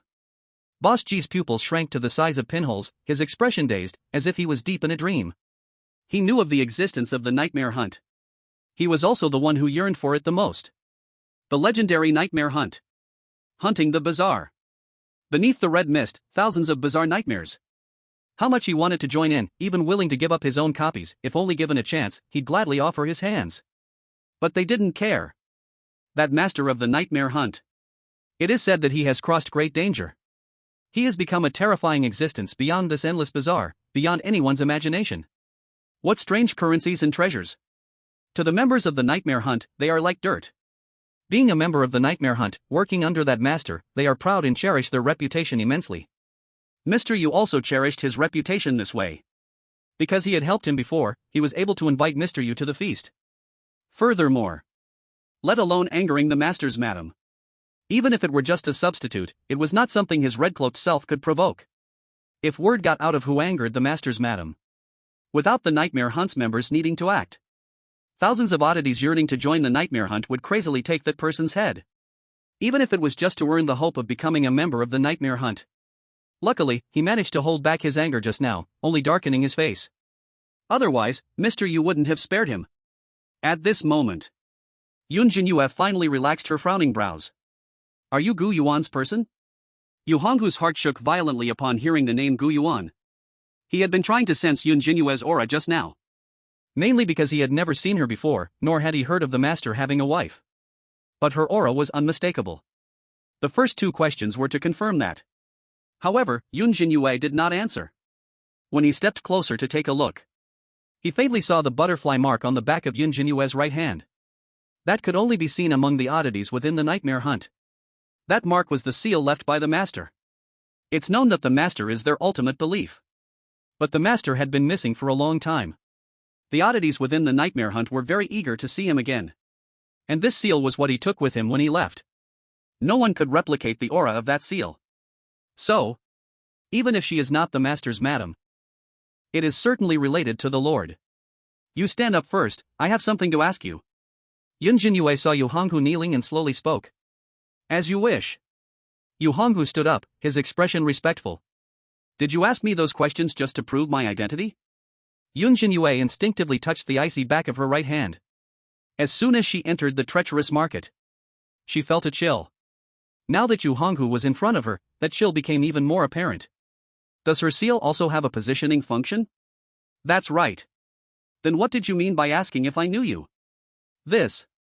Yu Honghu took a deep breath, showing a hint of bitterness on his face. I just wanted to know if the Lord knows about me. However, I also understand that I am just a low-level member of the organization. It is only natural that the Lord wouldn't know such small fry like us. I understand. Yun Zhenyue understood what Yu Honghu meant. Since he is from Gu Yuan's organization, that means he is one of their own. Can you tell me more about that organization? Yun Zhenyue asked. I don't know much about it. To be frank, you should have sensed the aura of the seal on my hand, right? I accidentally got it on my hand while cleaning under the bed. Cleaning under the bed? A seal can be accidentally printed? Yu Honghu felt a chill run down his spine. It seems she really is the Lord's wife, and their relationship must be extremely close. Even if she used the nightmare hunt seal without permission, the Lord didn't get angry. It must be her. The Lord's seal represents his supreme authority. If any member dared to use the seal privately, even if the Lord himself did not speak, other members would be ready to tear them apart. At that moment, Yu Honghu briefly introduced Nightmare Hunt to Yun Zhenyue. He explained the origin of the name and its status. The more Yun Zhenyue listened, the more shocked she became. Bizarre nightmares? She looked at the back of her hand in amazement. Just then, Yu Honghu glanced at the terrified general manager beside them. He was a high-ranking red-clad, one of the few powerful presences in the market. But daring to act against the Lord's wife, he wouldn't be tolerated. By the way, how do you want to deal with him? Yu Honghu respectfully asked. This. Yun Zhenyue hesitated for a moment. Although she was very angry with the general manager's actions. But this is his territory, if she were to hit him, wouldn't it cause trouble for Gu Yuan's organization? I understand now. Seeing Yun Zhenyue's attitude, Yu Honghu immediately said coldly. The glory of Nightmare Hunt must not be tarnished. It cannot tolerate any provocation. You, what are you going to do? The general manager was filled with fear, not daring to believe that Mr. Yu actually wanted to kill him in the market. Even if he didn't consider his own face, he should at least consider the owner's face, right? To save his life. The general manager quickly begged for mercy. I am willing to resign from the general manager position, please spare me. Boss G remained silent. The higher-ups of the market were eerily quiet as well. This should be enough. The general manager had already paid the price, killing him now would be disrespectful to the market owner. The market owner's strength was not inferior to that of Mr. Yu. But just at that moment. Buzz. Yu Honghu turned around to look. A cold light burst forth from his white pupils. You. Immediately, the general manager's eyes went wide, his body frozen in place. He couldn't even beg for mercy anymore. The next second. His skin turned pale.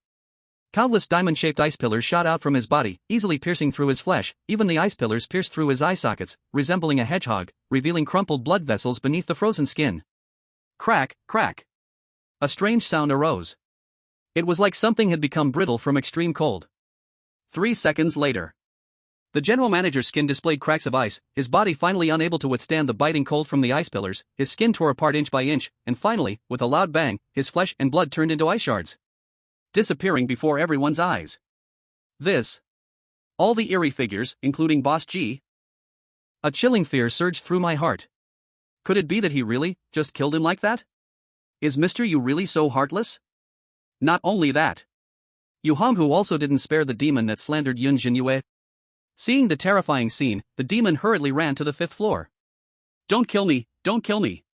He ran while screaming in despair. However, Yu Honghu showed no mercy. Go. He clenched his right hand in the air. A massive diamond-shaped ice pillar instantly appeared in his hand. With a speed that no one could react to. He only let out a low murmur before throwing the ice pillar. Whoosh. In the blink of an eye. The ice pillar pierced through the demon's back. He didn't even have a chance to plead for mercy. He was pierced through the heart. Then he met the same fate as the general manager. With a loud crash. His body exploded into ice shards. Seeing this, Yu Honghu finally bowed his head and murmured. The wife of the respected lord cannot be humiliated. Even if it's me, if I have such a sin, I must die to seek forgiveness. After doing all this, Yu Honghu proactively asked, My lord, if it's just me, it may be difficult to protect you completely. Can I send a message to ask a friend to come? He sensed that Yun Zhenyue seemed to dislike being too ostentatious. The respected lord must mean the same. Otherwise, inviting the higher-ups from the Nightmare Hunt would mean this mall could be torn down. Okay. Yun Zhenyue complexly replied. Is the Nightmare Hunt really so overbearing in their actions? She thought it would just be a punishment. Unexpectedly, they kill without hesitation. Not leaving a shred of mercy. Looking at Gu Yuan's lazy disposition. She initially thought the oddities in the organization had the same style. Upon hearing this, Yu Honghu was overjoyed. Immediately, he waved his palm, forming a crystal-clear ice dove. The ice dove flapped its wings and flew towards the outside. At this moment, Yu Honghu respectfully said, I usually use this ice dove, please forgive my familiarity. But in no more than half a day, they will arrive. I am willing to give my life to protect you. During this period, anyone who dares to touch a single finger of yours, I will not spare them. Chapter 128, Meng Meng, I want to promote Yun Zhenyue to assistant manager. The plot twist came too suddenly. The Dragon Country audience was momentarily bewildered. They had just thought they were all in it together. How could the general manager be killed in an instant? Along with the demon who slandered Meng Meng, turned to ice shards in the blink of an eye. This ruthless and domineering approach shocked the audience. But what left everyone incredulous was that eerie figure, who seemed so cold, actually called Yun Zhenyue the respected lord's wife? What Gu Yuan mentioned about the organization turned out to be true. The one who struck down 2 oddities was just a low-level member? And he referred to himself as a nobody, not worthy of Gu Yuan's notice. But at least this person is a low-level killer. Which common nobody can be a killer? Didn't they see how the demon from a sand country transformed into a killer and acted arrogantly? He truly has the qualifications to act like that. In everyone's mind, a killer is impressive. If they appeared in any real country, it would be like gaining a new nuclear weapon. Even in a small country, they could enter the ranks of global powers. This is the confidence brought by killers. Gu Yuan is actually the lord of the Nightmare Hunt. Wow. An organization I've never heard of. Damn, the killer was just a low-level member? I wonder which organization is stronger compared to the Strange Tales Foundation. You're joking, the leader of the Oddity Foundation is truly a killer. How can he compare with Gu Yuan's organization? Hunting the oddities, forging thousands of nightmares, their prestige is indeed high. Oh my god, he even wants to call other members. Could it be a whole bunch of top-tier red-clad? At this moment, the audience from a sand country looked grim. No one expected that Yun Zhenyue would escape yet again from a situation that was supposed to mean certain death. This icy oddity actually called her the respected lord's wife? They had previously mocked Gu Yuan for boasting, and now it had come true. The strongest oddity led by Asha was only red-clad. But a subordinate of theirs is already a killer. What is this hammer fight? Good to fix a bug, but then they directly used hacks. Most of the audience from the A3 nation already had dark faces. Now seeing this scene, they are almost as black as charcoal. This is unfair. This woman from the Dragon Nation brought her subordinates privately. Hurry to report her. Stop arguing, Ms. Asha also brought a Yasha. One disaster star is not enough, wanting more strange ones to come. Is this a task? There is no sincerity at all. The gift brought is thoughtless, and will be punished by the gods. I used astrology. Miss Asha will ultimately be the true winner. At this moment, Meng Meng's watery eyes are still in a dizzy state. It's like being hit by a freezing charm. Like a frightened little deer, her lips showed two small tiger teeth, her thin fingers unconsciously clutched the white lace skirt, the lace crumpled in her sweaty palms. Meng Meng had been watching carefully, but did not dare to speak. The whole scene was both red-dressed and disaster stars. She was just a little evil spirit, like a small dish. Until she saw that cold, eerie moment when the general manager was brutally killed. That was the general manager of the malicious shopping mall. Usually, he exploited these store owners to the extreme. Moreover, he was proud and looked down on them at all. Who made him the man in red? And also the right-hand man of the shopping mall owner. No one dared to provoke this general manager. Every time it was a warm face against a cold butt.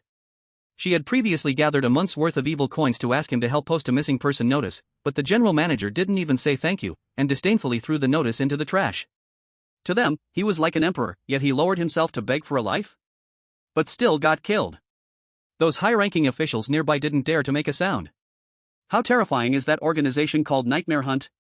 The random store employee she picked up was actually the wife of the organization's master? Meng Meng only felt her head spinning. Like she drank too much milk and got drunk. More importantly, at this moment, she made up her mind. She would promote Yun Zhenyue to deputy store manager. With her around, no one would dare to bully her. Boss G. At this time, Yu Honghu turned to look at his side, showing an apologetic expression. This matter has nothing to do with you. This manager was killed by me, he deserved it. Even if it wasn't me, any member of an organization would do the same. I need to protect the master's wife now. I cannot accompany you. I will come to pay my respects later when I have time. Boss G hurriedly shook his head in panic upon hearing this. How could he dare to be so arrogant in front of the Nightmare Hunt master's wife? He was just shocked by Yu Honghu's actions. He gained a new understanding of Nightmare Hunt's ways. It's alright, you all carry on, I will take my leave first. Boss G saw the distant look in Yu Honghu's eyes, his lips showed a hint of bitterness, fearing that his previous attitude had made him miss an opportunity. If only he had known her identity earlier. If he had just heroically protected her. Maybe he would have had a great chance to enter Nightmare Hunt. But now, it would seem too intentional to say anything. Boss G sighed deeply, saying to those high-ranking officials, if the mall owner gets angry, let him find me. This matter stems from me, I will apologize. Apologize? Apologize for what? These high-ranking officials realized the esteemed identity of Yun Zhenyue. A presence that even Mr. Yu took care to accompany. The master's wife. The general manager is dead, let him die. Given the mall owner's personality, he wouldn't cause trouble at all. On the contrary, they were the beneficiaries. Now, establishing a good relationship with that lady is the most important thing. It's fine, this is all minor stuff. Yeah, the general manager should have died long ago. Good kill, we've long disliked him. Troublesome adults took action. I will go mop the floor right now, lest these ice shards hinder you esteemed adults. The group of strange beings quickly spoke out to calm the situation. Moreover, someone brought a mop to clean up the ice shards at the entrance of Mengmeng's store, bending down to wipe the floor with their sleeve, fearing that any bloody smell would taint the air, and took a bottle of expensive perfume to spray around. Seeing this scene, all the higher-ups gathered around to clean, just to leave a good impression on Yun Zhenyue. This shameless act left Meng Meng dumbfounded. Is this still that group of upper-class mall executives who look down on others? She would believe it if someone said they were eunuchs beside the emperor. It seems the deputy manager is not enough. Meng Meng felt a bit troubled. Should she also offer the shop owner to Yun Zhenyue? Just as this group of executives racked their brains on how to please Yun Zhenyue, Asha from the 5th floor came down the elevator. She had just sent her subordinates, Yacha, to attract customers, but after waiting a long time and seeing he hadn't returned, she thought he was slacking off, so she got angry and decided to go downstairs to personally pull in customers. Anyway, she could not let Yun Zhenyue's store get a single customer. When Asha reached the 1st floor, seeing a weird crowd of cleaners at the front of Meng Meng's store, alongside Yun Zhenyue and Meng Meng, she couldn't help but feel puzzled. This store hasn't sold a single piece of clothing for half a day, yet they have money to hire cleaners? Is there a cleanliness obsession or something? Really, it seems they have too much money to waste. Just then, a strange customer came from not far away. Asha quickly turned her attention away from them. Handsome guy, the clothes in the store on the 1st floor are all trash, not worthy of your status. Especially the owner of this store is very greedy. A piece of clothing worth 10 ghost coins can sell to you for 100. Why not go check out the 5th floor? I'm a staff member at that store, I can offer you a discount. Asha immediately approached the customer, pulling on his arm and whispering. I don't have many ghost coins, maybe I should just forget it and look around on the 1st floor. The customer said with distress. No worries, just go take a look on the 5th floor first. Anyway, don't buy clothes here, it's easy to get cheated. Asha earnestly persuaded. The customer was swayed by her words and reluctantly prepared to head upstairs. But just then, before she could pull the customer upstairs, stop! A furious voice shouted from a distance. Asha frowned, turning to see that those cleaners had actually come to find trouble with her. She wasn't even a manager, why did attracting customers relate to them? A group of cleaners, dressed so formally, with suits and ties. What's wrong with them? What do you think you are? You tell me to stop just like that? Why should I listen to you? Asha was too lazy to respond and was ready to turn and leave. She, who considered herself above others, felt that even talking to the cleaners would sully her dignity. This statement made the high-ranking official who spoke turn red with anger. He was the director of the Lijiai Mall. Usually, even the vice president would greet him with a smile when meeting him. A little mouse actually dared to disregard his orders? Especially in front of Mr. Yu and that noble lady. He lost all face. Could it be that her husband was also a noble from some organization? I told you to stop, can't you hear? The ghost director roared. His eyes were bloodshot. It was clear that he was really angry. This made Asha frown tightly, unable to help but scratch her ear. She stopped in her tracks. Turning her head, she glared coldly at the ghostly high-ranking official. Then, with words carrying an invisible killing intent, she threatened, "You're dead." Asha prepared to call her subordinate Yacha to deal with him. Dead? These 2 words made the other high-ranking officials next to her uneasy. A group of ghostly higher-ups all looked pale. When one flourishes, all flourish. Her humiliation of the director was also slapping their faces. But with Yun Zhenyue's success before them, they didn't dare to act recklessly. A ghostly high-ranking official first suppressed his anger and asked, "Which organization is your husband from? What does that have to do with you?" Asha retorted angrily. Today, she really didn't believe that this group of cleaners would make things difficult for her. What kind of nonsense is this? What organization comes from a strange world? He just became a killer star. Do you dare to touch me? I am standing right here. If any of you dares to touch me, I'll have my husband kill you all. Killer star? Unexpectedly, this question actually revealed some clues. The high-ranking officials felt it was troublesome. But at that moment, Yu Honghu, with a blank expression, quietly said, "A low-level killer star? Just a member from the lowest rank of nightmare hunting, how dare they be so arrogant? You handle it as usual, don't let this disturbance disturb the respected lady." With Mr. Yu backing them up, all the high-ranking officials felt more confident. Right. Just a low-level killer star. Only the lowest member of that organization. With Mr. Yu here, what are they afraid of? On one side is a low-level killer star, on the other side is a top-level mysterious organization. They know the difference in weight. Are you a clerk from the 5th floor? One high-ranking official looked up and asked in a low voice. So what if I am? Asha crossed her arms and sneered. She looked at Yun Zhenyue. Do you really think you can stop me from luring customers with just a group of cleaners? I tell you, as long as I am here, you can forget having any customers. Yun Zhenyue had not spoken yet.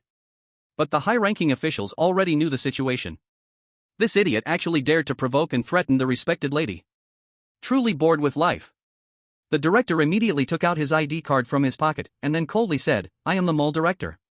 I am now unilaterally notifying you to stop your store's operations from now on. Director? Asha was dumbfounded when she saw the ID card. What did you say? Her eyelashes cast fragmented shadows across her pale cheeks. Her pupils were filled with disbelief, and countless thoughts shattered in that moment. Who could have thought? The strange one mopping the floor at the store entrance was actually the mall director? And they wanted to stop the store where she got hired? She had already discussed with the store owner. For every customer she lured and sold an item, she would earn a 30% commission. She had already lured quite a few customers, and was almost close to gathering enough money for gifts. If they really stopped business, where would she find such an easy money-making store? Asha looked at the other strange ones. She saw that group of strange people also indifferently took out their ID cards. Financial manager, director, head of business department. Asha felt like her head was going to explode.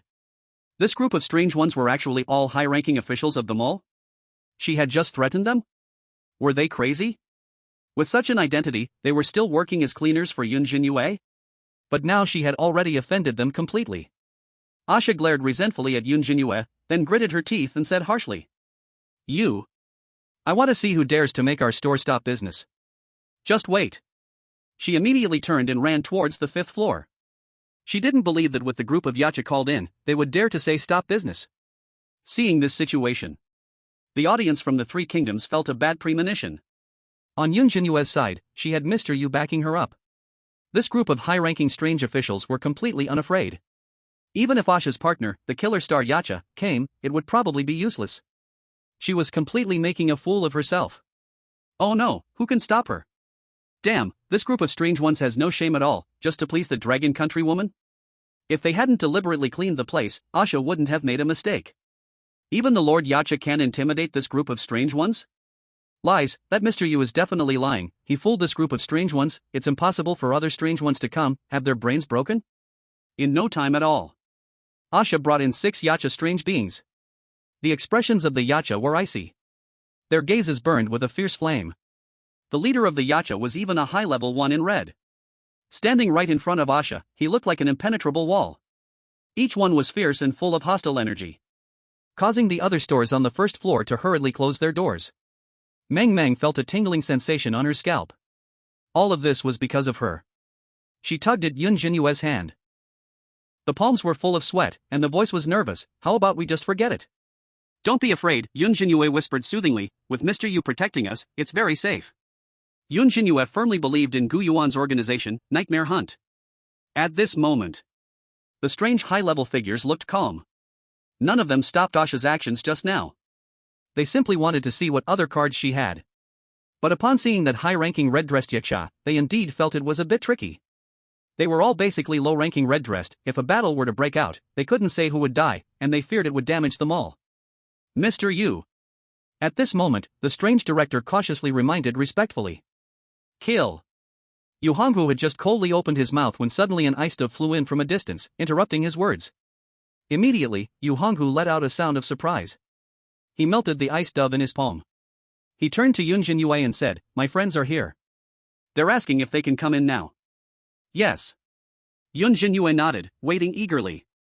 Having finished the sentence, in the next second, a sudden change occurred. Crash. The mall's lights violently flickered, casting bizarre shadows. And those shadows slowly intertwined into a twisted human form. A wave of hot, scorching wind suddenly burst through the window, mixed with a terrifying temperature. All the plastic mannequins that had fallen on the ground suddenly opened their eyes, a chaotic black shadow crawling out from their eyes, and then gathering into an ever-growing mass, emitting the sound of cracking bones. A sharp metallic friction came from the ceiling's ventilation duct, as if something was crawling through the pipes. The display screen of the far-off, out-of-service elevator suddenly lit up with blood-red numbers. Ding! With the sound of the elevator, it seemed that someone had arrived. Everyone present could sense it. Terrifying breaths rushed in from all directions. In the blink of an eye, figures suddenly appeared beside them. Asha turned her head in confusion. At this moment, she saw many strange creatures. Looking around, she realized there were as many as 10. Each one's aura was thousands of times more terrifying than that of the high-ranking red-dressed yaksha. Could it be they were all calamity stars? She didn't know who these strange beings were or what their purpose was. But she could see the shock in the eyes of these high-ranking strangeness. A flash of spirit struck her. She could just borrow the momentum of these strange beings. You can still beg for mercy now, as long as you lift the business suspension notice, I will let them go back. Otherwise, my subordinates will definitely tear you apart. Asha said arrogantly to everyone. As if those appeared strange beings were all her people. But the next second after she said this, she suddenly froze, her pupils wide. This was because these 10 powerful strange beings were slowly walking towards Yun Zhenyue. One of the strange beings even gave her a mocking glance, as if laughing at her for being an idiot. When they stood before Yun Zhenyue, all the strange beings actually bent down, presenting a right angle, yet their eyes did not dare to meet, their expressions full of respect. On their bodies also appeared a blood-red organizational mark, making it easy for Yun Zhenyue to check. At this moment, they revered her as a deity, as if facing a supreme existence. They spoke in unison, their momentum imposing. Subordinates pay respects to the noble lady. Chapter 130, The Shocked Global Audience, Who is the Boss? Silence. After the sound fell, the entire place fell into a deathly silence. These 10 strange beings included both men and women, both old and young, dressed in various abilities and styles. Some were filled with murderous aura, their eyes deep like abysses, just one glance would make people feel afraid. Others had concealed breaths, having no sense of presence, standing there like a statue. The only similarity was their heartfelt respect for Yun Zhenyue. As long as Yun Zhenyue had not spoken, they all maintained their bowing position. At this moment, the strange director of the Legii Mall gained a new understanding of Nightmare Hunt. He looked at so many evil stars. It made his scalp tingle and his legs go weak. He had never seen such a scene in his life. The eerie world was so vast. In just the time it took to drink a cup of tea, Mr. You called them here? This also shows the members of the Night Hunt must be widely distributed across the eerie world. Even at the ends of the earth, there are members of their organization. Information flows both up and down. Just a single ice dove could drive them to come. It could be seen that their loyalty to the organization was extremely high, otherwise, they wouldn't need to care at all. The other upper echelons of the eerie world also did not speak. They slowly exchanged glances. Each breath was rapid, and the corners of their eyes trembled. They could sense the tremors and shock in each other's pupils. As high-ranking members of the SS Plus Instance's Eerie Marketplace, they were always treated with respect no matter which instance they went to. What scenes hadn't they seen? But to see 10 evil stars bowing in respect. They truly had never seen such a scene. When did the evil stars become as numerous as cabbages in the field? Any one of them. If not equal to the marketplace owner, at least when they came to the marketplace, the owner had to wear a smile and greet them carefully, afraid of offending one and creating a formidable enemy for the Eerie Marketplace. Even in an SSS-level instance. Those infamous, fearsome Eerie beings never had such a grand occasion. This organization named Night Hunt. Perhaps. No. It was absolutely true that their strength exceeded their imagination. It was completely beyond comparison to any single instance. It was an existence they could never see clearly even if they stood on tiptoe for their entire lives. Like the shrimp soldiers and crab generals in the river, and the illusory heavenly palace. The general manager could only say he was very unlucky. Who could have thought that he inadvertently provoked the lady of the organization's master? He estimated that the marketplace owner, upon seeing this scene, would have to take the initiative to apologize. They had only briefly glimpsed a corner of this organization, yet they concluded in their hearts. They absolutely had to serve that lady of the master well. Sometimes, even a speck of dust falling from above could change their ordinary eerie lives. At this moment. Meng Meng rubbed her skirt. Her round-toed little leather shoes lightly scraped against the floor. Due to extreme nervousness, she felt the urge to use the bathroom. This time she was truly scared. Meng Meng had always had a timid disposition. When she was little and watched scary movies, she had been so frightened that she wet the bed. From then on, she regarded such terrifying things as taboo. She didn't dare to go to the underground parking lot as a result. Just earlier, during the standoff, she clearly saw the appearance of these Eeries. The strange, floating lights and shadows, the warm wind coming out of the windows, the shadows in the eye sockets of plastic mannequins, the movements in the ventilation ducts, the strange footsteps in the elevator. And many other scenes she sensed but dared not look at. All of this was simply beyond her understanding.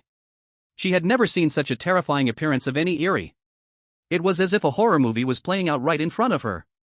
At the same time, on the third floor, Aiko Yamamoto happened to come downstairs to wash a piece of clothing. This clothing had been stained by a guest's hand. As a result, her sharp eyes just happened to catch the scene. Dozens of Eerie beings. Each one's aura was on par with Director Yen and Principal Luo. This terrifying group of evil stars was actually bowing to Yun Zhenyue? These 10 evil stars. They must all be subordinates in Gu Yuan's instance. Aiko Yamamoto unconsciously clenched the clothing, her pupils trembled violently, her mind felt dizzy, her heartbeat quickened, and she was gasping for breath. After these few missions, she had grown a lot. She no longer judged people by their looks, nor did she deliberately create enemies. But the scene of mocking Yun Zhenyue when she first entered the underworld community still often appeared in her dreams. Each time, she felt deep regret. If she had known Yun Zhenyue was this lucky. Getting untold wealth from Gu Yuan.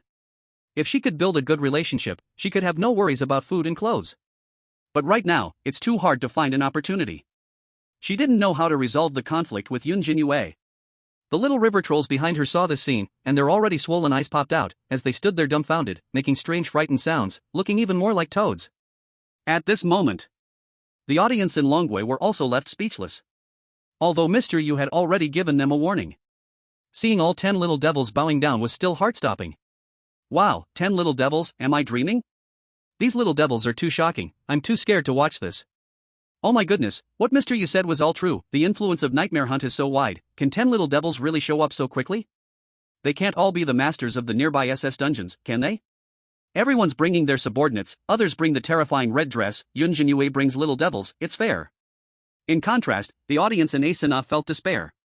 They originally thought it was enough for Yun Zhenyue to be overpowered. But this, 10 little devils? This meant that the administrator personally got involved. Are you kidding me? Who does tasks like this? With these 10 little devils as subordinates, who is really the boss here? At this moment, the frequency of comments from Asanga's audience suddenly dropped. They, who usually love to argue and flood the screen, all stopped in dazed attention. Even if some still spoke, their comments were very few. What to do? There's no way, pray for the goddess to bless Asha. Can you spare Asha this once, she already knows her mistakes? At that moment, the few night demons protecting Asha were stunned. Under the overwhelming presence of these little devils. They, originally filled with fierce energy, now looked almost like little chicks. It was as if a group of cool little students encountered a group of Tyson? No. Perhaps saying Tyler was more appropriate. These were no longer beings of the same level. Forget about protecting the master's wife. Even kneeling down to seek a quicker death was probably too much to hope for. As for Asha, she was filled with disbelief. Her olive green eyes were filled with unwillingness and humiliation. She was a noble Brahmin. A born ruler. Her husband was even a deity of Asana. Why should this woman from Longwa be more noble than her? Clearly, Longwa didn't even have the right bloodline. Asha widened her eyes, wanting to overwhelm Yun Zhenyue with her fierce gaze. She would not beg for mercy. Even if the night demons behind her had already used their abilities to slip away. But just then, Yun Zhenyue noticed Meng Meng's nervous expression. All right, everyone get up. She waved her hand gently, allowing the group of Nightmare Hunt little devils to stand up. Mr. Yu, please handle this first. I'll take Meng Meng back. Hearing this, Yu Honghu respectfully nodded in agreement. Then he watched as Yun Zhenyue took Meng Meng back to the store. He turned around. He saw a night demon about to disappear from his sight. His already cold eyes revealed a deep meaning. You all heard what the mistress said, handle this group of people. Remember, do not make a sound and do not dirty the floor at the door, keep those 2 rules in mind, now go. This was helping the mistress take revenge. If they could leave a good impression, wouldn't they prosper? The group of little devils became particularly excited upon hearing this. It was as if they had taken a booster. The previous terrifying aura was gone, now they were like little students. Familiar with each other, they used their abilities and began to compete. Under the shocked eyes of the mall's upper management. They were killing night demons while arguing. But not a single moment was wasted. Don't steal my prey, that red-dressed night demon is mine. Old Wang, get out of the way, your heat can melt the weirdness, what if the blood spills on the ground and gets dirty later? You still call me old man. You crawled in through the ventilation duct, don't get close to the honored lady later, you are dirty. Ha, this human belongs to me now, just in time with all these plastic models, I will possess one of them, she won't escape for sure. Liu, I'll throw dust on your model, why are you so selfish? Old by dang, I'll make you fly if you keep pretending. Chapter 131, Let the 10 Evil Stars Attract Customers, you call this a mission? Ding, detected that Asha has died. The audience from a sand country is banned from entering the live broadcast room. Current number of players alive, 7. Just 1 minute after Yun Zhenyue and Meng Meng returned to the store, they immediately heard the prompt from the matchmaking system. Yun Zhenyue paused her script. This was the third death in this strange matchmaking. The first two people, Ruan Chunxiang and Megan's deaths, had nothing to do with her. Those two brought about their own deaths. Only Asha could be said to have died because of her. If she had ordered to spare Asha's life just now, those nightmare-hunting evils would definitely obey. But Yun Zhenyue had no regrets. Asha provocatively challenged her for no reason and almost caused Meng Meng's store to close. One could only say she deserved it. She thought of herself as kind, but she was not a saint. The so-called kindness was to protect her friends and family well. Excessive mercy would only invite disaster. At the same time, the store on the 5th floor of the Eerie Mall was also sealed by the Eerie higher-ups. Looking at the bustling crowd moving things, Han Su-mei stood dumbfounded. She was just about to go to the 5th floor to ask Asha to see if she could borrow some Eerie coins from her. The customer flow in this second floor shop was just too small. If she really needed to gather a gift, who knows how long it would take. She had just arrived on the 4th floor, and hadn't even walked over yet. Asha is gone? How could this be? Since she had been tidying up in the store just now, Han Su-mei was unaware of the situation on the 1st floor. She looked bewildered, just as the matcher from the 4th floor also walked out. The two of them looked at the 5th floor store being sealed. They only felt dizzy and confused. Asha brought many fierce Eerie beings. And the lady in red too. How long has it been? Not even a day and she is dead? And it caused the 5th floor store to follow suit and be sealed? Did she provoke some terrifying big shot? Han Su-mei's heart skipped a beat, panic and fear immediately set in. That should be the case, the matcher from the 4th floor lowered his voice and said, she was too arrogant, thinking that just bringing the lady in red made her invincible? Oof, this is an SS plus level instance, the horror level far exceeds the trembling high school, one glance could lead to calamity. The lady in red in this instance isn't a top tier, she can only bully shop owners, who knows what level those higher-ups and mall owners are. She brought about her own demise, can't blame anyone else. The two just exchanged simple words. The more Han Su-mei thought about it, the more terrified she became. Previously in the mall, she hadn't seen powerful Eerie beings, she had indeed relaxed her vigilance a lot. Thinking of this, Han Su-mei hurried back to her shop on the 2nd floor, like a mouse caught by its tail, quickly tucking her tail and being nicer to the customers. The rest of the matchers also became more cautious.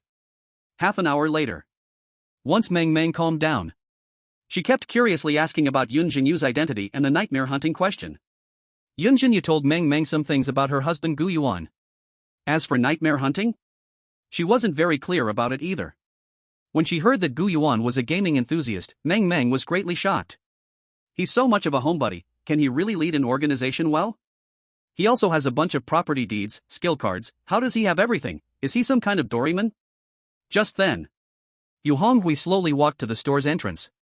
He dared not stand too close to Yun Zhenyue, nor did he dare to make direct eye contact, always maintaining the demeanor a subordinate should have. My lord, all those people have been cleaned out. Yun Zhenyue nodded at this. She had already learned from the system prompt in advance. Slowly asked, what about the members of the nightmare hunt? I didn't let them in. They rushed over in a hurry, covered in dust. I was afraid of dirtying the shop, so I let them stay at the door. Yu Honghu said honestly. A group of killers guarding her? This made Meng Meng widen her mouth in shock. She had never seen this kind of treatment in her life. She was still thinking, if Yun Zhenyue was in a good mood later and casually summoned a killer to guard the shop for her, then she would be on top of the world, no one would dare to bully her. But instead, letting them guard the door? And that group of killers was still willing? This treatment was simply like a little cow on an airplane, so amazing it flew high. Staying at the door. Yun Zhenyue felt it was not quite right, this was too neglectful. How about, my lord, let them attract customers? Yu Honghu noticed her hesitation and proactively suggested, since they are idle, why not let them play a role? Attract customers. Meng Meng suddenly exclaimed in surprise. Her little legs began to feel weak again. Letting killers attract customers? This. Is it even possible? Won't they get angry? Yun Zhenyue asked doubtfully. No. Yu Honghu immediately assured. To work for the lady is their honor, they will be more than happy. All right. Yun Zhenyue nodded in agreement. Attract customers? A strange figure with a breath like fire, whose temperature rivaled that of lava, and who held a cane, stared widely with unusual eyes. Yes. Yu Honghu's silver-white eyebrows moved, telling them about this matter. The lady said, for every piece of clothing you sell, you can get a 20% commission in strange currency. As expected. A group of killers became excited upon hearing this. They never took the strange currency commission seriously. To work for the lady was a hard-won honor. Once this was said, they would be so cool, other members of the Nightmare Hunt would surely envy and resent them. If they could also make the lady owe them a favor. That truly would be a priceless deal. Though, as killers, they had basically never done anything like attracting customers. Usually, just saying a word would have countless strange beings obeying. Why would they lower themselves? It seemed a bit embarrassing. But what was face? Could it be more valuable than becoming familiar in front of the lady? In comparison, it was clear which was heavier and which was lighter. Even if Yun Zhenyue asked them to dance at the entrance of the mall or perform a big rock-crushing act, they would do it. At this moment, a strange being possessing a plastic mannequin was suddenly overjoyed. He could control lifeless objects at the same time. There were so many useless plastic mannequins in this mall, who could attract customers better than him? A slender female strange being made of light was quite troubled. Her appearance had scared many children to tears. Attracting customers could genuinely frighten them away. Then there was a small, faceless person. Upon hearing about attracting customers, he directly took out a blood-red piece of skin from his pocket and fused it onto his face. Suddenly, his features emerged. His face revealed an extremely professional smile. The memories hidden within the skin blended into his mind, and he too knew how to attract customers. Welcome, welcome. The faceless person continuously adjusted his wording. Each inflection was different, and his height suddenly increased, turning into another tall man. Seeing all the strange beings getting ready, Yu Honghu proactively reminded, there are a few things you must remember, do not anger the customers and cause trouble for the lady's friends. Also, do not be overly clingy, otherwise, how would others view the Nightmare Hunt? In a bit, whoever attracts the most customers and earns the best, I will tell the lady their name. Tell the lady their name? At that moment, all the killers from the Nightmare Hunt's eyes turned red. Among each other, they could feel a chilling murderous intent. This was simply like a little student receiving a small red apple sticker from the teacher. It represented the highest honor. When a customer came through the front door, they looked like starving homeless people seeing a big piece of meat. One by one, they rushed forward. Here had already become a new battlefield. Chapter 132, is it enough to cut down S-level copies, working as a store clerk here? Soon. A pale and thin boy, cautiously holding the hand of a girl, arrived at the mall entrance. The girl was dressed fashionably, with bright red lipstick and a pearl necklace around her neck. Little Chun, how about we go buy clothes somewhere else? I heard the quality of clothes here isn't very good. When the boy saw the exquisitely decorated clothing store in the mall, he couldn't help but feel weak in the knees and advised her. The prices of clothes here were far more expensive than those little shops outside. He had boasted after drinking too much that he would take his girlfriend to the mall to buy the best clothes when he got paid. Now that they were really here, he regretted it a bit. Probably even a random piece of clothing would cost him several months' salary. Just a moment ago, they spent several coins in the restaurant, and his savings were running low. No, you promised. I want the clothes from this mall. All my sisters have them. If I don't have any, I won't have the face to meet anyone, the girl refused with a mournful expression. Just as the two were walking and talking, the girl spotted a shop called Dream Apparel. She knew that the clothes on the first floor were the cheapest. Among all the stores, this one was the cleanest, not even a speck of dust at the entrance, as if someone had carefully wiped the floor with their sleeve. Before the two could enter the shop, a neatly dressed and graceful clerk, who looked very pleasant, came over to greet them. He had a very professional smile on his face, and his attitude was friendly. But if one looked closely, they could find that his smile was slightly stiff. Countless tiny muscles on his face seemed frozen in a smiling expression, as if this face was not his own. Welcome to Dream Apparel, I am your shopping guide, how may I assist you? Seeing this warm attitude, the girl felt satisfied. She caught a faint floral scent in the air and instinctively walked into the store, looking at the clothes hanging on the wall. The clerk beside her kept being enthusiastic. Here are our hot-selling models, you can choose freely. Quickly. Under the professional recommendation of the clerk, the girl set her eyes on a bright red dress. Not only that, she also helped the boy choose a piece of clothing. But the boy looked troubled, shivering as he glanced at the price. These 2 pieces of clothing actually cost over 100 coins, and the money he had was only enough to buy that dress for his girlfriend. Darling, go try it on. Hearing the girl's encouragement, the boy's expression was forced as he prepared to find some excuse not to buy. Just then, feeling a bit cold in the store, he made an excuse. Never mind, it's too cold without air conditioning here. I don't want to try it on, buying just this dress is enough. It does seem a bit cold. The girl nodded. Upon hearing this, the clerk immediately clapped his hands and shouted outside for old Wang. Under the bewildered gaze of the two, very quickly, an old man, all fiery with heat, holding a cane and with red eyes, walked in. Is it you who thinks it's cold? This. The boy trembled and couldn't say a word. His pupils shrank, full of shock. The aura of this strange old man made him feel like he was facing a copy boss. You have to know. He was a resentful spirit, working in a strange fruit store, and the owner of that store was a fierce ghost, making him very scared. But this old man's aura seemed even more menacing than that fierce owner. Could it be? It's the red cloth? Before the boy could think it through, the old man stood beside them. In an instant, a wave of heat surged up, causing sweat to trickle down their foreheads as if they were in a furnace, unbearably hot. It was countless times more effective than any air conditioning. Is it not cold now? The salesperson asked with a smile. It's not cold. The man replied stiffly. It wasn't just not cold, he felt like he was about to be cooked alive. But without money, he was powerless to do anything. So the man made another excuse. I feel like the light in the store is not very good. I have poor eyesight, and I can't see well in the dark. Not enough light, the salesperson pondered, glancing at the ceiling. Then let's brighten it up. As soon as she said that, the man widened his eyes in shock. For he saw a strange, slender figure walking out from the light. Her body was woven from beams of light, with long limbs and no facial features, incredibly peculiar. Buzz. In an instant, the intense light illuminated the entire store. The man felt like facing the sun, his eyes nearly blinded. Tears streamed down his face. But he did not dare to make a sound, his back was covered in cold sweat. Using a strange figure to adjust the light? Was this a black shop? Where did all these terrifying figures come from? He had a gut feeling. The boss of this store was like an ant compared to this light creature. But still, the man gritted his teeth and held on. My body changes quickly, I might gain weight in a few days, and the clothes won't fit. After saying this, he let out a sigh of relief. This time he didn't criticize the clothing store, he found an excuse based on himself. The salesperson wouldn't know how to respond, right? Unexpectedly, the salesperson nodded as if it were natural. I understand. The man nearly broke down upon hearing this. What did she understand? He saw the salesperson step outside.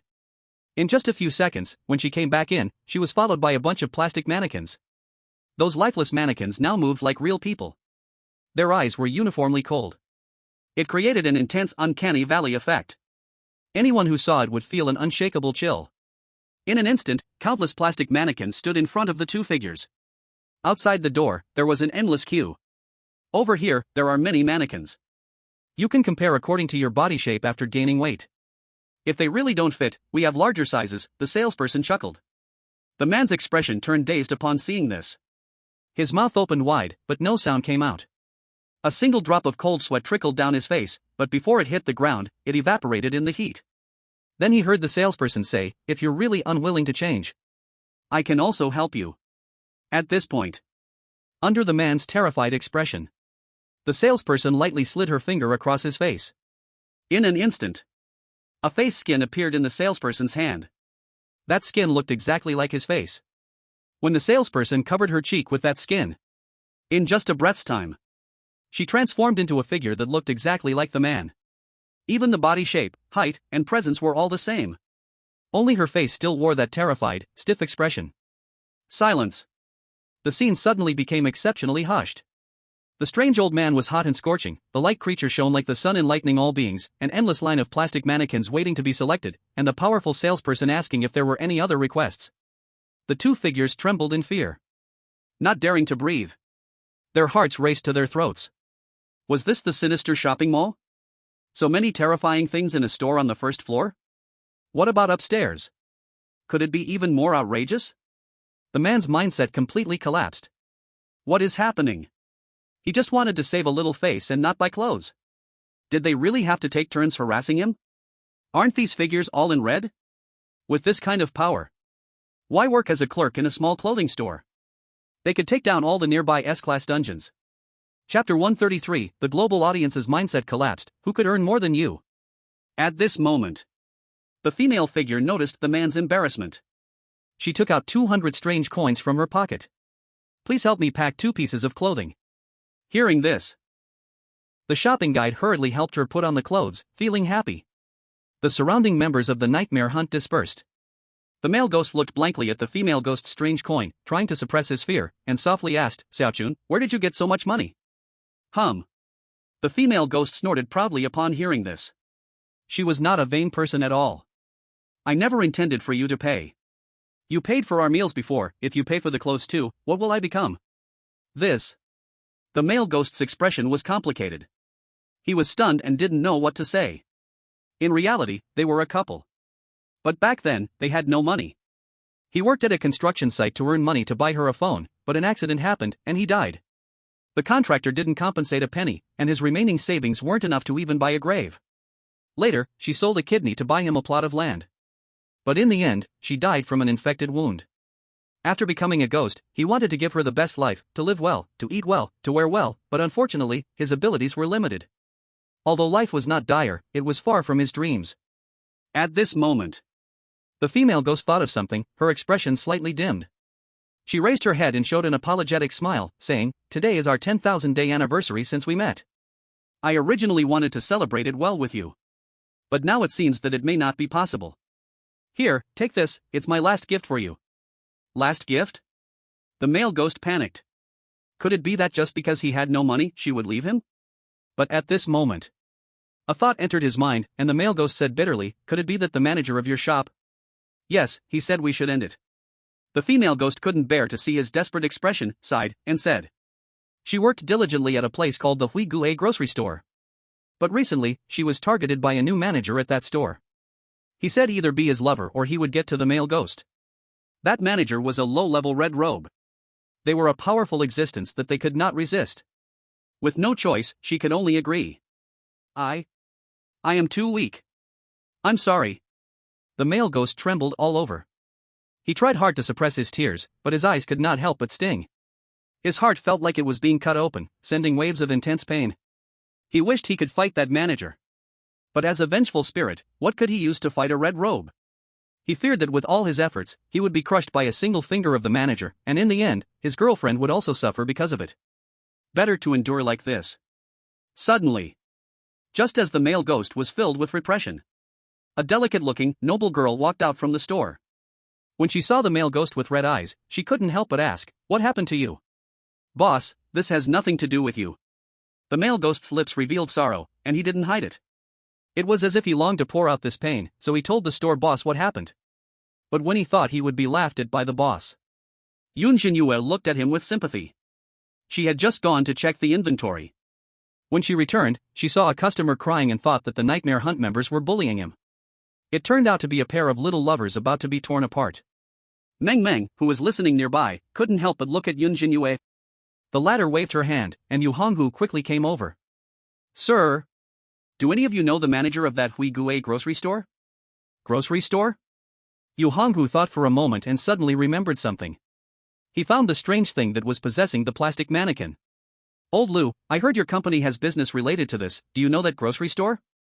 A strange thing named Old Lu was momentarily confused.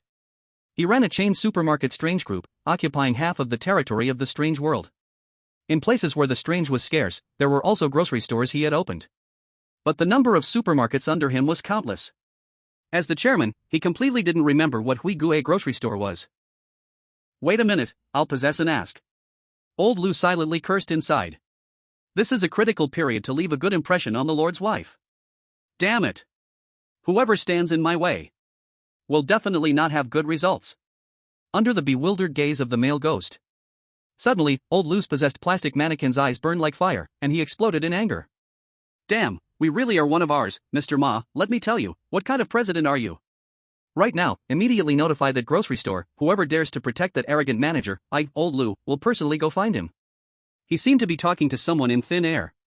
Due to his intense emotions, the plastic mannequin here could no longer be controlled.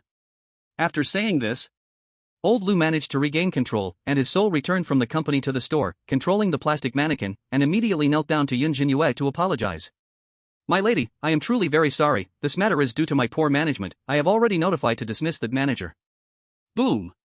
Upon hearing this, the male ghost could hardly believe it, his brain trembling.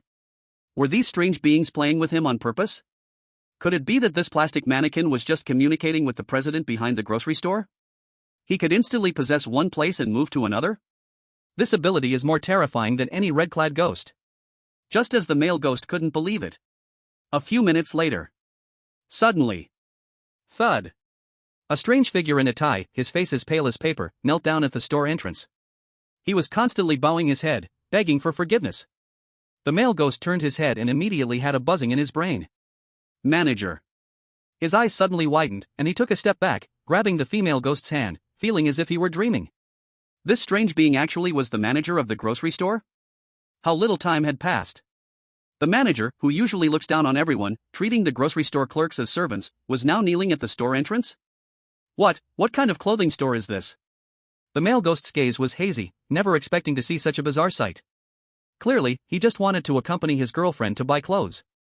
But unintentionally learned of her predicament. He thought that revealing the truth would lead to ridicule. Yet this clothing store's boss resolved it with just a few words. She only needed to move her lips. And made a red-clad manager kneel at the entrance.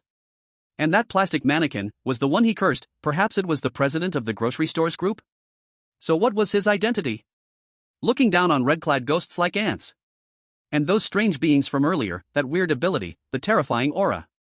A terrifying thought surged from the male ghost's mind. He immediately stopped breathing, his soul lost. Killing star. Killing star? The employees of this store all turned out to be killing stars. Absolutely cannot be wrong. His intuition was correct. To make a group of terrifying killing stars willing to work. What about the boss? What kind of identity does she have? The male ghost felt his whole body stiffen, as if struck by lightning. A terrifying world he had never seen slowly revealed a corner to him. And this corner was enough to shatter his worldview. Soon. The two customers were gratified and left with their clothes. Seeing 10 killing stars working hard to attract customers. Even the clothing store owner next door on the first floor came out to watch. Foreign audience's mentality completely collapsed. Can it still be played this way? With these 10 killing stars, who could sell better than Yun Zhenyue? This group of killing stars. Each one like hard-working old cows, utilizing all their abilities. Adjusting the temperature, making customers feel as if they were out for a spring outing. The lighting changed with the clothing types, highlighting the beauty of the clothes.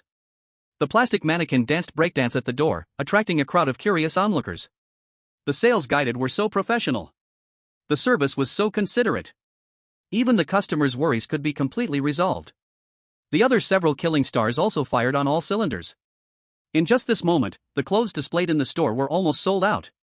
The store where their country's matchmakers were located had zero business. It was simply two extremes. They scared away all the customers. What kind of task is this? Only Yun Zhenyue can have 10 fierce stars as shop assistants.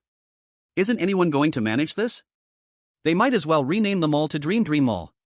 This bunch of fierce stars has no shame. Enough, stop it now, she's definitely gathered enough money for the gifts, give the others a chance to live. Chapter 134, Yun Zhenyue issues a task to attack the Fusho Bank. Busy. Meng has never felt so busy. In the past, when the store had few customers, she could relax and nap. But now? Forget napping, she doesn't even have time to drink water. She's running around so much, her heels barely touching the ground. She's almost flying. Just as she took clothes out of the stockroom, before she could hang them up, wave after wave of customers came pouring in. With the fierce star staff pushing hard, some didn't even bother to try them on and just took the clothes straight away. Meng was spinning around, her little face flushed, and her eyes showed a hint of tiredness. But instead of stopping, she felt even more excited. Even her pupils seemed to turn into dollar signs. She was absolutely obsessed with money. She could almost hear the sound of coins clinking into her cash register. Especially since the new general manager had told her that her store wouldn't take commissions anymore and rent had been slashed by half, like a gift. Thinking about all that money, Meng felt energized. Once she had enough coins, she could go find her parents. Just as Meng was bringing back clothes, she accidentally bumped into a strange back. She let out a muffled sound of pain, thinking she had collided with a customer, and looked up to apologize. But suddenly, She saw a terrifying face that made her shiver. It was a strange guy wearing a black tank top, showing off bulging muscles. He was holding a terrifying cleaver, the blade dripping with dark red blood. Purple veins, like worms, twisted beneath his exaggerated muscles, and an old centipede-shaped scar crossed his left eyebrow, greedily scanning the incoming and outgoing customers. Behind this strange man, there were two similarly dressed goons. You, why are you here again? Meng Meng bit her lip tightly, her face pale. Hearing this, the cleaver guy relaxed his neck and smirked. Business is good, huh? Dream boss, I just saw outside that your store has driven off all the customers in the mall. Since you're making so much money, it's time to pay back the debts to our bank. How much do I owe you? I'll pay it back, just don't block the door, customers want to come in. Meng Meng bit her lip again. After handing over a month's worth of revenue to the previous manager and getting scolded instead, she had no way out. At the beginning of the month, she went to the nearby Fusho Bank to borrow money. She borrowed 500 ghostly coins, with a deadline of 2 weeks to pay it back. Meng Meng took that 500 ghostly coins to find the ghostly bodyguards, but before she reached the underground parking lot, those guys disappeared, and she didn't get her money back. Meng Meng calculated her earnings. With some luck, she might be able to pay it off by the end of the month. During this month, the debt-collecting ghosts from the bank harassed her several times. Each time, they sat in the store, intimidating and threatening. They had scared away many of her already few customers. They even took away a lot of clothes, worth more than 500 ghostly coins. From what you're saying, you must have a lot of money now? The cleaver guy licked his dry lips. As a mid-level red robe, the bank's most powerful enforcer, he looked down on Meng Meng. You owe our bank 500 ghostly coins, with a daily interest of 10%. You are now overdue by half a month, which means you owe us a total of 3,500 ghostly coins. Hand over the money. How much? 3,500 ghostly coins? Meng Meng was stunned when she heard this. She was still planning to go to the cabinet to get the money to pay off her debt. But it has only been half a month, and the debt has ballooned by a full 7 times? She had never seen such a heartless moneylender. This is even more terrifying than loan sharks. But today, she sold all her stock clothes. In total, she barely earned just enough to clear the debt in strange coins. If she gives all this money to them, then won't she have to wait a very, very long time to find her parents again? That's not right. The loan contract clearly states a monthly interest rate of 10%, and the penalty is also calculated monthly. I remember it very clearly. Meng Meng suddenly thought of this, and she hurriedly asked. Have you made a mistake? Poof. The knife-wielding figure snorted coldly, his eyes showing a threatening glint. You signed the loan contract yourself. I don't care how it is, I only collect debts. You've only multiplied it by 7 times, this is our boss's mercy, or else with compound interest, you would never be able to pay it off in your lifetime. No. That's definitely not right. Meng Meng bit her lip tightly, recalling the situation from that day. When she signed that loan contract, she used the moneylender's pen. She remembered being puzzled, the writing seemed a bit blurry. Now it seemed clear it was intentional. They changed the character 4 months today. At this moment, it seemed they realized Meng Meng didn't want to pay the debt. The knife-wielding figure's eyes revealed a chilling killing intent. He gripped the blood-red big knife tightly. He immediately prepared to strike at Meng Meng. Looks like you're planning to default? Then I'll chop off one of your arms first, and after chopping off this arm, you will behave. Meng Meng's brain went blank upon seeing this. But before she could resist, Yun Zhenyue, who had just sent a customer out of the mall, walked in. Yu Honghu followed her, seeing someone daring enough to harm the master's friend. His pupils instantly shrank, filled with rage. Stop! Boom! With a furious roar, the terrifying aura that belonged solely to the killing star exploded forth as if the sky was collapsing. The 3 debt collectors felt as if they had sunk into the depths of an ocean. Their breaths halted, as if trapped beneath an iceberg in the deepest part. Bang! The knife-wielding figure's giant knife fell powerlessly to the ground. Who are you, you are? His pupils widened as he saw the enraged Yu Honghu, sensing an aura he could not resist. Cold sweat trickled down his pale cheeks, and his lips trembled uncontrollably. Killing star? This aura is thousands of times more ferocious than the moneylender. It must be true. How could a killing star appear in this little shop? The moneylender had said nothing about this. And it looked like this was an entity that the shop owner knew? He had come here so many times and had never seen the shadow of this killing star, otherwise, he wouldn't have become increasingly audacious.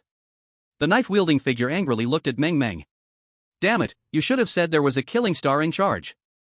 I'd give away those few thousand strange coins. Being able to owe a favor to a killing star is worth more than 10,000 strange coins. Crack! Yu Honghu raised his hand, and solid ice emerged, freezing all three debt collectors in place. Then with a gloomy face, he fetched back several Yinshou members who were trying to attract customers outside and reprimanded, "What kind of shop are you running? These three beasts almost harmed the master's friend. Didn't you see they were armed?" The members of Yinshou were all dumbfounded upon hearing this. The faceless salesperson's mind buzzed all of a sudden, drenched in sweat. Strange customers are all kinds of odd, having a knife really isn't unusual. Especially since they are killing stars, these three strange figures are equivalent to three children with toy guns, unable to perceive any threat. So he didn't stop them. Other members thought he had let them in, so they relaxed. They were busy attracting customers. Many had not stayed in the shop and were bustling around from the first to the fifth floor.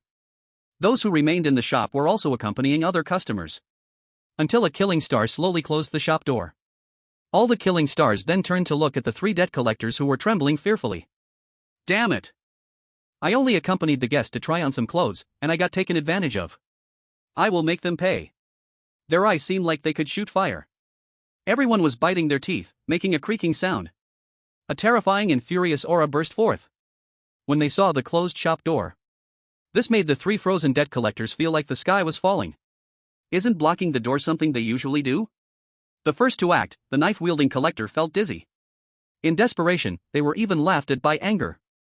So many strange things, are they all fierce spirits? What a joke!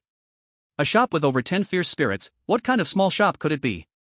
Sending a debt collector in red is no different from taking his life. "Meng Meng, don't be afraid." Yun Zhenyue gently stroked Meng Meng's head and said softly. The hand of purification removed her negative emotions. "Why are they causing you trouble?" Meng Meng tightened her skirt upon hearing this. She told Yun Zhenyue the truth about everything. When she heard about 500 strange coins, and how in just a month it turned into 3,500. All the fierce spirits gasped in shock. The old Lu, possessing a plastic mannequin, couldn't help but say, "Annual interest rate as high as 17,000%? This is even more profitable than running my own company, why don't you just go rob them?" Yun Zhenyue also questioned, "You mean, they also took many of your clothes?" "Yes." Meng Meng gently nodded. "I understand." Yun Zhenyue immediately took a deep breath. She turned to look at the group of strange spirits. She had just chatted with Yu Honghu a bit. She learned that as the Lady of the Lord, she also had the power to issue tasks. "Can you all help me with a favor, to get these clothes back? Mr. Yu just told me that I can also issue tasks to you. If possible. This matter can be considered a task I'm giving you." Silence. Upon hearing that retrieving the clothes would also count as a task, the members of the Nightmare Hunt fell silent. Then excitement and disbelief revealed in their eyes. This was the first task issued by the Lady of the Lord. Not only could it increase their favorability, but they could also gain extremely high contribution points. It's just a matter of troubling a little bank. This is simply free contribution points. Chapter 135, Everyone on the expedition, quick past the instance, terrifying the debt collector. Seeing this situation, the audience from Dragon Country mostly mourned the Fusho Bank with pitying eyes. You say, why provoke someone? You had to provoke Yun Zhenyue. She has Gu Yuan standing behind her. Just being a nightmare hunt is enough to make that bank suffer. Let alone Yun Zhenyue has issued a task. Didn't you see the fierce spirit's eyes turning red?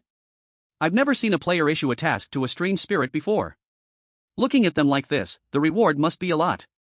This is like the CEO's wife asking me to buy her a bottle of water and rewarding me $10,000. Who wouldn't want to do such a task? Yes, for these fierce spirits, this task is simpler than buying water. A strange spirit is about to be very unlucky. An annual interest rate over 10,000, getting targeted is asking for it. At this moment, the members of the Nightmare Hunt went crazy. They were like they were on drugs.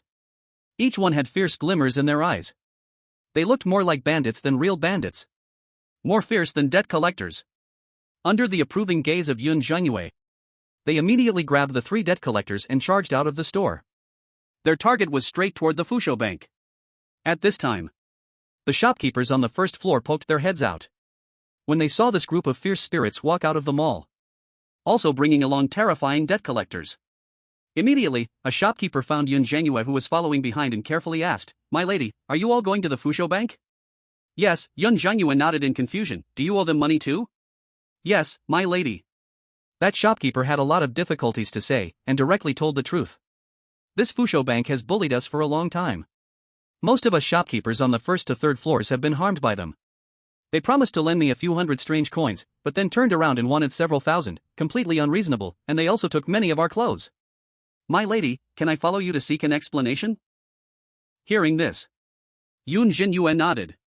After all, there are members of the nightmare hunting team here, so there is no danger. But she suddenly remembered that it seemed the Fortune and Longevity Bank was also in her task. However, the matchmaking system required an investigation.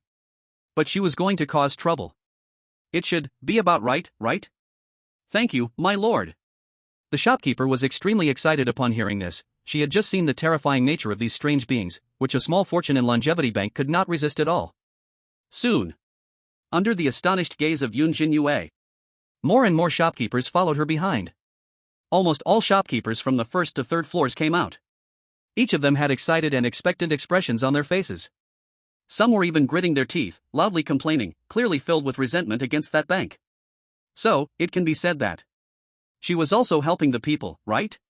Not far from the sinister market. The Fortune and Longevity Bank. The accountant in a long gown buried his head in the abacus, with cinnabar stuck in the cracks of his nails, continuously calculating this month's profits. The rotund strange shopkeeper stood by the side. He held a string of golden Buddhist beads in his hand, staring at the door. Accountant, you must prepare it well, it cannot go wrong. The abacus may be small, but it is bigger than my head as the shopkeeper. Upon hearing the shopkeeper's instructions, the strange accountant smiled and said, "Shopkeeper, you can rest assured, the debts collected this month far exceed last month's. Now everything has been collected except for that clothing store." That's more like it. The strange shopkeeper shook his head and swayed. Looking at a pile of expensive clothes carelessly thrown on the floor, he felt a bit troubled. These clothes were all stolen by them. While they were good, selling them was a bit difficult. The time should be about right, why haven't they returned yet? After staring at the door for a while, there was no movement at all. The strange shopkeeper muttered softly. Logically speaking, that group of timid strange beings would obediently pay as soon as they were scared. That little girl strange called Meng Meng was about the same. She was a big fat sheep for the bank. Back and forth, she let him earn 3,000 strange coins. Where else in the world could there be such good fortune? The strange shopkeeper felt delighted in his heart. At that moment, a noble-looking strange being with silver hair walked in. The shopkeeper immediately recognized him. This must be another big fat sheep. "Are you the shopkeeper of this bank?" the strange being asked. Seeing this, the strange shopkeeper hurriedly approached him. "Sir, do you want to deposit or borrow money?" "Borrow money, 500 strange coins." "Alright, I will get the money for you now. Are you from around here?" "Yes, the sinister market, I have urgent use." "That's really great."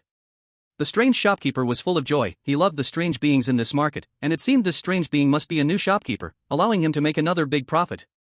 Write a loan receipt. The monthly interest is 10%, with a late penalty of 30% per month. Just as the strange shopkeeper thought he could trick another strange being, the strange being gently picked up the loan receipt. Under the strange shopkeeper's astonished expression, he reached out and lightly wiped the words on the receipt. With just a little rub, the word for month immediately turned into day. "Shopkeeper, is this the way your bank treats customers?" Upon hearing these cold words from the strange being, the strange shopkeeper could never have imagined that his best trick would be exposed right in front of him. The strange shopkeeper was not embarrassed, but instead sneered, immediately changing his face to reveal his white teeth and said, "If I initially just wanted to cheat you of some money, since you discovered it, then I can't let you go." He waved his hand, telling the accountant to close the bank's door. But at that moment, the strange being did not show the panic he expected, but revealed a terrifying chill. His pupils became even colder, seemingly carrying a hint of pity that the strange shopkeeper could not understand. "The lady of the honored lord originally wanted to see if you were mistaken or doing this deliberately."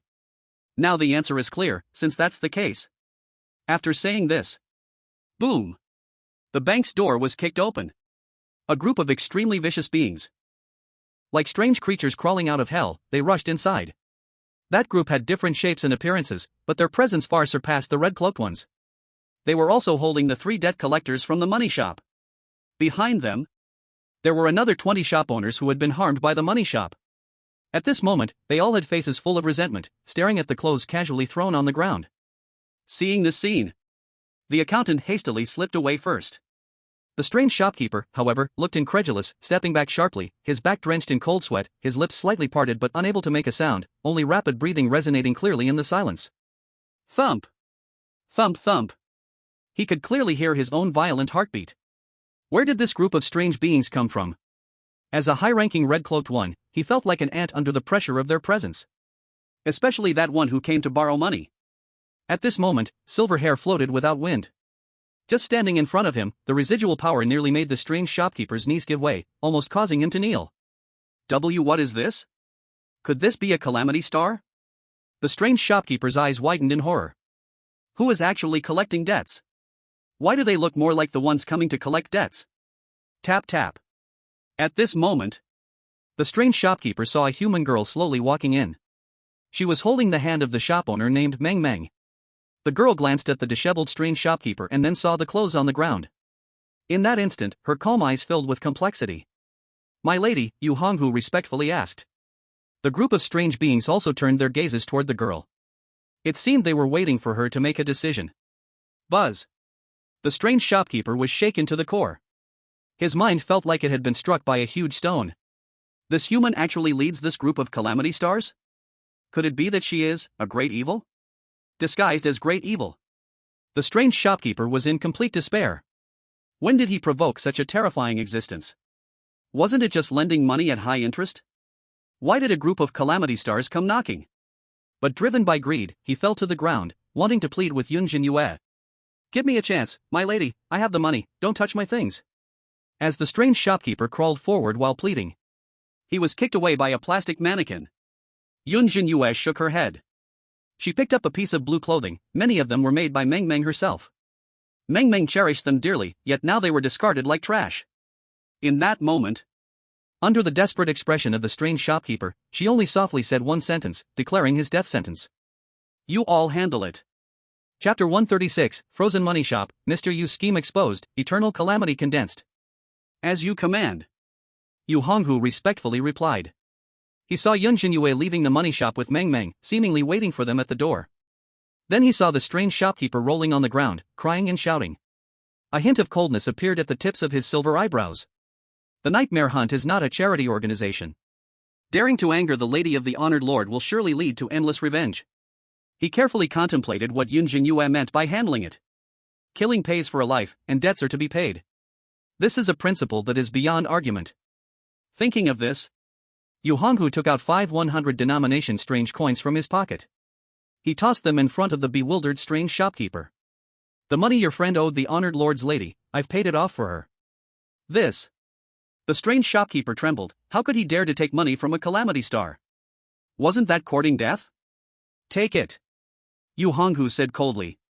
Left with no choice, the strange shopkeeper had to accept the 500 strange coins. The money he stuffed into his pocket would never come out again. He couldn't understand the meaning of this adult. Could it be that the handling meant paying back the money? He thought he was going to die. It seems their leader, that girl, is a saint. Saints are good. He likes saints. This made him, who valued money above all, feel a surge of joy. "The money has been returned to you, hasn't Meng Meng's debt been cleared?" Yu Honghu asked. Two are settled, two are settled." The cunning shopkeeper, clutching the deceitful coins, immediately nodded and bowed. He was now too afraid to demand any interest. "Where are the IOUs? I'll get them for you right away." The cunning shopkeeper was just about to order the account clerk to find Meng Meng's IOUs, but turned to discover everyone had run away, making him curse the uselessness under his breath. Reluctantly, he personally went to search for that IOU. Yu Honghu glanced at the IOU. Instantly, a chilling aura emanated from his fingertips, turning the IOU into fragments. Just when the cunning shopkeeper thought they would leave at this, Yu Honghu lifted his head. Under the astonished gaze of the cunning shopkeeper, he coldly said, "Since the money is paid off, it's time to settle other debts." "No, there are no debts." The cunning shopkeeper looked dazed, frantically waving his hands to deny it. "You should leave first. I swear, as the shopkeeper, you owe the Fusho Bank not a single cent." Upon hearing this, Yu Honghu sneered. "Let us leave? Not a chance. You haven't settled the debt from sending someone to harm shopkeeper Meng. I heard you wanted her arm, right? Then, let's just take one of your arms first." "One arm?" Upon hearing this, the cunning shopkeeper's face turned pale with terror, and he staggered back 2 steps, slamming against the cold wall. He didn't want to lose his arm for no reason. It would be inconvenient for counting money in the future. But at that moment, Yu Honghu's voice, filled with coldness, echoed throughout the bank. "If you want to keep owing, that's fine. The daily interest is 10%. For every extra day, I'll charge you more. After 10 days, it's 2 arms, after a month, all 4 limbs. This debt can be calculated like that? This was using the bank's rules to harm them. Cold sweat drenched the cunning shopkeeper's forehead, his eyes filled with disbelief. He could never have imagined. The very rules he took pride in were now the very knife aimed at him. In a month, it would be limbs. If it lasted 2 months, wouldn't that mean his whole body? In 3 months, he would owe several lives. At that moment, the cunning shopkeeper finally realized how harmful the rules he established truly were. You choose, give it now or owe it first. I'll give it now. The cunning shopkeeper couldn't contain his fear. He knew Yu Hongwu wasn't joking, the coldness in his eyes was exceptionally serious. Good. Yu Hongwu nodded. His pupils burst with cold light. In the next second, the cunning shopkeeper and all the eerie figures in the bank saw their right arms turn pale green, and a diamond-shaped ice pillar suddenly appeared from within their arms, piercing through flesh and blood. Their faces twisted, filled with agony. Crack! A shattering sound emerged. In an instant, the cunning shopkeeper's right arm was reduced to rubble, ice fragments falling to the ground. The bank echoed with painful wails, even the account clerk hiding upstairs was not spared. Ugh! The cunning shopkeeper's face turned ghostly pale as he stared at his empty right arm. His Adam's apple bobbed up and down, yet he forced himself not to make any sound, fearful of receiving further punishment. Sir! Now we are settled. You should leave. Upon hearing this, the various fierce figures who had been watching the cunning shopkeeper could no longer stay still. They all looked at Yu Hongwu unhappily. Old you, it's just one arm, are we going to let it go like this? That's too easy on him, why not let me burn this bank to the ground? Let me do it, I can kill him with just one finger. How about I kill him and then possess him? I guarantee no one will know. Seeing this, Yu Hongwu didn't pay them any mind but turned around and calmly said to the shopkeepers, the debts between shopkeeper Meng and this bank are settled. As for you, how much they took from you, you can take it back now. Can we take back our things? The shopkeepers were all excited upon hearing this. Before, the bank claimed the interest was low. They had tempted them to take deceitful coins for renovations, sign IOUs with gifts given. Then word spread. Driven by greed, everyone believed it and was almost scammed at the same time. Later, the Eerie coins and clothes taken by Fusho Money Exchange far exceeded the debts they had originally owed. With this lord here, they need not fear the money exchange. Immediately, they searched frantically within the money exchange. This is my treasured item, they actually used it as a rag? This box is filled with my clothes, all of which are moldy. Damn that shopkeeper, he even took my child's toys. Our IOUs are all in this box. Seeing the entire money exchange in chaos. Their precious items had all been taken away. The Eerie shopkeeper was filled with anger, he could not provoke the star, but could he not handle this group of shop owners? No taking. Put it all down. Hey, that's my stuff, it's all my stuff. All of you, stop. Even without an arm. The Eerie shopkeeper still forced himself to jump out and block them. If all these things were taken, it would be worse than killing him. But there were simply too many shop owners. No matter how he tried to block them, it was useless. At this moment, he didn't know how, but he was completely overwhelmed by anger and pain, cursing softly, damn it, these lowlifes came to rob my treasures. As soon as these words fell, an exceptionally cold gaze swept over him. You, what did you just say? Yu Hongwu, who was quietly watching everything, said expressionlessly. I didn't say anything. The Eerie shopkeeper came back to his senses, suddenly panicking and collapsing, hurriedly denying, you must have heard wrong, my lord. Did you just insult the lady of the lord? Yu Hongwu's gaze was as cold as ice, as if looking at a corpse. He saw that the money exchange was almost emptied, so he waved his hand to let the shop owners leave with full arms, and the members of the Night Hunt who were angered were also driven out by him. In the end, aside from the eerie atmosphere of the money exchange, only he, an outsider, remained. Wait, my lord, I am willing to pay, I will give you the money exchange, just spare my life. This strange action. The Eerie shopkeeper watched in a panic, sensing the imminent approach of death, he slumped to the ground, crying out in fear. Only when he truly glimpsed the arrival of death did he suddenly realize how ridiculous those treasures were? But buzz. In the sudden widening eyes of the Eerie shopkeeper, he saw Yu Hongwu turn his head, his lips parted in a whisper. That was the last sentence the Eerie shopkeeper would ever hear in his life. And it was a sentence that filled him with despair. It's been a long time since I've used the Eerie technique, but it seems I've given you an education. Enjoy it, the world of extreme cold. Eternal quiescence, condensation.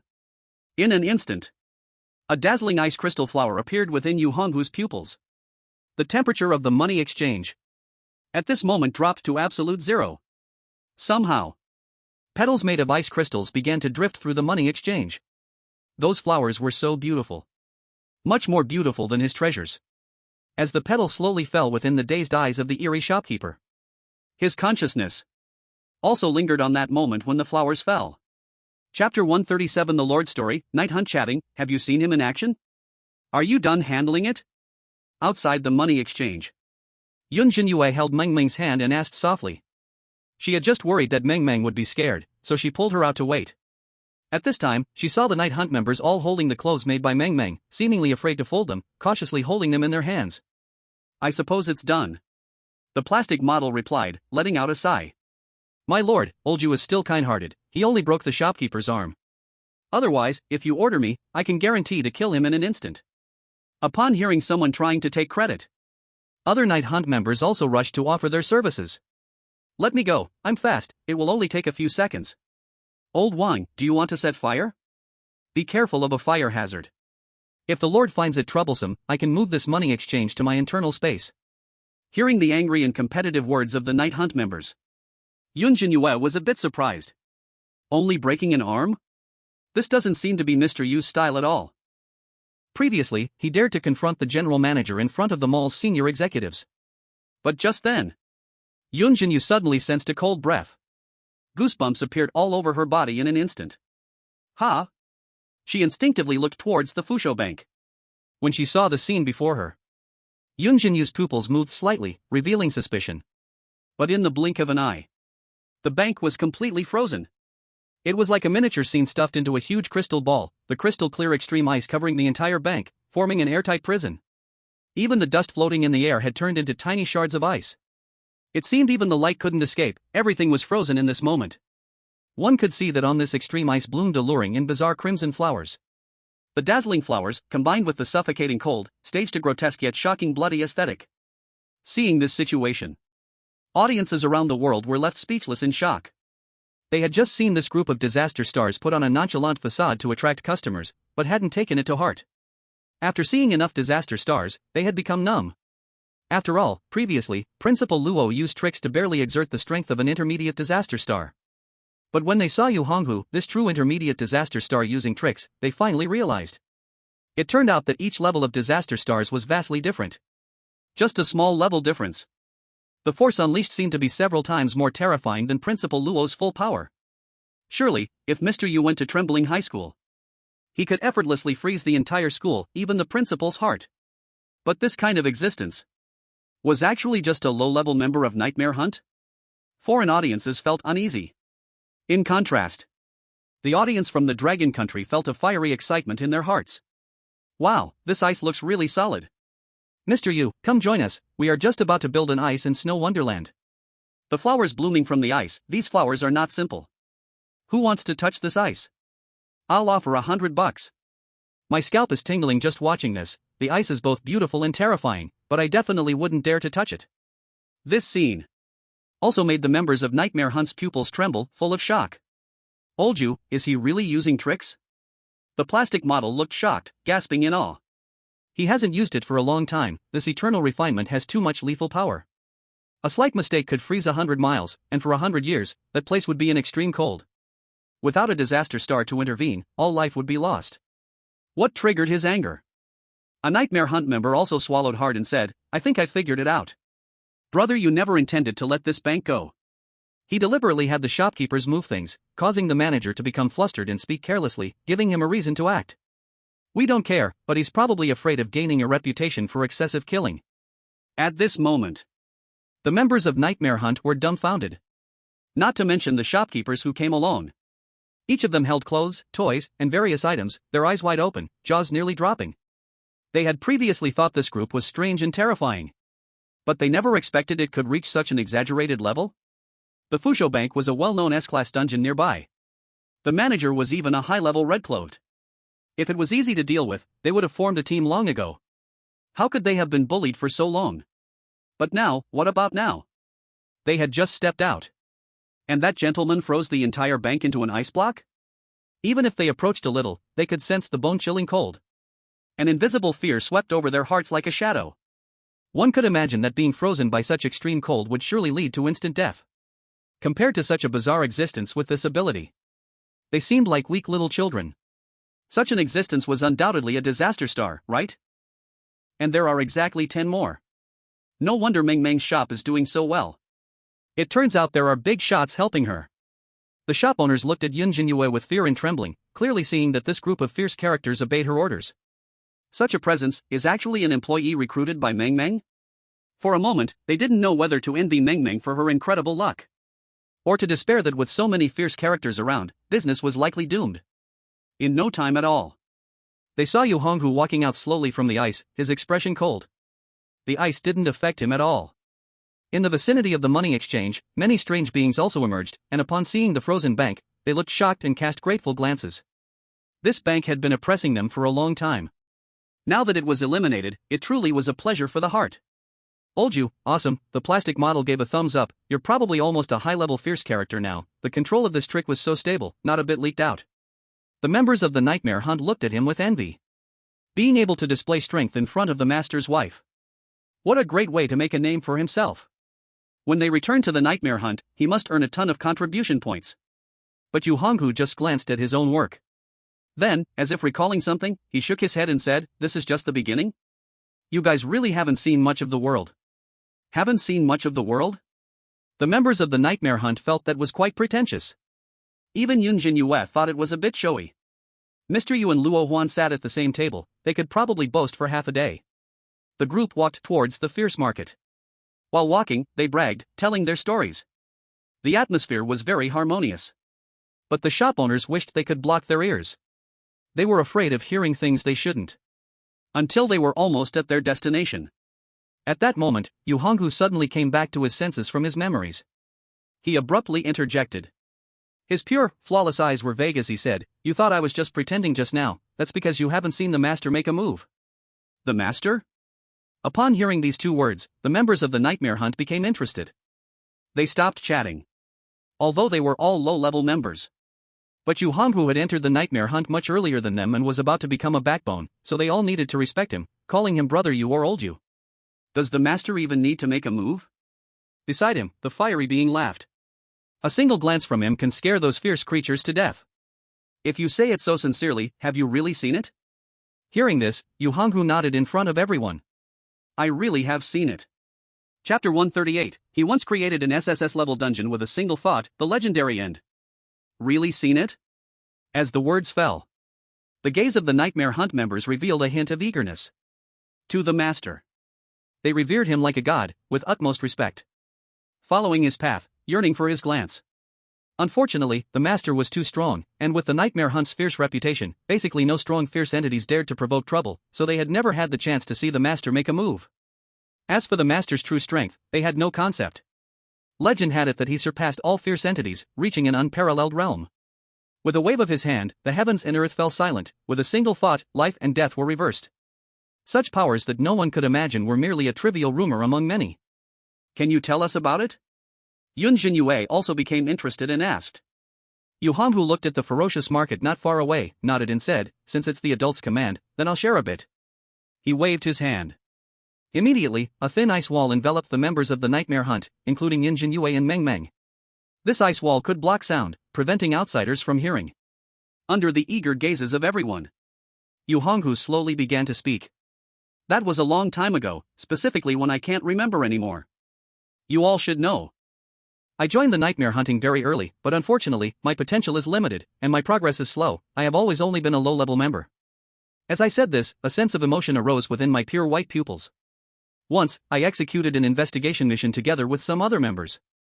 The investigation target was a mid-level evil star named Holy Nest. At first, we didn't take it seriously, but when a member died, we realized. That strange ability was terrifying. He could endlessly reproduce just with his body cells. Do you know about planarians? If you cut one into 4 pieces, after a moment, the severed parts will become 4 new planarians. His ability is similar to that of planarians. A severed finger, a strand of hair, is enough to become a new resurrected body, and those resurrected bodies also possess the power of a red-clad. Every time we seriously injured him, it actually gave him a chance to reproduce. I tried using eternal essence to kill those resurrected bodies at once, but it didn't work. He hid who knows how many body tissues in that replica, simply like an ant nest, endlessly. These words made the other various beings present feel a chill on their scalp. There is such an ability? Isn't this cheating? Harming him instead helps him grow stronger. Even if we all die, it doesn't matter, because they are all resurrected bodies. Can this really be considered an evil star? Some great evils aren't even this terrifying, right? Meng Meng shivered upon hearing this. She feared such horror stories the most, and Yu Honghu's cold and eerie tone added a touch of strangeness to the atmosphere. In the end, did the Lord take action? And Nightmare Hunting member couldn't help but ask. At first, no, he was very busy back then, leading a group of mid to high-level members to conquer. Yu Honghu shook his head. Later, Holy Nest became increasingly cunning and ruthless, learned to besiege and ambush, deliberately trapping a newbie who had just joined Nightmare Hunting, forcing others to come to rescue, thereby reluctantly engaging him.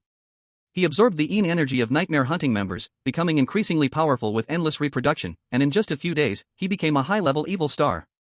By the time the Lord returned, Holy Nest had already become a top-tier evil star. Within 100 miles, his resurrected bodies were piled up, with a number exceeding 100,000. 100,000 red-clad? After the speech, Meng Meng was completely dumbfounded. Her delicate eyelashes trembled like the wings of a frightened butterfly, and her nails clenched tightly at the lace of her skirt. Right now, she was just a little wicked ghost. Although those resurrected bodies couldn't compare to true red-clad, they weren't something she, a little wicked ghost, could provoke. It was hard to imagine that such a terrifying existence could really be eliminated, right? Yun Zhenyue also found it hard to believe. Gu Yuan had actually faced such a powerful enemy? Her heart also became tense with Yu Honghu's words. But what Yu Honghu said next made everyone dumbfounded. It was also at this moment that I happened to see the Lord make a move. Yu Honghu took a deep breath. I saw him with just this one sword. He casually killed all the resurrected bodies within 100 miles. On that day, he had his back turned to me. I saw the sky turn blood red, saw scarlet blood dyeing his white clothes red, countless red-clad bodies screaming and twisting under that sword, like a purgatory. Their flesh and blood dissolved, every inch of cells and telomeres disintegrated. The ground cracked, magma spewed forth, endless corpses rotted into a bloody throne, just like a feast of death. I was already dazed at that moment, until I heard the Lord walk over and gently say to me, "Let's go," just like that. I always wanted to know if he remembered what I looked like. One sword killing 100,000 red-clad? Such a terrifying claim shocked the Nightmare Hunting crowd. All the members breathed rapidly, their faces bloated. They couldn't help but want to return to that day Yu Honghu spoke of. To witness that scene with their own eyes. They had no doubt at all whether what Yu Honghu said was true. After all, in everyone's eyes, the power of the master is beyond description. Don't say one sword, 10,000 red robes, even 10,000 devils. They all would believe. Yun Zhenyue suddenly realized, no wonder Mr. Yu was so eager to know if Gu Yuan knew him when he first saw her. All the audience in the Dragon Kingdom listened, their hearts trembling. It was as if they were hearing some myth. But this is not the end. They heard Mr. Yu Honghu add, where the master swung his sword, due to too many red robes killed, the Een energy is too heavy. It is said that it has become an SSS-level dungeon. Some say the residual power of that sword has never dissipated, and the strangeness of that dungeon has been tortured ever since, so they named it the End. However, I recently visited, and it seems the master has moved the entire place elsewhere. There is now only an empty land. After telling the whole story, Yu Honghu then sighed slowly and said, "So I said, you haven't seen the world, right? Compared to the master, what I did is really just a small trick. But that sword seems to not be the master's trick. As for what exactly the master's trick is, I don't know well, so you don't need to ask me." After hearing all the stories, the global audience felt as if they were dreaming. Mainly because this is too exaggerated. Infinite reproducing top-class devils? One sword killing 10,000 red robes? The residual power of that sword forming an SSS-level dungeon? And named the End? A wave of shocks followed one after another. Like a sudden rising tide, sweeping through the hearts of the global audience. You must know. In all religions and mythologies, the so-called end is the end of the world and the resting place of the soul. Like Ragnarok in foreign lands, and the underworld in the Dragon Kingdom. The strange world's end was actually caused by Gu Yuan? In other words, can such a place be created by humans? Then isn't he a creator god? This joke has gone too far. Chapter 139 10,000 Red Robes? The world is shocked, killed by one sword. The audience in the Dragon Kingdom was stunned. Some sat in front of the computer, unable to say a word for a long time. Others squatted in the bathroom, legs numb, still unable to come back to their senses from the shock. Even the one who always believed in Gu Yuan's greatness felt dizzy. They didn't know Whether what this Mr. Yu said was true or false. What the heck, why are there so few people talking now? I just shouted, woke my wife, and now I'm being punished to kneel and use my phone to watch. To be honest, I'm a bit confused. Can a big shot confirm if this is true? Who can know? It's too mysterious, even scarier than a great disaster. Who said it was a mid-level devil? Can a mid-level devil kill 10,000 red robes with one sword? At the same time, the foreign audience was skeptical. As long as they said Gu Yuan was fearless, fought to the end, and paid a heavy price to destroy that holy nest, they would be willing to believe a little. Heroes often appear at the end and then turn the tide. This is how it's portrayed in most popcorn blockbusters. But what is he talking about? Casually saying, one sword killed? That's 10,000 red robes. Even if it's a resurrected being, without the power of red robes, it's still red robe strangeness. In the beginning of this strange matchmaking, didn't see Megan match with a red robe Count Dracula, making the global audience envious? Just saying, even if it's 10,000 pigs. To kill them with one sword is still a bit difficult, right? They won't just immediately stand and wait to die. And they even brought out magma. This must break the crust, right? Even humanity's most proud lethal weapon, the nuclear bomb, cannot penetrate the crust and rock layers. Let alone the residual power of one sword causing an SSS-level dungeon. That is the highest level dungeon. So far, humankind has never truly seen the Supreme Dungeon. The audience from the Great Cold Kingdom felt suppressed and started to complain. Ah, this strange one is just too good at bragging. Even a great disaster can hardly match what he described, right? The end is too fake. I could even name my bathroom the end.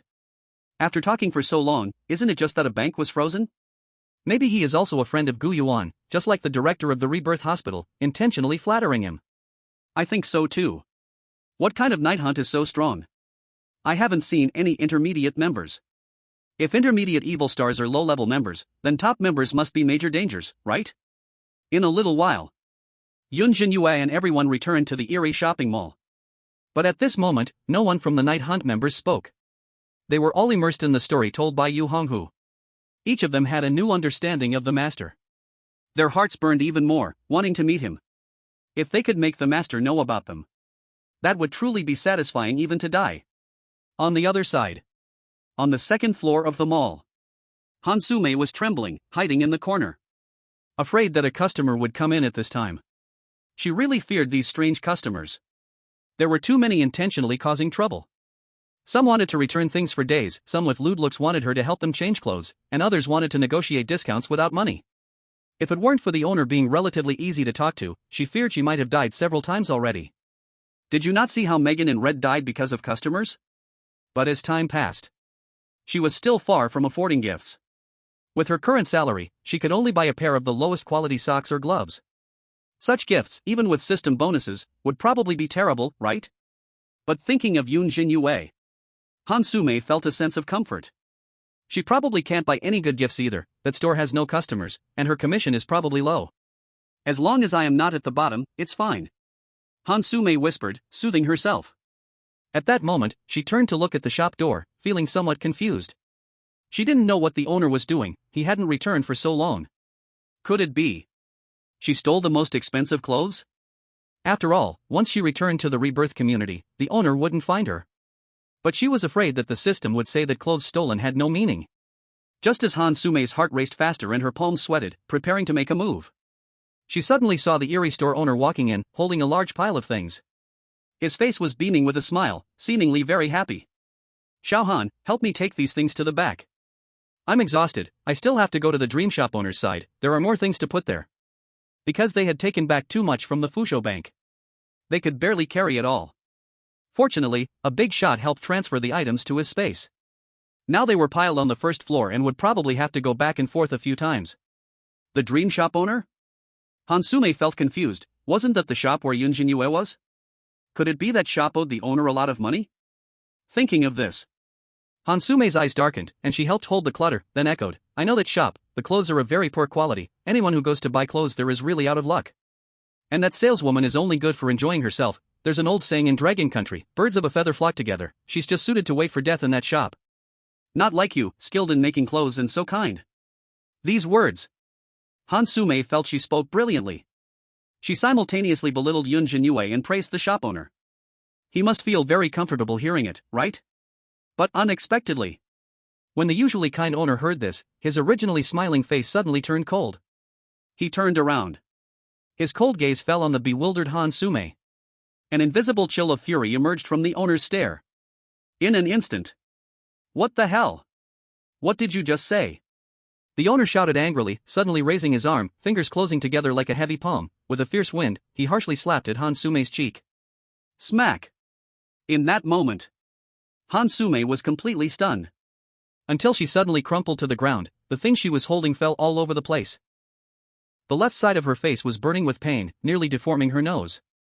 The shopkeeper's eyes were unfathomable, as if brewing a storm. A sense of fear filled the air, making Han Sume breathe heavily, her eyes wide with disbelief, feeling dizzy, as if stars were swirling. Sir!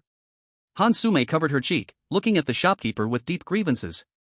She never expected that the usually good-tempered man would explode with such anger. What was happening? She really didn't understand. Is the dream shopkeeper someone you can insult? The shopkeeper looked at Han Sume, still burning with rage.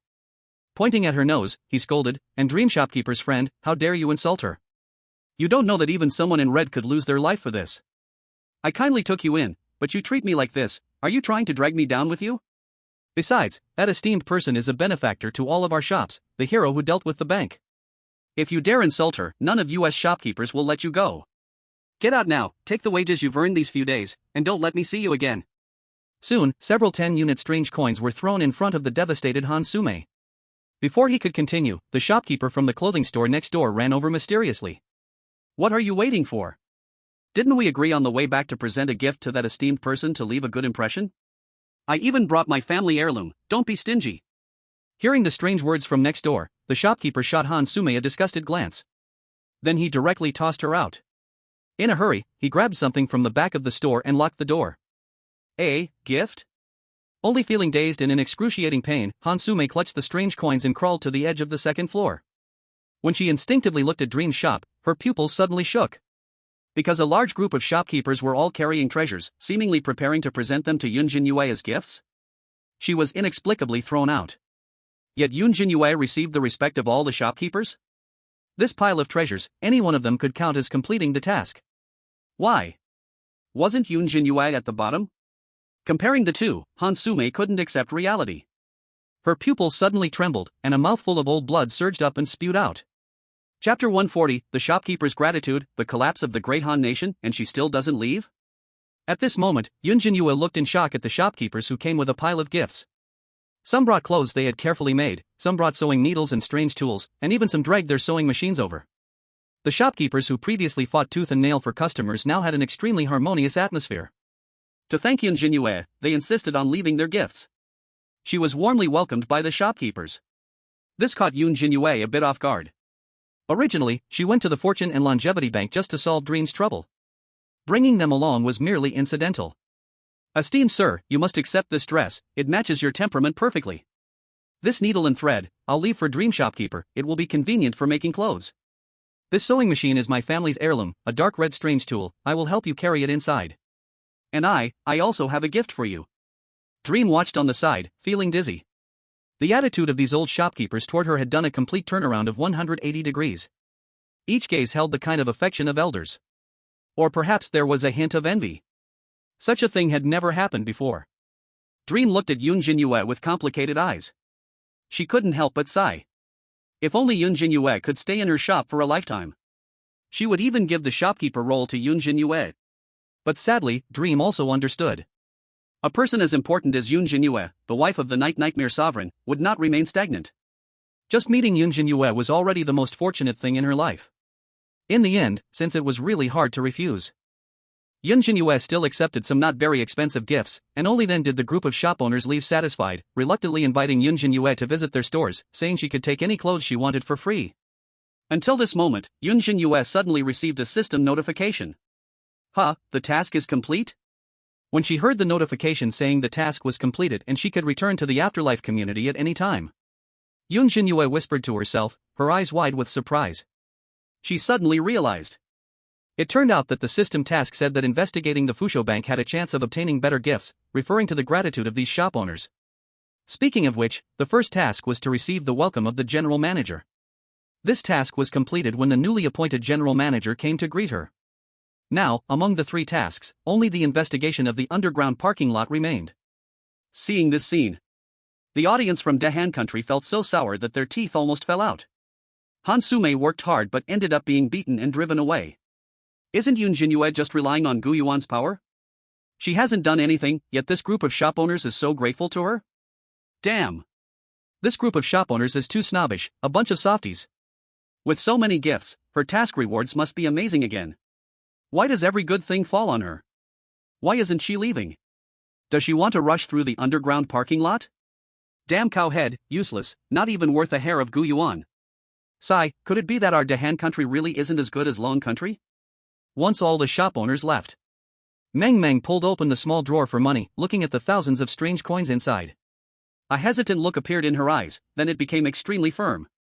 Sweaty palms pulled out all the strange coins, even the one strange coin in the corner of the drawer. Meng Meng put them in her pocket, and then cautiously looked at all the members of the nightmare hunt.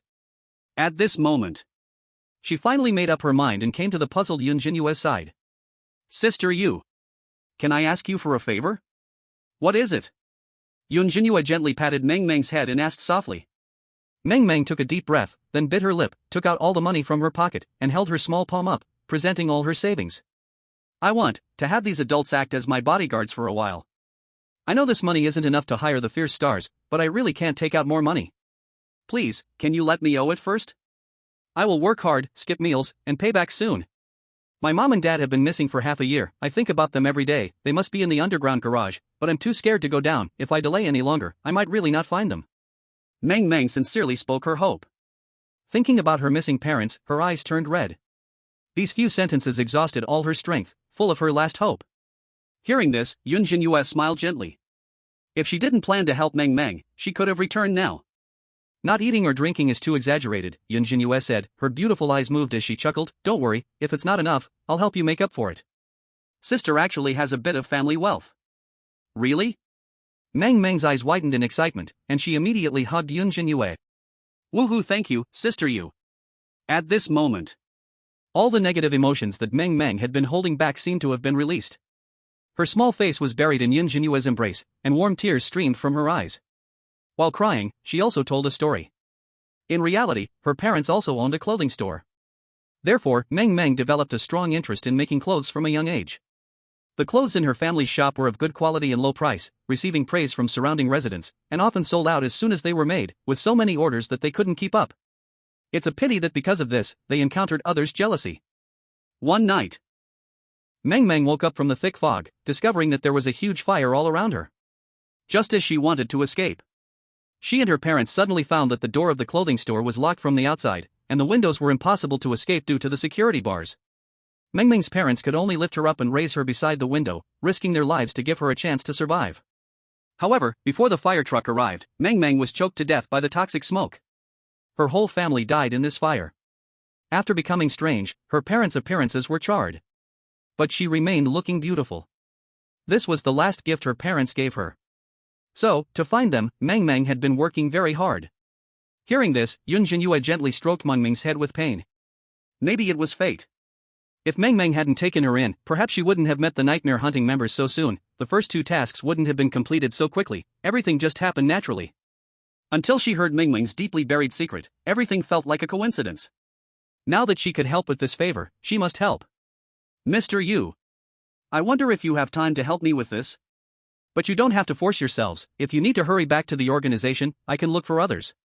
Yun Zhenyue turned to look at Yu Honghu and the other nightmare hunting members, asking.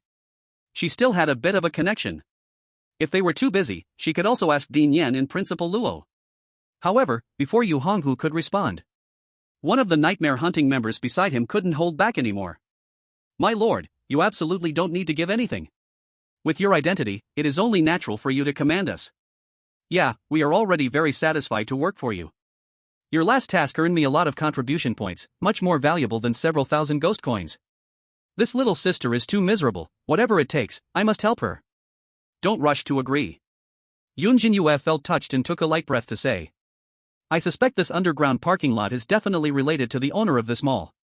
The Legay Mall should be an SS-level dungeon. He is very likely a middle-level evil star, making you enemies for no reason and asking for nothing. It's too much to ask. Hearing this, Yu Honghu's heartbeat quickened. Madam of the Respect Lord had a noble identity, and with just one command, she could lead them into danger. But she did not do so. Instead, she always considered them. All the nightmare hunting members felt extremely touched upon hearing this. They almost wanted to charge into battle for Yun Zhenyue immediately. My lord, you are unaware of everything. At this time, Yu Honghu explained seriously. He clarified the internal system of nightmare hunting to Yun Zhenyue. Every word and action of yours can actually count as a task, and these tasks also have contribution points. Once we return to the organization, we can calculate and exchange contribution points for what we want. Whether it's enhancing strength, entrusting others with contribution points, gathering to exchange for special ghost tools, or even purchasing other dungeons, this is far more valuable than any material wealth. The previous task at the Fortune and Longevity Bank has already brought us great gains. Is that so? Yun Zhenyue was shocked to hear this. She felt the butterfly mark on the back of her right hand starting to heat up slightly. Just by accidentally stamping a seal, her status was so noble? Just a casual word, and nightmare hunting members would risk their lives for her? You must know. This is a terrifying organization where even low-level members are evil stars. But just at this moment, Yu Honghu added a few more words. Of course, since we are all just low-level members, the things we can redeem are limited. Nightmare hunting has a total of 4 levels: egg, larva, pupa, and butterfly state. I am currently just in egg level, but after this return, perhaps I can become a larva level. At that time, the organization would also give me a promotion reward. Of course, all of this is thanks to you. 4 forms? Yun Zhenyue seemed to be pondering. From the initial egg to transforming into a butterfly, it expressed the life of a butterfly. No wonder the mark on her hand is also a butterfly. What confused Yun Zhenyue was, the butterfly doesn't seem to fit with nightmare hunting, right? Since they are eerie nightmares and hunters. Using weapons like hunting knives as symbols would obviously better represent the organization's core. Butterfly. What does it represent? Why did Gu Yuan choose a butterfly as the symbol? As Yun Zhenyue thought about this, she suddenly had a flash of inspiration. She had done similar public examination questions before. Butterfly transformation, is it new life? Yun Zhenyue murmured subconsciously. Gu Yuan, has he also experienced rebirth? Is it spiritual rebirth, or physical? Yun Zhenyue felt that she seemed to slightly touch some truth, but she couldn't think of what specifically it was. All of this could only wait for Gu Yuan to reveal it in person. After hearing Dream's story and the system of nightmare hunting, the emotions of the Dragon Country audience were complicated. Some searched for information and found out that it was indeed true. Everything Dream said was real. This made many feel heartache and regret. I found a news article, it happened 10 years ago. The person who started the fire was caught on the spot and sentenced to death, but unfortunately, it couldn't save Dream's family. No wonder Dream is so obsessed with finding her parents. Mr. You said this system is just like the real one, could it be that everything he said is real? Maybe. Anyway, that group from the cold country is making a fuss again. In a moment, a group of people arrived in front of the only elevator in the shopping mall. According to Dream, there was originally a safety passage to enter the underground parking lot, but for some unknown reason, it was completely sealed off with cement, and this elevator was also uncontrollable, it had long been broken. Yun Zhenyue guessed the meaning behind this. The mall owner didn't want people to enter the underground parking lot, there must be some secret hidden there. Just as she was considering how to get down, a small, thin member of Nightmare Hunting volunteered, "My lord, let me do it. I can invade any electronic device, the elevator is no exception, I came here this way." Hearing this, Yun Zhenyue's eyes lit up with surprise. These 10 Nightmare Hunting members truly have all sorts of abilities. Humph, you really found the opportunity. Another member of Nightmare Hunting said enviously. They also realized, once Yun Zhenyue finished investigating the underground parking lot, she would probably leave, and this was the last chance for them to perform. As the thin Eerie placed his hand on the elevator. Buzz. In the blink of an eye, the elevator returned to normal. Fortunately, the inside of this elevator is quite spacious, over 10 people entering doesn't feel crowded. Yun Zhenyue saw the buttons inside. They could go to the first to third floors of the underground parking lot. My lord, this elevator has been tampered with, without me, it would only lead to the first underground floor, the thin Eerie respectfully said. Then let's go directly to the third underground floor. Yun Zhenyue decisively said. The place the enemy least wants them to go must be the most unfavorable for them. Other players would have to explore one layer at a time. Isn't she kind of cheating here? The thin Eerie obeyed and immediately controlled the elevator to head to the third underground floor. A few seconds later. Ding. Arrived at the destination. Yun Zhenyue held Dream's hand, feeling the fine sweat in her palm, clearly very nervous now. Don't be afraid, we have so many people here. Yun Zhenyue softly comforted. Dream nodded obediently. She didn't even know what to say. All the members of Nightmare Hunting actually came down together to help her find her parents. This is a full 11 stars. The owner of the Ireful Mall probably never dreamed that he would be besieged by so many stars. Yun Zhenyue looked around. She saw the lights in the parking lot flickering.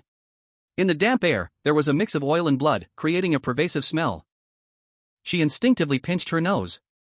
In the corner, several discarded luxury cars were piled up, their bodies covered with thick dust. But none of this was surprising. Yun Zhenyue saw a bizarre blood-red space fluctuation on the wall at the end of the garage. It resembled the strange painting she had entered before. That place might lead to another destination. Perhaps the owner of that space never expected they would arrive here directly. The space was violently contracting, clearly displaying a sign of panic. Ha! At that moment, Yun Zhenyue heard Yu Honghu suddenly speak in a low voice. He looked toward that space with a look of surprise. What's wrong? My lord, I suddenly feel a bit of familiarity with the aura over there, Yu Honghu said with a strange expression. Is that so? Yun Zhenyue also furrowed her brow. She sensed a coolness from the butterfly mark on her palm. But this was clearly a sign that only appeared when sensing a member of the Night Hunt. Could it be? The owner of this eerie marketplace is also a member of the Night Hunt? Meaning, the true big boss behind this scenario is one of their own? Chapter 142, no, this is the boss behind the scenes, can we be serious? This thought startled Yun Zhenyue. Is there really such a coincidence in the world? This made things a bit tricky for Yun Zhenyue. It's best if that marketplace owner hasn't harmed Mingming's parents. With her identity, she could command them to release them, and everyone would be happy. Otherwise, how to handle him would be a headache. Just as Yun Zhenyue was pondering. Boom! Boom! Boom! The path to the blood-red space shook violently. Dust was swept up everywhere in a storm. As if an earthquake had occurred, the ground collapsed down. Concrete seemed to be devoured by a giant beast, forming a giant pit. Several dust-covered luxury cars also fell into that deep pit. Protect my lord. Yu Honghu immediately said in a deep voice from the side. The members of the Night Hunt quickly shielded Yun Zhenyue and Meng Meng behind them. But what no one expected was.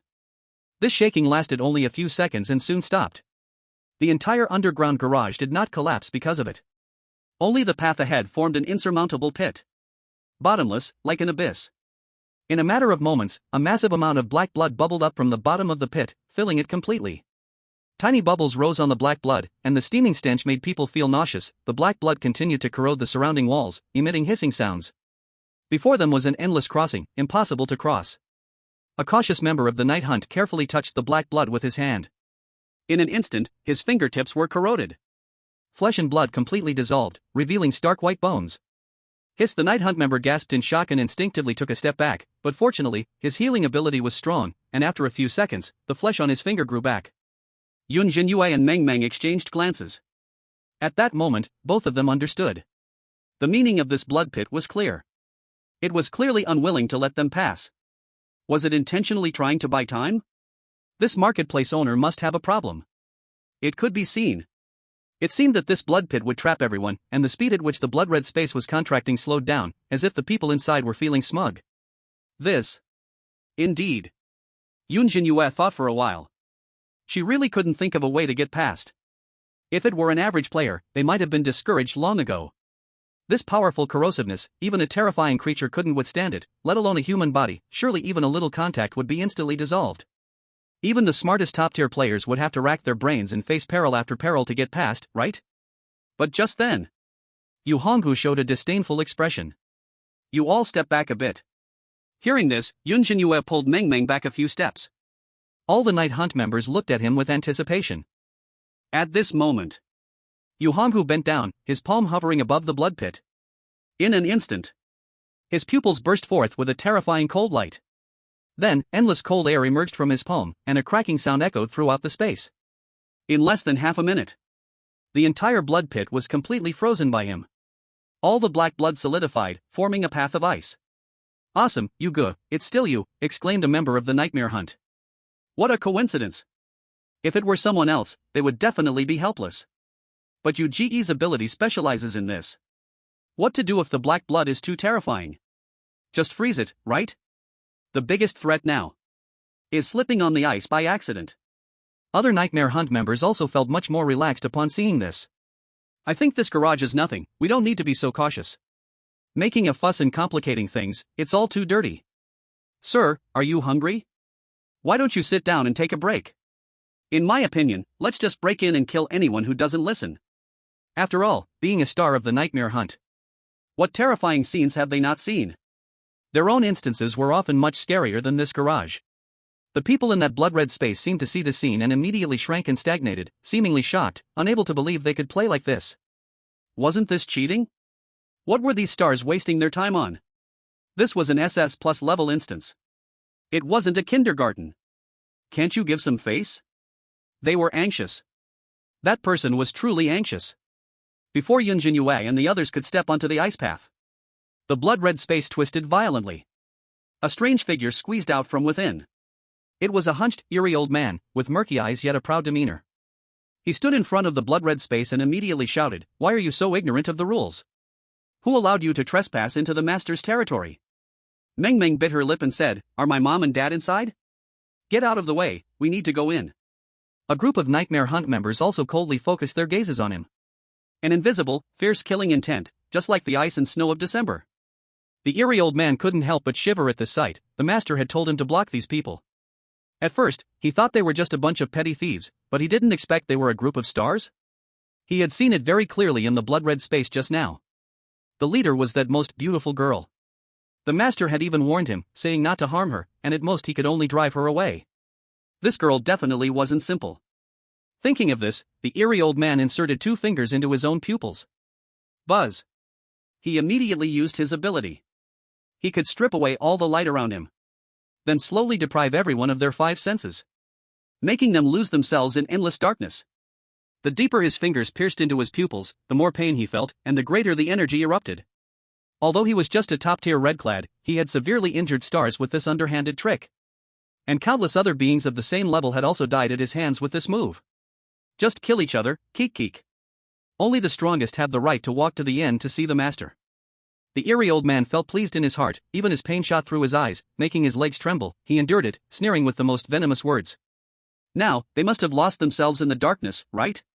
But just then, the old eerie man, with his fingers in his eyes, suddenly felt something was wrong. Why could he see light from the cracks? This isn't right? This had never happened before. The eerie old man gritted his teeth and pushed his fingers deeper, causing him to sweat profusely from the pain. But suddenly, the light surged into his eye socket. Splash! At that moment, warm tears streamed from the corner of the eerie old man's eyes. Impossible to dodge, impossible to ignore. It was as if he had stared at the sun during the brightest afternoon for an hour. Is it dawn? So bright, he murmured. Who turned on the lights? The underground parking garage clearly has no lights. After a long wait, he still did not hear the terrified cries of the group. Nor did he hear the screams of cannibalism. Old Weird couldn't hold back any longer, and immediately pulled out his finger, restoring his pupils. Only then did he hazily see a scene that crushed him. Buzz. He saw Yun Zhenyue and others looking at him as if he were a monkey. A woman made of light looked strange, like a big light bulb. The light just now came from her body. The entire underground parking garage was bright as day, let alone peeling away the light. This abundant brightness could even grow vegetables. And peeling away the 5 senses, probably only his own vision was peeled away, right? This old man, is he stupid? A member of the dream hunting team couldn't help but complain. Other members also couldn't bear to look, their faces showing disgust. Why is he inserting his own eye? Is he playing cosplay? So disgusting, can't he wash his fingers? Behind this is the big boss, you guys need to be serious. You're telling me, but you laughed too, didn't you? Old man, if you're done living, just bite a lighter, stop playing with your own eyeballs. Even Meng Meng found it unbearable, tightly clutching the hem of her dress. Old Weird almost spat out a mouthful of old blood upon hearing. You guys. He trembled. Shaking fingers pointed at them. All this time, this group of weirdos wasn't affected at all? Did he seriously endure the pain to insert it earlier? At this moment, the owner of the blood-red space seemed to also fall silent or perhaps felt exhausted. This servant had embarrassed him terribly, causing the space's contraction to slow down considerably. You all can't think of going in, without the owner's permission, no one can escape. You all just wait to die here, and accompany me to the grave. To regain some face, Old Weird roared. But Yun Zhenyue and the others showed him no respect. They were genuinely a bit impatient. One by one, they walked across the icy surface. Why are there so many unnecessary words? A faceless man immediately slapped him hard. Then in the palm appeared a familiar face skin that Old Weird recognized. After putting that face skin on, the faceless man transformed into Old Weird's likeness, the aura even matching. Isn't this easy to get in? What a bunch of nonsense space, it's just like a bus, anyone can get in. He tried to stretch his hand into the blood-red space and found it possible. Then suddenly pulled with force. No, that will make it bigger. Stop it, back off, you're making too much noise. Under Old Weird's horrified and flustered expression, he actually managed to tear the edge of that blood-red space wider. When he pulled it to a suitable size, that weird being turned to Yun Zhenyue and respectfully said, "My lord, you may enter." Chapter 143, Dream Weird Eternal Day, even a high-level evil star must kneel and seek Gu Yuan? Seeing this situation, the Dragon Kingdom audience wore odd expressions. To be honest, they all felt a bit sorry for this old guy. Why stick your fingers in your eyeballs when you can just use your powers? This is a group of evil stars, are you doing tricks for them? Walking along this way, there's hardly a hint of exploring the final boss. It's more like a picnic. It's as if they're just home for a drink, eating, and everything feels so justified. If one didn't know better, they would think Yun Zhenyue was the boss. Speaking of which, why doesn't this weird being just come out from the blood-red space? Fry a couple of dishes on the spot, pour some wine and punish himself with a glass, and this matter could just pass. Damn, I was just watching the live stream in my room, and my mom came in saying I've grown up. Can this broken road even be opened? I'm about to fall asleep watching, can you speed up a bit? Every time I watch Yun Zhenyue's live stream, it feels very special, as if she has returned home, with no sense of tension at all, while those from other countries make my heart race. What boss? I only see a lioness patrolling her territory. Under Old Weird's desperate gaze, Yun Zhenyue and her group couldn't be bothered with him. One after another, they lined up. Naturally, they entered the blood-red space he was guarding. He was like an incompetent husband. He exerted all his strength but could not protect this private place. Until a member of the Nightmare Hunt behind him instructed, "Old man, stop crying. The master didn't say he would kill you, why are you crying? If it really doesn't work, you can be the last one to go in, no one is stopping you." Upon hearing this, the old strange man shed even more tears. If possible, he would rather die here. This was even harder to bear than being killed. This was a heart-wrenching torment. He despondently sat down on the ground. He could only pray in his heart that the master would not blame him.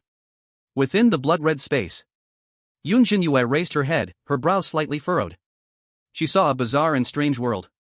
They were standing in the city center. Tall buildings stood everywhere, pedestrians flowed endlessly, traffic lights flickered, and cars passed through the crosswalk, honking their horns. It felt as if they had returned to reality. But upon closer inspection, the surrounding environment was particularly strange. The sun above resembled something drawn with crayons. It had a smiling face, gentle features, softly gazing at everyone in the city. Money lay scattered on the ground, and with each step forward, more money appeared. Countless tall trees lined the roadside, but instead of bearing fruit, they bore laughing babies. A few crows with human heads swooped past the telephone poles, staring blankly at them. This place is. Yun Zhenyue tried to take a step forward. But suddenly, a sense of weightlessness suddenly hit her. It felt as if she had jumped from a high place. Yun Zhenyue felt a bit dizzy and immediately stopped. She understood what kind of place this was. "Master, it seems this place is made up of dreams," Yu Honghu said with a solemn expression. "There are so many dream catchers here." His gaze turned to the corners around them. On the treetops, by the street corners, behind the street lamps, there hid many strange circular objects. Beneath those objects hung black beads and blood-red feathers, emitting waves that seemed to maintain the balance of the world. There were also many pedestrians, all smiling and walking by joyfully, but their pupils were dull and lifeless, as if they were walking corpses, seemingly already dead. "I know who possesses this ability." Yu Honghu took a deep breath. The dream-weaving strange eternal day, a former larval member of the Nightmare Hunt, could absorb the power of dreams. "We have entered the dream he weaved." "Larval member, eternal day?" Yun Zhenyue whispered. She looked at the people around her in disbelief. Those pedestrians appeared to be people from Longwa, probably numbering in the hundreds. Did all these people die in this dream? A surge of anger rose in Yun Zhenyue's heart. Faced with the tragic deaths of her compatriots, she could not remain calm. It seemed Dream's parents were also trapped here, and those missing shop owners had apparently become the source of that dream's power. No wonder he wouldn't let anyone near the underground garage. It turned out this was his lair. Having killed so many Longwa people, even if he was a member of the Nightmare Hunt, she could not tolerate him. What about my mom and dad? Dream's voice trembled, her breathing quickened, almost on the verge of collapse.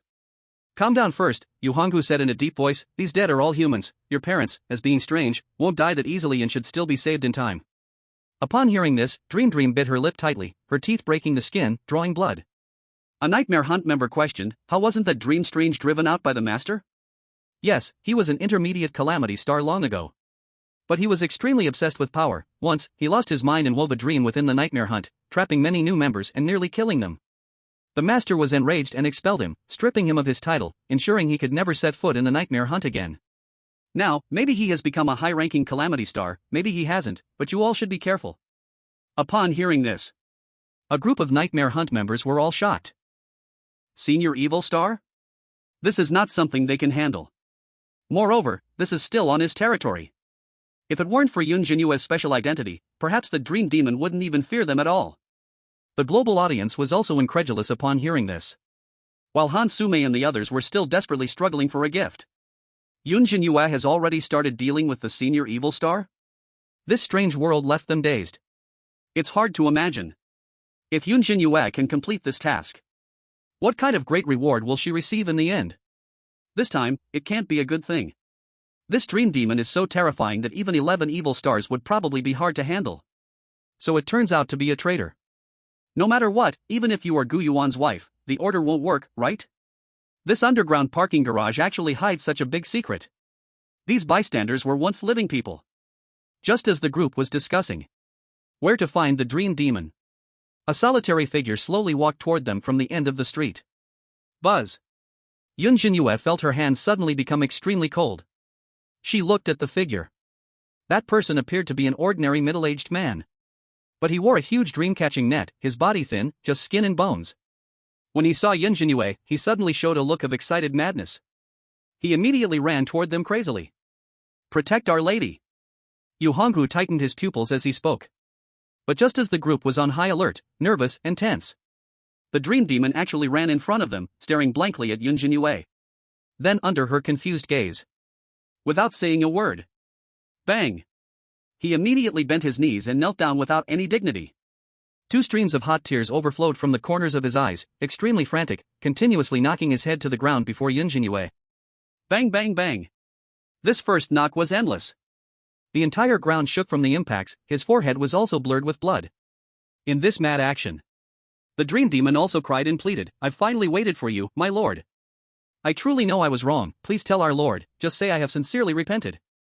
No matter what price I pay, this shopping mall is yours, this dream is yours, I want nothing, I only ask you to let me return to the Nightmare Hunt. Silence. Upon hearing these words, the scene fell silent. The global audience was shocked to the core. Isn't it? Aren't they here to fight a boss? Why is the person begging for mercy upon first meeting? Is Gu Yuan this terrifying? Even a senior evil star doesn't dare to act against Yun Zhenyue, but instead pleads with her to appeal to Gu Yuan? The atmosphere had been built up for so long. Is this it? What kind of game is this? Even cheating doesn't work like this. Chapter 144, Frantic Dream Demon, the blood on our Lord will never be washed away in this lifetime. Now, only Yun Zhenyue can make a decision. All the Nightmare Hunt members held their breath, their gaze fixed on her. To be honest, their hearts were very complicated. If Yun Zhenyue agrees, they can avoid a great battle. Facing the strange challenge of perhaps a senior evil star is indeed a difficult task. But this Dream Demon acts without regard, unpredictable, even the Lord cannot tolerate him. They also longed for Yun Zhenyue to refuse. Letting this evil demon return to the Nightmare Hunt is truly hard to accept. Meng Meng's expression was very tense. She looked at Yun Zhenyue, a bitter ripple flowing in her heart. After all, he is a member of their organization. Even if he has done heinous things to her parents, as long as Yun Zhenyue nods, he will ultimately receive no punishment and this matter will be passed. From her position and identity, she cannot blame anyone. The Dream Demon was eagerly waiting too. He actually was not that sincere. From beginning to end, he never wanted to meet Yun Zhenyue. Afraid of attracting the Lord's attention. But things had come to a clash, agreeing with him was the best choice. She must be thinking this too, right? At this moment. Yun Zhenyue took a deep breath. She looked around, gazing at the lowered head of Meng Meng. Then she looked toward the streets and alleys, at the wandering souls, her fellow beings. So many were still so young, many younger than Yun Zhenyue. If they were alive, would they hope for her to agree? In this vague and surreal dream, their spirits were gradually worn down, collapsing, until their minds vanished, and their bodies were controlled, becoming part of this void-like dream. This question. Yun Zhenyue already had an answer. She did not want to be an accomplice to the executioner. Agreeing with him might have 100 benefits, refusing him would surely bring 100 curses. But in her heart's decision, Yun Zhenyue's eyes gradually became clear. Under the unbelievable gaze of Meng Gue, she refused. I cannot agree to your request. You have turned the underground garage into your breeding ground, killing so many innocent people. Meng Meng's parents are also missing because of you. Gu Yuan once told me that malicious goodness only becomes a blade against the innocents. No matter what, I cannot take you back to the nightmare hunting. If you truly repent, I can take you to meet Gu Yuan. Hearing these words, Meng Meng suddenly raised her head, her eyes stinging. It was hard to imagine that Yun Zhenyue would refuse a high-level killer for her. The members of the nightmare hunting all looked shocked. They were right. With the character of the Lord's wife, she would definitely refuse. Although she had kindness, she was not foolish. Isn't it just being enemies with a high-level killer on their turf? They had been prepared for this. Seeing this situation, the foreign audience was excited. They were worried that Yun Zhenyue would agree. They had even knelt and begged, and she showed no respect. One could only say she was too stubborn. Isn't it just that some people from the Dragon Kingdom died, and their friends' parents were taken away? If it were people from their country, they would have agreed right away. The benefits gained. Compared to this insignificant stubbornness, it was hardly worth mentioning. So stupid, why fear the death of some people? She doesn't even know those people. The people I know from the Dragon Kingdom are just as stubborn, a bunch of idiots. This is definitely going to turn into a fight, right? Meaningless persistence, of no value at all. If I were Meng Gue, I would kill them all.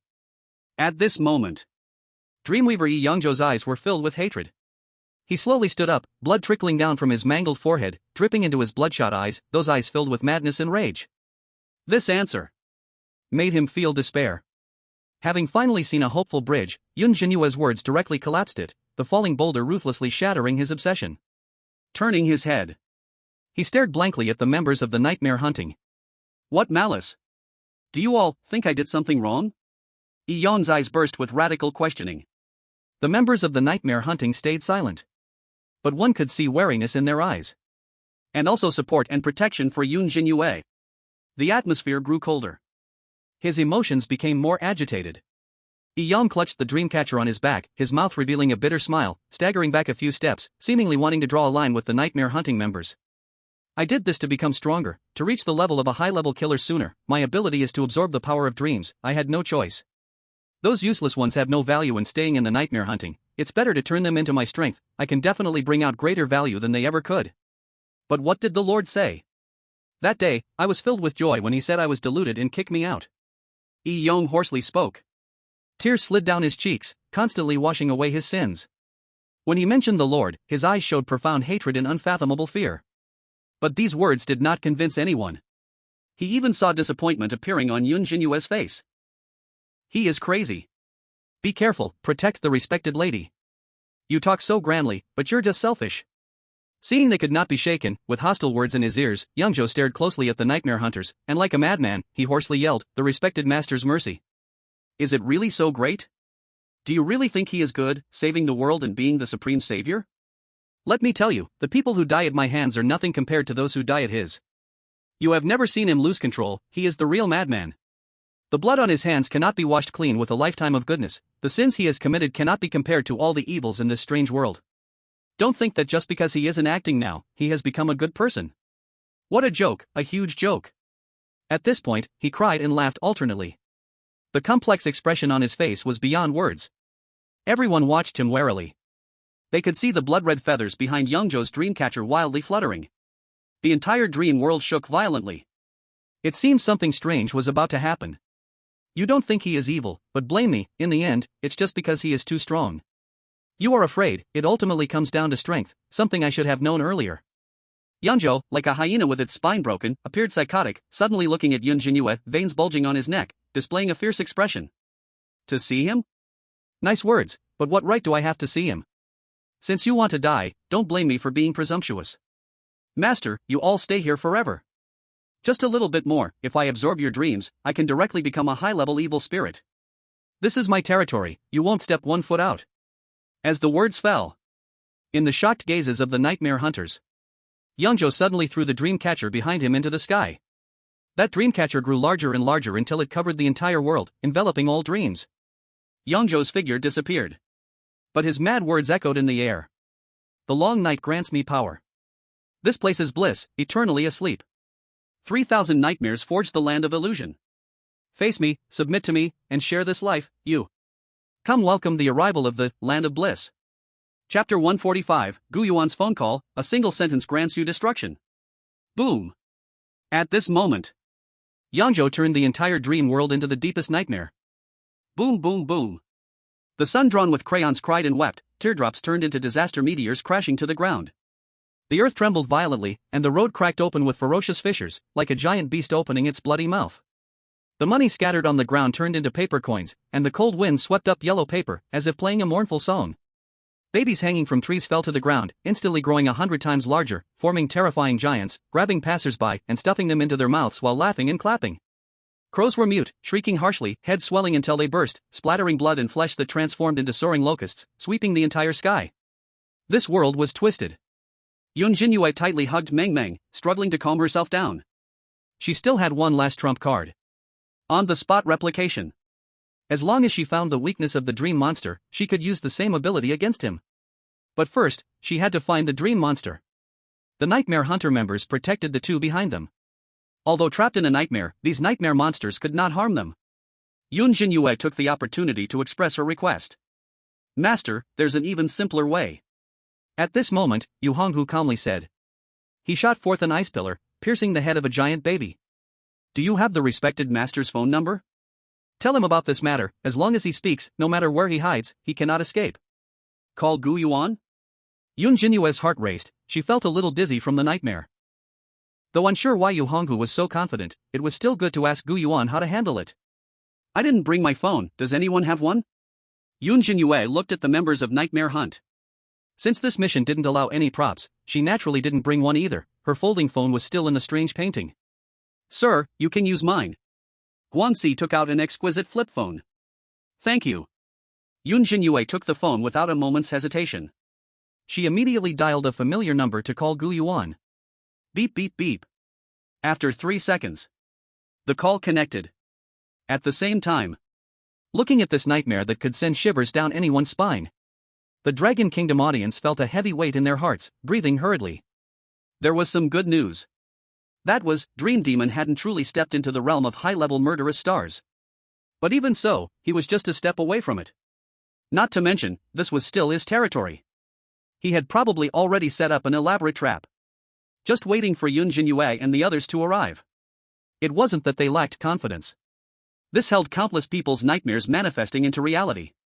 Twisted and extremely pathological. Dream Demon had also defected from Nightmare Hunt. Could calling Gu Yuan, a former master, really help? I really shouldn't have watched the livestream. I'm going to have nightmares tonight. This is tricky, he's hesitating for so long, couldn't they just charge in and take him out? Isn't it because they're afraid of a conspiracy? What if he is saying this on purpose? This phone is amazing, you can call in a dream? So what do we do now? Gu Yuan can't just fly over, what's the point of a phone call? Could it be that Gu Yuan has to compromise and let Dream Demon return to the organization? That's too humiliating. Hello. A familiar soft voice came from the other end of the line. If you listen closely, you could hear sounds of an intense game battle. The members of Nightmare Hunt dared not even breathe, all gazing at Yun Zhenyue. Honey, I'm in trouble at the Righteous Demon's Mall. Yun Zhenyue lightly bit her lip. If it weren't for the situation, she would have been a bit reluctant to call Gu Yuan. She was the same with Lily. Every time something went wrong, she called, didn't that show she was useless? Righteous Demon's Mall? Gu Yuan's voice on the other end sounded surprised. You encountered that dream demon. Honey, you know he's here? Yun Zhenyue was startled, asking in confusion. Of course, after all, I was the one who drove him out. Gu Yuan's tone was rather helpless on the line. How is he doing? Is he repentant? Not at all. Yun Zhenyue told Gu Yuan everything that happened. Hearing this, Gu Yuan on the other end understood the situation. Weaving dream demon Eternal Day. Was a child he had once picked up. He looked like a middle-aged man, but that was just a disguise, it was only a shell in a dream. Eternal Day had once been brought back to the orphanage by Gu Yuan. But he didn't fit in with the other children at the orphanage.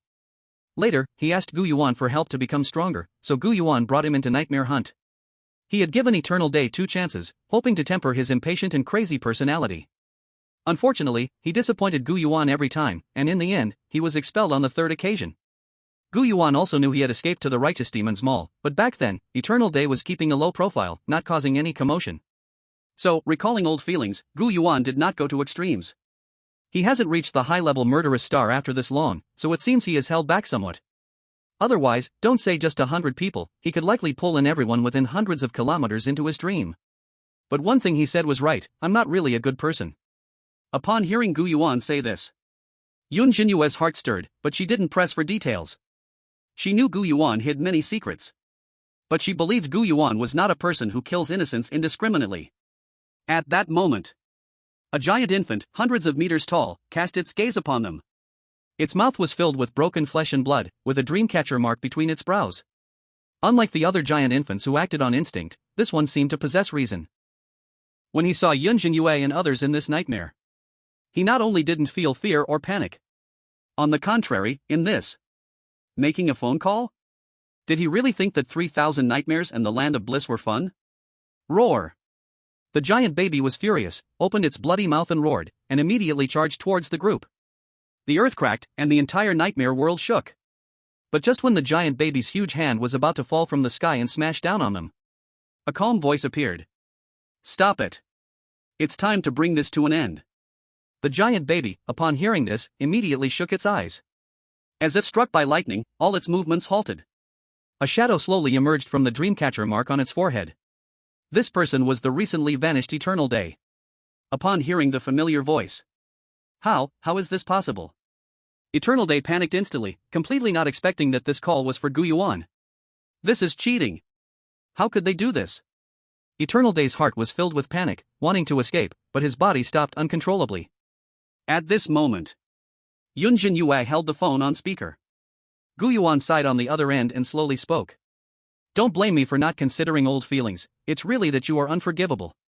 Well, dying in a dream is also the best ending for you. Do it yourself. As soon as the words dropped, Eternal Day's eyes revealed a look of despair.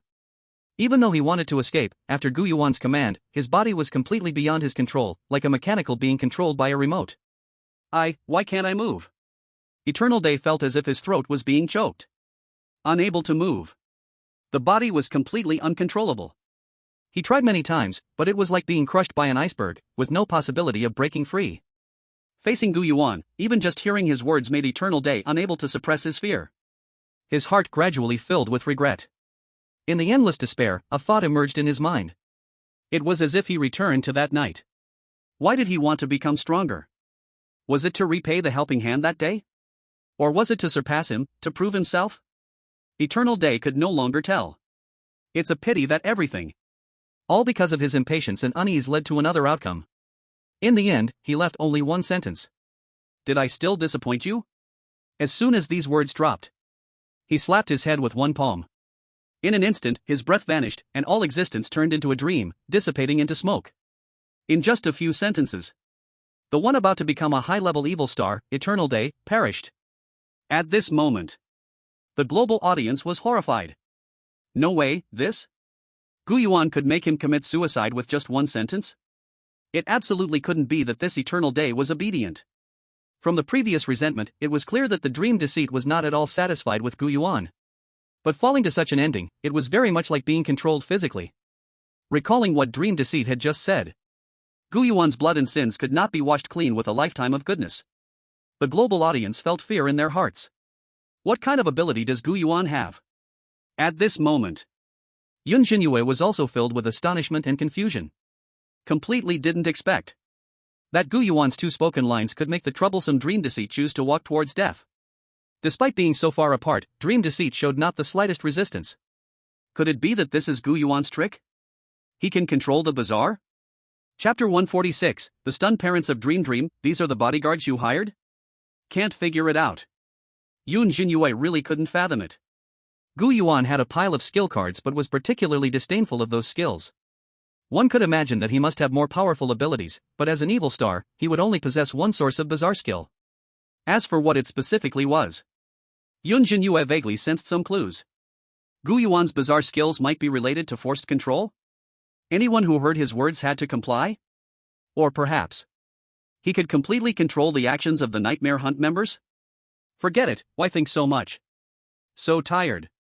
Yun Zhenyue took a deep breath. No further thoughts continued. Her eyes showed weariness, her heart relaxed much. After all, Gu Yuan is her husband, the more mysterious the better. Moreover, as they spend more time together, she will gradually learn the truth. Now, she needs to find Meng Meng's parents. Once she finds them, this task will be considered successfully completed. Although she has only been in the mall for 2 or 3 days, the series of events she experienced made Yun Zhenyue feel like she had been there for a year. It was too long, and she really wanted to hurry back home. At this moment, Meng Gue is dead, but the dream he built has not collapsed. On the contrary, because Meng Gue's dreamcatcher has dissipated, the source that twisted everything into nightmares is gone, and the dream world gradually turned into an ordinary dream. The crayon sun hanging high in the sky gradually showed a smile. Paper money transformed into delicious candy, and with every few steps forward, honey appeared. The giant baby shrank back into the embrace of its mother tree, sweetly falling into a dream. Only that group of silly crows still stared wide-eyed, watching the few people. Meng Meng's pupils constricted, sunlight poured through the leaves and landed in her eyes, her delicate eyelashes trembled slightly, her heart raced as she stared at the flip phone in Yun Zhenyue's hand. She had thought that Meng Gue would use tricks to put them in extreme danger. Who would have thought that sister you would just make a phone call and solve it? So, the person on the other end of the call is the master of the dream hunt? Although she was already shocked by Yun Zhenyue's identity. But to resolve what she thought was a dead end so lightly, this is simply too outrageous. Even if all the strange things in the evil marketplace gathered, they would probably still fall under this strange nightmare kingdom. But along the way, where have they encountered any danger? Just chatting and laughing, and everything is over? This phone is really powerful, it can make calls even in dreams. If only she had one. Meng Meng's lips slightly parted, but no sound could come out. Only her dazed eyes could reflect her shock. Beside her, Yu Honglu's expression was natural. The silver-white eyebrows showed no change at all. As if everything he just saw was perfectly normal. The members of the dream hunt were dumbfounded. This was their first time seeing Gu Yuan take action. No. It should be said to speak. What brother you said was indeed right, this is a simpler method. But isn't it a bit too simple? What's the difference between this and skipping levels through pipes in Super Mario? But after a moment of thought, they felt this was just right. A little villain. Not a big evil. If the master were to personally take action, that would be too embarrassing. In a word, to grant death to a high-level villain, this is normal. At the same time, the viewers from Long Country were completely confused. Is this it? Meng Gue, who had acted so powerful earlier. 3,000 nightmares, and the Extreme Pleasure Kingdom. A standard behind-the-scenes evil boss. What happened? How did he get killed by just a phone call? This is too low. Ah, I just went to pour a glass of water, where did Meng Gue go? At this time, a barrage suddenly expressed confusion. Then, a large group of bored netizens began to make up stories. Hey brother, you missed the most exciting part, I'm not lying to you, Gu Yuan took action just now. Yes, Gu Yuan just directly came in with a flash and then slashed Meng Gue. He was followed by dozens of terrifying entities from Dream Hunt, personally entering the dream, causing worldwide trembling. In the end, he raised his hand and twisted time, disrupting cause and effect, severing Meng Gue's birth with a thought. What a pity, you didn't see that guy was too shocking. Seeing these words, the netizen pouring water regretted deeply. Wow, is it true? Don't mess with me, I didn't see it with my own eyes, I'll regret it for a lifetime. At this moment, ding! Detected that Yun Zhenyue has become the owner of the mall, and the evil marketplace has become a friendly instance for Long Country. All players of the Dragon Kingdom can safely enter the creepy mall to purchase goods. Having a shop in the creepy mall allows you to choose to enter the creepy mall directly in the future. Just when Yun Zhenyue and the members of the Dream Hunt were searching for Meng Meng's parents, the system notification came unexpectedly. I became the boss?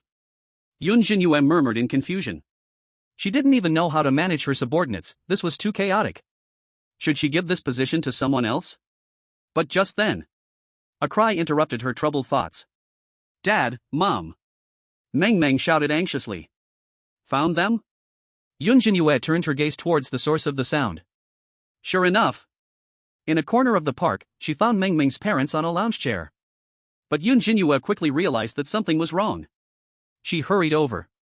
She found Meng Meng's parents with their eyes tightly closed.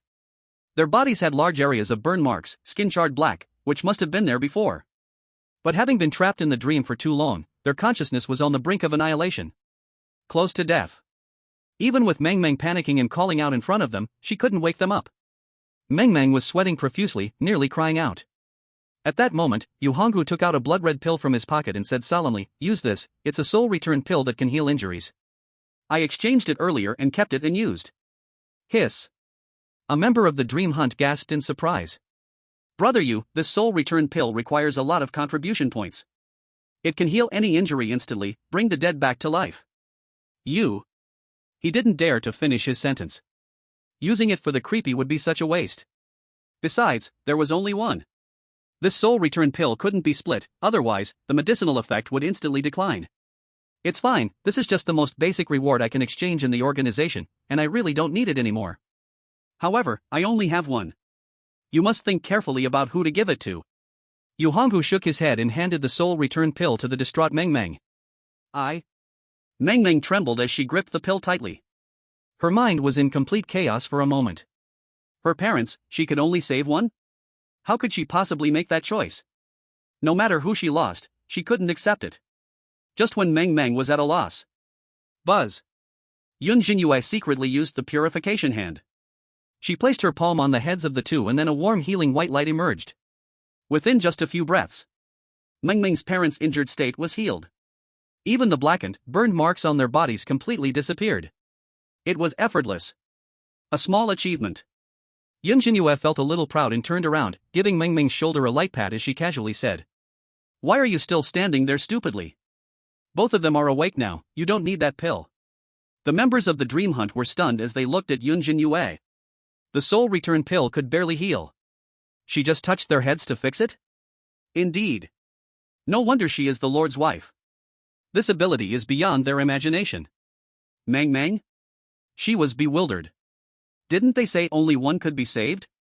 Meng Meng immediately turned around and saw her parents already awake. They seemed a bit afraid of the Dream Hunt members, looking at her with complex expressions. At that moment, she suddenly remembered. It seemed every time Sister Yu patted her head, she would feel very comfortable. And her previous injuries would also heal. Could it be? All of this was done by Sister Yu? Meng? What is this? The two awkwardly shrank their necks, trembling with fear as they asked. "Mom and Dad." Meng Meng ran over to tightly hug them, all the grievances and fears that had weighed on her heart melted away in an instant, and she cried out. The members of the Dream Hunt turned their heads. They left time for the three of them. Once the three calmed down, Yun Zhenyue finally answered Meng Meng's parents' questions. She chuckled lightly, making a joke. "We are the bodyguards your daughter hired." Meng Meng's parents stared blankly upon hearing this. You can hire bodyguards in a creepy world? It seemed clear that they had dispatched this terrifying nightmare. Clearly, they were a bunch of deadly stars. You call this a bodyguard? This is really too responsible. But suddenly, Meng Meng's parents thought of a terrible idea. Wait a minute. This is a group of villains. If they take action, how much will it cost? They might even have to sell their store to pay for it. Chapter 147, New Phone Features, Red Robe Chat Group, Meng Meng is panicking. Back at the store. Meng Meng's parents were still very scared. They kept expressing gratitude for Yun Zhenyue on the way. At first, they planned to sell the store to pay the money. But Yun Zhenyue, feeling helpless, assured them it was a joke, and only then did they breathe a sigh of relief. However, they were extremely heartbroken about what happened to Meng Meng during this time. Their gratitude towards Yun Zhenyue increased even more. If it weren't for encountering this adult, they might have died in that nightmare. Meng Meng wouldn't have been able to protect herself and would most likely have been harmed by the Fusho money house.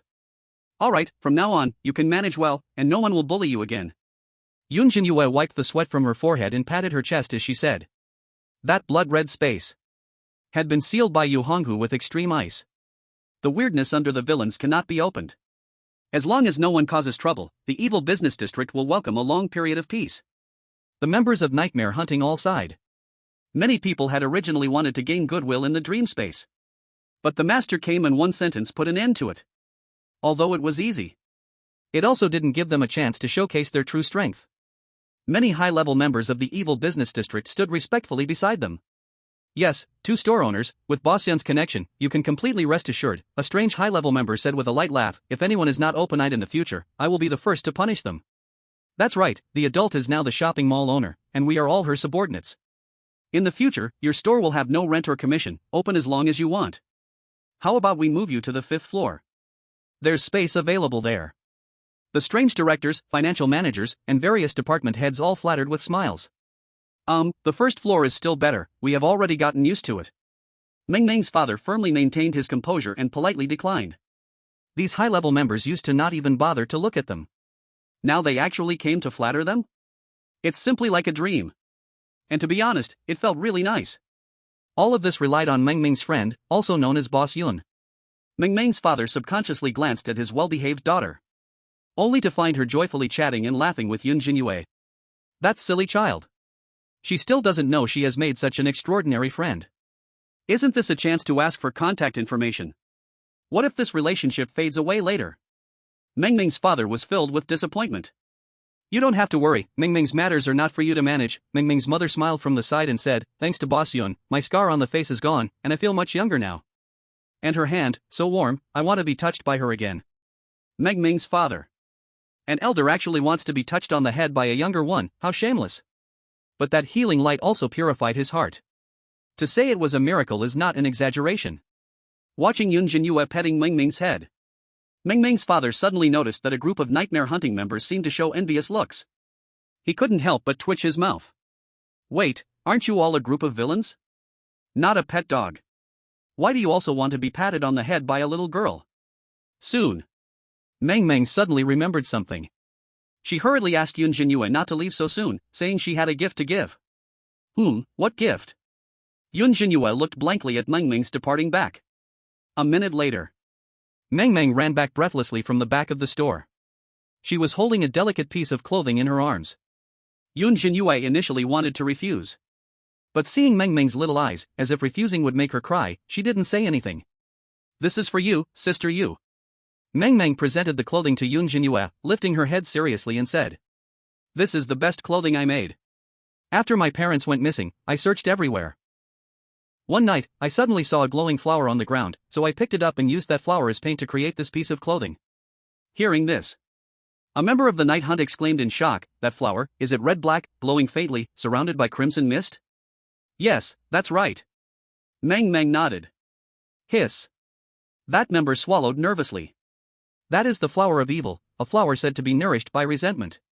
It must have absorbed the resentment of everyone in dreams for many years.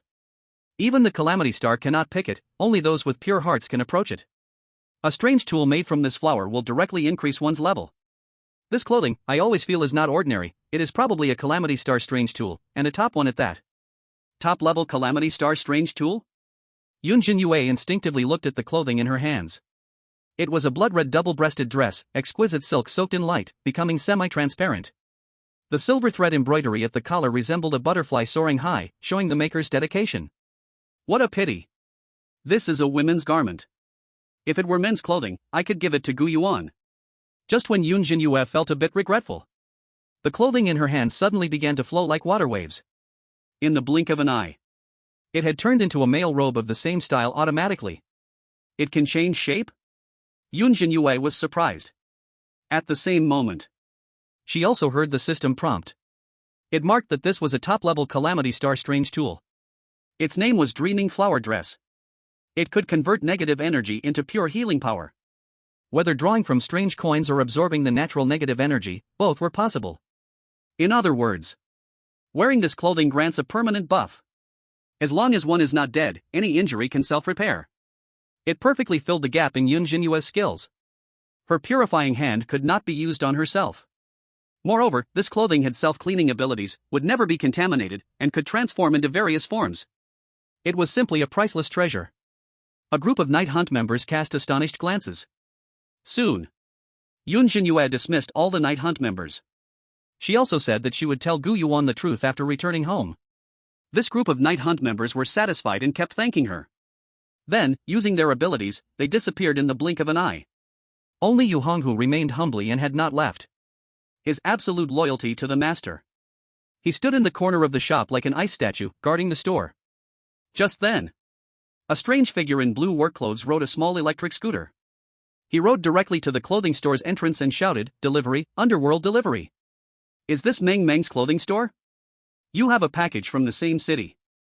Hearing this, Meng Meng looked confused. "This is Meng Meng's clothing store, I didn't buy anything, did you make a mistake? Aren't they all the same? Just sign for it first." The delivery person immediately took out a box and handed it to Meng Meng. The latter, bewildered, signed for it and accepted the package. Until she saw the delivery person leave. Yun Zhenyue covered her mouth and chuckled beside her. "Here, take it. This is something I got for you." "Huh?" Meng Meng looked astonished. She carefully opened the package and found 3 phones inside. "Sister Yu, this is. I saw you looking envious earlier, so I had Gu Yuan send over a few phones. Now you can call your parents anytime without worrying about them getting lost." Yun Zhenyue explained with a light smile. This is an old tradition. To stay in touch, she would add a chat method with friends every time she completed a level. "Thank you." Meng Meng was touched to hear this. She never expected Sister Yu would notice such small details. She picked up one of the foldable phones, cradling it like a treasure. She immediately bound it to her. She gave the other 2 phones to her parents. After exchanging phone numbers with Yun Zhenyue, Meng Meng suddenly found she had automatically logged into a strange chat app. This software can display her name and strength. It can also send private messages and post on moments. Ding dong. With a sound, Meng Meng was completely bewildered. She saw that she had been pulled into a group chat. "Huh?" Yun Zhenyue looked at the phone screen, equally confused. How come even group chats exist now? This phone has new tricks? It must be Gu Yuan's doing. And she took a quick glance. The group has no name, the group owner is Gu Yuan, and she is also in the group. The newly added group members are all her friends. There's manager Li and Linjiu from Blood Moon Hotel, Shangwan Mu and Ding Yan from Reincarnation Hospital, Principal Luo and his daughter Luo Huan from Tremble Middle School, and even Yu Honghu from Nightmare Hunt, and a panda stuffed toy is in there too? What is this?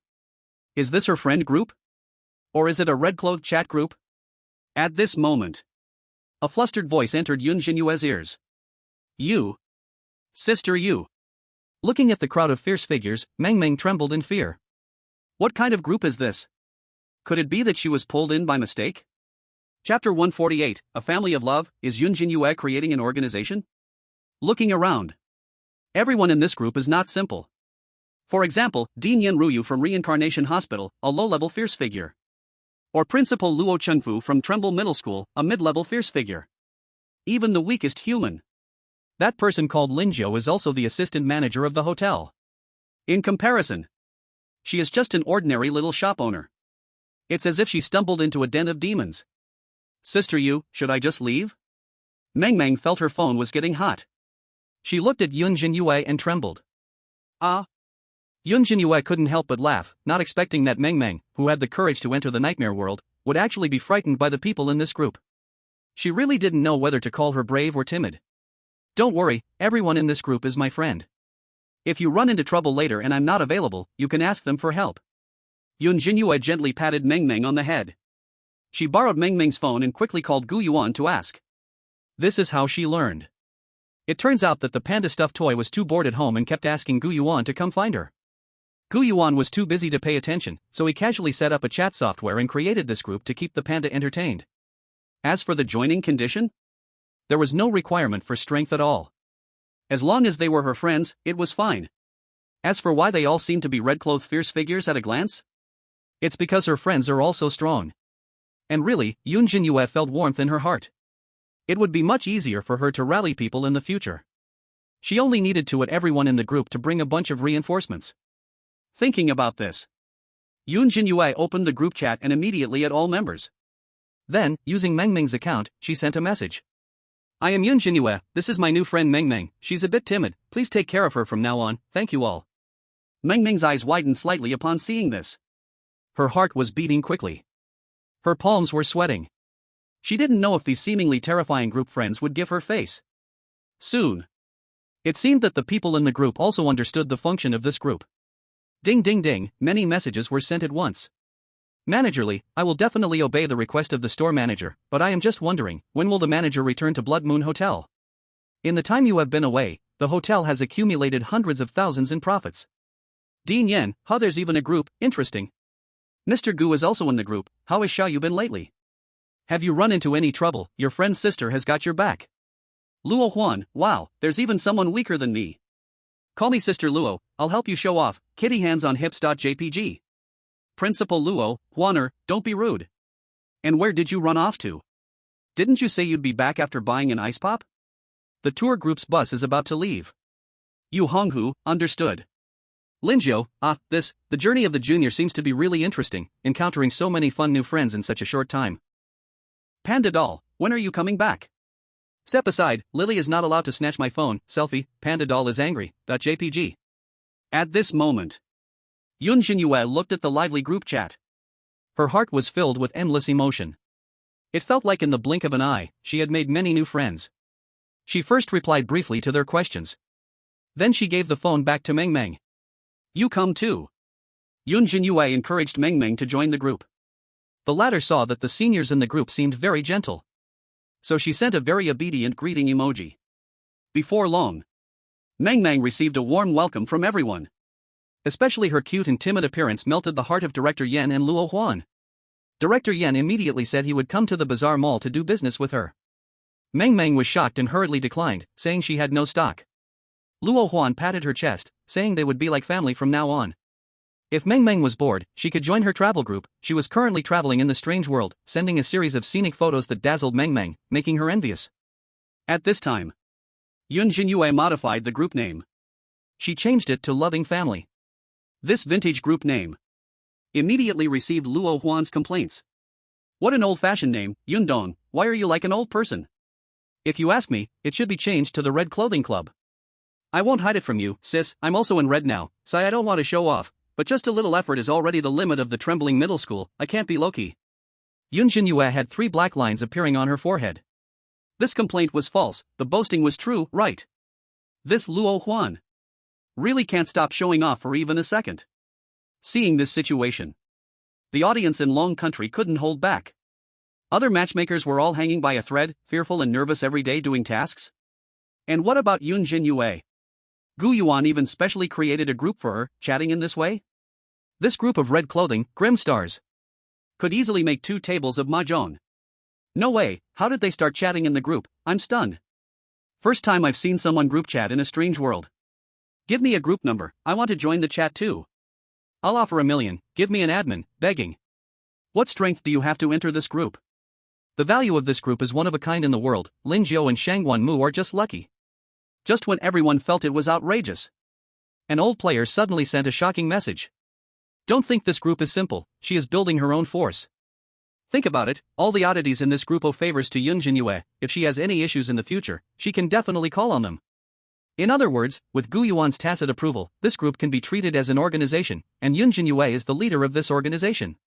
In the future, many powerful oddities will inevitably join in. These oddities come from all over, creating a web of relationships centered around Yun Zhenyue, completely a mature organization. Moreover, with the current strength of this group, it is no less than that Bizarre Talk Foundation. Upon hearing this, the audience in Long Country were dumbfounded.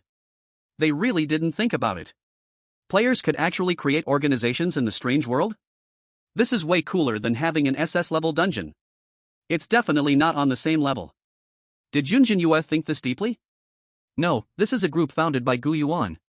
What does he want to do? To personally train an organization leader?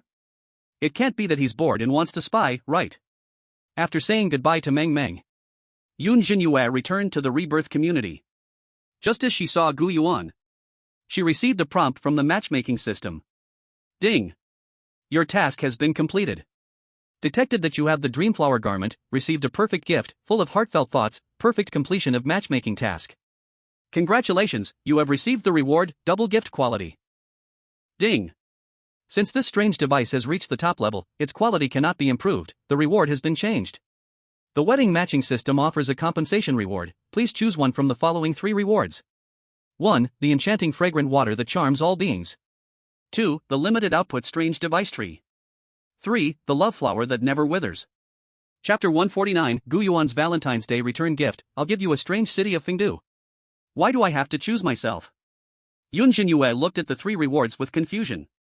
She has difficulty in making choices. These 3 rewards all seemed quite good. Yun Zhenyue blinked her beautiful eyes, glanced at the reward descriptions, and fell into deep thought. The fragrant water. Made from the body scents collected from tens of thousands of girls. Just one tiny drop can grant a unique charm. It works for both the strange beings and humans. If I have this reward, the benefit is increased charm, but the downside might be attracting disaster. Yun Zhenyue was somewhat confident in her own charm. She temporarily ruled this reward out. As for the strange device tree, it's like a fruit tree, but the fruits it bears are strange devices, producing 33 dark red or lower level strange devices in a year, and it can bear fruit for 3 years. This means around 100 strange devices could be harvested? This reward is undoubtedly a god-level reward for other countries' matchmakers. But for her, having 2 disaster-level strange devices in hand, it felt a bit insufficient. Yun Zhenyue glanced at the last reward and whispered, "The love flower that never withers?" According to the system introduction, this flower needs to be watered with love. Only those with true hearts can cultivate it to bloom. Once it blooms, it will never wither. The sower can make wishes to it and receive unexpected rewards. True love can create miracles. What's wrong? You look very troubled. At this moment, Gu Yuan, who was playing a game beside her, casually asked. Yun Zhenyue then told him about the 3 rewards.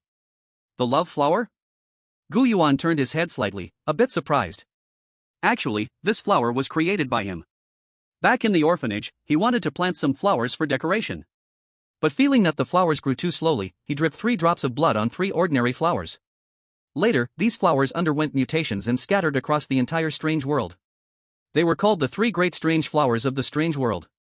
The evil flower, the love flower. And another one, the human flower. Each flower needs to be watered with different nutrients. Absolute malice, flawless love, and complex human sentiments. You choose yourself, any of them is fine. Gu Yuan said, turning back. Ah. Yun Zhenyue was troubled. She hesitated for a long time but ultimately chose the love flower. Buzz. In an instant, a seed fell into Yun Zhenyue's palm. She carefully held the seed. It was a small pink seed that looked ordinary. Could this thing really grant wishes? Yun Zhenyue thought for a while and realized there wasn't much she truly desired. If there was one wish, perhaps it was to understand Gu Yuan better. She wanted to know everything about him. His origins, his story, the hardships and happiness he had experienced. In short, she wanted to know it all. Bloom quickly, little love. Yun Zhenyue softly prayed. She buried the love flower in a pot on the balcony and fetched clean water to water it. She named this flower Little Love. Honey, I have a piece of clothing to give you. It's a Valentine's Day gift. At this moment, Yun Zhenyue took out Dream's clothes and smiled as she handed it to Gu Yuan. At the same time, it was once again time for the segment that the Dragon Kingdom audience loved. Every time a task ended, a bunch of foreign experts and scholars would jump out to slander Gu Yuan. They just couldn't stand to see the Dragon Kingdom prosper. Everyone had gotten used to it and held a watching a monkey mindset. Sure enough, a keen netizen once again brought up comments from netizens of the Great Cold Country. They were called carrying shit by a group of netizens. They still idolized that expert from the flag country. I apologize for my previous contempt, and I will reassess Gu Yuan's strength, completely overturning my previous conclusion. He may not have been seriously injured, but rather sealed by a certain great evil. His true strength should be that of a mid-level scourge. The nightmare hunt indeed exists, it was created before he was sealed, and he can truly control the dream deceit with a single word. But I cannot agree with other claims. The so-called mid-level scourge is just a low-level member, and the idea of killing 100,000 redcoats with a single sword, creating an SSS-level dungeon, is definitely a deliberate lie. As a mid-level scourge, being able to control entities of the same level and weaker is already the limit. Unless he can prove it by bringing a top-tier butterfly member to show me, or prove his skills by controlling stronger entities than himself. Of course, the most direct way is for him to take action himself. I'll say this, I welcome anyone from the Dragon Kingdom to come and prove it to me. The audience from the Dragon Kingdom expressed their disdain. Does Gu Yuan even need to prove anything to you? Who do you think you are? As for Gu Yuan's true strength, the mainstream speculation in the Dragon Kingdom is between high-level scourge and top-level scourge. Yet, this expert's words have spread widely across the social media of the Great Cold Nation. It even once firmly held the #1 spot in trending searches. Now, only the Great Cold Nation and a few other countries hostile to the Dragon Kingdom still take this expert's words as a standard. Especially after seeing Han Sume being kicked out of the clothing store. In the end, she even went to steal a pair of socks as a gift. This incident made the Great Cold Nation a laughingstock among all countries, and now the audience from the Little Days has started to mockingly refer to it as Steel Country. The audience in the Great Cold Nation was already feeling gloomy. Seeing the Dragon Kingdom audience flaunting and showing off was driving them nearly crazy. What the hell, this expert is giving too much face to the Dragon Kingdom's oddities. It's just an oddity that is sealed, at best, it's a mid-level red coat, still not comparable to Lord Nyo. Maybe that nightmare hunt only has those 10 oddities, what kind of leader is he? Lord Nyo Dali is the strongest, he even has a whole farm. And killing 100,000 redcoats with a single sword, even great evils probably can't do that, right? After planting the seeds, Yun Zhenyue watched eagerly every day. Finally, after half a month of daily life, the seeds finally broke through the soil and sprouted. Yun Zhenyue took a photo with her phone and sent it to the group. She received a flood of amazed 666 messages from her friends. At that moment, the matchmaking system sent out a message. Ding! You have a new matchmaking task. Gaining a certain status is beneficial for both spouses to have equal standing and share their lives together. Please go to Fengdu Ghost City today and obtain an official position in the Ghost City. Task reward, based on the matchmaking partner's official position, the matchmaking system will provide corresponding rewards. Fengdu Ghost City? Yun Zhenyue held the small shovel, her eyes wide with shock. This task is not simple. It's actually a city. That's much larger than any hospital or shopping mall. It will definitely be more dangerous too. Honey, I have a new task coming up. Yun Zhenyue informed Gu Yuan about this matter. Gu Yuan immediately put down the controller, chuckling, Fengdu Ghost City, interesting. You gave me a gift for Valentine's Day, and I haven't given you anything yet. You should open the first layer of the drawer by the head of my bed in the bedroom. That layer of the drawer is filled with gifts from others, the first layer is from male givers, and the second layer is from female friends, all of which have precious meanings to me. Let me think, there's a fish talisman there, you can take it, it's very suitable for this task. Gu Yuan once served as the city lord of Fengdu Ghost City. Later, he became too lazy to manage such a large city, so he made an excuse to slip away. That fish talisman is the token and symbol of the city lord. In other words, his Valentine's Day gift is a ghost city. Fish talisman? Yun Zhenyue whispered in surprise. Does Gu Yuan have such an antique in his drawer? She had even studied about fish talismans in the civil service exam questions she had brushed up on. This is a token used in ancient Dragon Kingdom to prove identity. Similar to a modern ID card. The material of the fish token differs, representing different statuses. Holding a curious heart, Yun Zhenyue slowly walked to the bedroom. She carefully opened the other side of the unfamiliar bedside table. Near the bedside table where she sleeps every night, the things inside are already known. Property certificate, animal plush toys, skill cards. These three things have provided great help to Yun Zhenyue. They helped her thrive in Blood Moon Hotel, Reincarnation Hospital, and Tremor High School. In the last mission to the Malevolent Market, she didn't take the reward given by Gu Yuan. But having Nightmare Hunter protection is also considered a kind of reward, right? Seeing this situation, the curiosity of the Dragon Kingdom audience was also awakened. The fish token is out, what does this have to do with Fengdu Ghost City? I don't know, I've heard that Fengdu Ghost City is a super large fusion dungeon, level unknown, super mysterious, at least dozens of times more terrifying than the Malevolent Market. Super large fusion dungeon, is it really that big? Big, it is said that there is Mount Luofeng in this ghost city, which is the palace of the ghost god, and also has the black and white impermanence and so on. Wow, so outrageous, isn't this bigger than all the dungeons they have experienced combined? Why care about so much, I just want to know what the fish token is for. Gu Yuan wouldn't have held some official position in this Fengdu Ghost City, right? Swish. Yun Zhenyue easily opened the first drawer. Gu Yuan had not locked it at all and had no anti-theft measures. He trusts Yun Zhenyue quite a lot. When she saw the items in this drawer, Yun Zhenyue's eyelashes moved slightly, her pupils filled with confusion. Are these all gifts? She murmured. There aren't many things in this first layer. But each one is very strange. Are these things all sent by Gu Yuan's male friends? There are about a dozen miscellaneous items. A finely crafted bronze luo gong, simple scissors, a Victorian-style monocle, a deep black music box. For some reason, these trinkets look very ordinary. But Yun Zhenyue always feels that each of these gifts seems to hide a thrilling story. It is the path Gu Yuan has walked before. Those winding paths have reached their destination, ultimately converging and leaving behind these gifts. Perhaps the hardships Gu Yuan has experienced are far more than she can imagine. Who? The fish token was in the corner of the drawer. Yun Zhenyue held it in her palm, blew off the dust on the surface, and then carefully closed the drawer. At the moment the drawer was closed. She felt a little curious and looked towards the third drawer. The first two layers were gifts from friends. Then what about this third layer? Items more precious than friends must hold special meaning for Gu Yuan. Unfortunately, without his permission. Yun Zhenyue had no intention of opening the drawer. Back in the living room, she held the fish token in her palm and softly said, "Hubby, I took it out." Should I go get a box to put it in, so it won't get bumped? Gu Yuan shook his head and said, "No need. You can keep it in that painting, or carry it with you, this fish token is not that fragile, a little bump won't hurt." Is that so? Yun Zhenyue instinctively looked over. She saw the golden red fish token quietly lying in her palm, with a small hole in the fish's eye that could probably be used to thread a chain through. The token's body was engraved with strange inscriptions, feeling very smooth and cold to the touch. It looks pretty good. Yun Zhenyue casually found a chain and hung it on her waist as an accessory. She still didn't know what this fish token was for. But since it was given by Gu Yuan, it surely wouldn't harm her. By the way, since it's a ghost city, is there a city lord? Yun Zhenyue suddenly thought of this question and murmured to herself. She didn't expect Gu Yuan to answer. After all, Gu Yuan was so reclusive, it was unlikely he had been everywhere. Surprisingly, Gu Yuan nodded and said, "Yes. Not only is there a city lord, but there are also positions like secretaries and others.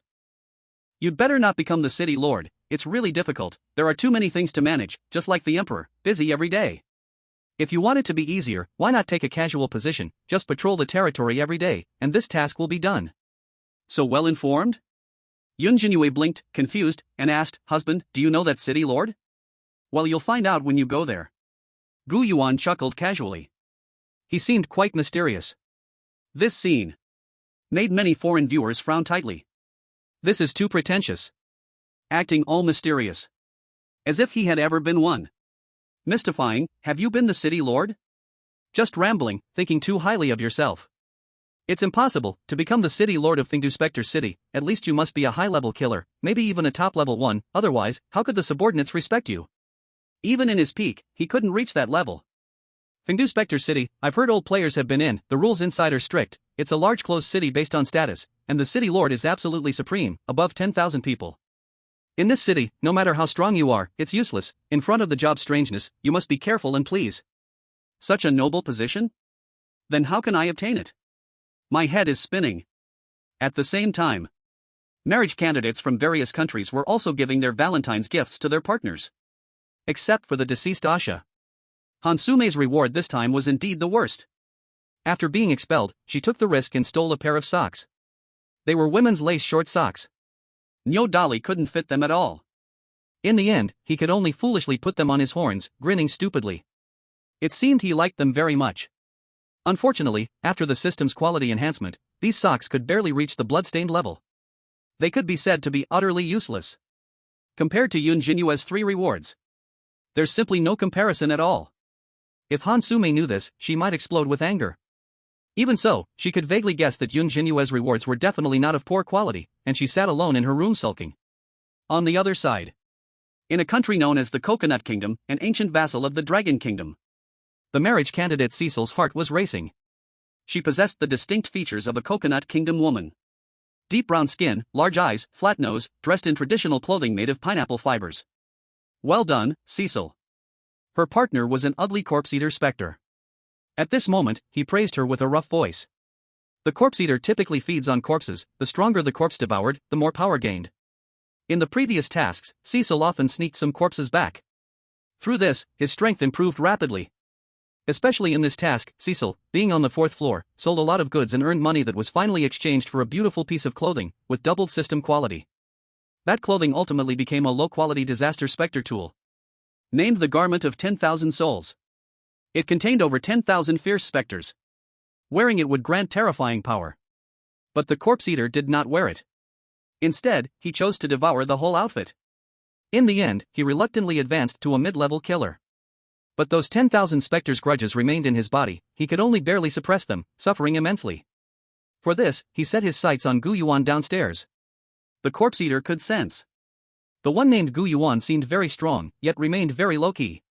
Perhaps sealed or severely injured, if he could devour Gu Yuan, he would definitely be able to use that power to suppress the grudges and might even become a high-level killer. This time it's on you, Cecil. You need to take care of his wife in this task. The corpse-eater muttered hoarsely while covering his painful chest. Let's attack together so that no one can save them. I understand. Sir. Cecil said respectfully. Getting rid of Yun Zhenyue was to prevent her friends from saving Gu Yuan. Cecil knew this very well. Those who went against Yun Zhenyue usually ended up badly. Anyway, she always maintained the appearance of a good person. Since it can't be done openly, she would do it secretly. On the surface, she praised Yun Zhenyue. The higher you praise, the harder you fall.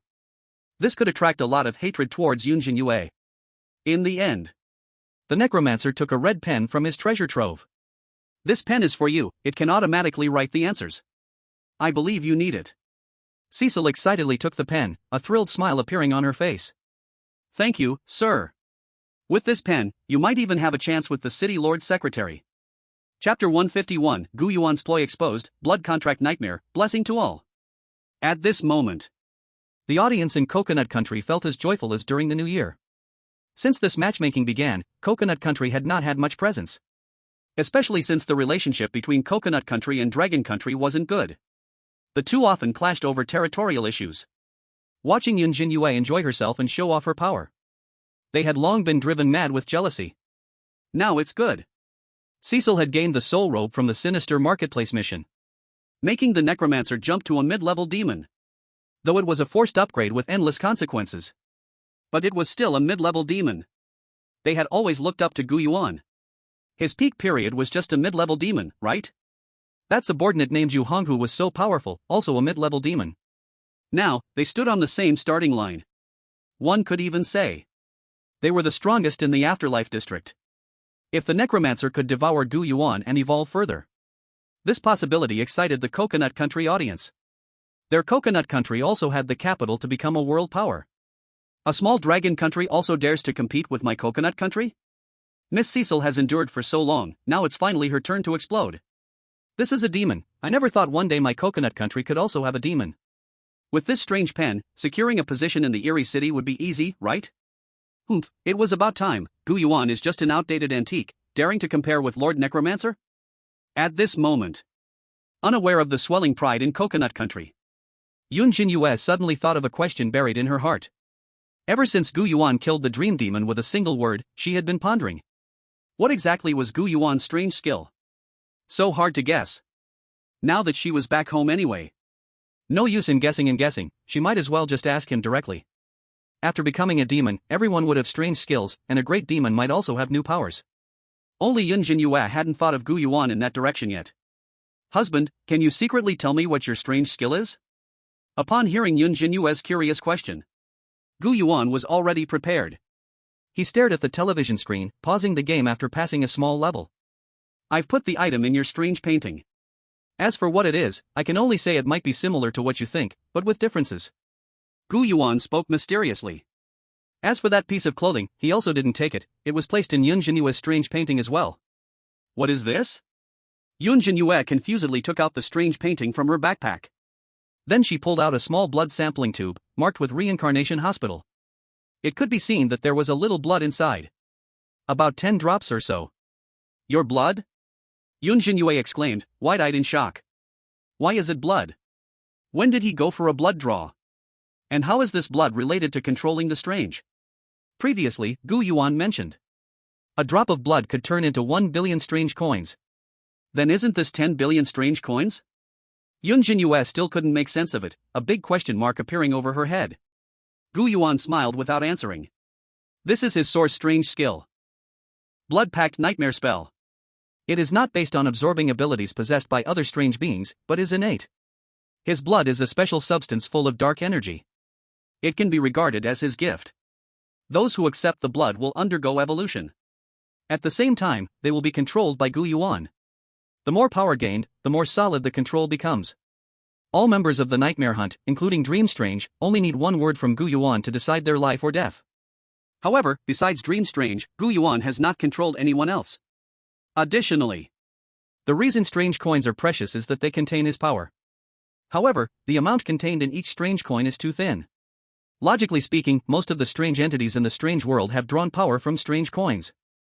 In other words, Gu Yuan has basically used this strange technique to control most of the strange entities in the entire world.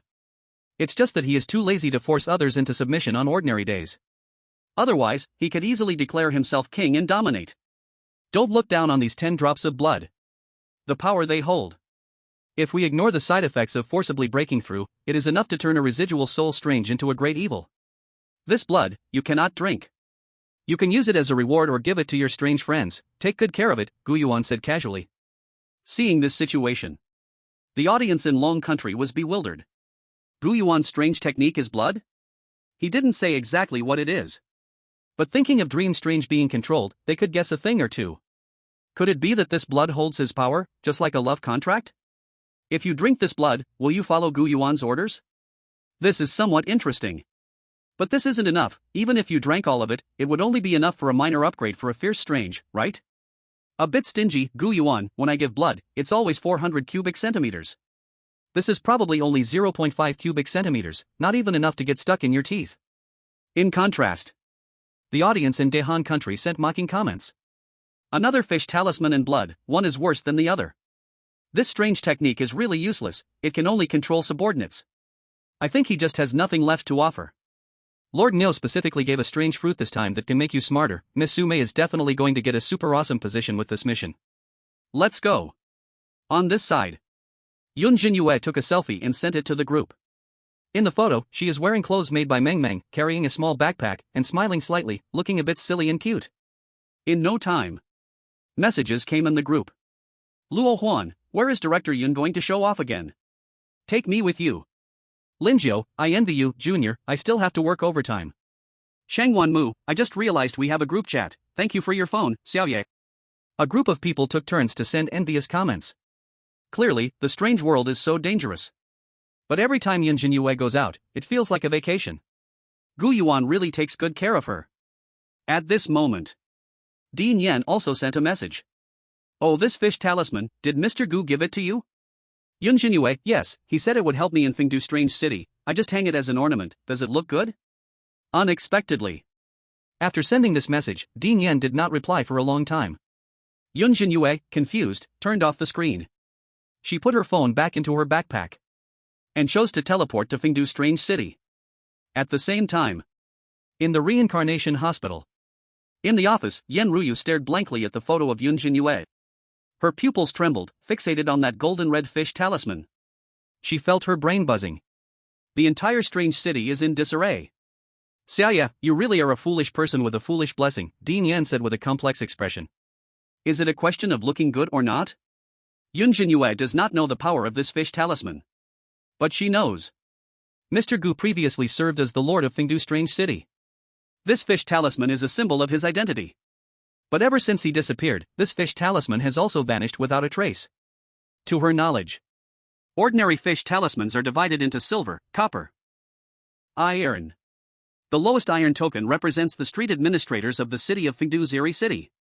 Silver tokens are usually at the level of the city lord's secretary. Even possessing an iron token is enough to walk arrogantly within the Eerie City. And the gold-red fish token represents the highest city lord. Mr. Gu actually gave such an important fish token to Yun Zhenyue? This isn't going to do a task, is it? This is clearly going for a surprise inspection. I don't know if those officials in Fengdu's Eerie City will be scared to death when they see this fish token. In any case, she was scared. Chapter 152, Roaming Fengdu's Eerie City, do you still have to take public exams in an eerie world? Buzz. With a flash of white light appearing before her, Yun Zhenyue steadied herself and exclaimed, what a big city. She was standing in the middle of a strange street. The setting sun was as red as blood, soaking the entire Eerie City in a thick dark red. The red mist in this city grew thicker, enough to obscure her vision. On both sides of the street were all kinds of bizarre shops. Not far in front of Yun Zhenyue, customers flowed in and out at the entrance of an eerie tavern, with yellow paper lanterns swaying in the wind, casting twisted shadows, and the shop owner smiling at the door to welcome guests. She saw the odd sights on the streets. Vendors on tricycles, and farmers selling planted vegetables and fruits. The sounds of shouting and bargaining echoed throughout the street. A huge and peculiar mountain stood behind the Eerie City. Even under the cover of the red mist, she could still barely see the scenery in the distance. It was bigger than all the instances she had experienced before combined. However, there was one point different from what Yun Zhenyue had thought. She initially thought that Fengdu's Eerie City was an ancient city. She never expected This was actually a rather modern city. The city lord must be a trickster from the Dragon Kingdom? Grandpa, how much for a string of candied hawthorn? Yun Zhenyue saw an old man selling candied hawthorn standing in the corner and asked with interest. 1 Eerie coin. The old man did not underestimate her just because Yun Zhenyue was human, but treated her equally and said softly. I want a string, take this. Yun Zhenyue bought a stick of candied hawthorn. While eating, she wandered around this eerie city. Soon, she discovered the special nature of this eerie city. This eerie city seemed to have a unique set of operating rules. It was not allowed for eerie beings to randomly attack or harm others. At least, as Yun Zhenyue walked, passing various restaurants, small clinics, and schools. Neither the lingering spirits nor those in red clothes deliberately sought to trouble her. This was something she had never imagined before. The person who made this rule must be the city lord, right? Their power must be very strong, otherwise, they wouldn't be able to make all the eerie beings obey them. Yun Zhenyue's legs were sore from walking, and only then did she learn from a kind-hearted eerie passing by that to obtain a government position in the eerie city, one must register for an exam at the city center's examination site. Upon hearing this, Yun Zhenyue was stunned. She was preparing to take public exams in reality. She never expected to have to take public exams still after coming to an eerie world. Would there still be written tests and interviews? By the way, today is just the last day to register. If you miss this opportunity, you'll have to wait until next year, the kind eerie reminded her. Ah. Yun Zhenyue's eyes widened when she heard this, forgetting to finish her candied hawthorn. She stuffed the last 2 pieces into her mouth, thanked the old man, and immediately started running toward the city center. However, she hadn't run far. Bang! Due to running too fast, she accidentally bumped into an eerie. I'm sorry, are you alright? Yun Zhenyue's head bumped and felt no pain at all, as if she had hit a cotton ball. She hurried to help the eerie up. Once she helped the eerie up, Yun Zhenyue's eyes brightened. So beautiful. She couldn't help but murmur softly. It was a girl with black hair and red eyes, shorter than her by a head. Her raven-like long hair fell to her waist, and her red eyes looked like pure amber. Her skin was like thin porcelain, winding with faint blue veins. It was just from being bumped to standing up. The girl had not made a sound at all.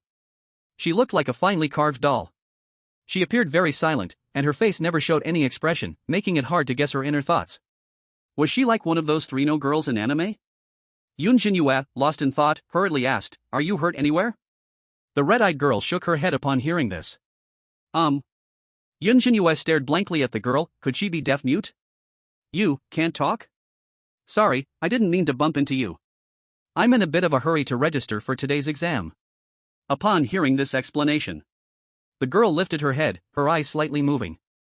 Then she spoke in a very soft voice, I'm fine, you go ahead. Did she just speak? If Yun Zhenyue hadn't observed closely, she would have thought she heard wrong. So she was a normal person after all. Yun Zhenyue breathed a sigh of relief, but didn't just ignore it. She noticed that the girl's fingertips seemed to have some scratches. Yun Zhenyue was about to use her purifying hand to help treat the girl's injury. But the latter immediately took a step back, seeming quite on guard. With no other choice, Yun Zhenyue could only invite, Do you have anything to do today?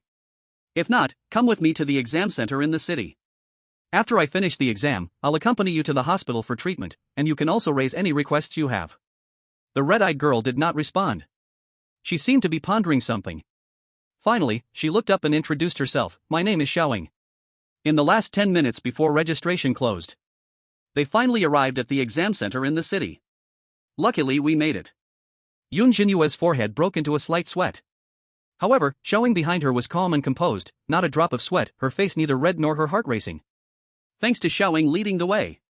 She seemed very familiar with this strange city. She guided Yun Zhenyue through several narrow alleys in succession. Finally, they took the Eerie bus to reach the exam center. However, a small incident occurred along the way. Yun Zhenyue encountered an ambush robbery by strange beings. But those strange beings immediately ran away upon seeing Xiaoing. Although she knew little about Xiaoing, Yun Zhenyue could still sense that her identity was not simple. But Yun Zhenyue was too lazy to think deeply. After all, where there are people, there are conflicts. Under the absolute rule of the city lord, it was natural to have rebels. At the same time, looking at the red-eyed girl Xiaoing who had been taken away by Yun Zhenyue, the audience from Long Country was all amazed. How does Xiaoya manage to take someone away in every task? This must be her personal charm. Wow, they even have exams for positions in this strange city, just like in reality. Wait, isn't there supposed to be rules in Fengdu's strange city? How can there still be robberies? It seems that veteran players said there is a rebel organization called Embers in this strange city, aiming to return the city to a chaotic society. They crave the kind of survival of the fittest outside the city. What? Are they crazy? If they want survival of the fittest, can't they just go outside? Who knows, maybe they're just a bunch of crazies who can't pass the exams for positions.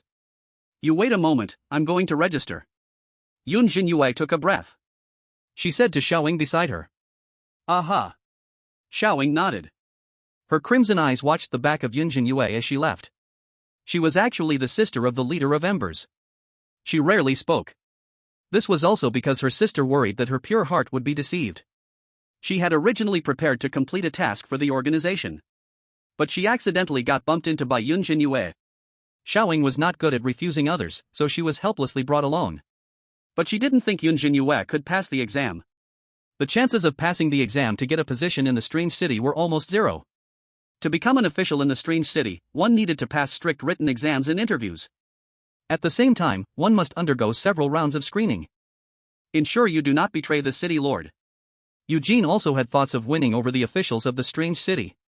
Unfortunately, almost all the officials looked down on Eugene, viewing her as a bunch of rats living in the sewers.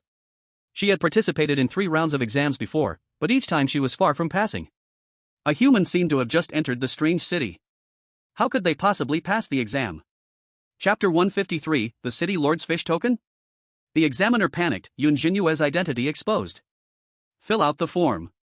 At the registration desk, a strange staff member slowly reminded. He treated all candidates equally. He was not angry that Yun Zhenyue signed up at the last moment.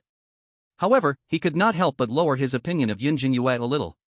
Why did she only come to register at the last minute? And she is still a human, she was probably just there to make up the numbers. He had seen many people like her, and the written test would eliminate them, leaving no chance for the interview. Thank you. Yun Zhenyue took the form and pen. She quickly filled in her name, age, and other basic information. For marital status, she wrote married. However, when she got to the section for family members, she hesitated. Yun Zhenyue was unsure whether to write her real parents' names. She was worried that if someone investigated in the future, and her parents were not in this strange world, it would be troublesome. In the end, she only wrote Gu Yuan's name. If there were any investigations, they could just find him. As for work experience, that was way too much. Yun Zhenyue filled it in truthfully. She listed all her previous experiences. For example, when she first entered the strange world, she was the manager of the Blood Moon Hotel. She was also a doctor at the Reincarnation Hospital, the vice principal of Trembling Middle School, and the owner of the Wicked Mall. Haven't you filled it in yet? There's only a minute left. The strange staff urged. Hearing this, Yun Zhenyue hurriedly handed the form to him. I've finished filling it out. Thank you. Wait. Unexpectedly, the strange staff was stunned upon seeing this long list of work experiences. He glanced at Yun Zhenyue and rubbed his eyes. Pointing at the form in disbelief, he asked, "Are you saying that you are not only a hotel manager, but also a doctor, vice principal, and at the same time the owner of a mall? Is there a problem?" Yun Zhenyue asked, confused. No problem. The strange staff's mouth twitched. Who would believe such a long work experience? Did she think she was a big shot? Filling out false information on this form would only harm herself in the end. Your seat number is 29, exam room number 08. The written test starts in 30 minutes, you should go prepare. Okay. Yun Zhenyue nodded. But suddenly, she thought of a problem. Although she had prepared for the public exam in reality, this was a strange world. The questions would surely be quite different. Thinking of this, Yun Zhenyue awkwardly asked, "Excuse me, is there any reference book I can borrow?" Upon hearing this, the strange staff had a few black lines appear on his forehead. He couldn't help but complain, "You mean you haven't even looked at a book before the exam? Although the exam doesn't cost money, this is just too outrageous. Each candidate only has 3 chances in their lifetime, are you sure you want to take it now?" It really did sound absurd. Yun Zhenyue felt a bit embarrassed. She could only harden her resolve and nod. The strange staff helplessly handed her a reference book. Just then, a voice came from beside her. "I believe in her, she will definitely get first place this time." Yun Zhenyue turned her head in confusion. She saw Cecil, dressed in traditional coconut country attire, walking towards her. She revealed an encouraging gaze. To the strange staff, she said, Ms. Yun Zhenyue is the smartest among all of us candidates. Even without needing to look at the questions, with her intelligence, she could still top the written test. If even she cannot pass the exam, then we need not speak further. Yun Zhenyue felt a bit uncomfortable hearing this. Though it sounded like praise, it was obvious. After these words fell, many strange eyes in the examination room cast hostile looks at her. Even the strange staff frowned and said displeased, please keep quiet. No noise is allowed in the examination room. Your confidence is your business, don't disturb the other candidates. Cecil shrugged and said, sorry, I'm just speaking the truth. Beside her, Han Sume and others had a not-so-good expression. They didn't see the deeper meaning in Cecil's words. They thought she was trying to deliberately please Yun Zhenyue. Damn bootlicker, slut. Han Sume clenched her teeth and cursed in a low voice. On the other side, by the window, Yamada Aiko seemed to be deep in thought. She realized that Cecil was deliberately creating enemies for Yun Zhenyue. What does she want to do? Could it be that Cecil wants to attack Yun Zhenyue? Looking at Yun Zhenyue, who walked away, Yamada Aiko raised her eyebrows slightly. This time she was not very optimistic about Yun Zhenyue. This time, they were all sent to different places, wasting most of the time coming over, leaving little time for studying. They had only arrived a bit early, gaining a little more time to look at reference questions. However, relying on this little bit of time to achieve good results in the written and interview exams, it could be said, requires great luck. And a little help from their marriage partners. Seeing this situation, the audience from Dragon Country felt a bit nervous. Actually, isn't this considered an examination for a public official? It's just that it's in the strange world. Yun Zhenyue arrived too late. In less than half an hour, wanting to finish an entire book of reference questions is almost impossible. And even if she finished, so what? They definitely won't ask the same questions. This time she might be doomed. To dissolve this worry, many viewers were looking for fun. I've never seen a scene like this before. I want to write a book, and the title will be Rebirth. I take the public exam in the strange world.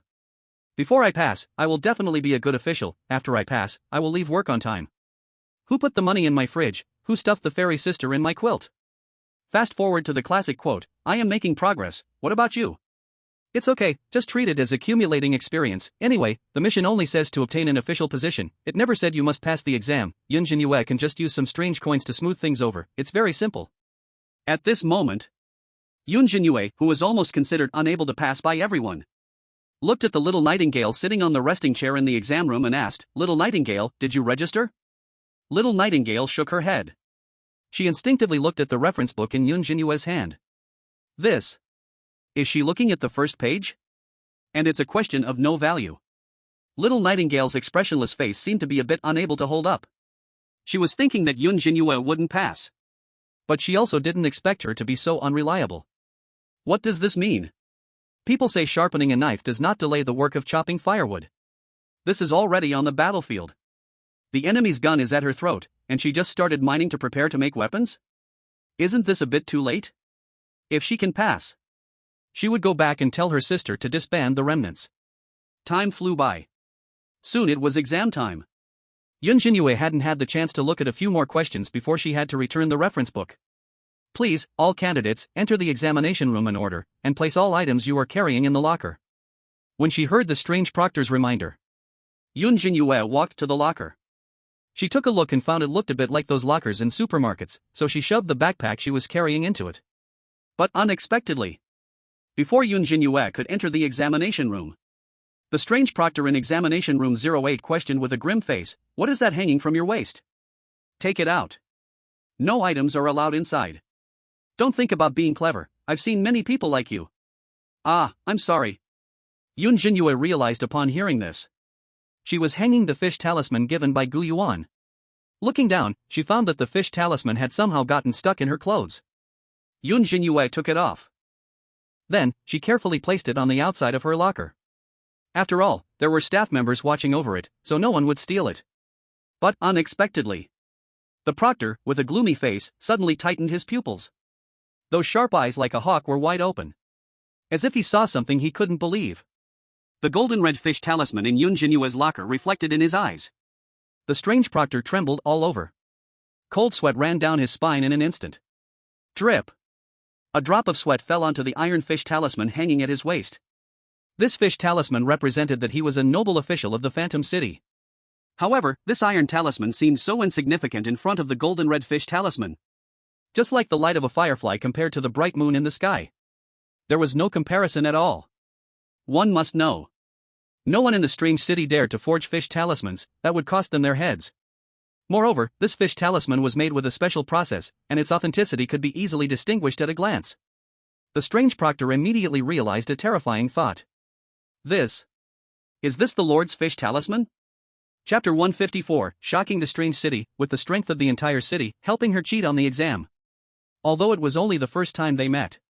But using his brain, it was clear. This golden red fish talisman was definitely more noble than the silver and copper fish talismans. It could only belong to the old lord. One must know. The old lord was famous and highly respected among the people of the strange city. When he was around, there was no rebellious organization like the Embers in the strange city. Under his absolute rule, some sinister beings didn't even dare to cause trouble. Though he rarely appeared, every time he did, he could lead the strange city to new glories. The strange beings lived in peace and prospered, making the Phantom City known to the world, a paradise sought by those who yearned for peace.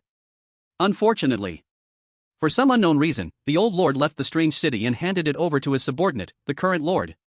He had seen the fish talisman in the hands of the current lord. Perhaps out of respect for the old lord, he didn't dare to create a new fish talisman but chose to lower his status and hold the silver fish talisman. In other words, this little girl in front of him actually possessed the old lord's fish talisman. The old lord was powerful, and the only way she could have obtained this golden red fish talisman was if he had given it to her voluntarily, which meant she might be his heir? Or, she was here to inspect the state of the strange city, just like the old lord in person? To see the talisman is to see the person. The strange proctor was covered in cold sweat, breathing in chaos. He had been so rude earlier, and if this was reported, he would definitely be fired, and the luck he had grabbing the iron fish talisman would be taken away. What did that mean? An official of a place dared to provoke an envoy? Only in the strange city. If it were anywhere else, he would have been executed. However, looking at this little girl, she seemed unaware of the significance of this fish talisman, so there was still a chance for redemption. You. The strange proctor's voice trembled. He tried hard to maintain his calm, but the pounding heartbeat couldn't be stopped, making it tough for a small character like him to face the Lord. I'm truly very sorry, I was wrong in my earlier attitude. Your fish talisman can stay, it's not a violation, and your school bag, if it has valuable items, taking it in is also fine. The cold expression he had earlier disappeared. Instead, a respectful smile appeared on his face. But this smile seemed a bit stiff, as if the muscles on his face were not used to it, as if it was the first time he smiled like this. Yun Zhenyue felt goosebumps all over her body. A question mark seemed to pop up on her head, making it hard for her to understand what this proctor was doing. Maybe it's better to keep it in the locker. Yun Zhenyue shook her head and said, "Thank you for your kindness." No, there's no need to say you to me, I'm just a small proctor, you just need to be satisfied. The strange proctor emphasized.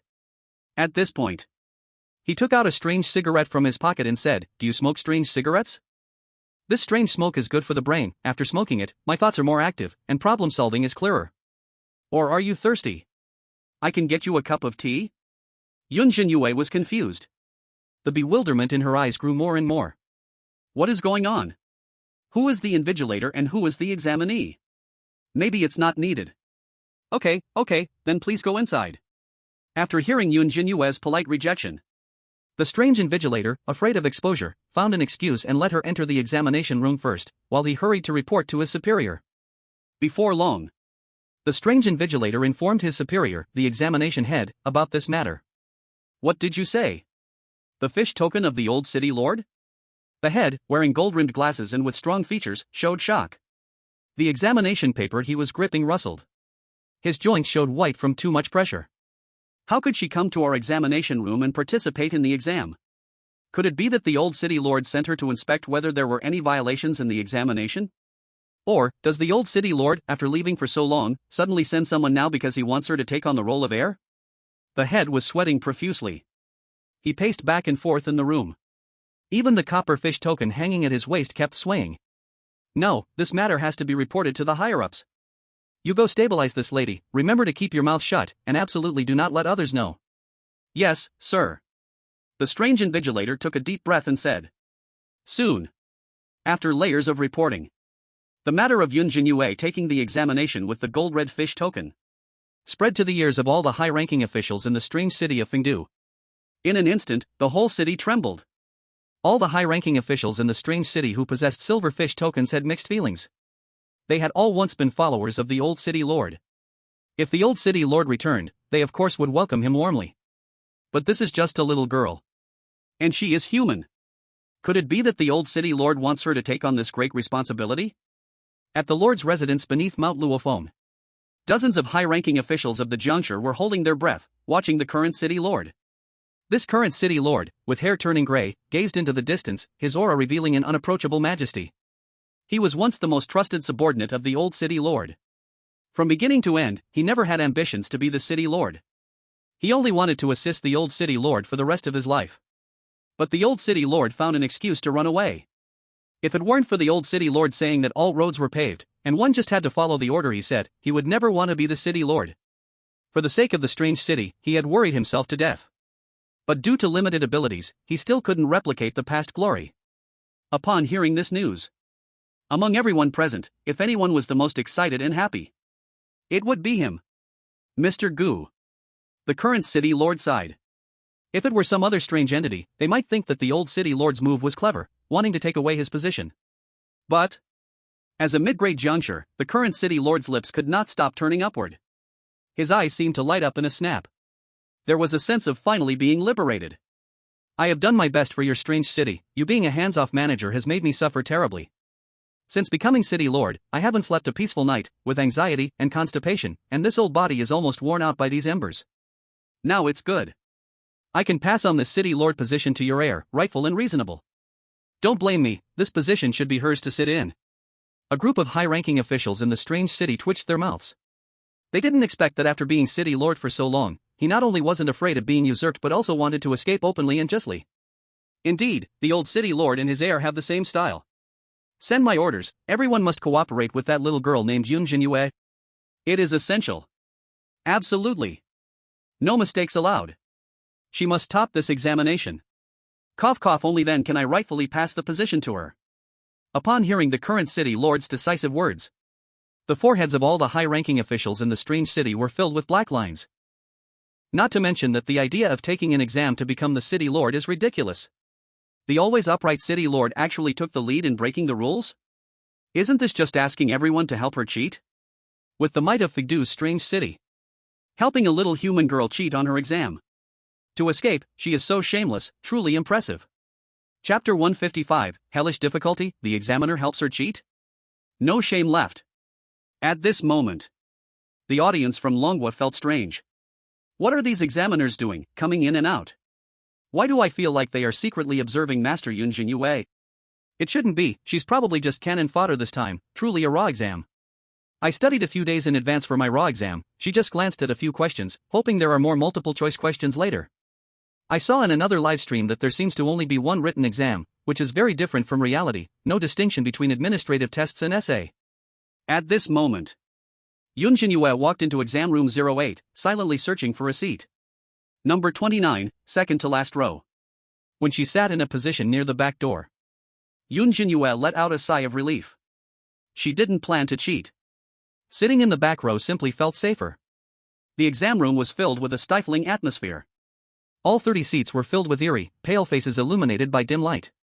Outside the window, the blood-red locust tree swayed with the wind, adding to the tense atmosphere along with the tick-tock of the wall clock. Some had beads of sweat forming on their foreheads, some were nervously biting their nails, or repeatedly clicking their pens. Yun Zhenyue was the last one to take her seat. Many strange beings were drawn to Cecil's words with hostility. A vague hostility lurked in their gazes. The examinee behind Yun Zhenyue, number 30, was a female creature, with long hair covering her entire face. When she saw Yun Zhenyue's back, the long-haired girl displayed a curious gaze. No hostility showed. Yet she didn't take the initiative to speak. She noticed Yun Zhenyue glancing at her study materials only before the exam. People like her were just fine. After all, they were merely stepping stones for her. Meanwhile, Aiko Yamada also happened to sit in the last row. But she was further from Yun Zhenyue, sitting on the other side by the window. When she caught a side view of Yun Zhenyue, she took a deep breath.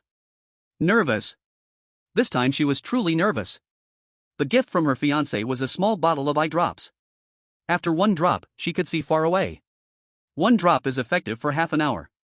She had already taken 2 drops before entering the exam room. This was already her limit, too many and her eyes would fail her. If she couldn't cheat to get an official position, she really couldn't imagine how to accomplish this task. She didn't even have time to flatter Yun Zhenyue. Ding-ling-ling. 3 minutes later, the exam began. Soon she saw the exam papers for this test. Multiple choice questions and essay questions were each half. Considered good news. But when Aiko Yamada saw the specific questions, her pupils froze. Her whole brow furrowed. The reason being, these questions were ones she had never encountered before. Unlike real-world questions, these were extremely bizarre. Aiko Yamada felt overwhelmed. Difficult. Simply hellish difficulty. At this time, Yun Zhenyue also looked at the questions. The first question was a multiple-choice question. If you live in Strange City and hear a strange sound at midnight, which sound requires you to run quickly? Dog barking. That's possible if the dog can see strange beings.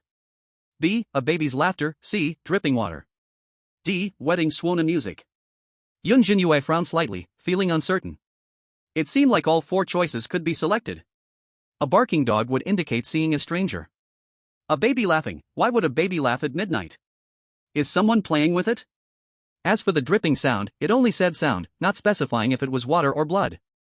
Wedding swana music was even more ridiculous. Who gets married at midnight? Yun Zhenyue checked the question again. This is a single-choice question. At that moment, a flash of inspiration entered my mind. In the strange city, is the key to the question this? Perhaps all 4 answers are strange, but only one is the most terrifying. If heard, one must flee immediately. However, I just arrived in the strange city and don't know which one it is.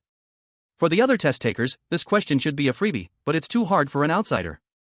Yun Zhenyue was filled with helplessness. It seems this time it will be a free giveaway.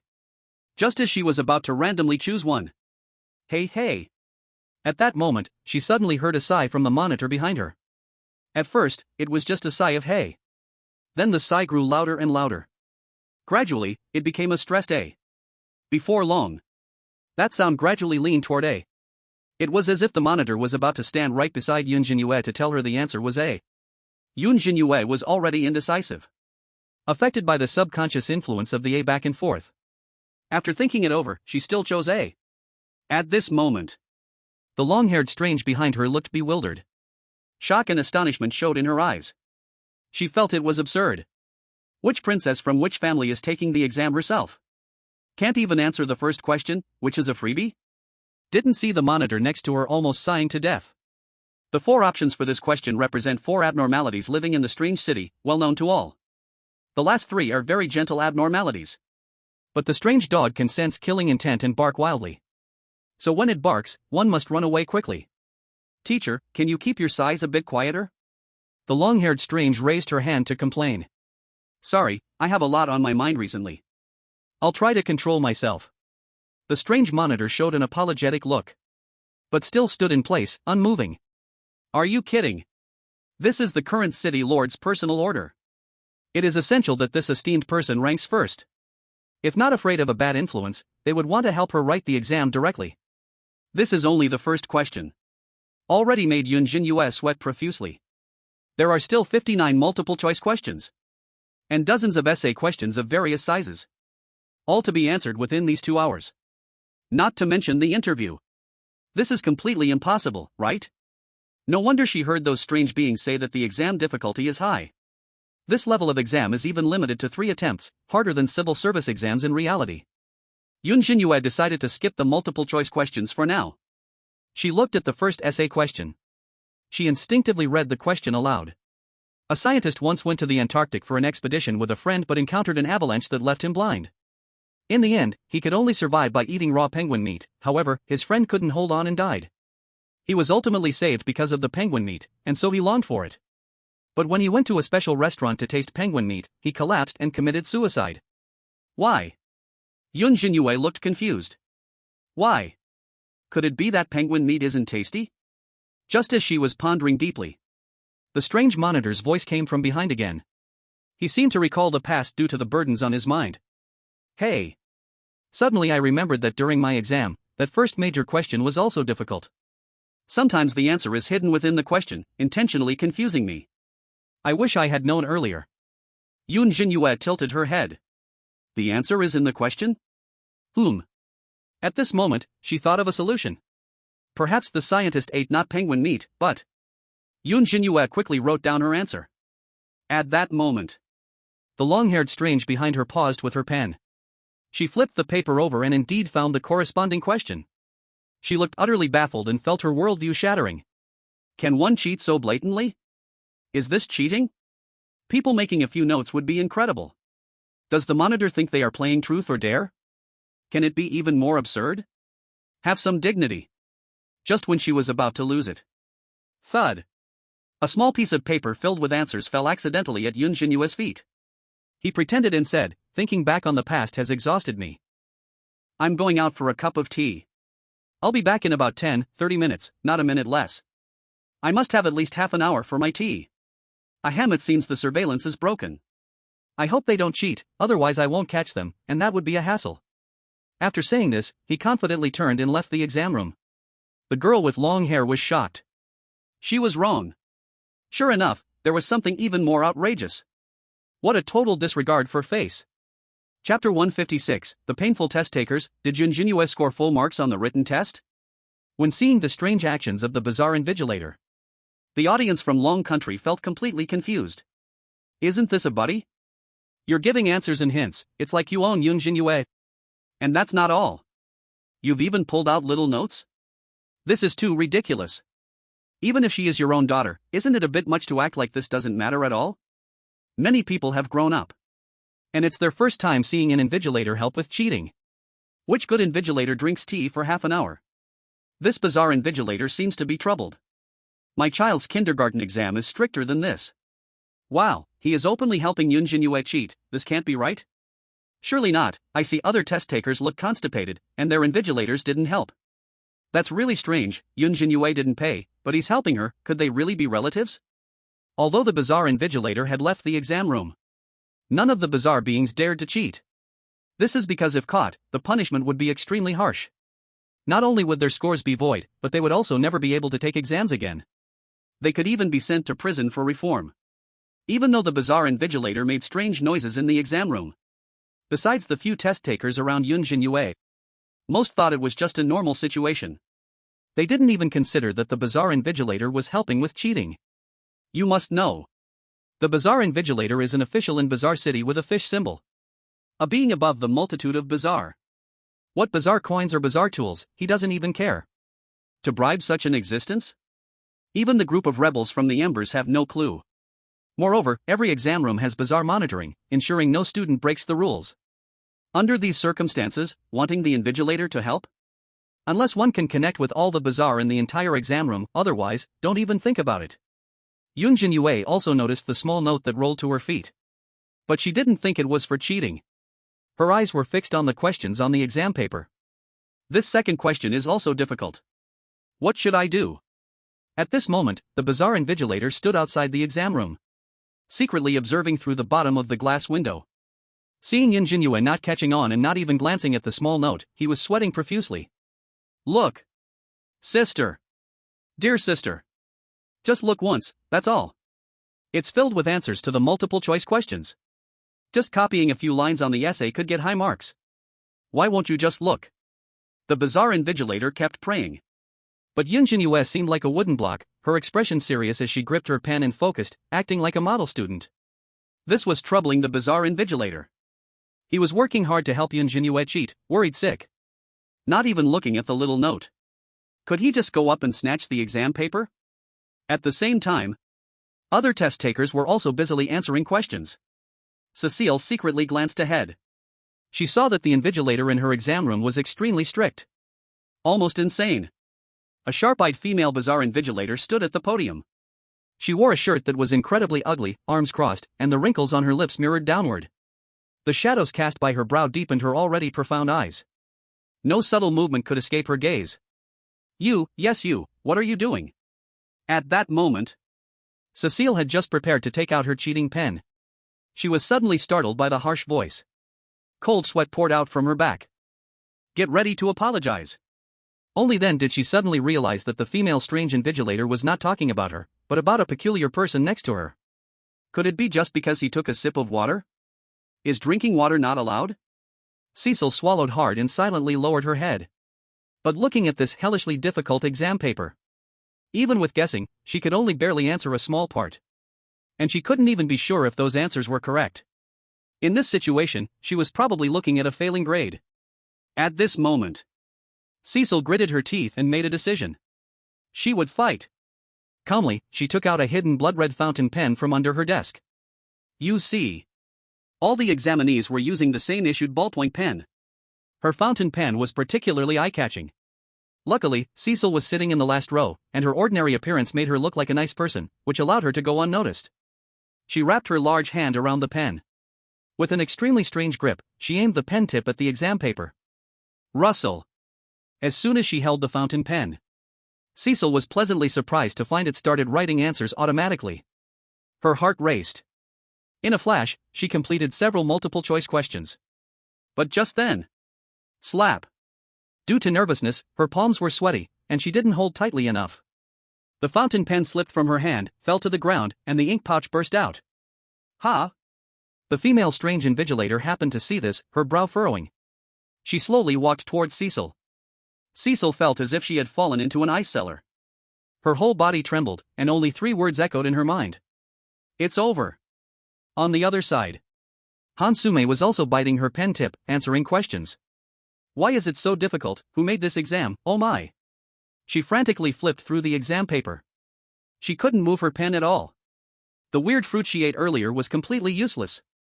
That thing was supposed to enhance memory. She had memorized the material for a long time, but in such a tense atmosphere, she was so nervous that she forgot everything she had learned. With no other choice, Hansume could only sneak a glance at the strange exam paper in front of her. But as soon as she raised her head, she saw the invigilator's cold gaze like a blade. Moreover, the peculiar person in front was particularly tall, blocking the paper entirely. Not only that, next to her was a peculiar person with a pale face. It seemed they were not feeling well, continuously holding their stomach. Puff puff. Suddenly, with a light sound, a terrible stench invaded Hansume's nose. She immediately turned green. This smell resembled a mix of rotten eggs and herring. Ugh! Hansume gagged. Someone was farting during the exam. Her mind was already blank, and this smell made it even harder to answer questions, even if she wanted to hold back. But then came a series of loud farts. Puff puff puff puff. Hansume looked at that strange person in disbelief. Was there a trumpet stuck in their butt? Just as Hansume was about to report it, the invigilator walked down. Her brow furrowed. She immediately grabbed the clothes of the farting peculiar person and coldly said, trying to pass answers through farting? Don't think I didn't hear. 1 fart is A, 2 farts is B, this kind of trick is really silly. We are trained strictly, no ability or strange device can hide. Since you cheated during the exam, breaking the rules of the strange city, go to prison and reflect. The farting peculiar person shivered at her words. They hurriedly argued that it was unfair, just a stomach issue. But it was to no avail, as several officials took them away. Hansume watched in disbelief. She really hadn't noticed earlier. Farting could also be cheating? Such an unusual method of cheating could still be discovered. If she tried to sneak a peek, wouldn't that be a death sentence? The entire exam room was like a web trapping everyone. She couldn't imagine what kind of extraordinary person could successfully cheat in such a terrifying environment. While Hansume was shocked, her heart also felt a bit of comfort. That's good. That guy, Yun Zhenyue, had the shortest preparation time. This time, he would surely have to admit defeat, right? Not long after, the written exam ended. Yun Zhenyue had just submitted her paper and walked out of the classroom. She hadn't even stepped out of the exam hall yet. She discovered that the strange proctor seemed to be scribbling on her test paper. Teacher, did I forget to write my name? Yun Zhenyue turned back, confused. It's okay, I'm just taking a look. The strange proctor replied, breaking into a cold sweat. You should go outside first, lingering in the exam hall is not allowed.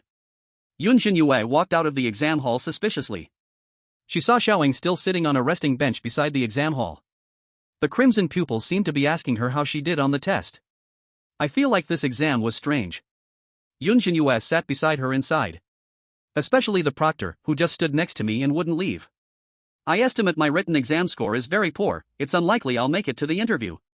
Xiaoying nodded lightly, as if it was obvious. This was a certainty. It was her first exam, and she was so unprepared. Even if Yun Zhenyue was smart, not coming in last was already good enough, let alone getting to the interview. She had long anticipated this and was already preparing to leave. But at this moment, Yun Zhenyue insisted on taking her to the hospital for treatment. There just happened to be a small clinic nearby the exam hall. Xiaoying was helplessly pulled into the clinic, where her scratched fingertip was treated. But just when the two of them were passing by the exam hall after leaving the clinic, the written exam results were out. A results list was plastered on the wall of the exam hall. The surrounding test takers looked at the names on the list, envious or sighing. The center of their discussions all revolved around the first place of the written exam. Yun Zhenyue is the first in the written exam this time? Who is that? I've never heard of the name. Gosh, the questions were so difficult. Did she really score full marks? No way, she didn't lose any points on the essay questions. What a joke. She must be a genius, her future is limitless. Sigh, I wish I knew her. Upon hearing these words, Xiaoying's brain buzzed. She glanced at the bewildered Yun Zhenyue in disbelief. Then she looked at the name in first place on the list. She saw that Yun Zhenyue actually scored full marks. You call this a poor written exam score? You. Number 1. Full marks? Xiaoying stammered. A face that was originally expressionless was now filled with shock. Even her rarely speaking mouth slightly opened. When did the written exam become so easy? You don't even need to look at the questions to get full marks? Let's not forget. Since the weird city began selecting officials through exams, there has never been a full mark. What kind of genius is this? Yun Zhenyue heard this and was just as confused. She looked at the first place name on the list. I can still be first? No way, I just wrote randomly, this could still be full marks? This paper is too easy. Yun Zhenyue's eyes widened, does this mean I've made it to the interview? Xiaoying fell silent. She secretly clenched her small fists. This is too unfair. How could this be so coincidental? A random passerby pulled her into the exam hall, and this person turned out to be a super genius? By the way, if Yun Zhenyue passes the interview too, she should be someone to be recruited, right? Now, they just need to see how the interview goes.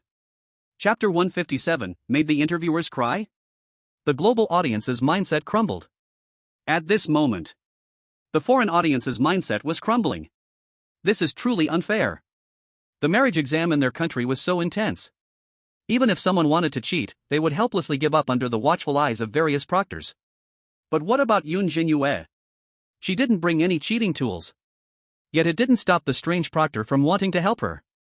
Didn't you see that in the end, they directly helped her change her answers? How could this be called an exam?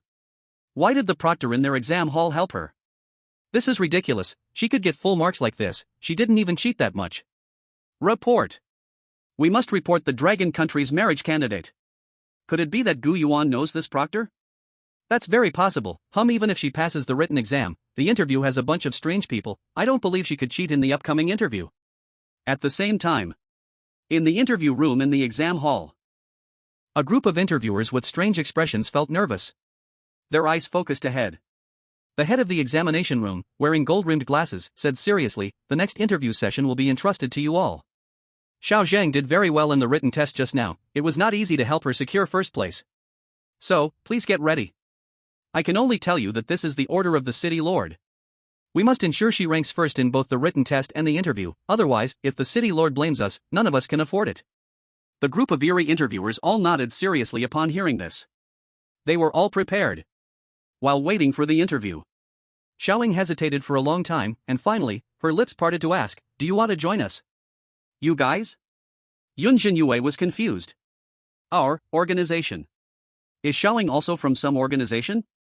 Her organization should be pretty good, right? Yun Zhenyue thought for a moment. It was hard to find a way to apologize, and if that organization wasn't good, she could just withdraw later.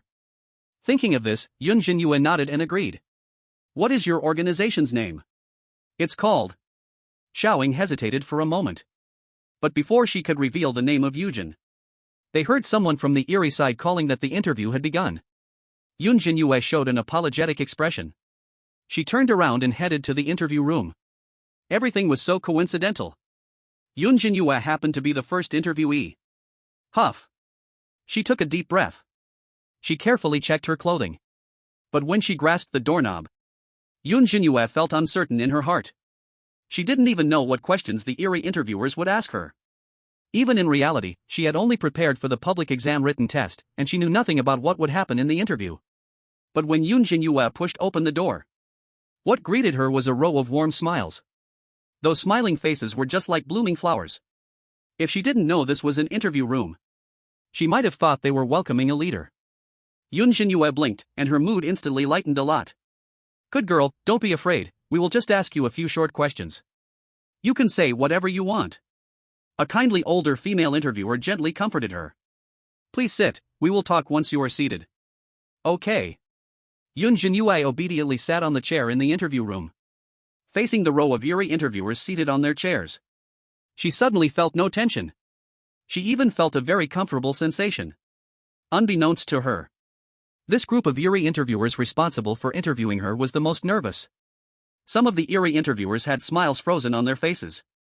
They had practiced smiling for a long time just now. Please start with a self-introduction and talk about any management experience or your own abilities. You can share anything, the older female Eerie interviewer said gently. Yun Zhenyue felt a little confused. Isn't it usually very tight on time during interviews? Why is there still a self-introduction segment?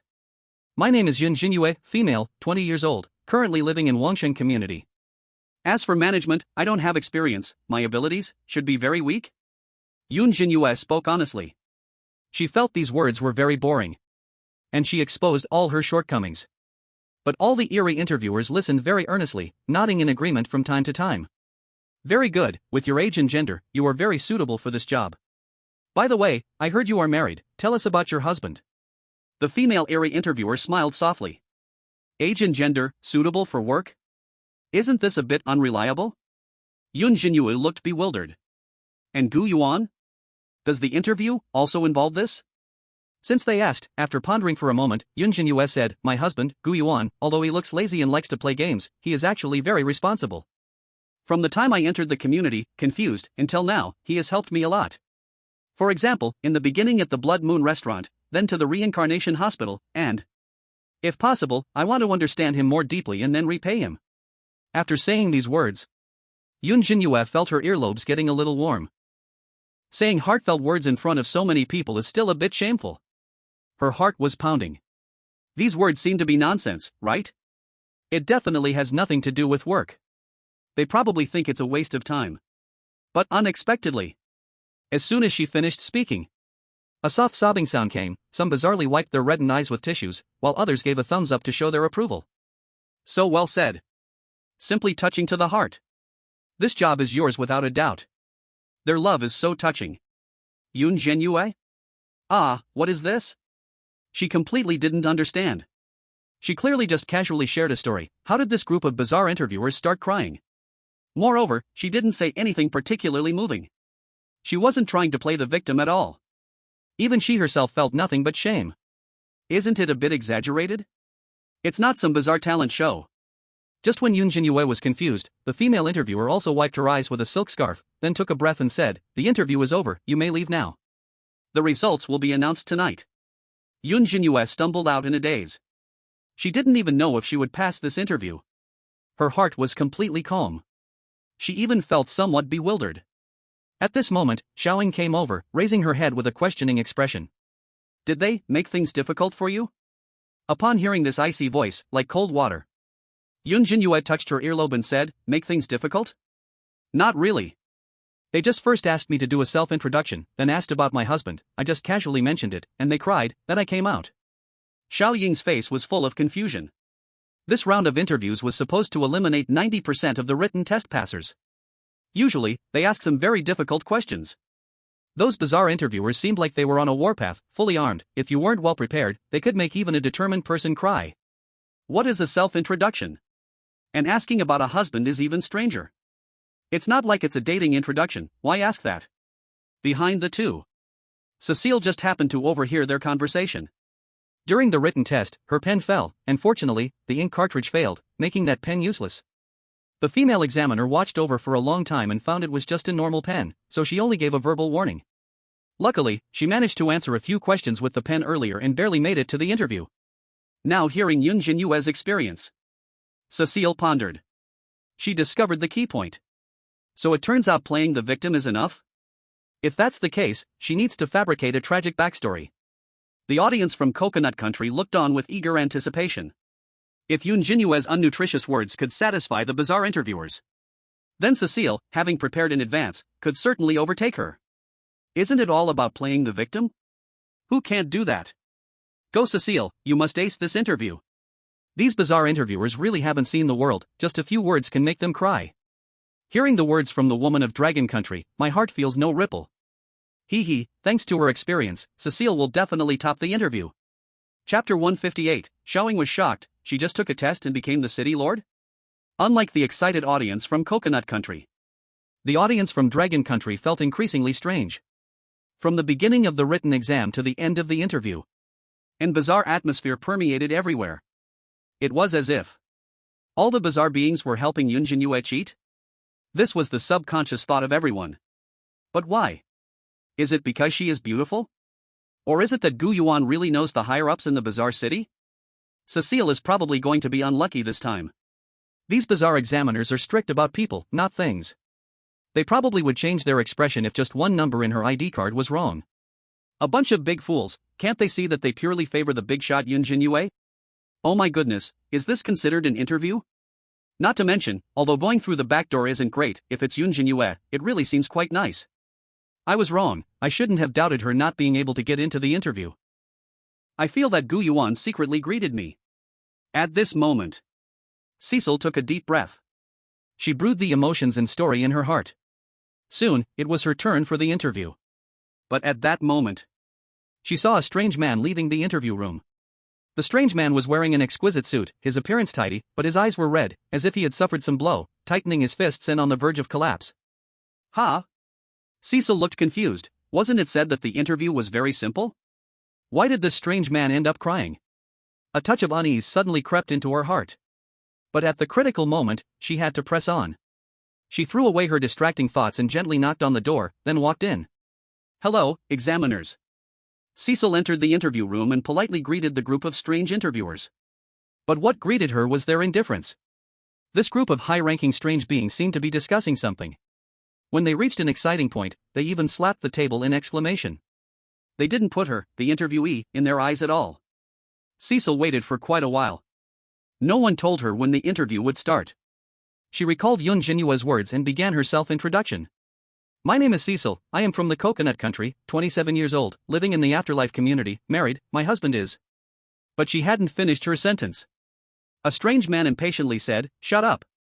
Who told you to introduce yourself? This information is all on the form, time is limited, what's the use of your nonsense? One person wasting 1 minute wastes 7 minutes for the 7 of us, if you have no sense of time, what are you here for?" Cecile's heart skipped a beat upon hearing this. An unexpected reprimand made her face turn pale, even her lips lost color. No, that's not right. Didn't Yun Zhenyue introduce herself at the beginning? She was clearly following the same process. Why was she being scolded?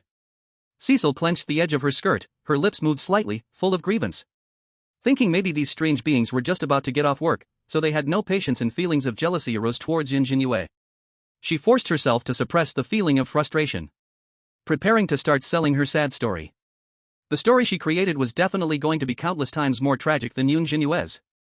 She believed this group of strange interviewers would definitely be moved. Sorry, examiners, this is my first interview and I lack experience. I was born in a slum. My father loves to gamble, my mother is seriously ill and bedridden, my younger brother is still in school, and my husband often abuses me. To save this broken family, I can only try my best to take the exam, hoping to change my family. Cecile recounted the fabricated story, her eyes reddening. She fully immersed herself in it. As emotions reached a peak, 2 hot tears inadvertently slid down her cheeks. She was almost moved to tears herself.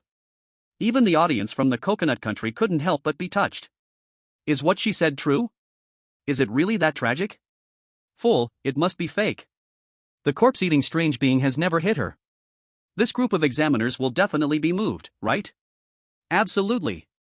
That Dragon Country woman could make them cry with just a few words. With such a tragic story, they must be crying their eyes out. It's settled, this interview has hope. However, when this group of strange examiners heard her words, their expressions were quite marvelous. Not only were they not moved by Cecile's words, But instead, they all frowned, looking like they could vomit. Many strange beings who were interviewing wanted a shortcut. They had heard enough sad stories. Many strange beings were already quite tragic, with appearances still bearing the marks of death, blades stuck in their heads, limbs burned, features rotting, everything imaginable. Just a glance made you feel how tragic they were. In contrast, Cecil's story had no impact. Is this it? Hearing it made them want to laugh. This was even less tragic than the dog outside the exam room. That dog was abandoned since childhood, grew up eating garbage. Hit by a car and had both legs broken. After a hard struggle to be adopted, she was killed by her owner, merely because of an unlucky comment from a neighbor. Are you sick? Are you here for an interview? The strange, cold-faced man mocked her. This is an interview room, not a welfare center. You've come to the wrong place. Other strange interviewers also clicked their tongues in amazement. This person can't be serious. Do they really think a pity story will help them pass the interview? What a total waste of time. Hearing this, Cecil's mind went blank. How could this be? She murmured softly. This was completely different from what she thought. Had she really sunk to this level of selling pity? This group of strange interviewers only mocked her. Do they have no heart? Even the coldest person wouldn't feel nothing at all, right? Cecil's breath quickened. She bit down hard on her lip, deep marks of her teeth embedding into her delicate lips. Just then, an older strange woman stood up. Just as Cecil thought this was her last hope. The woman shook her head and said, "Enough. No need to fabricate anymore. Your time is up. For a fraudulent candidate like you, I can tell you your interview result right now. You are eliminated." Inat? Cecil's mental state shattered. All the hardship of the written exam, gone in an instant? The words she spoke only dug her own grave. Wasn't this like a clown on stage? Making a fool of herself in front of a global audience. It felt like a loud slap to the face. Cecil began to doubt if she had been conned. What self-introduction, selling pity? It was all adding unnecessary complexity. She was completely broken. Her hatred for Yun Zhenyue deepened. Seeing this situation, the audience in Long Country couldn't hold back anymore. I can only say, this is completely self-inflicted. What a miraculous operation. Who can she blame for ruining her own interview? I see it clearly. In Yun Zhenyue's interview, even if she said nothing, these interviewers would have let her pass, right? Indeed, Gu Yuan must know the high-ups in the strange city. While Yun Zhenyue can directly complete the task now, I wonder what position she will get. As night fell, the sky dark as ink. Yun Zhenyue was wandering around the examination venue. Little Ling quietly followed behind her. Both waited for the final exam results. But at that moment, bang! A streak of golden light pierced through the darkness, shooting high into the sky, crashing loudly at the peak, turning into thousands of flowing flames. Countless strange beings raised their heads, watching the fireworks in shock. The entire strange city was shaken. Yun Zhenyue looked up at the sky in confusion. Is today a special holiday? Why are they setting off fireworks? Little Ling stared blankly at the brilliant fireworks blooming in her eyes. You should know. Strange City usually only sets off strange fireworks during special periods to commemorate. Today was just an ordinary day. So how could there be? Before she could understand. Soon, a group of uniformed officials from the strange city hurried towards the two of them. Upon seeing Yun Zhenyue, the leading official clasped his hands respectfully and said, "City Master, it's time to return to the residence." City Master? In this vicinity? Yun Zhenyue looked around in shock but saw no one. Until the officials fixed their gaze on her. Only then did Yun Zhenyue realize, "Are you speaking to me?" She was just here for an exam. How did she become the city master?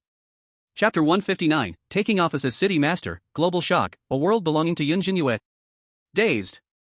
Yun Zhenyue was completely stunned. Especially when she heard what the officials said.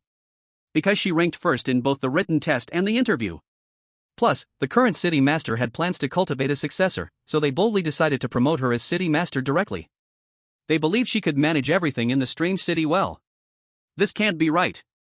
She thought there was no hope for the interview. But suddenly turning back. These officials told her that she had become the city master of this Fengdu strange city? This was an ultra-large fusion instance. Schools, hospitals, shops all were present. The number of strange beings in the city was no less than 100,000. Eerie beings and red-clad figures were everywhere. And the city lord was their absolute leader. Holding a supreme position. Now this strange group even told her that the city lord could be achieved through an exam? Yun Zhenyue repeatedly asked several times, finally learning that they weren't mistaken. The entire city had just been notified. It was just that she hadn't heard it. Suddenly promoted from candidate to city lord, Yun Zhenyue felt too out of place. She even had a sudden urge to escape. This position was way more prestigious than that of an associate principal or mall owner. Completely a different level of existence. Bearing enormous responsibility.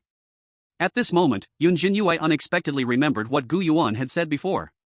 He had mentioned that being a city lord was not easy, just like being an emperor, with too many things to manage. Could it be related to the fish talisman given by Gu Yuan? At this moment, the audience of Dragon Country was also stunned. No. They speculated that Gu Yuan might have used connections to help Yun Zhenyue. But they never expected this connection to be so strong. Goodness. Directly allowing the current city lord to hand over the position to Yun Zhenyue? Such a huge supersized fusion instance just belonged to her? This was worth hundreds of times more than the value of the sinister mall. Even 100 SS level instances wouldn't compare to the city of the mysterious dead. If Yun Zhenyue really held the position steadily, wouldn't the audience in Dragon Country have a real place to settle in the Eerie world, making it easy to move around the Eerie city? Those who knew Yun Zhenyue could also boast that the city lord was their friend. Am I dreaming? Yun Zhenyue became the city lord? Wow, are we joking? Was that firework just now for her? I'm dumbfounded. The city lord can take an exam to get the position? 6. Gu Yuan's connections are incredibly wide. No wonder the written and interview exams were so easy. It turns out it was already predetermined. At that moment, Little Ying's previously cold eyes, like an ice lake, suddenly contracted. Her cherry lips unintentionally parted, releasing a weak breath like white mist. That pair of eyes that always lacked any emotion, like a puppet's gaze. At this moment was in a daze, staring at the scene that overturned her understanding. Her heart was in a panic. No, could it be? Becoming the city lord is what kind of weirdness? I've never heard of such an absurd thing. Even if Yun Zhenyue is a genius, breaking the historical record, at most she should get a position as the city lord's secretary, which is already holding a silverfish talisman, achieving greatness above many. Even the previous city lord had chosen a successor from among his subordinates. Letting a clueless human become the city lord was too bold. What were the high-ranking officials in this Eerie city thinking? Were they crazier than the anomalies of the embers? On the other hand, Han Sume and other candidates also learned the news. They stood next to the exam hall, looking at the fireworks soaring into the sky, feeling like their worldview had shattered. Yun Zhenyue became the city lord? Han Sume's mouth was agape, filled with disbelief. No, why could that be? She came even later than I did, didn't even look at the questions. How could she get first in both written and interview, then become the city lord? But my position is just a public toilet manager? Did you guys get it wrong somewhere? It must be a mistake. Facing the official responsible for the job arrangements, Han Sume absolutely couldn't believe it. Everyone was at the same starting line this time. With the same written and interview tests, she had crumbled under pressure during the written exam, trembling and fearful during the interview, yet still only managed to get the lowest position as a public toilet manager. And what about Yun Zhenyue? She didn't seem to struggle much at all. She became the city lord? She became their unreachable superior? What's wrong with being a public toilet manager? The Eerie being looked dissatisfied, eyes icy. How many people would break their heads just to seek such a position? You, a newcomer, should be grateful instead of complaining? Han Sume was furious upon hearing this. She completely lost it. This position is something even dogs wouldn't take. I want to file a complaint. You must have made a mistake. As soon as the words fell, the strange man's brows furrowed tightly, his gaze as deep as a dark abyss. You don't want to be the restroom manager? I don't want to. Han Sume replied immediately, her temper flaring, still thinking there might be a chance to overturn this. Even sweeping the streets like other matchmakers would be better than managing a public restroom, right? All right, you said it. The strange man immediately took out a notebook and recorded it down. Then you can go be a sewage worker. A sewage worker? Han Sume's eyes widened. She was stunned on the spot. This was even worse than being a restroom manager. Why was it that in every scenario, she had such a connection to toilets? I don't want it. I don't want any position. You can find someone else. I give up. Han Sume gritted her teeth and forced herself to say, It's not that easy. The strange man's face was serious. The position of sewage worker has already been reported in your name. You need to work for at least 1 month if you want to resign. Those who leave without permission are considered to be wasting resources in the strange city and will be imprisoned according to the rules. Good luck to you. After saying this, he turned to leave. No longer wasting any words with Hansume. Hansume was left staring blankly at his back. A group of matchmakers were whispering among themselves. From time to time, they cast looks of sympathy or mockery at her. Seeing this, the audience from the Great Han Kingdom broke down. Sewage worker? Why is it always this lowly job? This isn't fair. Yun Zhenyue is the city lord, and she gives Miss Sume such a disgraceful job? Gu Yuan must have a problem. That fish talisman, yes, it must be related to that fish talisman. Sigh, at least there's a position. Cecil from Yegua was directly eliminated. Saying that, a sewage job is still a job, right? Xiaoying? Yun Zhenyue came back to her senses. Turning her head, she found Xiaoying had left she didn't know when. Maybe she had something to do? Yun Zhenyue slowly calmed down from her shock. Dazed, she followed the group of strange city officials to the city lord's mansion. She really wanted to ask that city lord. Why did he want to do this? But until she reached the golden throne beside the city lord, Yun Zhenyue didn't see him anywhere. Dozens of red-robed guards in armor stood seriously, guarding the dignity of the city lord's mansion. A gentle-looking woman in a qipao introduced herself as her secretary, smiling lightly, said, "City lord, welcome to the city lord's mansion." Are you looking for the former city lord? Yes. Yun Zhenyue nodded. He just left, saying he couldn't face you. Yun Zhenyue, meow? She became more confused. What does this mean? Handing the position of city lord to herself yet saying he couldn't face her? Why was the identity of the city lord treated like a burden? You. Yun Zhenyue hesitated. My surname is Si, just call me Xiao Si, the secretary said gently. I don't really understand what a city lord should do, and about work, can you teach me? Yun Zhenyue said distressfully. She really felt like she was being pushed onto a stage with no preparation. She had absolutely no experience. Secretary Xiao Si shook her head and said, "The rules in the strange city are quite complete. There are not many tasks that you need to handle personally. Some small matters will also be assisted by me." Hearing this, Yun Zhenyue sighed in relief. It's best if there were no pressing matters. She was afraid of being overwhelmed with all sorts of trivial matters right from the start. But if that's the case, doesn't that make her identity as city lord just a talisman of good luck? So, what can I do? Yun Zhenyue curiously asked. You? Xiao Si hesitated for a moment, then gently said, "You can do anything you want." In the strange city, the city lord holds the highest power and has the authority to set rules. In other words, this is your very own private world. Private world? This statement was too broad. Yun Zhenyue took a gentle breath. Xiao Si. Under Xiao Si's gentle encouraging expression, Yun Zhenyue issued the first order as the city lord. What do you command? Little Si nodded and smiled. I'm hungry. Little Si. Chapter 160, The City Lord's Luxurious Life. Did a strange sports car just arrive? Strange immortal building. As the most famous tavern in Strange City, the guests come and go endlessly, dressed in fine clothes and adorned in jewels. Their words and actions carry a noble and grand aura. The decorations on them, whether clothes, rings, or earrings, are all strange artifacts. To drink and feast in this tavern, where a single dish sells for thousands of strange coins, one certainly does not lack strange coins, belonging to the upper circles of Strange City, and they are particularly familiar with each other. City Lord, we have arrived. Little Si parked a strange sports car at the entrance of the tavern. Then she opened the passenger door and bowed respectfully. Because Yun Zhenyue said she did not want to attract too much attention.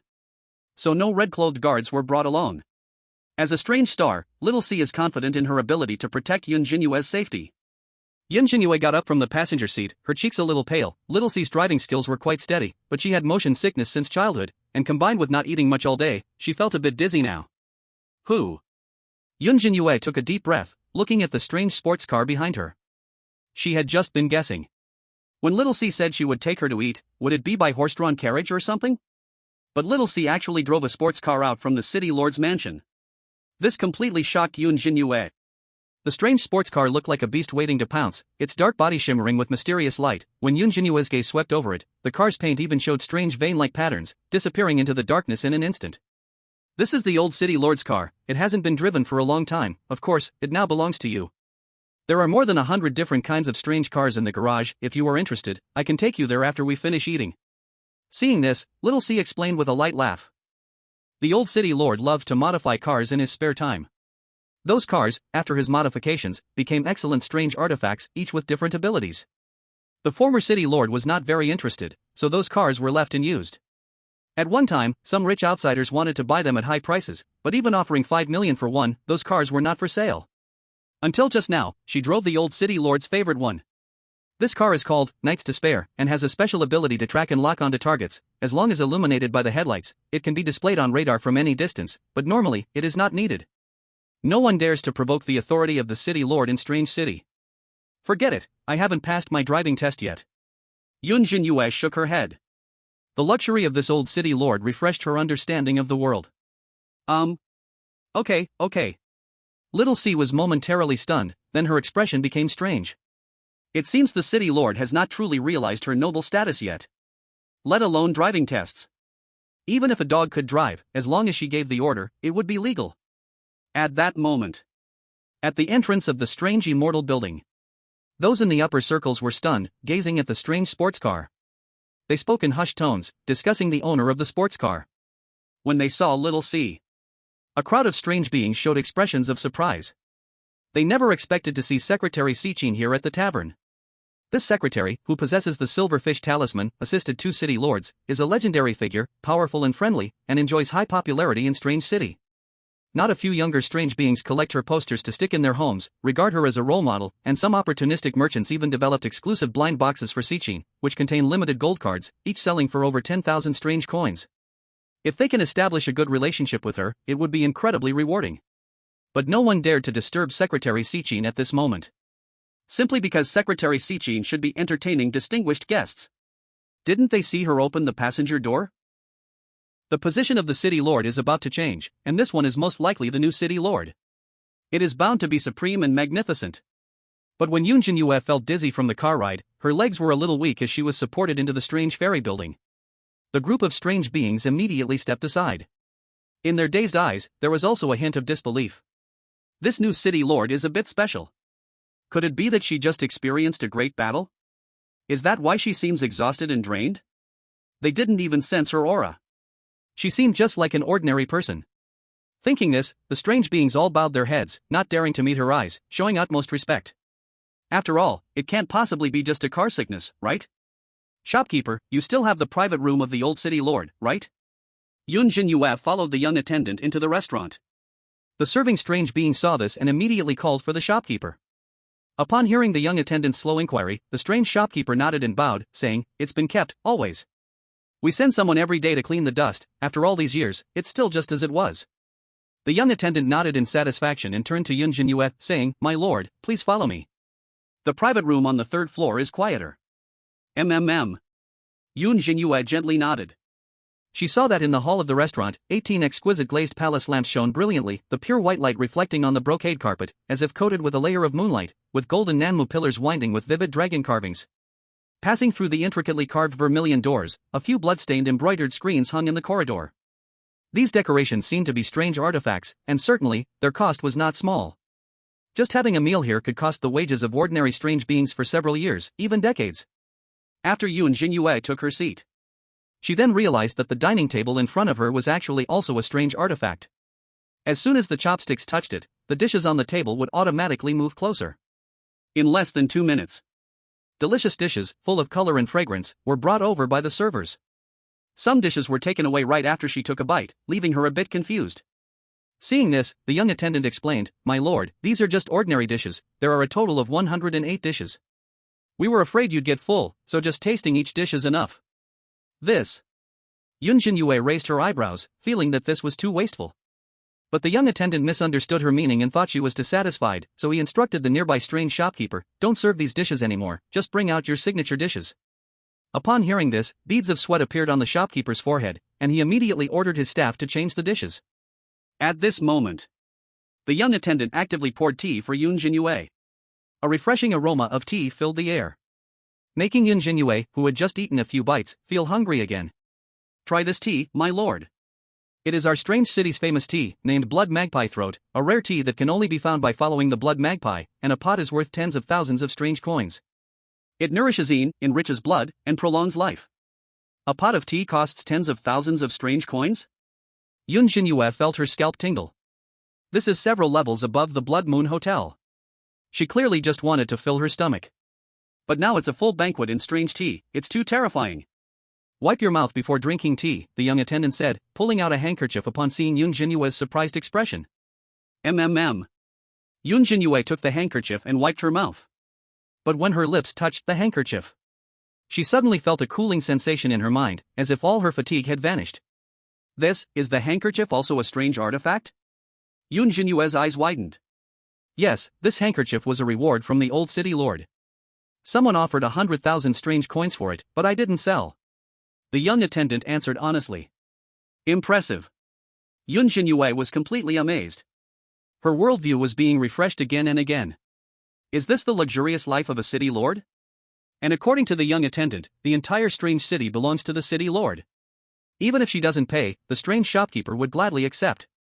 If she lived here for a month, even the strongest heart would be corroded, right? Chapter 161, Are all dancers in red? The audience from Dragon Nation is all biting lemons. Not only that. Soon, under the persistent urging of Little C, a series of signature dishes from the mystical Immortal Tower were served on Yun Zhenyue's dining table. There was mangpa soup, shrouded in mist, bottomless, and drinking it would make one forget all sorrow. There was the strange wine Daughter's Red, which would make one drunk for 3 days, with souls leaving their bodies, wandering freely in the void. And there was the dessert Dragon Whiskers, unknown scales of some strange beast. Biting into it would cause icy explosions in the mouth, followed by a fiery stinging sensation blooming unexpectedly, putting one into a state of bliss without desire. Indeed. Compared to these bizarre and extraordinary dishes, the lavish feast they had earlier truly paled in comparison. However, Yun Zhenyue was very cautious about it. She only picked a few not-so-strange dishes and didn't touch the mangpa soup at all. Even so, she unintentionally overate. Seeing this scene, the audience from Long Kingdom were nearly drooling. Each of them looked like they just bit into a big lemon. Luxurious. Luxurious to the extreme. Even the well-known rich and wealthy second generation from reality stared wide-eyed, filled with envy. These were strange supercars, tea costing thousands of strange coins. And so many rare dishes. They were all things beyond their reach. Not to mention, even the strange shopkeeper had to serve carefully. This meal's cost must have reached hundreds of strange coins, right? If converted to real money, that would be tens of millions of dollars. Even the world's richest wouldn't dare eat like this. Apart from envy, what else can I say? Wow, I'm the son of Jiangqing's richest, and I'm also a second-generation rich. I've never seen these things in my life. I'm numb. This restaurant is truly a money pit. Casinos can't earn this much. No wonder it's the city lord. It's so classy. This is what they call presents. I really want to drink the Daughter's Red. Is there any big boss willing to get some? I'm willing to pay 100 million for a cup. 100 million? If you could really bring back that wine, global big shots would rush for it. Not your turn. After satisfying their hunger and thirst, Yun Zhenyue yawned widely, tears of fatigue welling at the corners of her eyes, softly asking, Little C, should we go back now? Not yet, city lord. Wait a little longer. Little C smiled gently. Still waiting? Could it be there's more to eat? Yun Zhenyue rubbed her slightly bloated belly. At that moment, the strange shopkeeper opened the door, and a waft of refreshing, exotic fragrance rushed in. Yun Zhenyue's pupils suddenly enlarged, confusion filling her eyes. What is this? One by one, a group of dancers in apricot pink gauze outfits entered, each with exquisite features and graceful figures. There were as many as 12. The golden bells at their waists jingled as they walked elegantly. And the last musician arrived just then, strumming the pipa's notes, accompanied by the beautiful and pleasing music.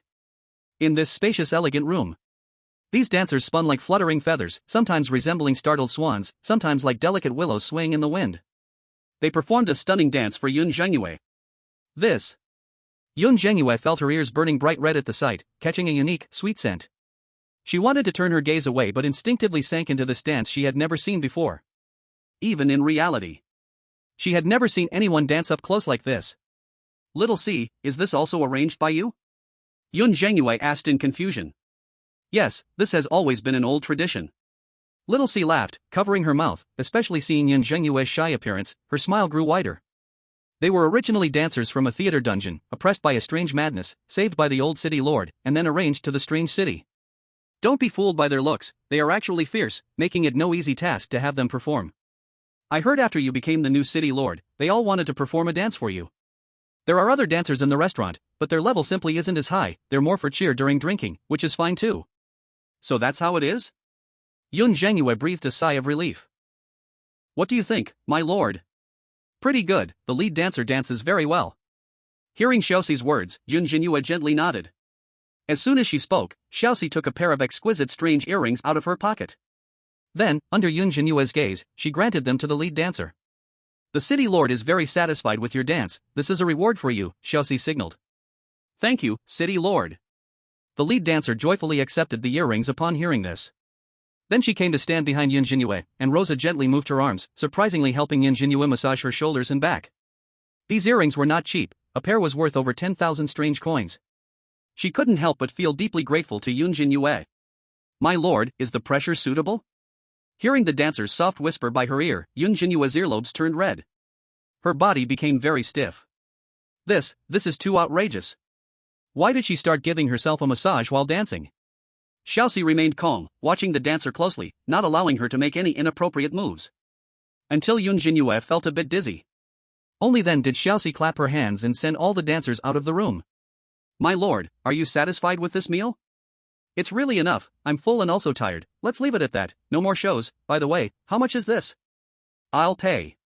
Yun Zhenyue hurriedly said. She had eaten and watched the dance.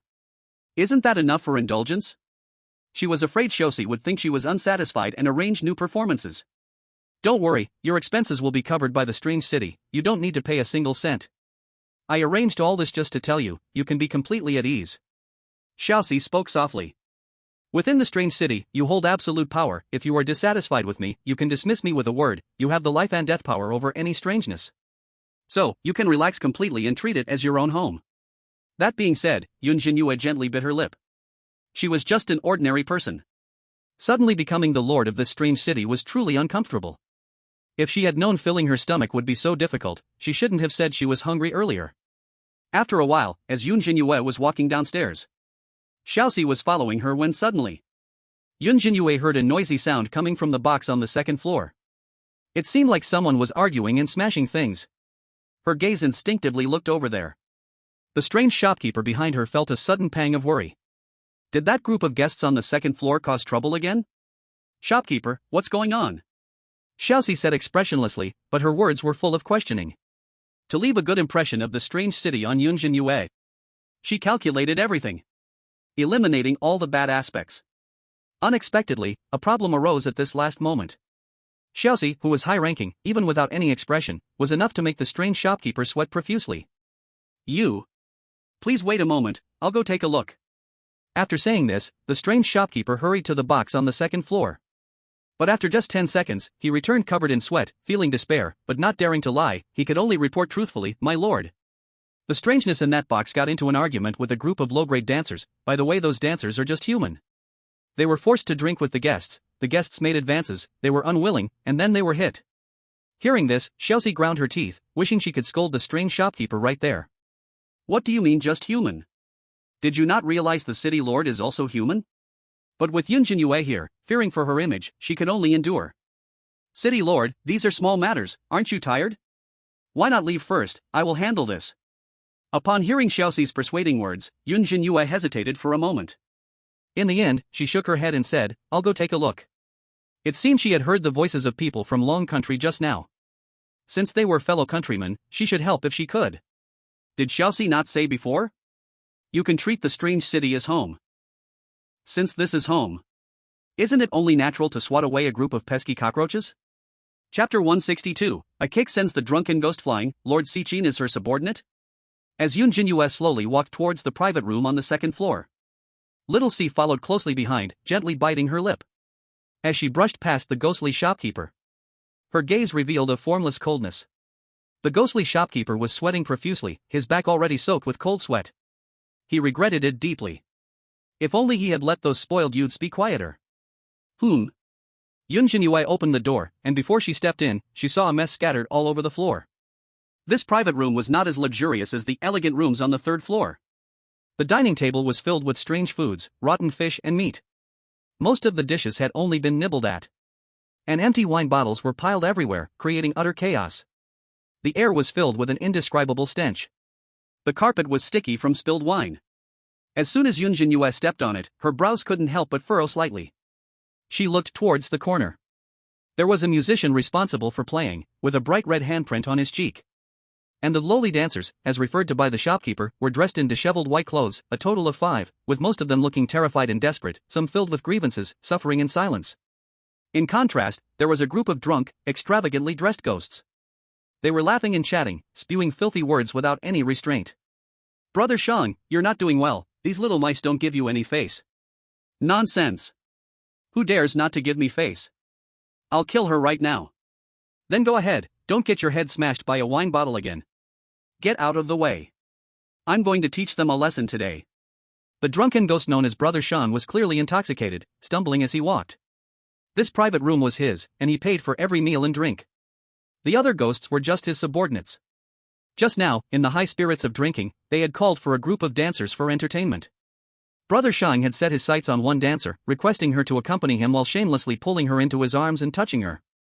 If it were a ghostly dancer, he might have held back somewhat. After all, they were just entertainers, and forceful violation went against the laws of Ghost City. But these were just a bunch of little mice. Brother Shang grew bolder, ripping the dancer's clothing. The dancer was already filled with fear, and in her panic, she tried to escape, but he dragged her back, ready to force himself on her. The musician wanted to intervene and was slapped by him, knocked out for a while. Other dancers tried to persuade him, but instead got pulled away by his subordinates. At this critical moment, he was struck on the head by a wine bottle thrown by the lead dancer in desperation. The atmosphere instantly fell into a dead silence. Of course. As a low-level ghost, being hit on the head with a wine bottle by a human did not cause him any harm. But Brother Shang only felt humiliated. Especially in front of so many of his subordinates. Filled with anger and shame, Brother Shang vowed not to let anyone go, planning to torment them with the cruelest methods until they were completely destroyed. But just as he staggered towards them, a pop. He saw the door being opened. His blurry eyes caught sight of a beautiful stranger. Even in ordinary clothes, she looked many times better than those dancers. And it seemed like she was another little mouse? She actually came knocking on his door. Brother Shang was filled with joy. At this moment, when he saw the ghostly shopkeeper carefully serving behind Yun Zhenyue, a group of ghosts, who had not drunk much, suddenly woke up. They could flatter Brother Shang every day, enjoying luxury through his connections, so they certainly had keen eyes. The ghostly shopkeeper owned this restaurant, and the guests coming and going were all from the upper class of Ghost City. His connections were apparent, even with Brother Shang's father, he did not need to be so humble. A presence that could make him bow and curry favor. Anyway, they couldn't afford to provoke her. In an instant, they all shut their mouths. At this moment, were you bullied? Yun Zhenyue walked to the corner and quietly asked the lead dancer. You are from the Dragon Kingdom? Upon hearing this, a hint of confusion appeared in the lead dancer's eyes. She didn't know who Yun Zhenyue was. Why was she intervening in this matter? But it was clear she dressed simply, so she was likely not some high-ranking person. Getting involved could not only fail to help them but might also drag her into danger. The lead dancer had already resigned herself to death. She had thrown the bottle just to stop that drunken monster, but unexpectedly hit his head, escalating the conflict. As a human, daring to provoke the influential in the city of monsters was basically a path to no survival. I'm fine, thank you for your kindness, it's dangerous here, you should leave quickly. Thinking this, the lead dancer hurriedly stepped forward to block Brother Shang's line of sight and urged. She was anxious, especially at the last moment of her life, to meet a kind fellow countryman. She didn't want Yun Zhenyue to die for nothing. Even though her face was covered in bruises. All of these were caused by the bottles thrown at her by that group of monsters. But at that moment, Brother Shang staggered in front of the two. He scanned Yun Zhenyue with greedy eyes, his breath reeking of alcohol, saying, "Well, such a beautiful little mouse, are you their friend?" To tell you the truth, they are in big trouble today, none of them can escape. If you want to save them, come here, as long as you submit to me, I'll let them go. As soon as these words fell, he immediately reached out to grab Yun Zhenyue's arm. At that moment, before Brother Shang could succeed, a cold shadow emerged from Yun Zhenyue's side. Bang! With a loud crash, Brother Shang's head was struck as if hit by a speeding train, and his body seemed to form a meteor as he was thrown backward, crashing into the wall with a loud impact. Ugh! He was kicked so hard that he spat out a mouthful of black blood, and everything in his stomach came up too. The black blood and alcohol splattered right into his nose, choking him as he fell to the ground, feeling immense pain all over, ribs broken, struggling to breathe, completely dazed. The expressionless Shao Si lowered his right leg. The exquisite Chong Sam slowly covered his crystal-clear thigh. All the dancers stared with wide eyes. They couldn't believe someone dared to take the risk to attack this drunken monster. You see, he dared to be so rampant purely because he had powerful figures backing him. The lead dancer felt cold sweat bead on her forehead. Now it was to the death. To kick this drunken monster away with one kick, this girl in the cheongsam must have very strong power, at least a red-clothed. The girl who intervened must have such subordinates. It was indeed very impressive outside the city of monsters. But it was useless. In the city of monsters, position and power were the keys. The more help they got, the heavier the burden on the lead dancer's heart became. The fire of the Dragon Kingdom must not be extinguished here. She resolutely clenched her dance dress, only hoping that by submitting to the drunken monster, he could spare that girl. The lead dancer gritted her teeth and pleaded with the group of monsters, "I am willing to serve Brother Shang willingly, can you let them go? My friend didn't know Brother Shang's identity and didn't do it on purpose." Silence. Unexpectedly, this group of monsters showed no reaction to this. Their expressions were filled with sheer terror. Instead, they looked like the bullied dancers. Each of them had their pupils constricting, sweat running down their foreheads, their facial muscles trembling uncontrollably, unable to make a sound. This was because they recognized the existence that kicked Brother Shang away. It was none other than the Lord Secretary of the city, Lord Sichin. In the city of monsters, no one did not know her face. Lord Sichin was a harbinger of death. Moreover, she particularly hated those who broke rules. If she were serious, with one kick, she could kick Brother Shang to death like a stray dog on the roadside. Isn't it? Did they really let Lord Sichin go? Who exactly released whom? Chapter 163, Shocked Former Classmates, Yun Zhenyue is actually the Lord of the Ghost City. At this moment. Hoo. Drunk Gue Shanga was furious, filled with resentment. He wanted to stand up, but his body felt shattered, and no matter how hard he struggled, he remained on the ground like a dead dog. To regain his face, Shanga gritted his teeth and revealed a sinister expression, saying, "My dad is the internal affairs officer of the Ghost City, a top red-clothed official. You're seeking your own doom. If you hurt me, he won't let you go. Cough, you guys, just wait to be locked up, and die in the dark, lifeless prison." Upon hearing this, Yun Zhenyue unconsciously glanced at Xiaoxi. The latter, already cold in demeanor, suddenly flashed with immense anger. The more this drunk Gue used connections to show off, the more he slapped her face. She had said to let the city lord relax, treating Ghost City like home, wanting to leave a good impression. But this little bastard had to go the opposite way? Xiaoxi walked coldly to Shanga, bent down, and said coldly, "Still haven't sobered up? Can't recognize me even now?" Seeing this, Shanga's blurred gaze turned towards her, but he couldn't see clearly at all. All he saw were a pair of long, fair legs under a cheongsam. He thought she was here to apologize. These legs. He could play with them for a year. Shanga, bewitched, reached out his hand, ignoring the pain in his body, wanting to touch Xiaoxi's legs. Just then, Xiaoxi disgustedly stepped on his hand, as if stepping on some disgusting bug. She pressed it hard under her high heel. Shanga arched his broken back, his whole body seizing up in pain, letting out a wailing cry that sounded like convulsions, his pupils shrinking to needle points with every breath shaking his brain. This time she didn't hold back. That hand quickly became a bloody mess, the clothes soaked in dark red blood. "You all go help him sober up." At this moment, Xiaoxi coldly addressed the shivering group behind the dining table. "Yes, Lord Sichin." The group trembled in fear and obeyed. My hand. You dare to bully me, just wait for it. This matter is not over."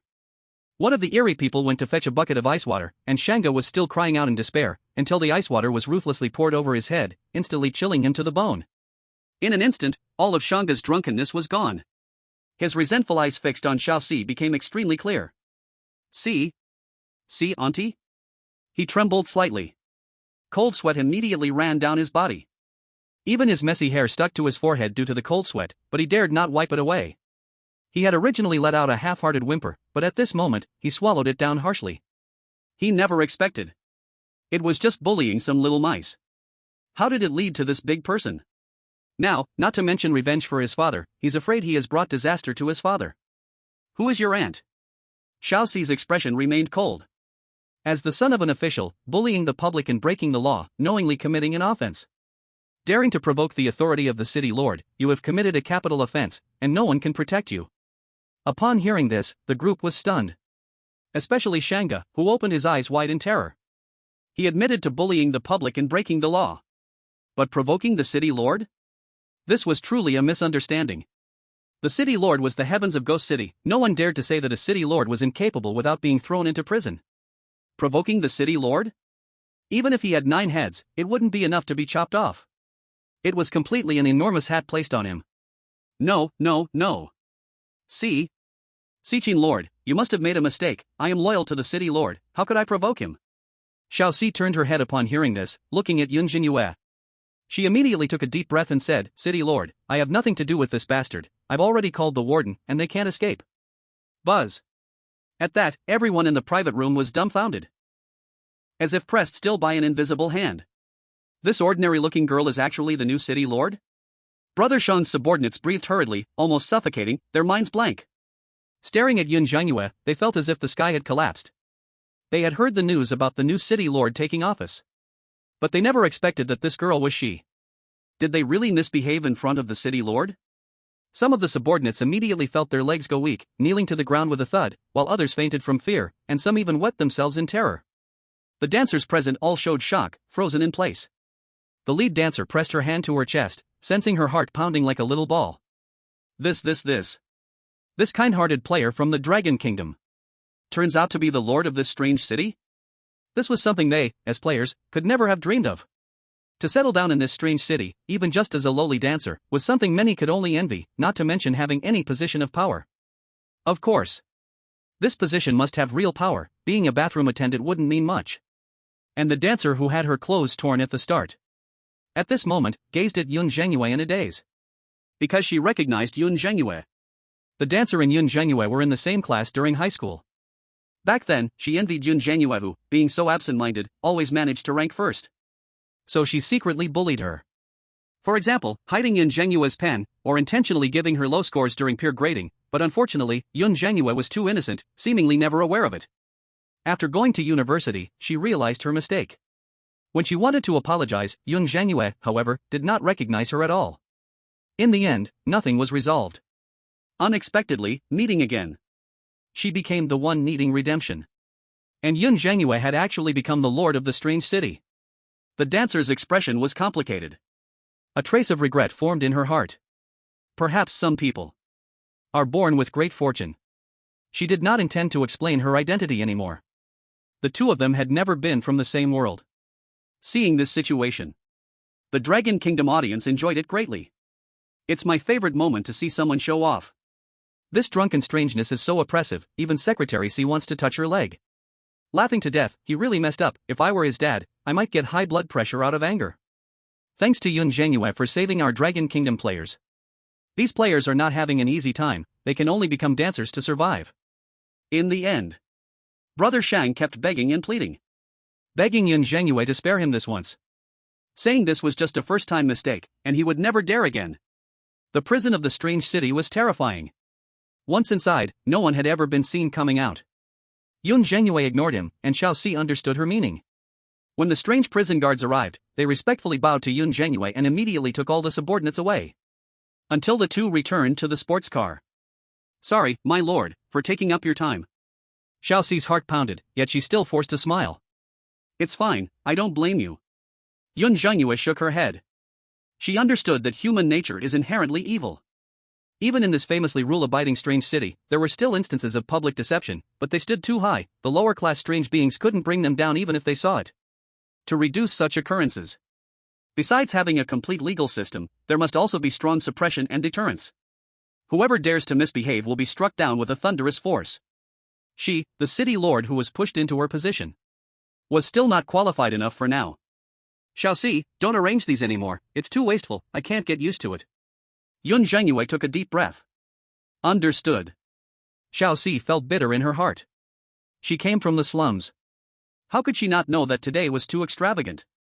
But having held this secretary position for too long, she had to be careful. Everything was just to leave a good impression on Yun Zhenyue. Unexpectedly, it was so smooth ahead. But in the end, a group of fools spoiled the mood.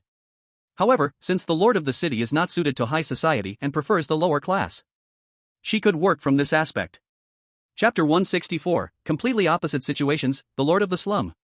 At the same time, a cold wind blew, and the red mist on the street was thick as blood. Achoo! Dressed in work clothes and wearing rubber gloves, Hansume sneezed, her body covered in goosebumps, and 2 streams of snot flowed from her nose.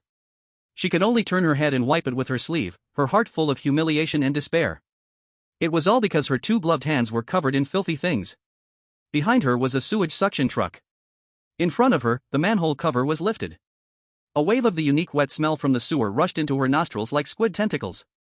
Hansume was cold and hungry. She hadn't eaten anything all day, but she had no appetite at all. She had been forced to dig through 3 sewers in a row. This was her current job, a sewage worker. This was worse than any work environment she had before. Even as a cleaner, at least she didn't have to touch such filthy things directly, right? And now, not only did she have to crawl into the sewer personally, but she also had to use her hands to dig at the blocked places. What kind of official position is this? Does it even require an exam? Is this the position she struggled so hard to get? Hansume felt as if her mind was fading away. In reality, she was a sought-after internet celebrity model. Entering this strange marriage, she ended up doing all sorts of terrible work. She really wanted to quit. But soon there would be officials coming to inspect, and if it wasn't clean, she would be considered negligent and face harsh punishment. If possible, Hansume would love to slap her past self. If there were regret pills, she would take 100. Why didn't she just be a good public toilet manager? Instead, she had to become a sewage worker, and now, is she satisfied? She saw a few officials passing by. They couldn't help but pinch their noses, looking at her with disgust, quickly leaving the area. Just then, a voice came from behind. Hurry up and dig, what are you thinking about? Finish quickly so we can eat, I'm starving. Another older sewage worker strangely urged. Hansume felt utterly helpless and could only brace herself to crawl into the sewer. This kind of life she would have to endure for at least a month. Mario couldn't even match her in digging. On the other side, several matchmakers were cleaning the streets. Fortunately, the Eerie city was relatively safe, so as long as they worked diligently, no one troubled them. Perhaps it was because of Yun Zhenyue. Matchmakers from various countries had basically passed the written and interview exams by luck. However, the scores were quite low. The ones assigned to them were only the lowest level positions. Even if there was a structure, there were no real powers. This was different from reality, where positions were chosen first and then exams were taken. In this Eerie city, it was the opposite. Whoever had the highest comprehensive score could get a better position. At this moment, a few matchmakers who were responsible for cleaning the streets were feeling backaches and sore waists. They finally managed to shovel all the trash into the big trash bin. However, before they could catch their breath for a moment, woof woof woof. A dog that had run from who knows where suddenly fixated on the trash bin, grabbing the edge and dragging it away, spilling the trash along the way. These matchmakers had no strength left to begin with. Seeing this scene, their mental state collapsed. They were bullied by a dog? This street cleaning position didn't provide a work meal to eat, they could only buy for themselves. The key was that the salary wouldn't be paid until next month. They were all starving, and hardly had the strength to chase after it. They could only keep gasping for breath as they walked fast, constantly watching the dog run further and further away. On this side, Yamada Aiko was perhaps the best positioned besides Yun Zhenyue. During the interview, she left a polite impression on the examiners. She obtained the position of librarian. This was a place called the Eternal Library. Aiko Yamada is responsible for providing services to readers and simply organizing books, which is actually quite simple. In reality, it's a trivial job. But in the strange city, it is respected in many bizarre ways. Wherever Aiko Yamada goes, those who enter the library look at her with envy or admiration. It's because she is an official of the strange city with the Iron Fish talisman. After placing a book on the shelf, Aiko Yamada's mood is complicated. Sigh. As she sighs, she can't help but think of Yun Zhenyue. Just being a librarian, she feels a respect she has never experienced. What about Yun Zhenyue? She is the city lord. She has no idea how she accomplished all of this. Could it be that she truly is smarter than everyone else? Or perhaps, is it all arranged by Gu Yuan? Scenes from the live broadcast are etched in the eyes of the global audience. Compared to the meals and feasts of Yun Zhenyue, other nations' marriage candidates are living in misery. They can't eat enough or stay warm. They even get bullied by dogs. What about Yun Zhenyue? She lives in the city lord's mansion, drives strange sports cars, enjoys unusual delicacies, and can even tip a dazzling dancer. She is like a local tycoon. The sense of disconnection is simply too heavy. It's as if they are not from the same world. What rubbish do their partners give them? It's not even as good as Gu Yuan. She says nothing. No one knows how much it cost to place Yun Zhenyue in the position of city lord. Viewers from various countries have different thoughts. Miss Sume, stop pulling it out. If you keep pulling it, I will really unfollow you. Shiba, she's just temporarily enduring. What do you understand? Damn stupid dog, hurry and catch it, fuck. Why can the women of Long Country enjoy all this? I really don't understand. Are those examiners out of their minds? I don't understand either. Gu Yuan, really sealed? And a mid-level evil star can casually set the city lord? Little Ing. When the strange sports car was halfway through the ride, Yun Zhenyue keenly noticed the little Ing walking by the roadside. She immediately shouted, calling her onto the car, wanting to send little Ing home. Little Ing turned her head, silent. She just looked at Yun Zhenyue and the sports car beneath her with a complicated expression. The price of this car. It could probably cover several years of activities for Yujin. Clearly, they had only known Yun Zhenyue for a day. But her identity has undergone a tremendous change. She originally wanted to introduce Yun Zhenyue into Yujin. But now the other party became the city lord? It's obvious without guessing. Yun Zhenyue's background must be shockingly huge. Maybe this strange city is just her temporary resting place. Regarding the identity of city lord, Yun Zhenyue seems not to take it too seriously. They are from two different worlds. Little Ing, come up and squeeze in. In the end, unable to resist Yun Zhenyue's warm invitation, Little Ing had no choice but to get into the sports car. Since there are only 2 seats in the sports car, she squeezed into the passenger seat with Yun Zhenyue. Fortunately, both of them are slender, so it's not too crowded. At this moment, Si Qin looked at Little Ing in surprise. She didn't expect Yun Zhenyue to have a friend in this strange city. She had investigated. The city lord had only entered the strange city today. Is this little girl deliberately getting close to the city lord? Let's send Little Ing back first. Upon hearing Yun Zhenyue's instructions, Little C dropped her thoughts and nodded, asking, "Excuse me, city lord, where does your friend live?" Little Ing hesitated for a moment. Finally, biting her thin lips, she revealed a place that both were surprised by. The slums? Chapter 165, Terrified Sister, Silly Sister brings the city lord over? In the northern part of the strange city. Whether in reality or in the strange world. This is Yun Zhenyue's first time coming to the slums. Originally, Little C didn't want to come, but Yun Zhenyue insisted. Out of true helplessness, she could only grit her teeth and come. Showing the worst side of the strange city here. When the sports car named Knight's Abyss stopped at the outskirts of the slums, the flashing headlights struck through the night like moonlight. Everything ahead was illuminated. The narrow alley was filled with the stench of decay, with moss covering the dilapidated old houses on both sides, and a bony, limping black cat darted by, crushing a puddle filled with filthy water. Not far away, a corner echoed with a sound, revealing a waxy yellow face, muddy eyes fixed firmly on the sports car at the alley's entrance, instantly constricting pupils as he walked into the broken house. In no time, several ragged, strange figures emerged. Their eyes were filled with fear at the sudden visit of a big shot, a humble fear rooted deep within, as if looking at this eerie sports car just once more would be a blasphemy. Little Ing said thank you and then stepped out of the sports car. The strange figures stared at her exit, incredulous. Countless eyes silently observed from the darkness. Yun Zhenyue clearly noticed. The red mist here seemed very thin. The red mist in other parts of the weird city was visible to the naked eye. Yet in this slum, there was barely any, only faintly seen under the glow of the car lights. Generally speaking, the strange beings didn't need food, they wouldn't starve to death anyway. The Een energy was what they truly needed. The red mist represented Een energy. Living in such a place with thin Een energy was equivalent to humans living in a barren desert. Lack of Een energy would also weaken them. Sure enough, strange beings were actually just like humans. There were social classes. The strange beings in this slum belonged to the lowest existence in this weird city. They had no dungeons, no jobs to earn weird coins, and were like rats in the sewer, barely surviving. Lord City Master, the environment here isn't good, should we leave? Hearing Little C's slightly urgent words, Yun Zhenyue hesitated for a moment, then shook her head and said, "Let's wait a bit longer." Though she was merely a cheap city master, she also couldn't just stand by. Especially after indulging at the weird immortal building earlier, wasting so much food, seeing the scene before her of starvation and cold, Yun Zhenyue felt a bit ashamed. Lord City Master, don't blame yourself. They're just strange beings who lack ambition. Wanting to take a position in the weird city doesn't require money. I also came from the slum, didn't I manage to get out? Little C took a deep breath and said. Don't say that. Yun Zhenyue whispered, for the first time contradicting Little C. Her becoming city master wasn't the point. It was clear that to pass the exam for a position in the weird city, one had to pay a huge price.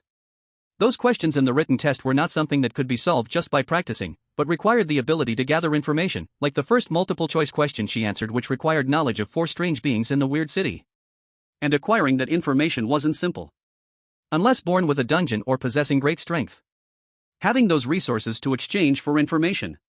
But most strange beings in the weird world were just ordinary, like regular humans. Lost souls and spirits were the majority, and vengeful spirits could even be considered strong. The powerful strange beings were 1 in a million. Let alone those in red clothing. To Yun Zhenyue, they might just be dancers. But to the strange beings in this slum, they were the supreme rulers. Yun Zhenyue had walked through so many dungeons. She understood this aspect fairly well. When she saw Yun Zhenyue's sympathetic expression, little C realized she had misspoken. She was just too eager.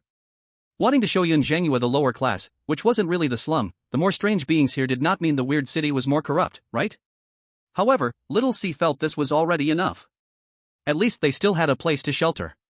Outside the weird city, who cared about your life or death?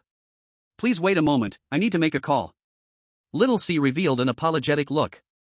Just as Yun Zhenyue was observing in the slum. Thinking about how to help them, she turned around to see several cars arriving. Every car was loaded with strange black rice.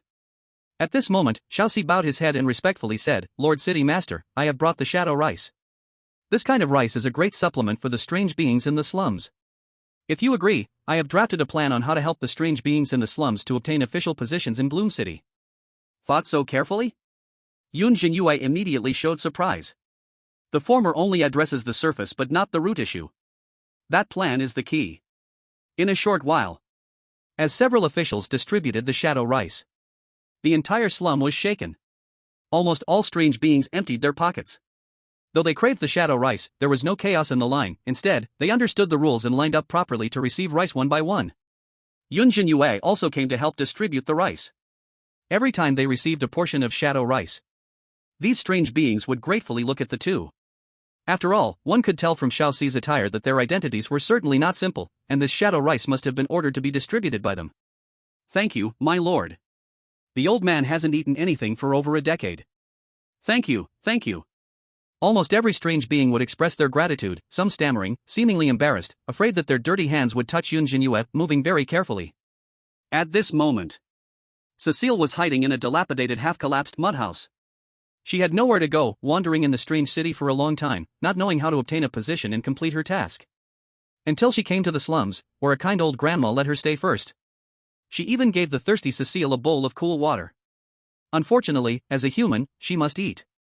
When she saw Yun Zhenyue distributing shadow rice, Cecile clenched her fists, bit her lower lip, and a trace of fresh blood flowed from her pierced lip, her eyes revealing endless resentment. Clearly, they were both matchmakers. Yun Zhenyue became the city lord. Yet she seemed like a lost dog, only able to survive in the slums. The last bit of dignity stopped her from receiving the shadow rice. Even when the old grandma explained that humans could eat this rice, only unable to absorb the shadow energy within. Guliolu. Cecile clutched her cramping stomach, her eyes slowly revealing a trace of pessimism and despair.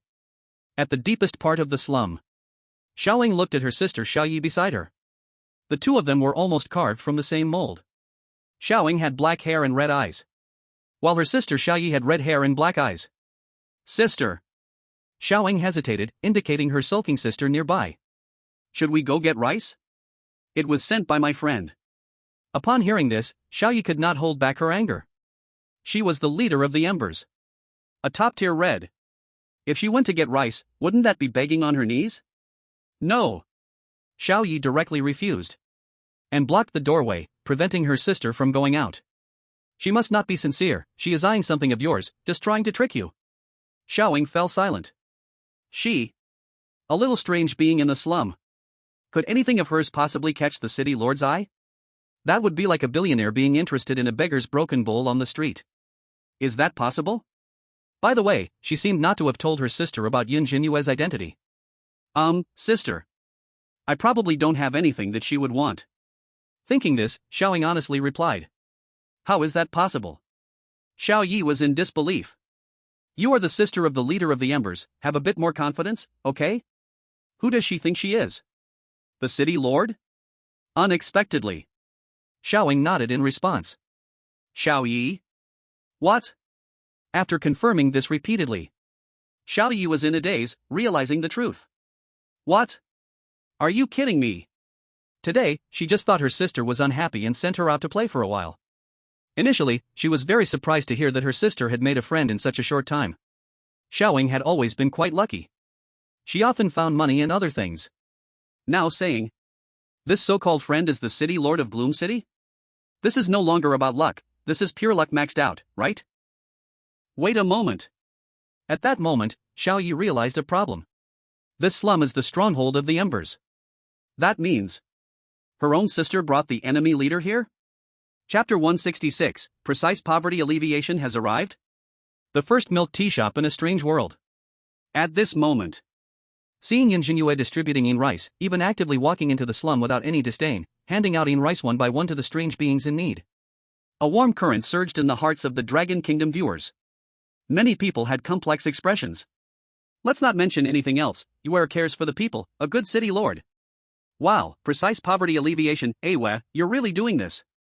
Yun Zhenyue is truly a person from the Dragon Kingdom. The first thing she does after becoming the city lord is to help the poor. Strange, too strange, I just passed the exam for the 3 supports, is this my future job? This is the first time I see humans distributing supplies to strange beings. Is this still the strange world? I can't quite believe it. Who? Yun Zhenyue took a deep breath, beads of sweat emerging from her forehead. Seeing this, Sichin hurriedly passed over a handkerchief. But Yun Zhenyue merely wiped a bit with her sleeve, took a glass of cool boiled water offered by a strange auntie, and without hesitation, drank it down. As this bowl of cool water went down, Yun Zhenyue felt her tired body relax a lot. Her gaze focused on the strange beings in the slum. She noticed a strange place. At the back of the slum, there were many lush green trees, bearing red and green fruits. Little C, what is that place? Upon hearing Yun Zhenyue's curious inquiry, Sichin looked attentively and said softly, there is an orchard behind this slum, belonging to the strange city. It used to be contracted by a strange being, but later he disappeared, and that orchard has fallen into neglect. They grow strange lemons in there, the Een energy is weak and has little value.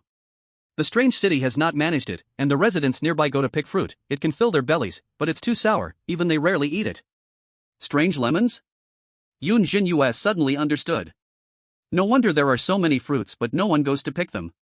She walked under a lemon tree, casually plucked a strange lemon and took a bite. Immediately, a peculiar sour taste invaded her mouth. Yun Zhenyue felt her teeth ache and couldn't help but frown. Hiss. She gasped and quickly wiped her mouth. But soon, a strange sweetness echoed in her mouth.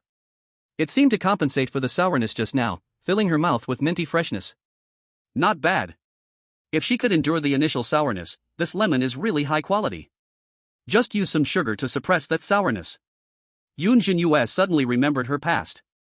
Back then, to save up for tuition, she worked part-time at a milk tea shop in reality. Since the milk tea shop she worked at had always been doing great business. She shook milk tea so much every day her hands would ache, and her legs were swollen. The milk tea in the shop wasn't expensive, mostly costing a few to a dozen yuan a cup, and if you became a member, you could get various discount coupons, sometimes even buying a cup for just 1 or 2 yuan. A strange thought entered Yun Zhenyue's mind. What if a milk tea shop could be opened in the slum? Using ingredients from the orchard, hiring employees from the slum. If it became popular, it could create a cluster effect in the future. Not only would it provide job opportunities, but it could also drive economic development in the surrounding area. It seemed there was a chance. As the city lord, supporting this place was just a matter of saying a word. However, Yun Zhenyue did not want to use the influence of the strange city. She would leave sooner or later. When that time comes, a new city lord would take office. They might overturn the order she issued. Little C. Yun Zhenyue thought for a long time, finally asking, can I borrow that orchard? Of course. The entire strange city belongs to you, you have the right to use everything in the strange city. Sichin immediately nodded. But she was a bit puzzled. Due to being at the edge of the northern part of the Eerie city, the lemon orchard covers more than 100 acres, with a yield of 10,000 pounds per acre. The Eerie lemons produced each year are enough for the entire city of anomalies to consume for 10 years. However, no one eats those Eerie lemons. They possess a pitiful amount of Een energy and have a sour and bitter taste that even a dog would hold its nose in disgust. Here's the thing, I want to open a milk tea shop here. Yun Zhenyue immediately shared her idea with Sichin. This. Xiao Xi's pupils trembled, completely bewildered. She never thought Yun Zhenyue's imagination would be so wild. Could fruit tea made from these eerie lemons really be drinkable? And located in the slums, who would bother to come and buy it? Even if it were opened in the downtown shopping street, at least some curiosities might come to try a cup. If it were an order from the city lord that everyone must buy it, then that could indeed work. But that would be better than just directly giving away money to these anomalies. Why go through all this trouble? My lord, there is indeed a lot of honey in the Eerie city, and it can be obtained nearby. Transportation is also convenient, so making the honey lemon water you mentioned is feasible.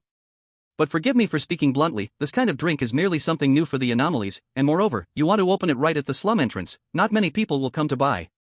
If you want to order the residents of the Eerie city to come and buy, I can help with that. Si Qin did not directly refuse. Instead, she cautiously reminded Yun Zhenyue in a roundabout way. If one removes the indirect hints, the direct messages opening this will definitely lead to losses. Don't cause unnecessary trouble, it would be better to just hand out money. You make a good point. Yun Zhenyue frowned slightly. So how can she sell the tea made from these eerie lemons? Fruit tea made from these lemons must taste great. As long as they open up the sales channels, there's no worry about not selling it. After all, most dishes in restaurants also have little lean energy but still attract diners. At this moment, a force is needed. A reason to make them run from all corners of the Eerie city to buy the Eerie tea. This reason could be the order from the city lord, or it could be. Oh, right. Yun Zhenyue suddenly thought of the marketing activities of those milk tea shops in reality. Like buying milk tea for a chance to win gold, or getting lottery tickets, or receiving branded perfume. The gambling mentality is almost human nature. So, she could launch a marketing campaign for the shop. As long as she promotes the fame first. How the follow-up goes can be discussed.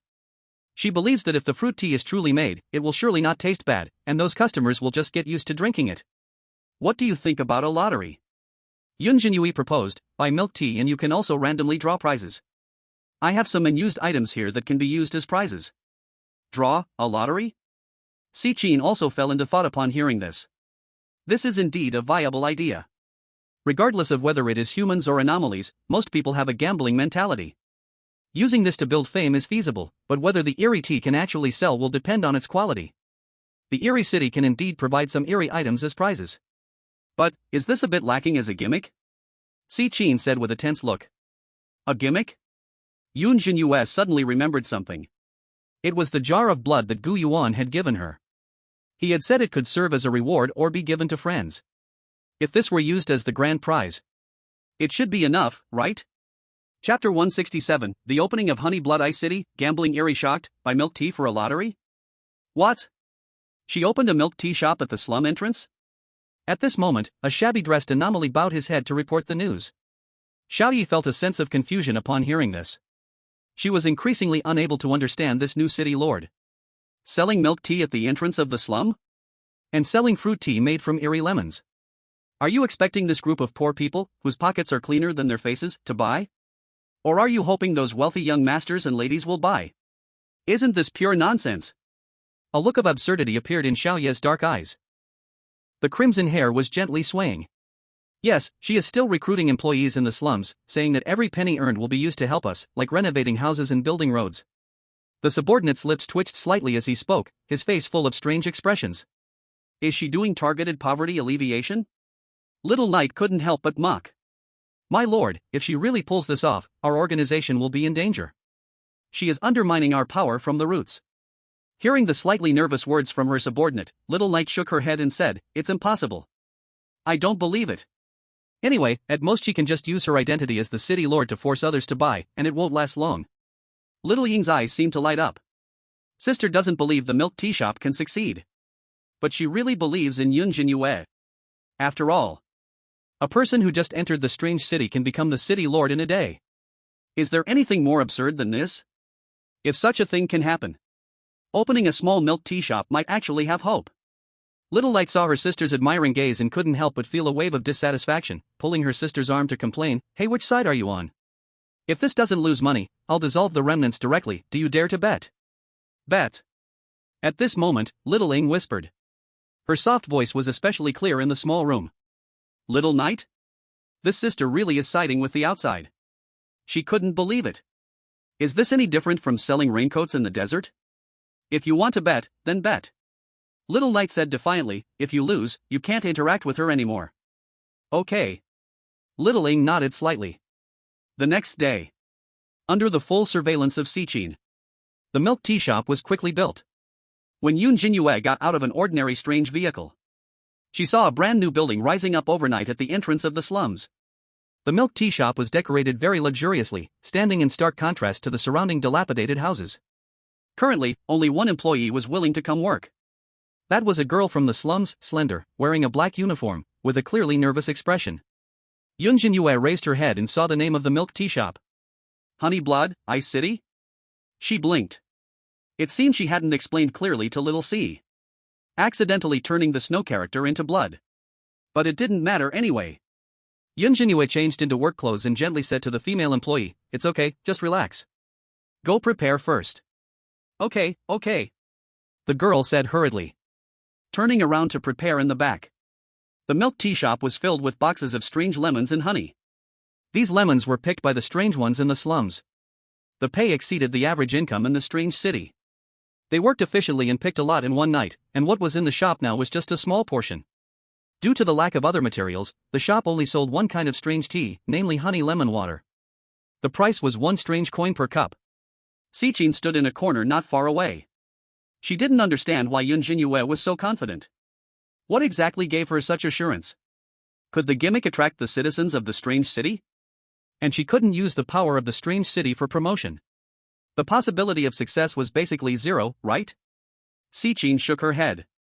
She sighed, feeling that the city lord was still a bit immature. Seeing this situation, the audience from the Dragon Country was also perplexed. Selling milk tea at the entrance of the slums? Anyone who has watched some store opening videos would think it's crazy. There should be at least a little customer base, let alone none at all. If there is one advantage, it might just be that there's no rent. Wow, other countries' matchmakers are still cleaning the streets, and you've already opened this milk tea shop? I can't believe it, Honey Blood Ice City. Did you pay the copyright fee? Ah, I'm the president of Honey Snow, forget it, just use it. Yun Zhenyue's idea is good. Opening a shop in the slums, if it takes off, it can boost the surrounding industrial chain, increasing job opportunities. These poor people could also increase their income. Just the planting, picking, and transporting of lemons can create many jobs. In the future, they can open branch stores and let them join in, becoming store owners themselves. But that seems unlikely. Who would go to the slums to buy milk tea? This path was wrong from the start, no matter how delicious it is. At this moment, Yun Zhenyue had been waiting for a long time. The weird beings in the slums curiously stared at the milk tea shop. Meanwhile, the passerby weird beings just shot a strange glance. They saw a banner hanging above the milk tea shop. It read, "Grand Opening Special, buy milk tea and enter the lottery." But for the milk tea shop in front of the slums, this group of passerby weird beings had no interest whatsoever. It probably wouldn't be anything special. Just when the summoned female employees sighed helplessly, suddenly, a weird being walked towards the milk tea shop. It was a weird being wearing a black hat, with an empty left arm. Originally, he had no interest in milk tea. But upon seeing the words lottery, he couldn't move anymore. Ha! As a gambling-type weird being, one of his arms had been chopped off due to unpaid debts. It didn't matter what he could win, he just liked entering lotteries. The gambling-type weird being curiously peeked inside the shop and saw that there was only one type of drink to choose from. Since 1 ghost coin wasn't too expensive, he immediately bought a cup. "Boss, your shop's location is a bit poor," the gambling-type weird being kindly reminded, looking at the slums behind the milk tea shop. "I specifically chose this place," Yun Zhenyue explained, informing him that it was to help the residents of the slum. The gambling-type weird being nodded in response, but he didn't care. "Here you go." After receiving the fruit tea from Yun Zhenyue, the gambling-type weird being shrugged and handed over 1 ghost coin, saying, "It looks pretty good." He took a gentle sip. He realized the taste was indeed great. It was slightly bitter at first, but the sweetness of honey could suppress that bitterness. Immediately after, there was a refreshing aftertaste. This complex flavor stimulated his taste buds, making him involuntarily gasp. This thing is so addictive. It was simply tastier than the drinks he had in some small taverns. In just a few sips, he drank the fruit tea completely. He smacked his lips and asked, "So can I enter the lottery now?" Of course, Yun Zhenyue took out her phone. "You just need to click the lottery button." Last night, she specifically asked Gu Yuan to make a lottery app. It had no other functions. On this app, there was only 1 treasure chest. The gambling-type weird being didn't even ask what he could win. He was just enjoying the process. "Give me something good." The gambling-type weird being rubbed his right palm and immediately clicked on the treasure chest. Actually, he didn't have high hopes. After all, it was just one ghost coin. Getting to drink this fruit tea was already a win. If it weren't for the milk tea shop being too remote, he would want to come every day for a cup. Just when the gambling-type weird being was marveling at it, buzz! In an instant, an animation popped up on the phone screen. As the treasure chest opened, it revealed a blue light. The gambling-type weird being was greatly disappointed. It was obvious that blue light usually represented garbage, right? He couldn't be bothered to take it. He was just about to turn and leave. But at that moment, Yun Zhenyue called out to him and pulled something out from the box behind her. Lucky you! You drew the second prize, here is your reward. Ha! The gambling-type weird being turned around instantly. When he saw what Yun Zhenyue was holding, he couldn't help but widen his eyes. It was actually a weird tool. And it was a dark red die. Let me see. This is a lucky die that can bring you good luck when gambling, Yun Zhenyue explained. Prizes were divided into 5 levels based on value: white, green, blue, purple, and gold. This was set by Yun Zhenyue based on game references. And the probability of winning varied. 95% were white rewards, such as coupons and the like. Green started to change into small gifts, like pendants or toys. Blue was the weird tool given to her by Sichin. Purple prizes were carefully set by Yun Zhenyue. For example, using the purification hand to help with healing or discounts for stores in the strange merchant mall. As for the highest level gold, the probability of drawing it was less than 0.00001%. 1 in a million chance. A drop of blood from Gu Yuan. Yun Zhenyue has obtained Gu Yuan's consent. He thought that the chances of drawing were a bit lower still. Just 1 eerie coin to buy a cup of fruit tea. The return rate is boundless. This gimmick should be enough, right? I don't believe this oddity won't be attracted. However, even after using so many prizes. In fact, overall, it's not a loss. After all, the chance of actually drawing good things is very low, very low. This blue reward was set up intentionally by her. It's a little thought from a girl. At this moment, the gambling oddity trembled as he took the dice. He was just a vengeful spirit. What right did he have to use a dark red oddity? And it was a dice that matched him perfectly. If others found out, it would definitely be snatched away. Until the gambling oddity carefully took the dice oddity. He saw Yun Zhenyue with a slight smile, saying, "By the way, this week we've specially increased the odds, the purple and golden prizes have doubled, you can promote it a bit more." Gulyolu. Hearing this, the gambling oddity swallowed hard. This is much more interesting than the casino. A dark red oddity is actually a blue prize? Then what about the purple? And the golden, what could they be? This is no longer a fruit tea. This is clearly a ticket to a happy life. Chapter 168, The Explosive Lemon Tea, is the golden reward the Old City Lord's blood? As soon as the gambling oddity arrived at the blood-red casino, all the oddities on the gambling cards looked at him and laughed. Some called out, "Old man, are you here to send money again?" He did not respond, but said to the casino staff, "Exchange for 50 eerie coins worth of chips." He took out the remaining money from his pocket. They deliberately shouted loudly, "Don't lose all your savings." Upon hearing this, the gambling oddity's eyes widened, but he ignored them. Only because he had that lucky dice hanging around his neck. Even now, the gambling oddity had not returned to his senses from the tremors. This priceless dark red oddity. He got it by spending 1 eerie coin on a milk tea lottery. This astonishing return rate. It's more ludicrous than the highest odds in the casino. After that, he bought 10 more cups of lemon tea. Unfortunately, none of them were wins. If it weren't for being unable to drink anymore, and holding the idea of testing the dice, he might have used all 50 eerie coins to buy more lemon tea.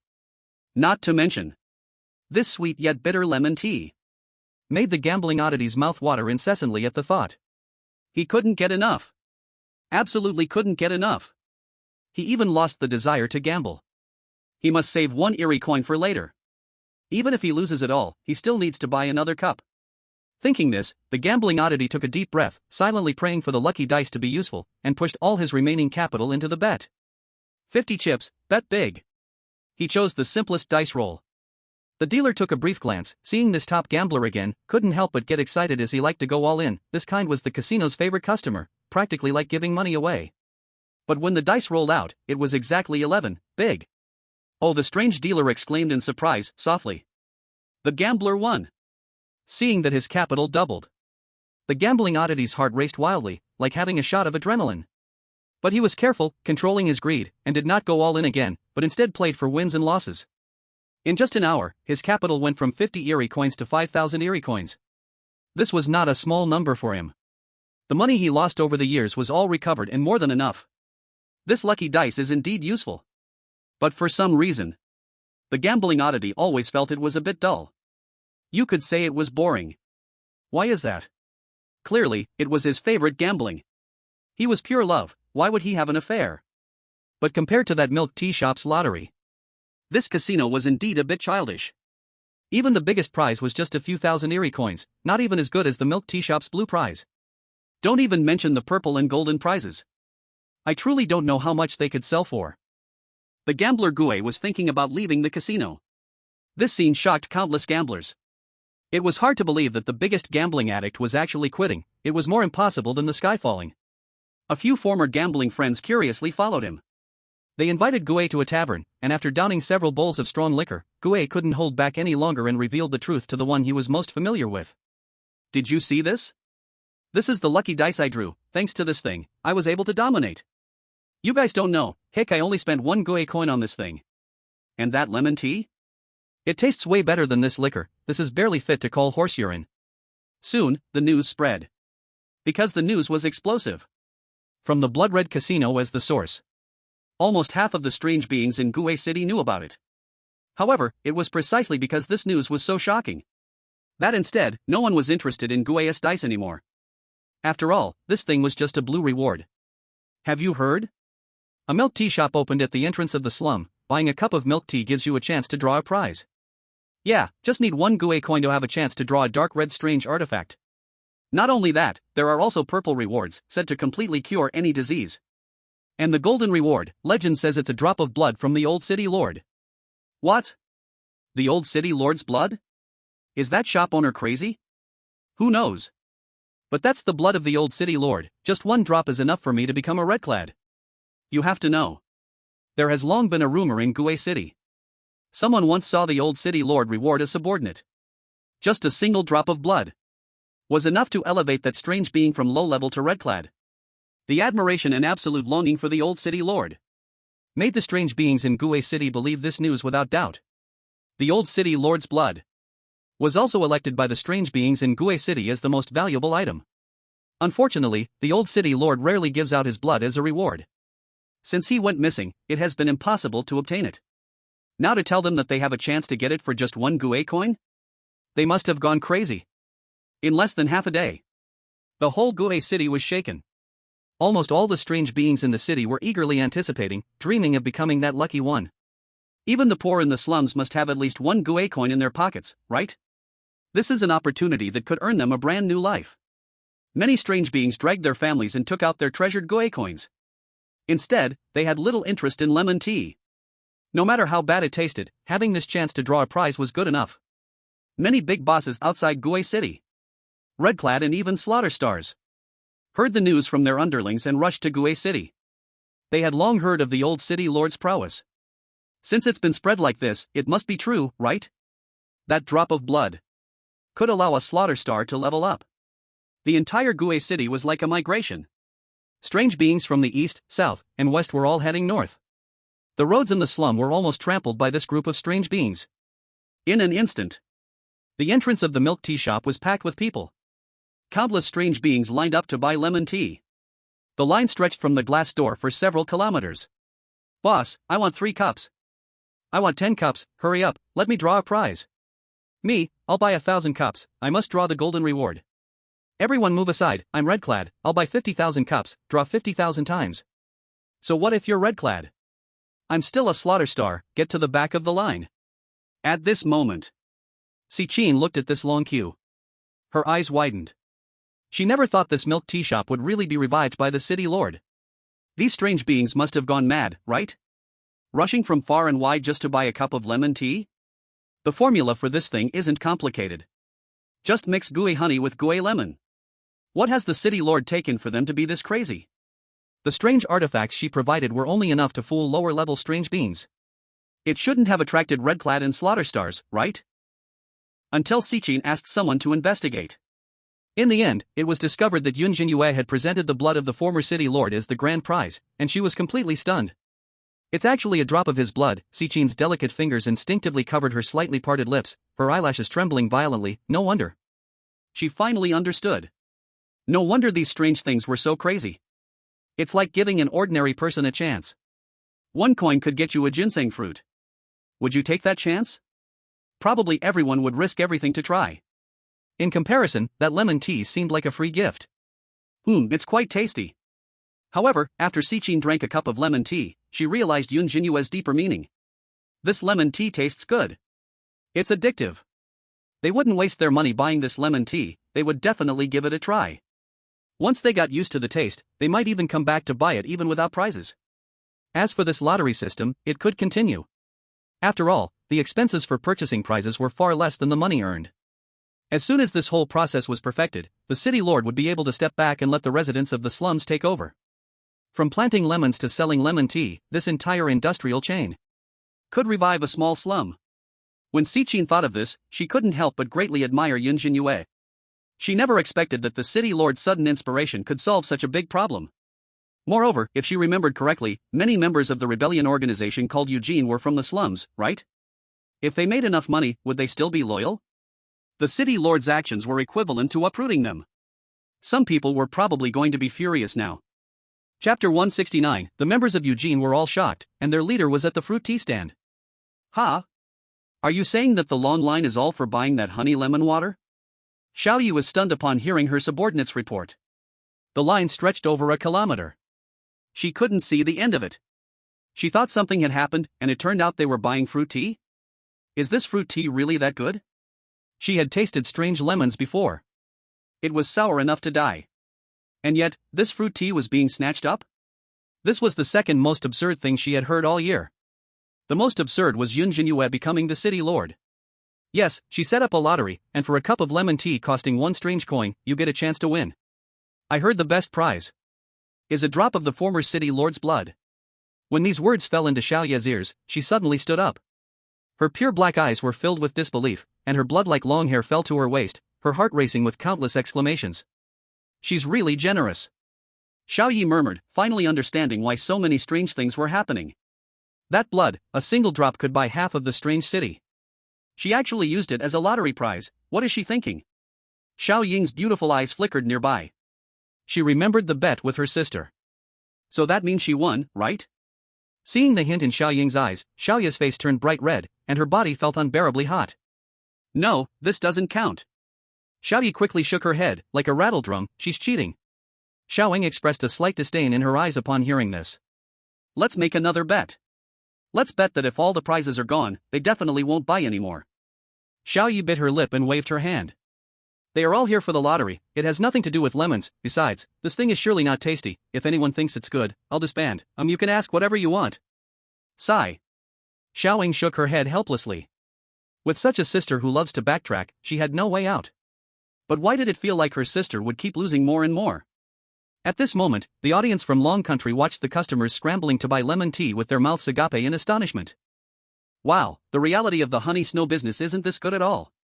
Did she just add something to the lemon tea? Don't say. Yun Zhenyue really has a knack for business, using a lottery for marketing. My family also runs a milk tea shop. I'm really familiar with this setup. No way, she turned a drop of Gu Yuan's blood into the final grand prize. Does anyone actually want this thing? I also think it's strange, his blood is only useful for the wicked, right? The devil has even come? Isn't it said that drinking blood can lead to control? Why are they fighting for it then? Inside the milk tea shop, Yun Zhenyue's hands were almost smoking from shaking. Her head was buzzing too. Although she thought Gu Yuan's blood would be powerful, she never expected that it would shake the entire Eerie city all at once. And it was only a drop.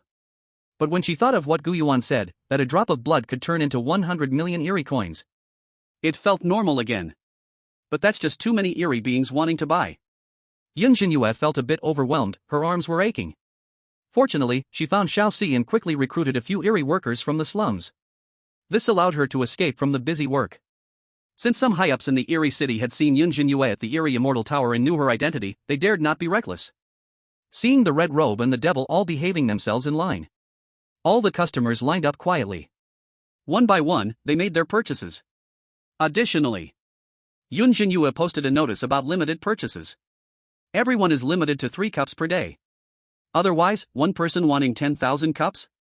If only one person got all of them, it would surely upset other Eerie beings. Soon, boxes of Eerie lemons were moved into the shop by the employees from the slums. These lemons were consumed quickly. And the lottery continued to take place. From time to time, someone would win the green prize. However, the blue prize hadn't appeared again. Many Eerie beings were anxious that the final grand prize would be taken away.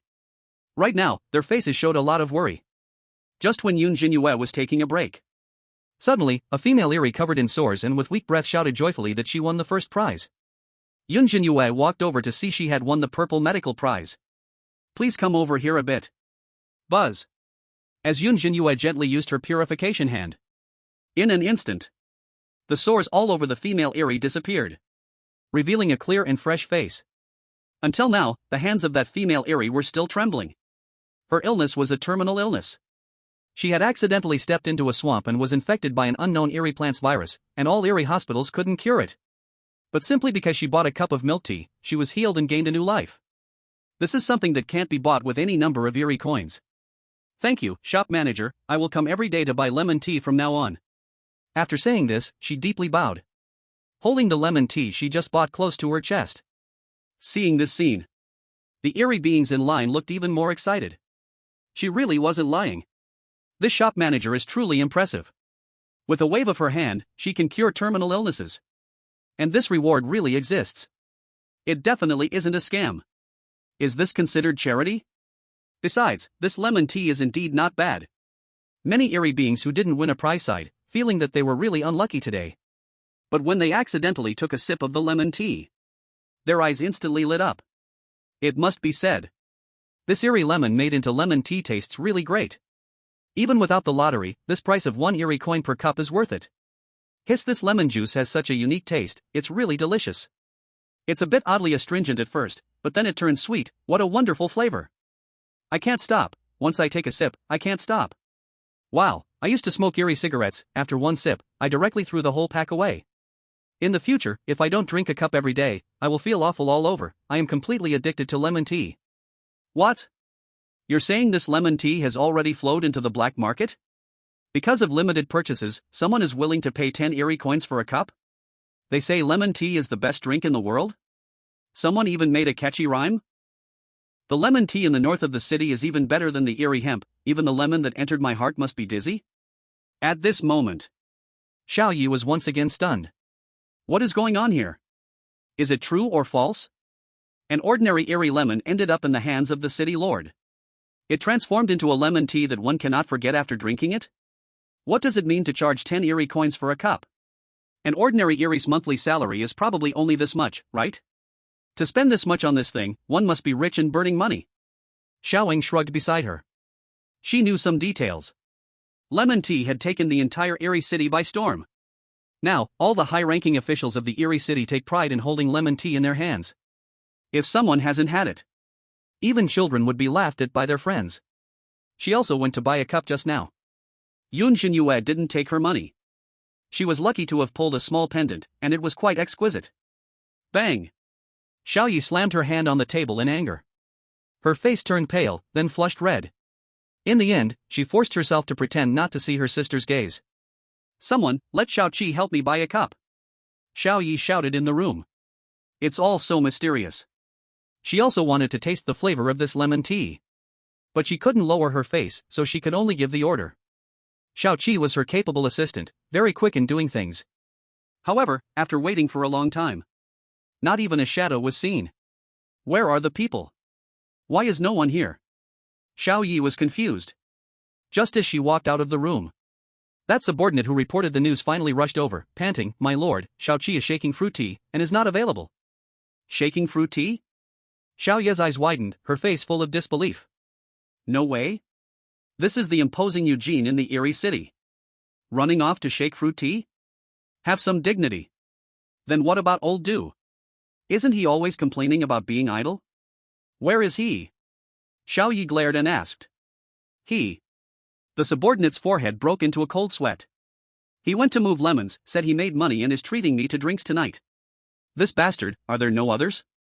Don't tell me they are all busy. Xiao Yi exclaimed, covering her head. How can she manage Eugene with this group of insects?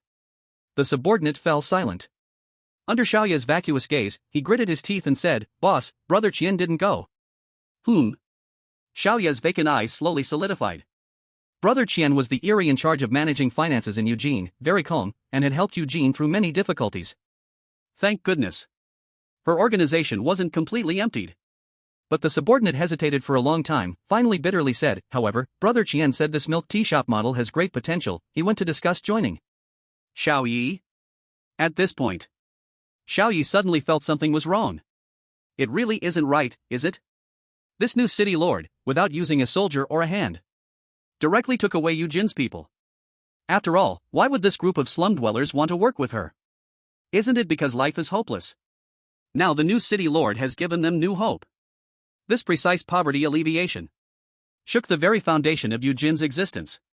If it continues to develop, she might not know when she, the leader, would be sacrificed to the city lord.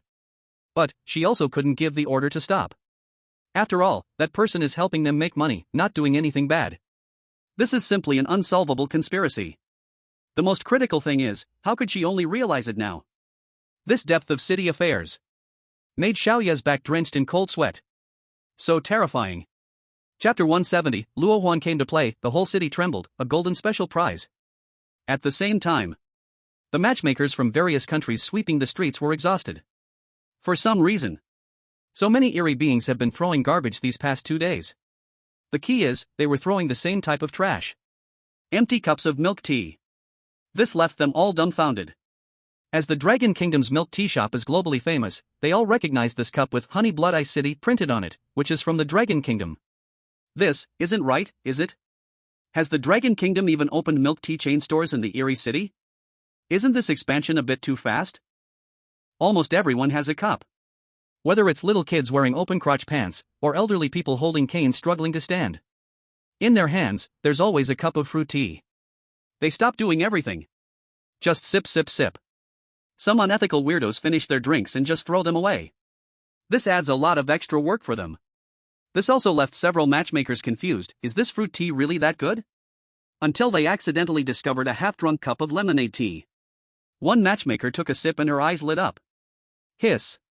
This is the best thing she has ever tasted in her life. A bittersweet flavor. Just one sip made her addicted.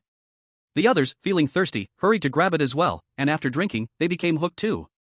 Working hard is tiring, and this sugary fruit tea is just what they need to recharge. They looked at each other. No wonder this strange group loves lemonade tea. The taste is incredibly unique. These weirdos really know how to enjoy themselves. A day without it feels like ants are crawling on them. But they have no money to buy it. If they want to drink it, they can only longingly watch the pedestrians pass by. If someone has not finished their drink, with a little bit left, they immediately act like starving hyenas, fighting just to get a sip. It's mine, give it to me. Leave me a sip, I haven't had water all day. Ugh, why is there spicy oil on this straw, what has that weirdo eaten? On the other side, cosplay Mario sewage worker, Hansumi, is also facing trouble. Her partner, that uncle, is strange. Lately, he has been zoning out often. Whenever she goes to find him, she always sees him licking something down in the sewer. This disgusted Hansumi greatly. She thought he had some special hobby. There are mushrooms growing in the sewer. He wouldn't be licking those disgusting mushrooms, right? But when Hansumi couldn't help but walk over to him, she saw that uncle actually drinking lemonade tea. She couldn't tolerate it anymore and threatened to report him. No, I still have some, you try it too. The uncle saw this and a bead of cold sweat appeared on his forehead, becoming obedient. He hurriedly bought her a cup too. Hansumi frowned and took a sip, and instantly her brows relaxed. She loves drinking milk tea in real life. But no matter what kind. It doesn't compare at all to the cup in her hand. That strange lemon flavor got her excited. Hansumi couldn't help but feel delighted inside. Such a wonderful taste, probably even Yun Zhenyue can't get to drink it, right? Just a broken city lord. What can he eat or drink? Just some chicken, duck, fish, and meat. She has been tired of that stuff for a long time. Eternal Life Library. Yamamoto Aiko looked in astonishment at the readers holding lemonade tea. She almost thought she had returned to reality. When did the trend of drinking milk tea roll into the strange world? She had tried milk tea from the Dragon Country, and it was honestly quite good. Is there a Dragon Country player who opened a shop in this strange city? Yamamoto Aiko curiously asked around. Then from a kind reader, she learned about the milk tea shop owner. She immediately recognized it. That's Yun Zhenyue. From city lord to milk tea shop owner. This completely unrelated identity left Yamamoto Aiko utterly stunned. She couldn't fathom what Yun Zhenyue was trying to do. Her personality is too erratic. But upon hearing that the milk tea shop is located at the entrance of the slums, Yamamoto Aiko suddenly understood. Is Yun Zhenyue trying to alleviate poverty? Win people's hearts? It feels like she's making a big move. Seeing this scene, except for the foreign audience outside of the Little Lives, their noses are almost crooked with anger. Stop drinking. How can you start picking up garbage to drink? Isn't that embarrassing enough? Ugh, how can you even lick the oil off the straw? Are you crazy? Miss Sumi, how can you have such heavy tastes, drinking down in the sewer? Isn't it just a small cup of fruit tea? It's not something very precious. Is it really that exaggerated? Maybe it's really possible. After all, it's made by the strange lemon, who knows what flavor. Busy. Almost busy to death. A few more days passed. But the popularity of lemon tea still hasn't stopped. Almost half of the strange people in the slums have been hired by Yun Zhenyue. From picking lemons to transporting them, from handmade production to cleaning up the trash. Every link requires a large number of hands. The income of the residents in the slums has also seen a significant increase. Everything is thriving. There has been another strange phenomenon. The organization called Embers seems to have disappeared. In these few days, there has been no news related to it. Buzz. Yun Zhenyue had just finished drawing a prize for a customer. She discovered that Luo Huan had sent a message in the group. I have arrived in the strange city. Where are you, Chairman Yun? Luo Huan said yesterday that she happened to be traveling near the strange city. It had been a long time since they last met, and she wanted to see her. Yun Zhenyue told her about opening the shop, and Luo Huan was very excited after hearing it, immediately saying she would come to help. You go north, there is a slum, I am right here. After Yun Zhenyue sent the message, she had no time to pay attention. Not even half an hour later. Suddenly, Yun Zhenyue noticed a strange sound behind her before she could react. Who is it? Sichin, who had always protected Yun Zhenyue, immediately had cold eyes. Like a dark shadow, she suddenly appeared. In an instant, she caught Luo Huan, who was trying to sneak attack her ankle. Sichin's grip was incredibly strong. Luo Huan grimaced in pain, repeatedly shouting. Misunderstanding, little C, don't be nervous, this is my friend Luo Huan. Yun Zhenyue said helplessly. Yes, I am Chairman Yun's friend, not a bad person. Luo Huan, dressed in a deep blue JK uniform, immediately explained. Is that so? It seems I worried too much.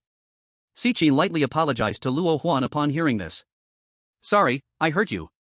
It's no problem, Luo Huan shook her head like a rattledrum. She was very interested in this older sister, who wore a cheongsam, had a gentle temperament, but was extremely ruthless in action.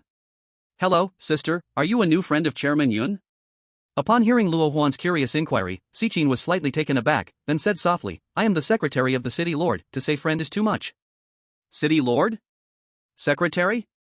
The moment this word entered Luo Huan's mind, she instantly seemed to smell a chicken leg, becoming visibly excited.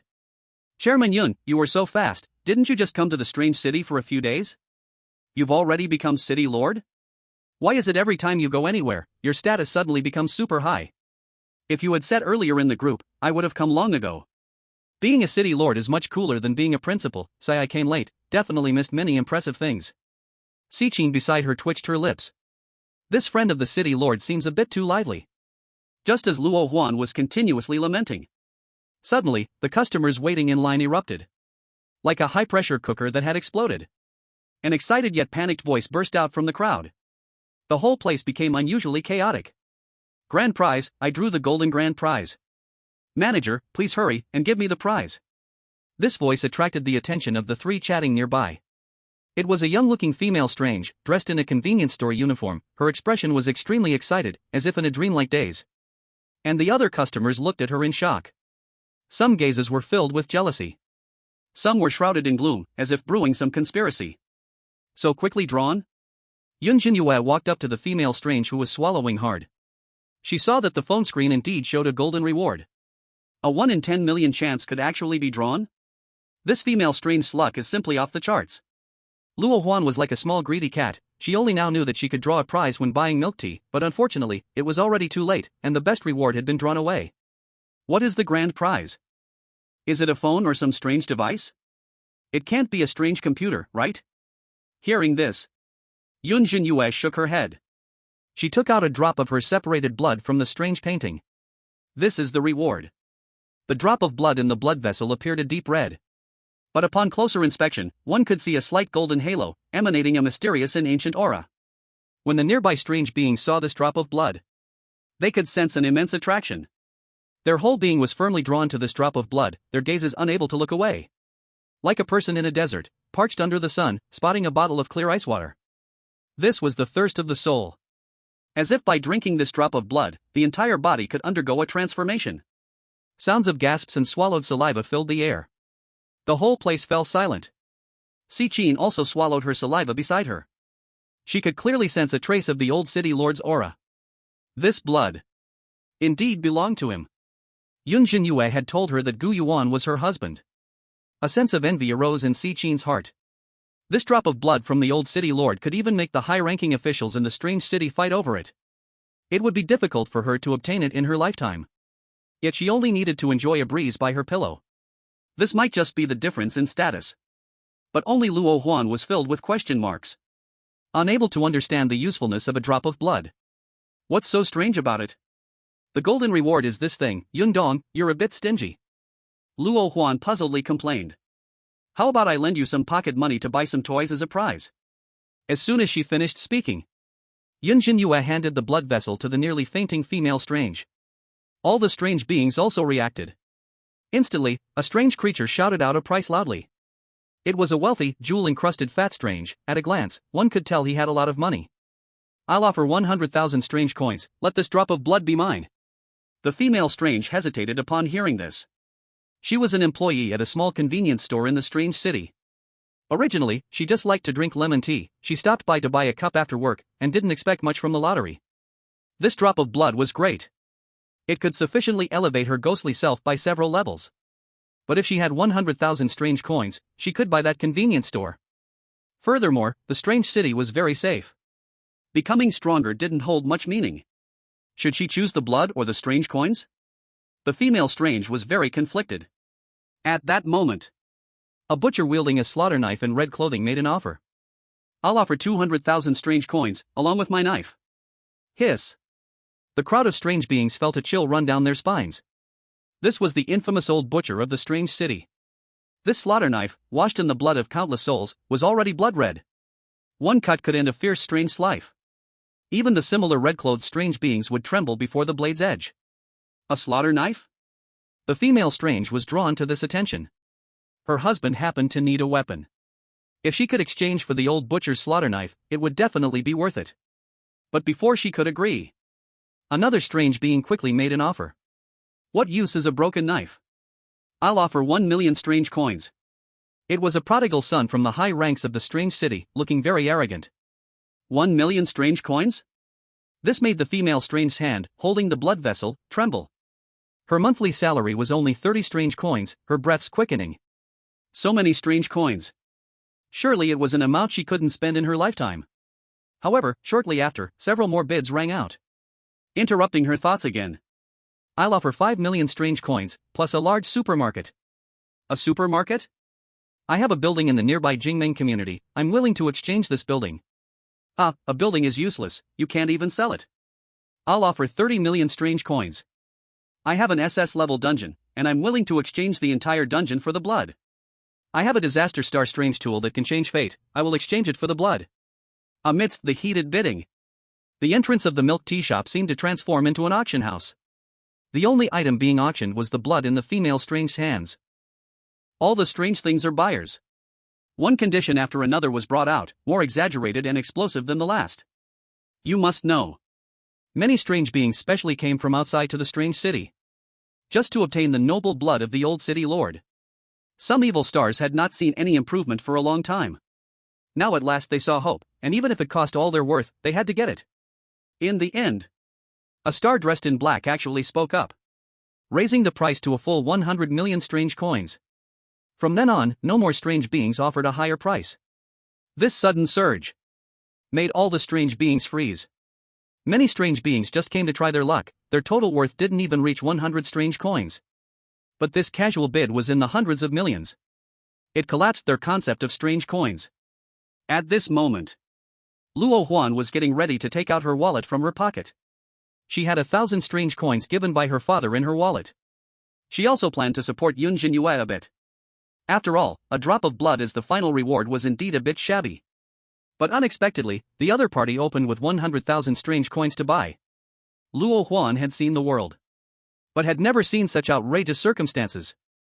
Her mouth gradually widened from a slight opening to fully gaping, until her jaw almost dropped to the ground, her hand reaching for her wallet froze, and she was completely dazed. Is this plasma made of gold? Or are these blood cells made of gold? 100 million was offered?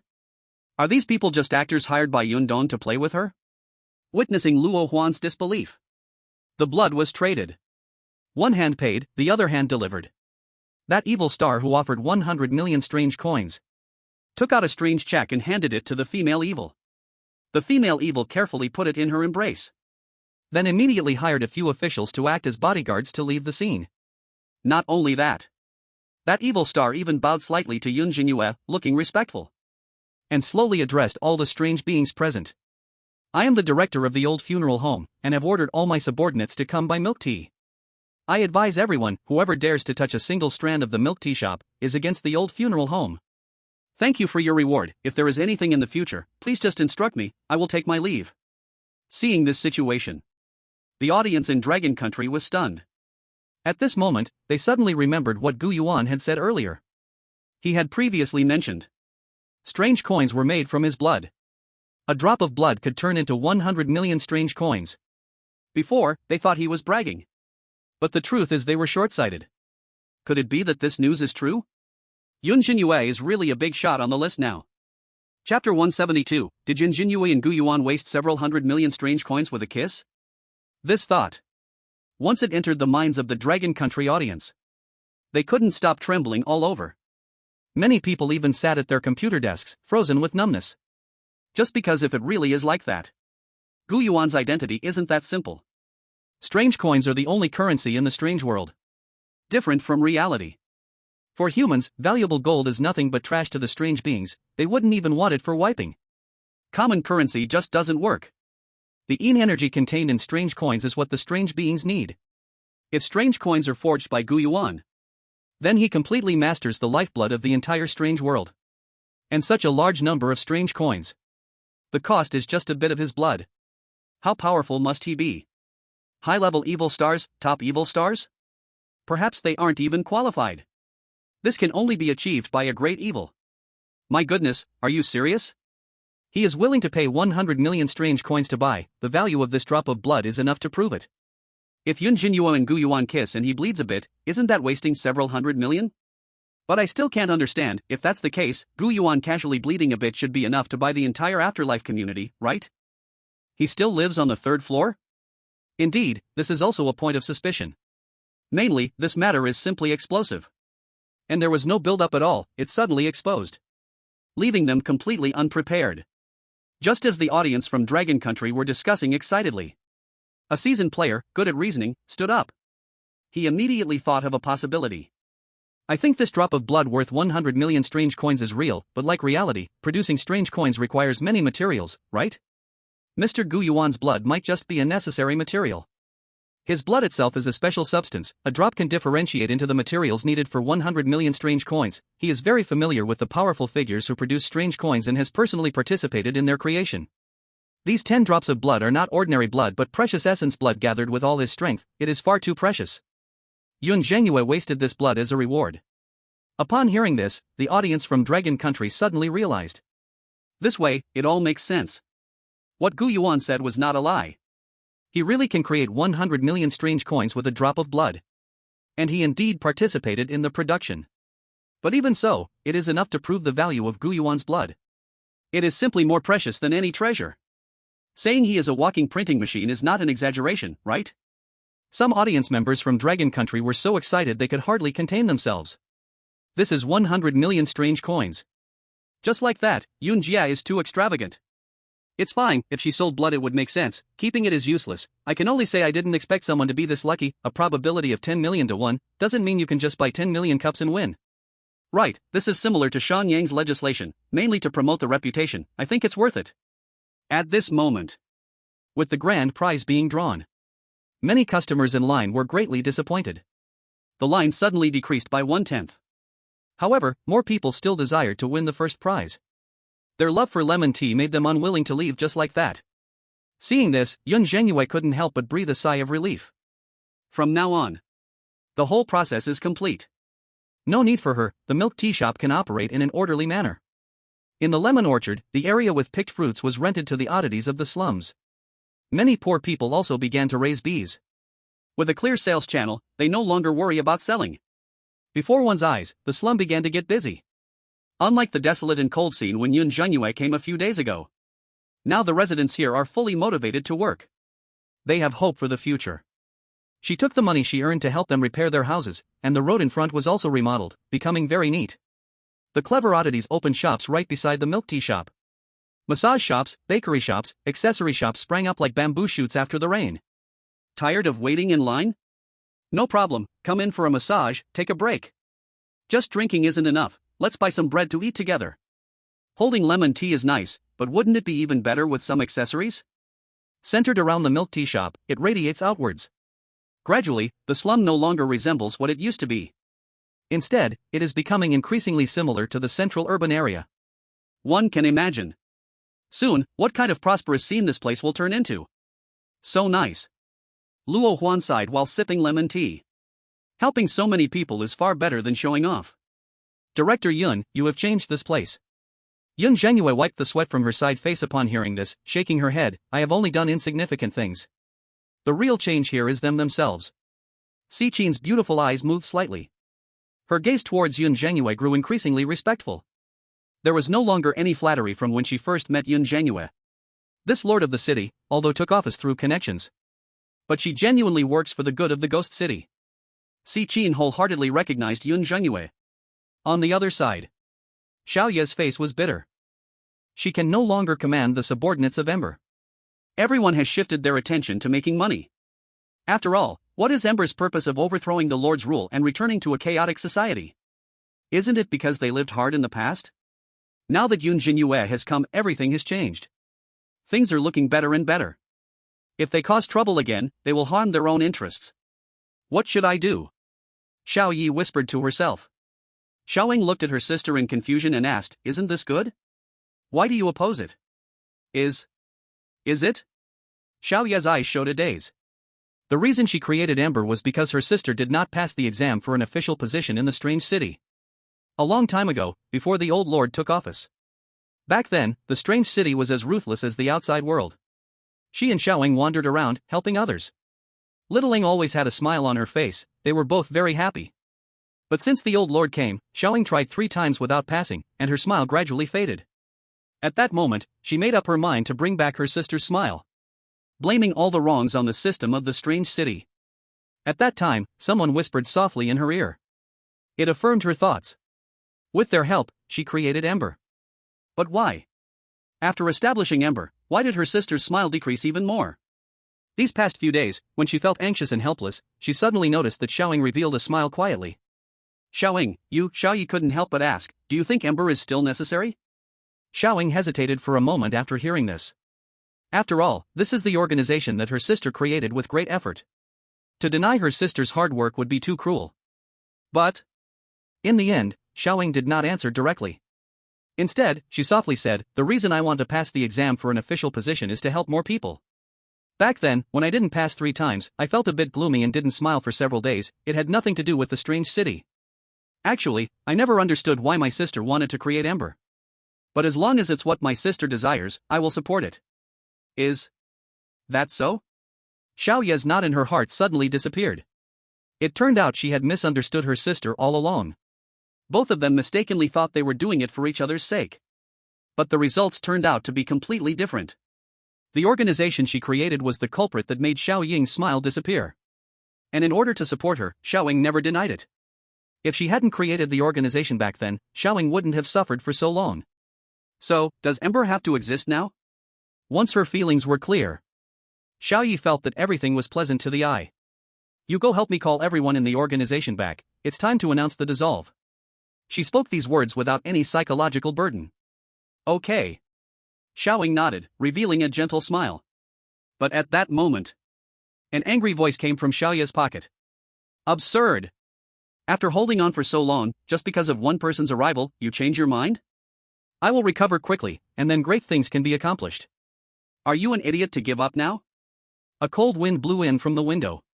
A strange blood-red paper man suddenly jumped out from Xiaoya's pocket. With hollow eyes, it stared at the two and cursed. Mr. Zhuang. Xiaoyi showed a troubled expression when she saw the paper man.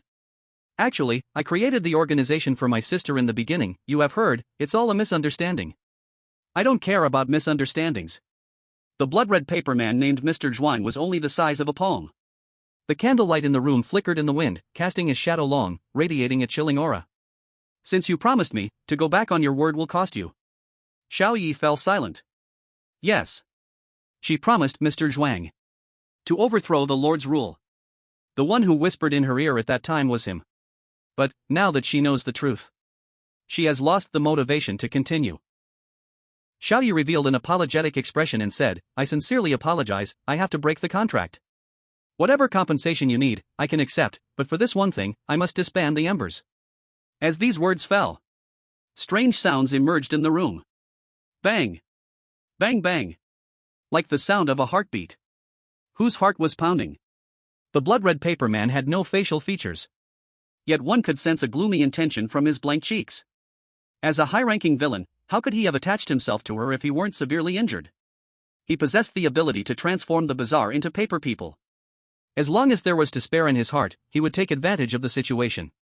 Over the years, the members of the Embers had already been controlled by him, along with some residents of the strange city. He could transform them into his own power merely by using his ability.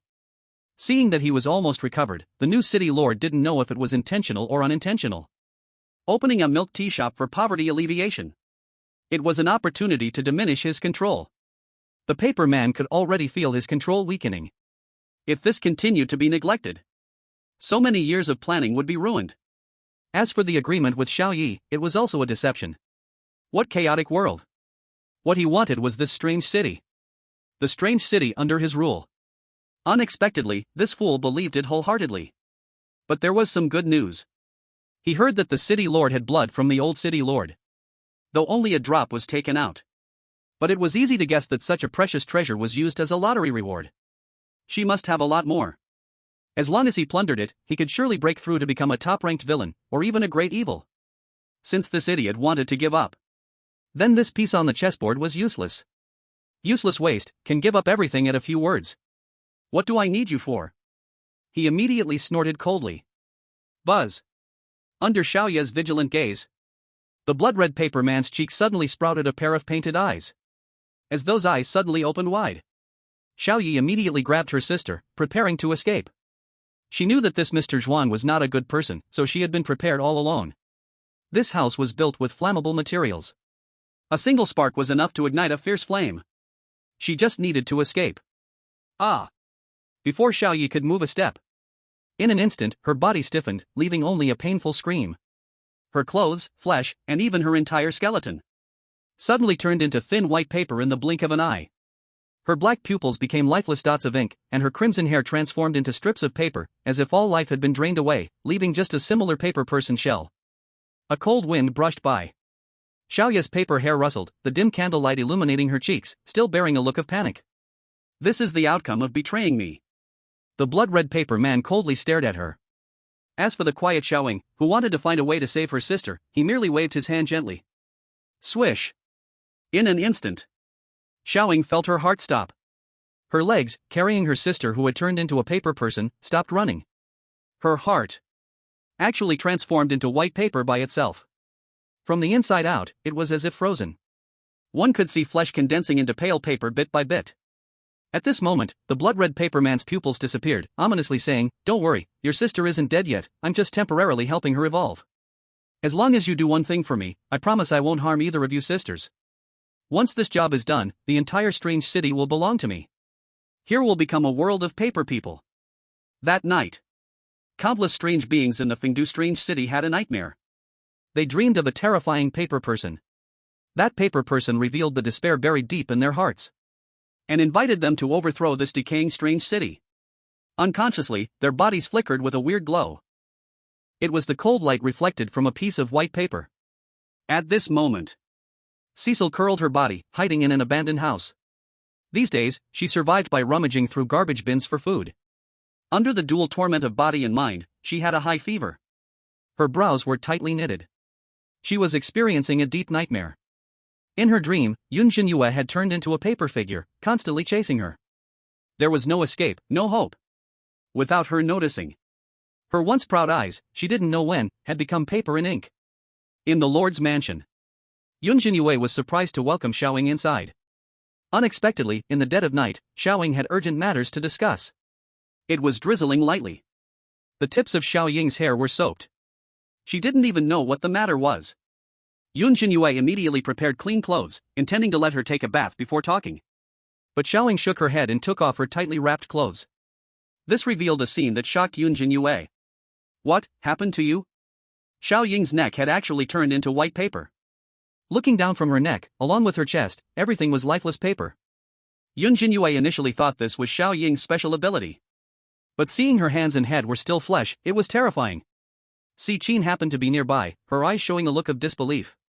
She had just received news that there had been a peculiar riot in the ghost city. The number was nearly half. For some reason, those ghosts had turned into paper figures. They had lost their reason and sense of pain. Moreover, anyone touched by those paper figures seemed to become infected, turning into new paper figures. It happened to be raining again, and it was expected to continue for several days. Using fire against them was a bit challenging. And if not controlled well, it could easily harm innocents. This made her feel very troubled. Are you saying that blood red paper figure wants you to give this to me? This little paper figure can replace my existence? After hearing Xiaoying fully explain things, Yun Zhenyue saw a small paper figure in Xiaoying's palm. This paper figure actually had the same appearance as her. Both in clothing and features, they were identical. Extremely exquisite. It was said that as long as she dripped blood on this paper figure, she would be replaced by this paper figure. Xiaoying nodded silently. This was what the blood-red paper figure sent her to do. Using Yun Zhenyue's trust in her to quietly replace Yun Zhenyue. This little paper figure was crafted by him with great care. As long as this was done, he would restore her sister. Sneakily dealing a black hand. This showed how wary he was of Yun Zhenyue. But Xiaoying certainly wouldn't listen to him. She wasn't a fool, and she had her own judgment on whom to trust. Moreover, she could never harm Yun Zhenyue, who had been good to her. Lord of the city, we must immediately capture that paper figure. Otherwise, if things go on like this, within a day, the entire ghost city will be completely assimilated by him. Hearing Si Qin's anxious voice, Yun Zhenyue gently took the paper figure from Xiaoying's hand. Buzz! Before Si Qin, who was wide-eyed, could stop her, Yun Zhenyue used her purification hand. Immediately a white light appeared. The paper figure's body gave rise to a blood-red stream of light, then a piercing scream of fear came from within, the sound getting smaller, gradually being obliterated under the purification hand. At this moment, Yun Zhenyue felt a strange sensation in her heart. It seemed she could connect with this paper figure now. Her purification hand had already dispelled the malice in this paper figure's heart. Now it only retained the pure and innocent consciousness. It really works. Yun Zhenyue took a deep breath. After all, the purification hand could purify all malice. She had only used it for healing before. This was the first time she actually touched someone with it. She originally just wanted to take a try. Who knew that the blood-red paper figure seemed to trust Xiaoying too much? She thought she was an honest person who would obediently follow orders. Didn't expect, right? Littling actually has a rebellious phase too. This little paper figure, just like her, has no backup plan. She probably fears being discovered. Now she actually brought her a treasure. Yun Zhenyue immediately dripped a drop of blood into the paper figure. In the next second, a feeling of confusion mixed with deep dependence emerged in her heart. It was like raising a daughter. Just then, Yun Zhenyue received a system prompt. Ding! You have received a contract invitation. Paper person Yun Zhenyue requests to become your adopted daughter. Do you accept? Eh? Is it really a daughter? Yun Zhenyue suddenly had a bold idea. Didn't Gu Yuan say his blood couldn't be used on herself? Then, using it on this little paper figure should be fine, right? She still had a whole 9 drops left.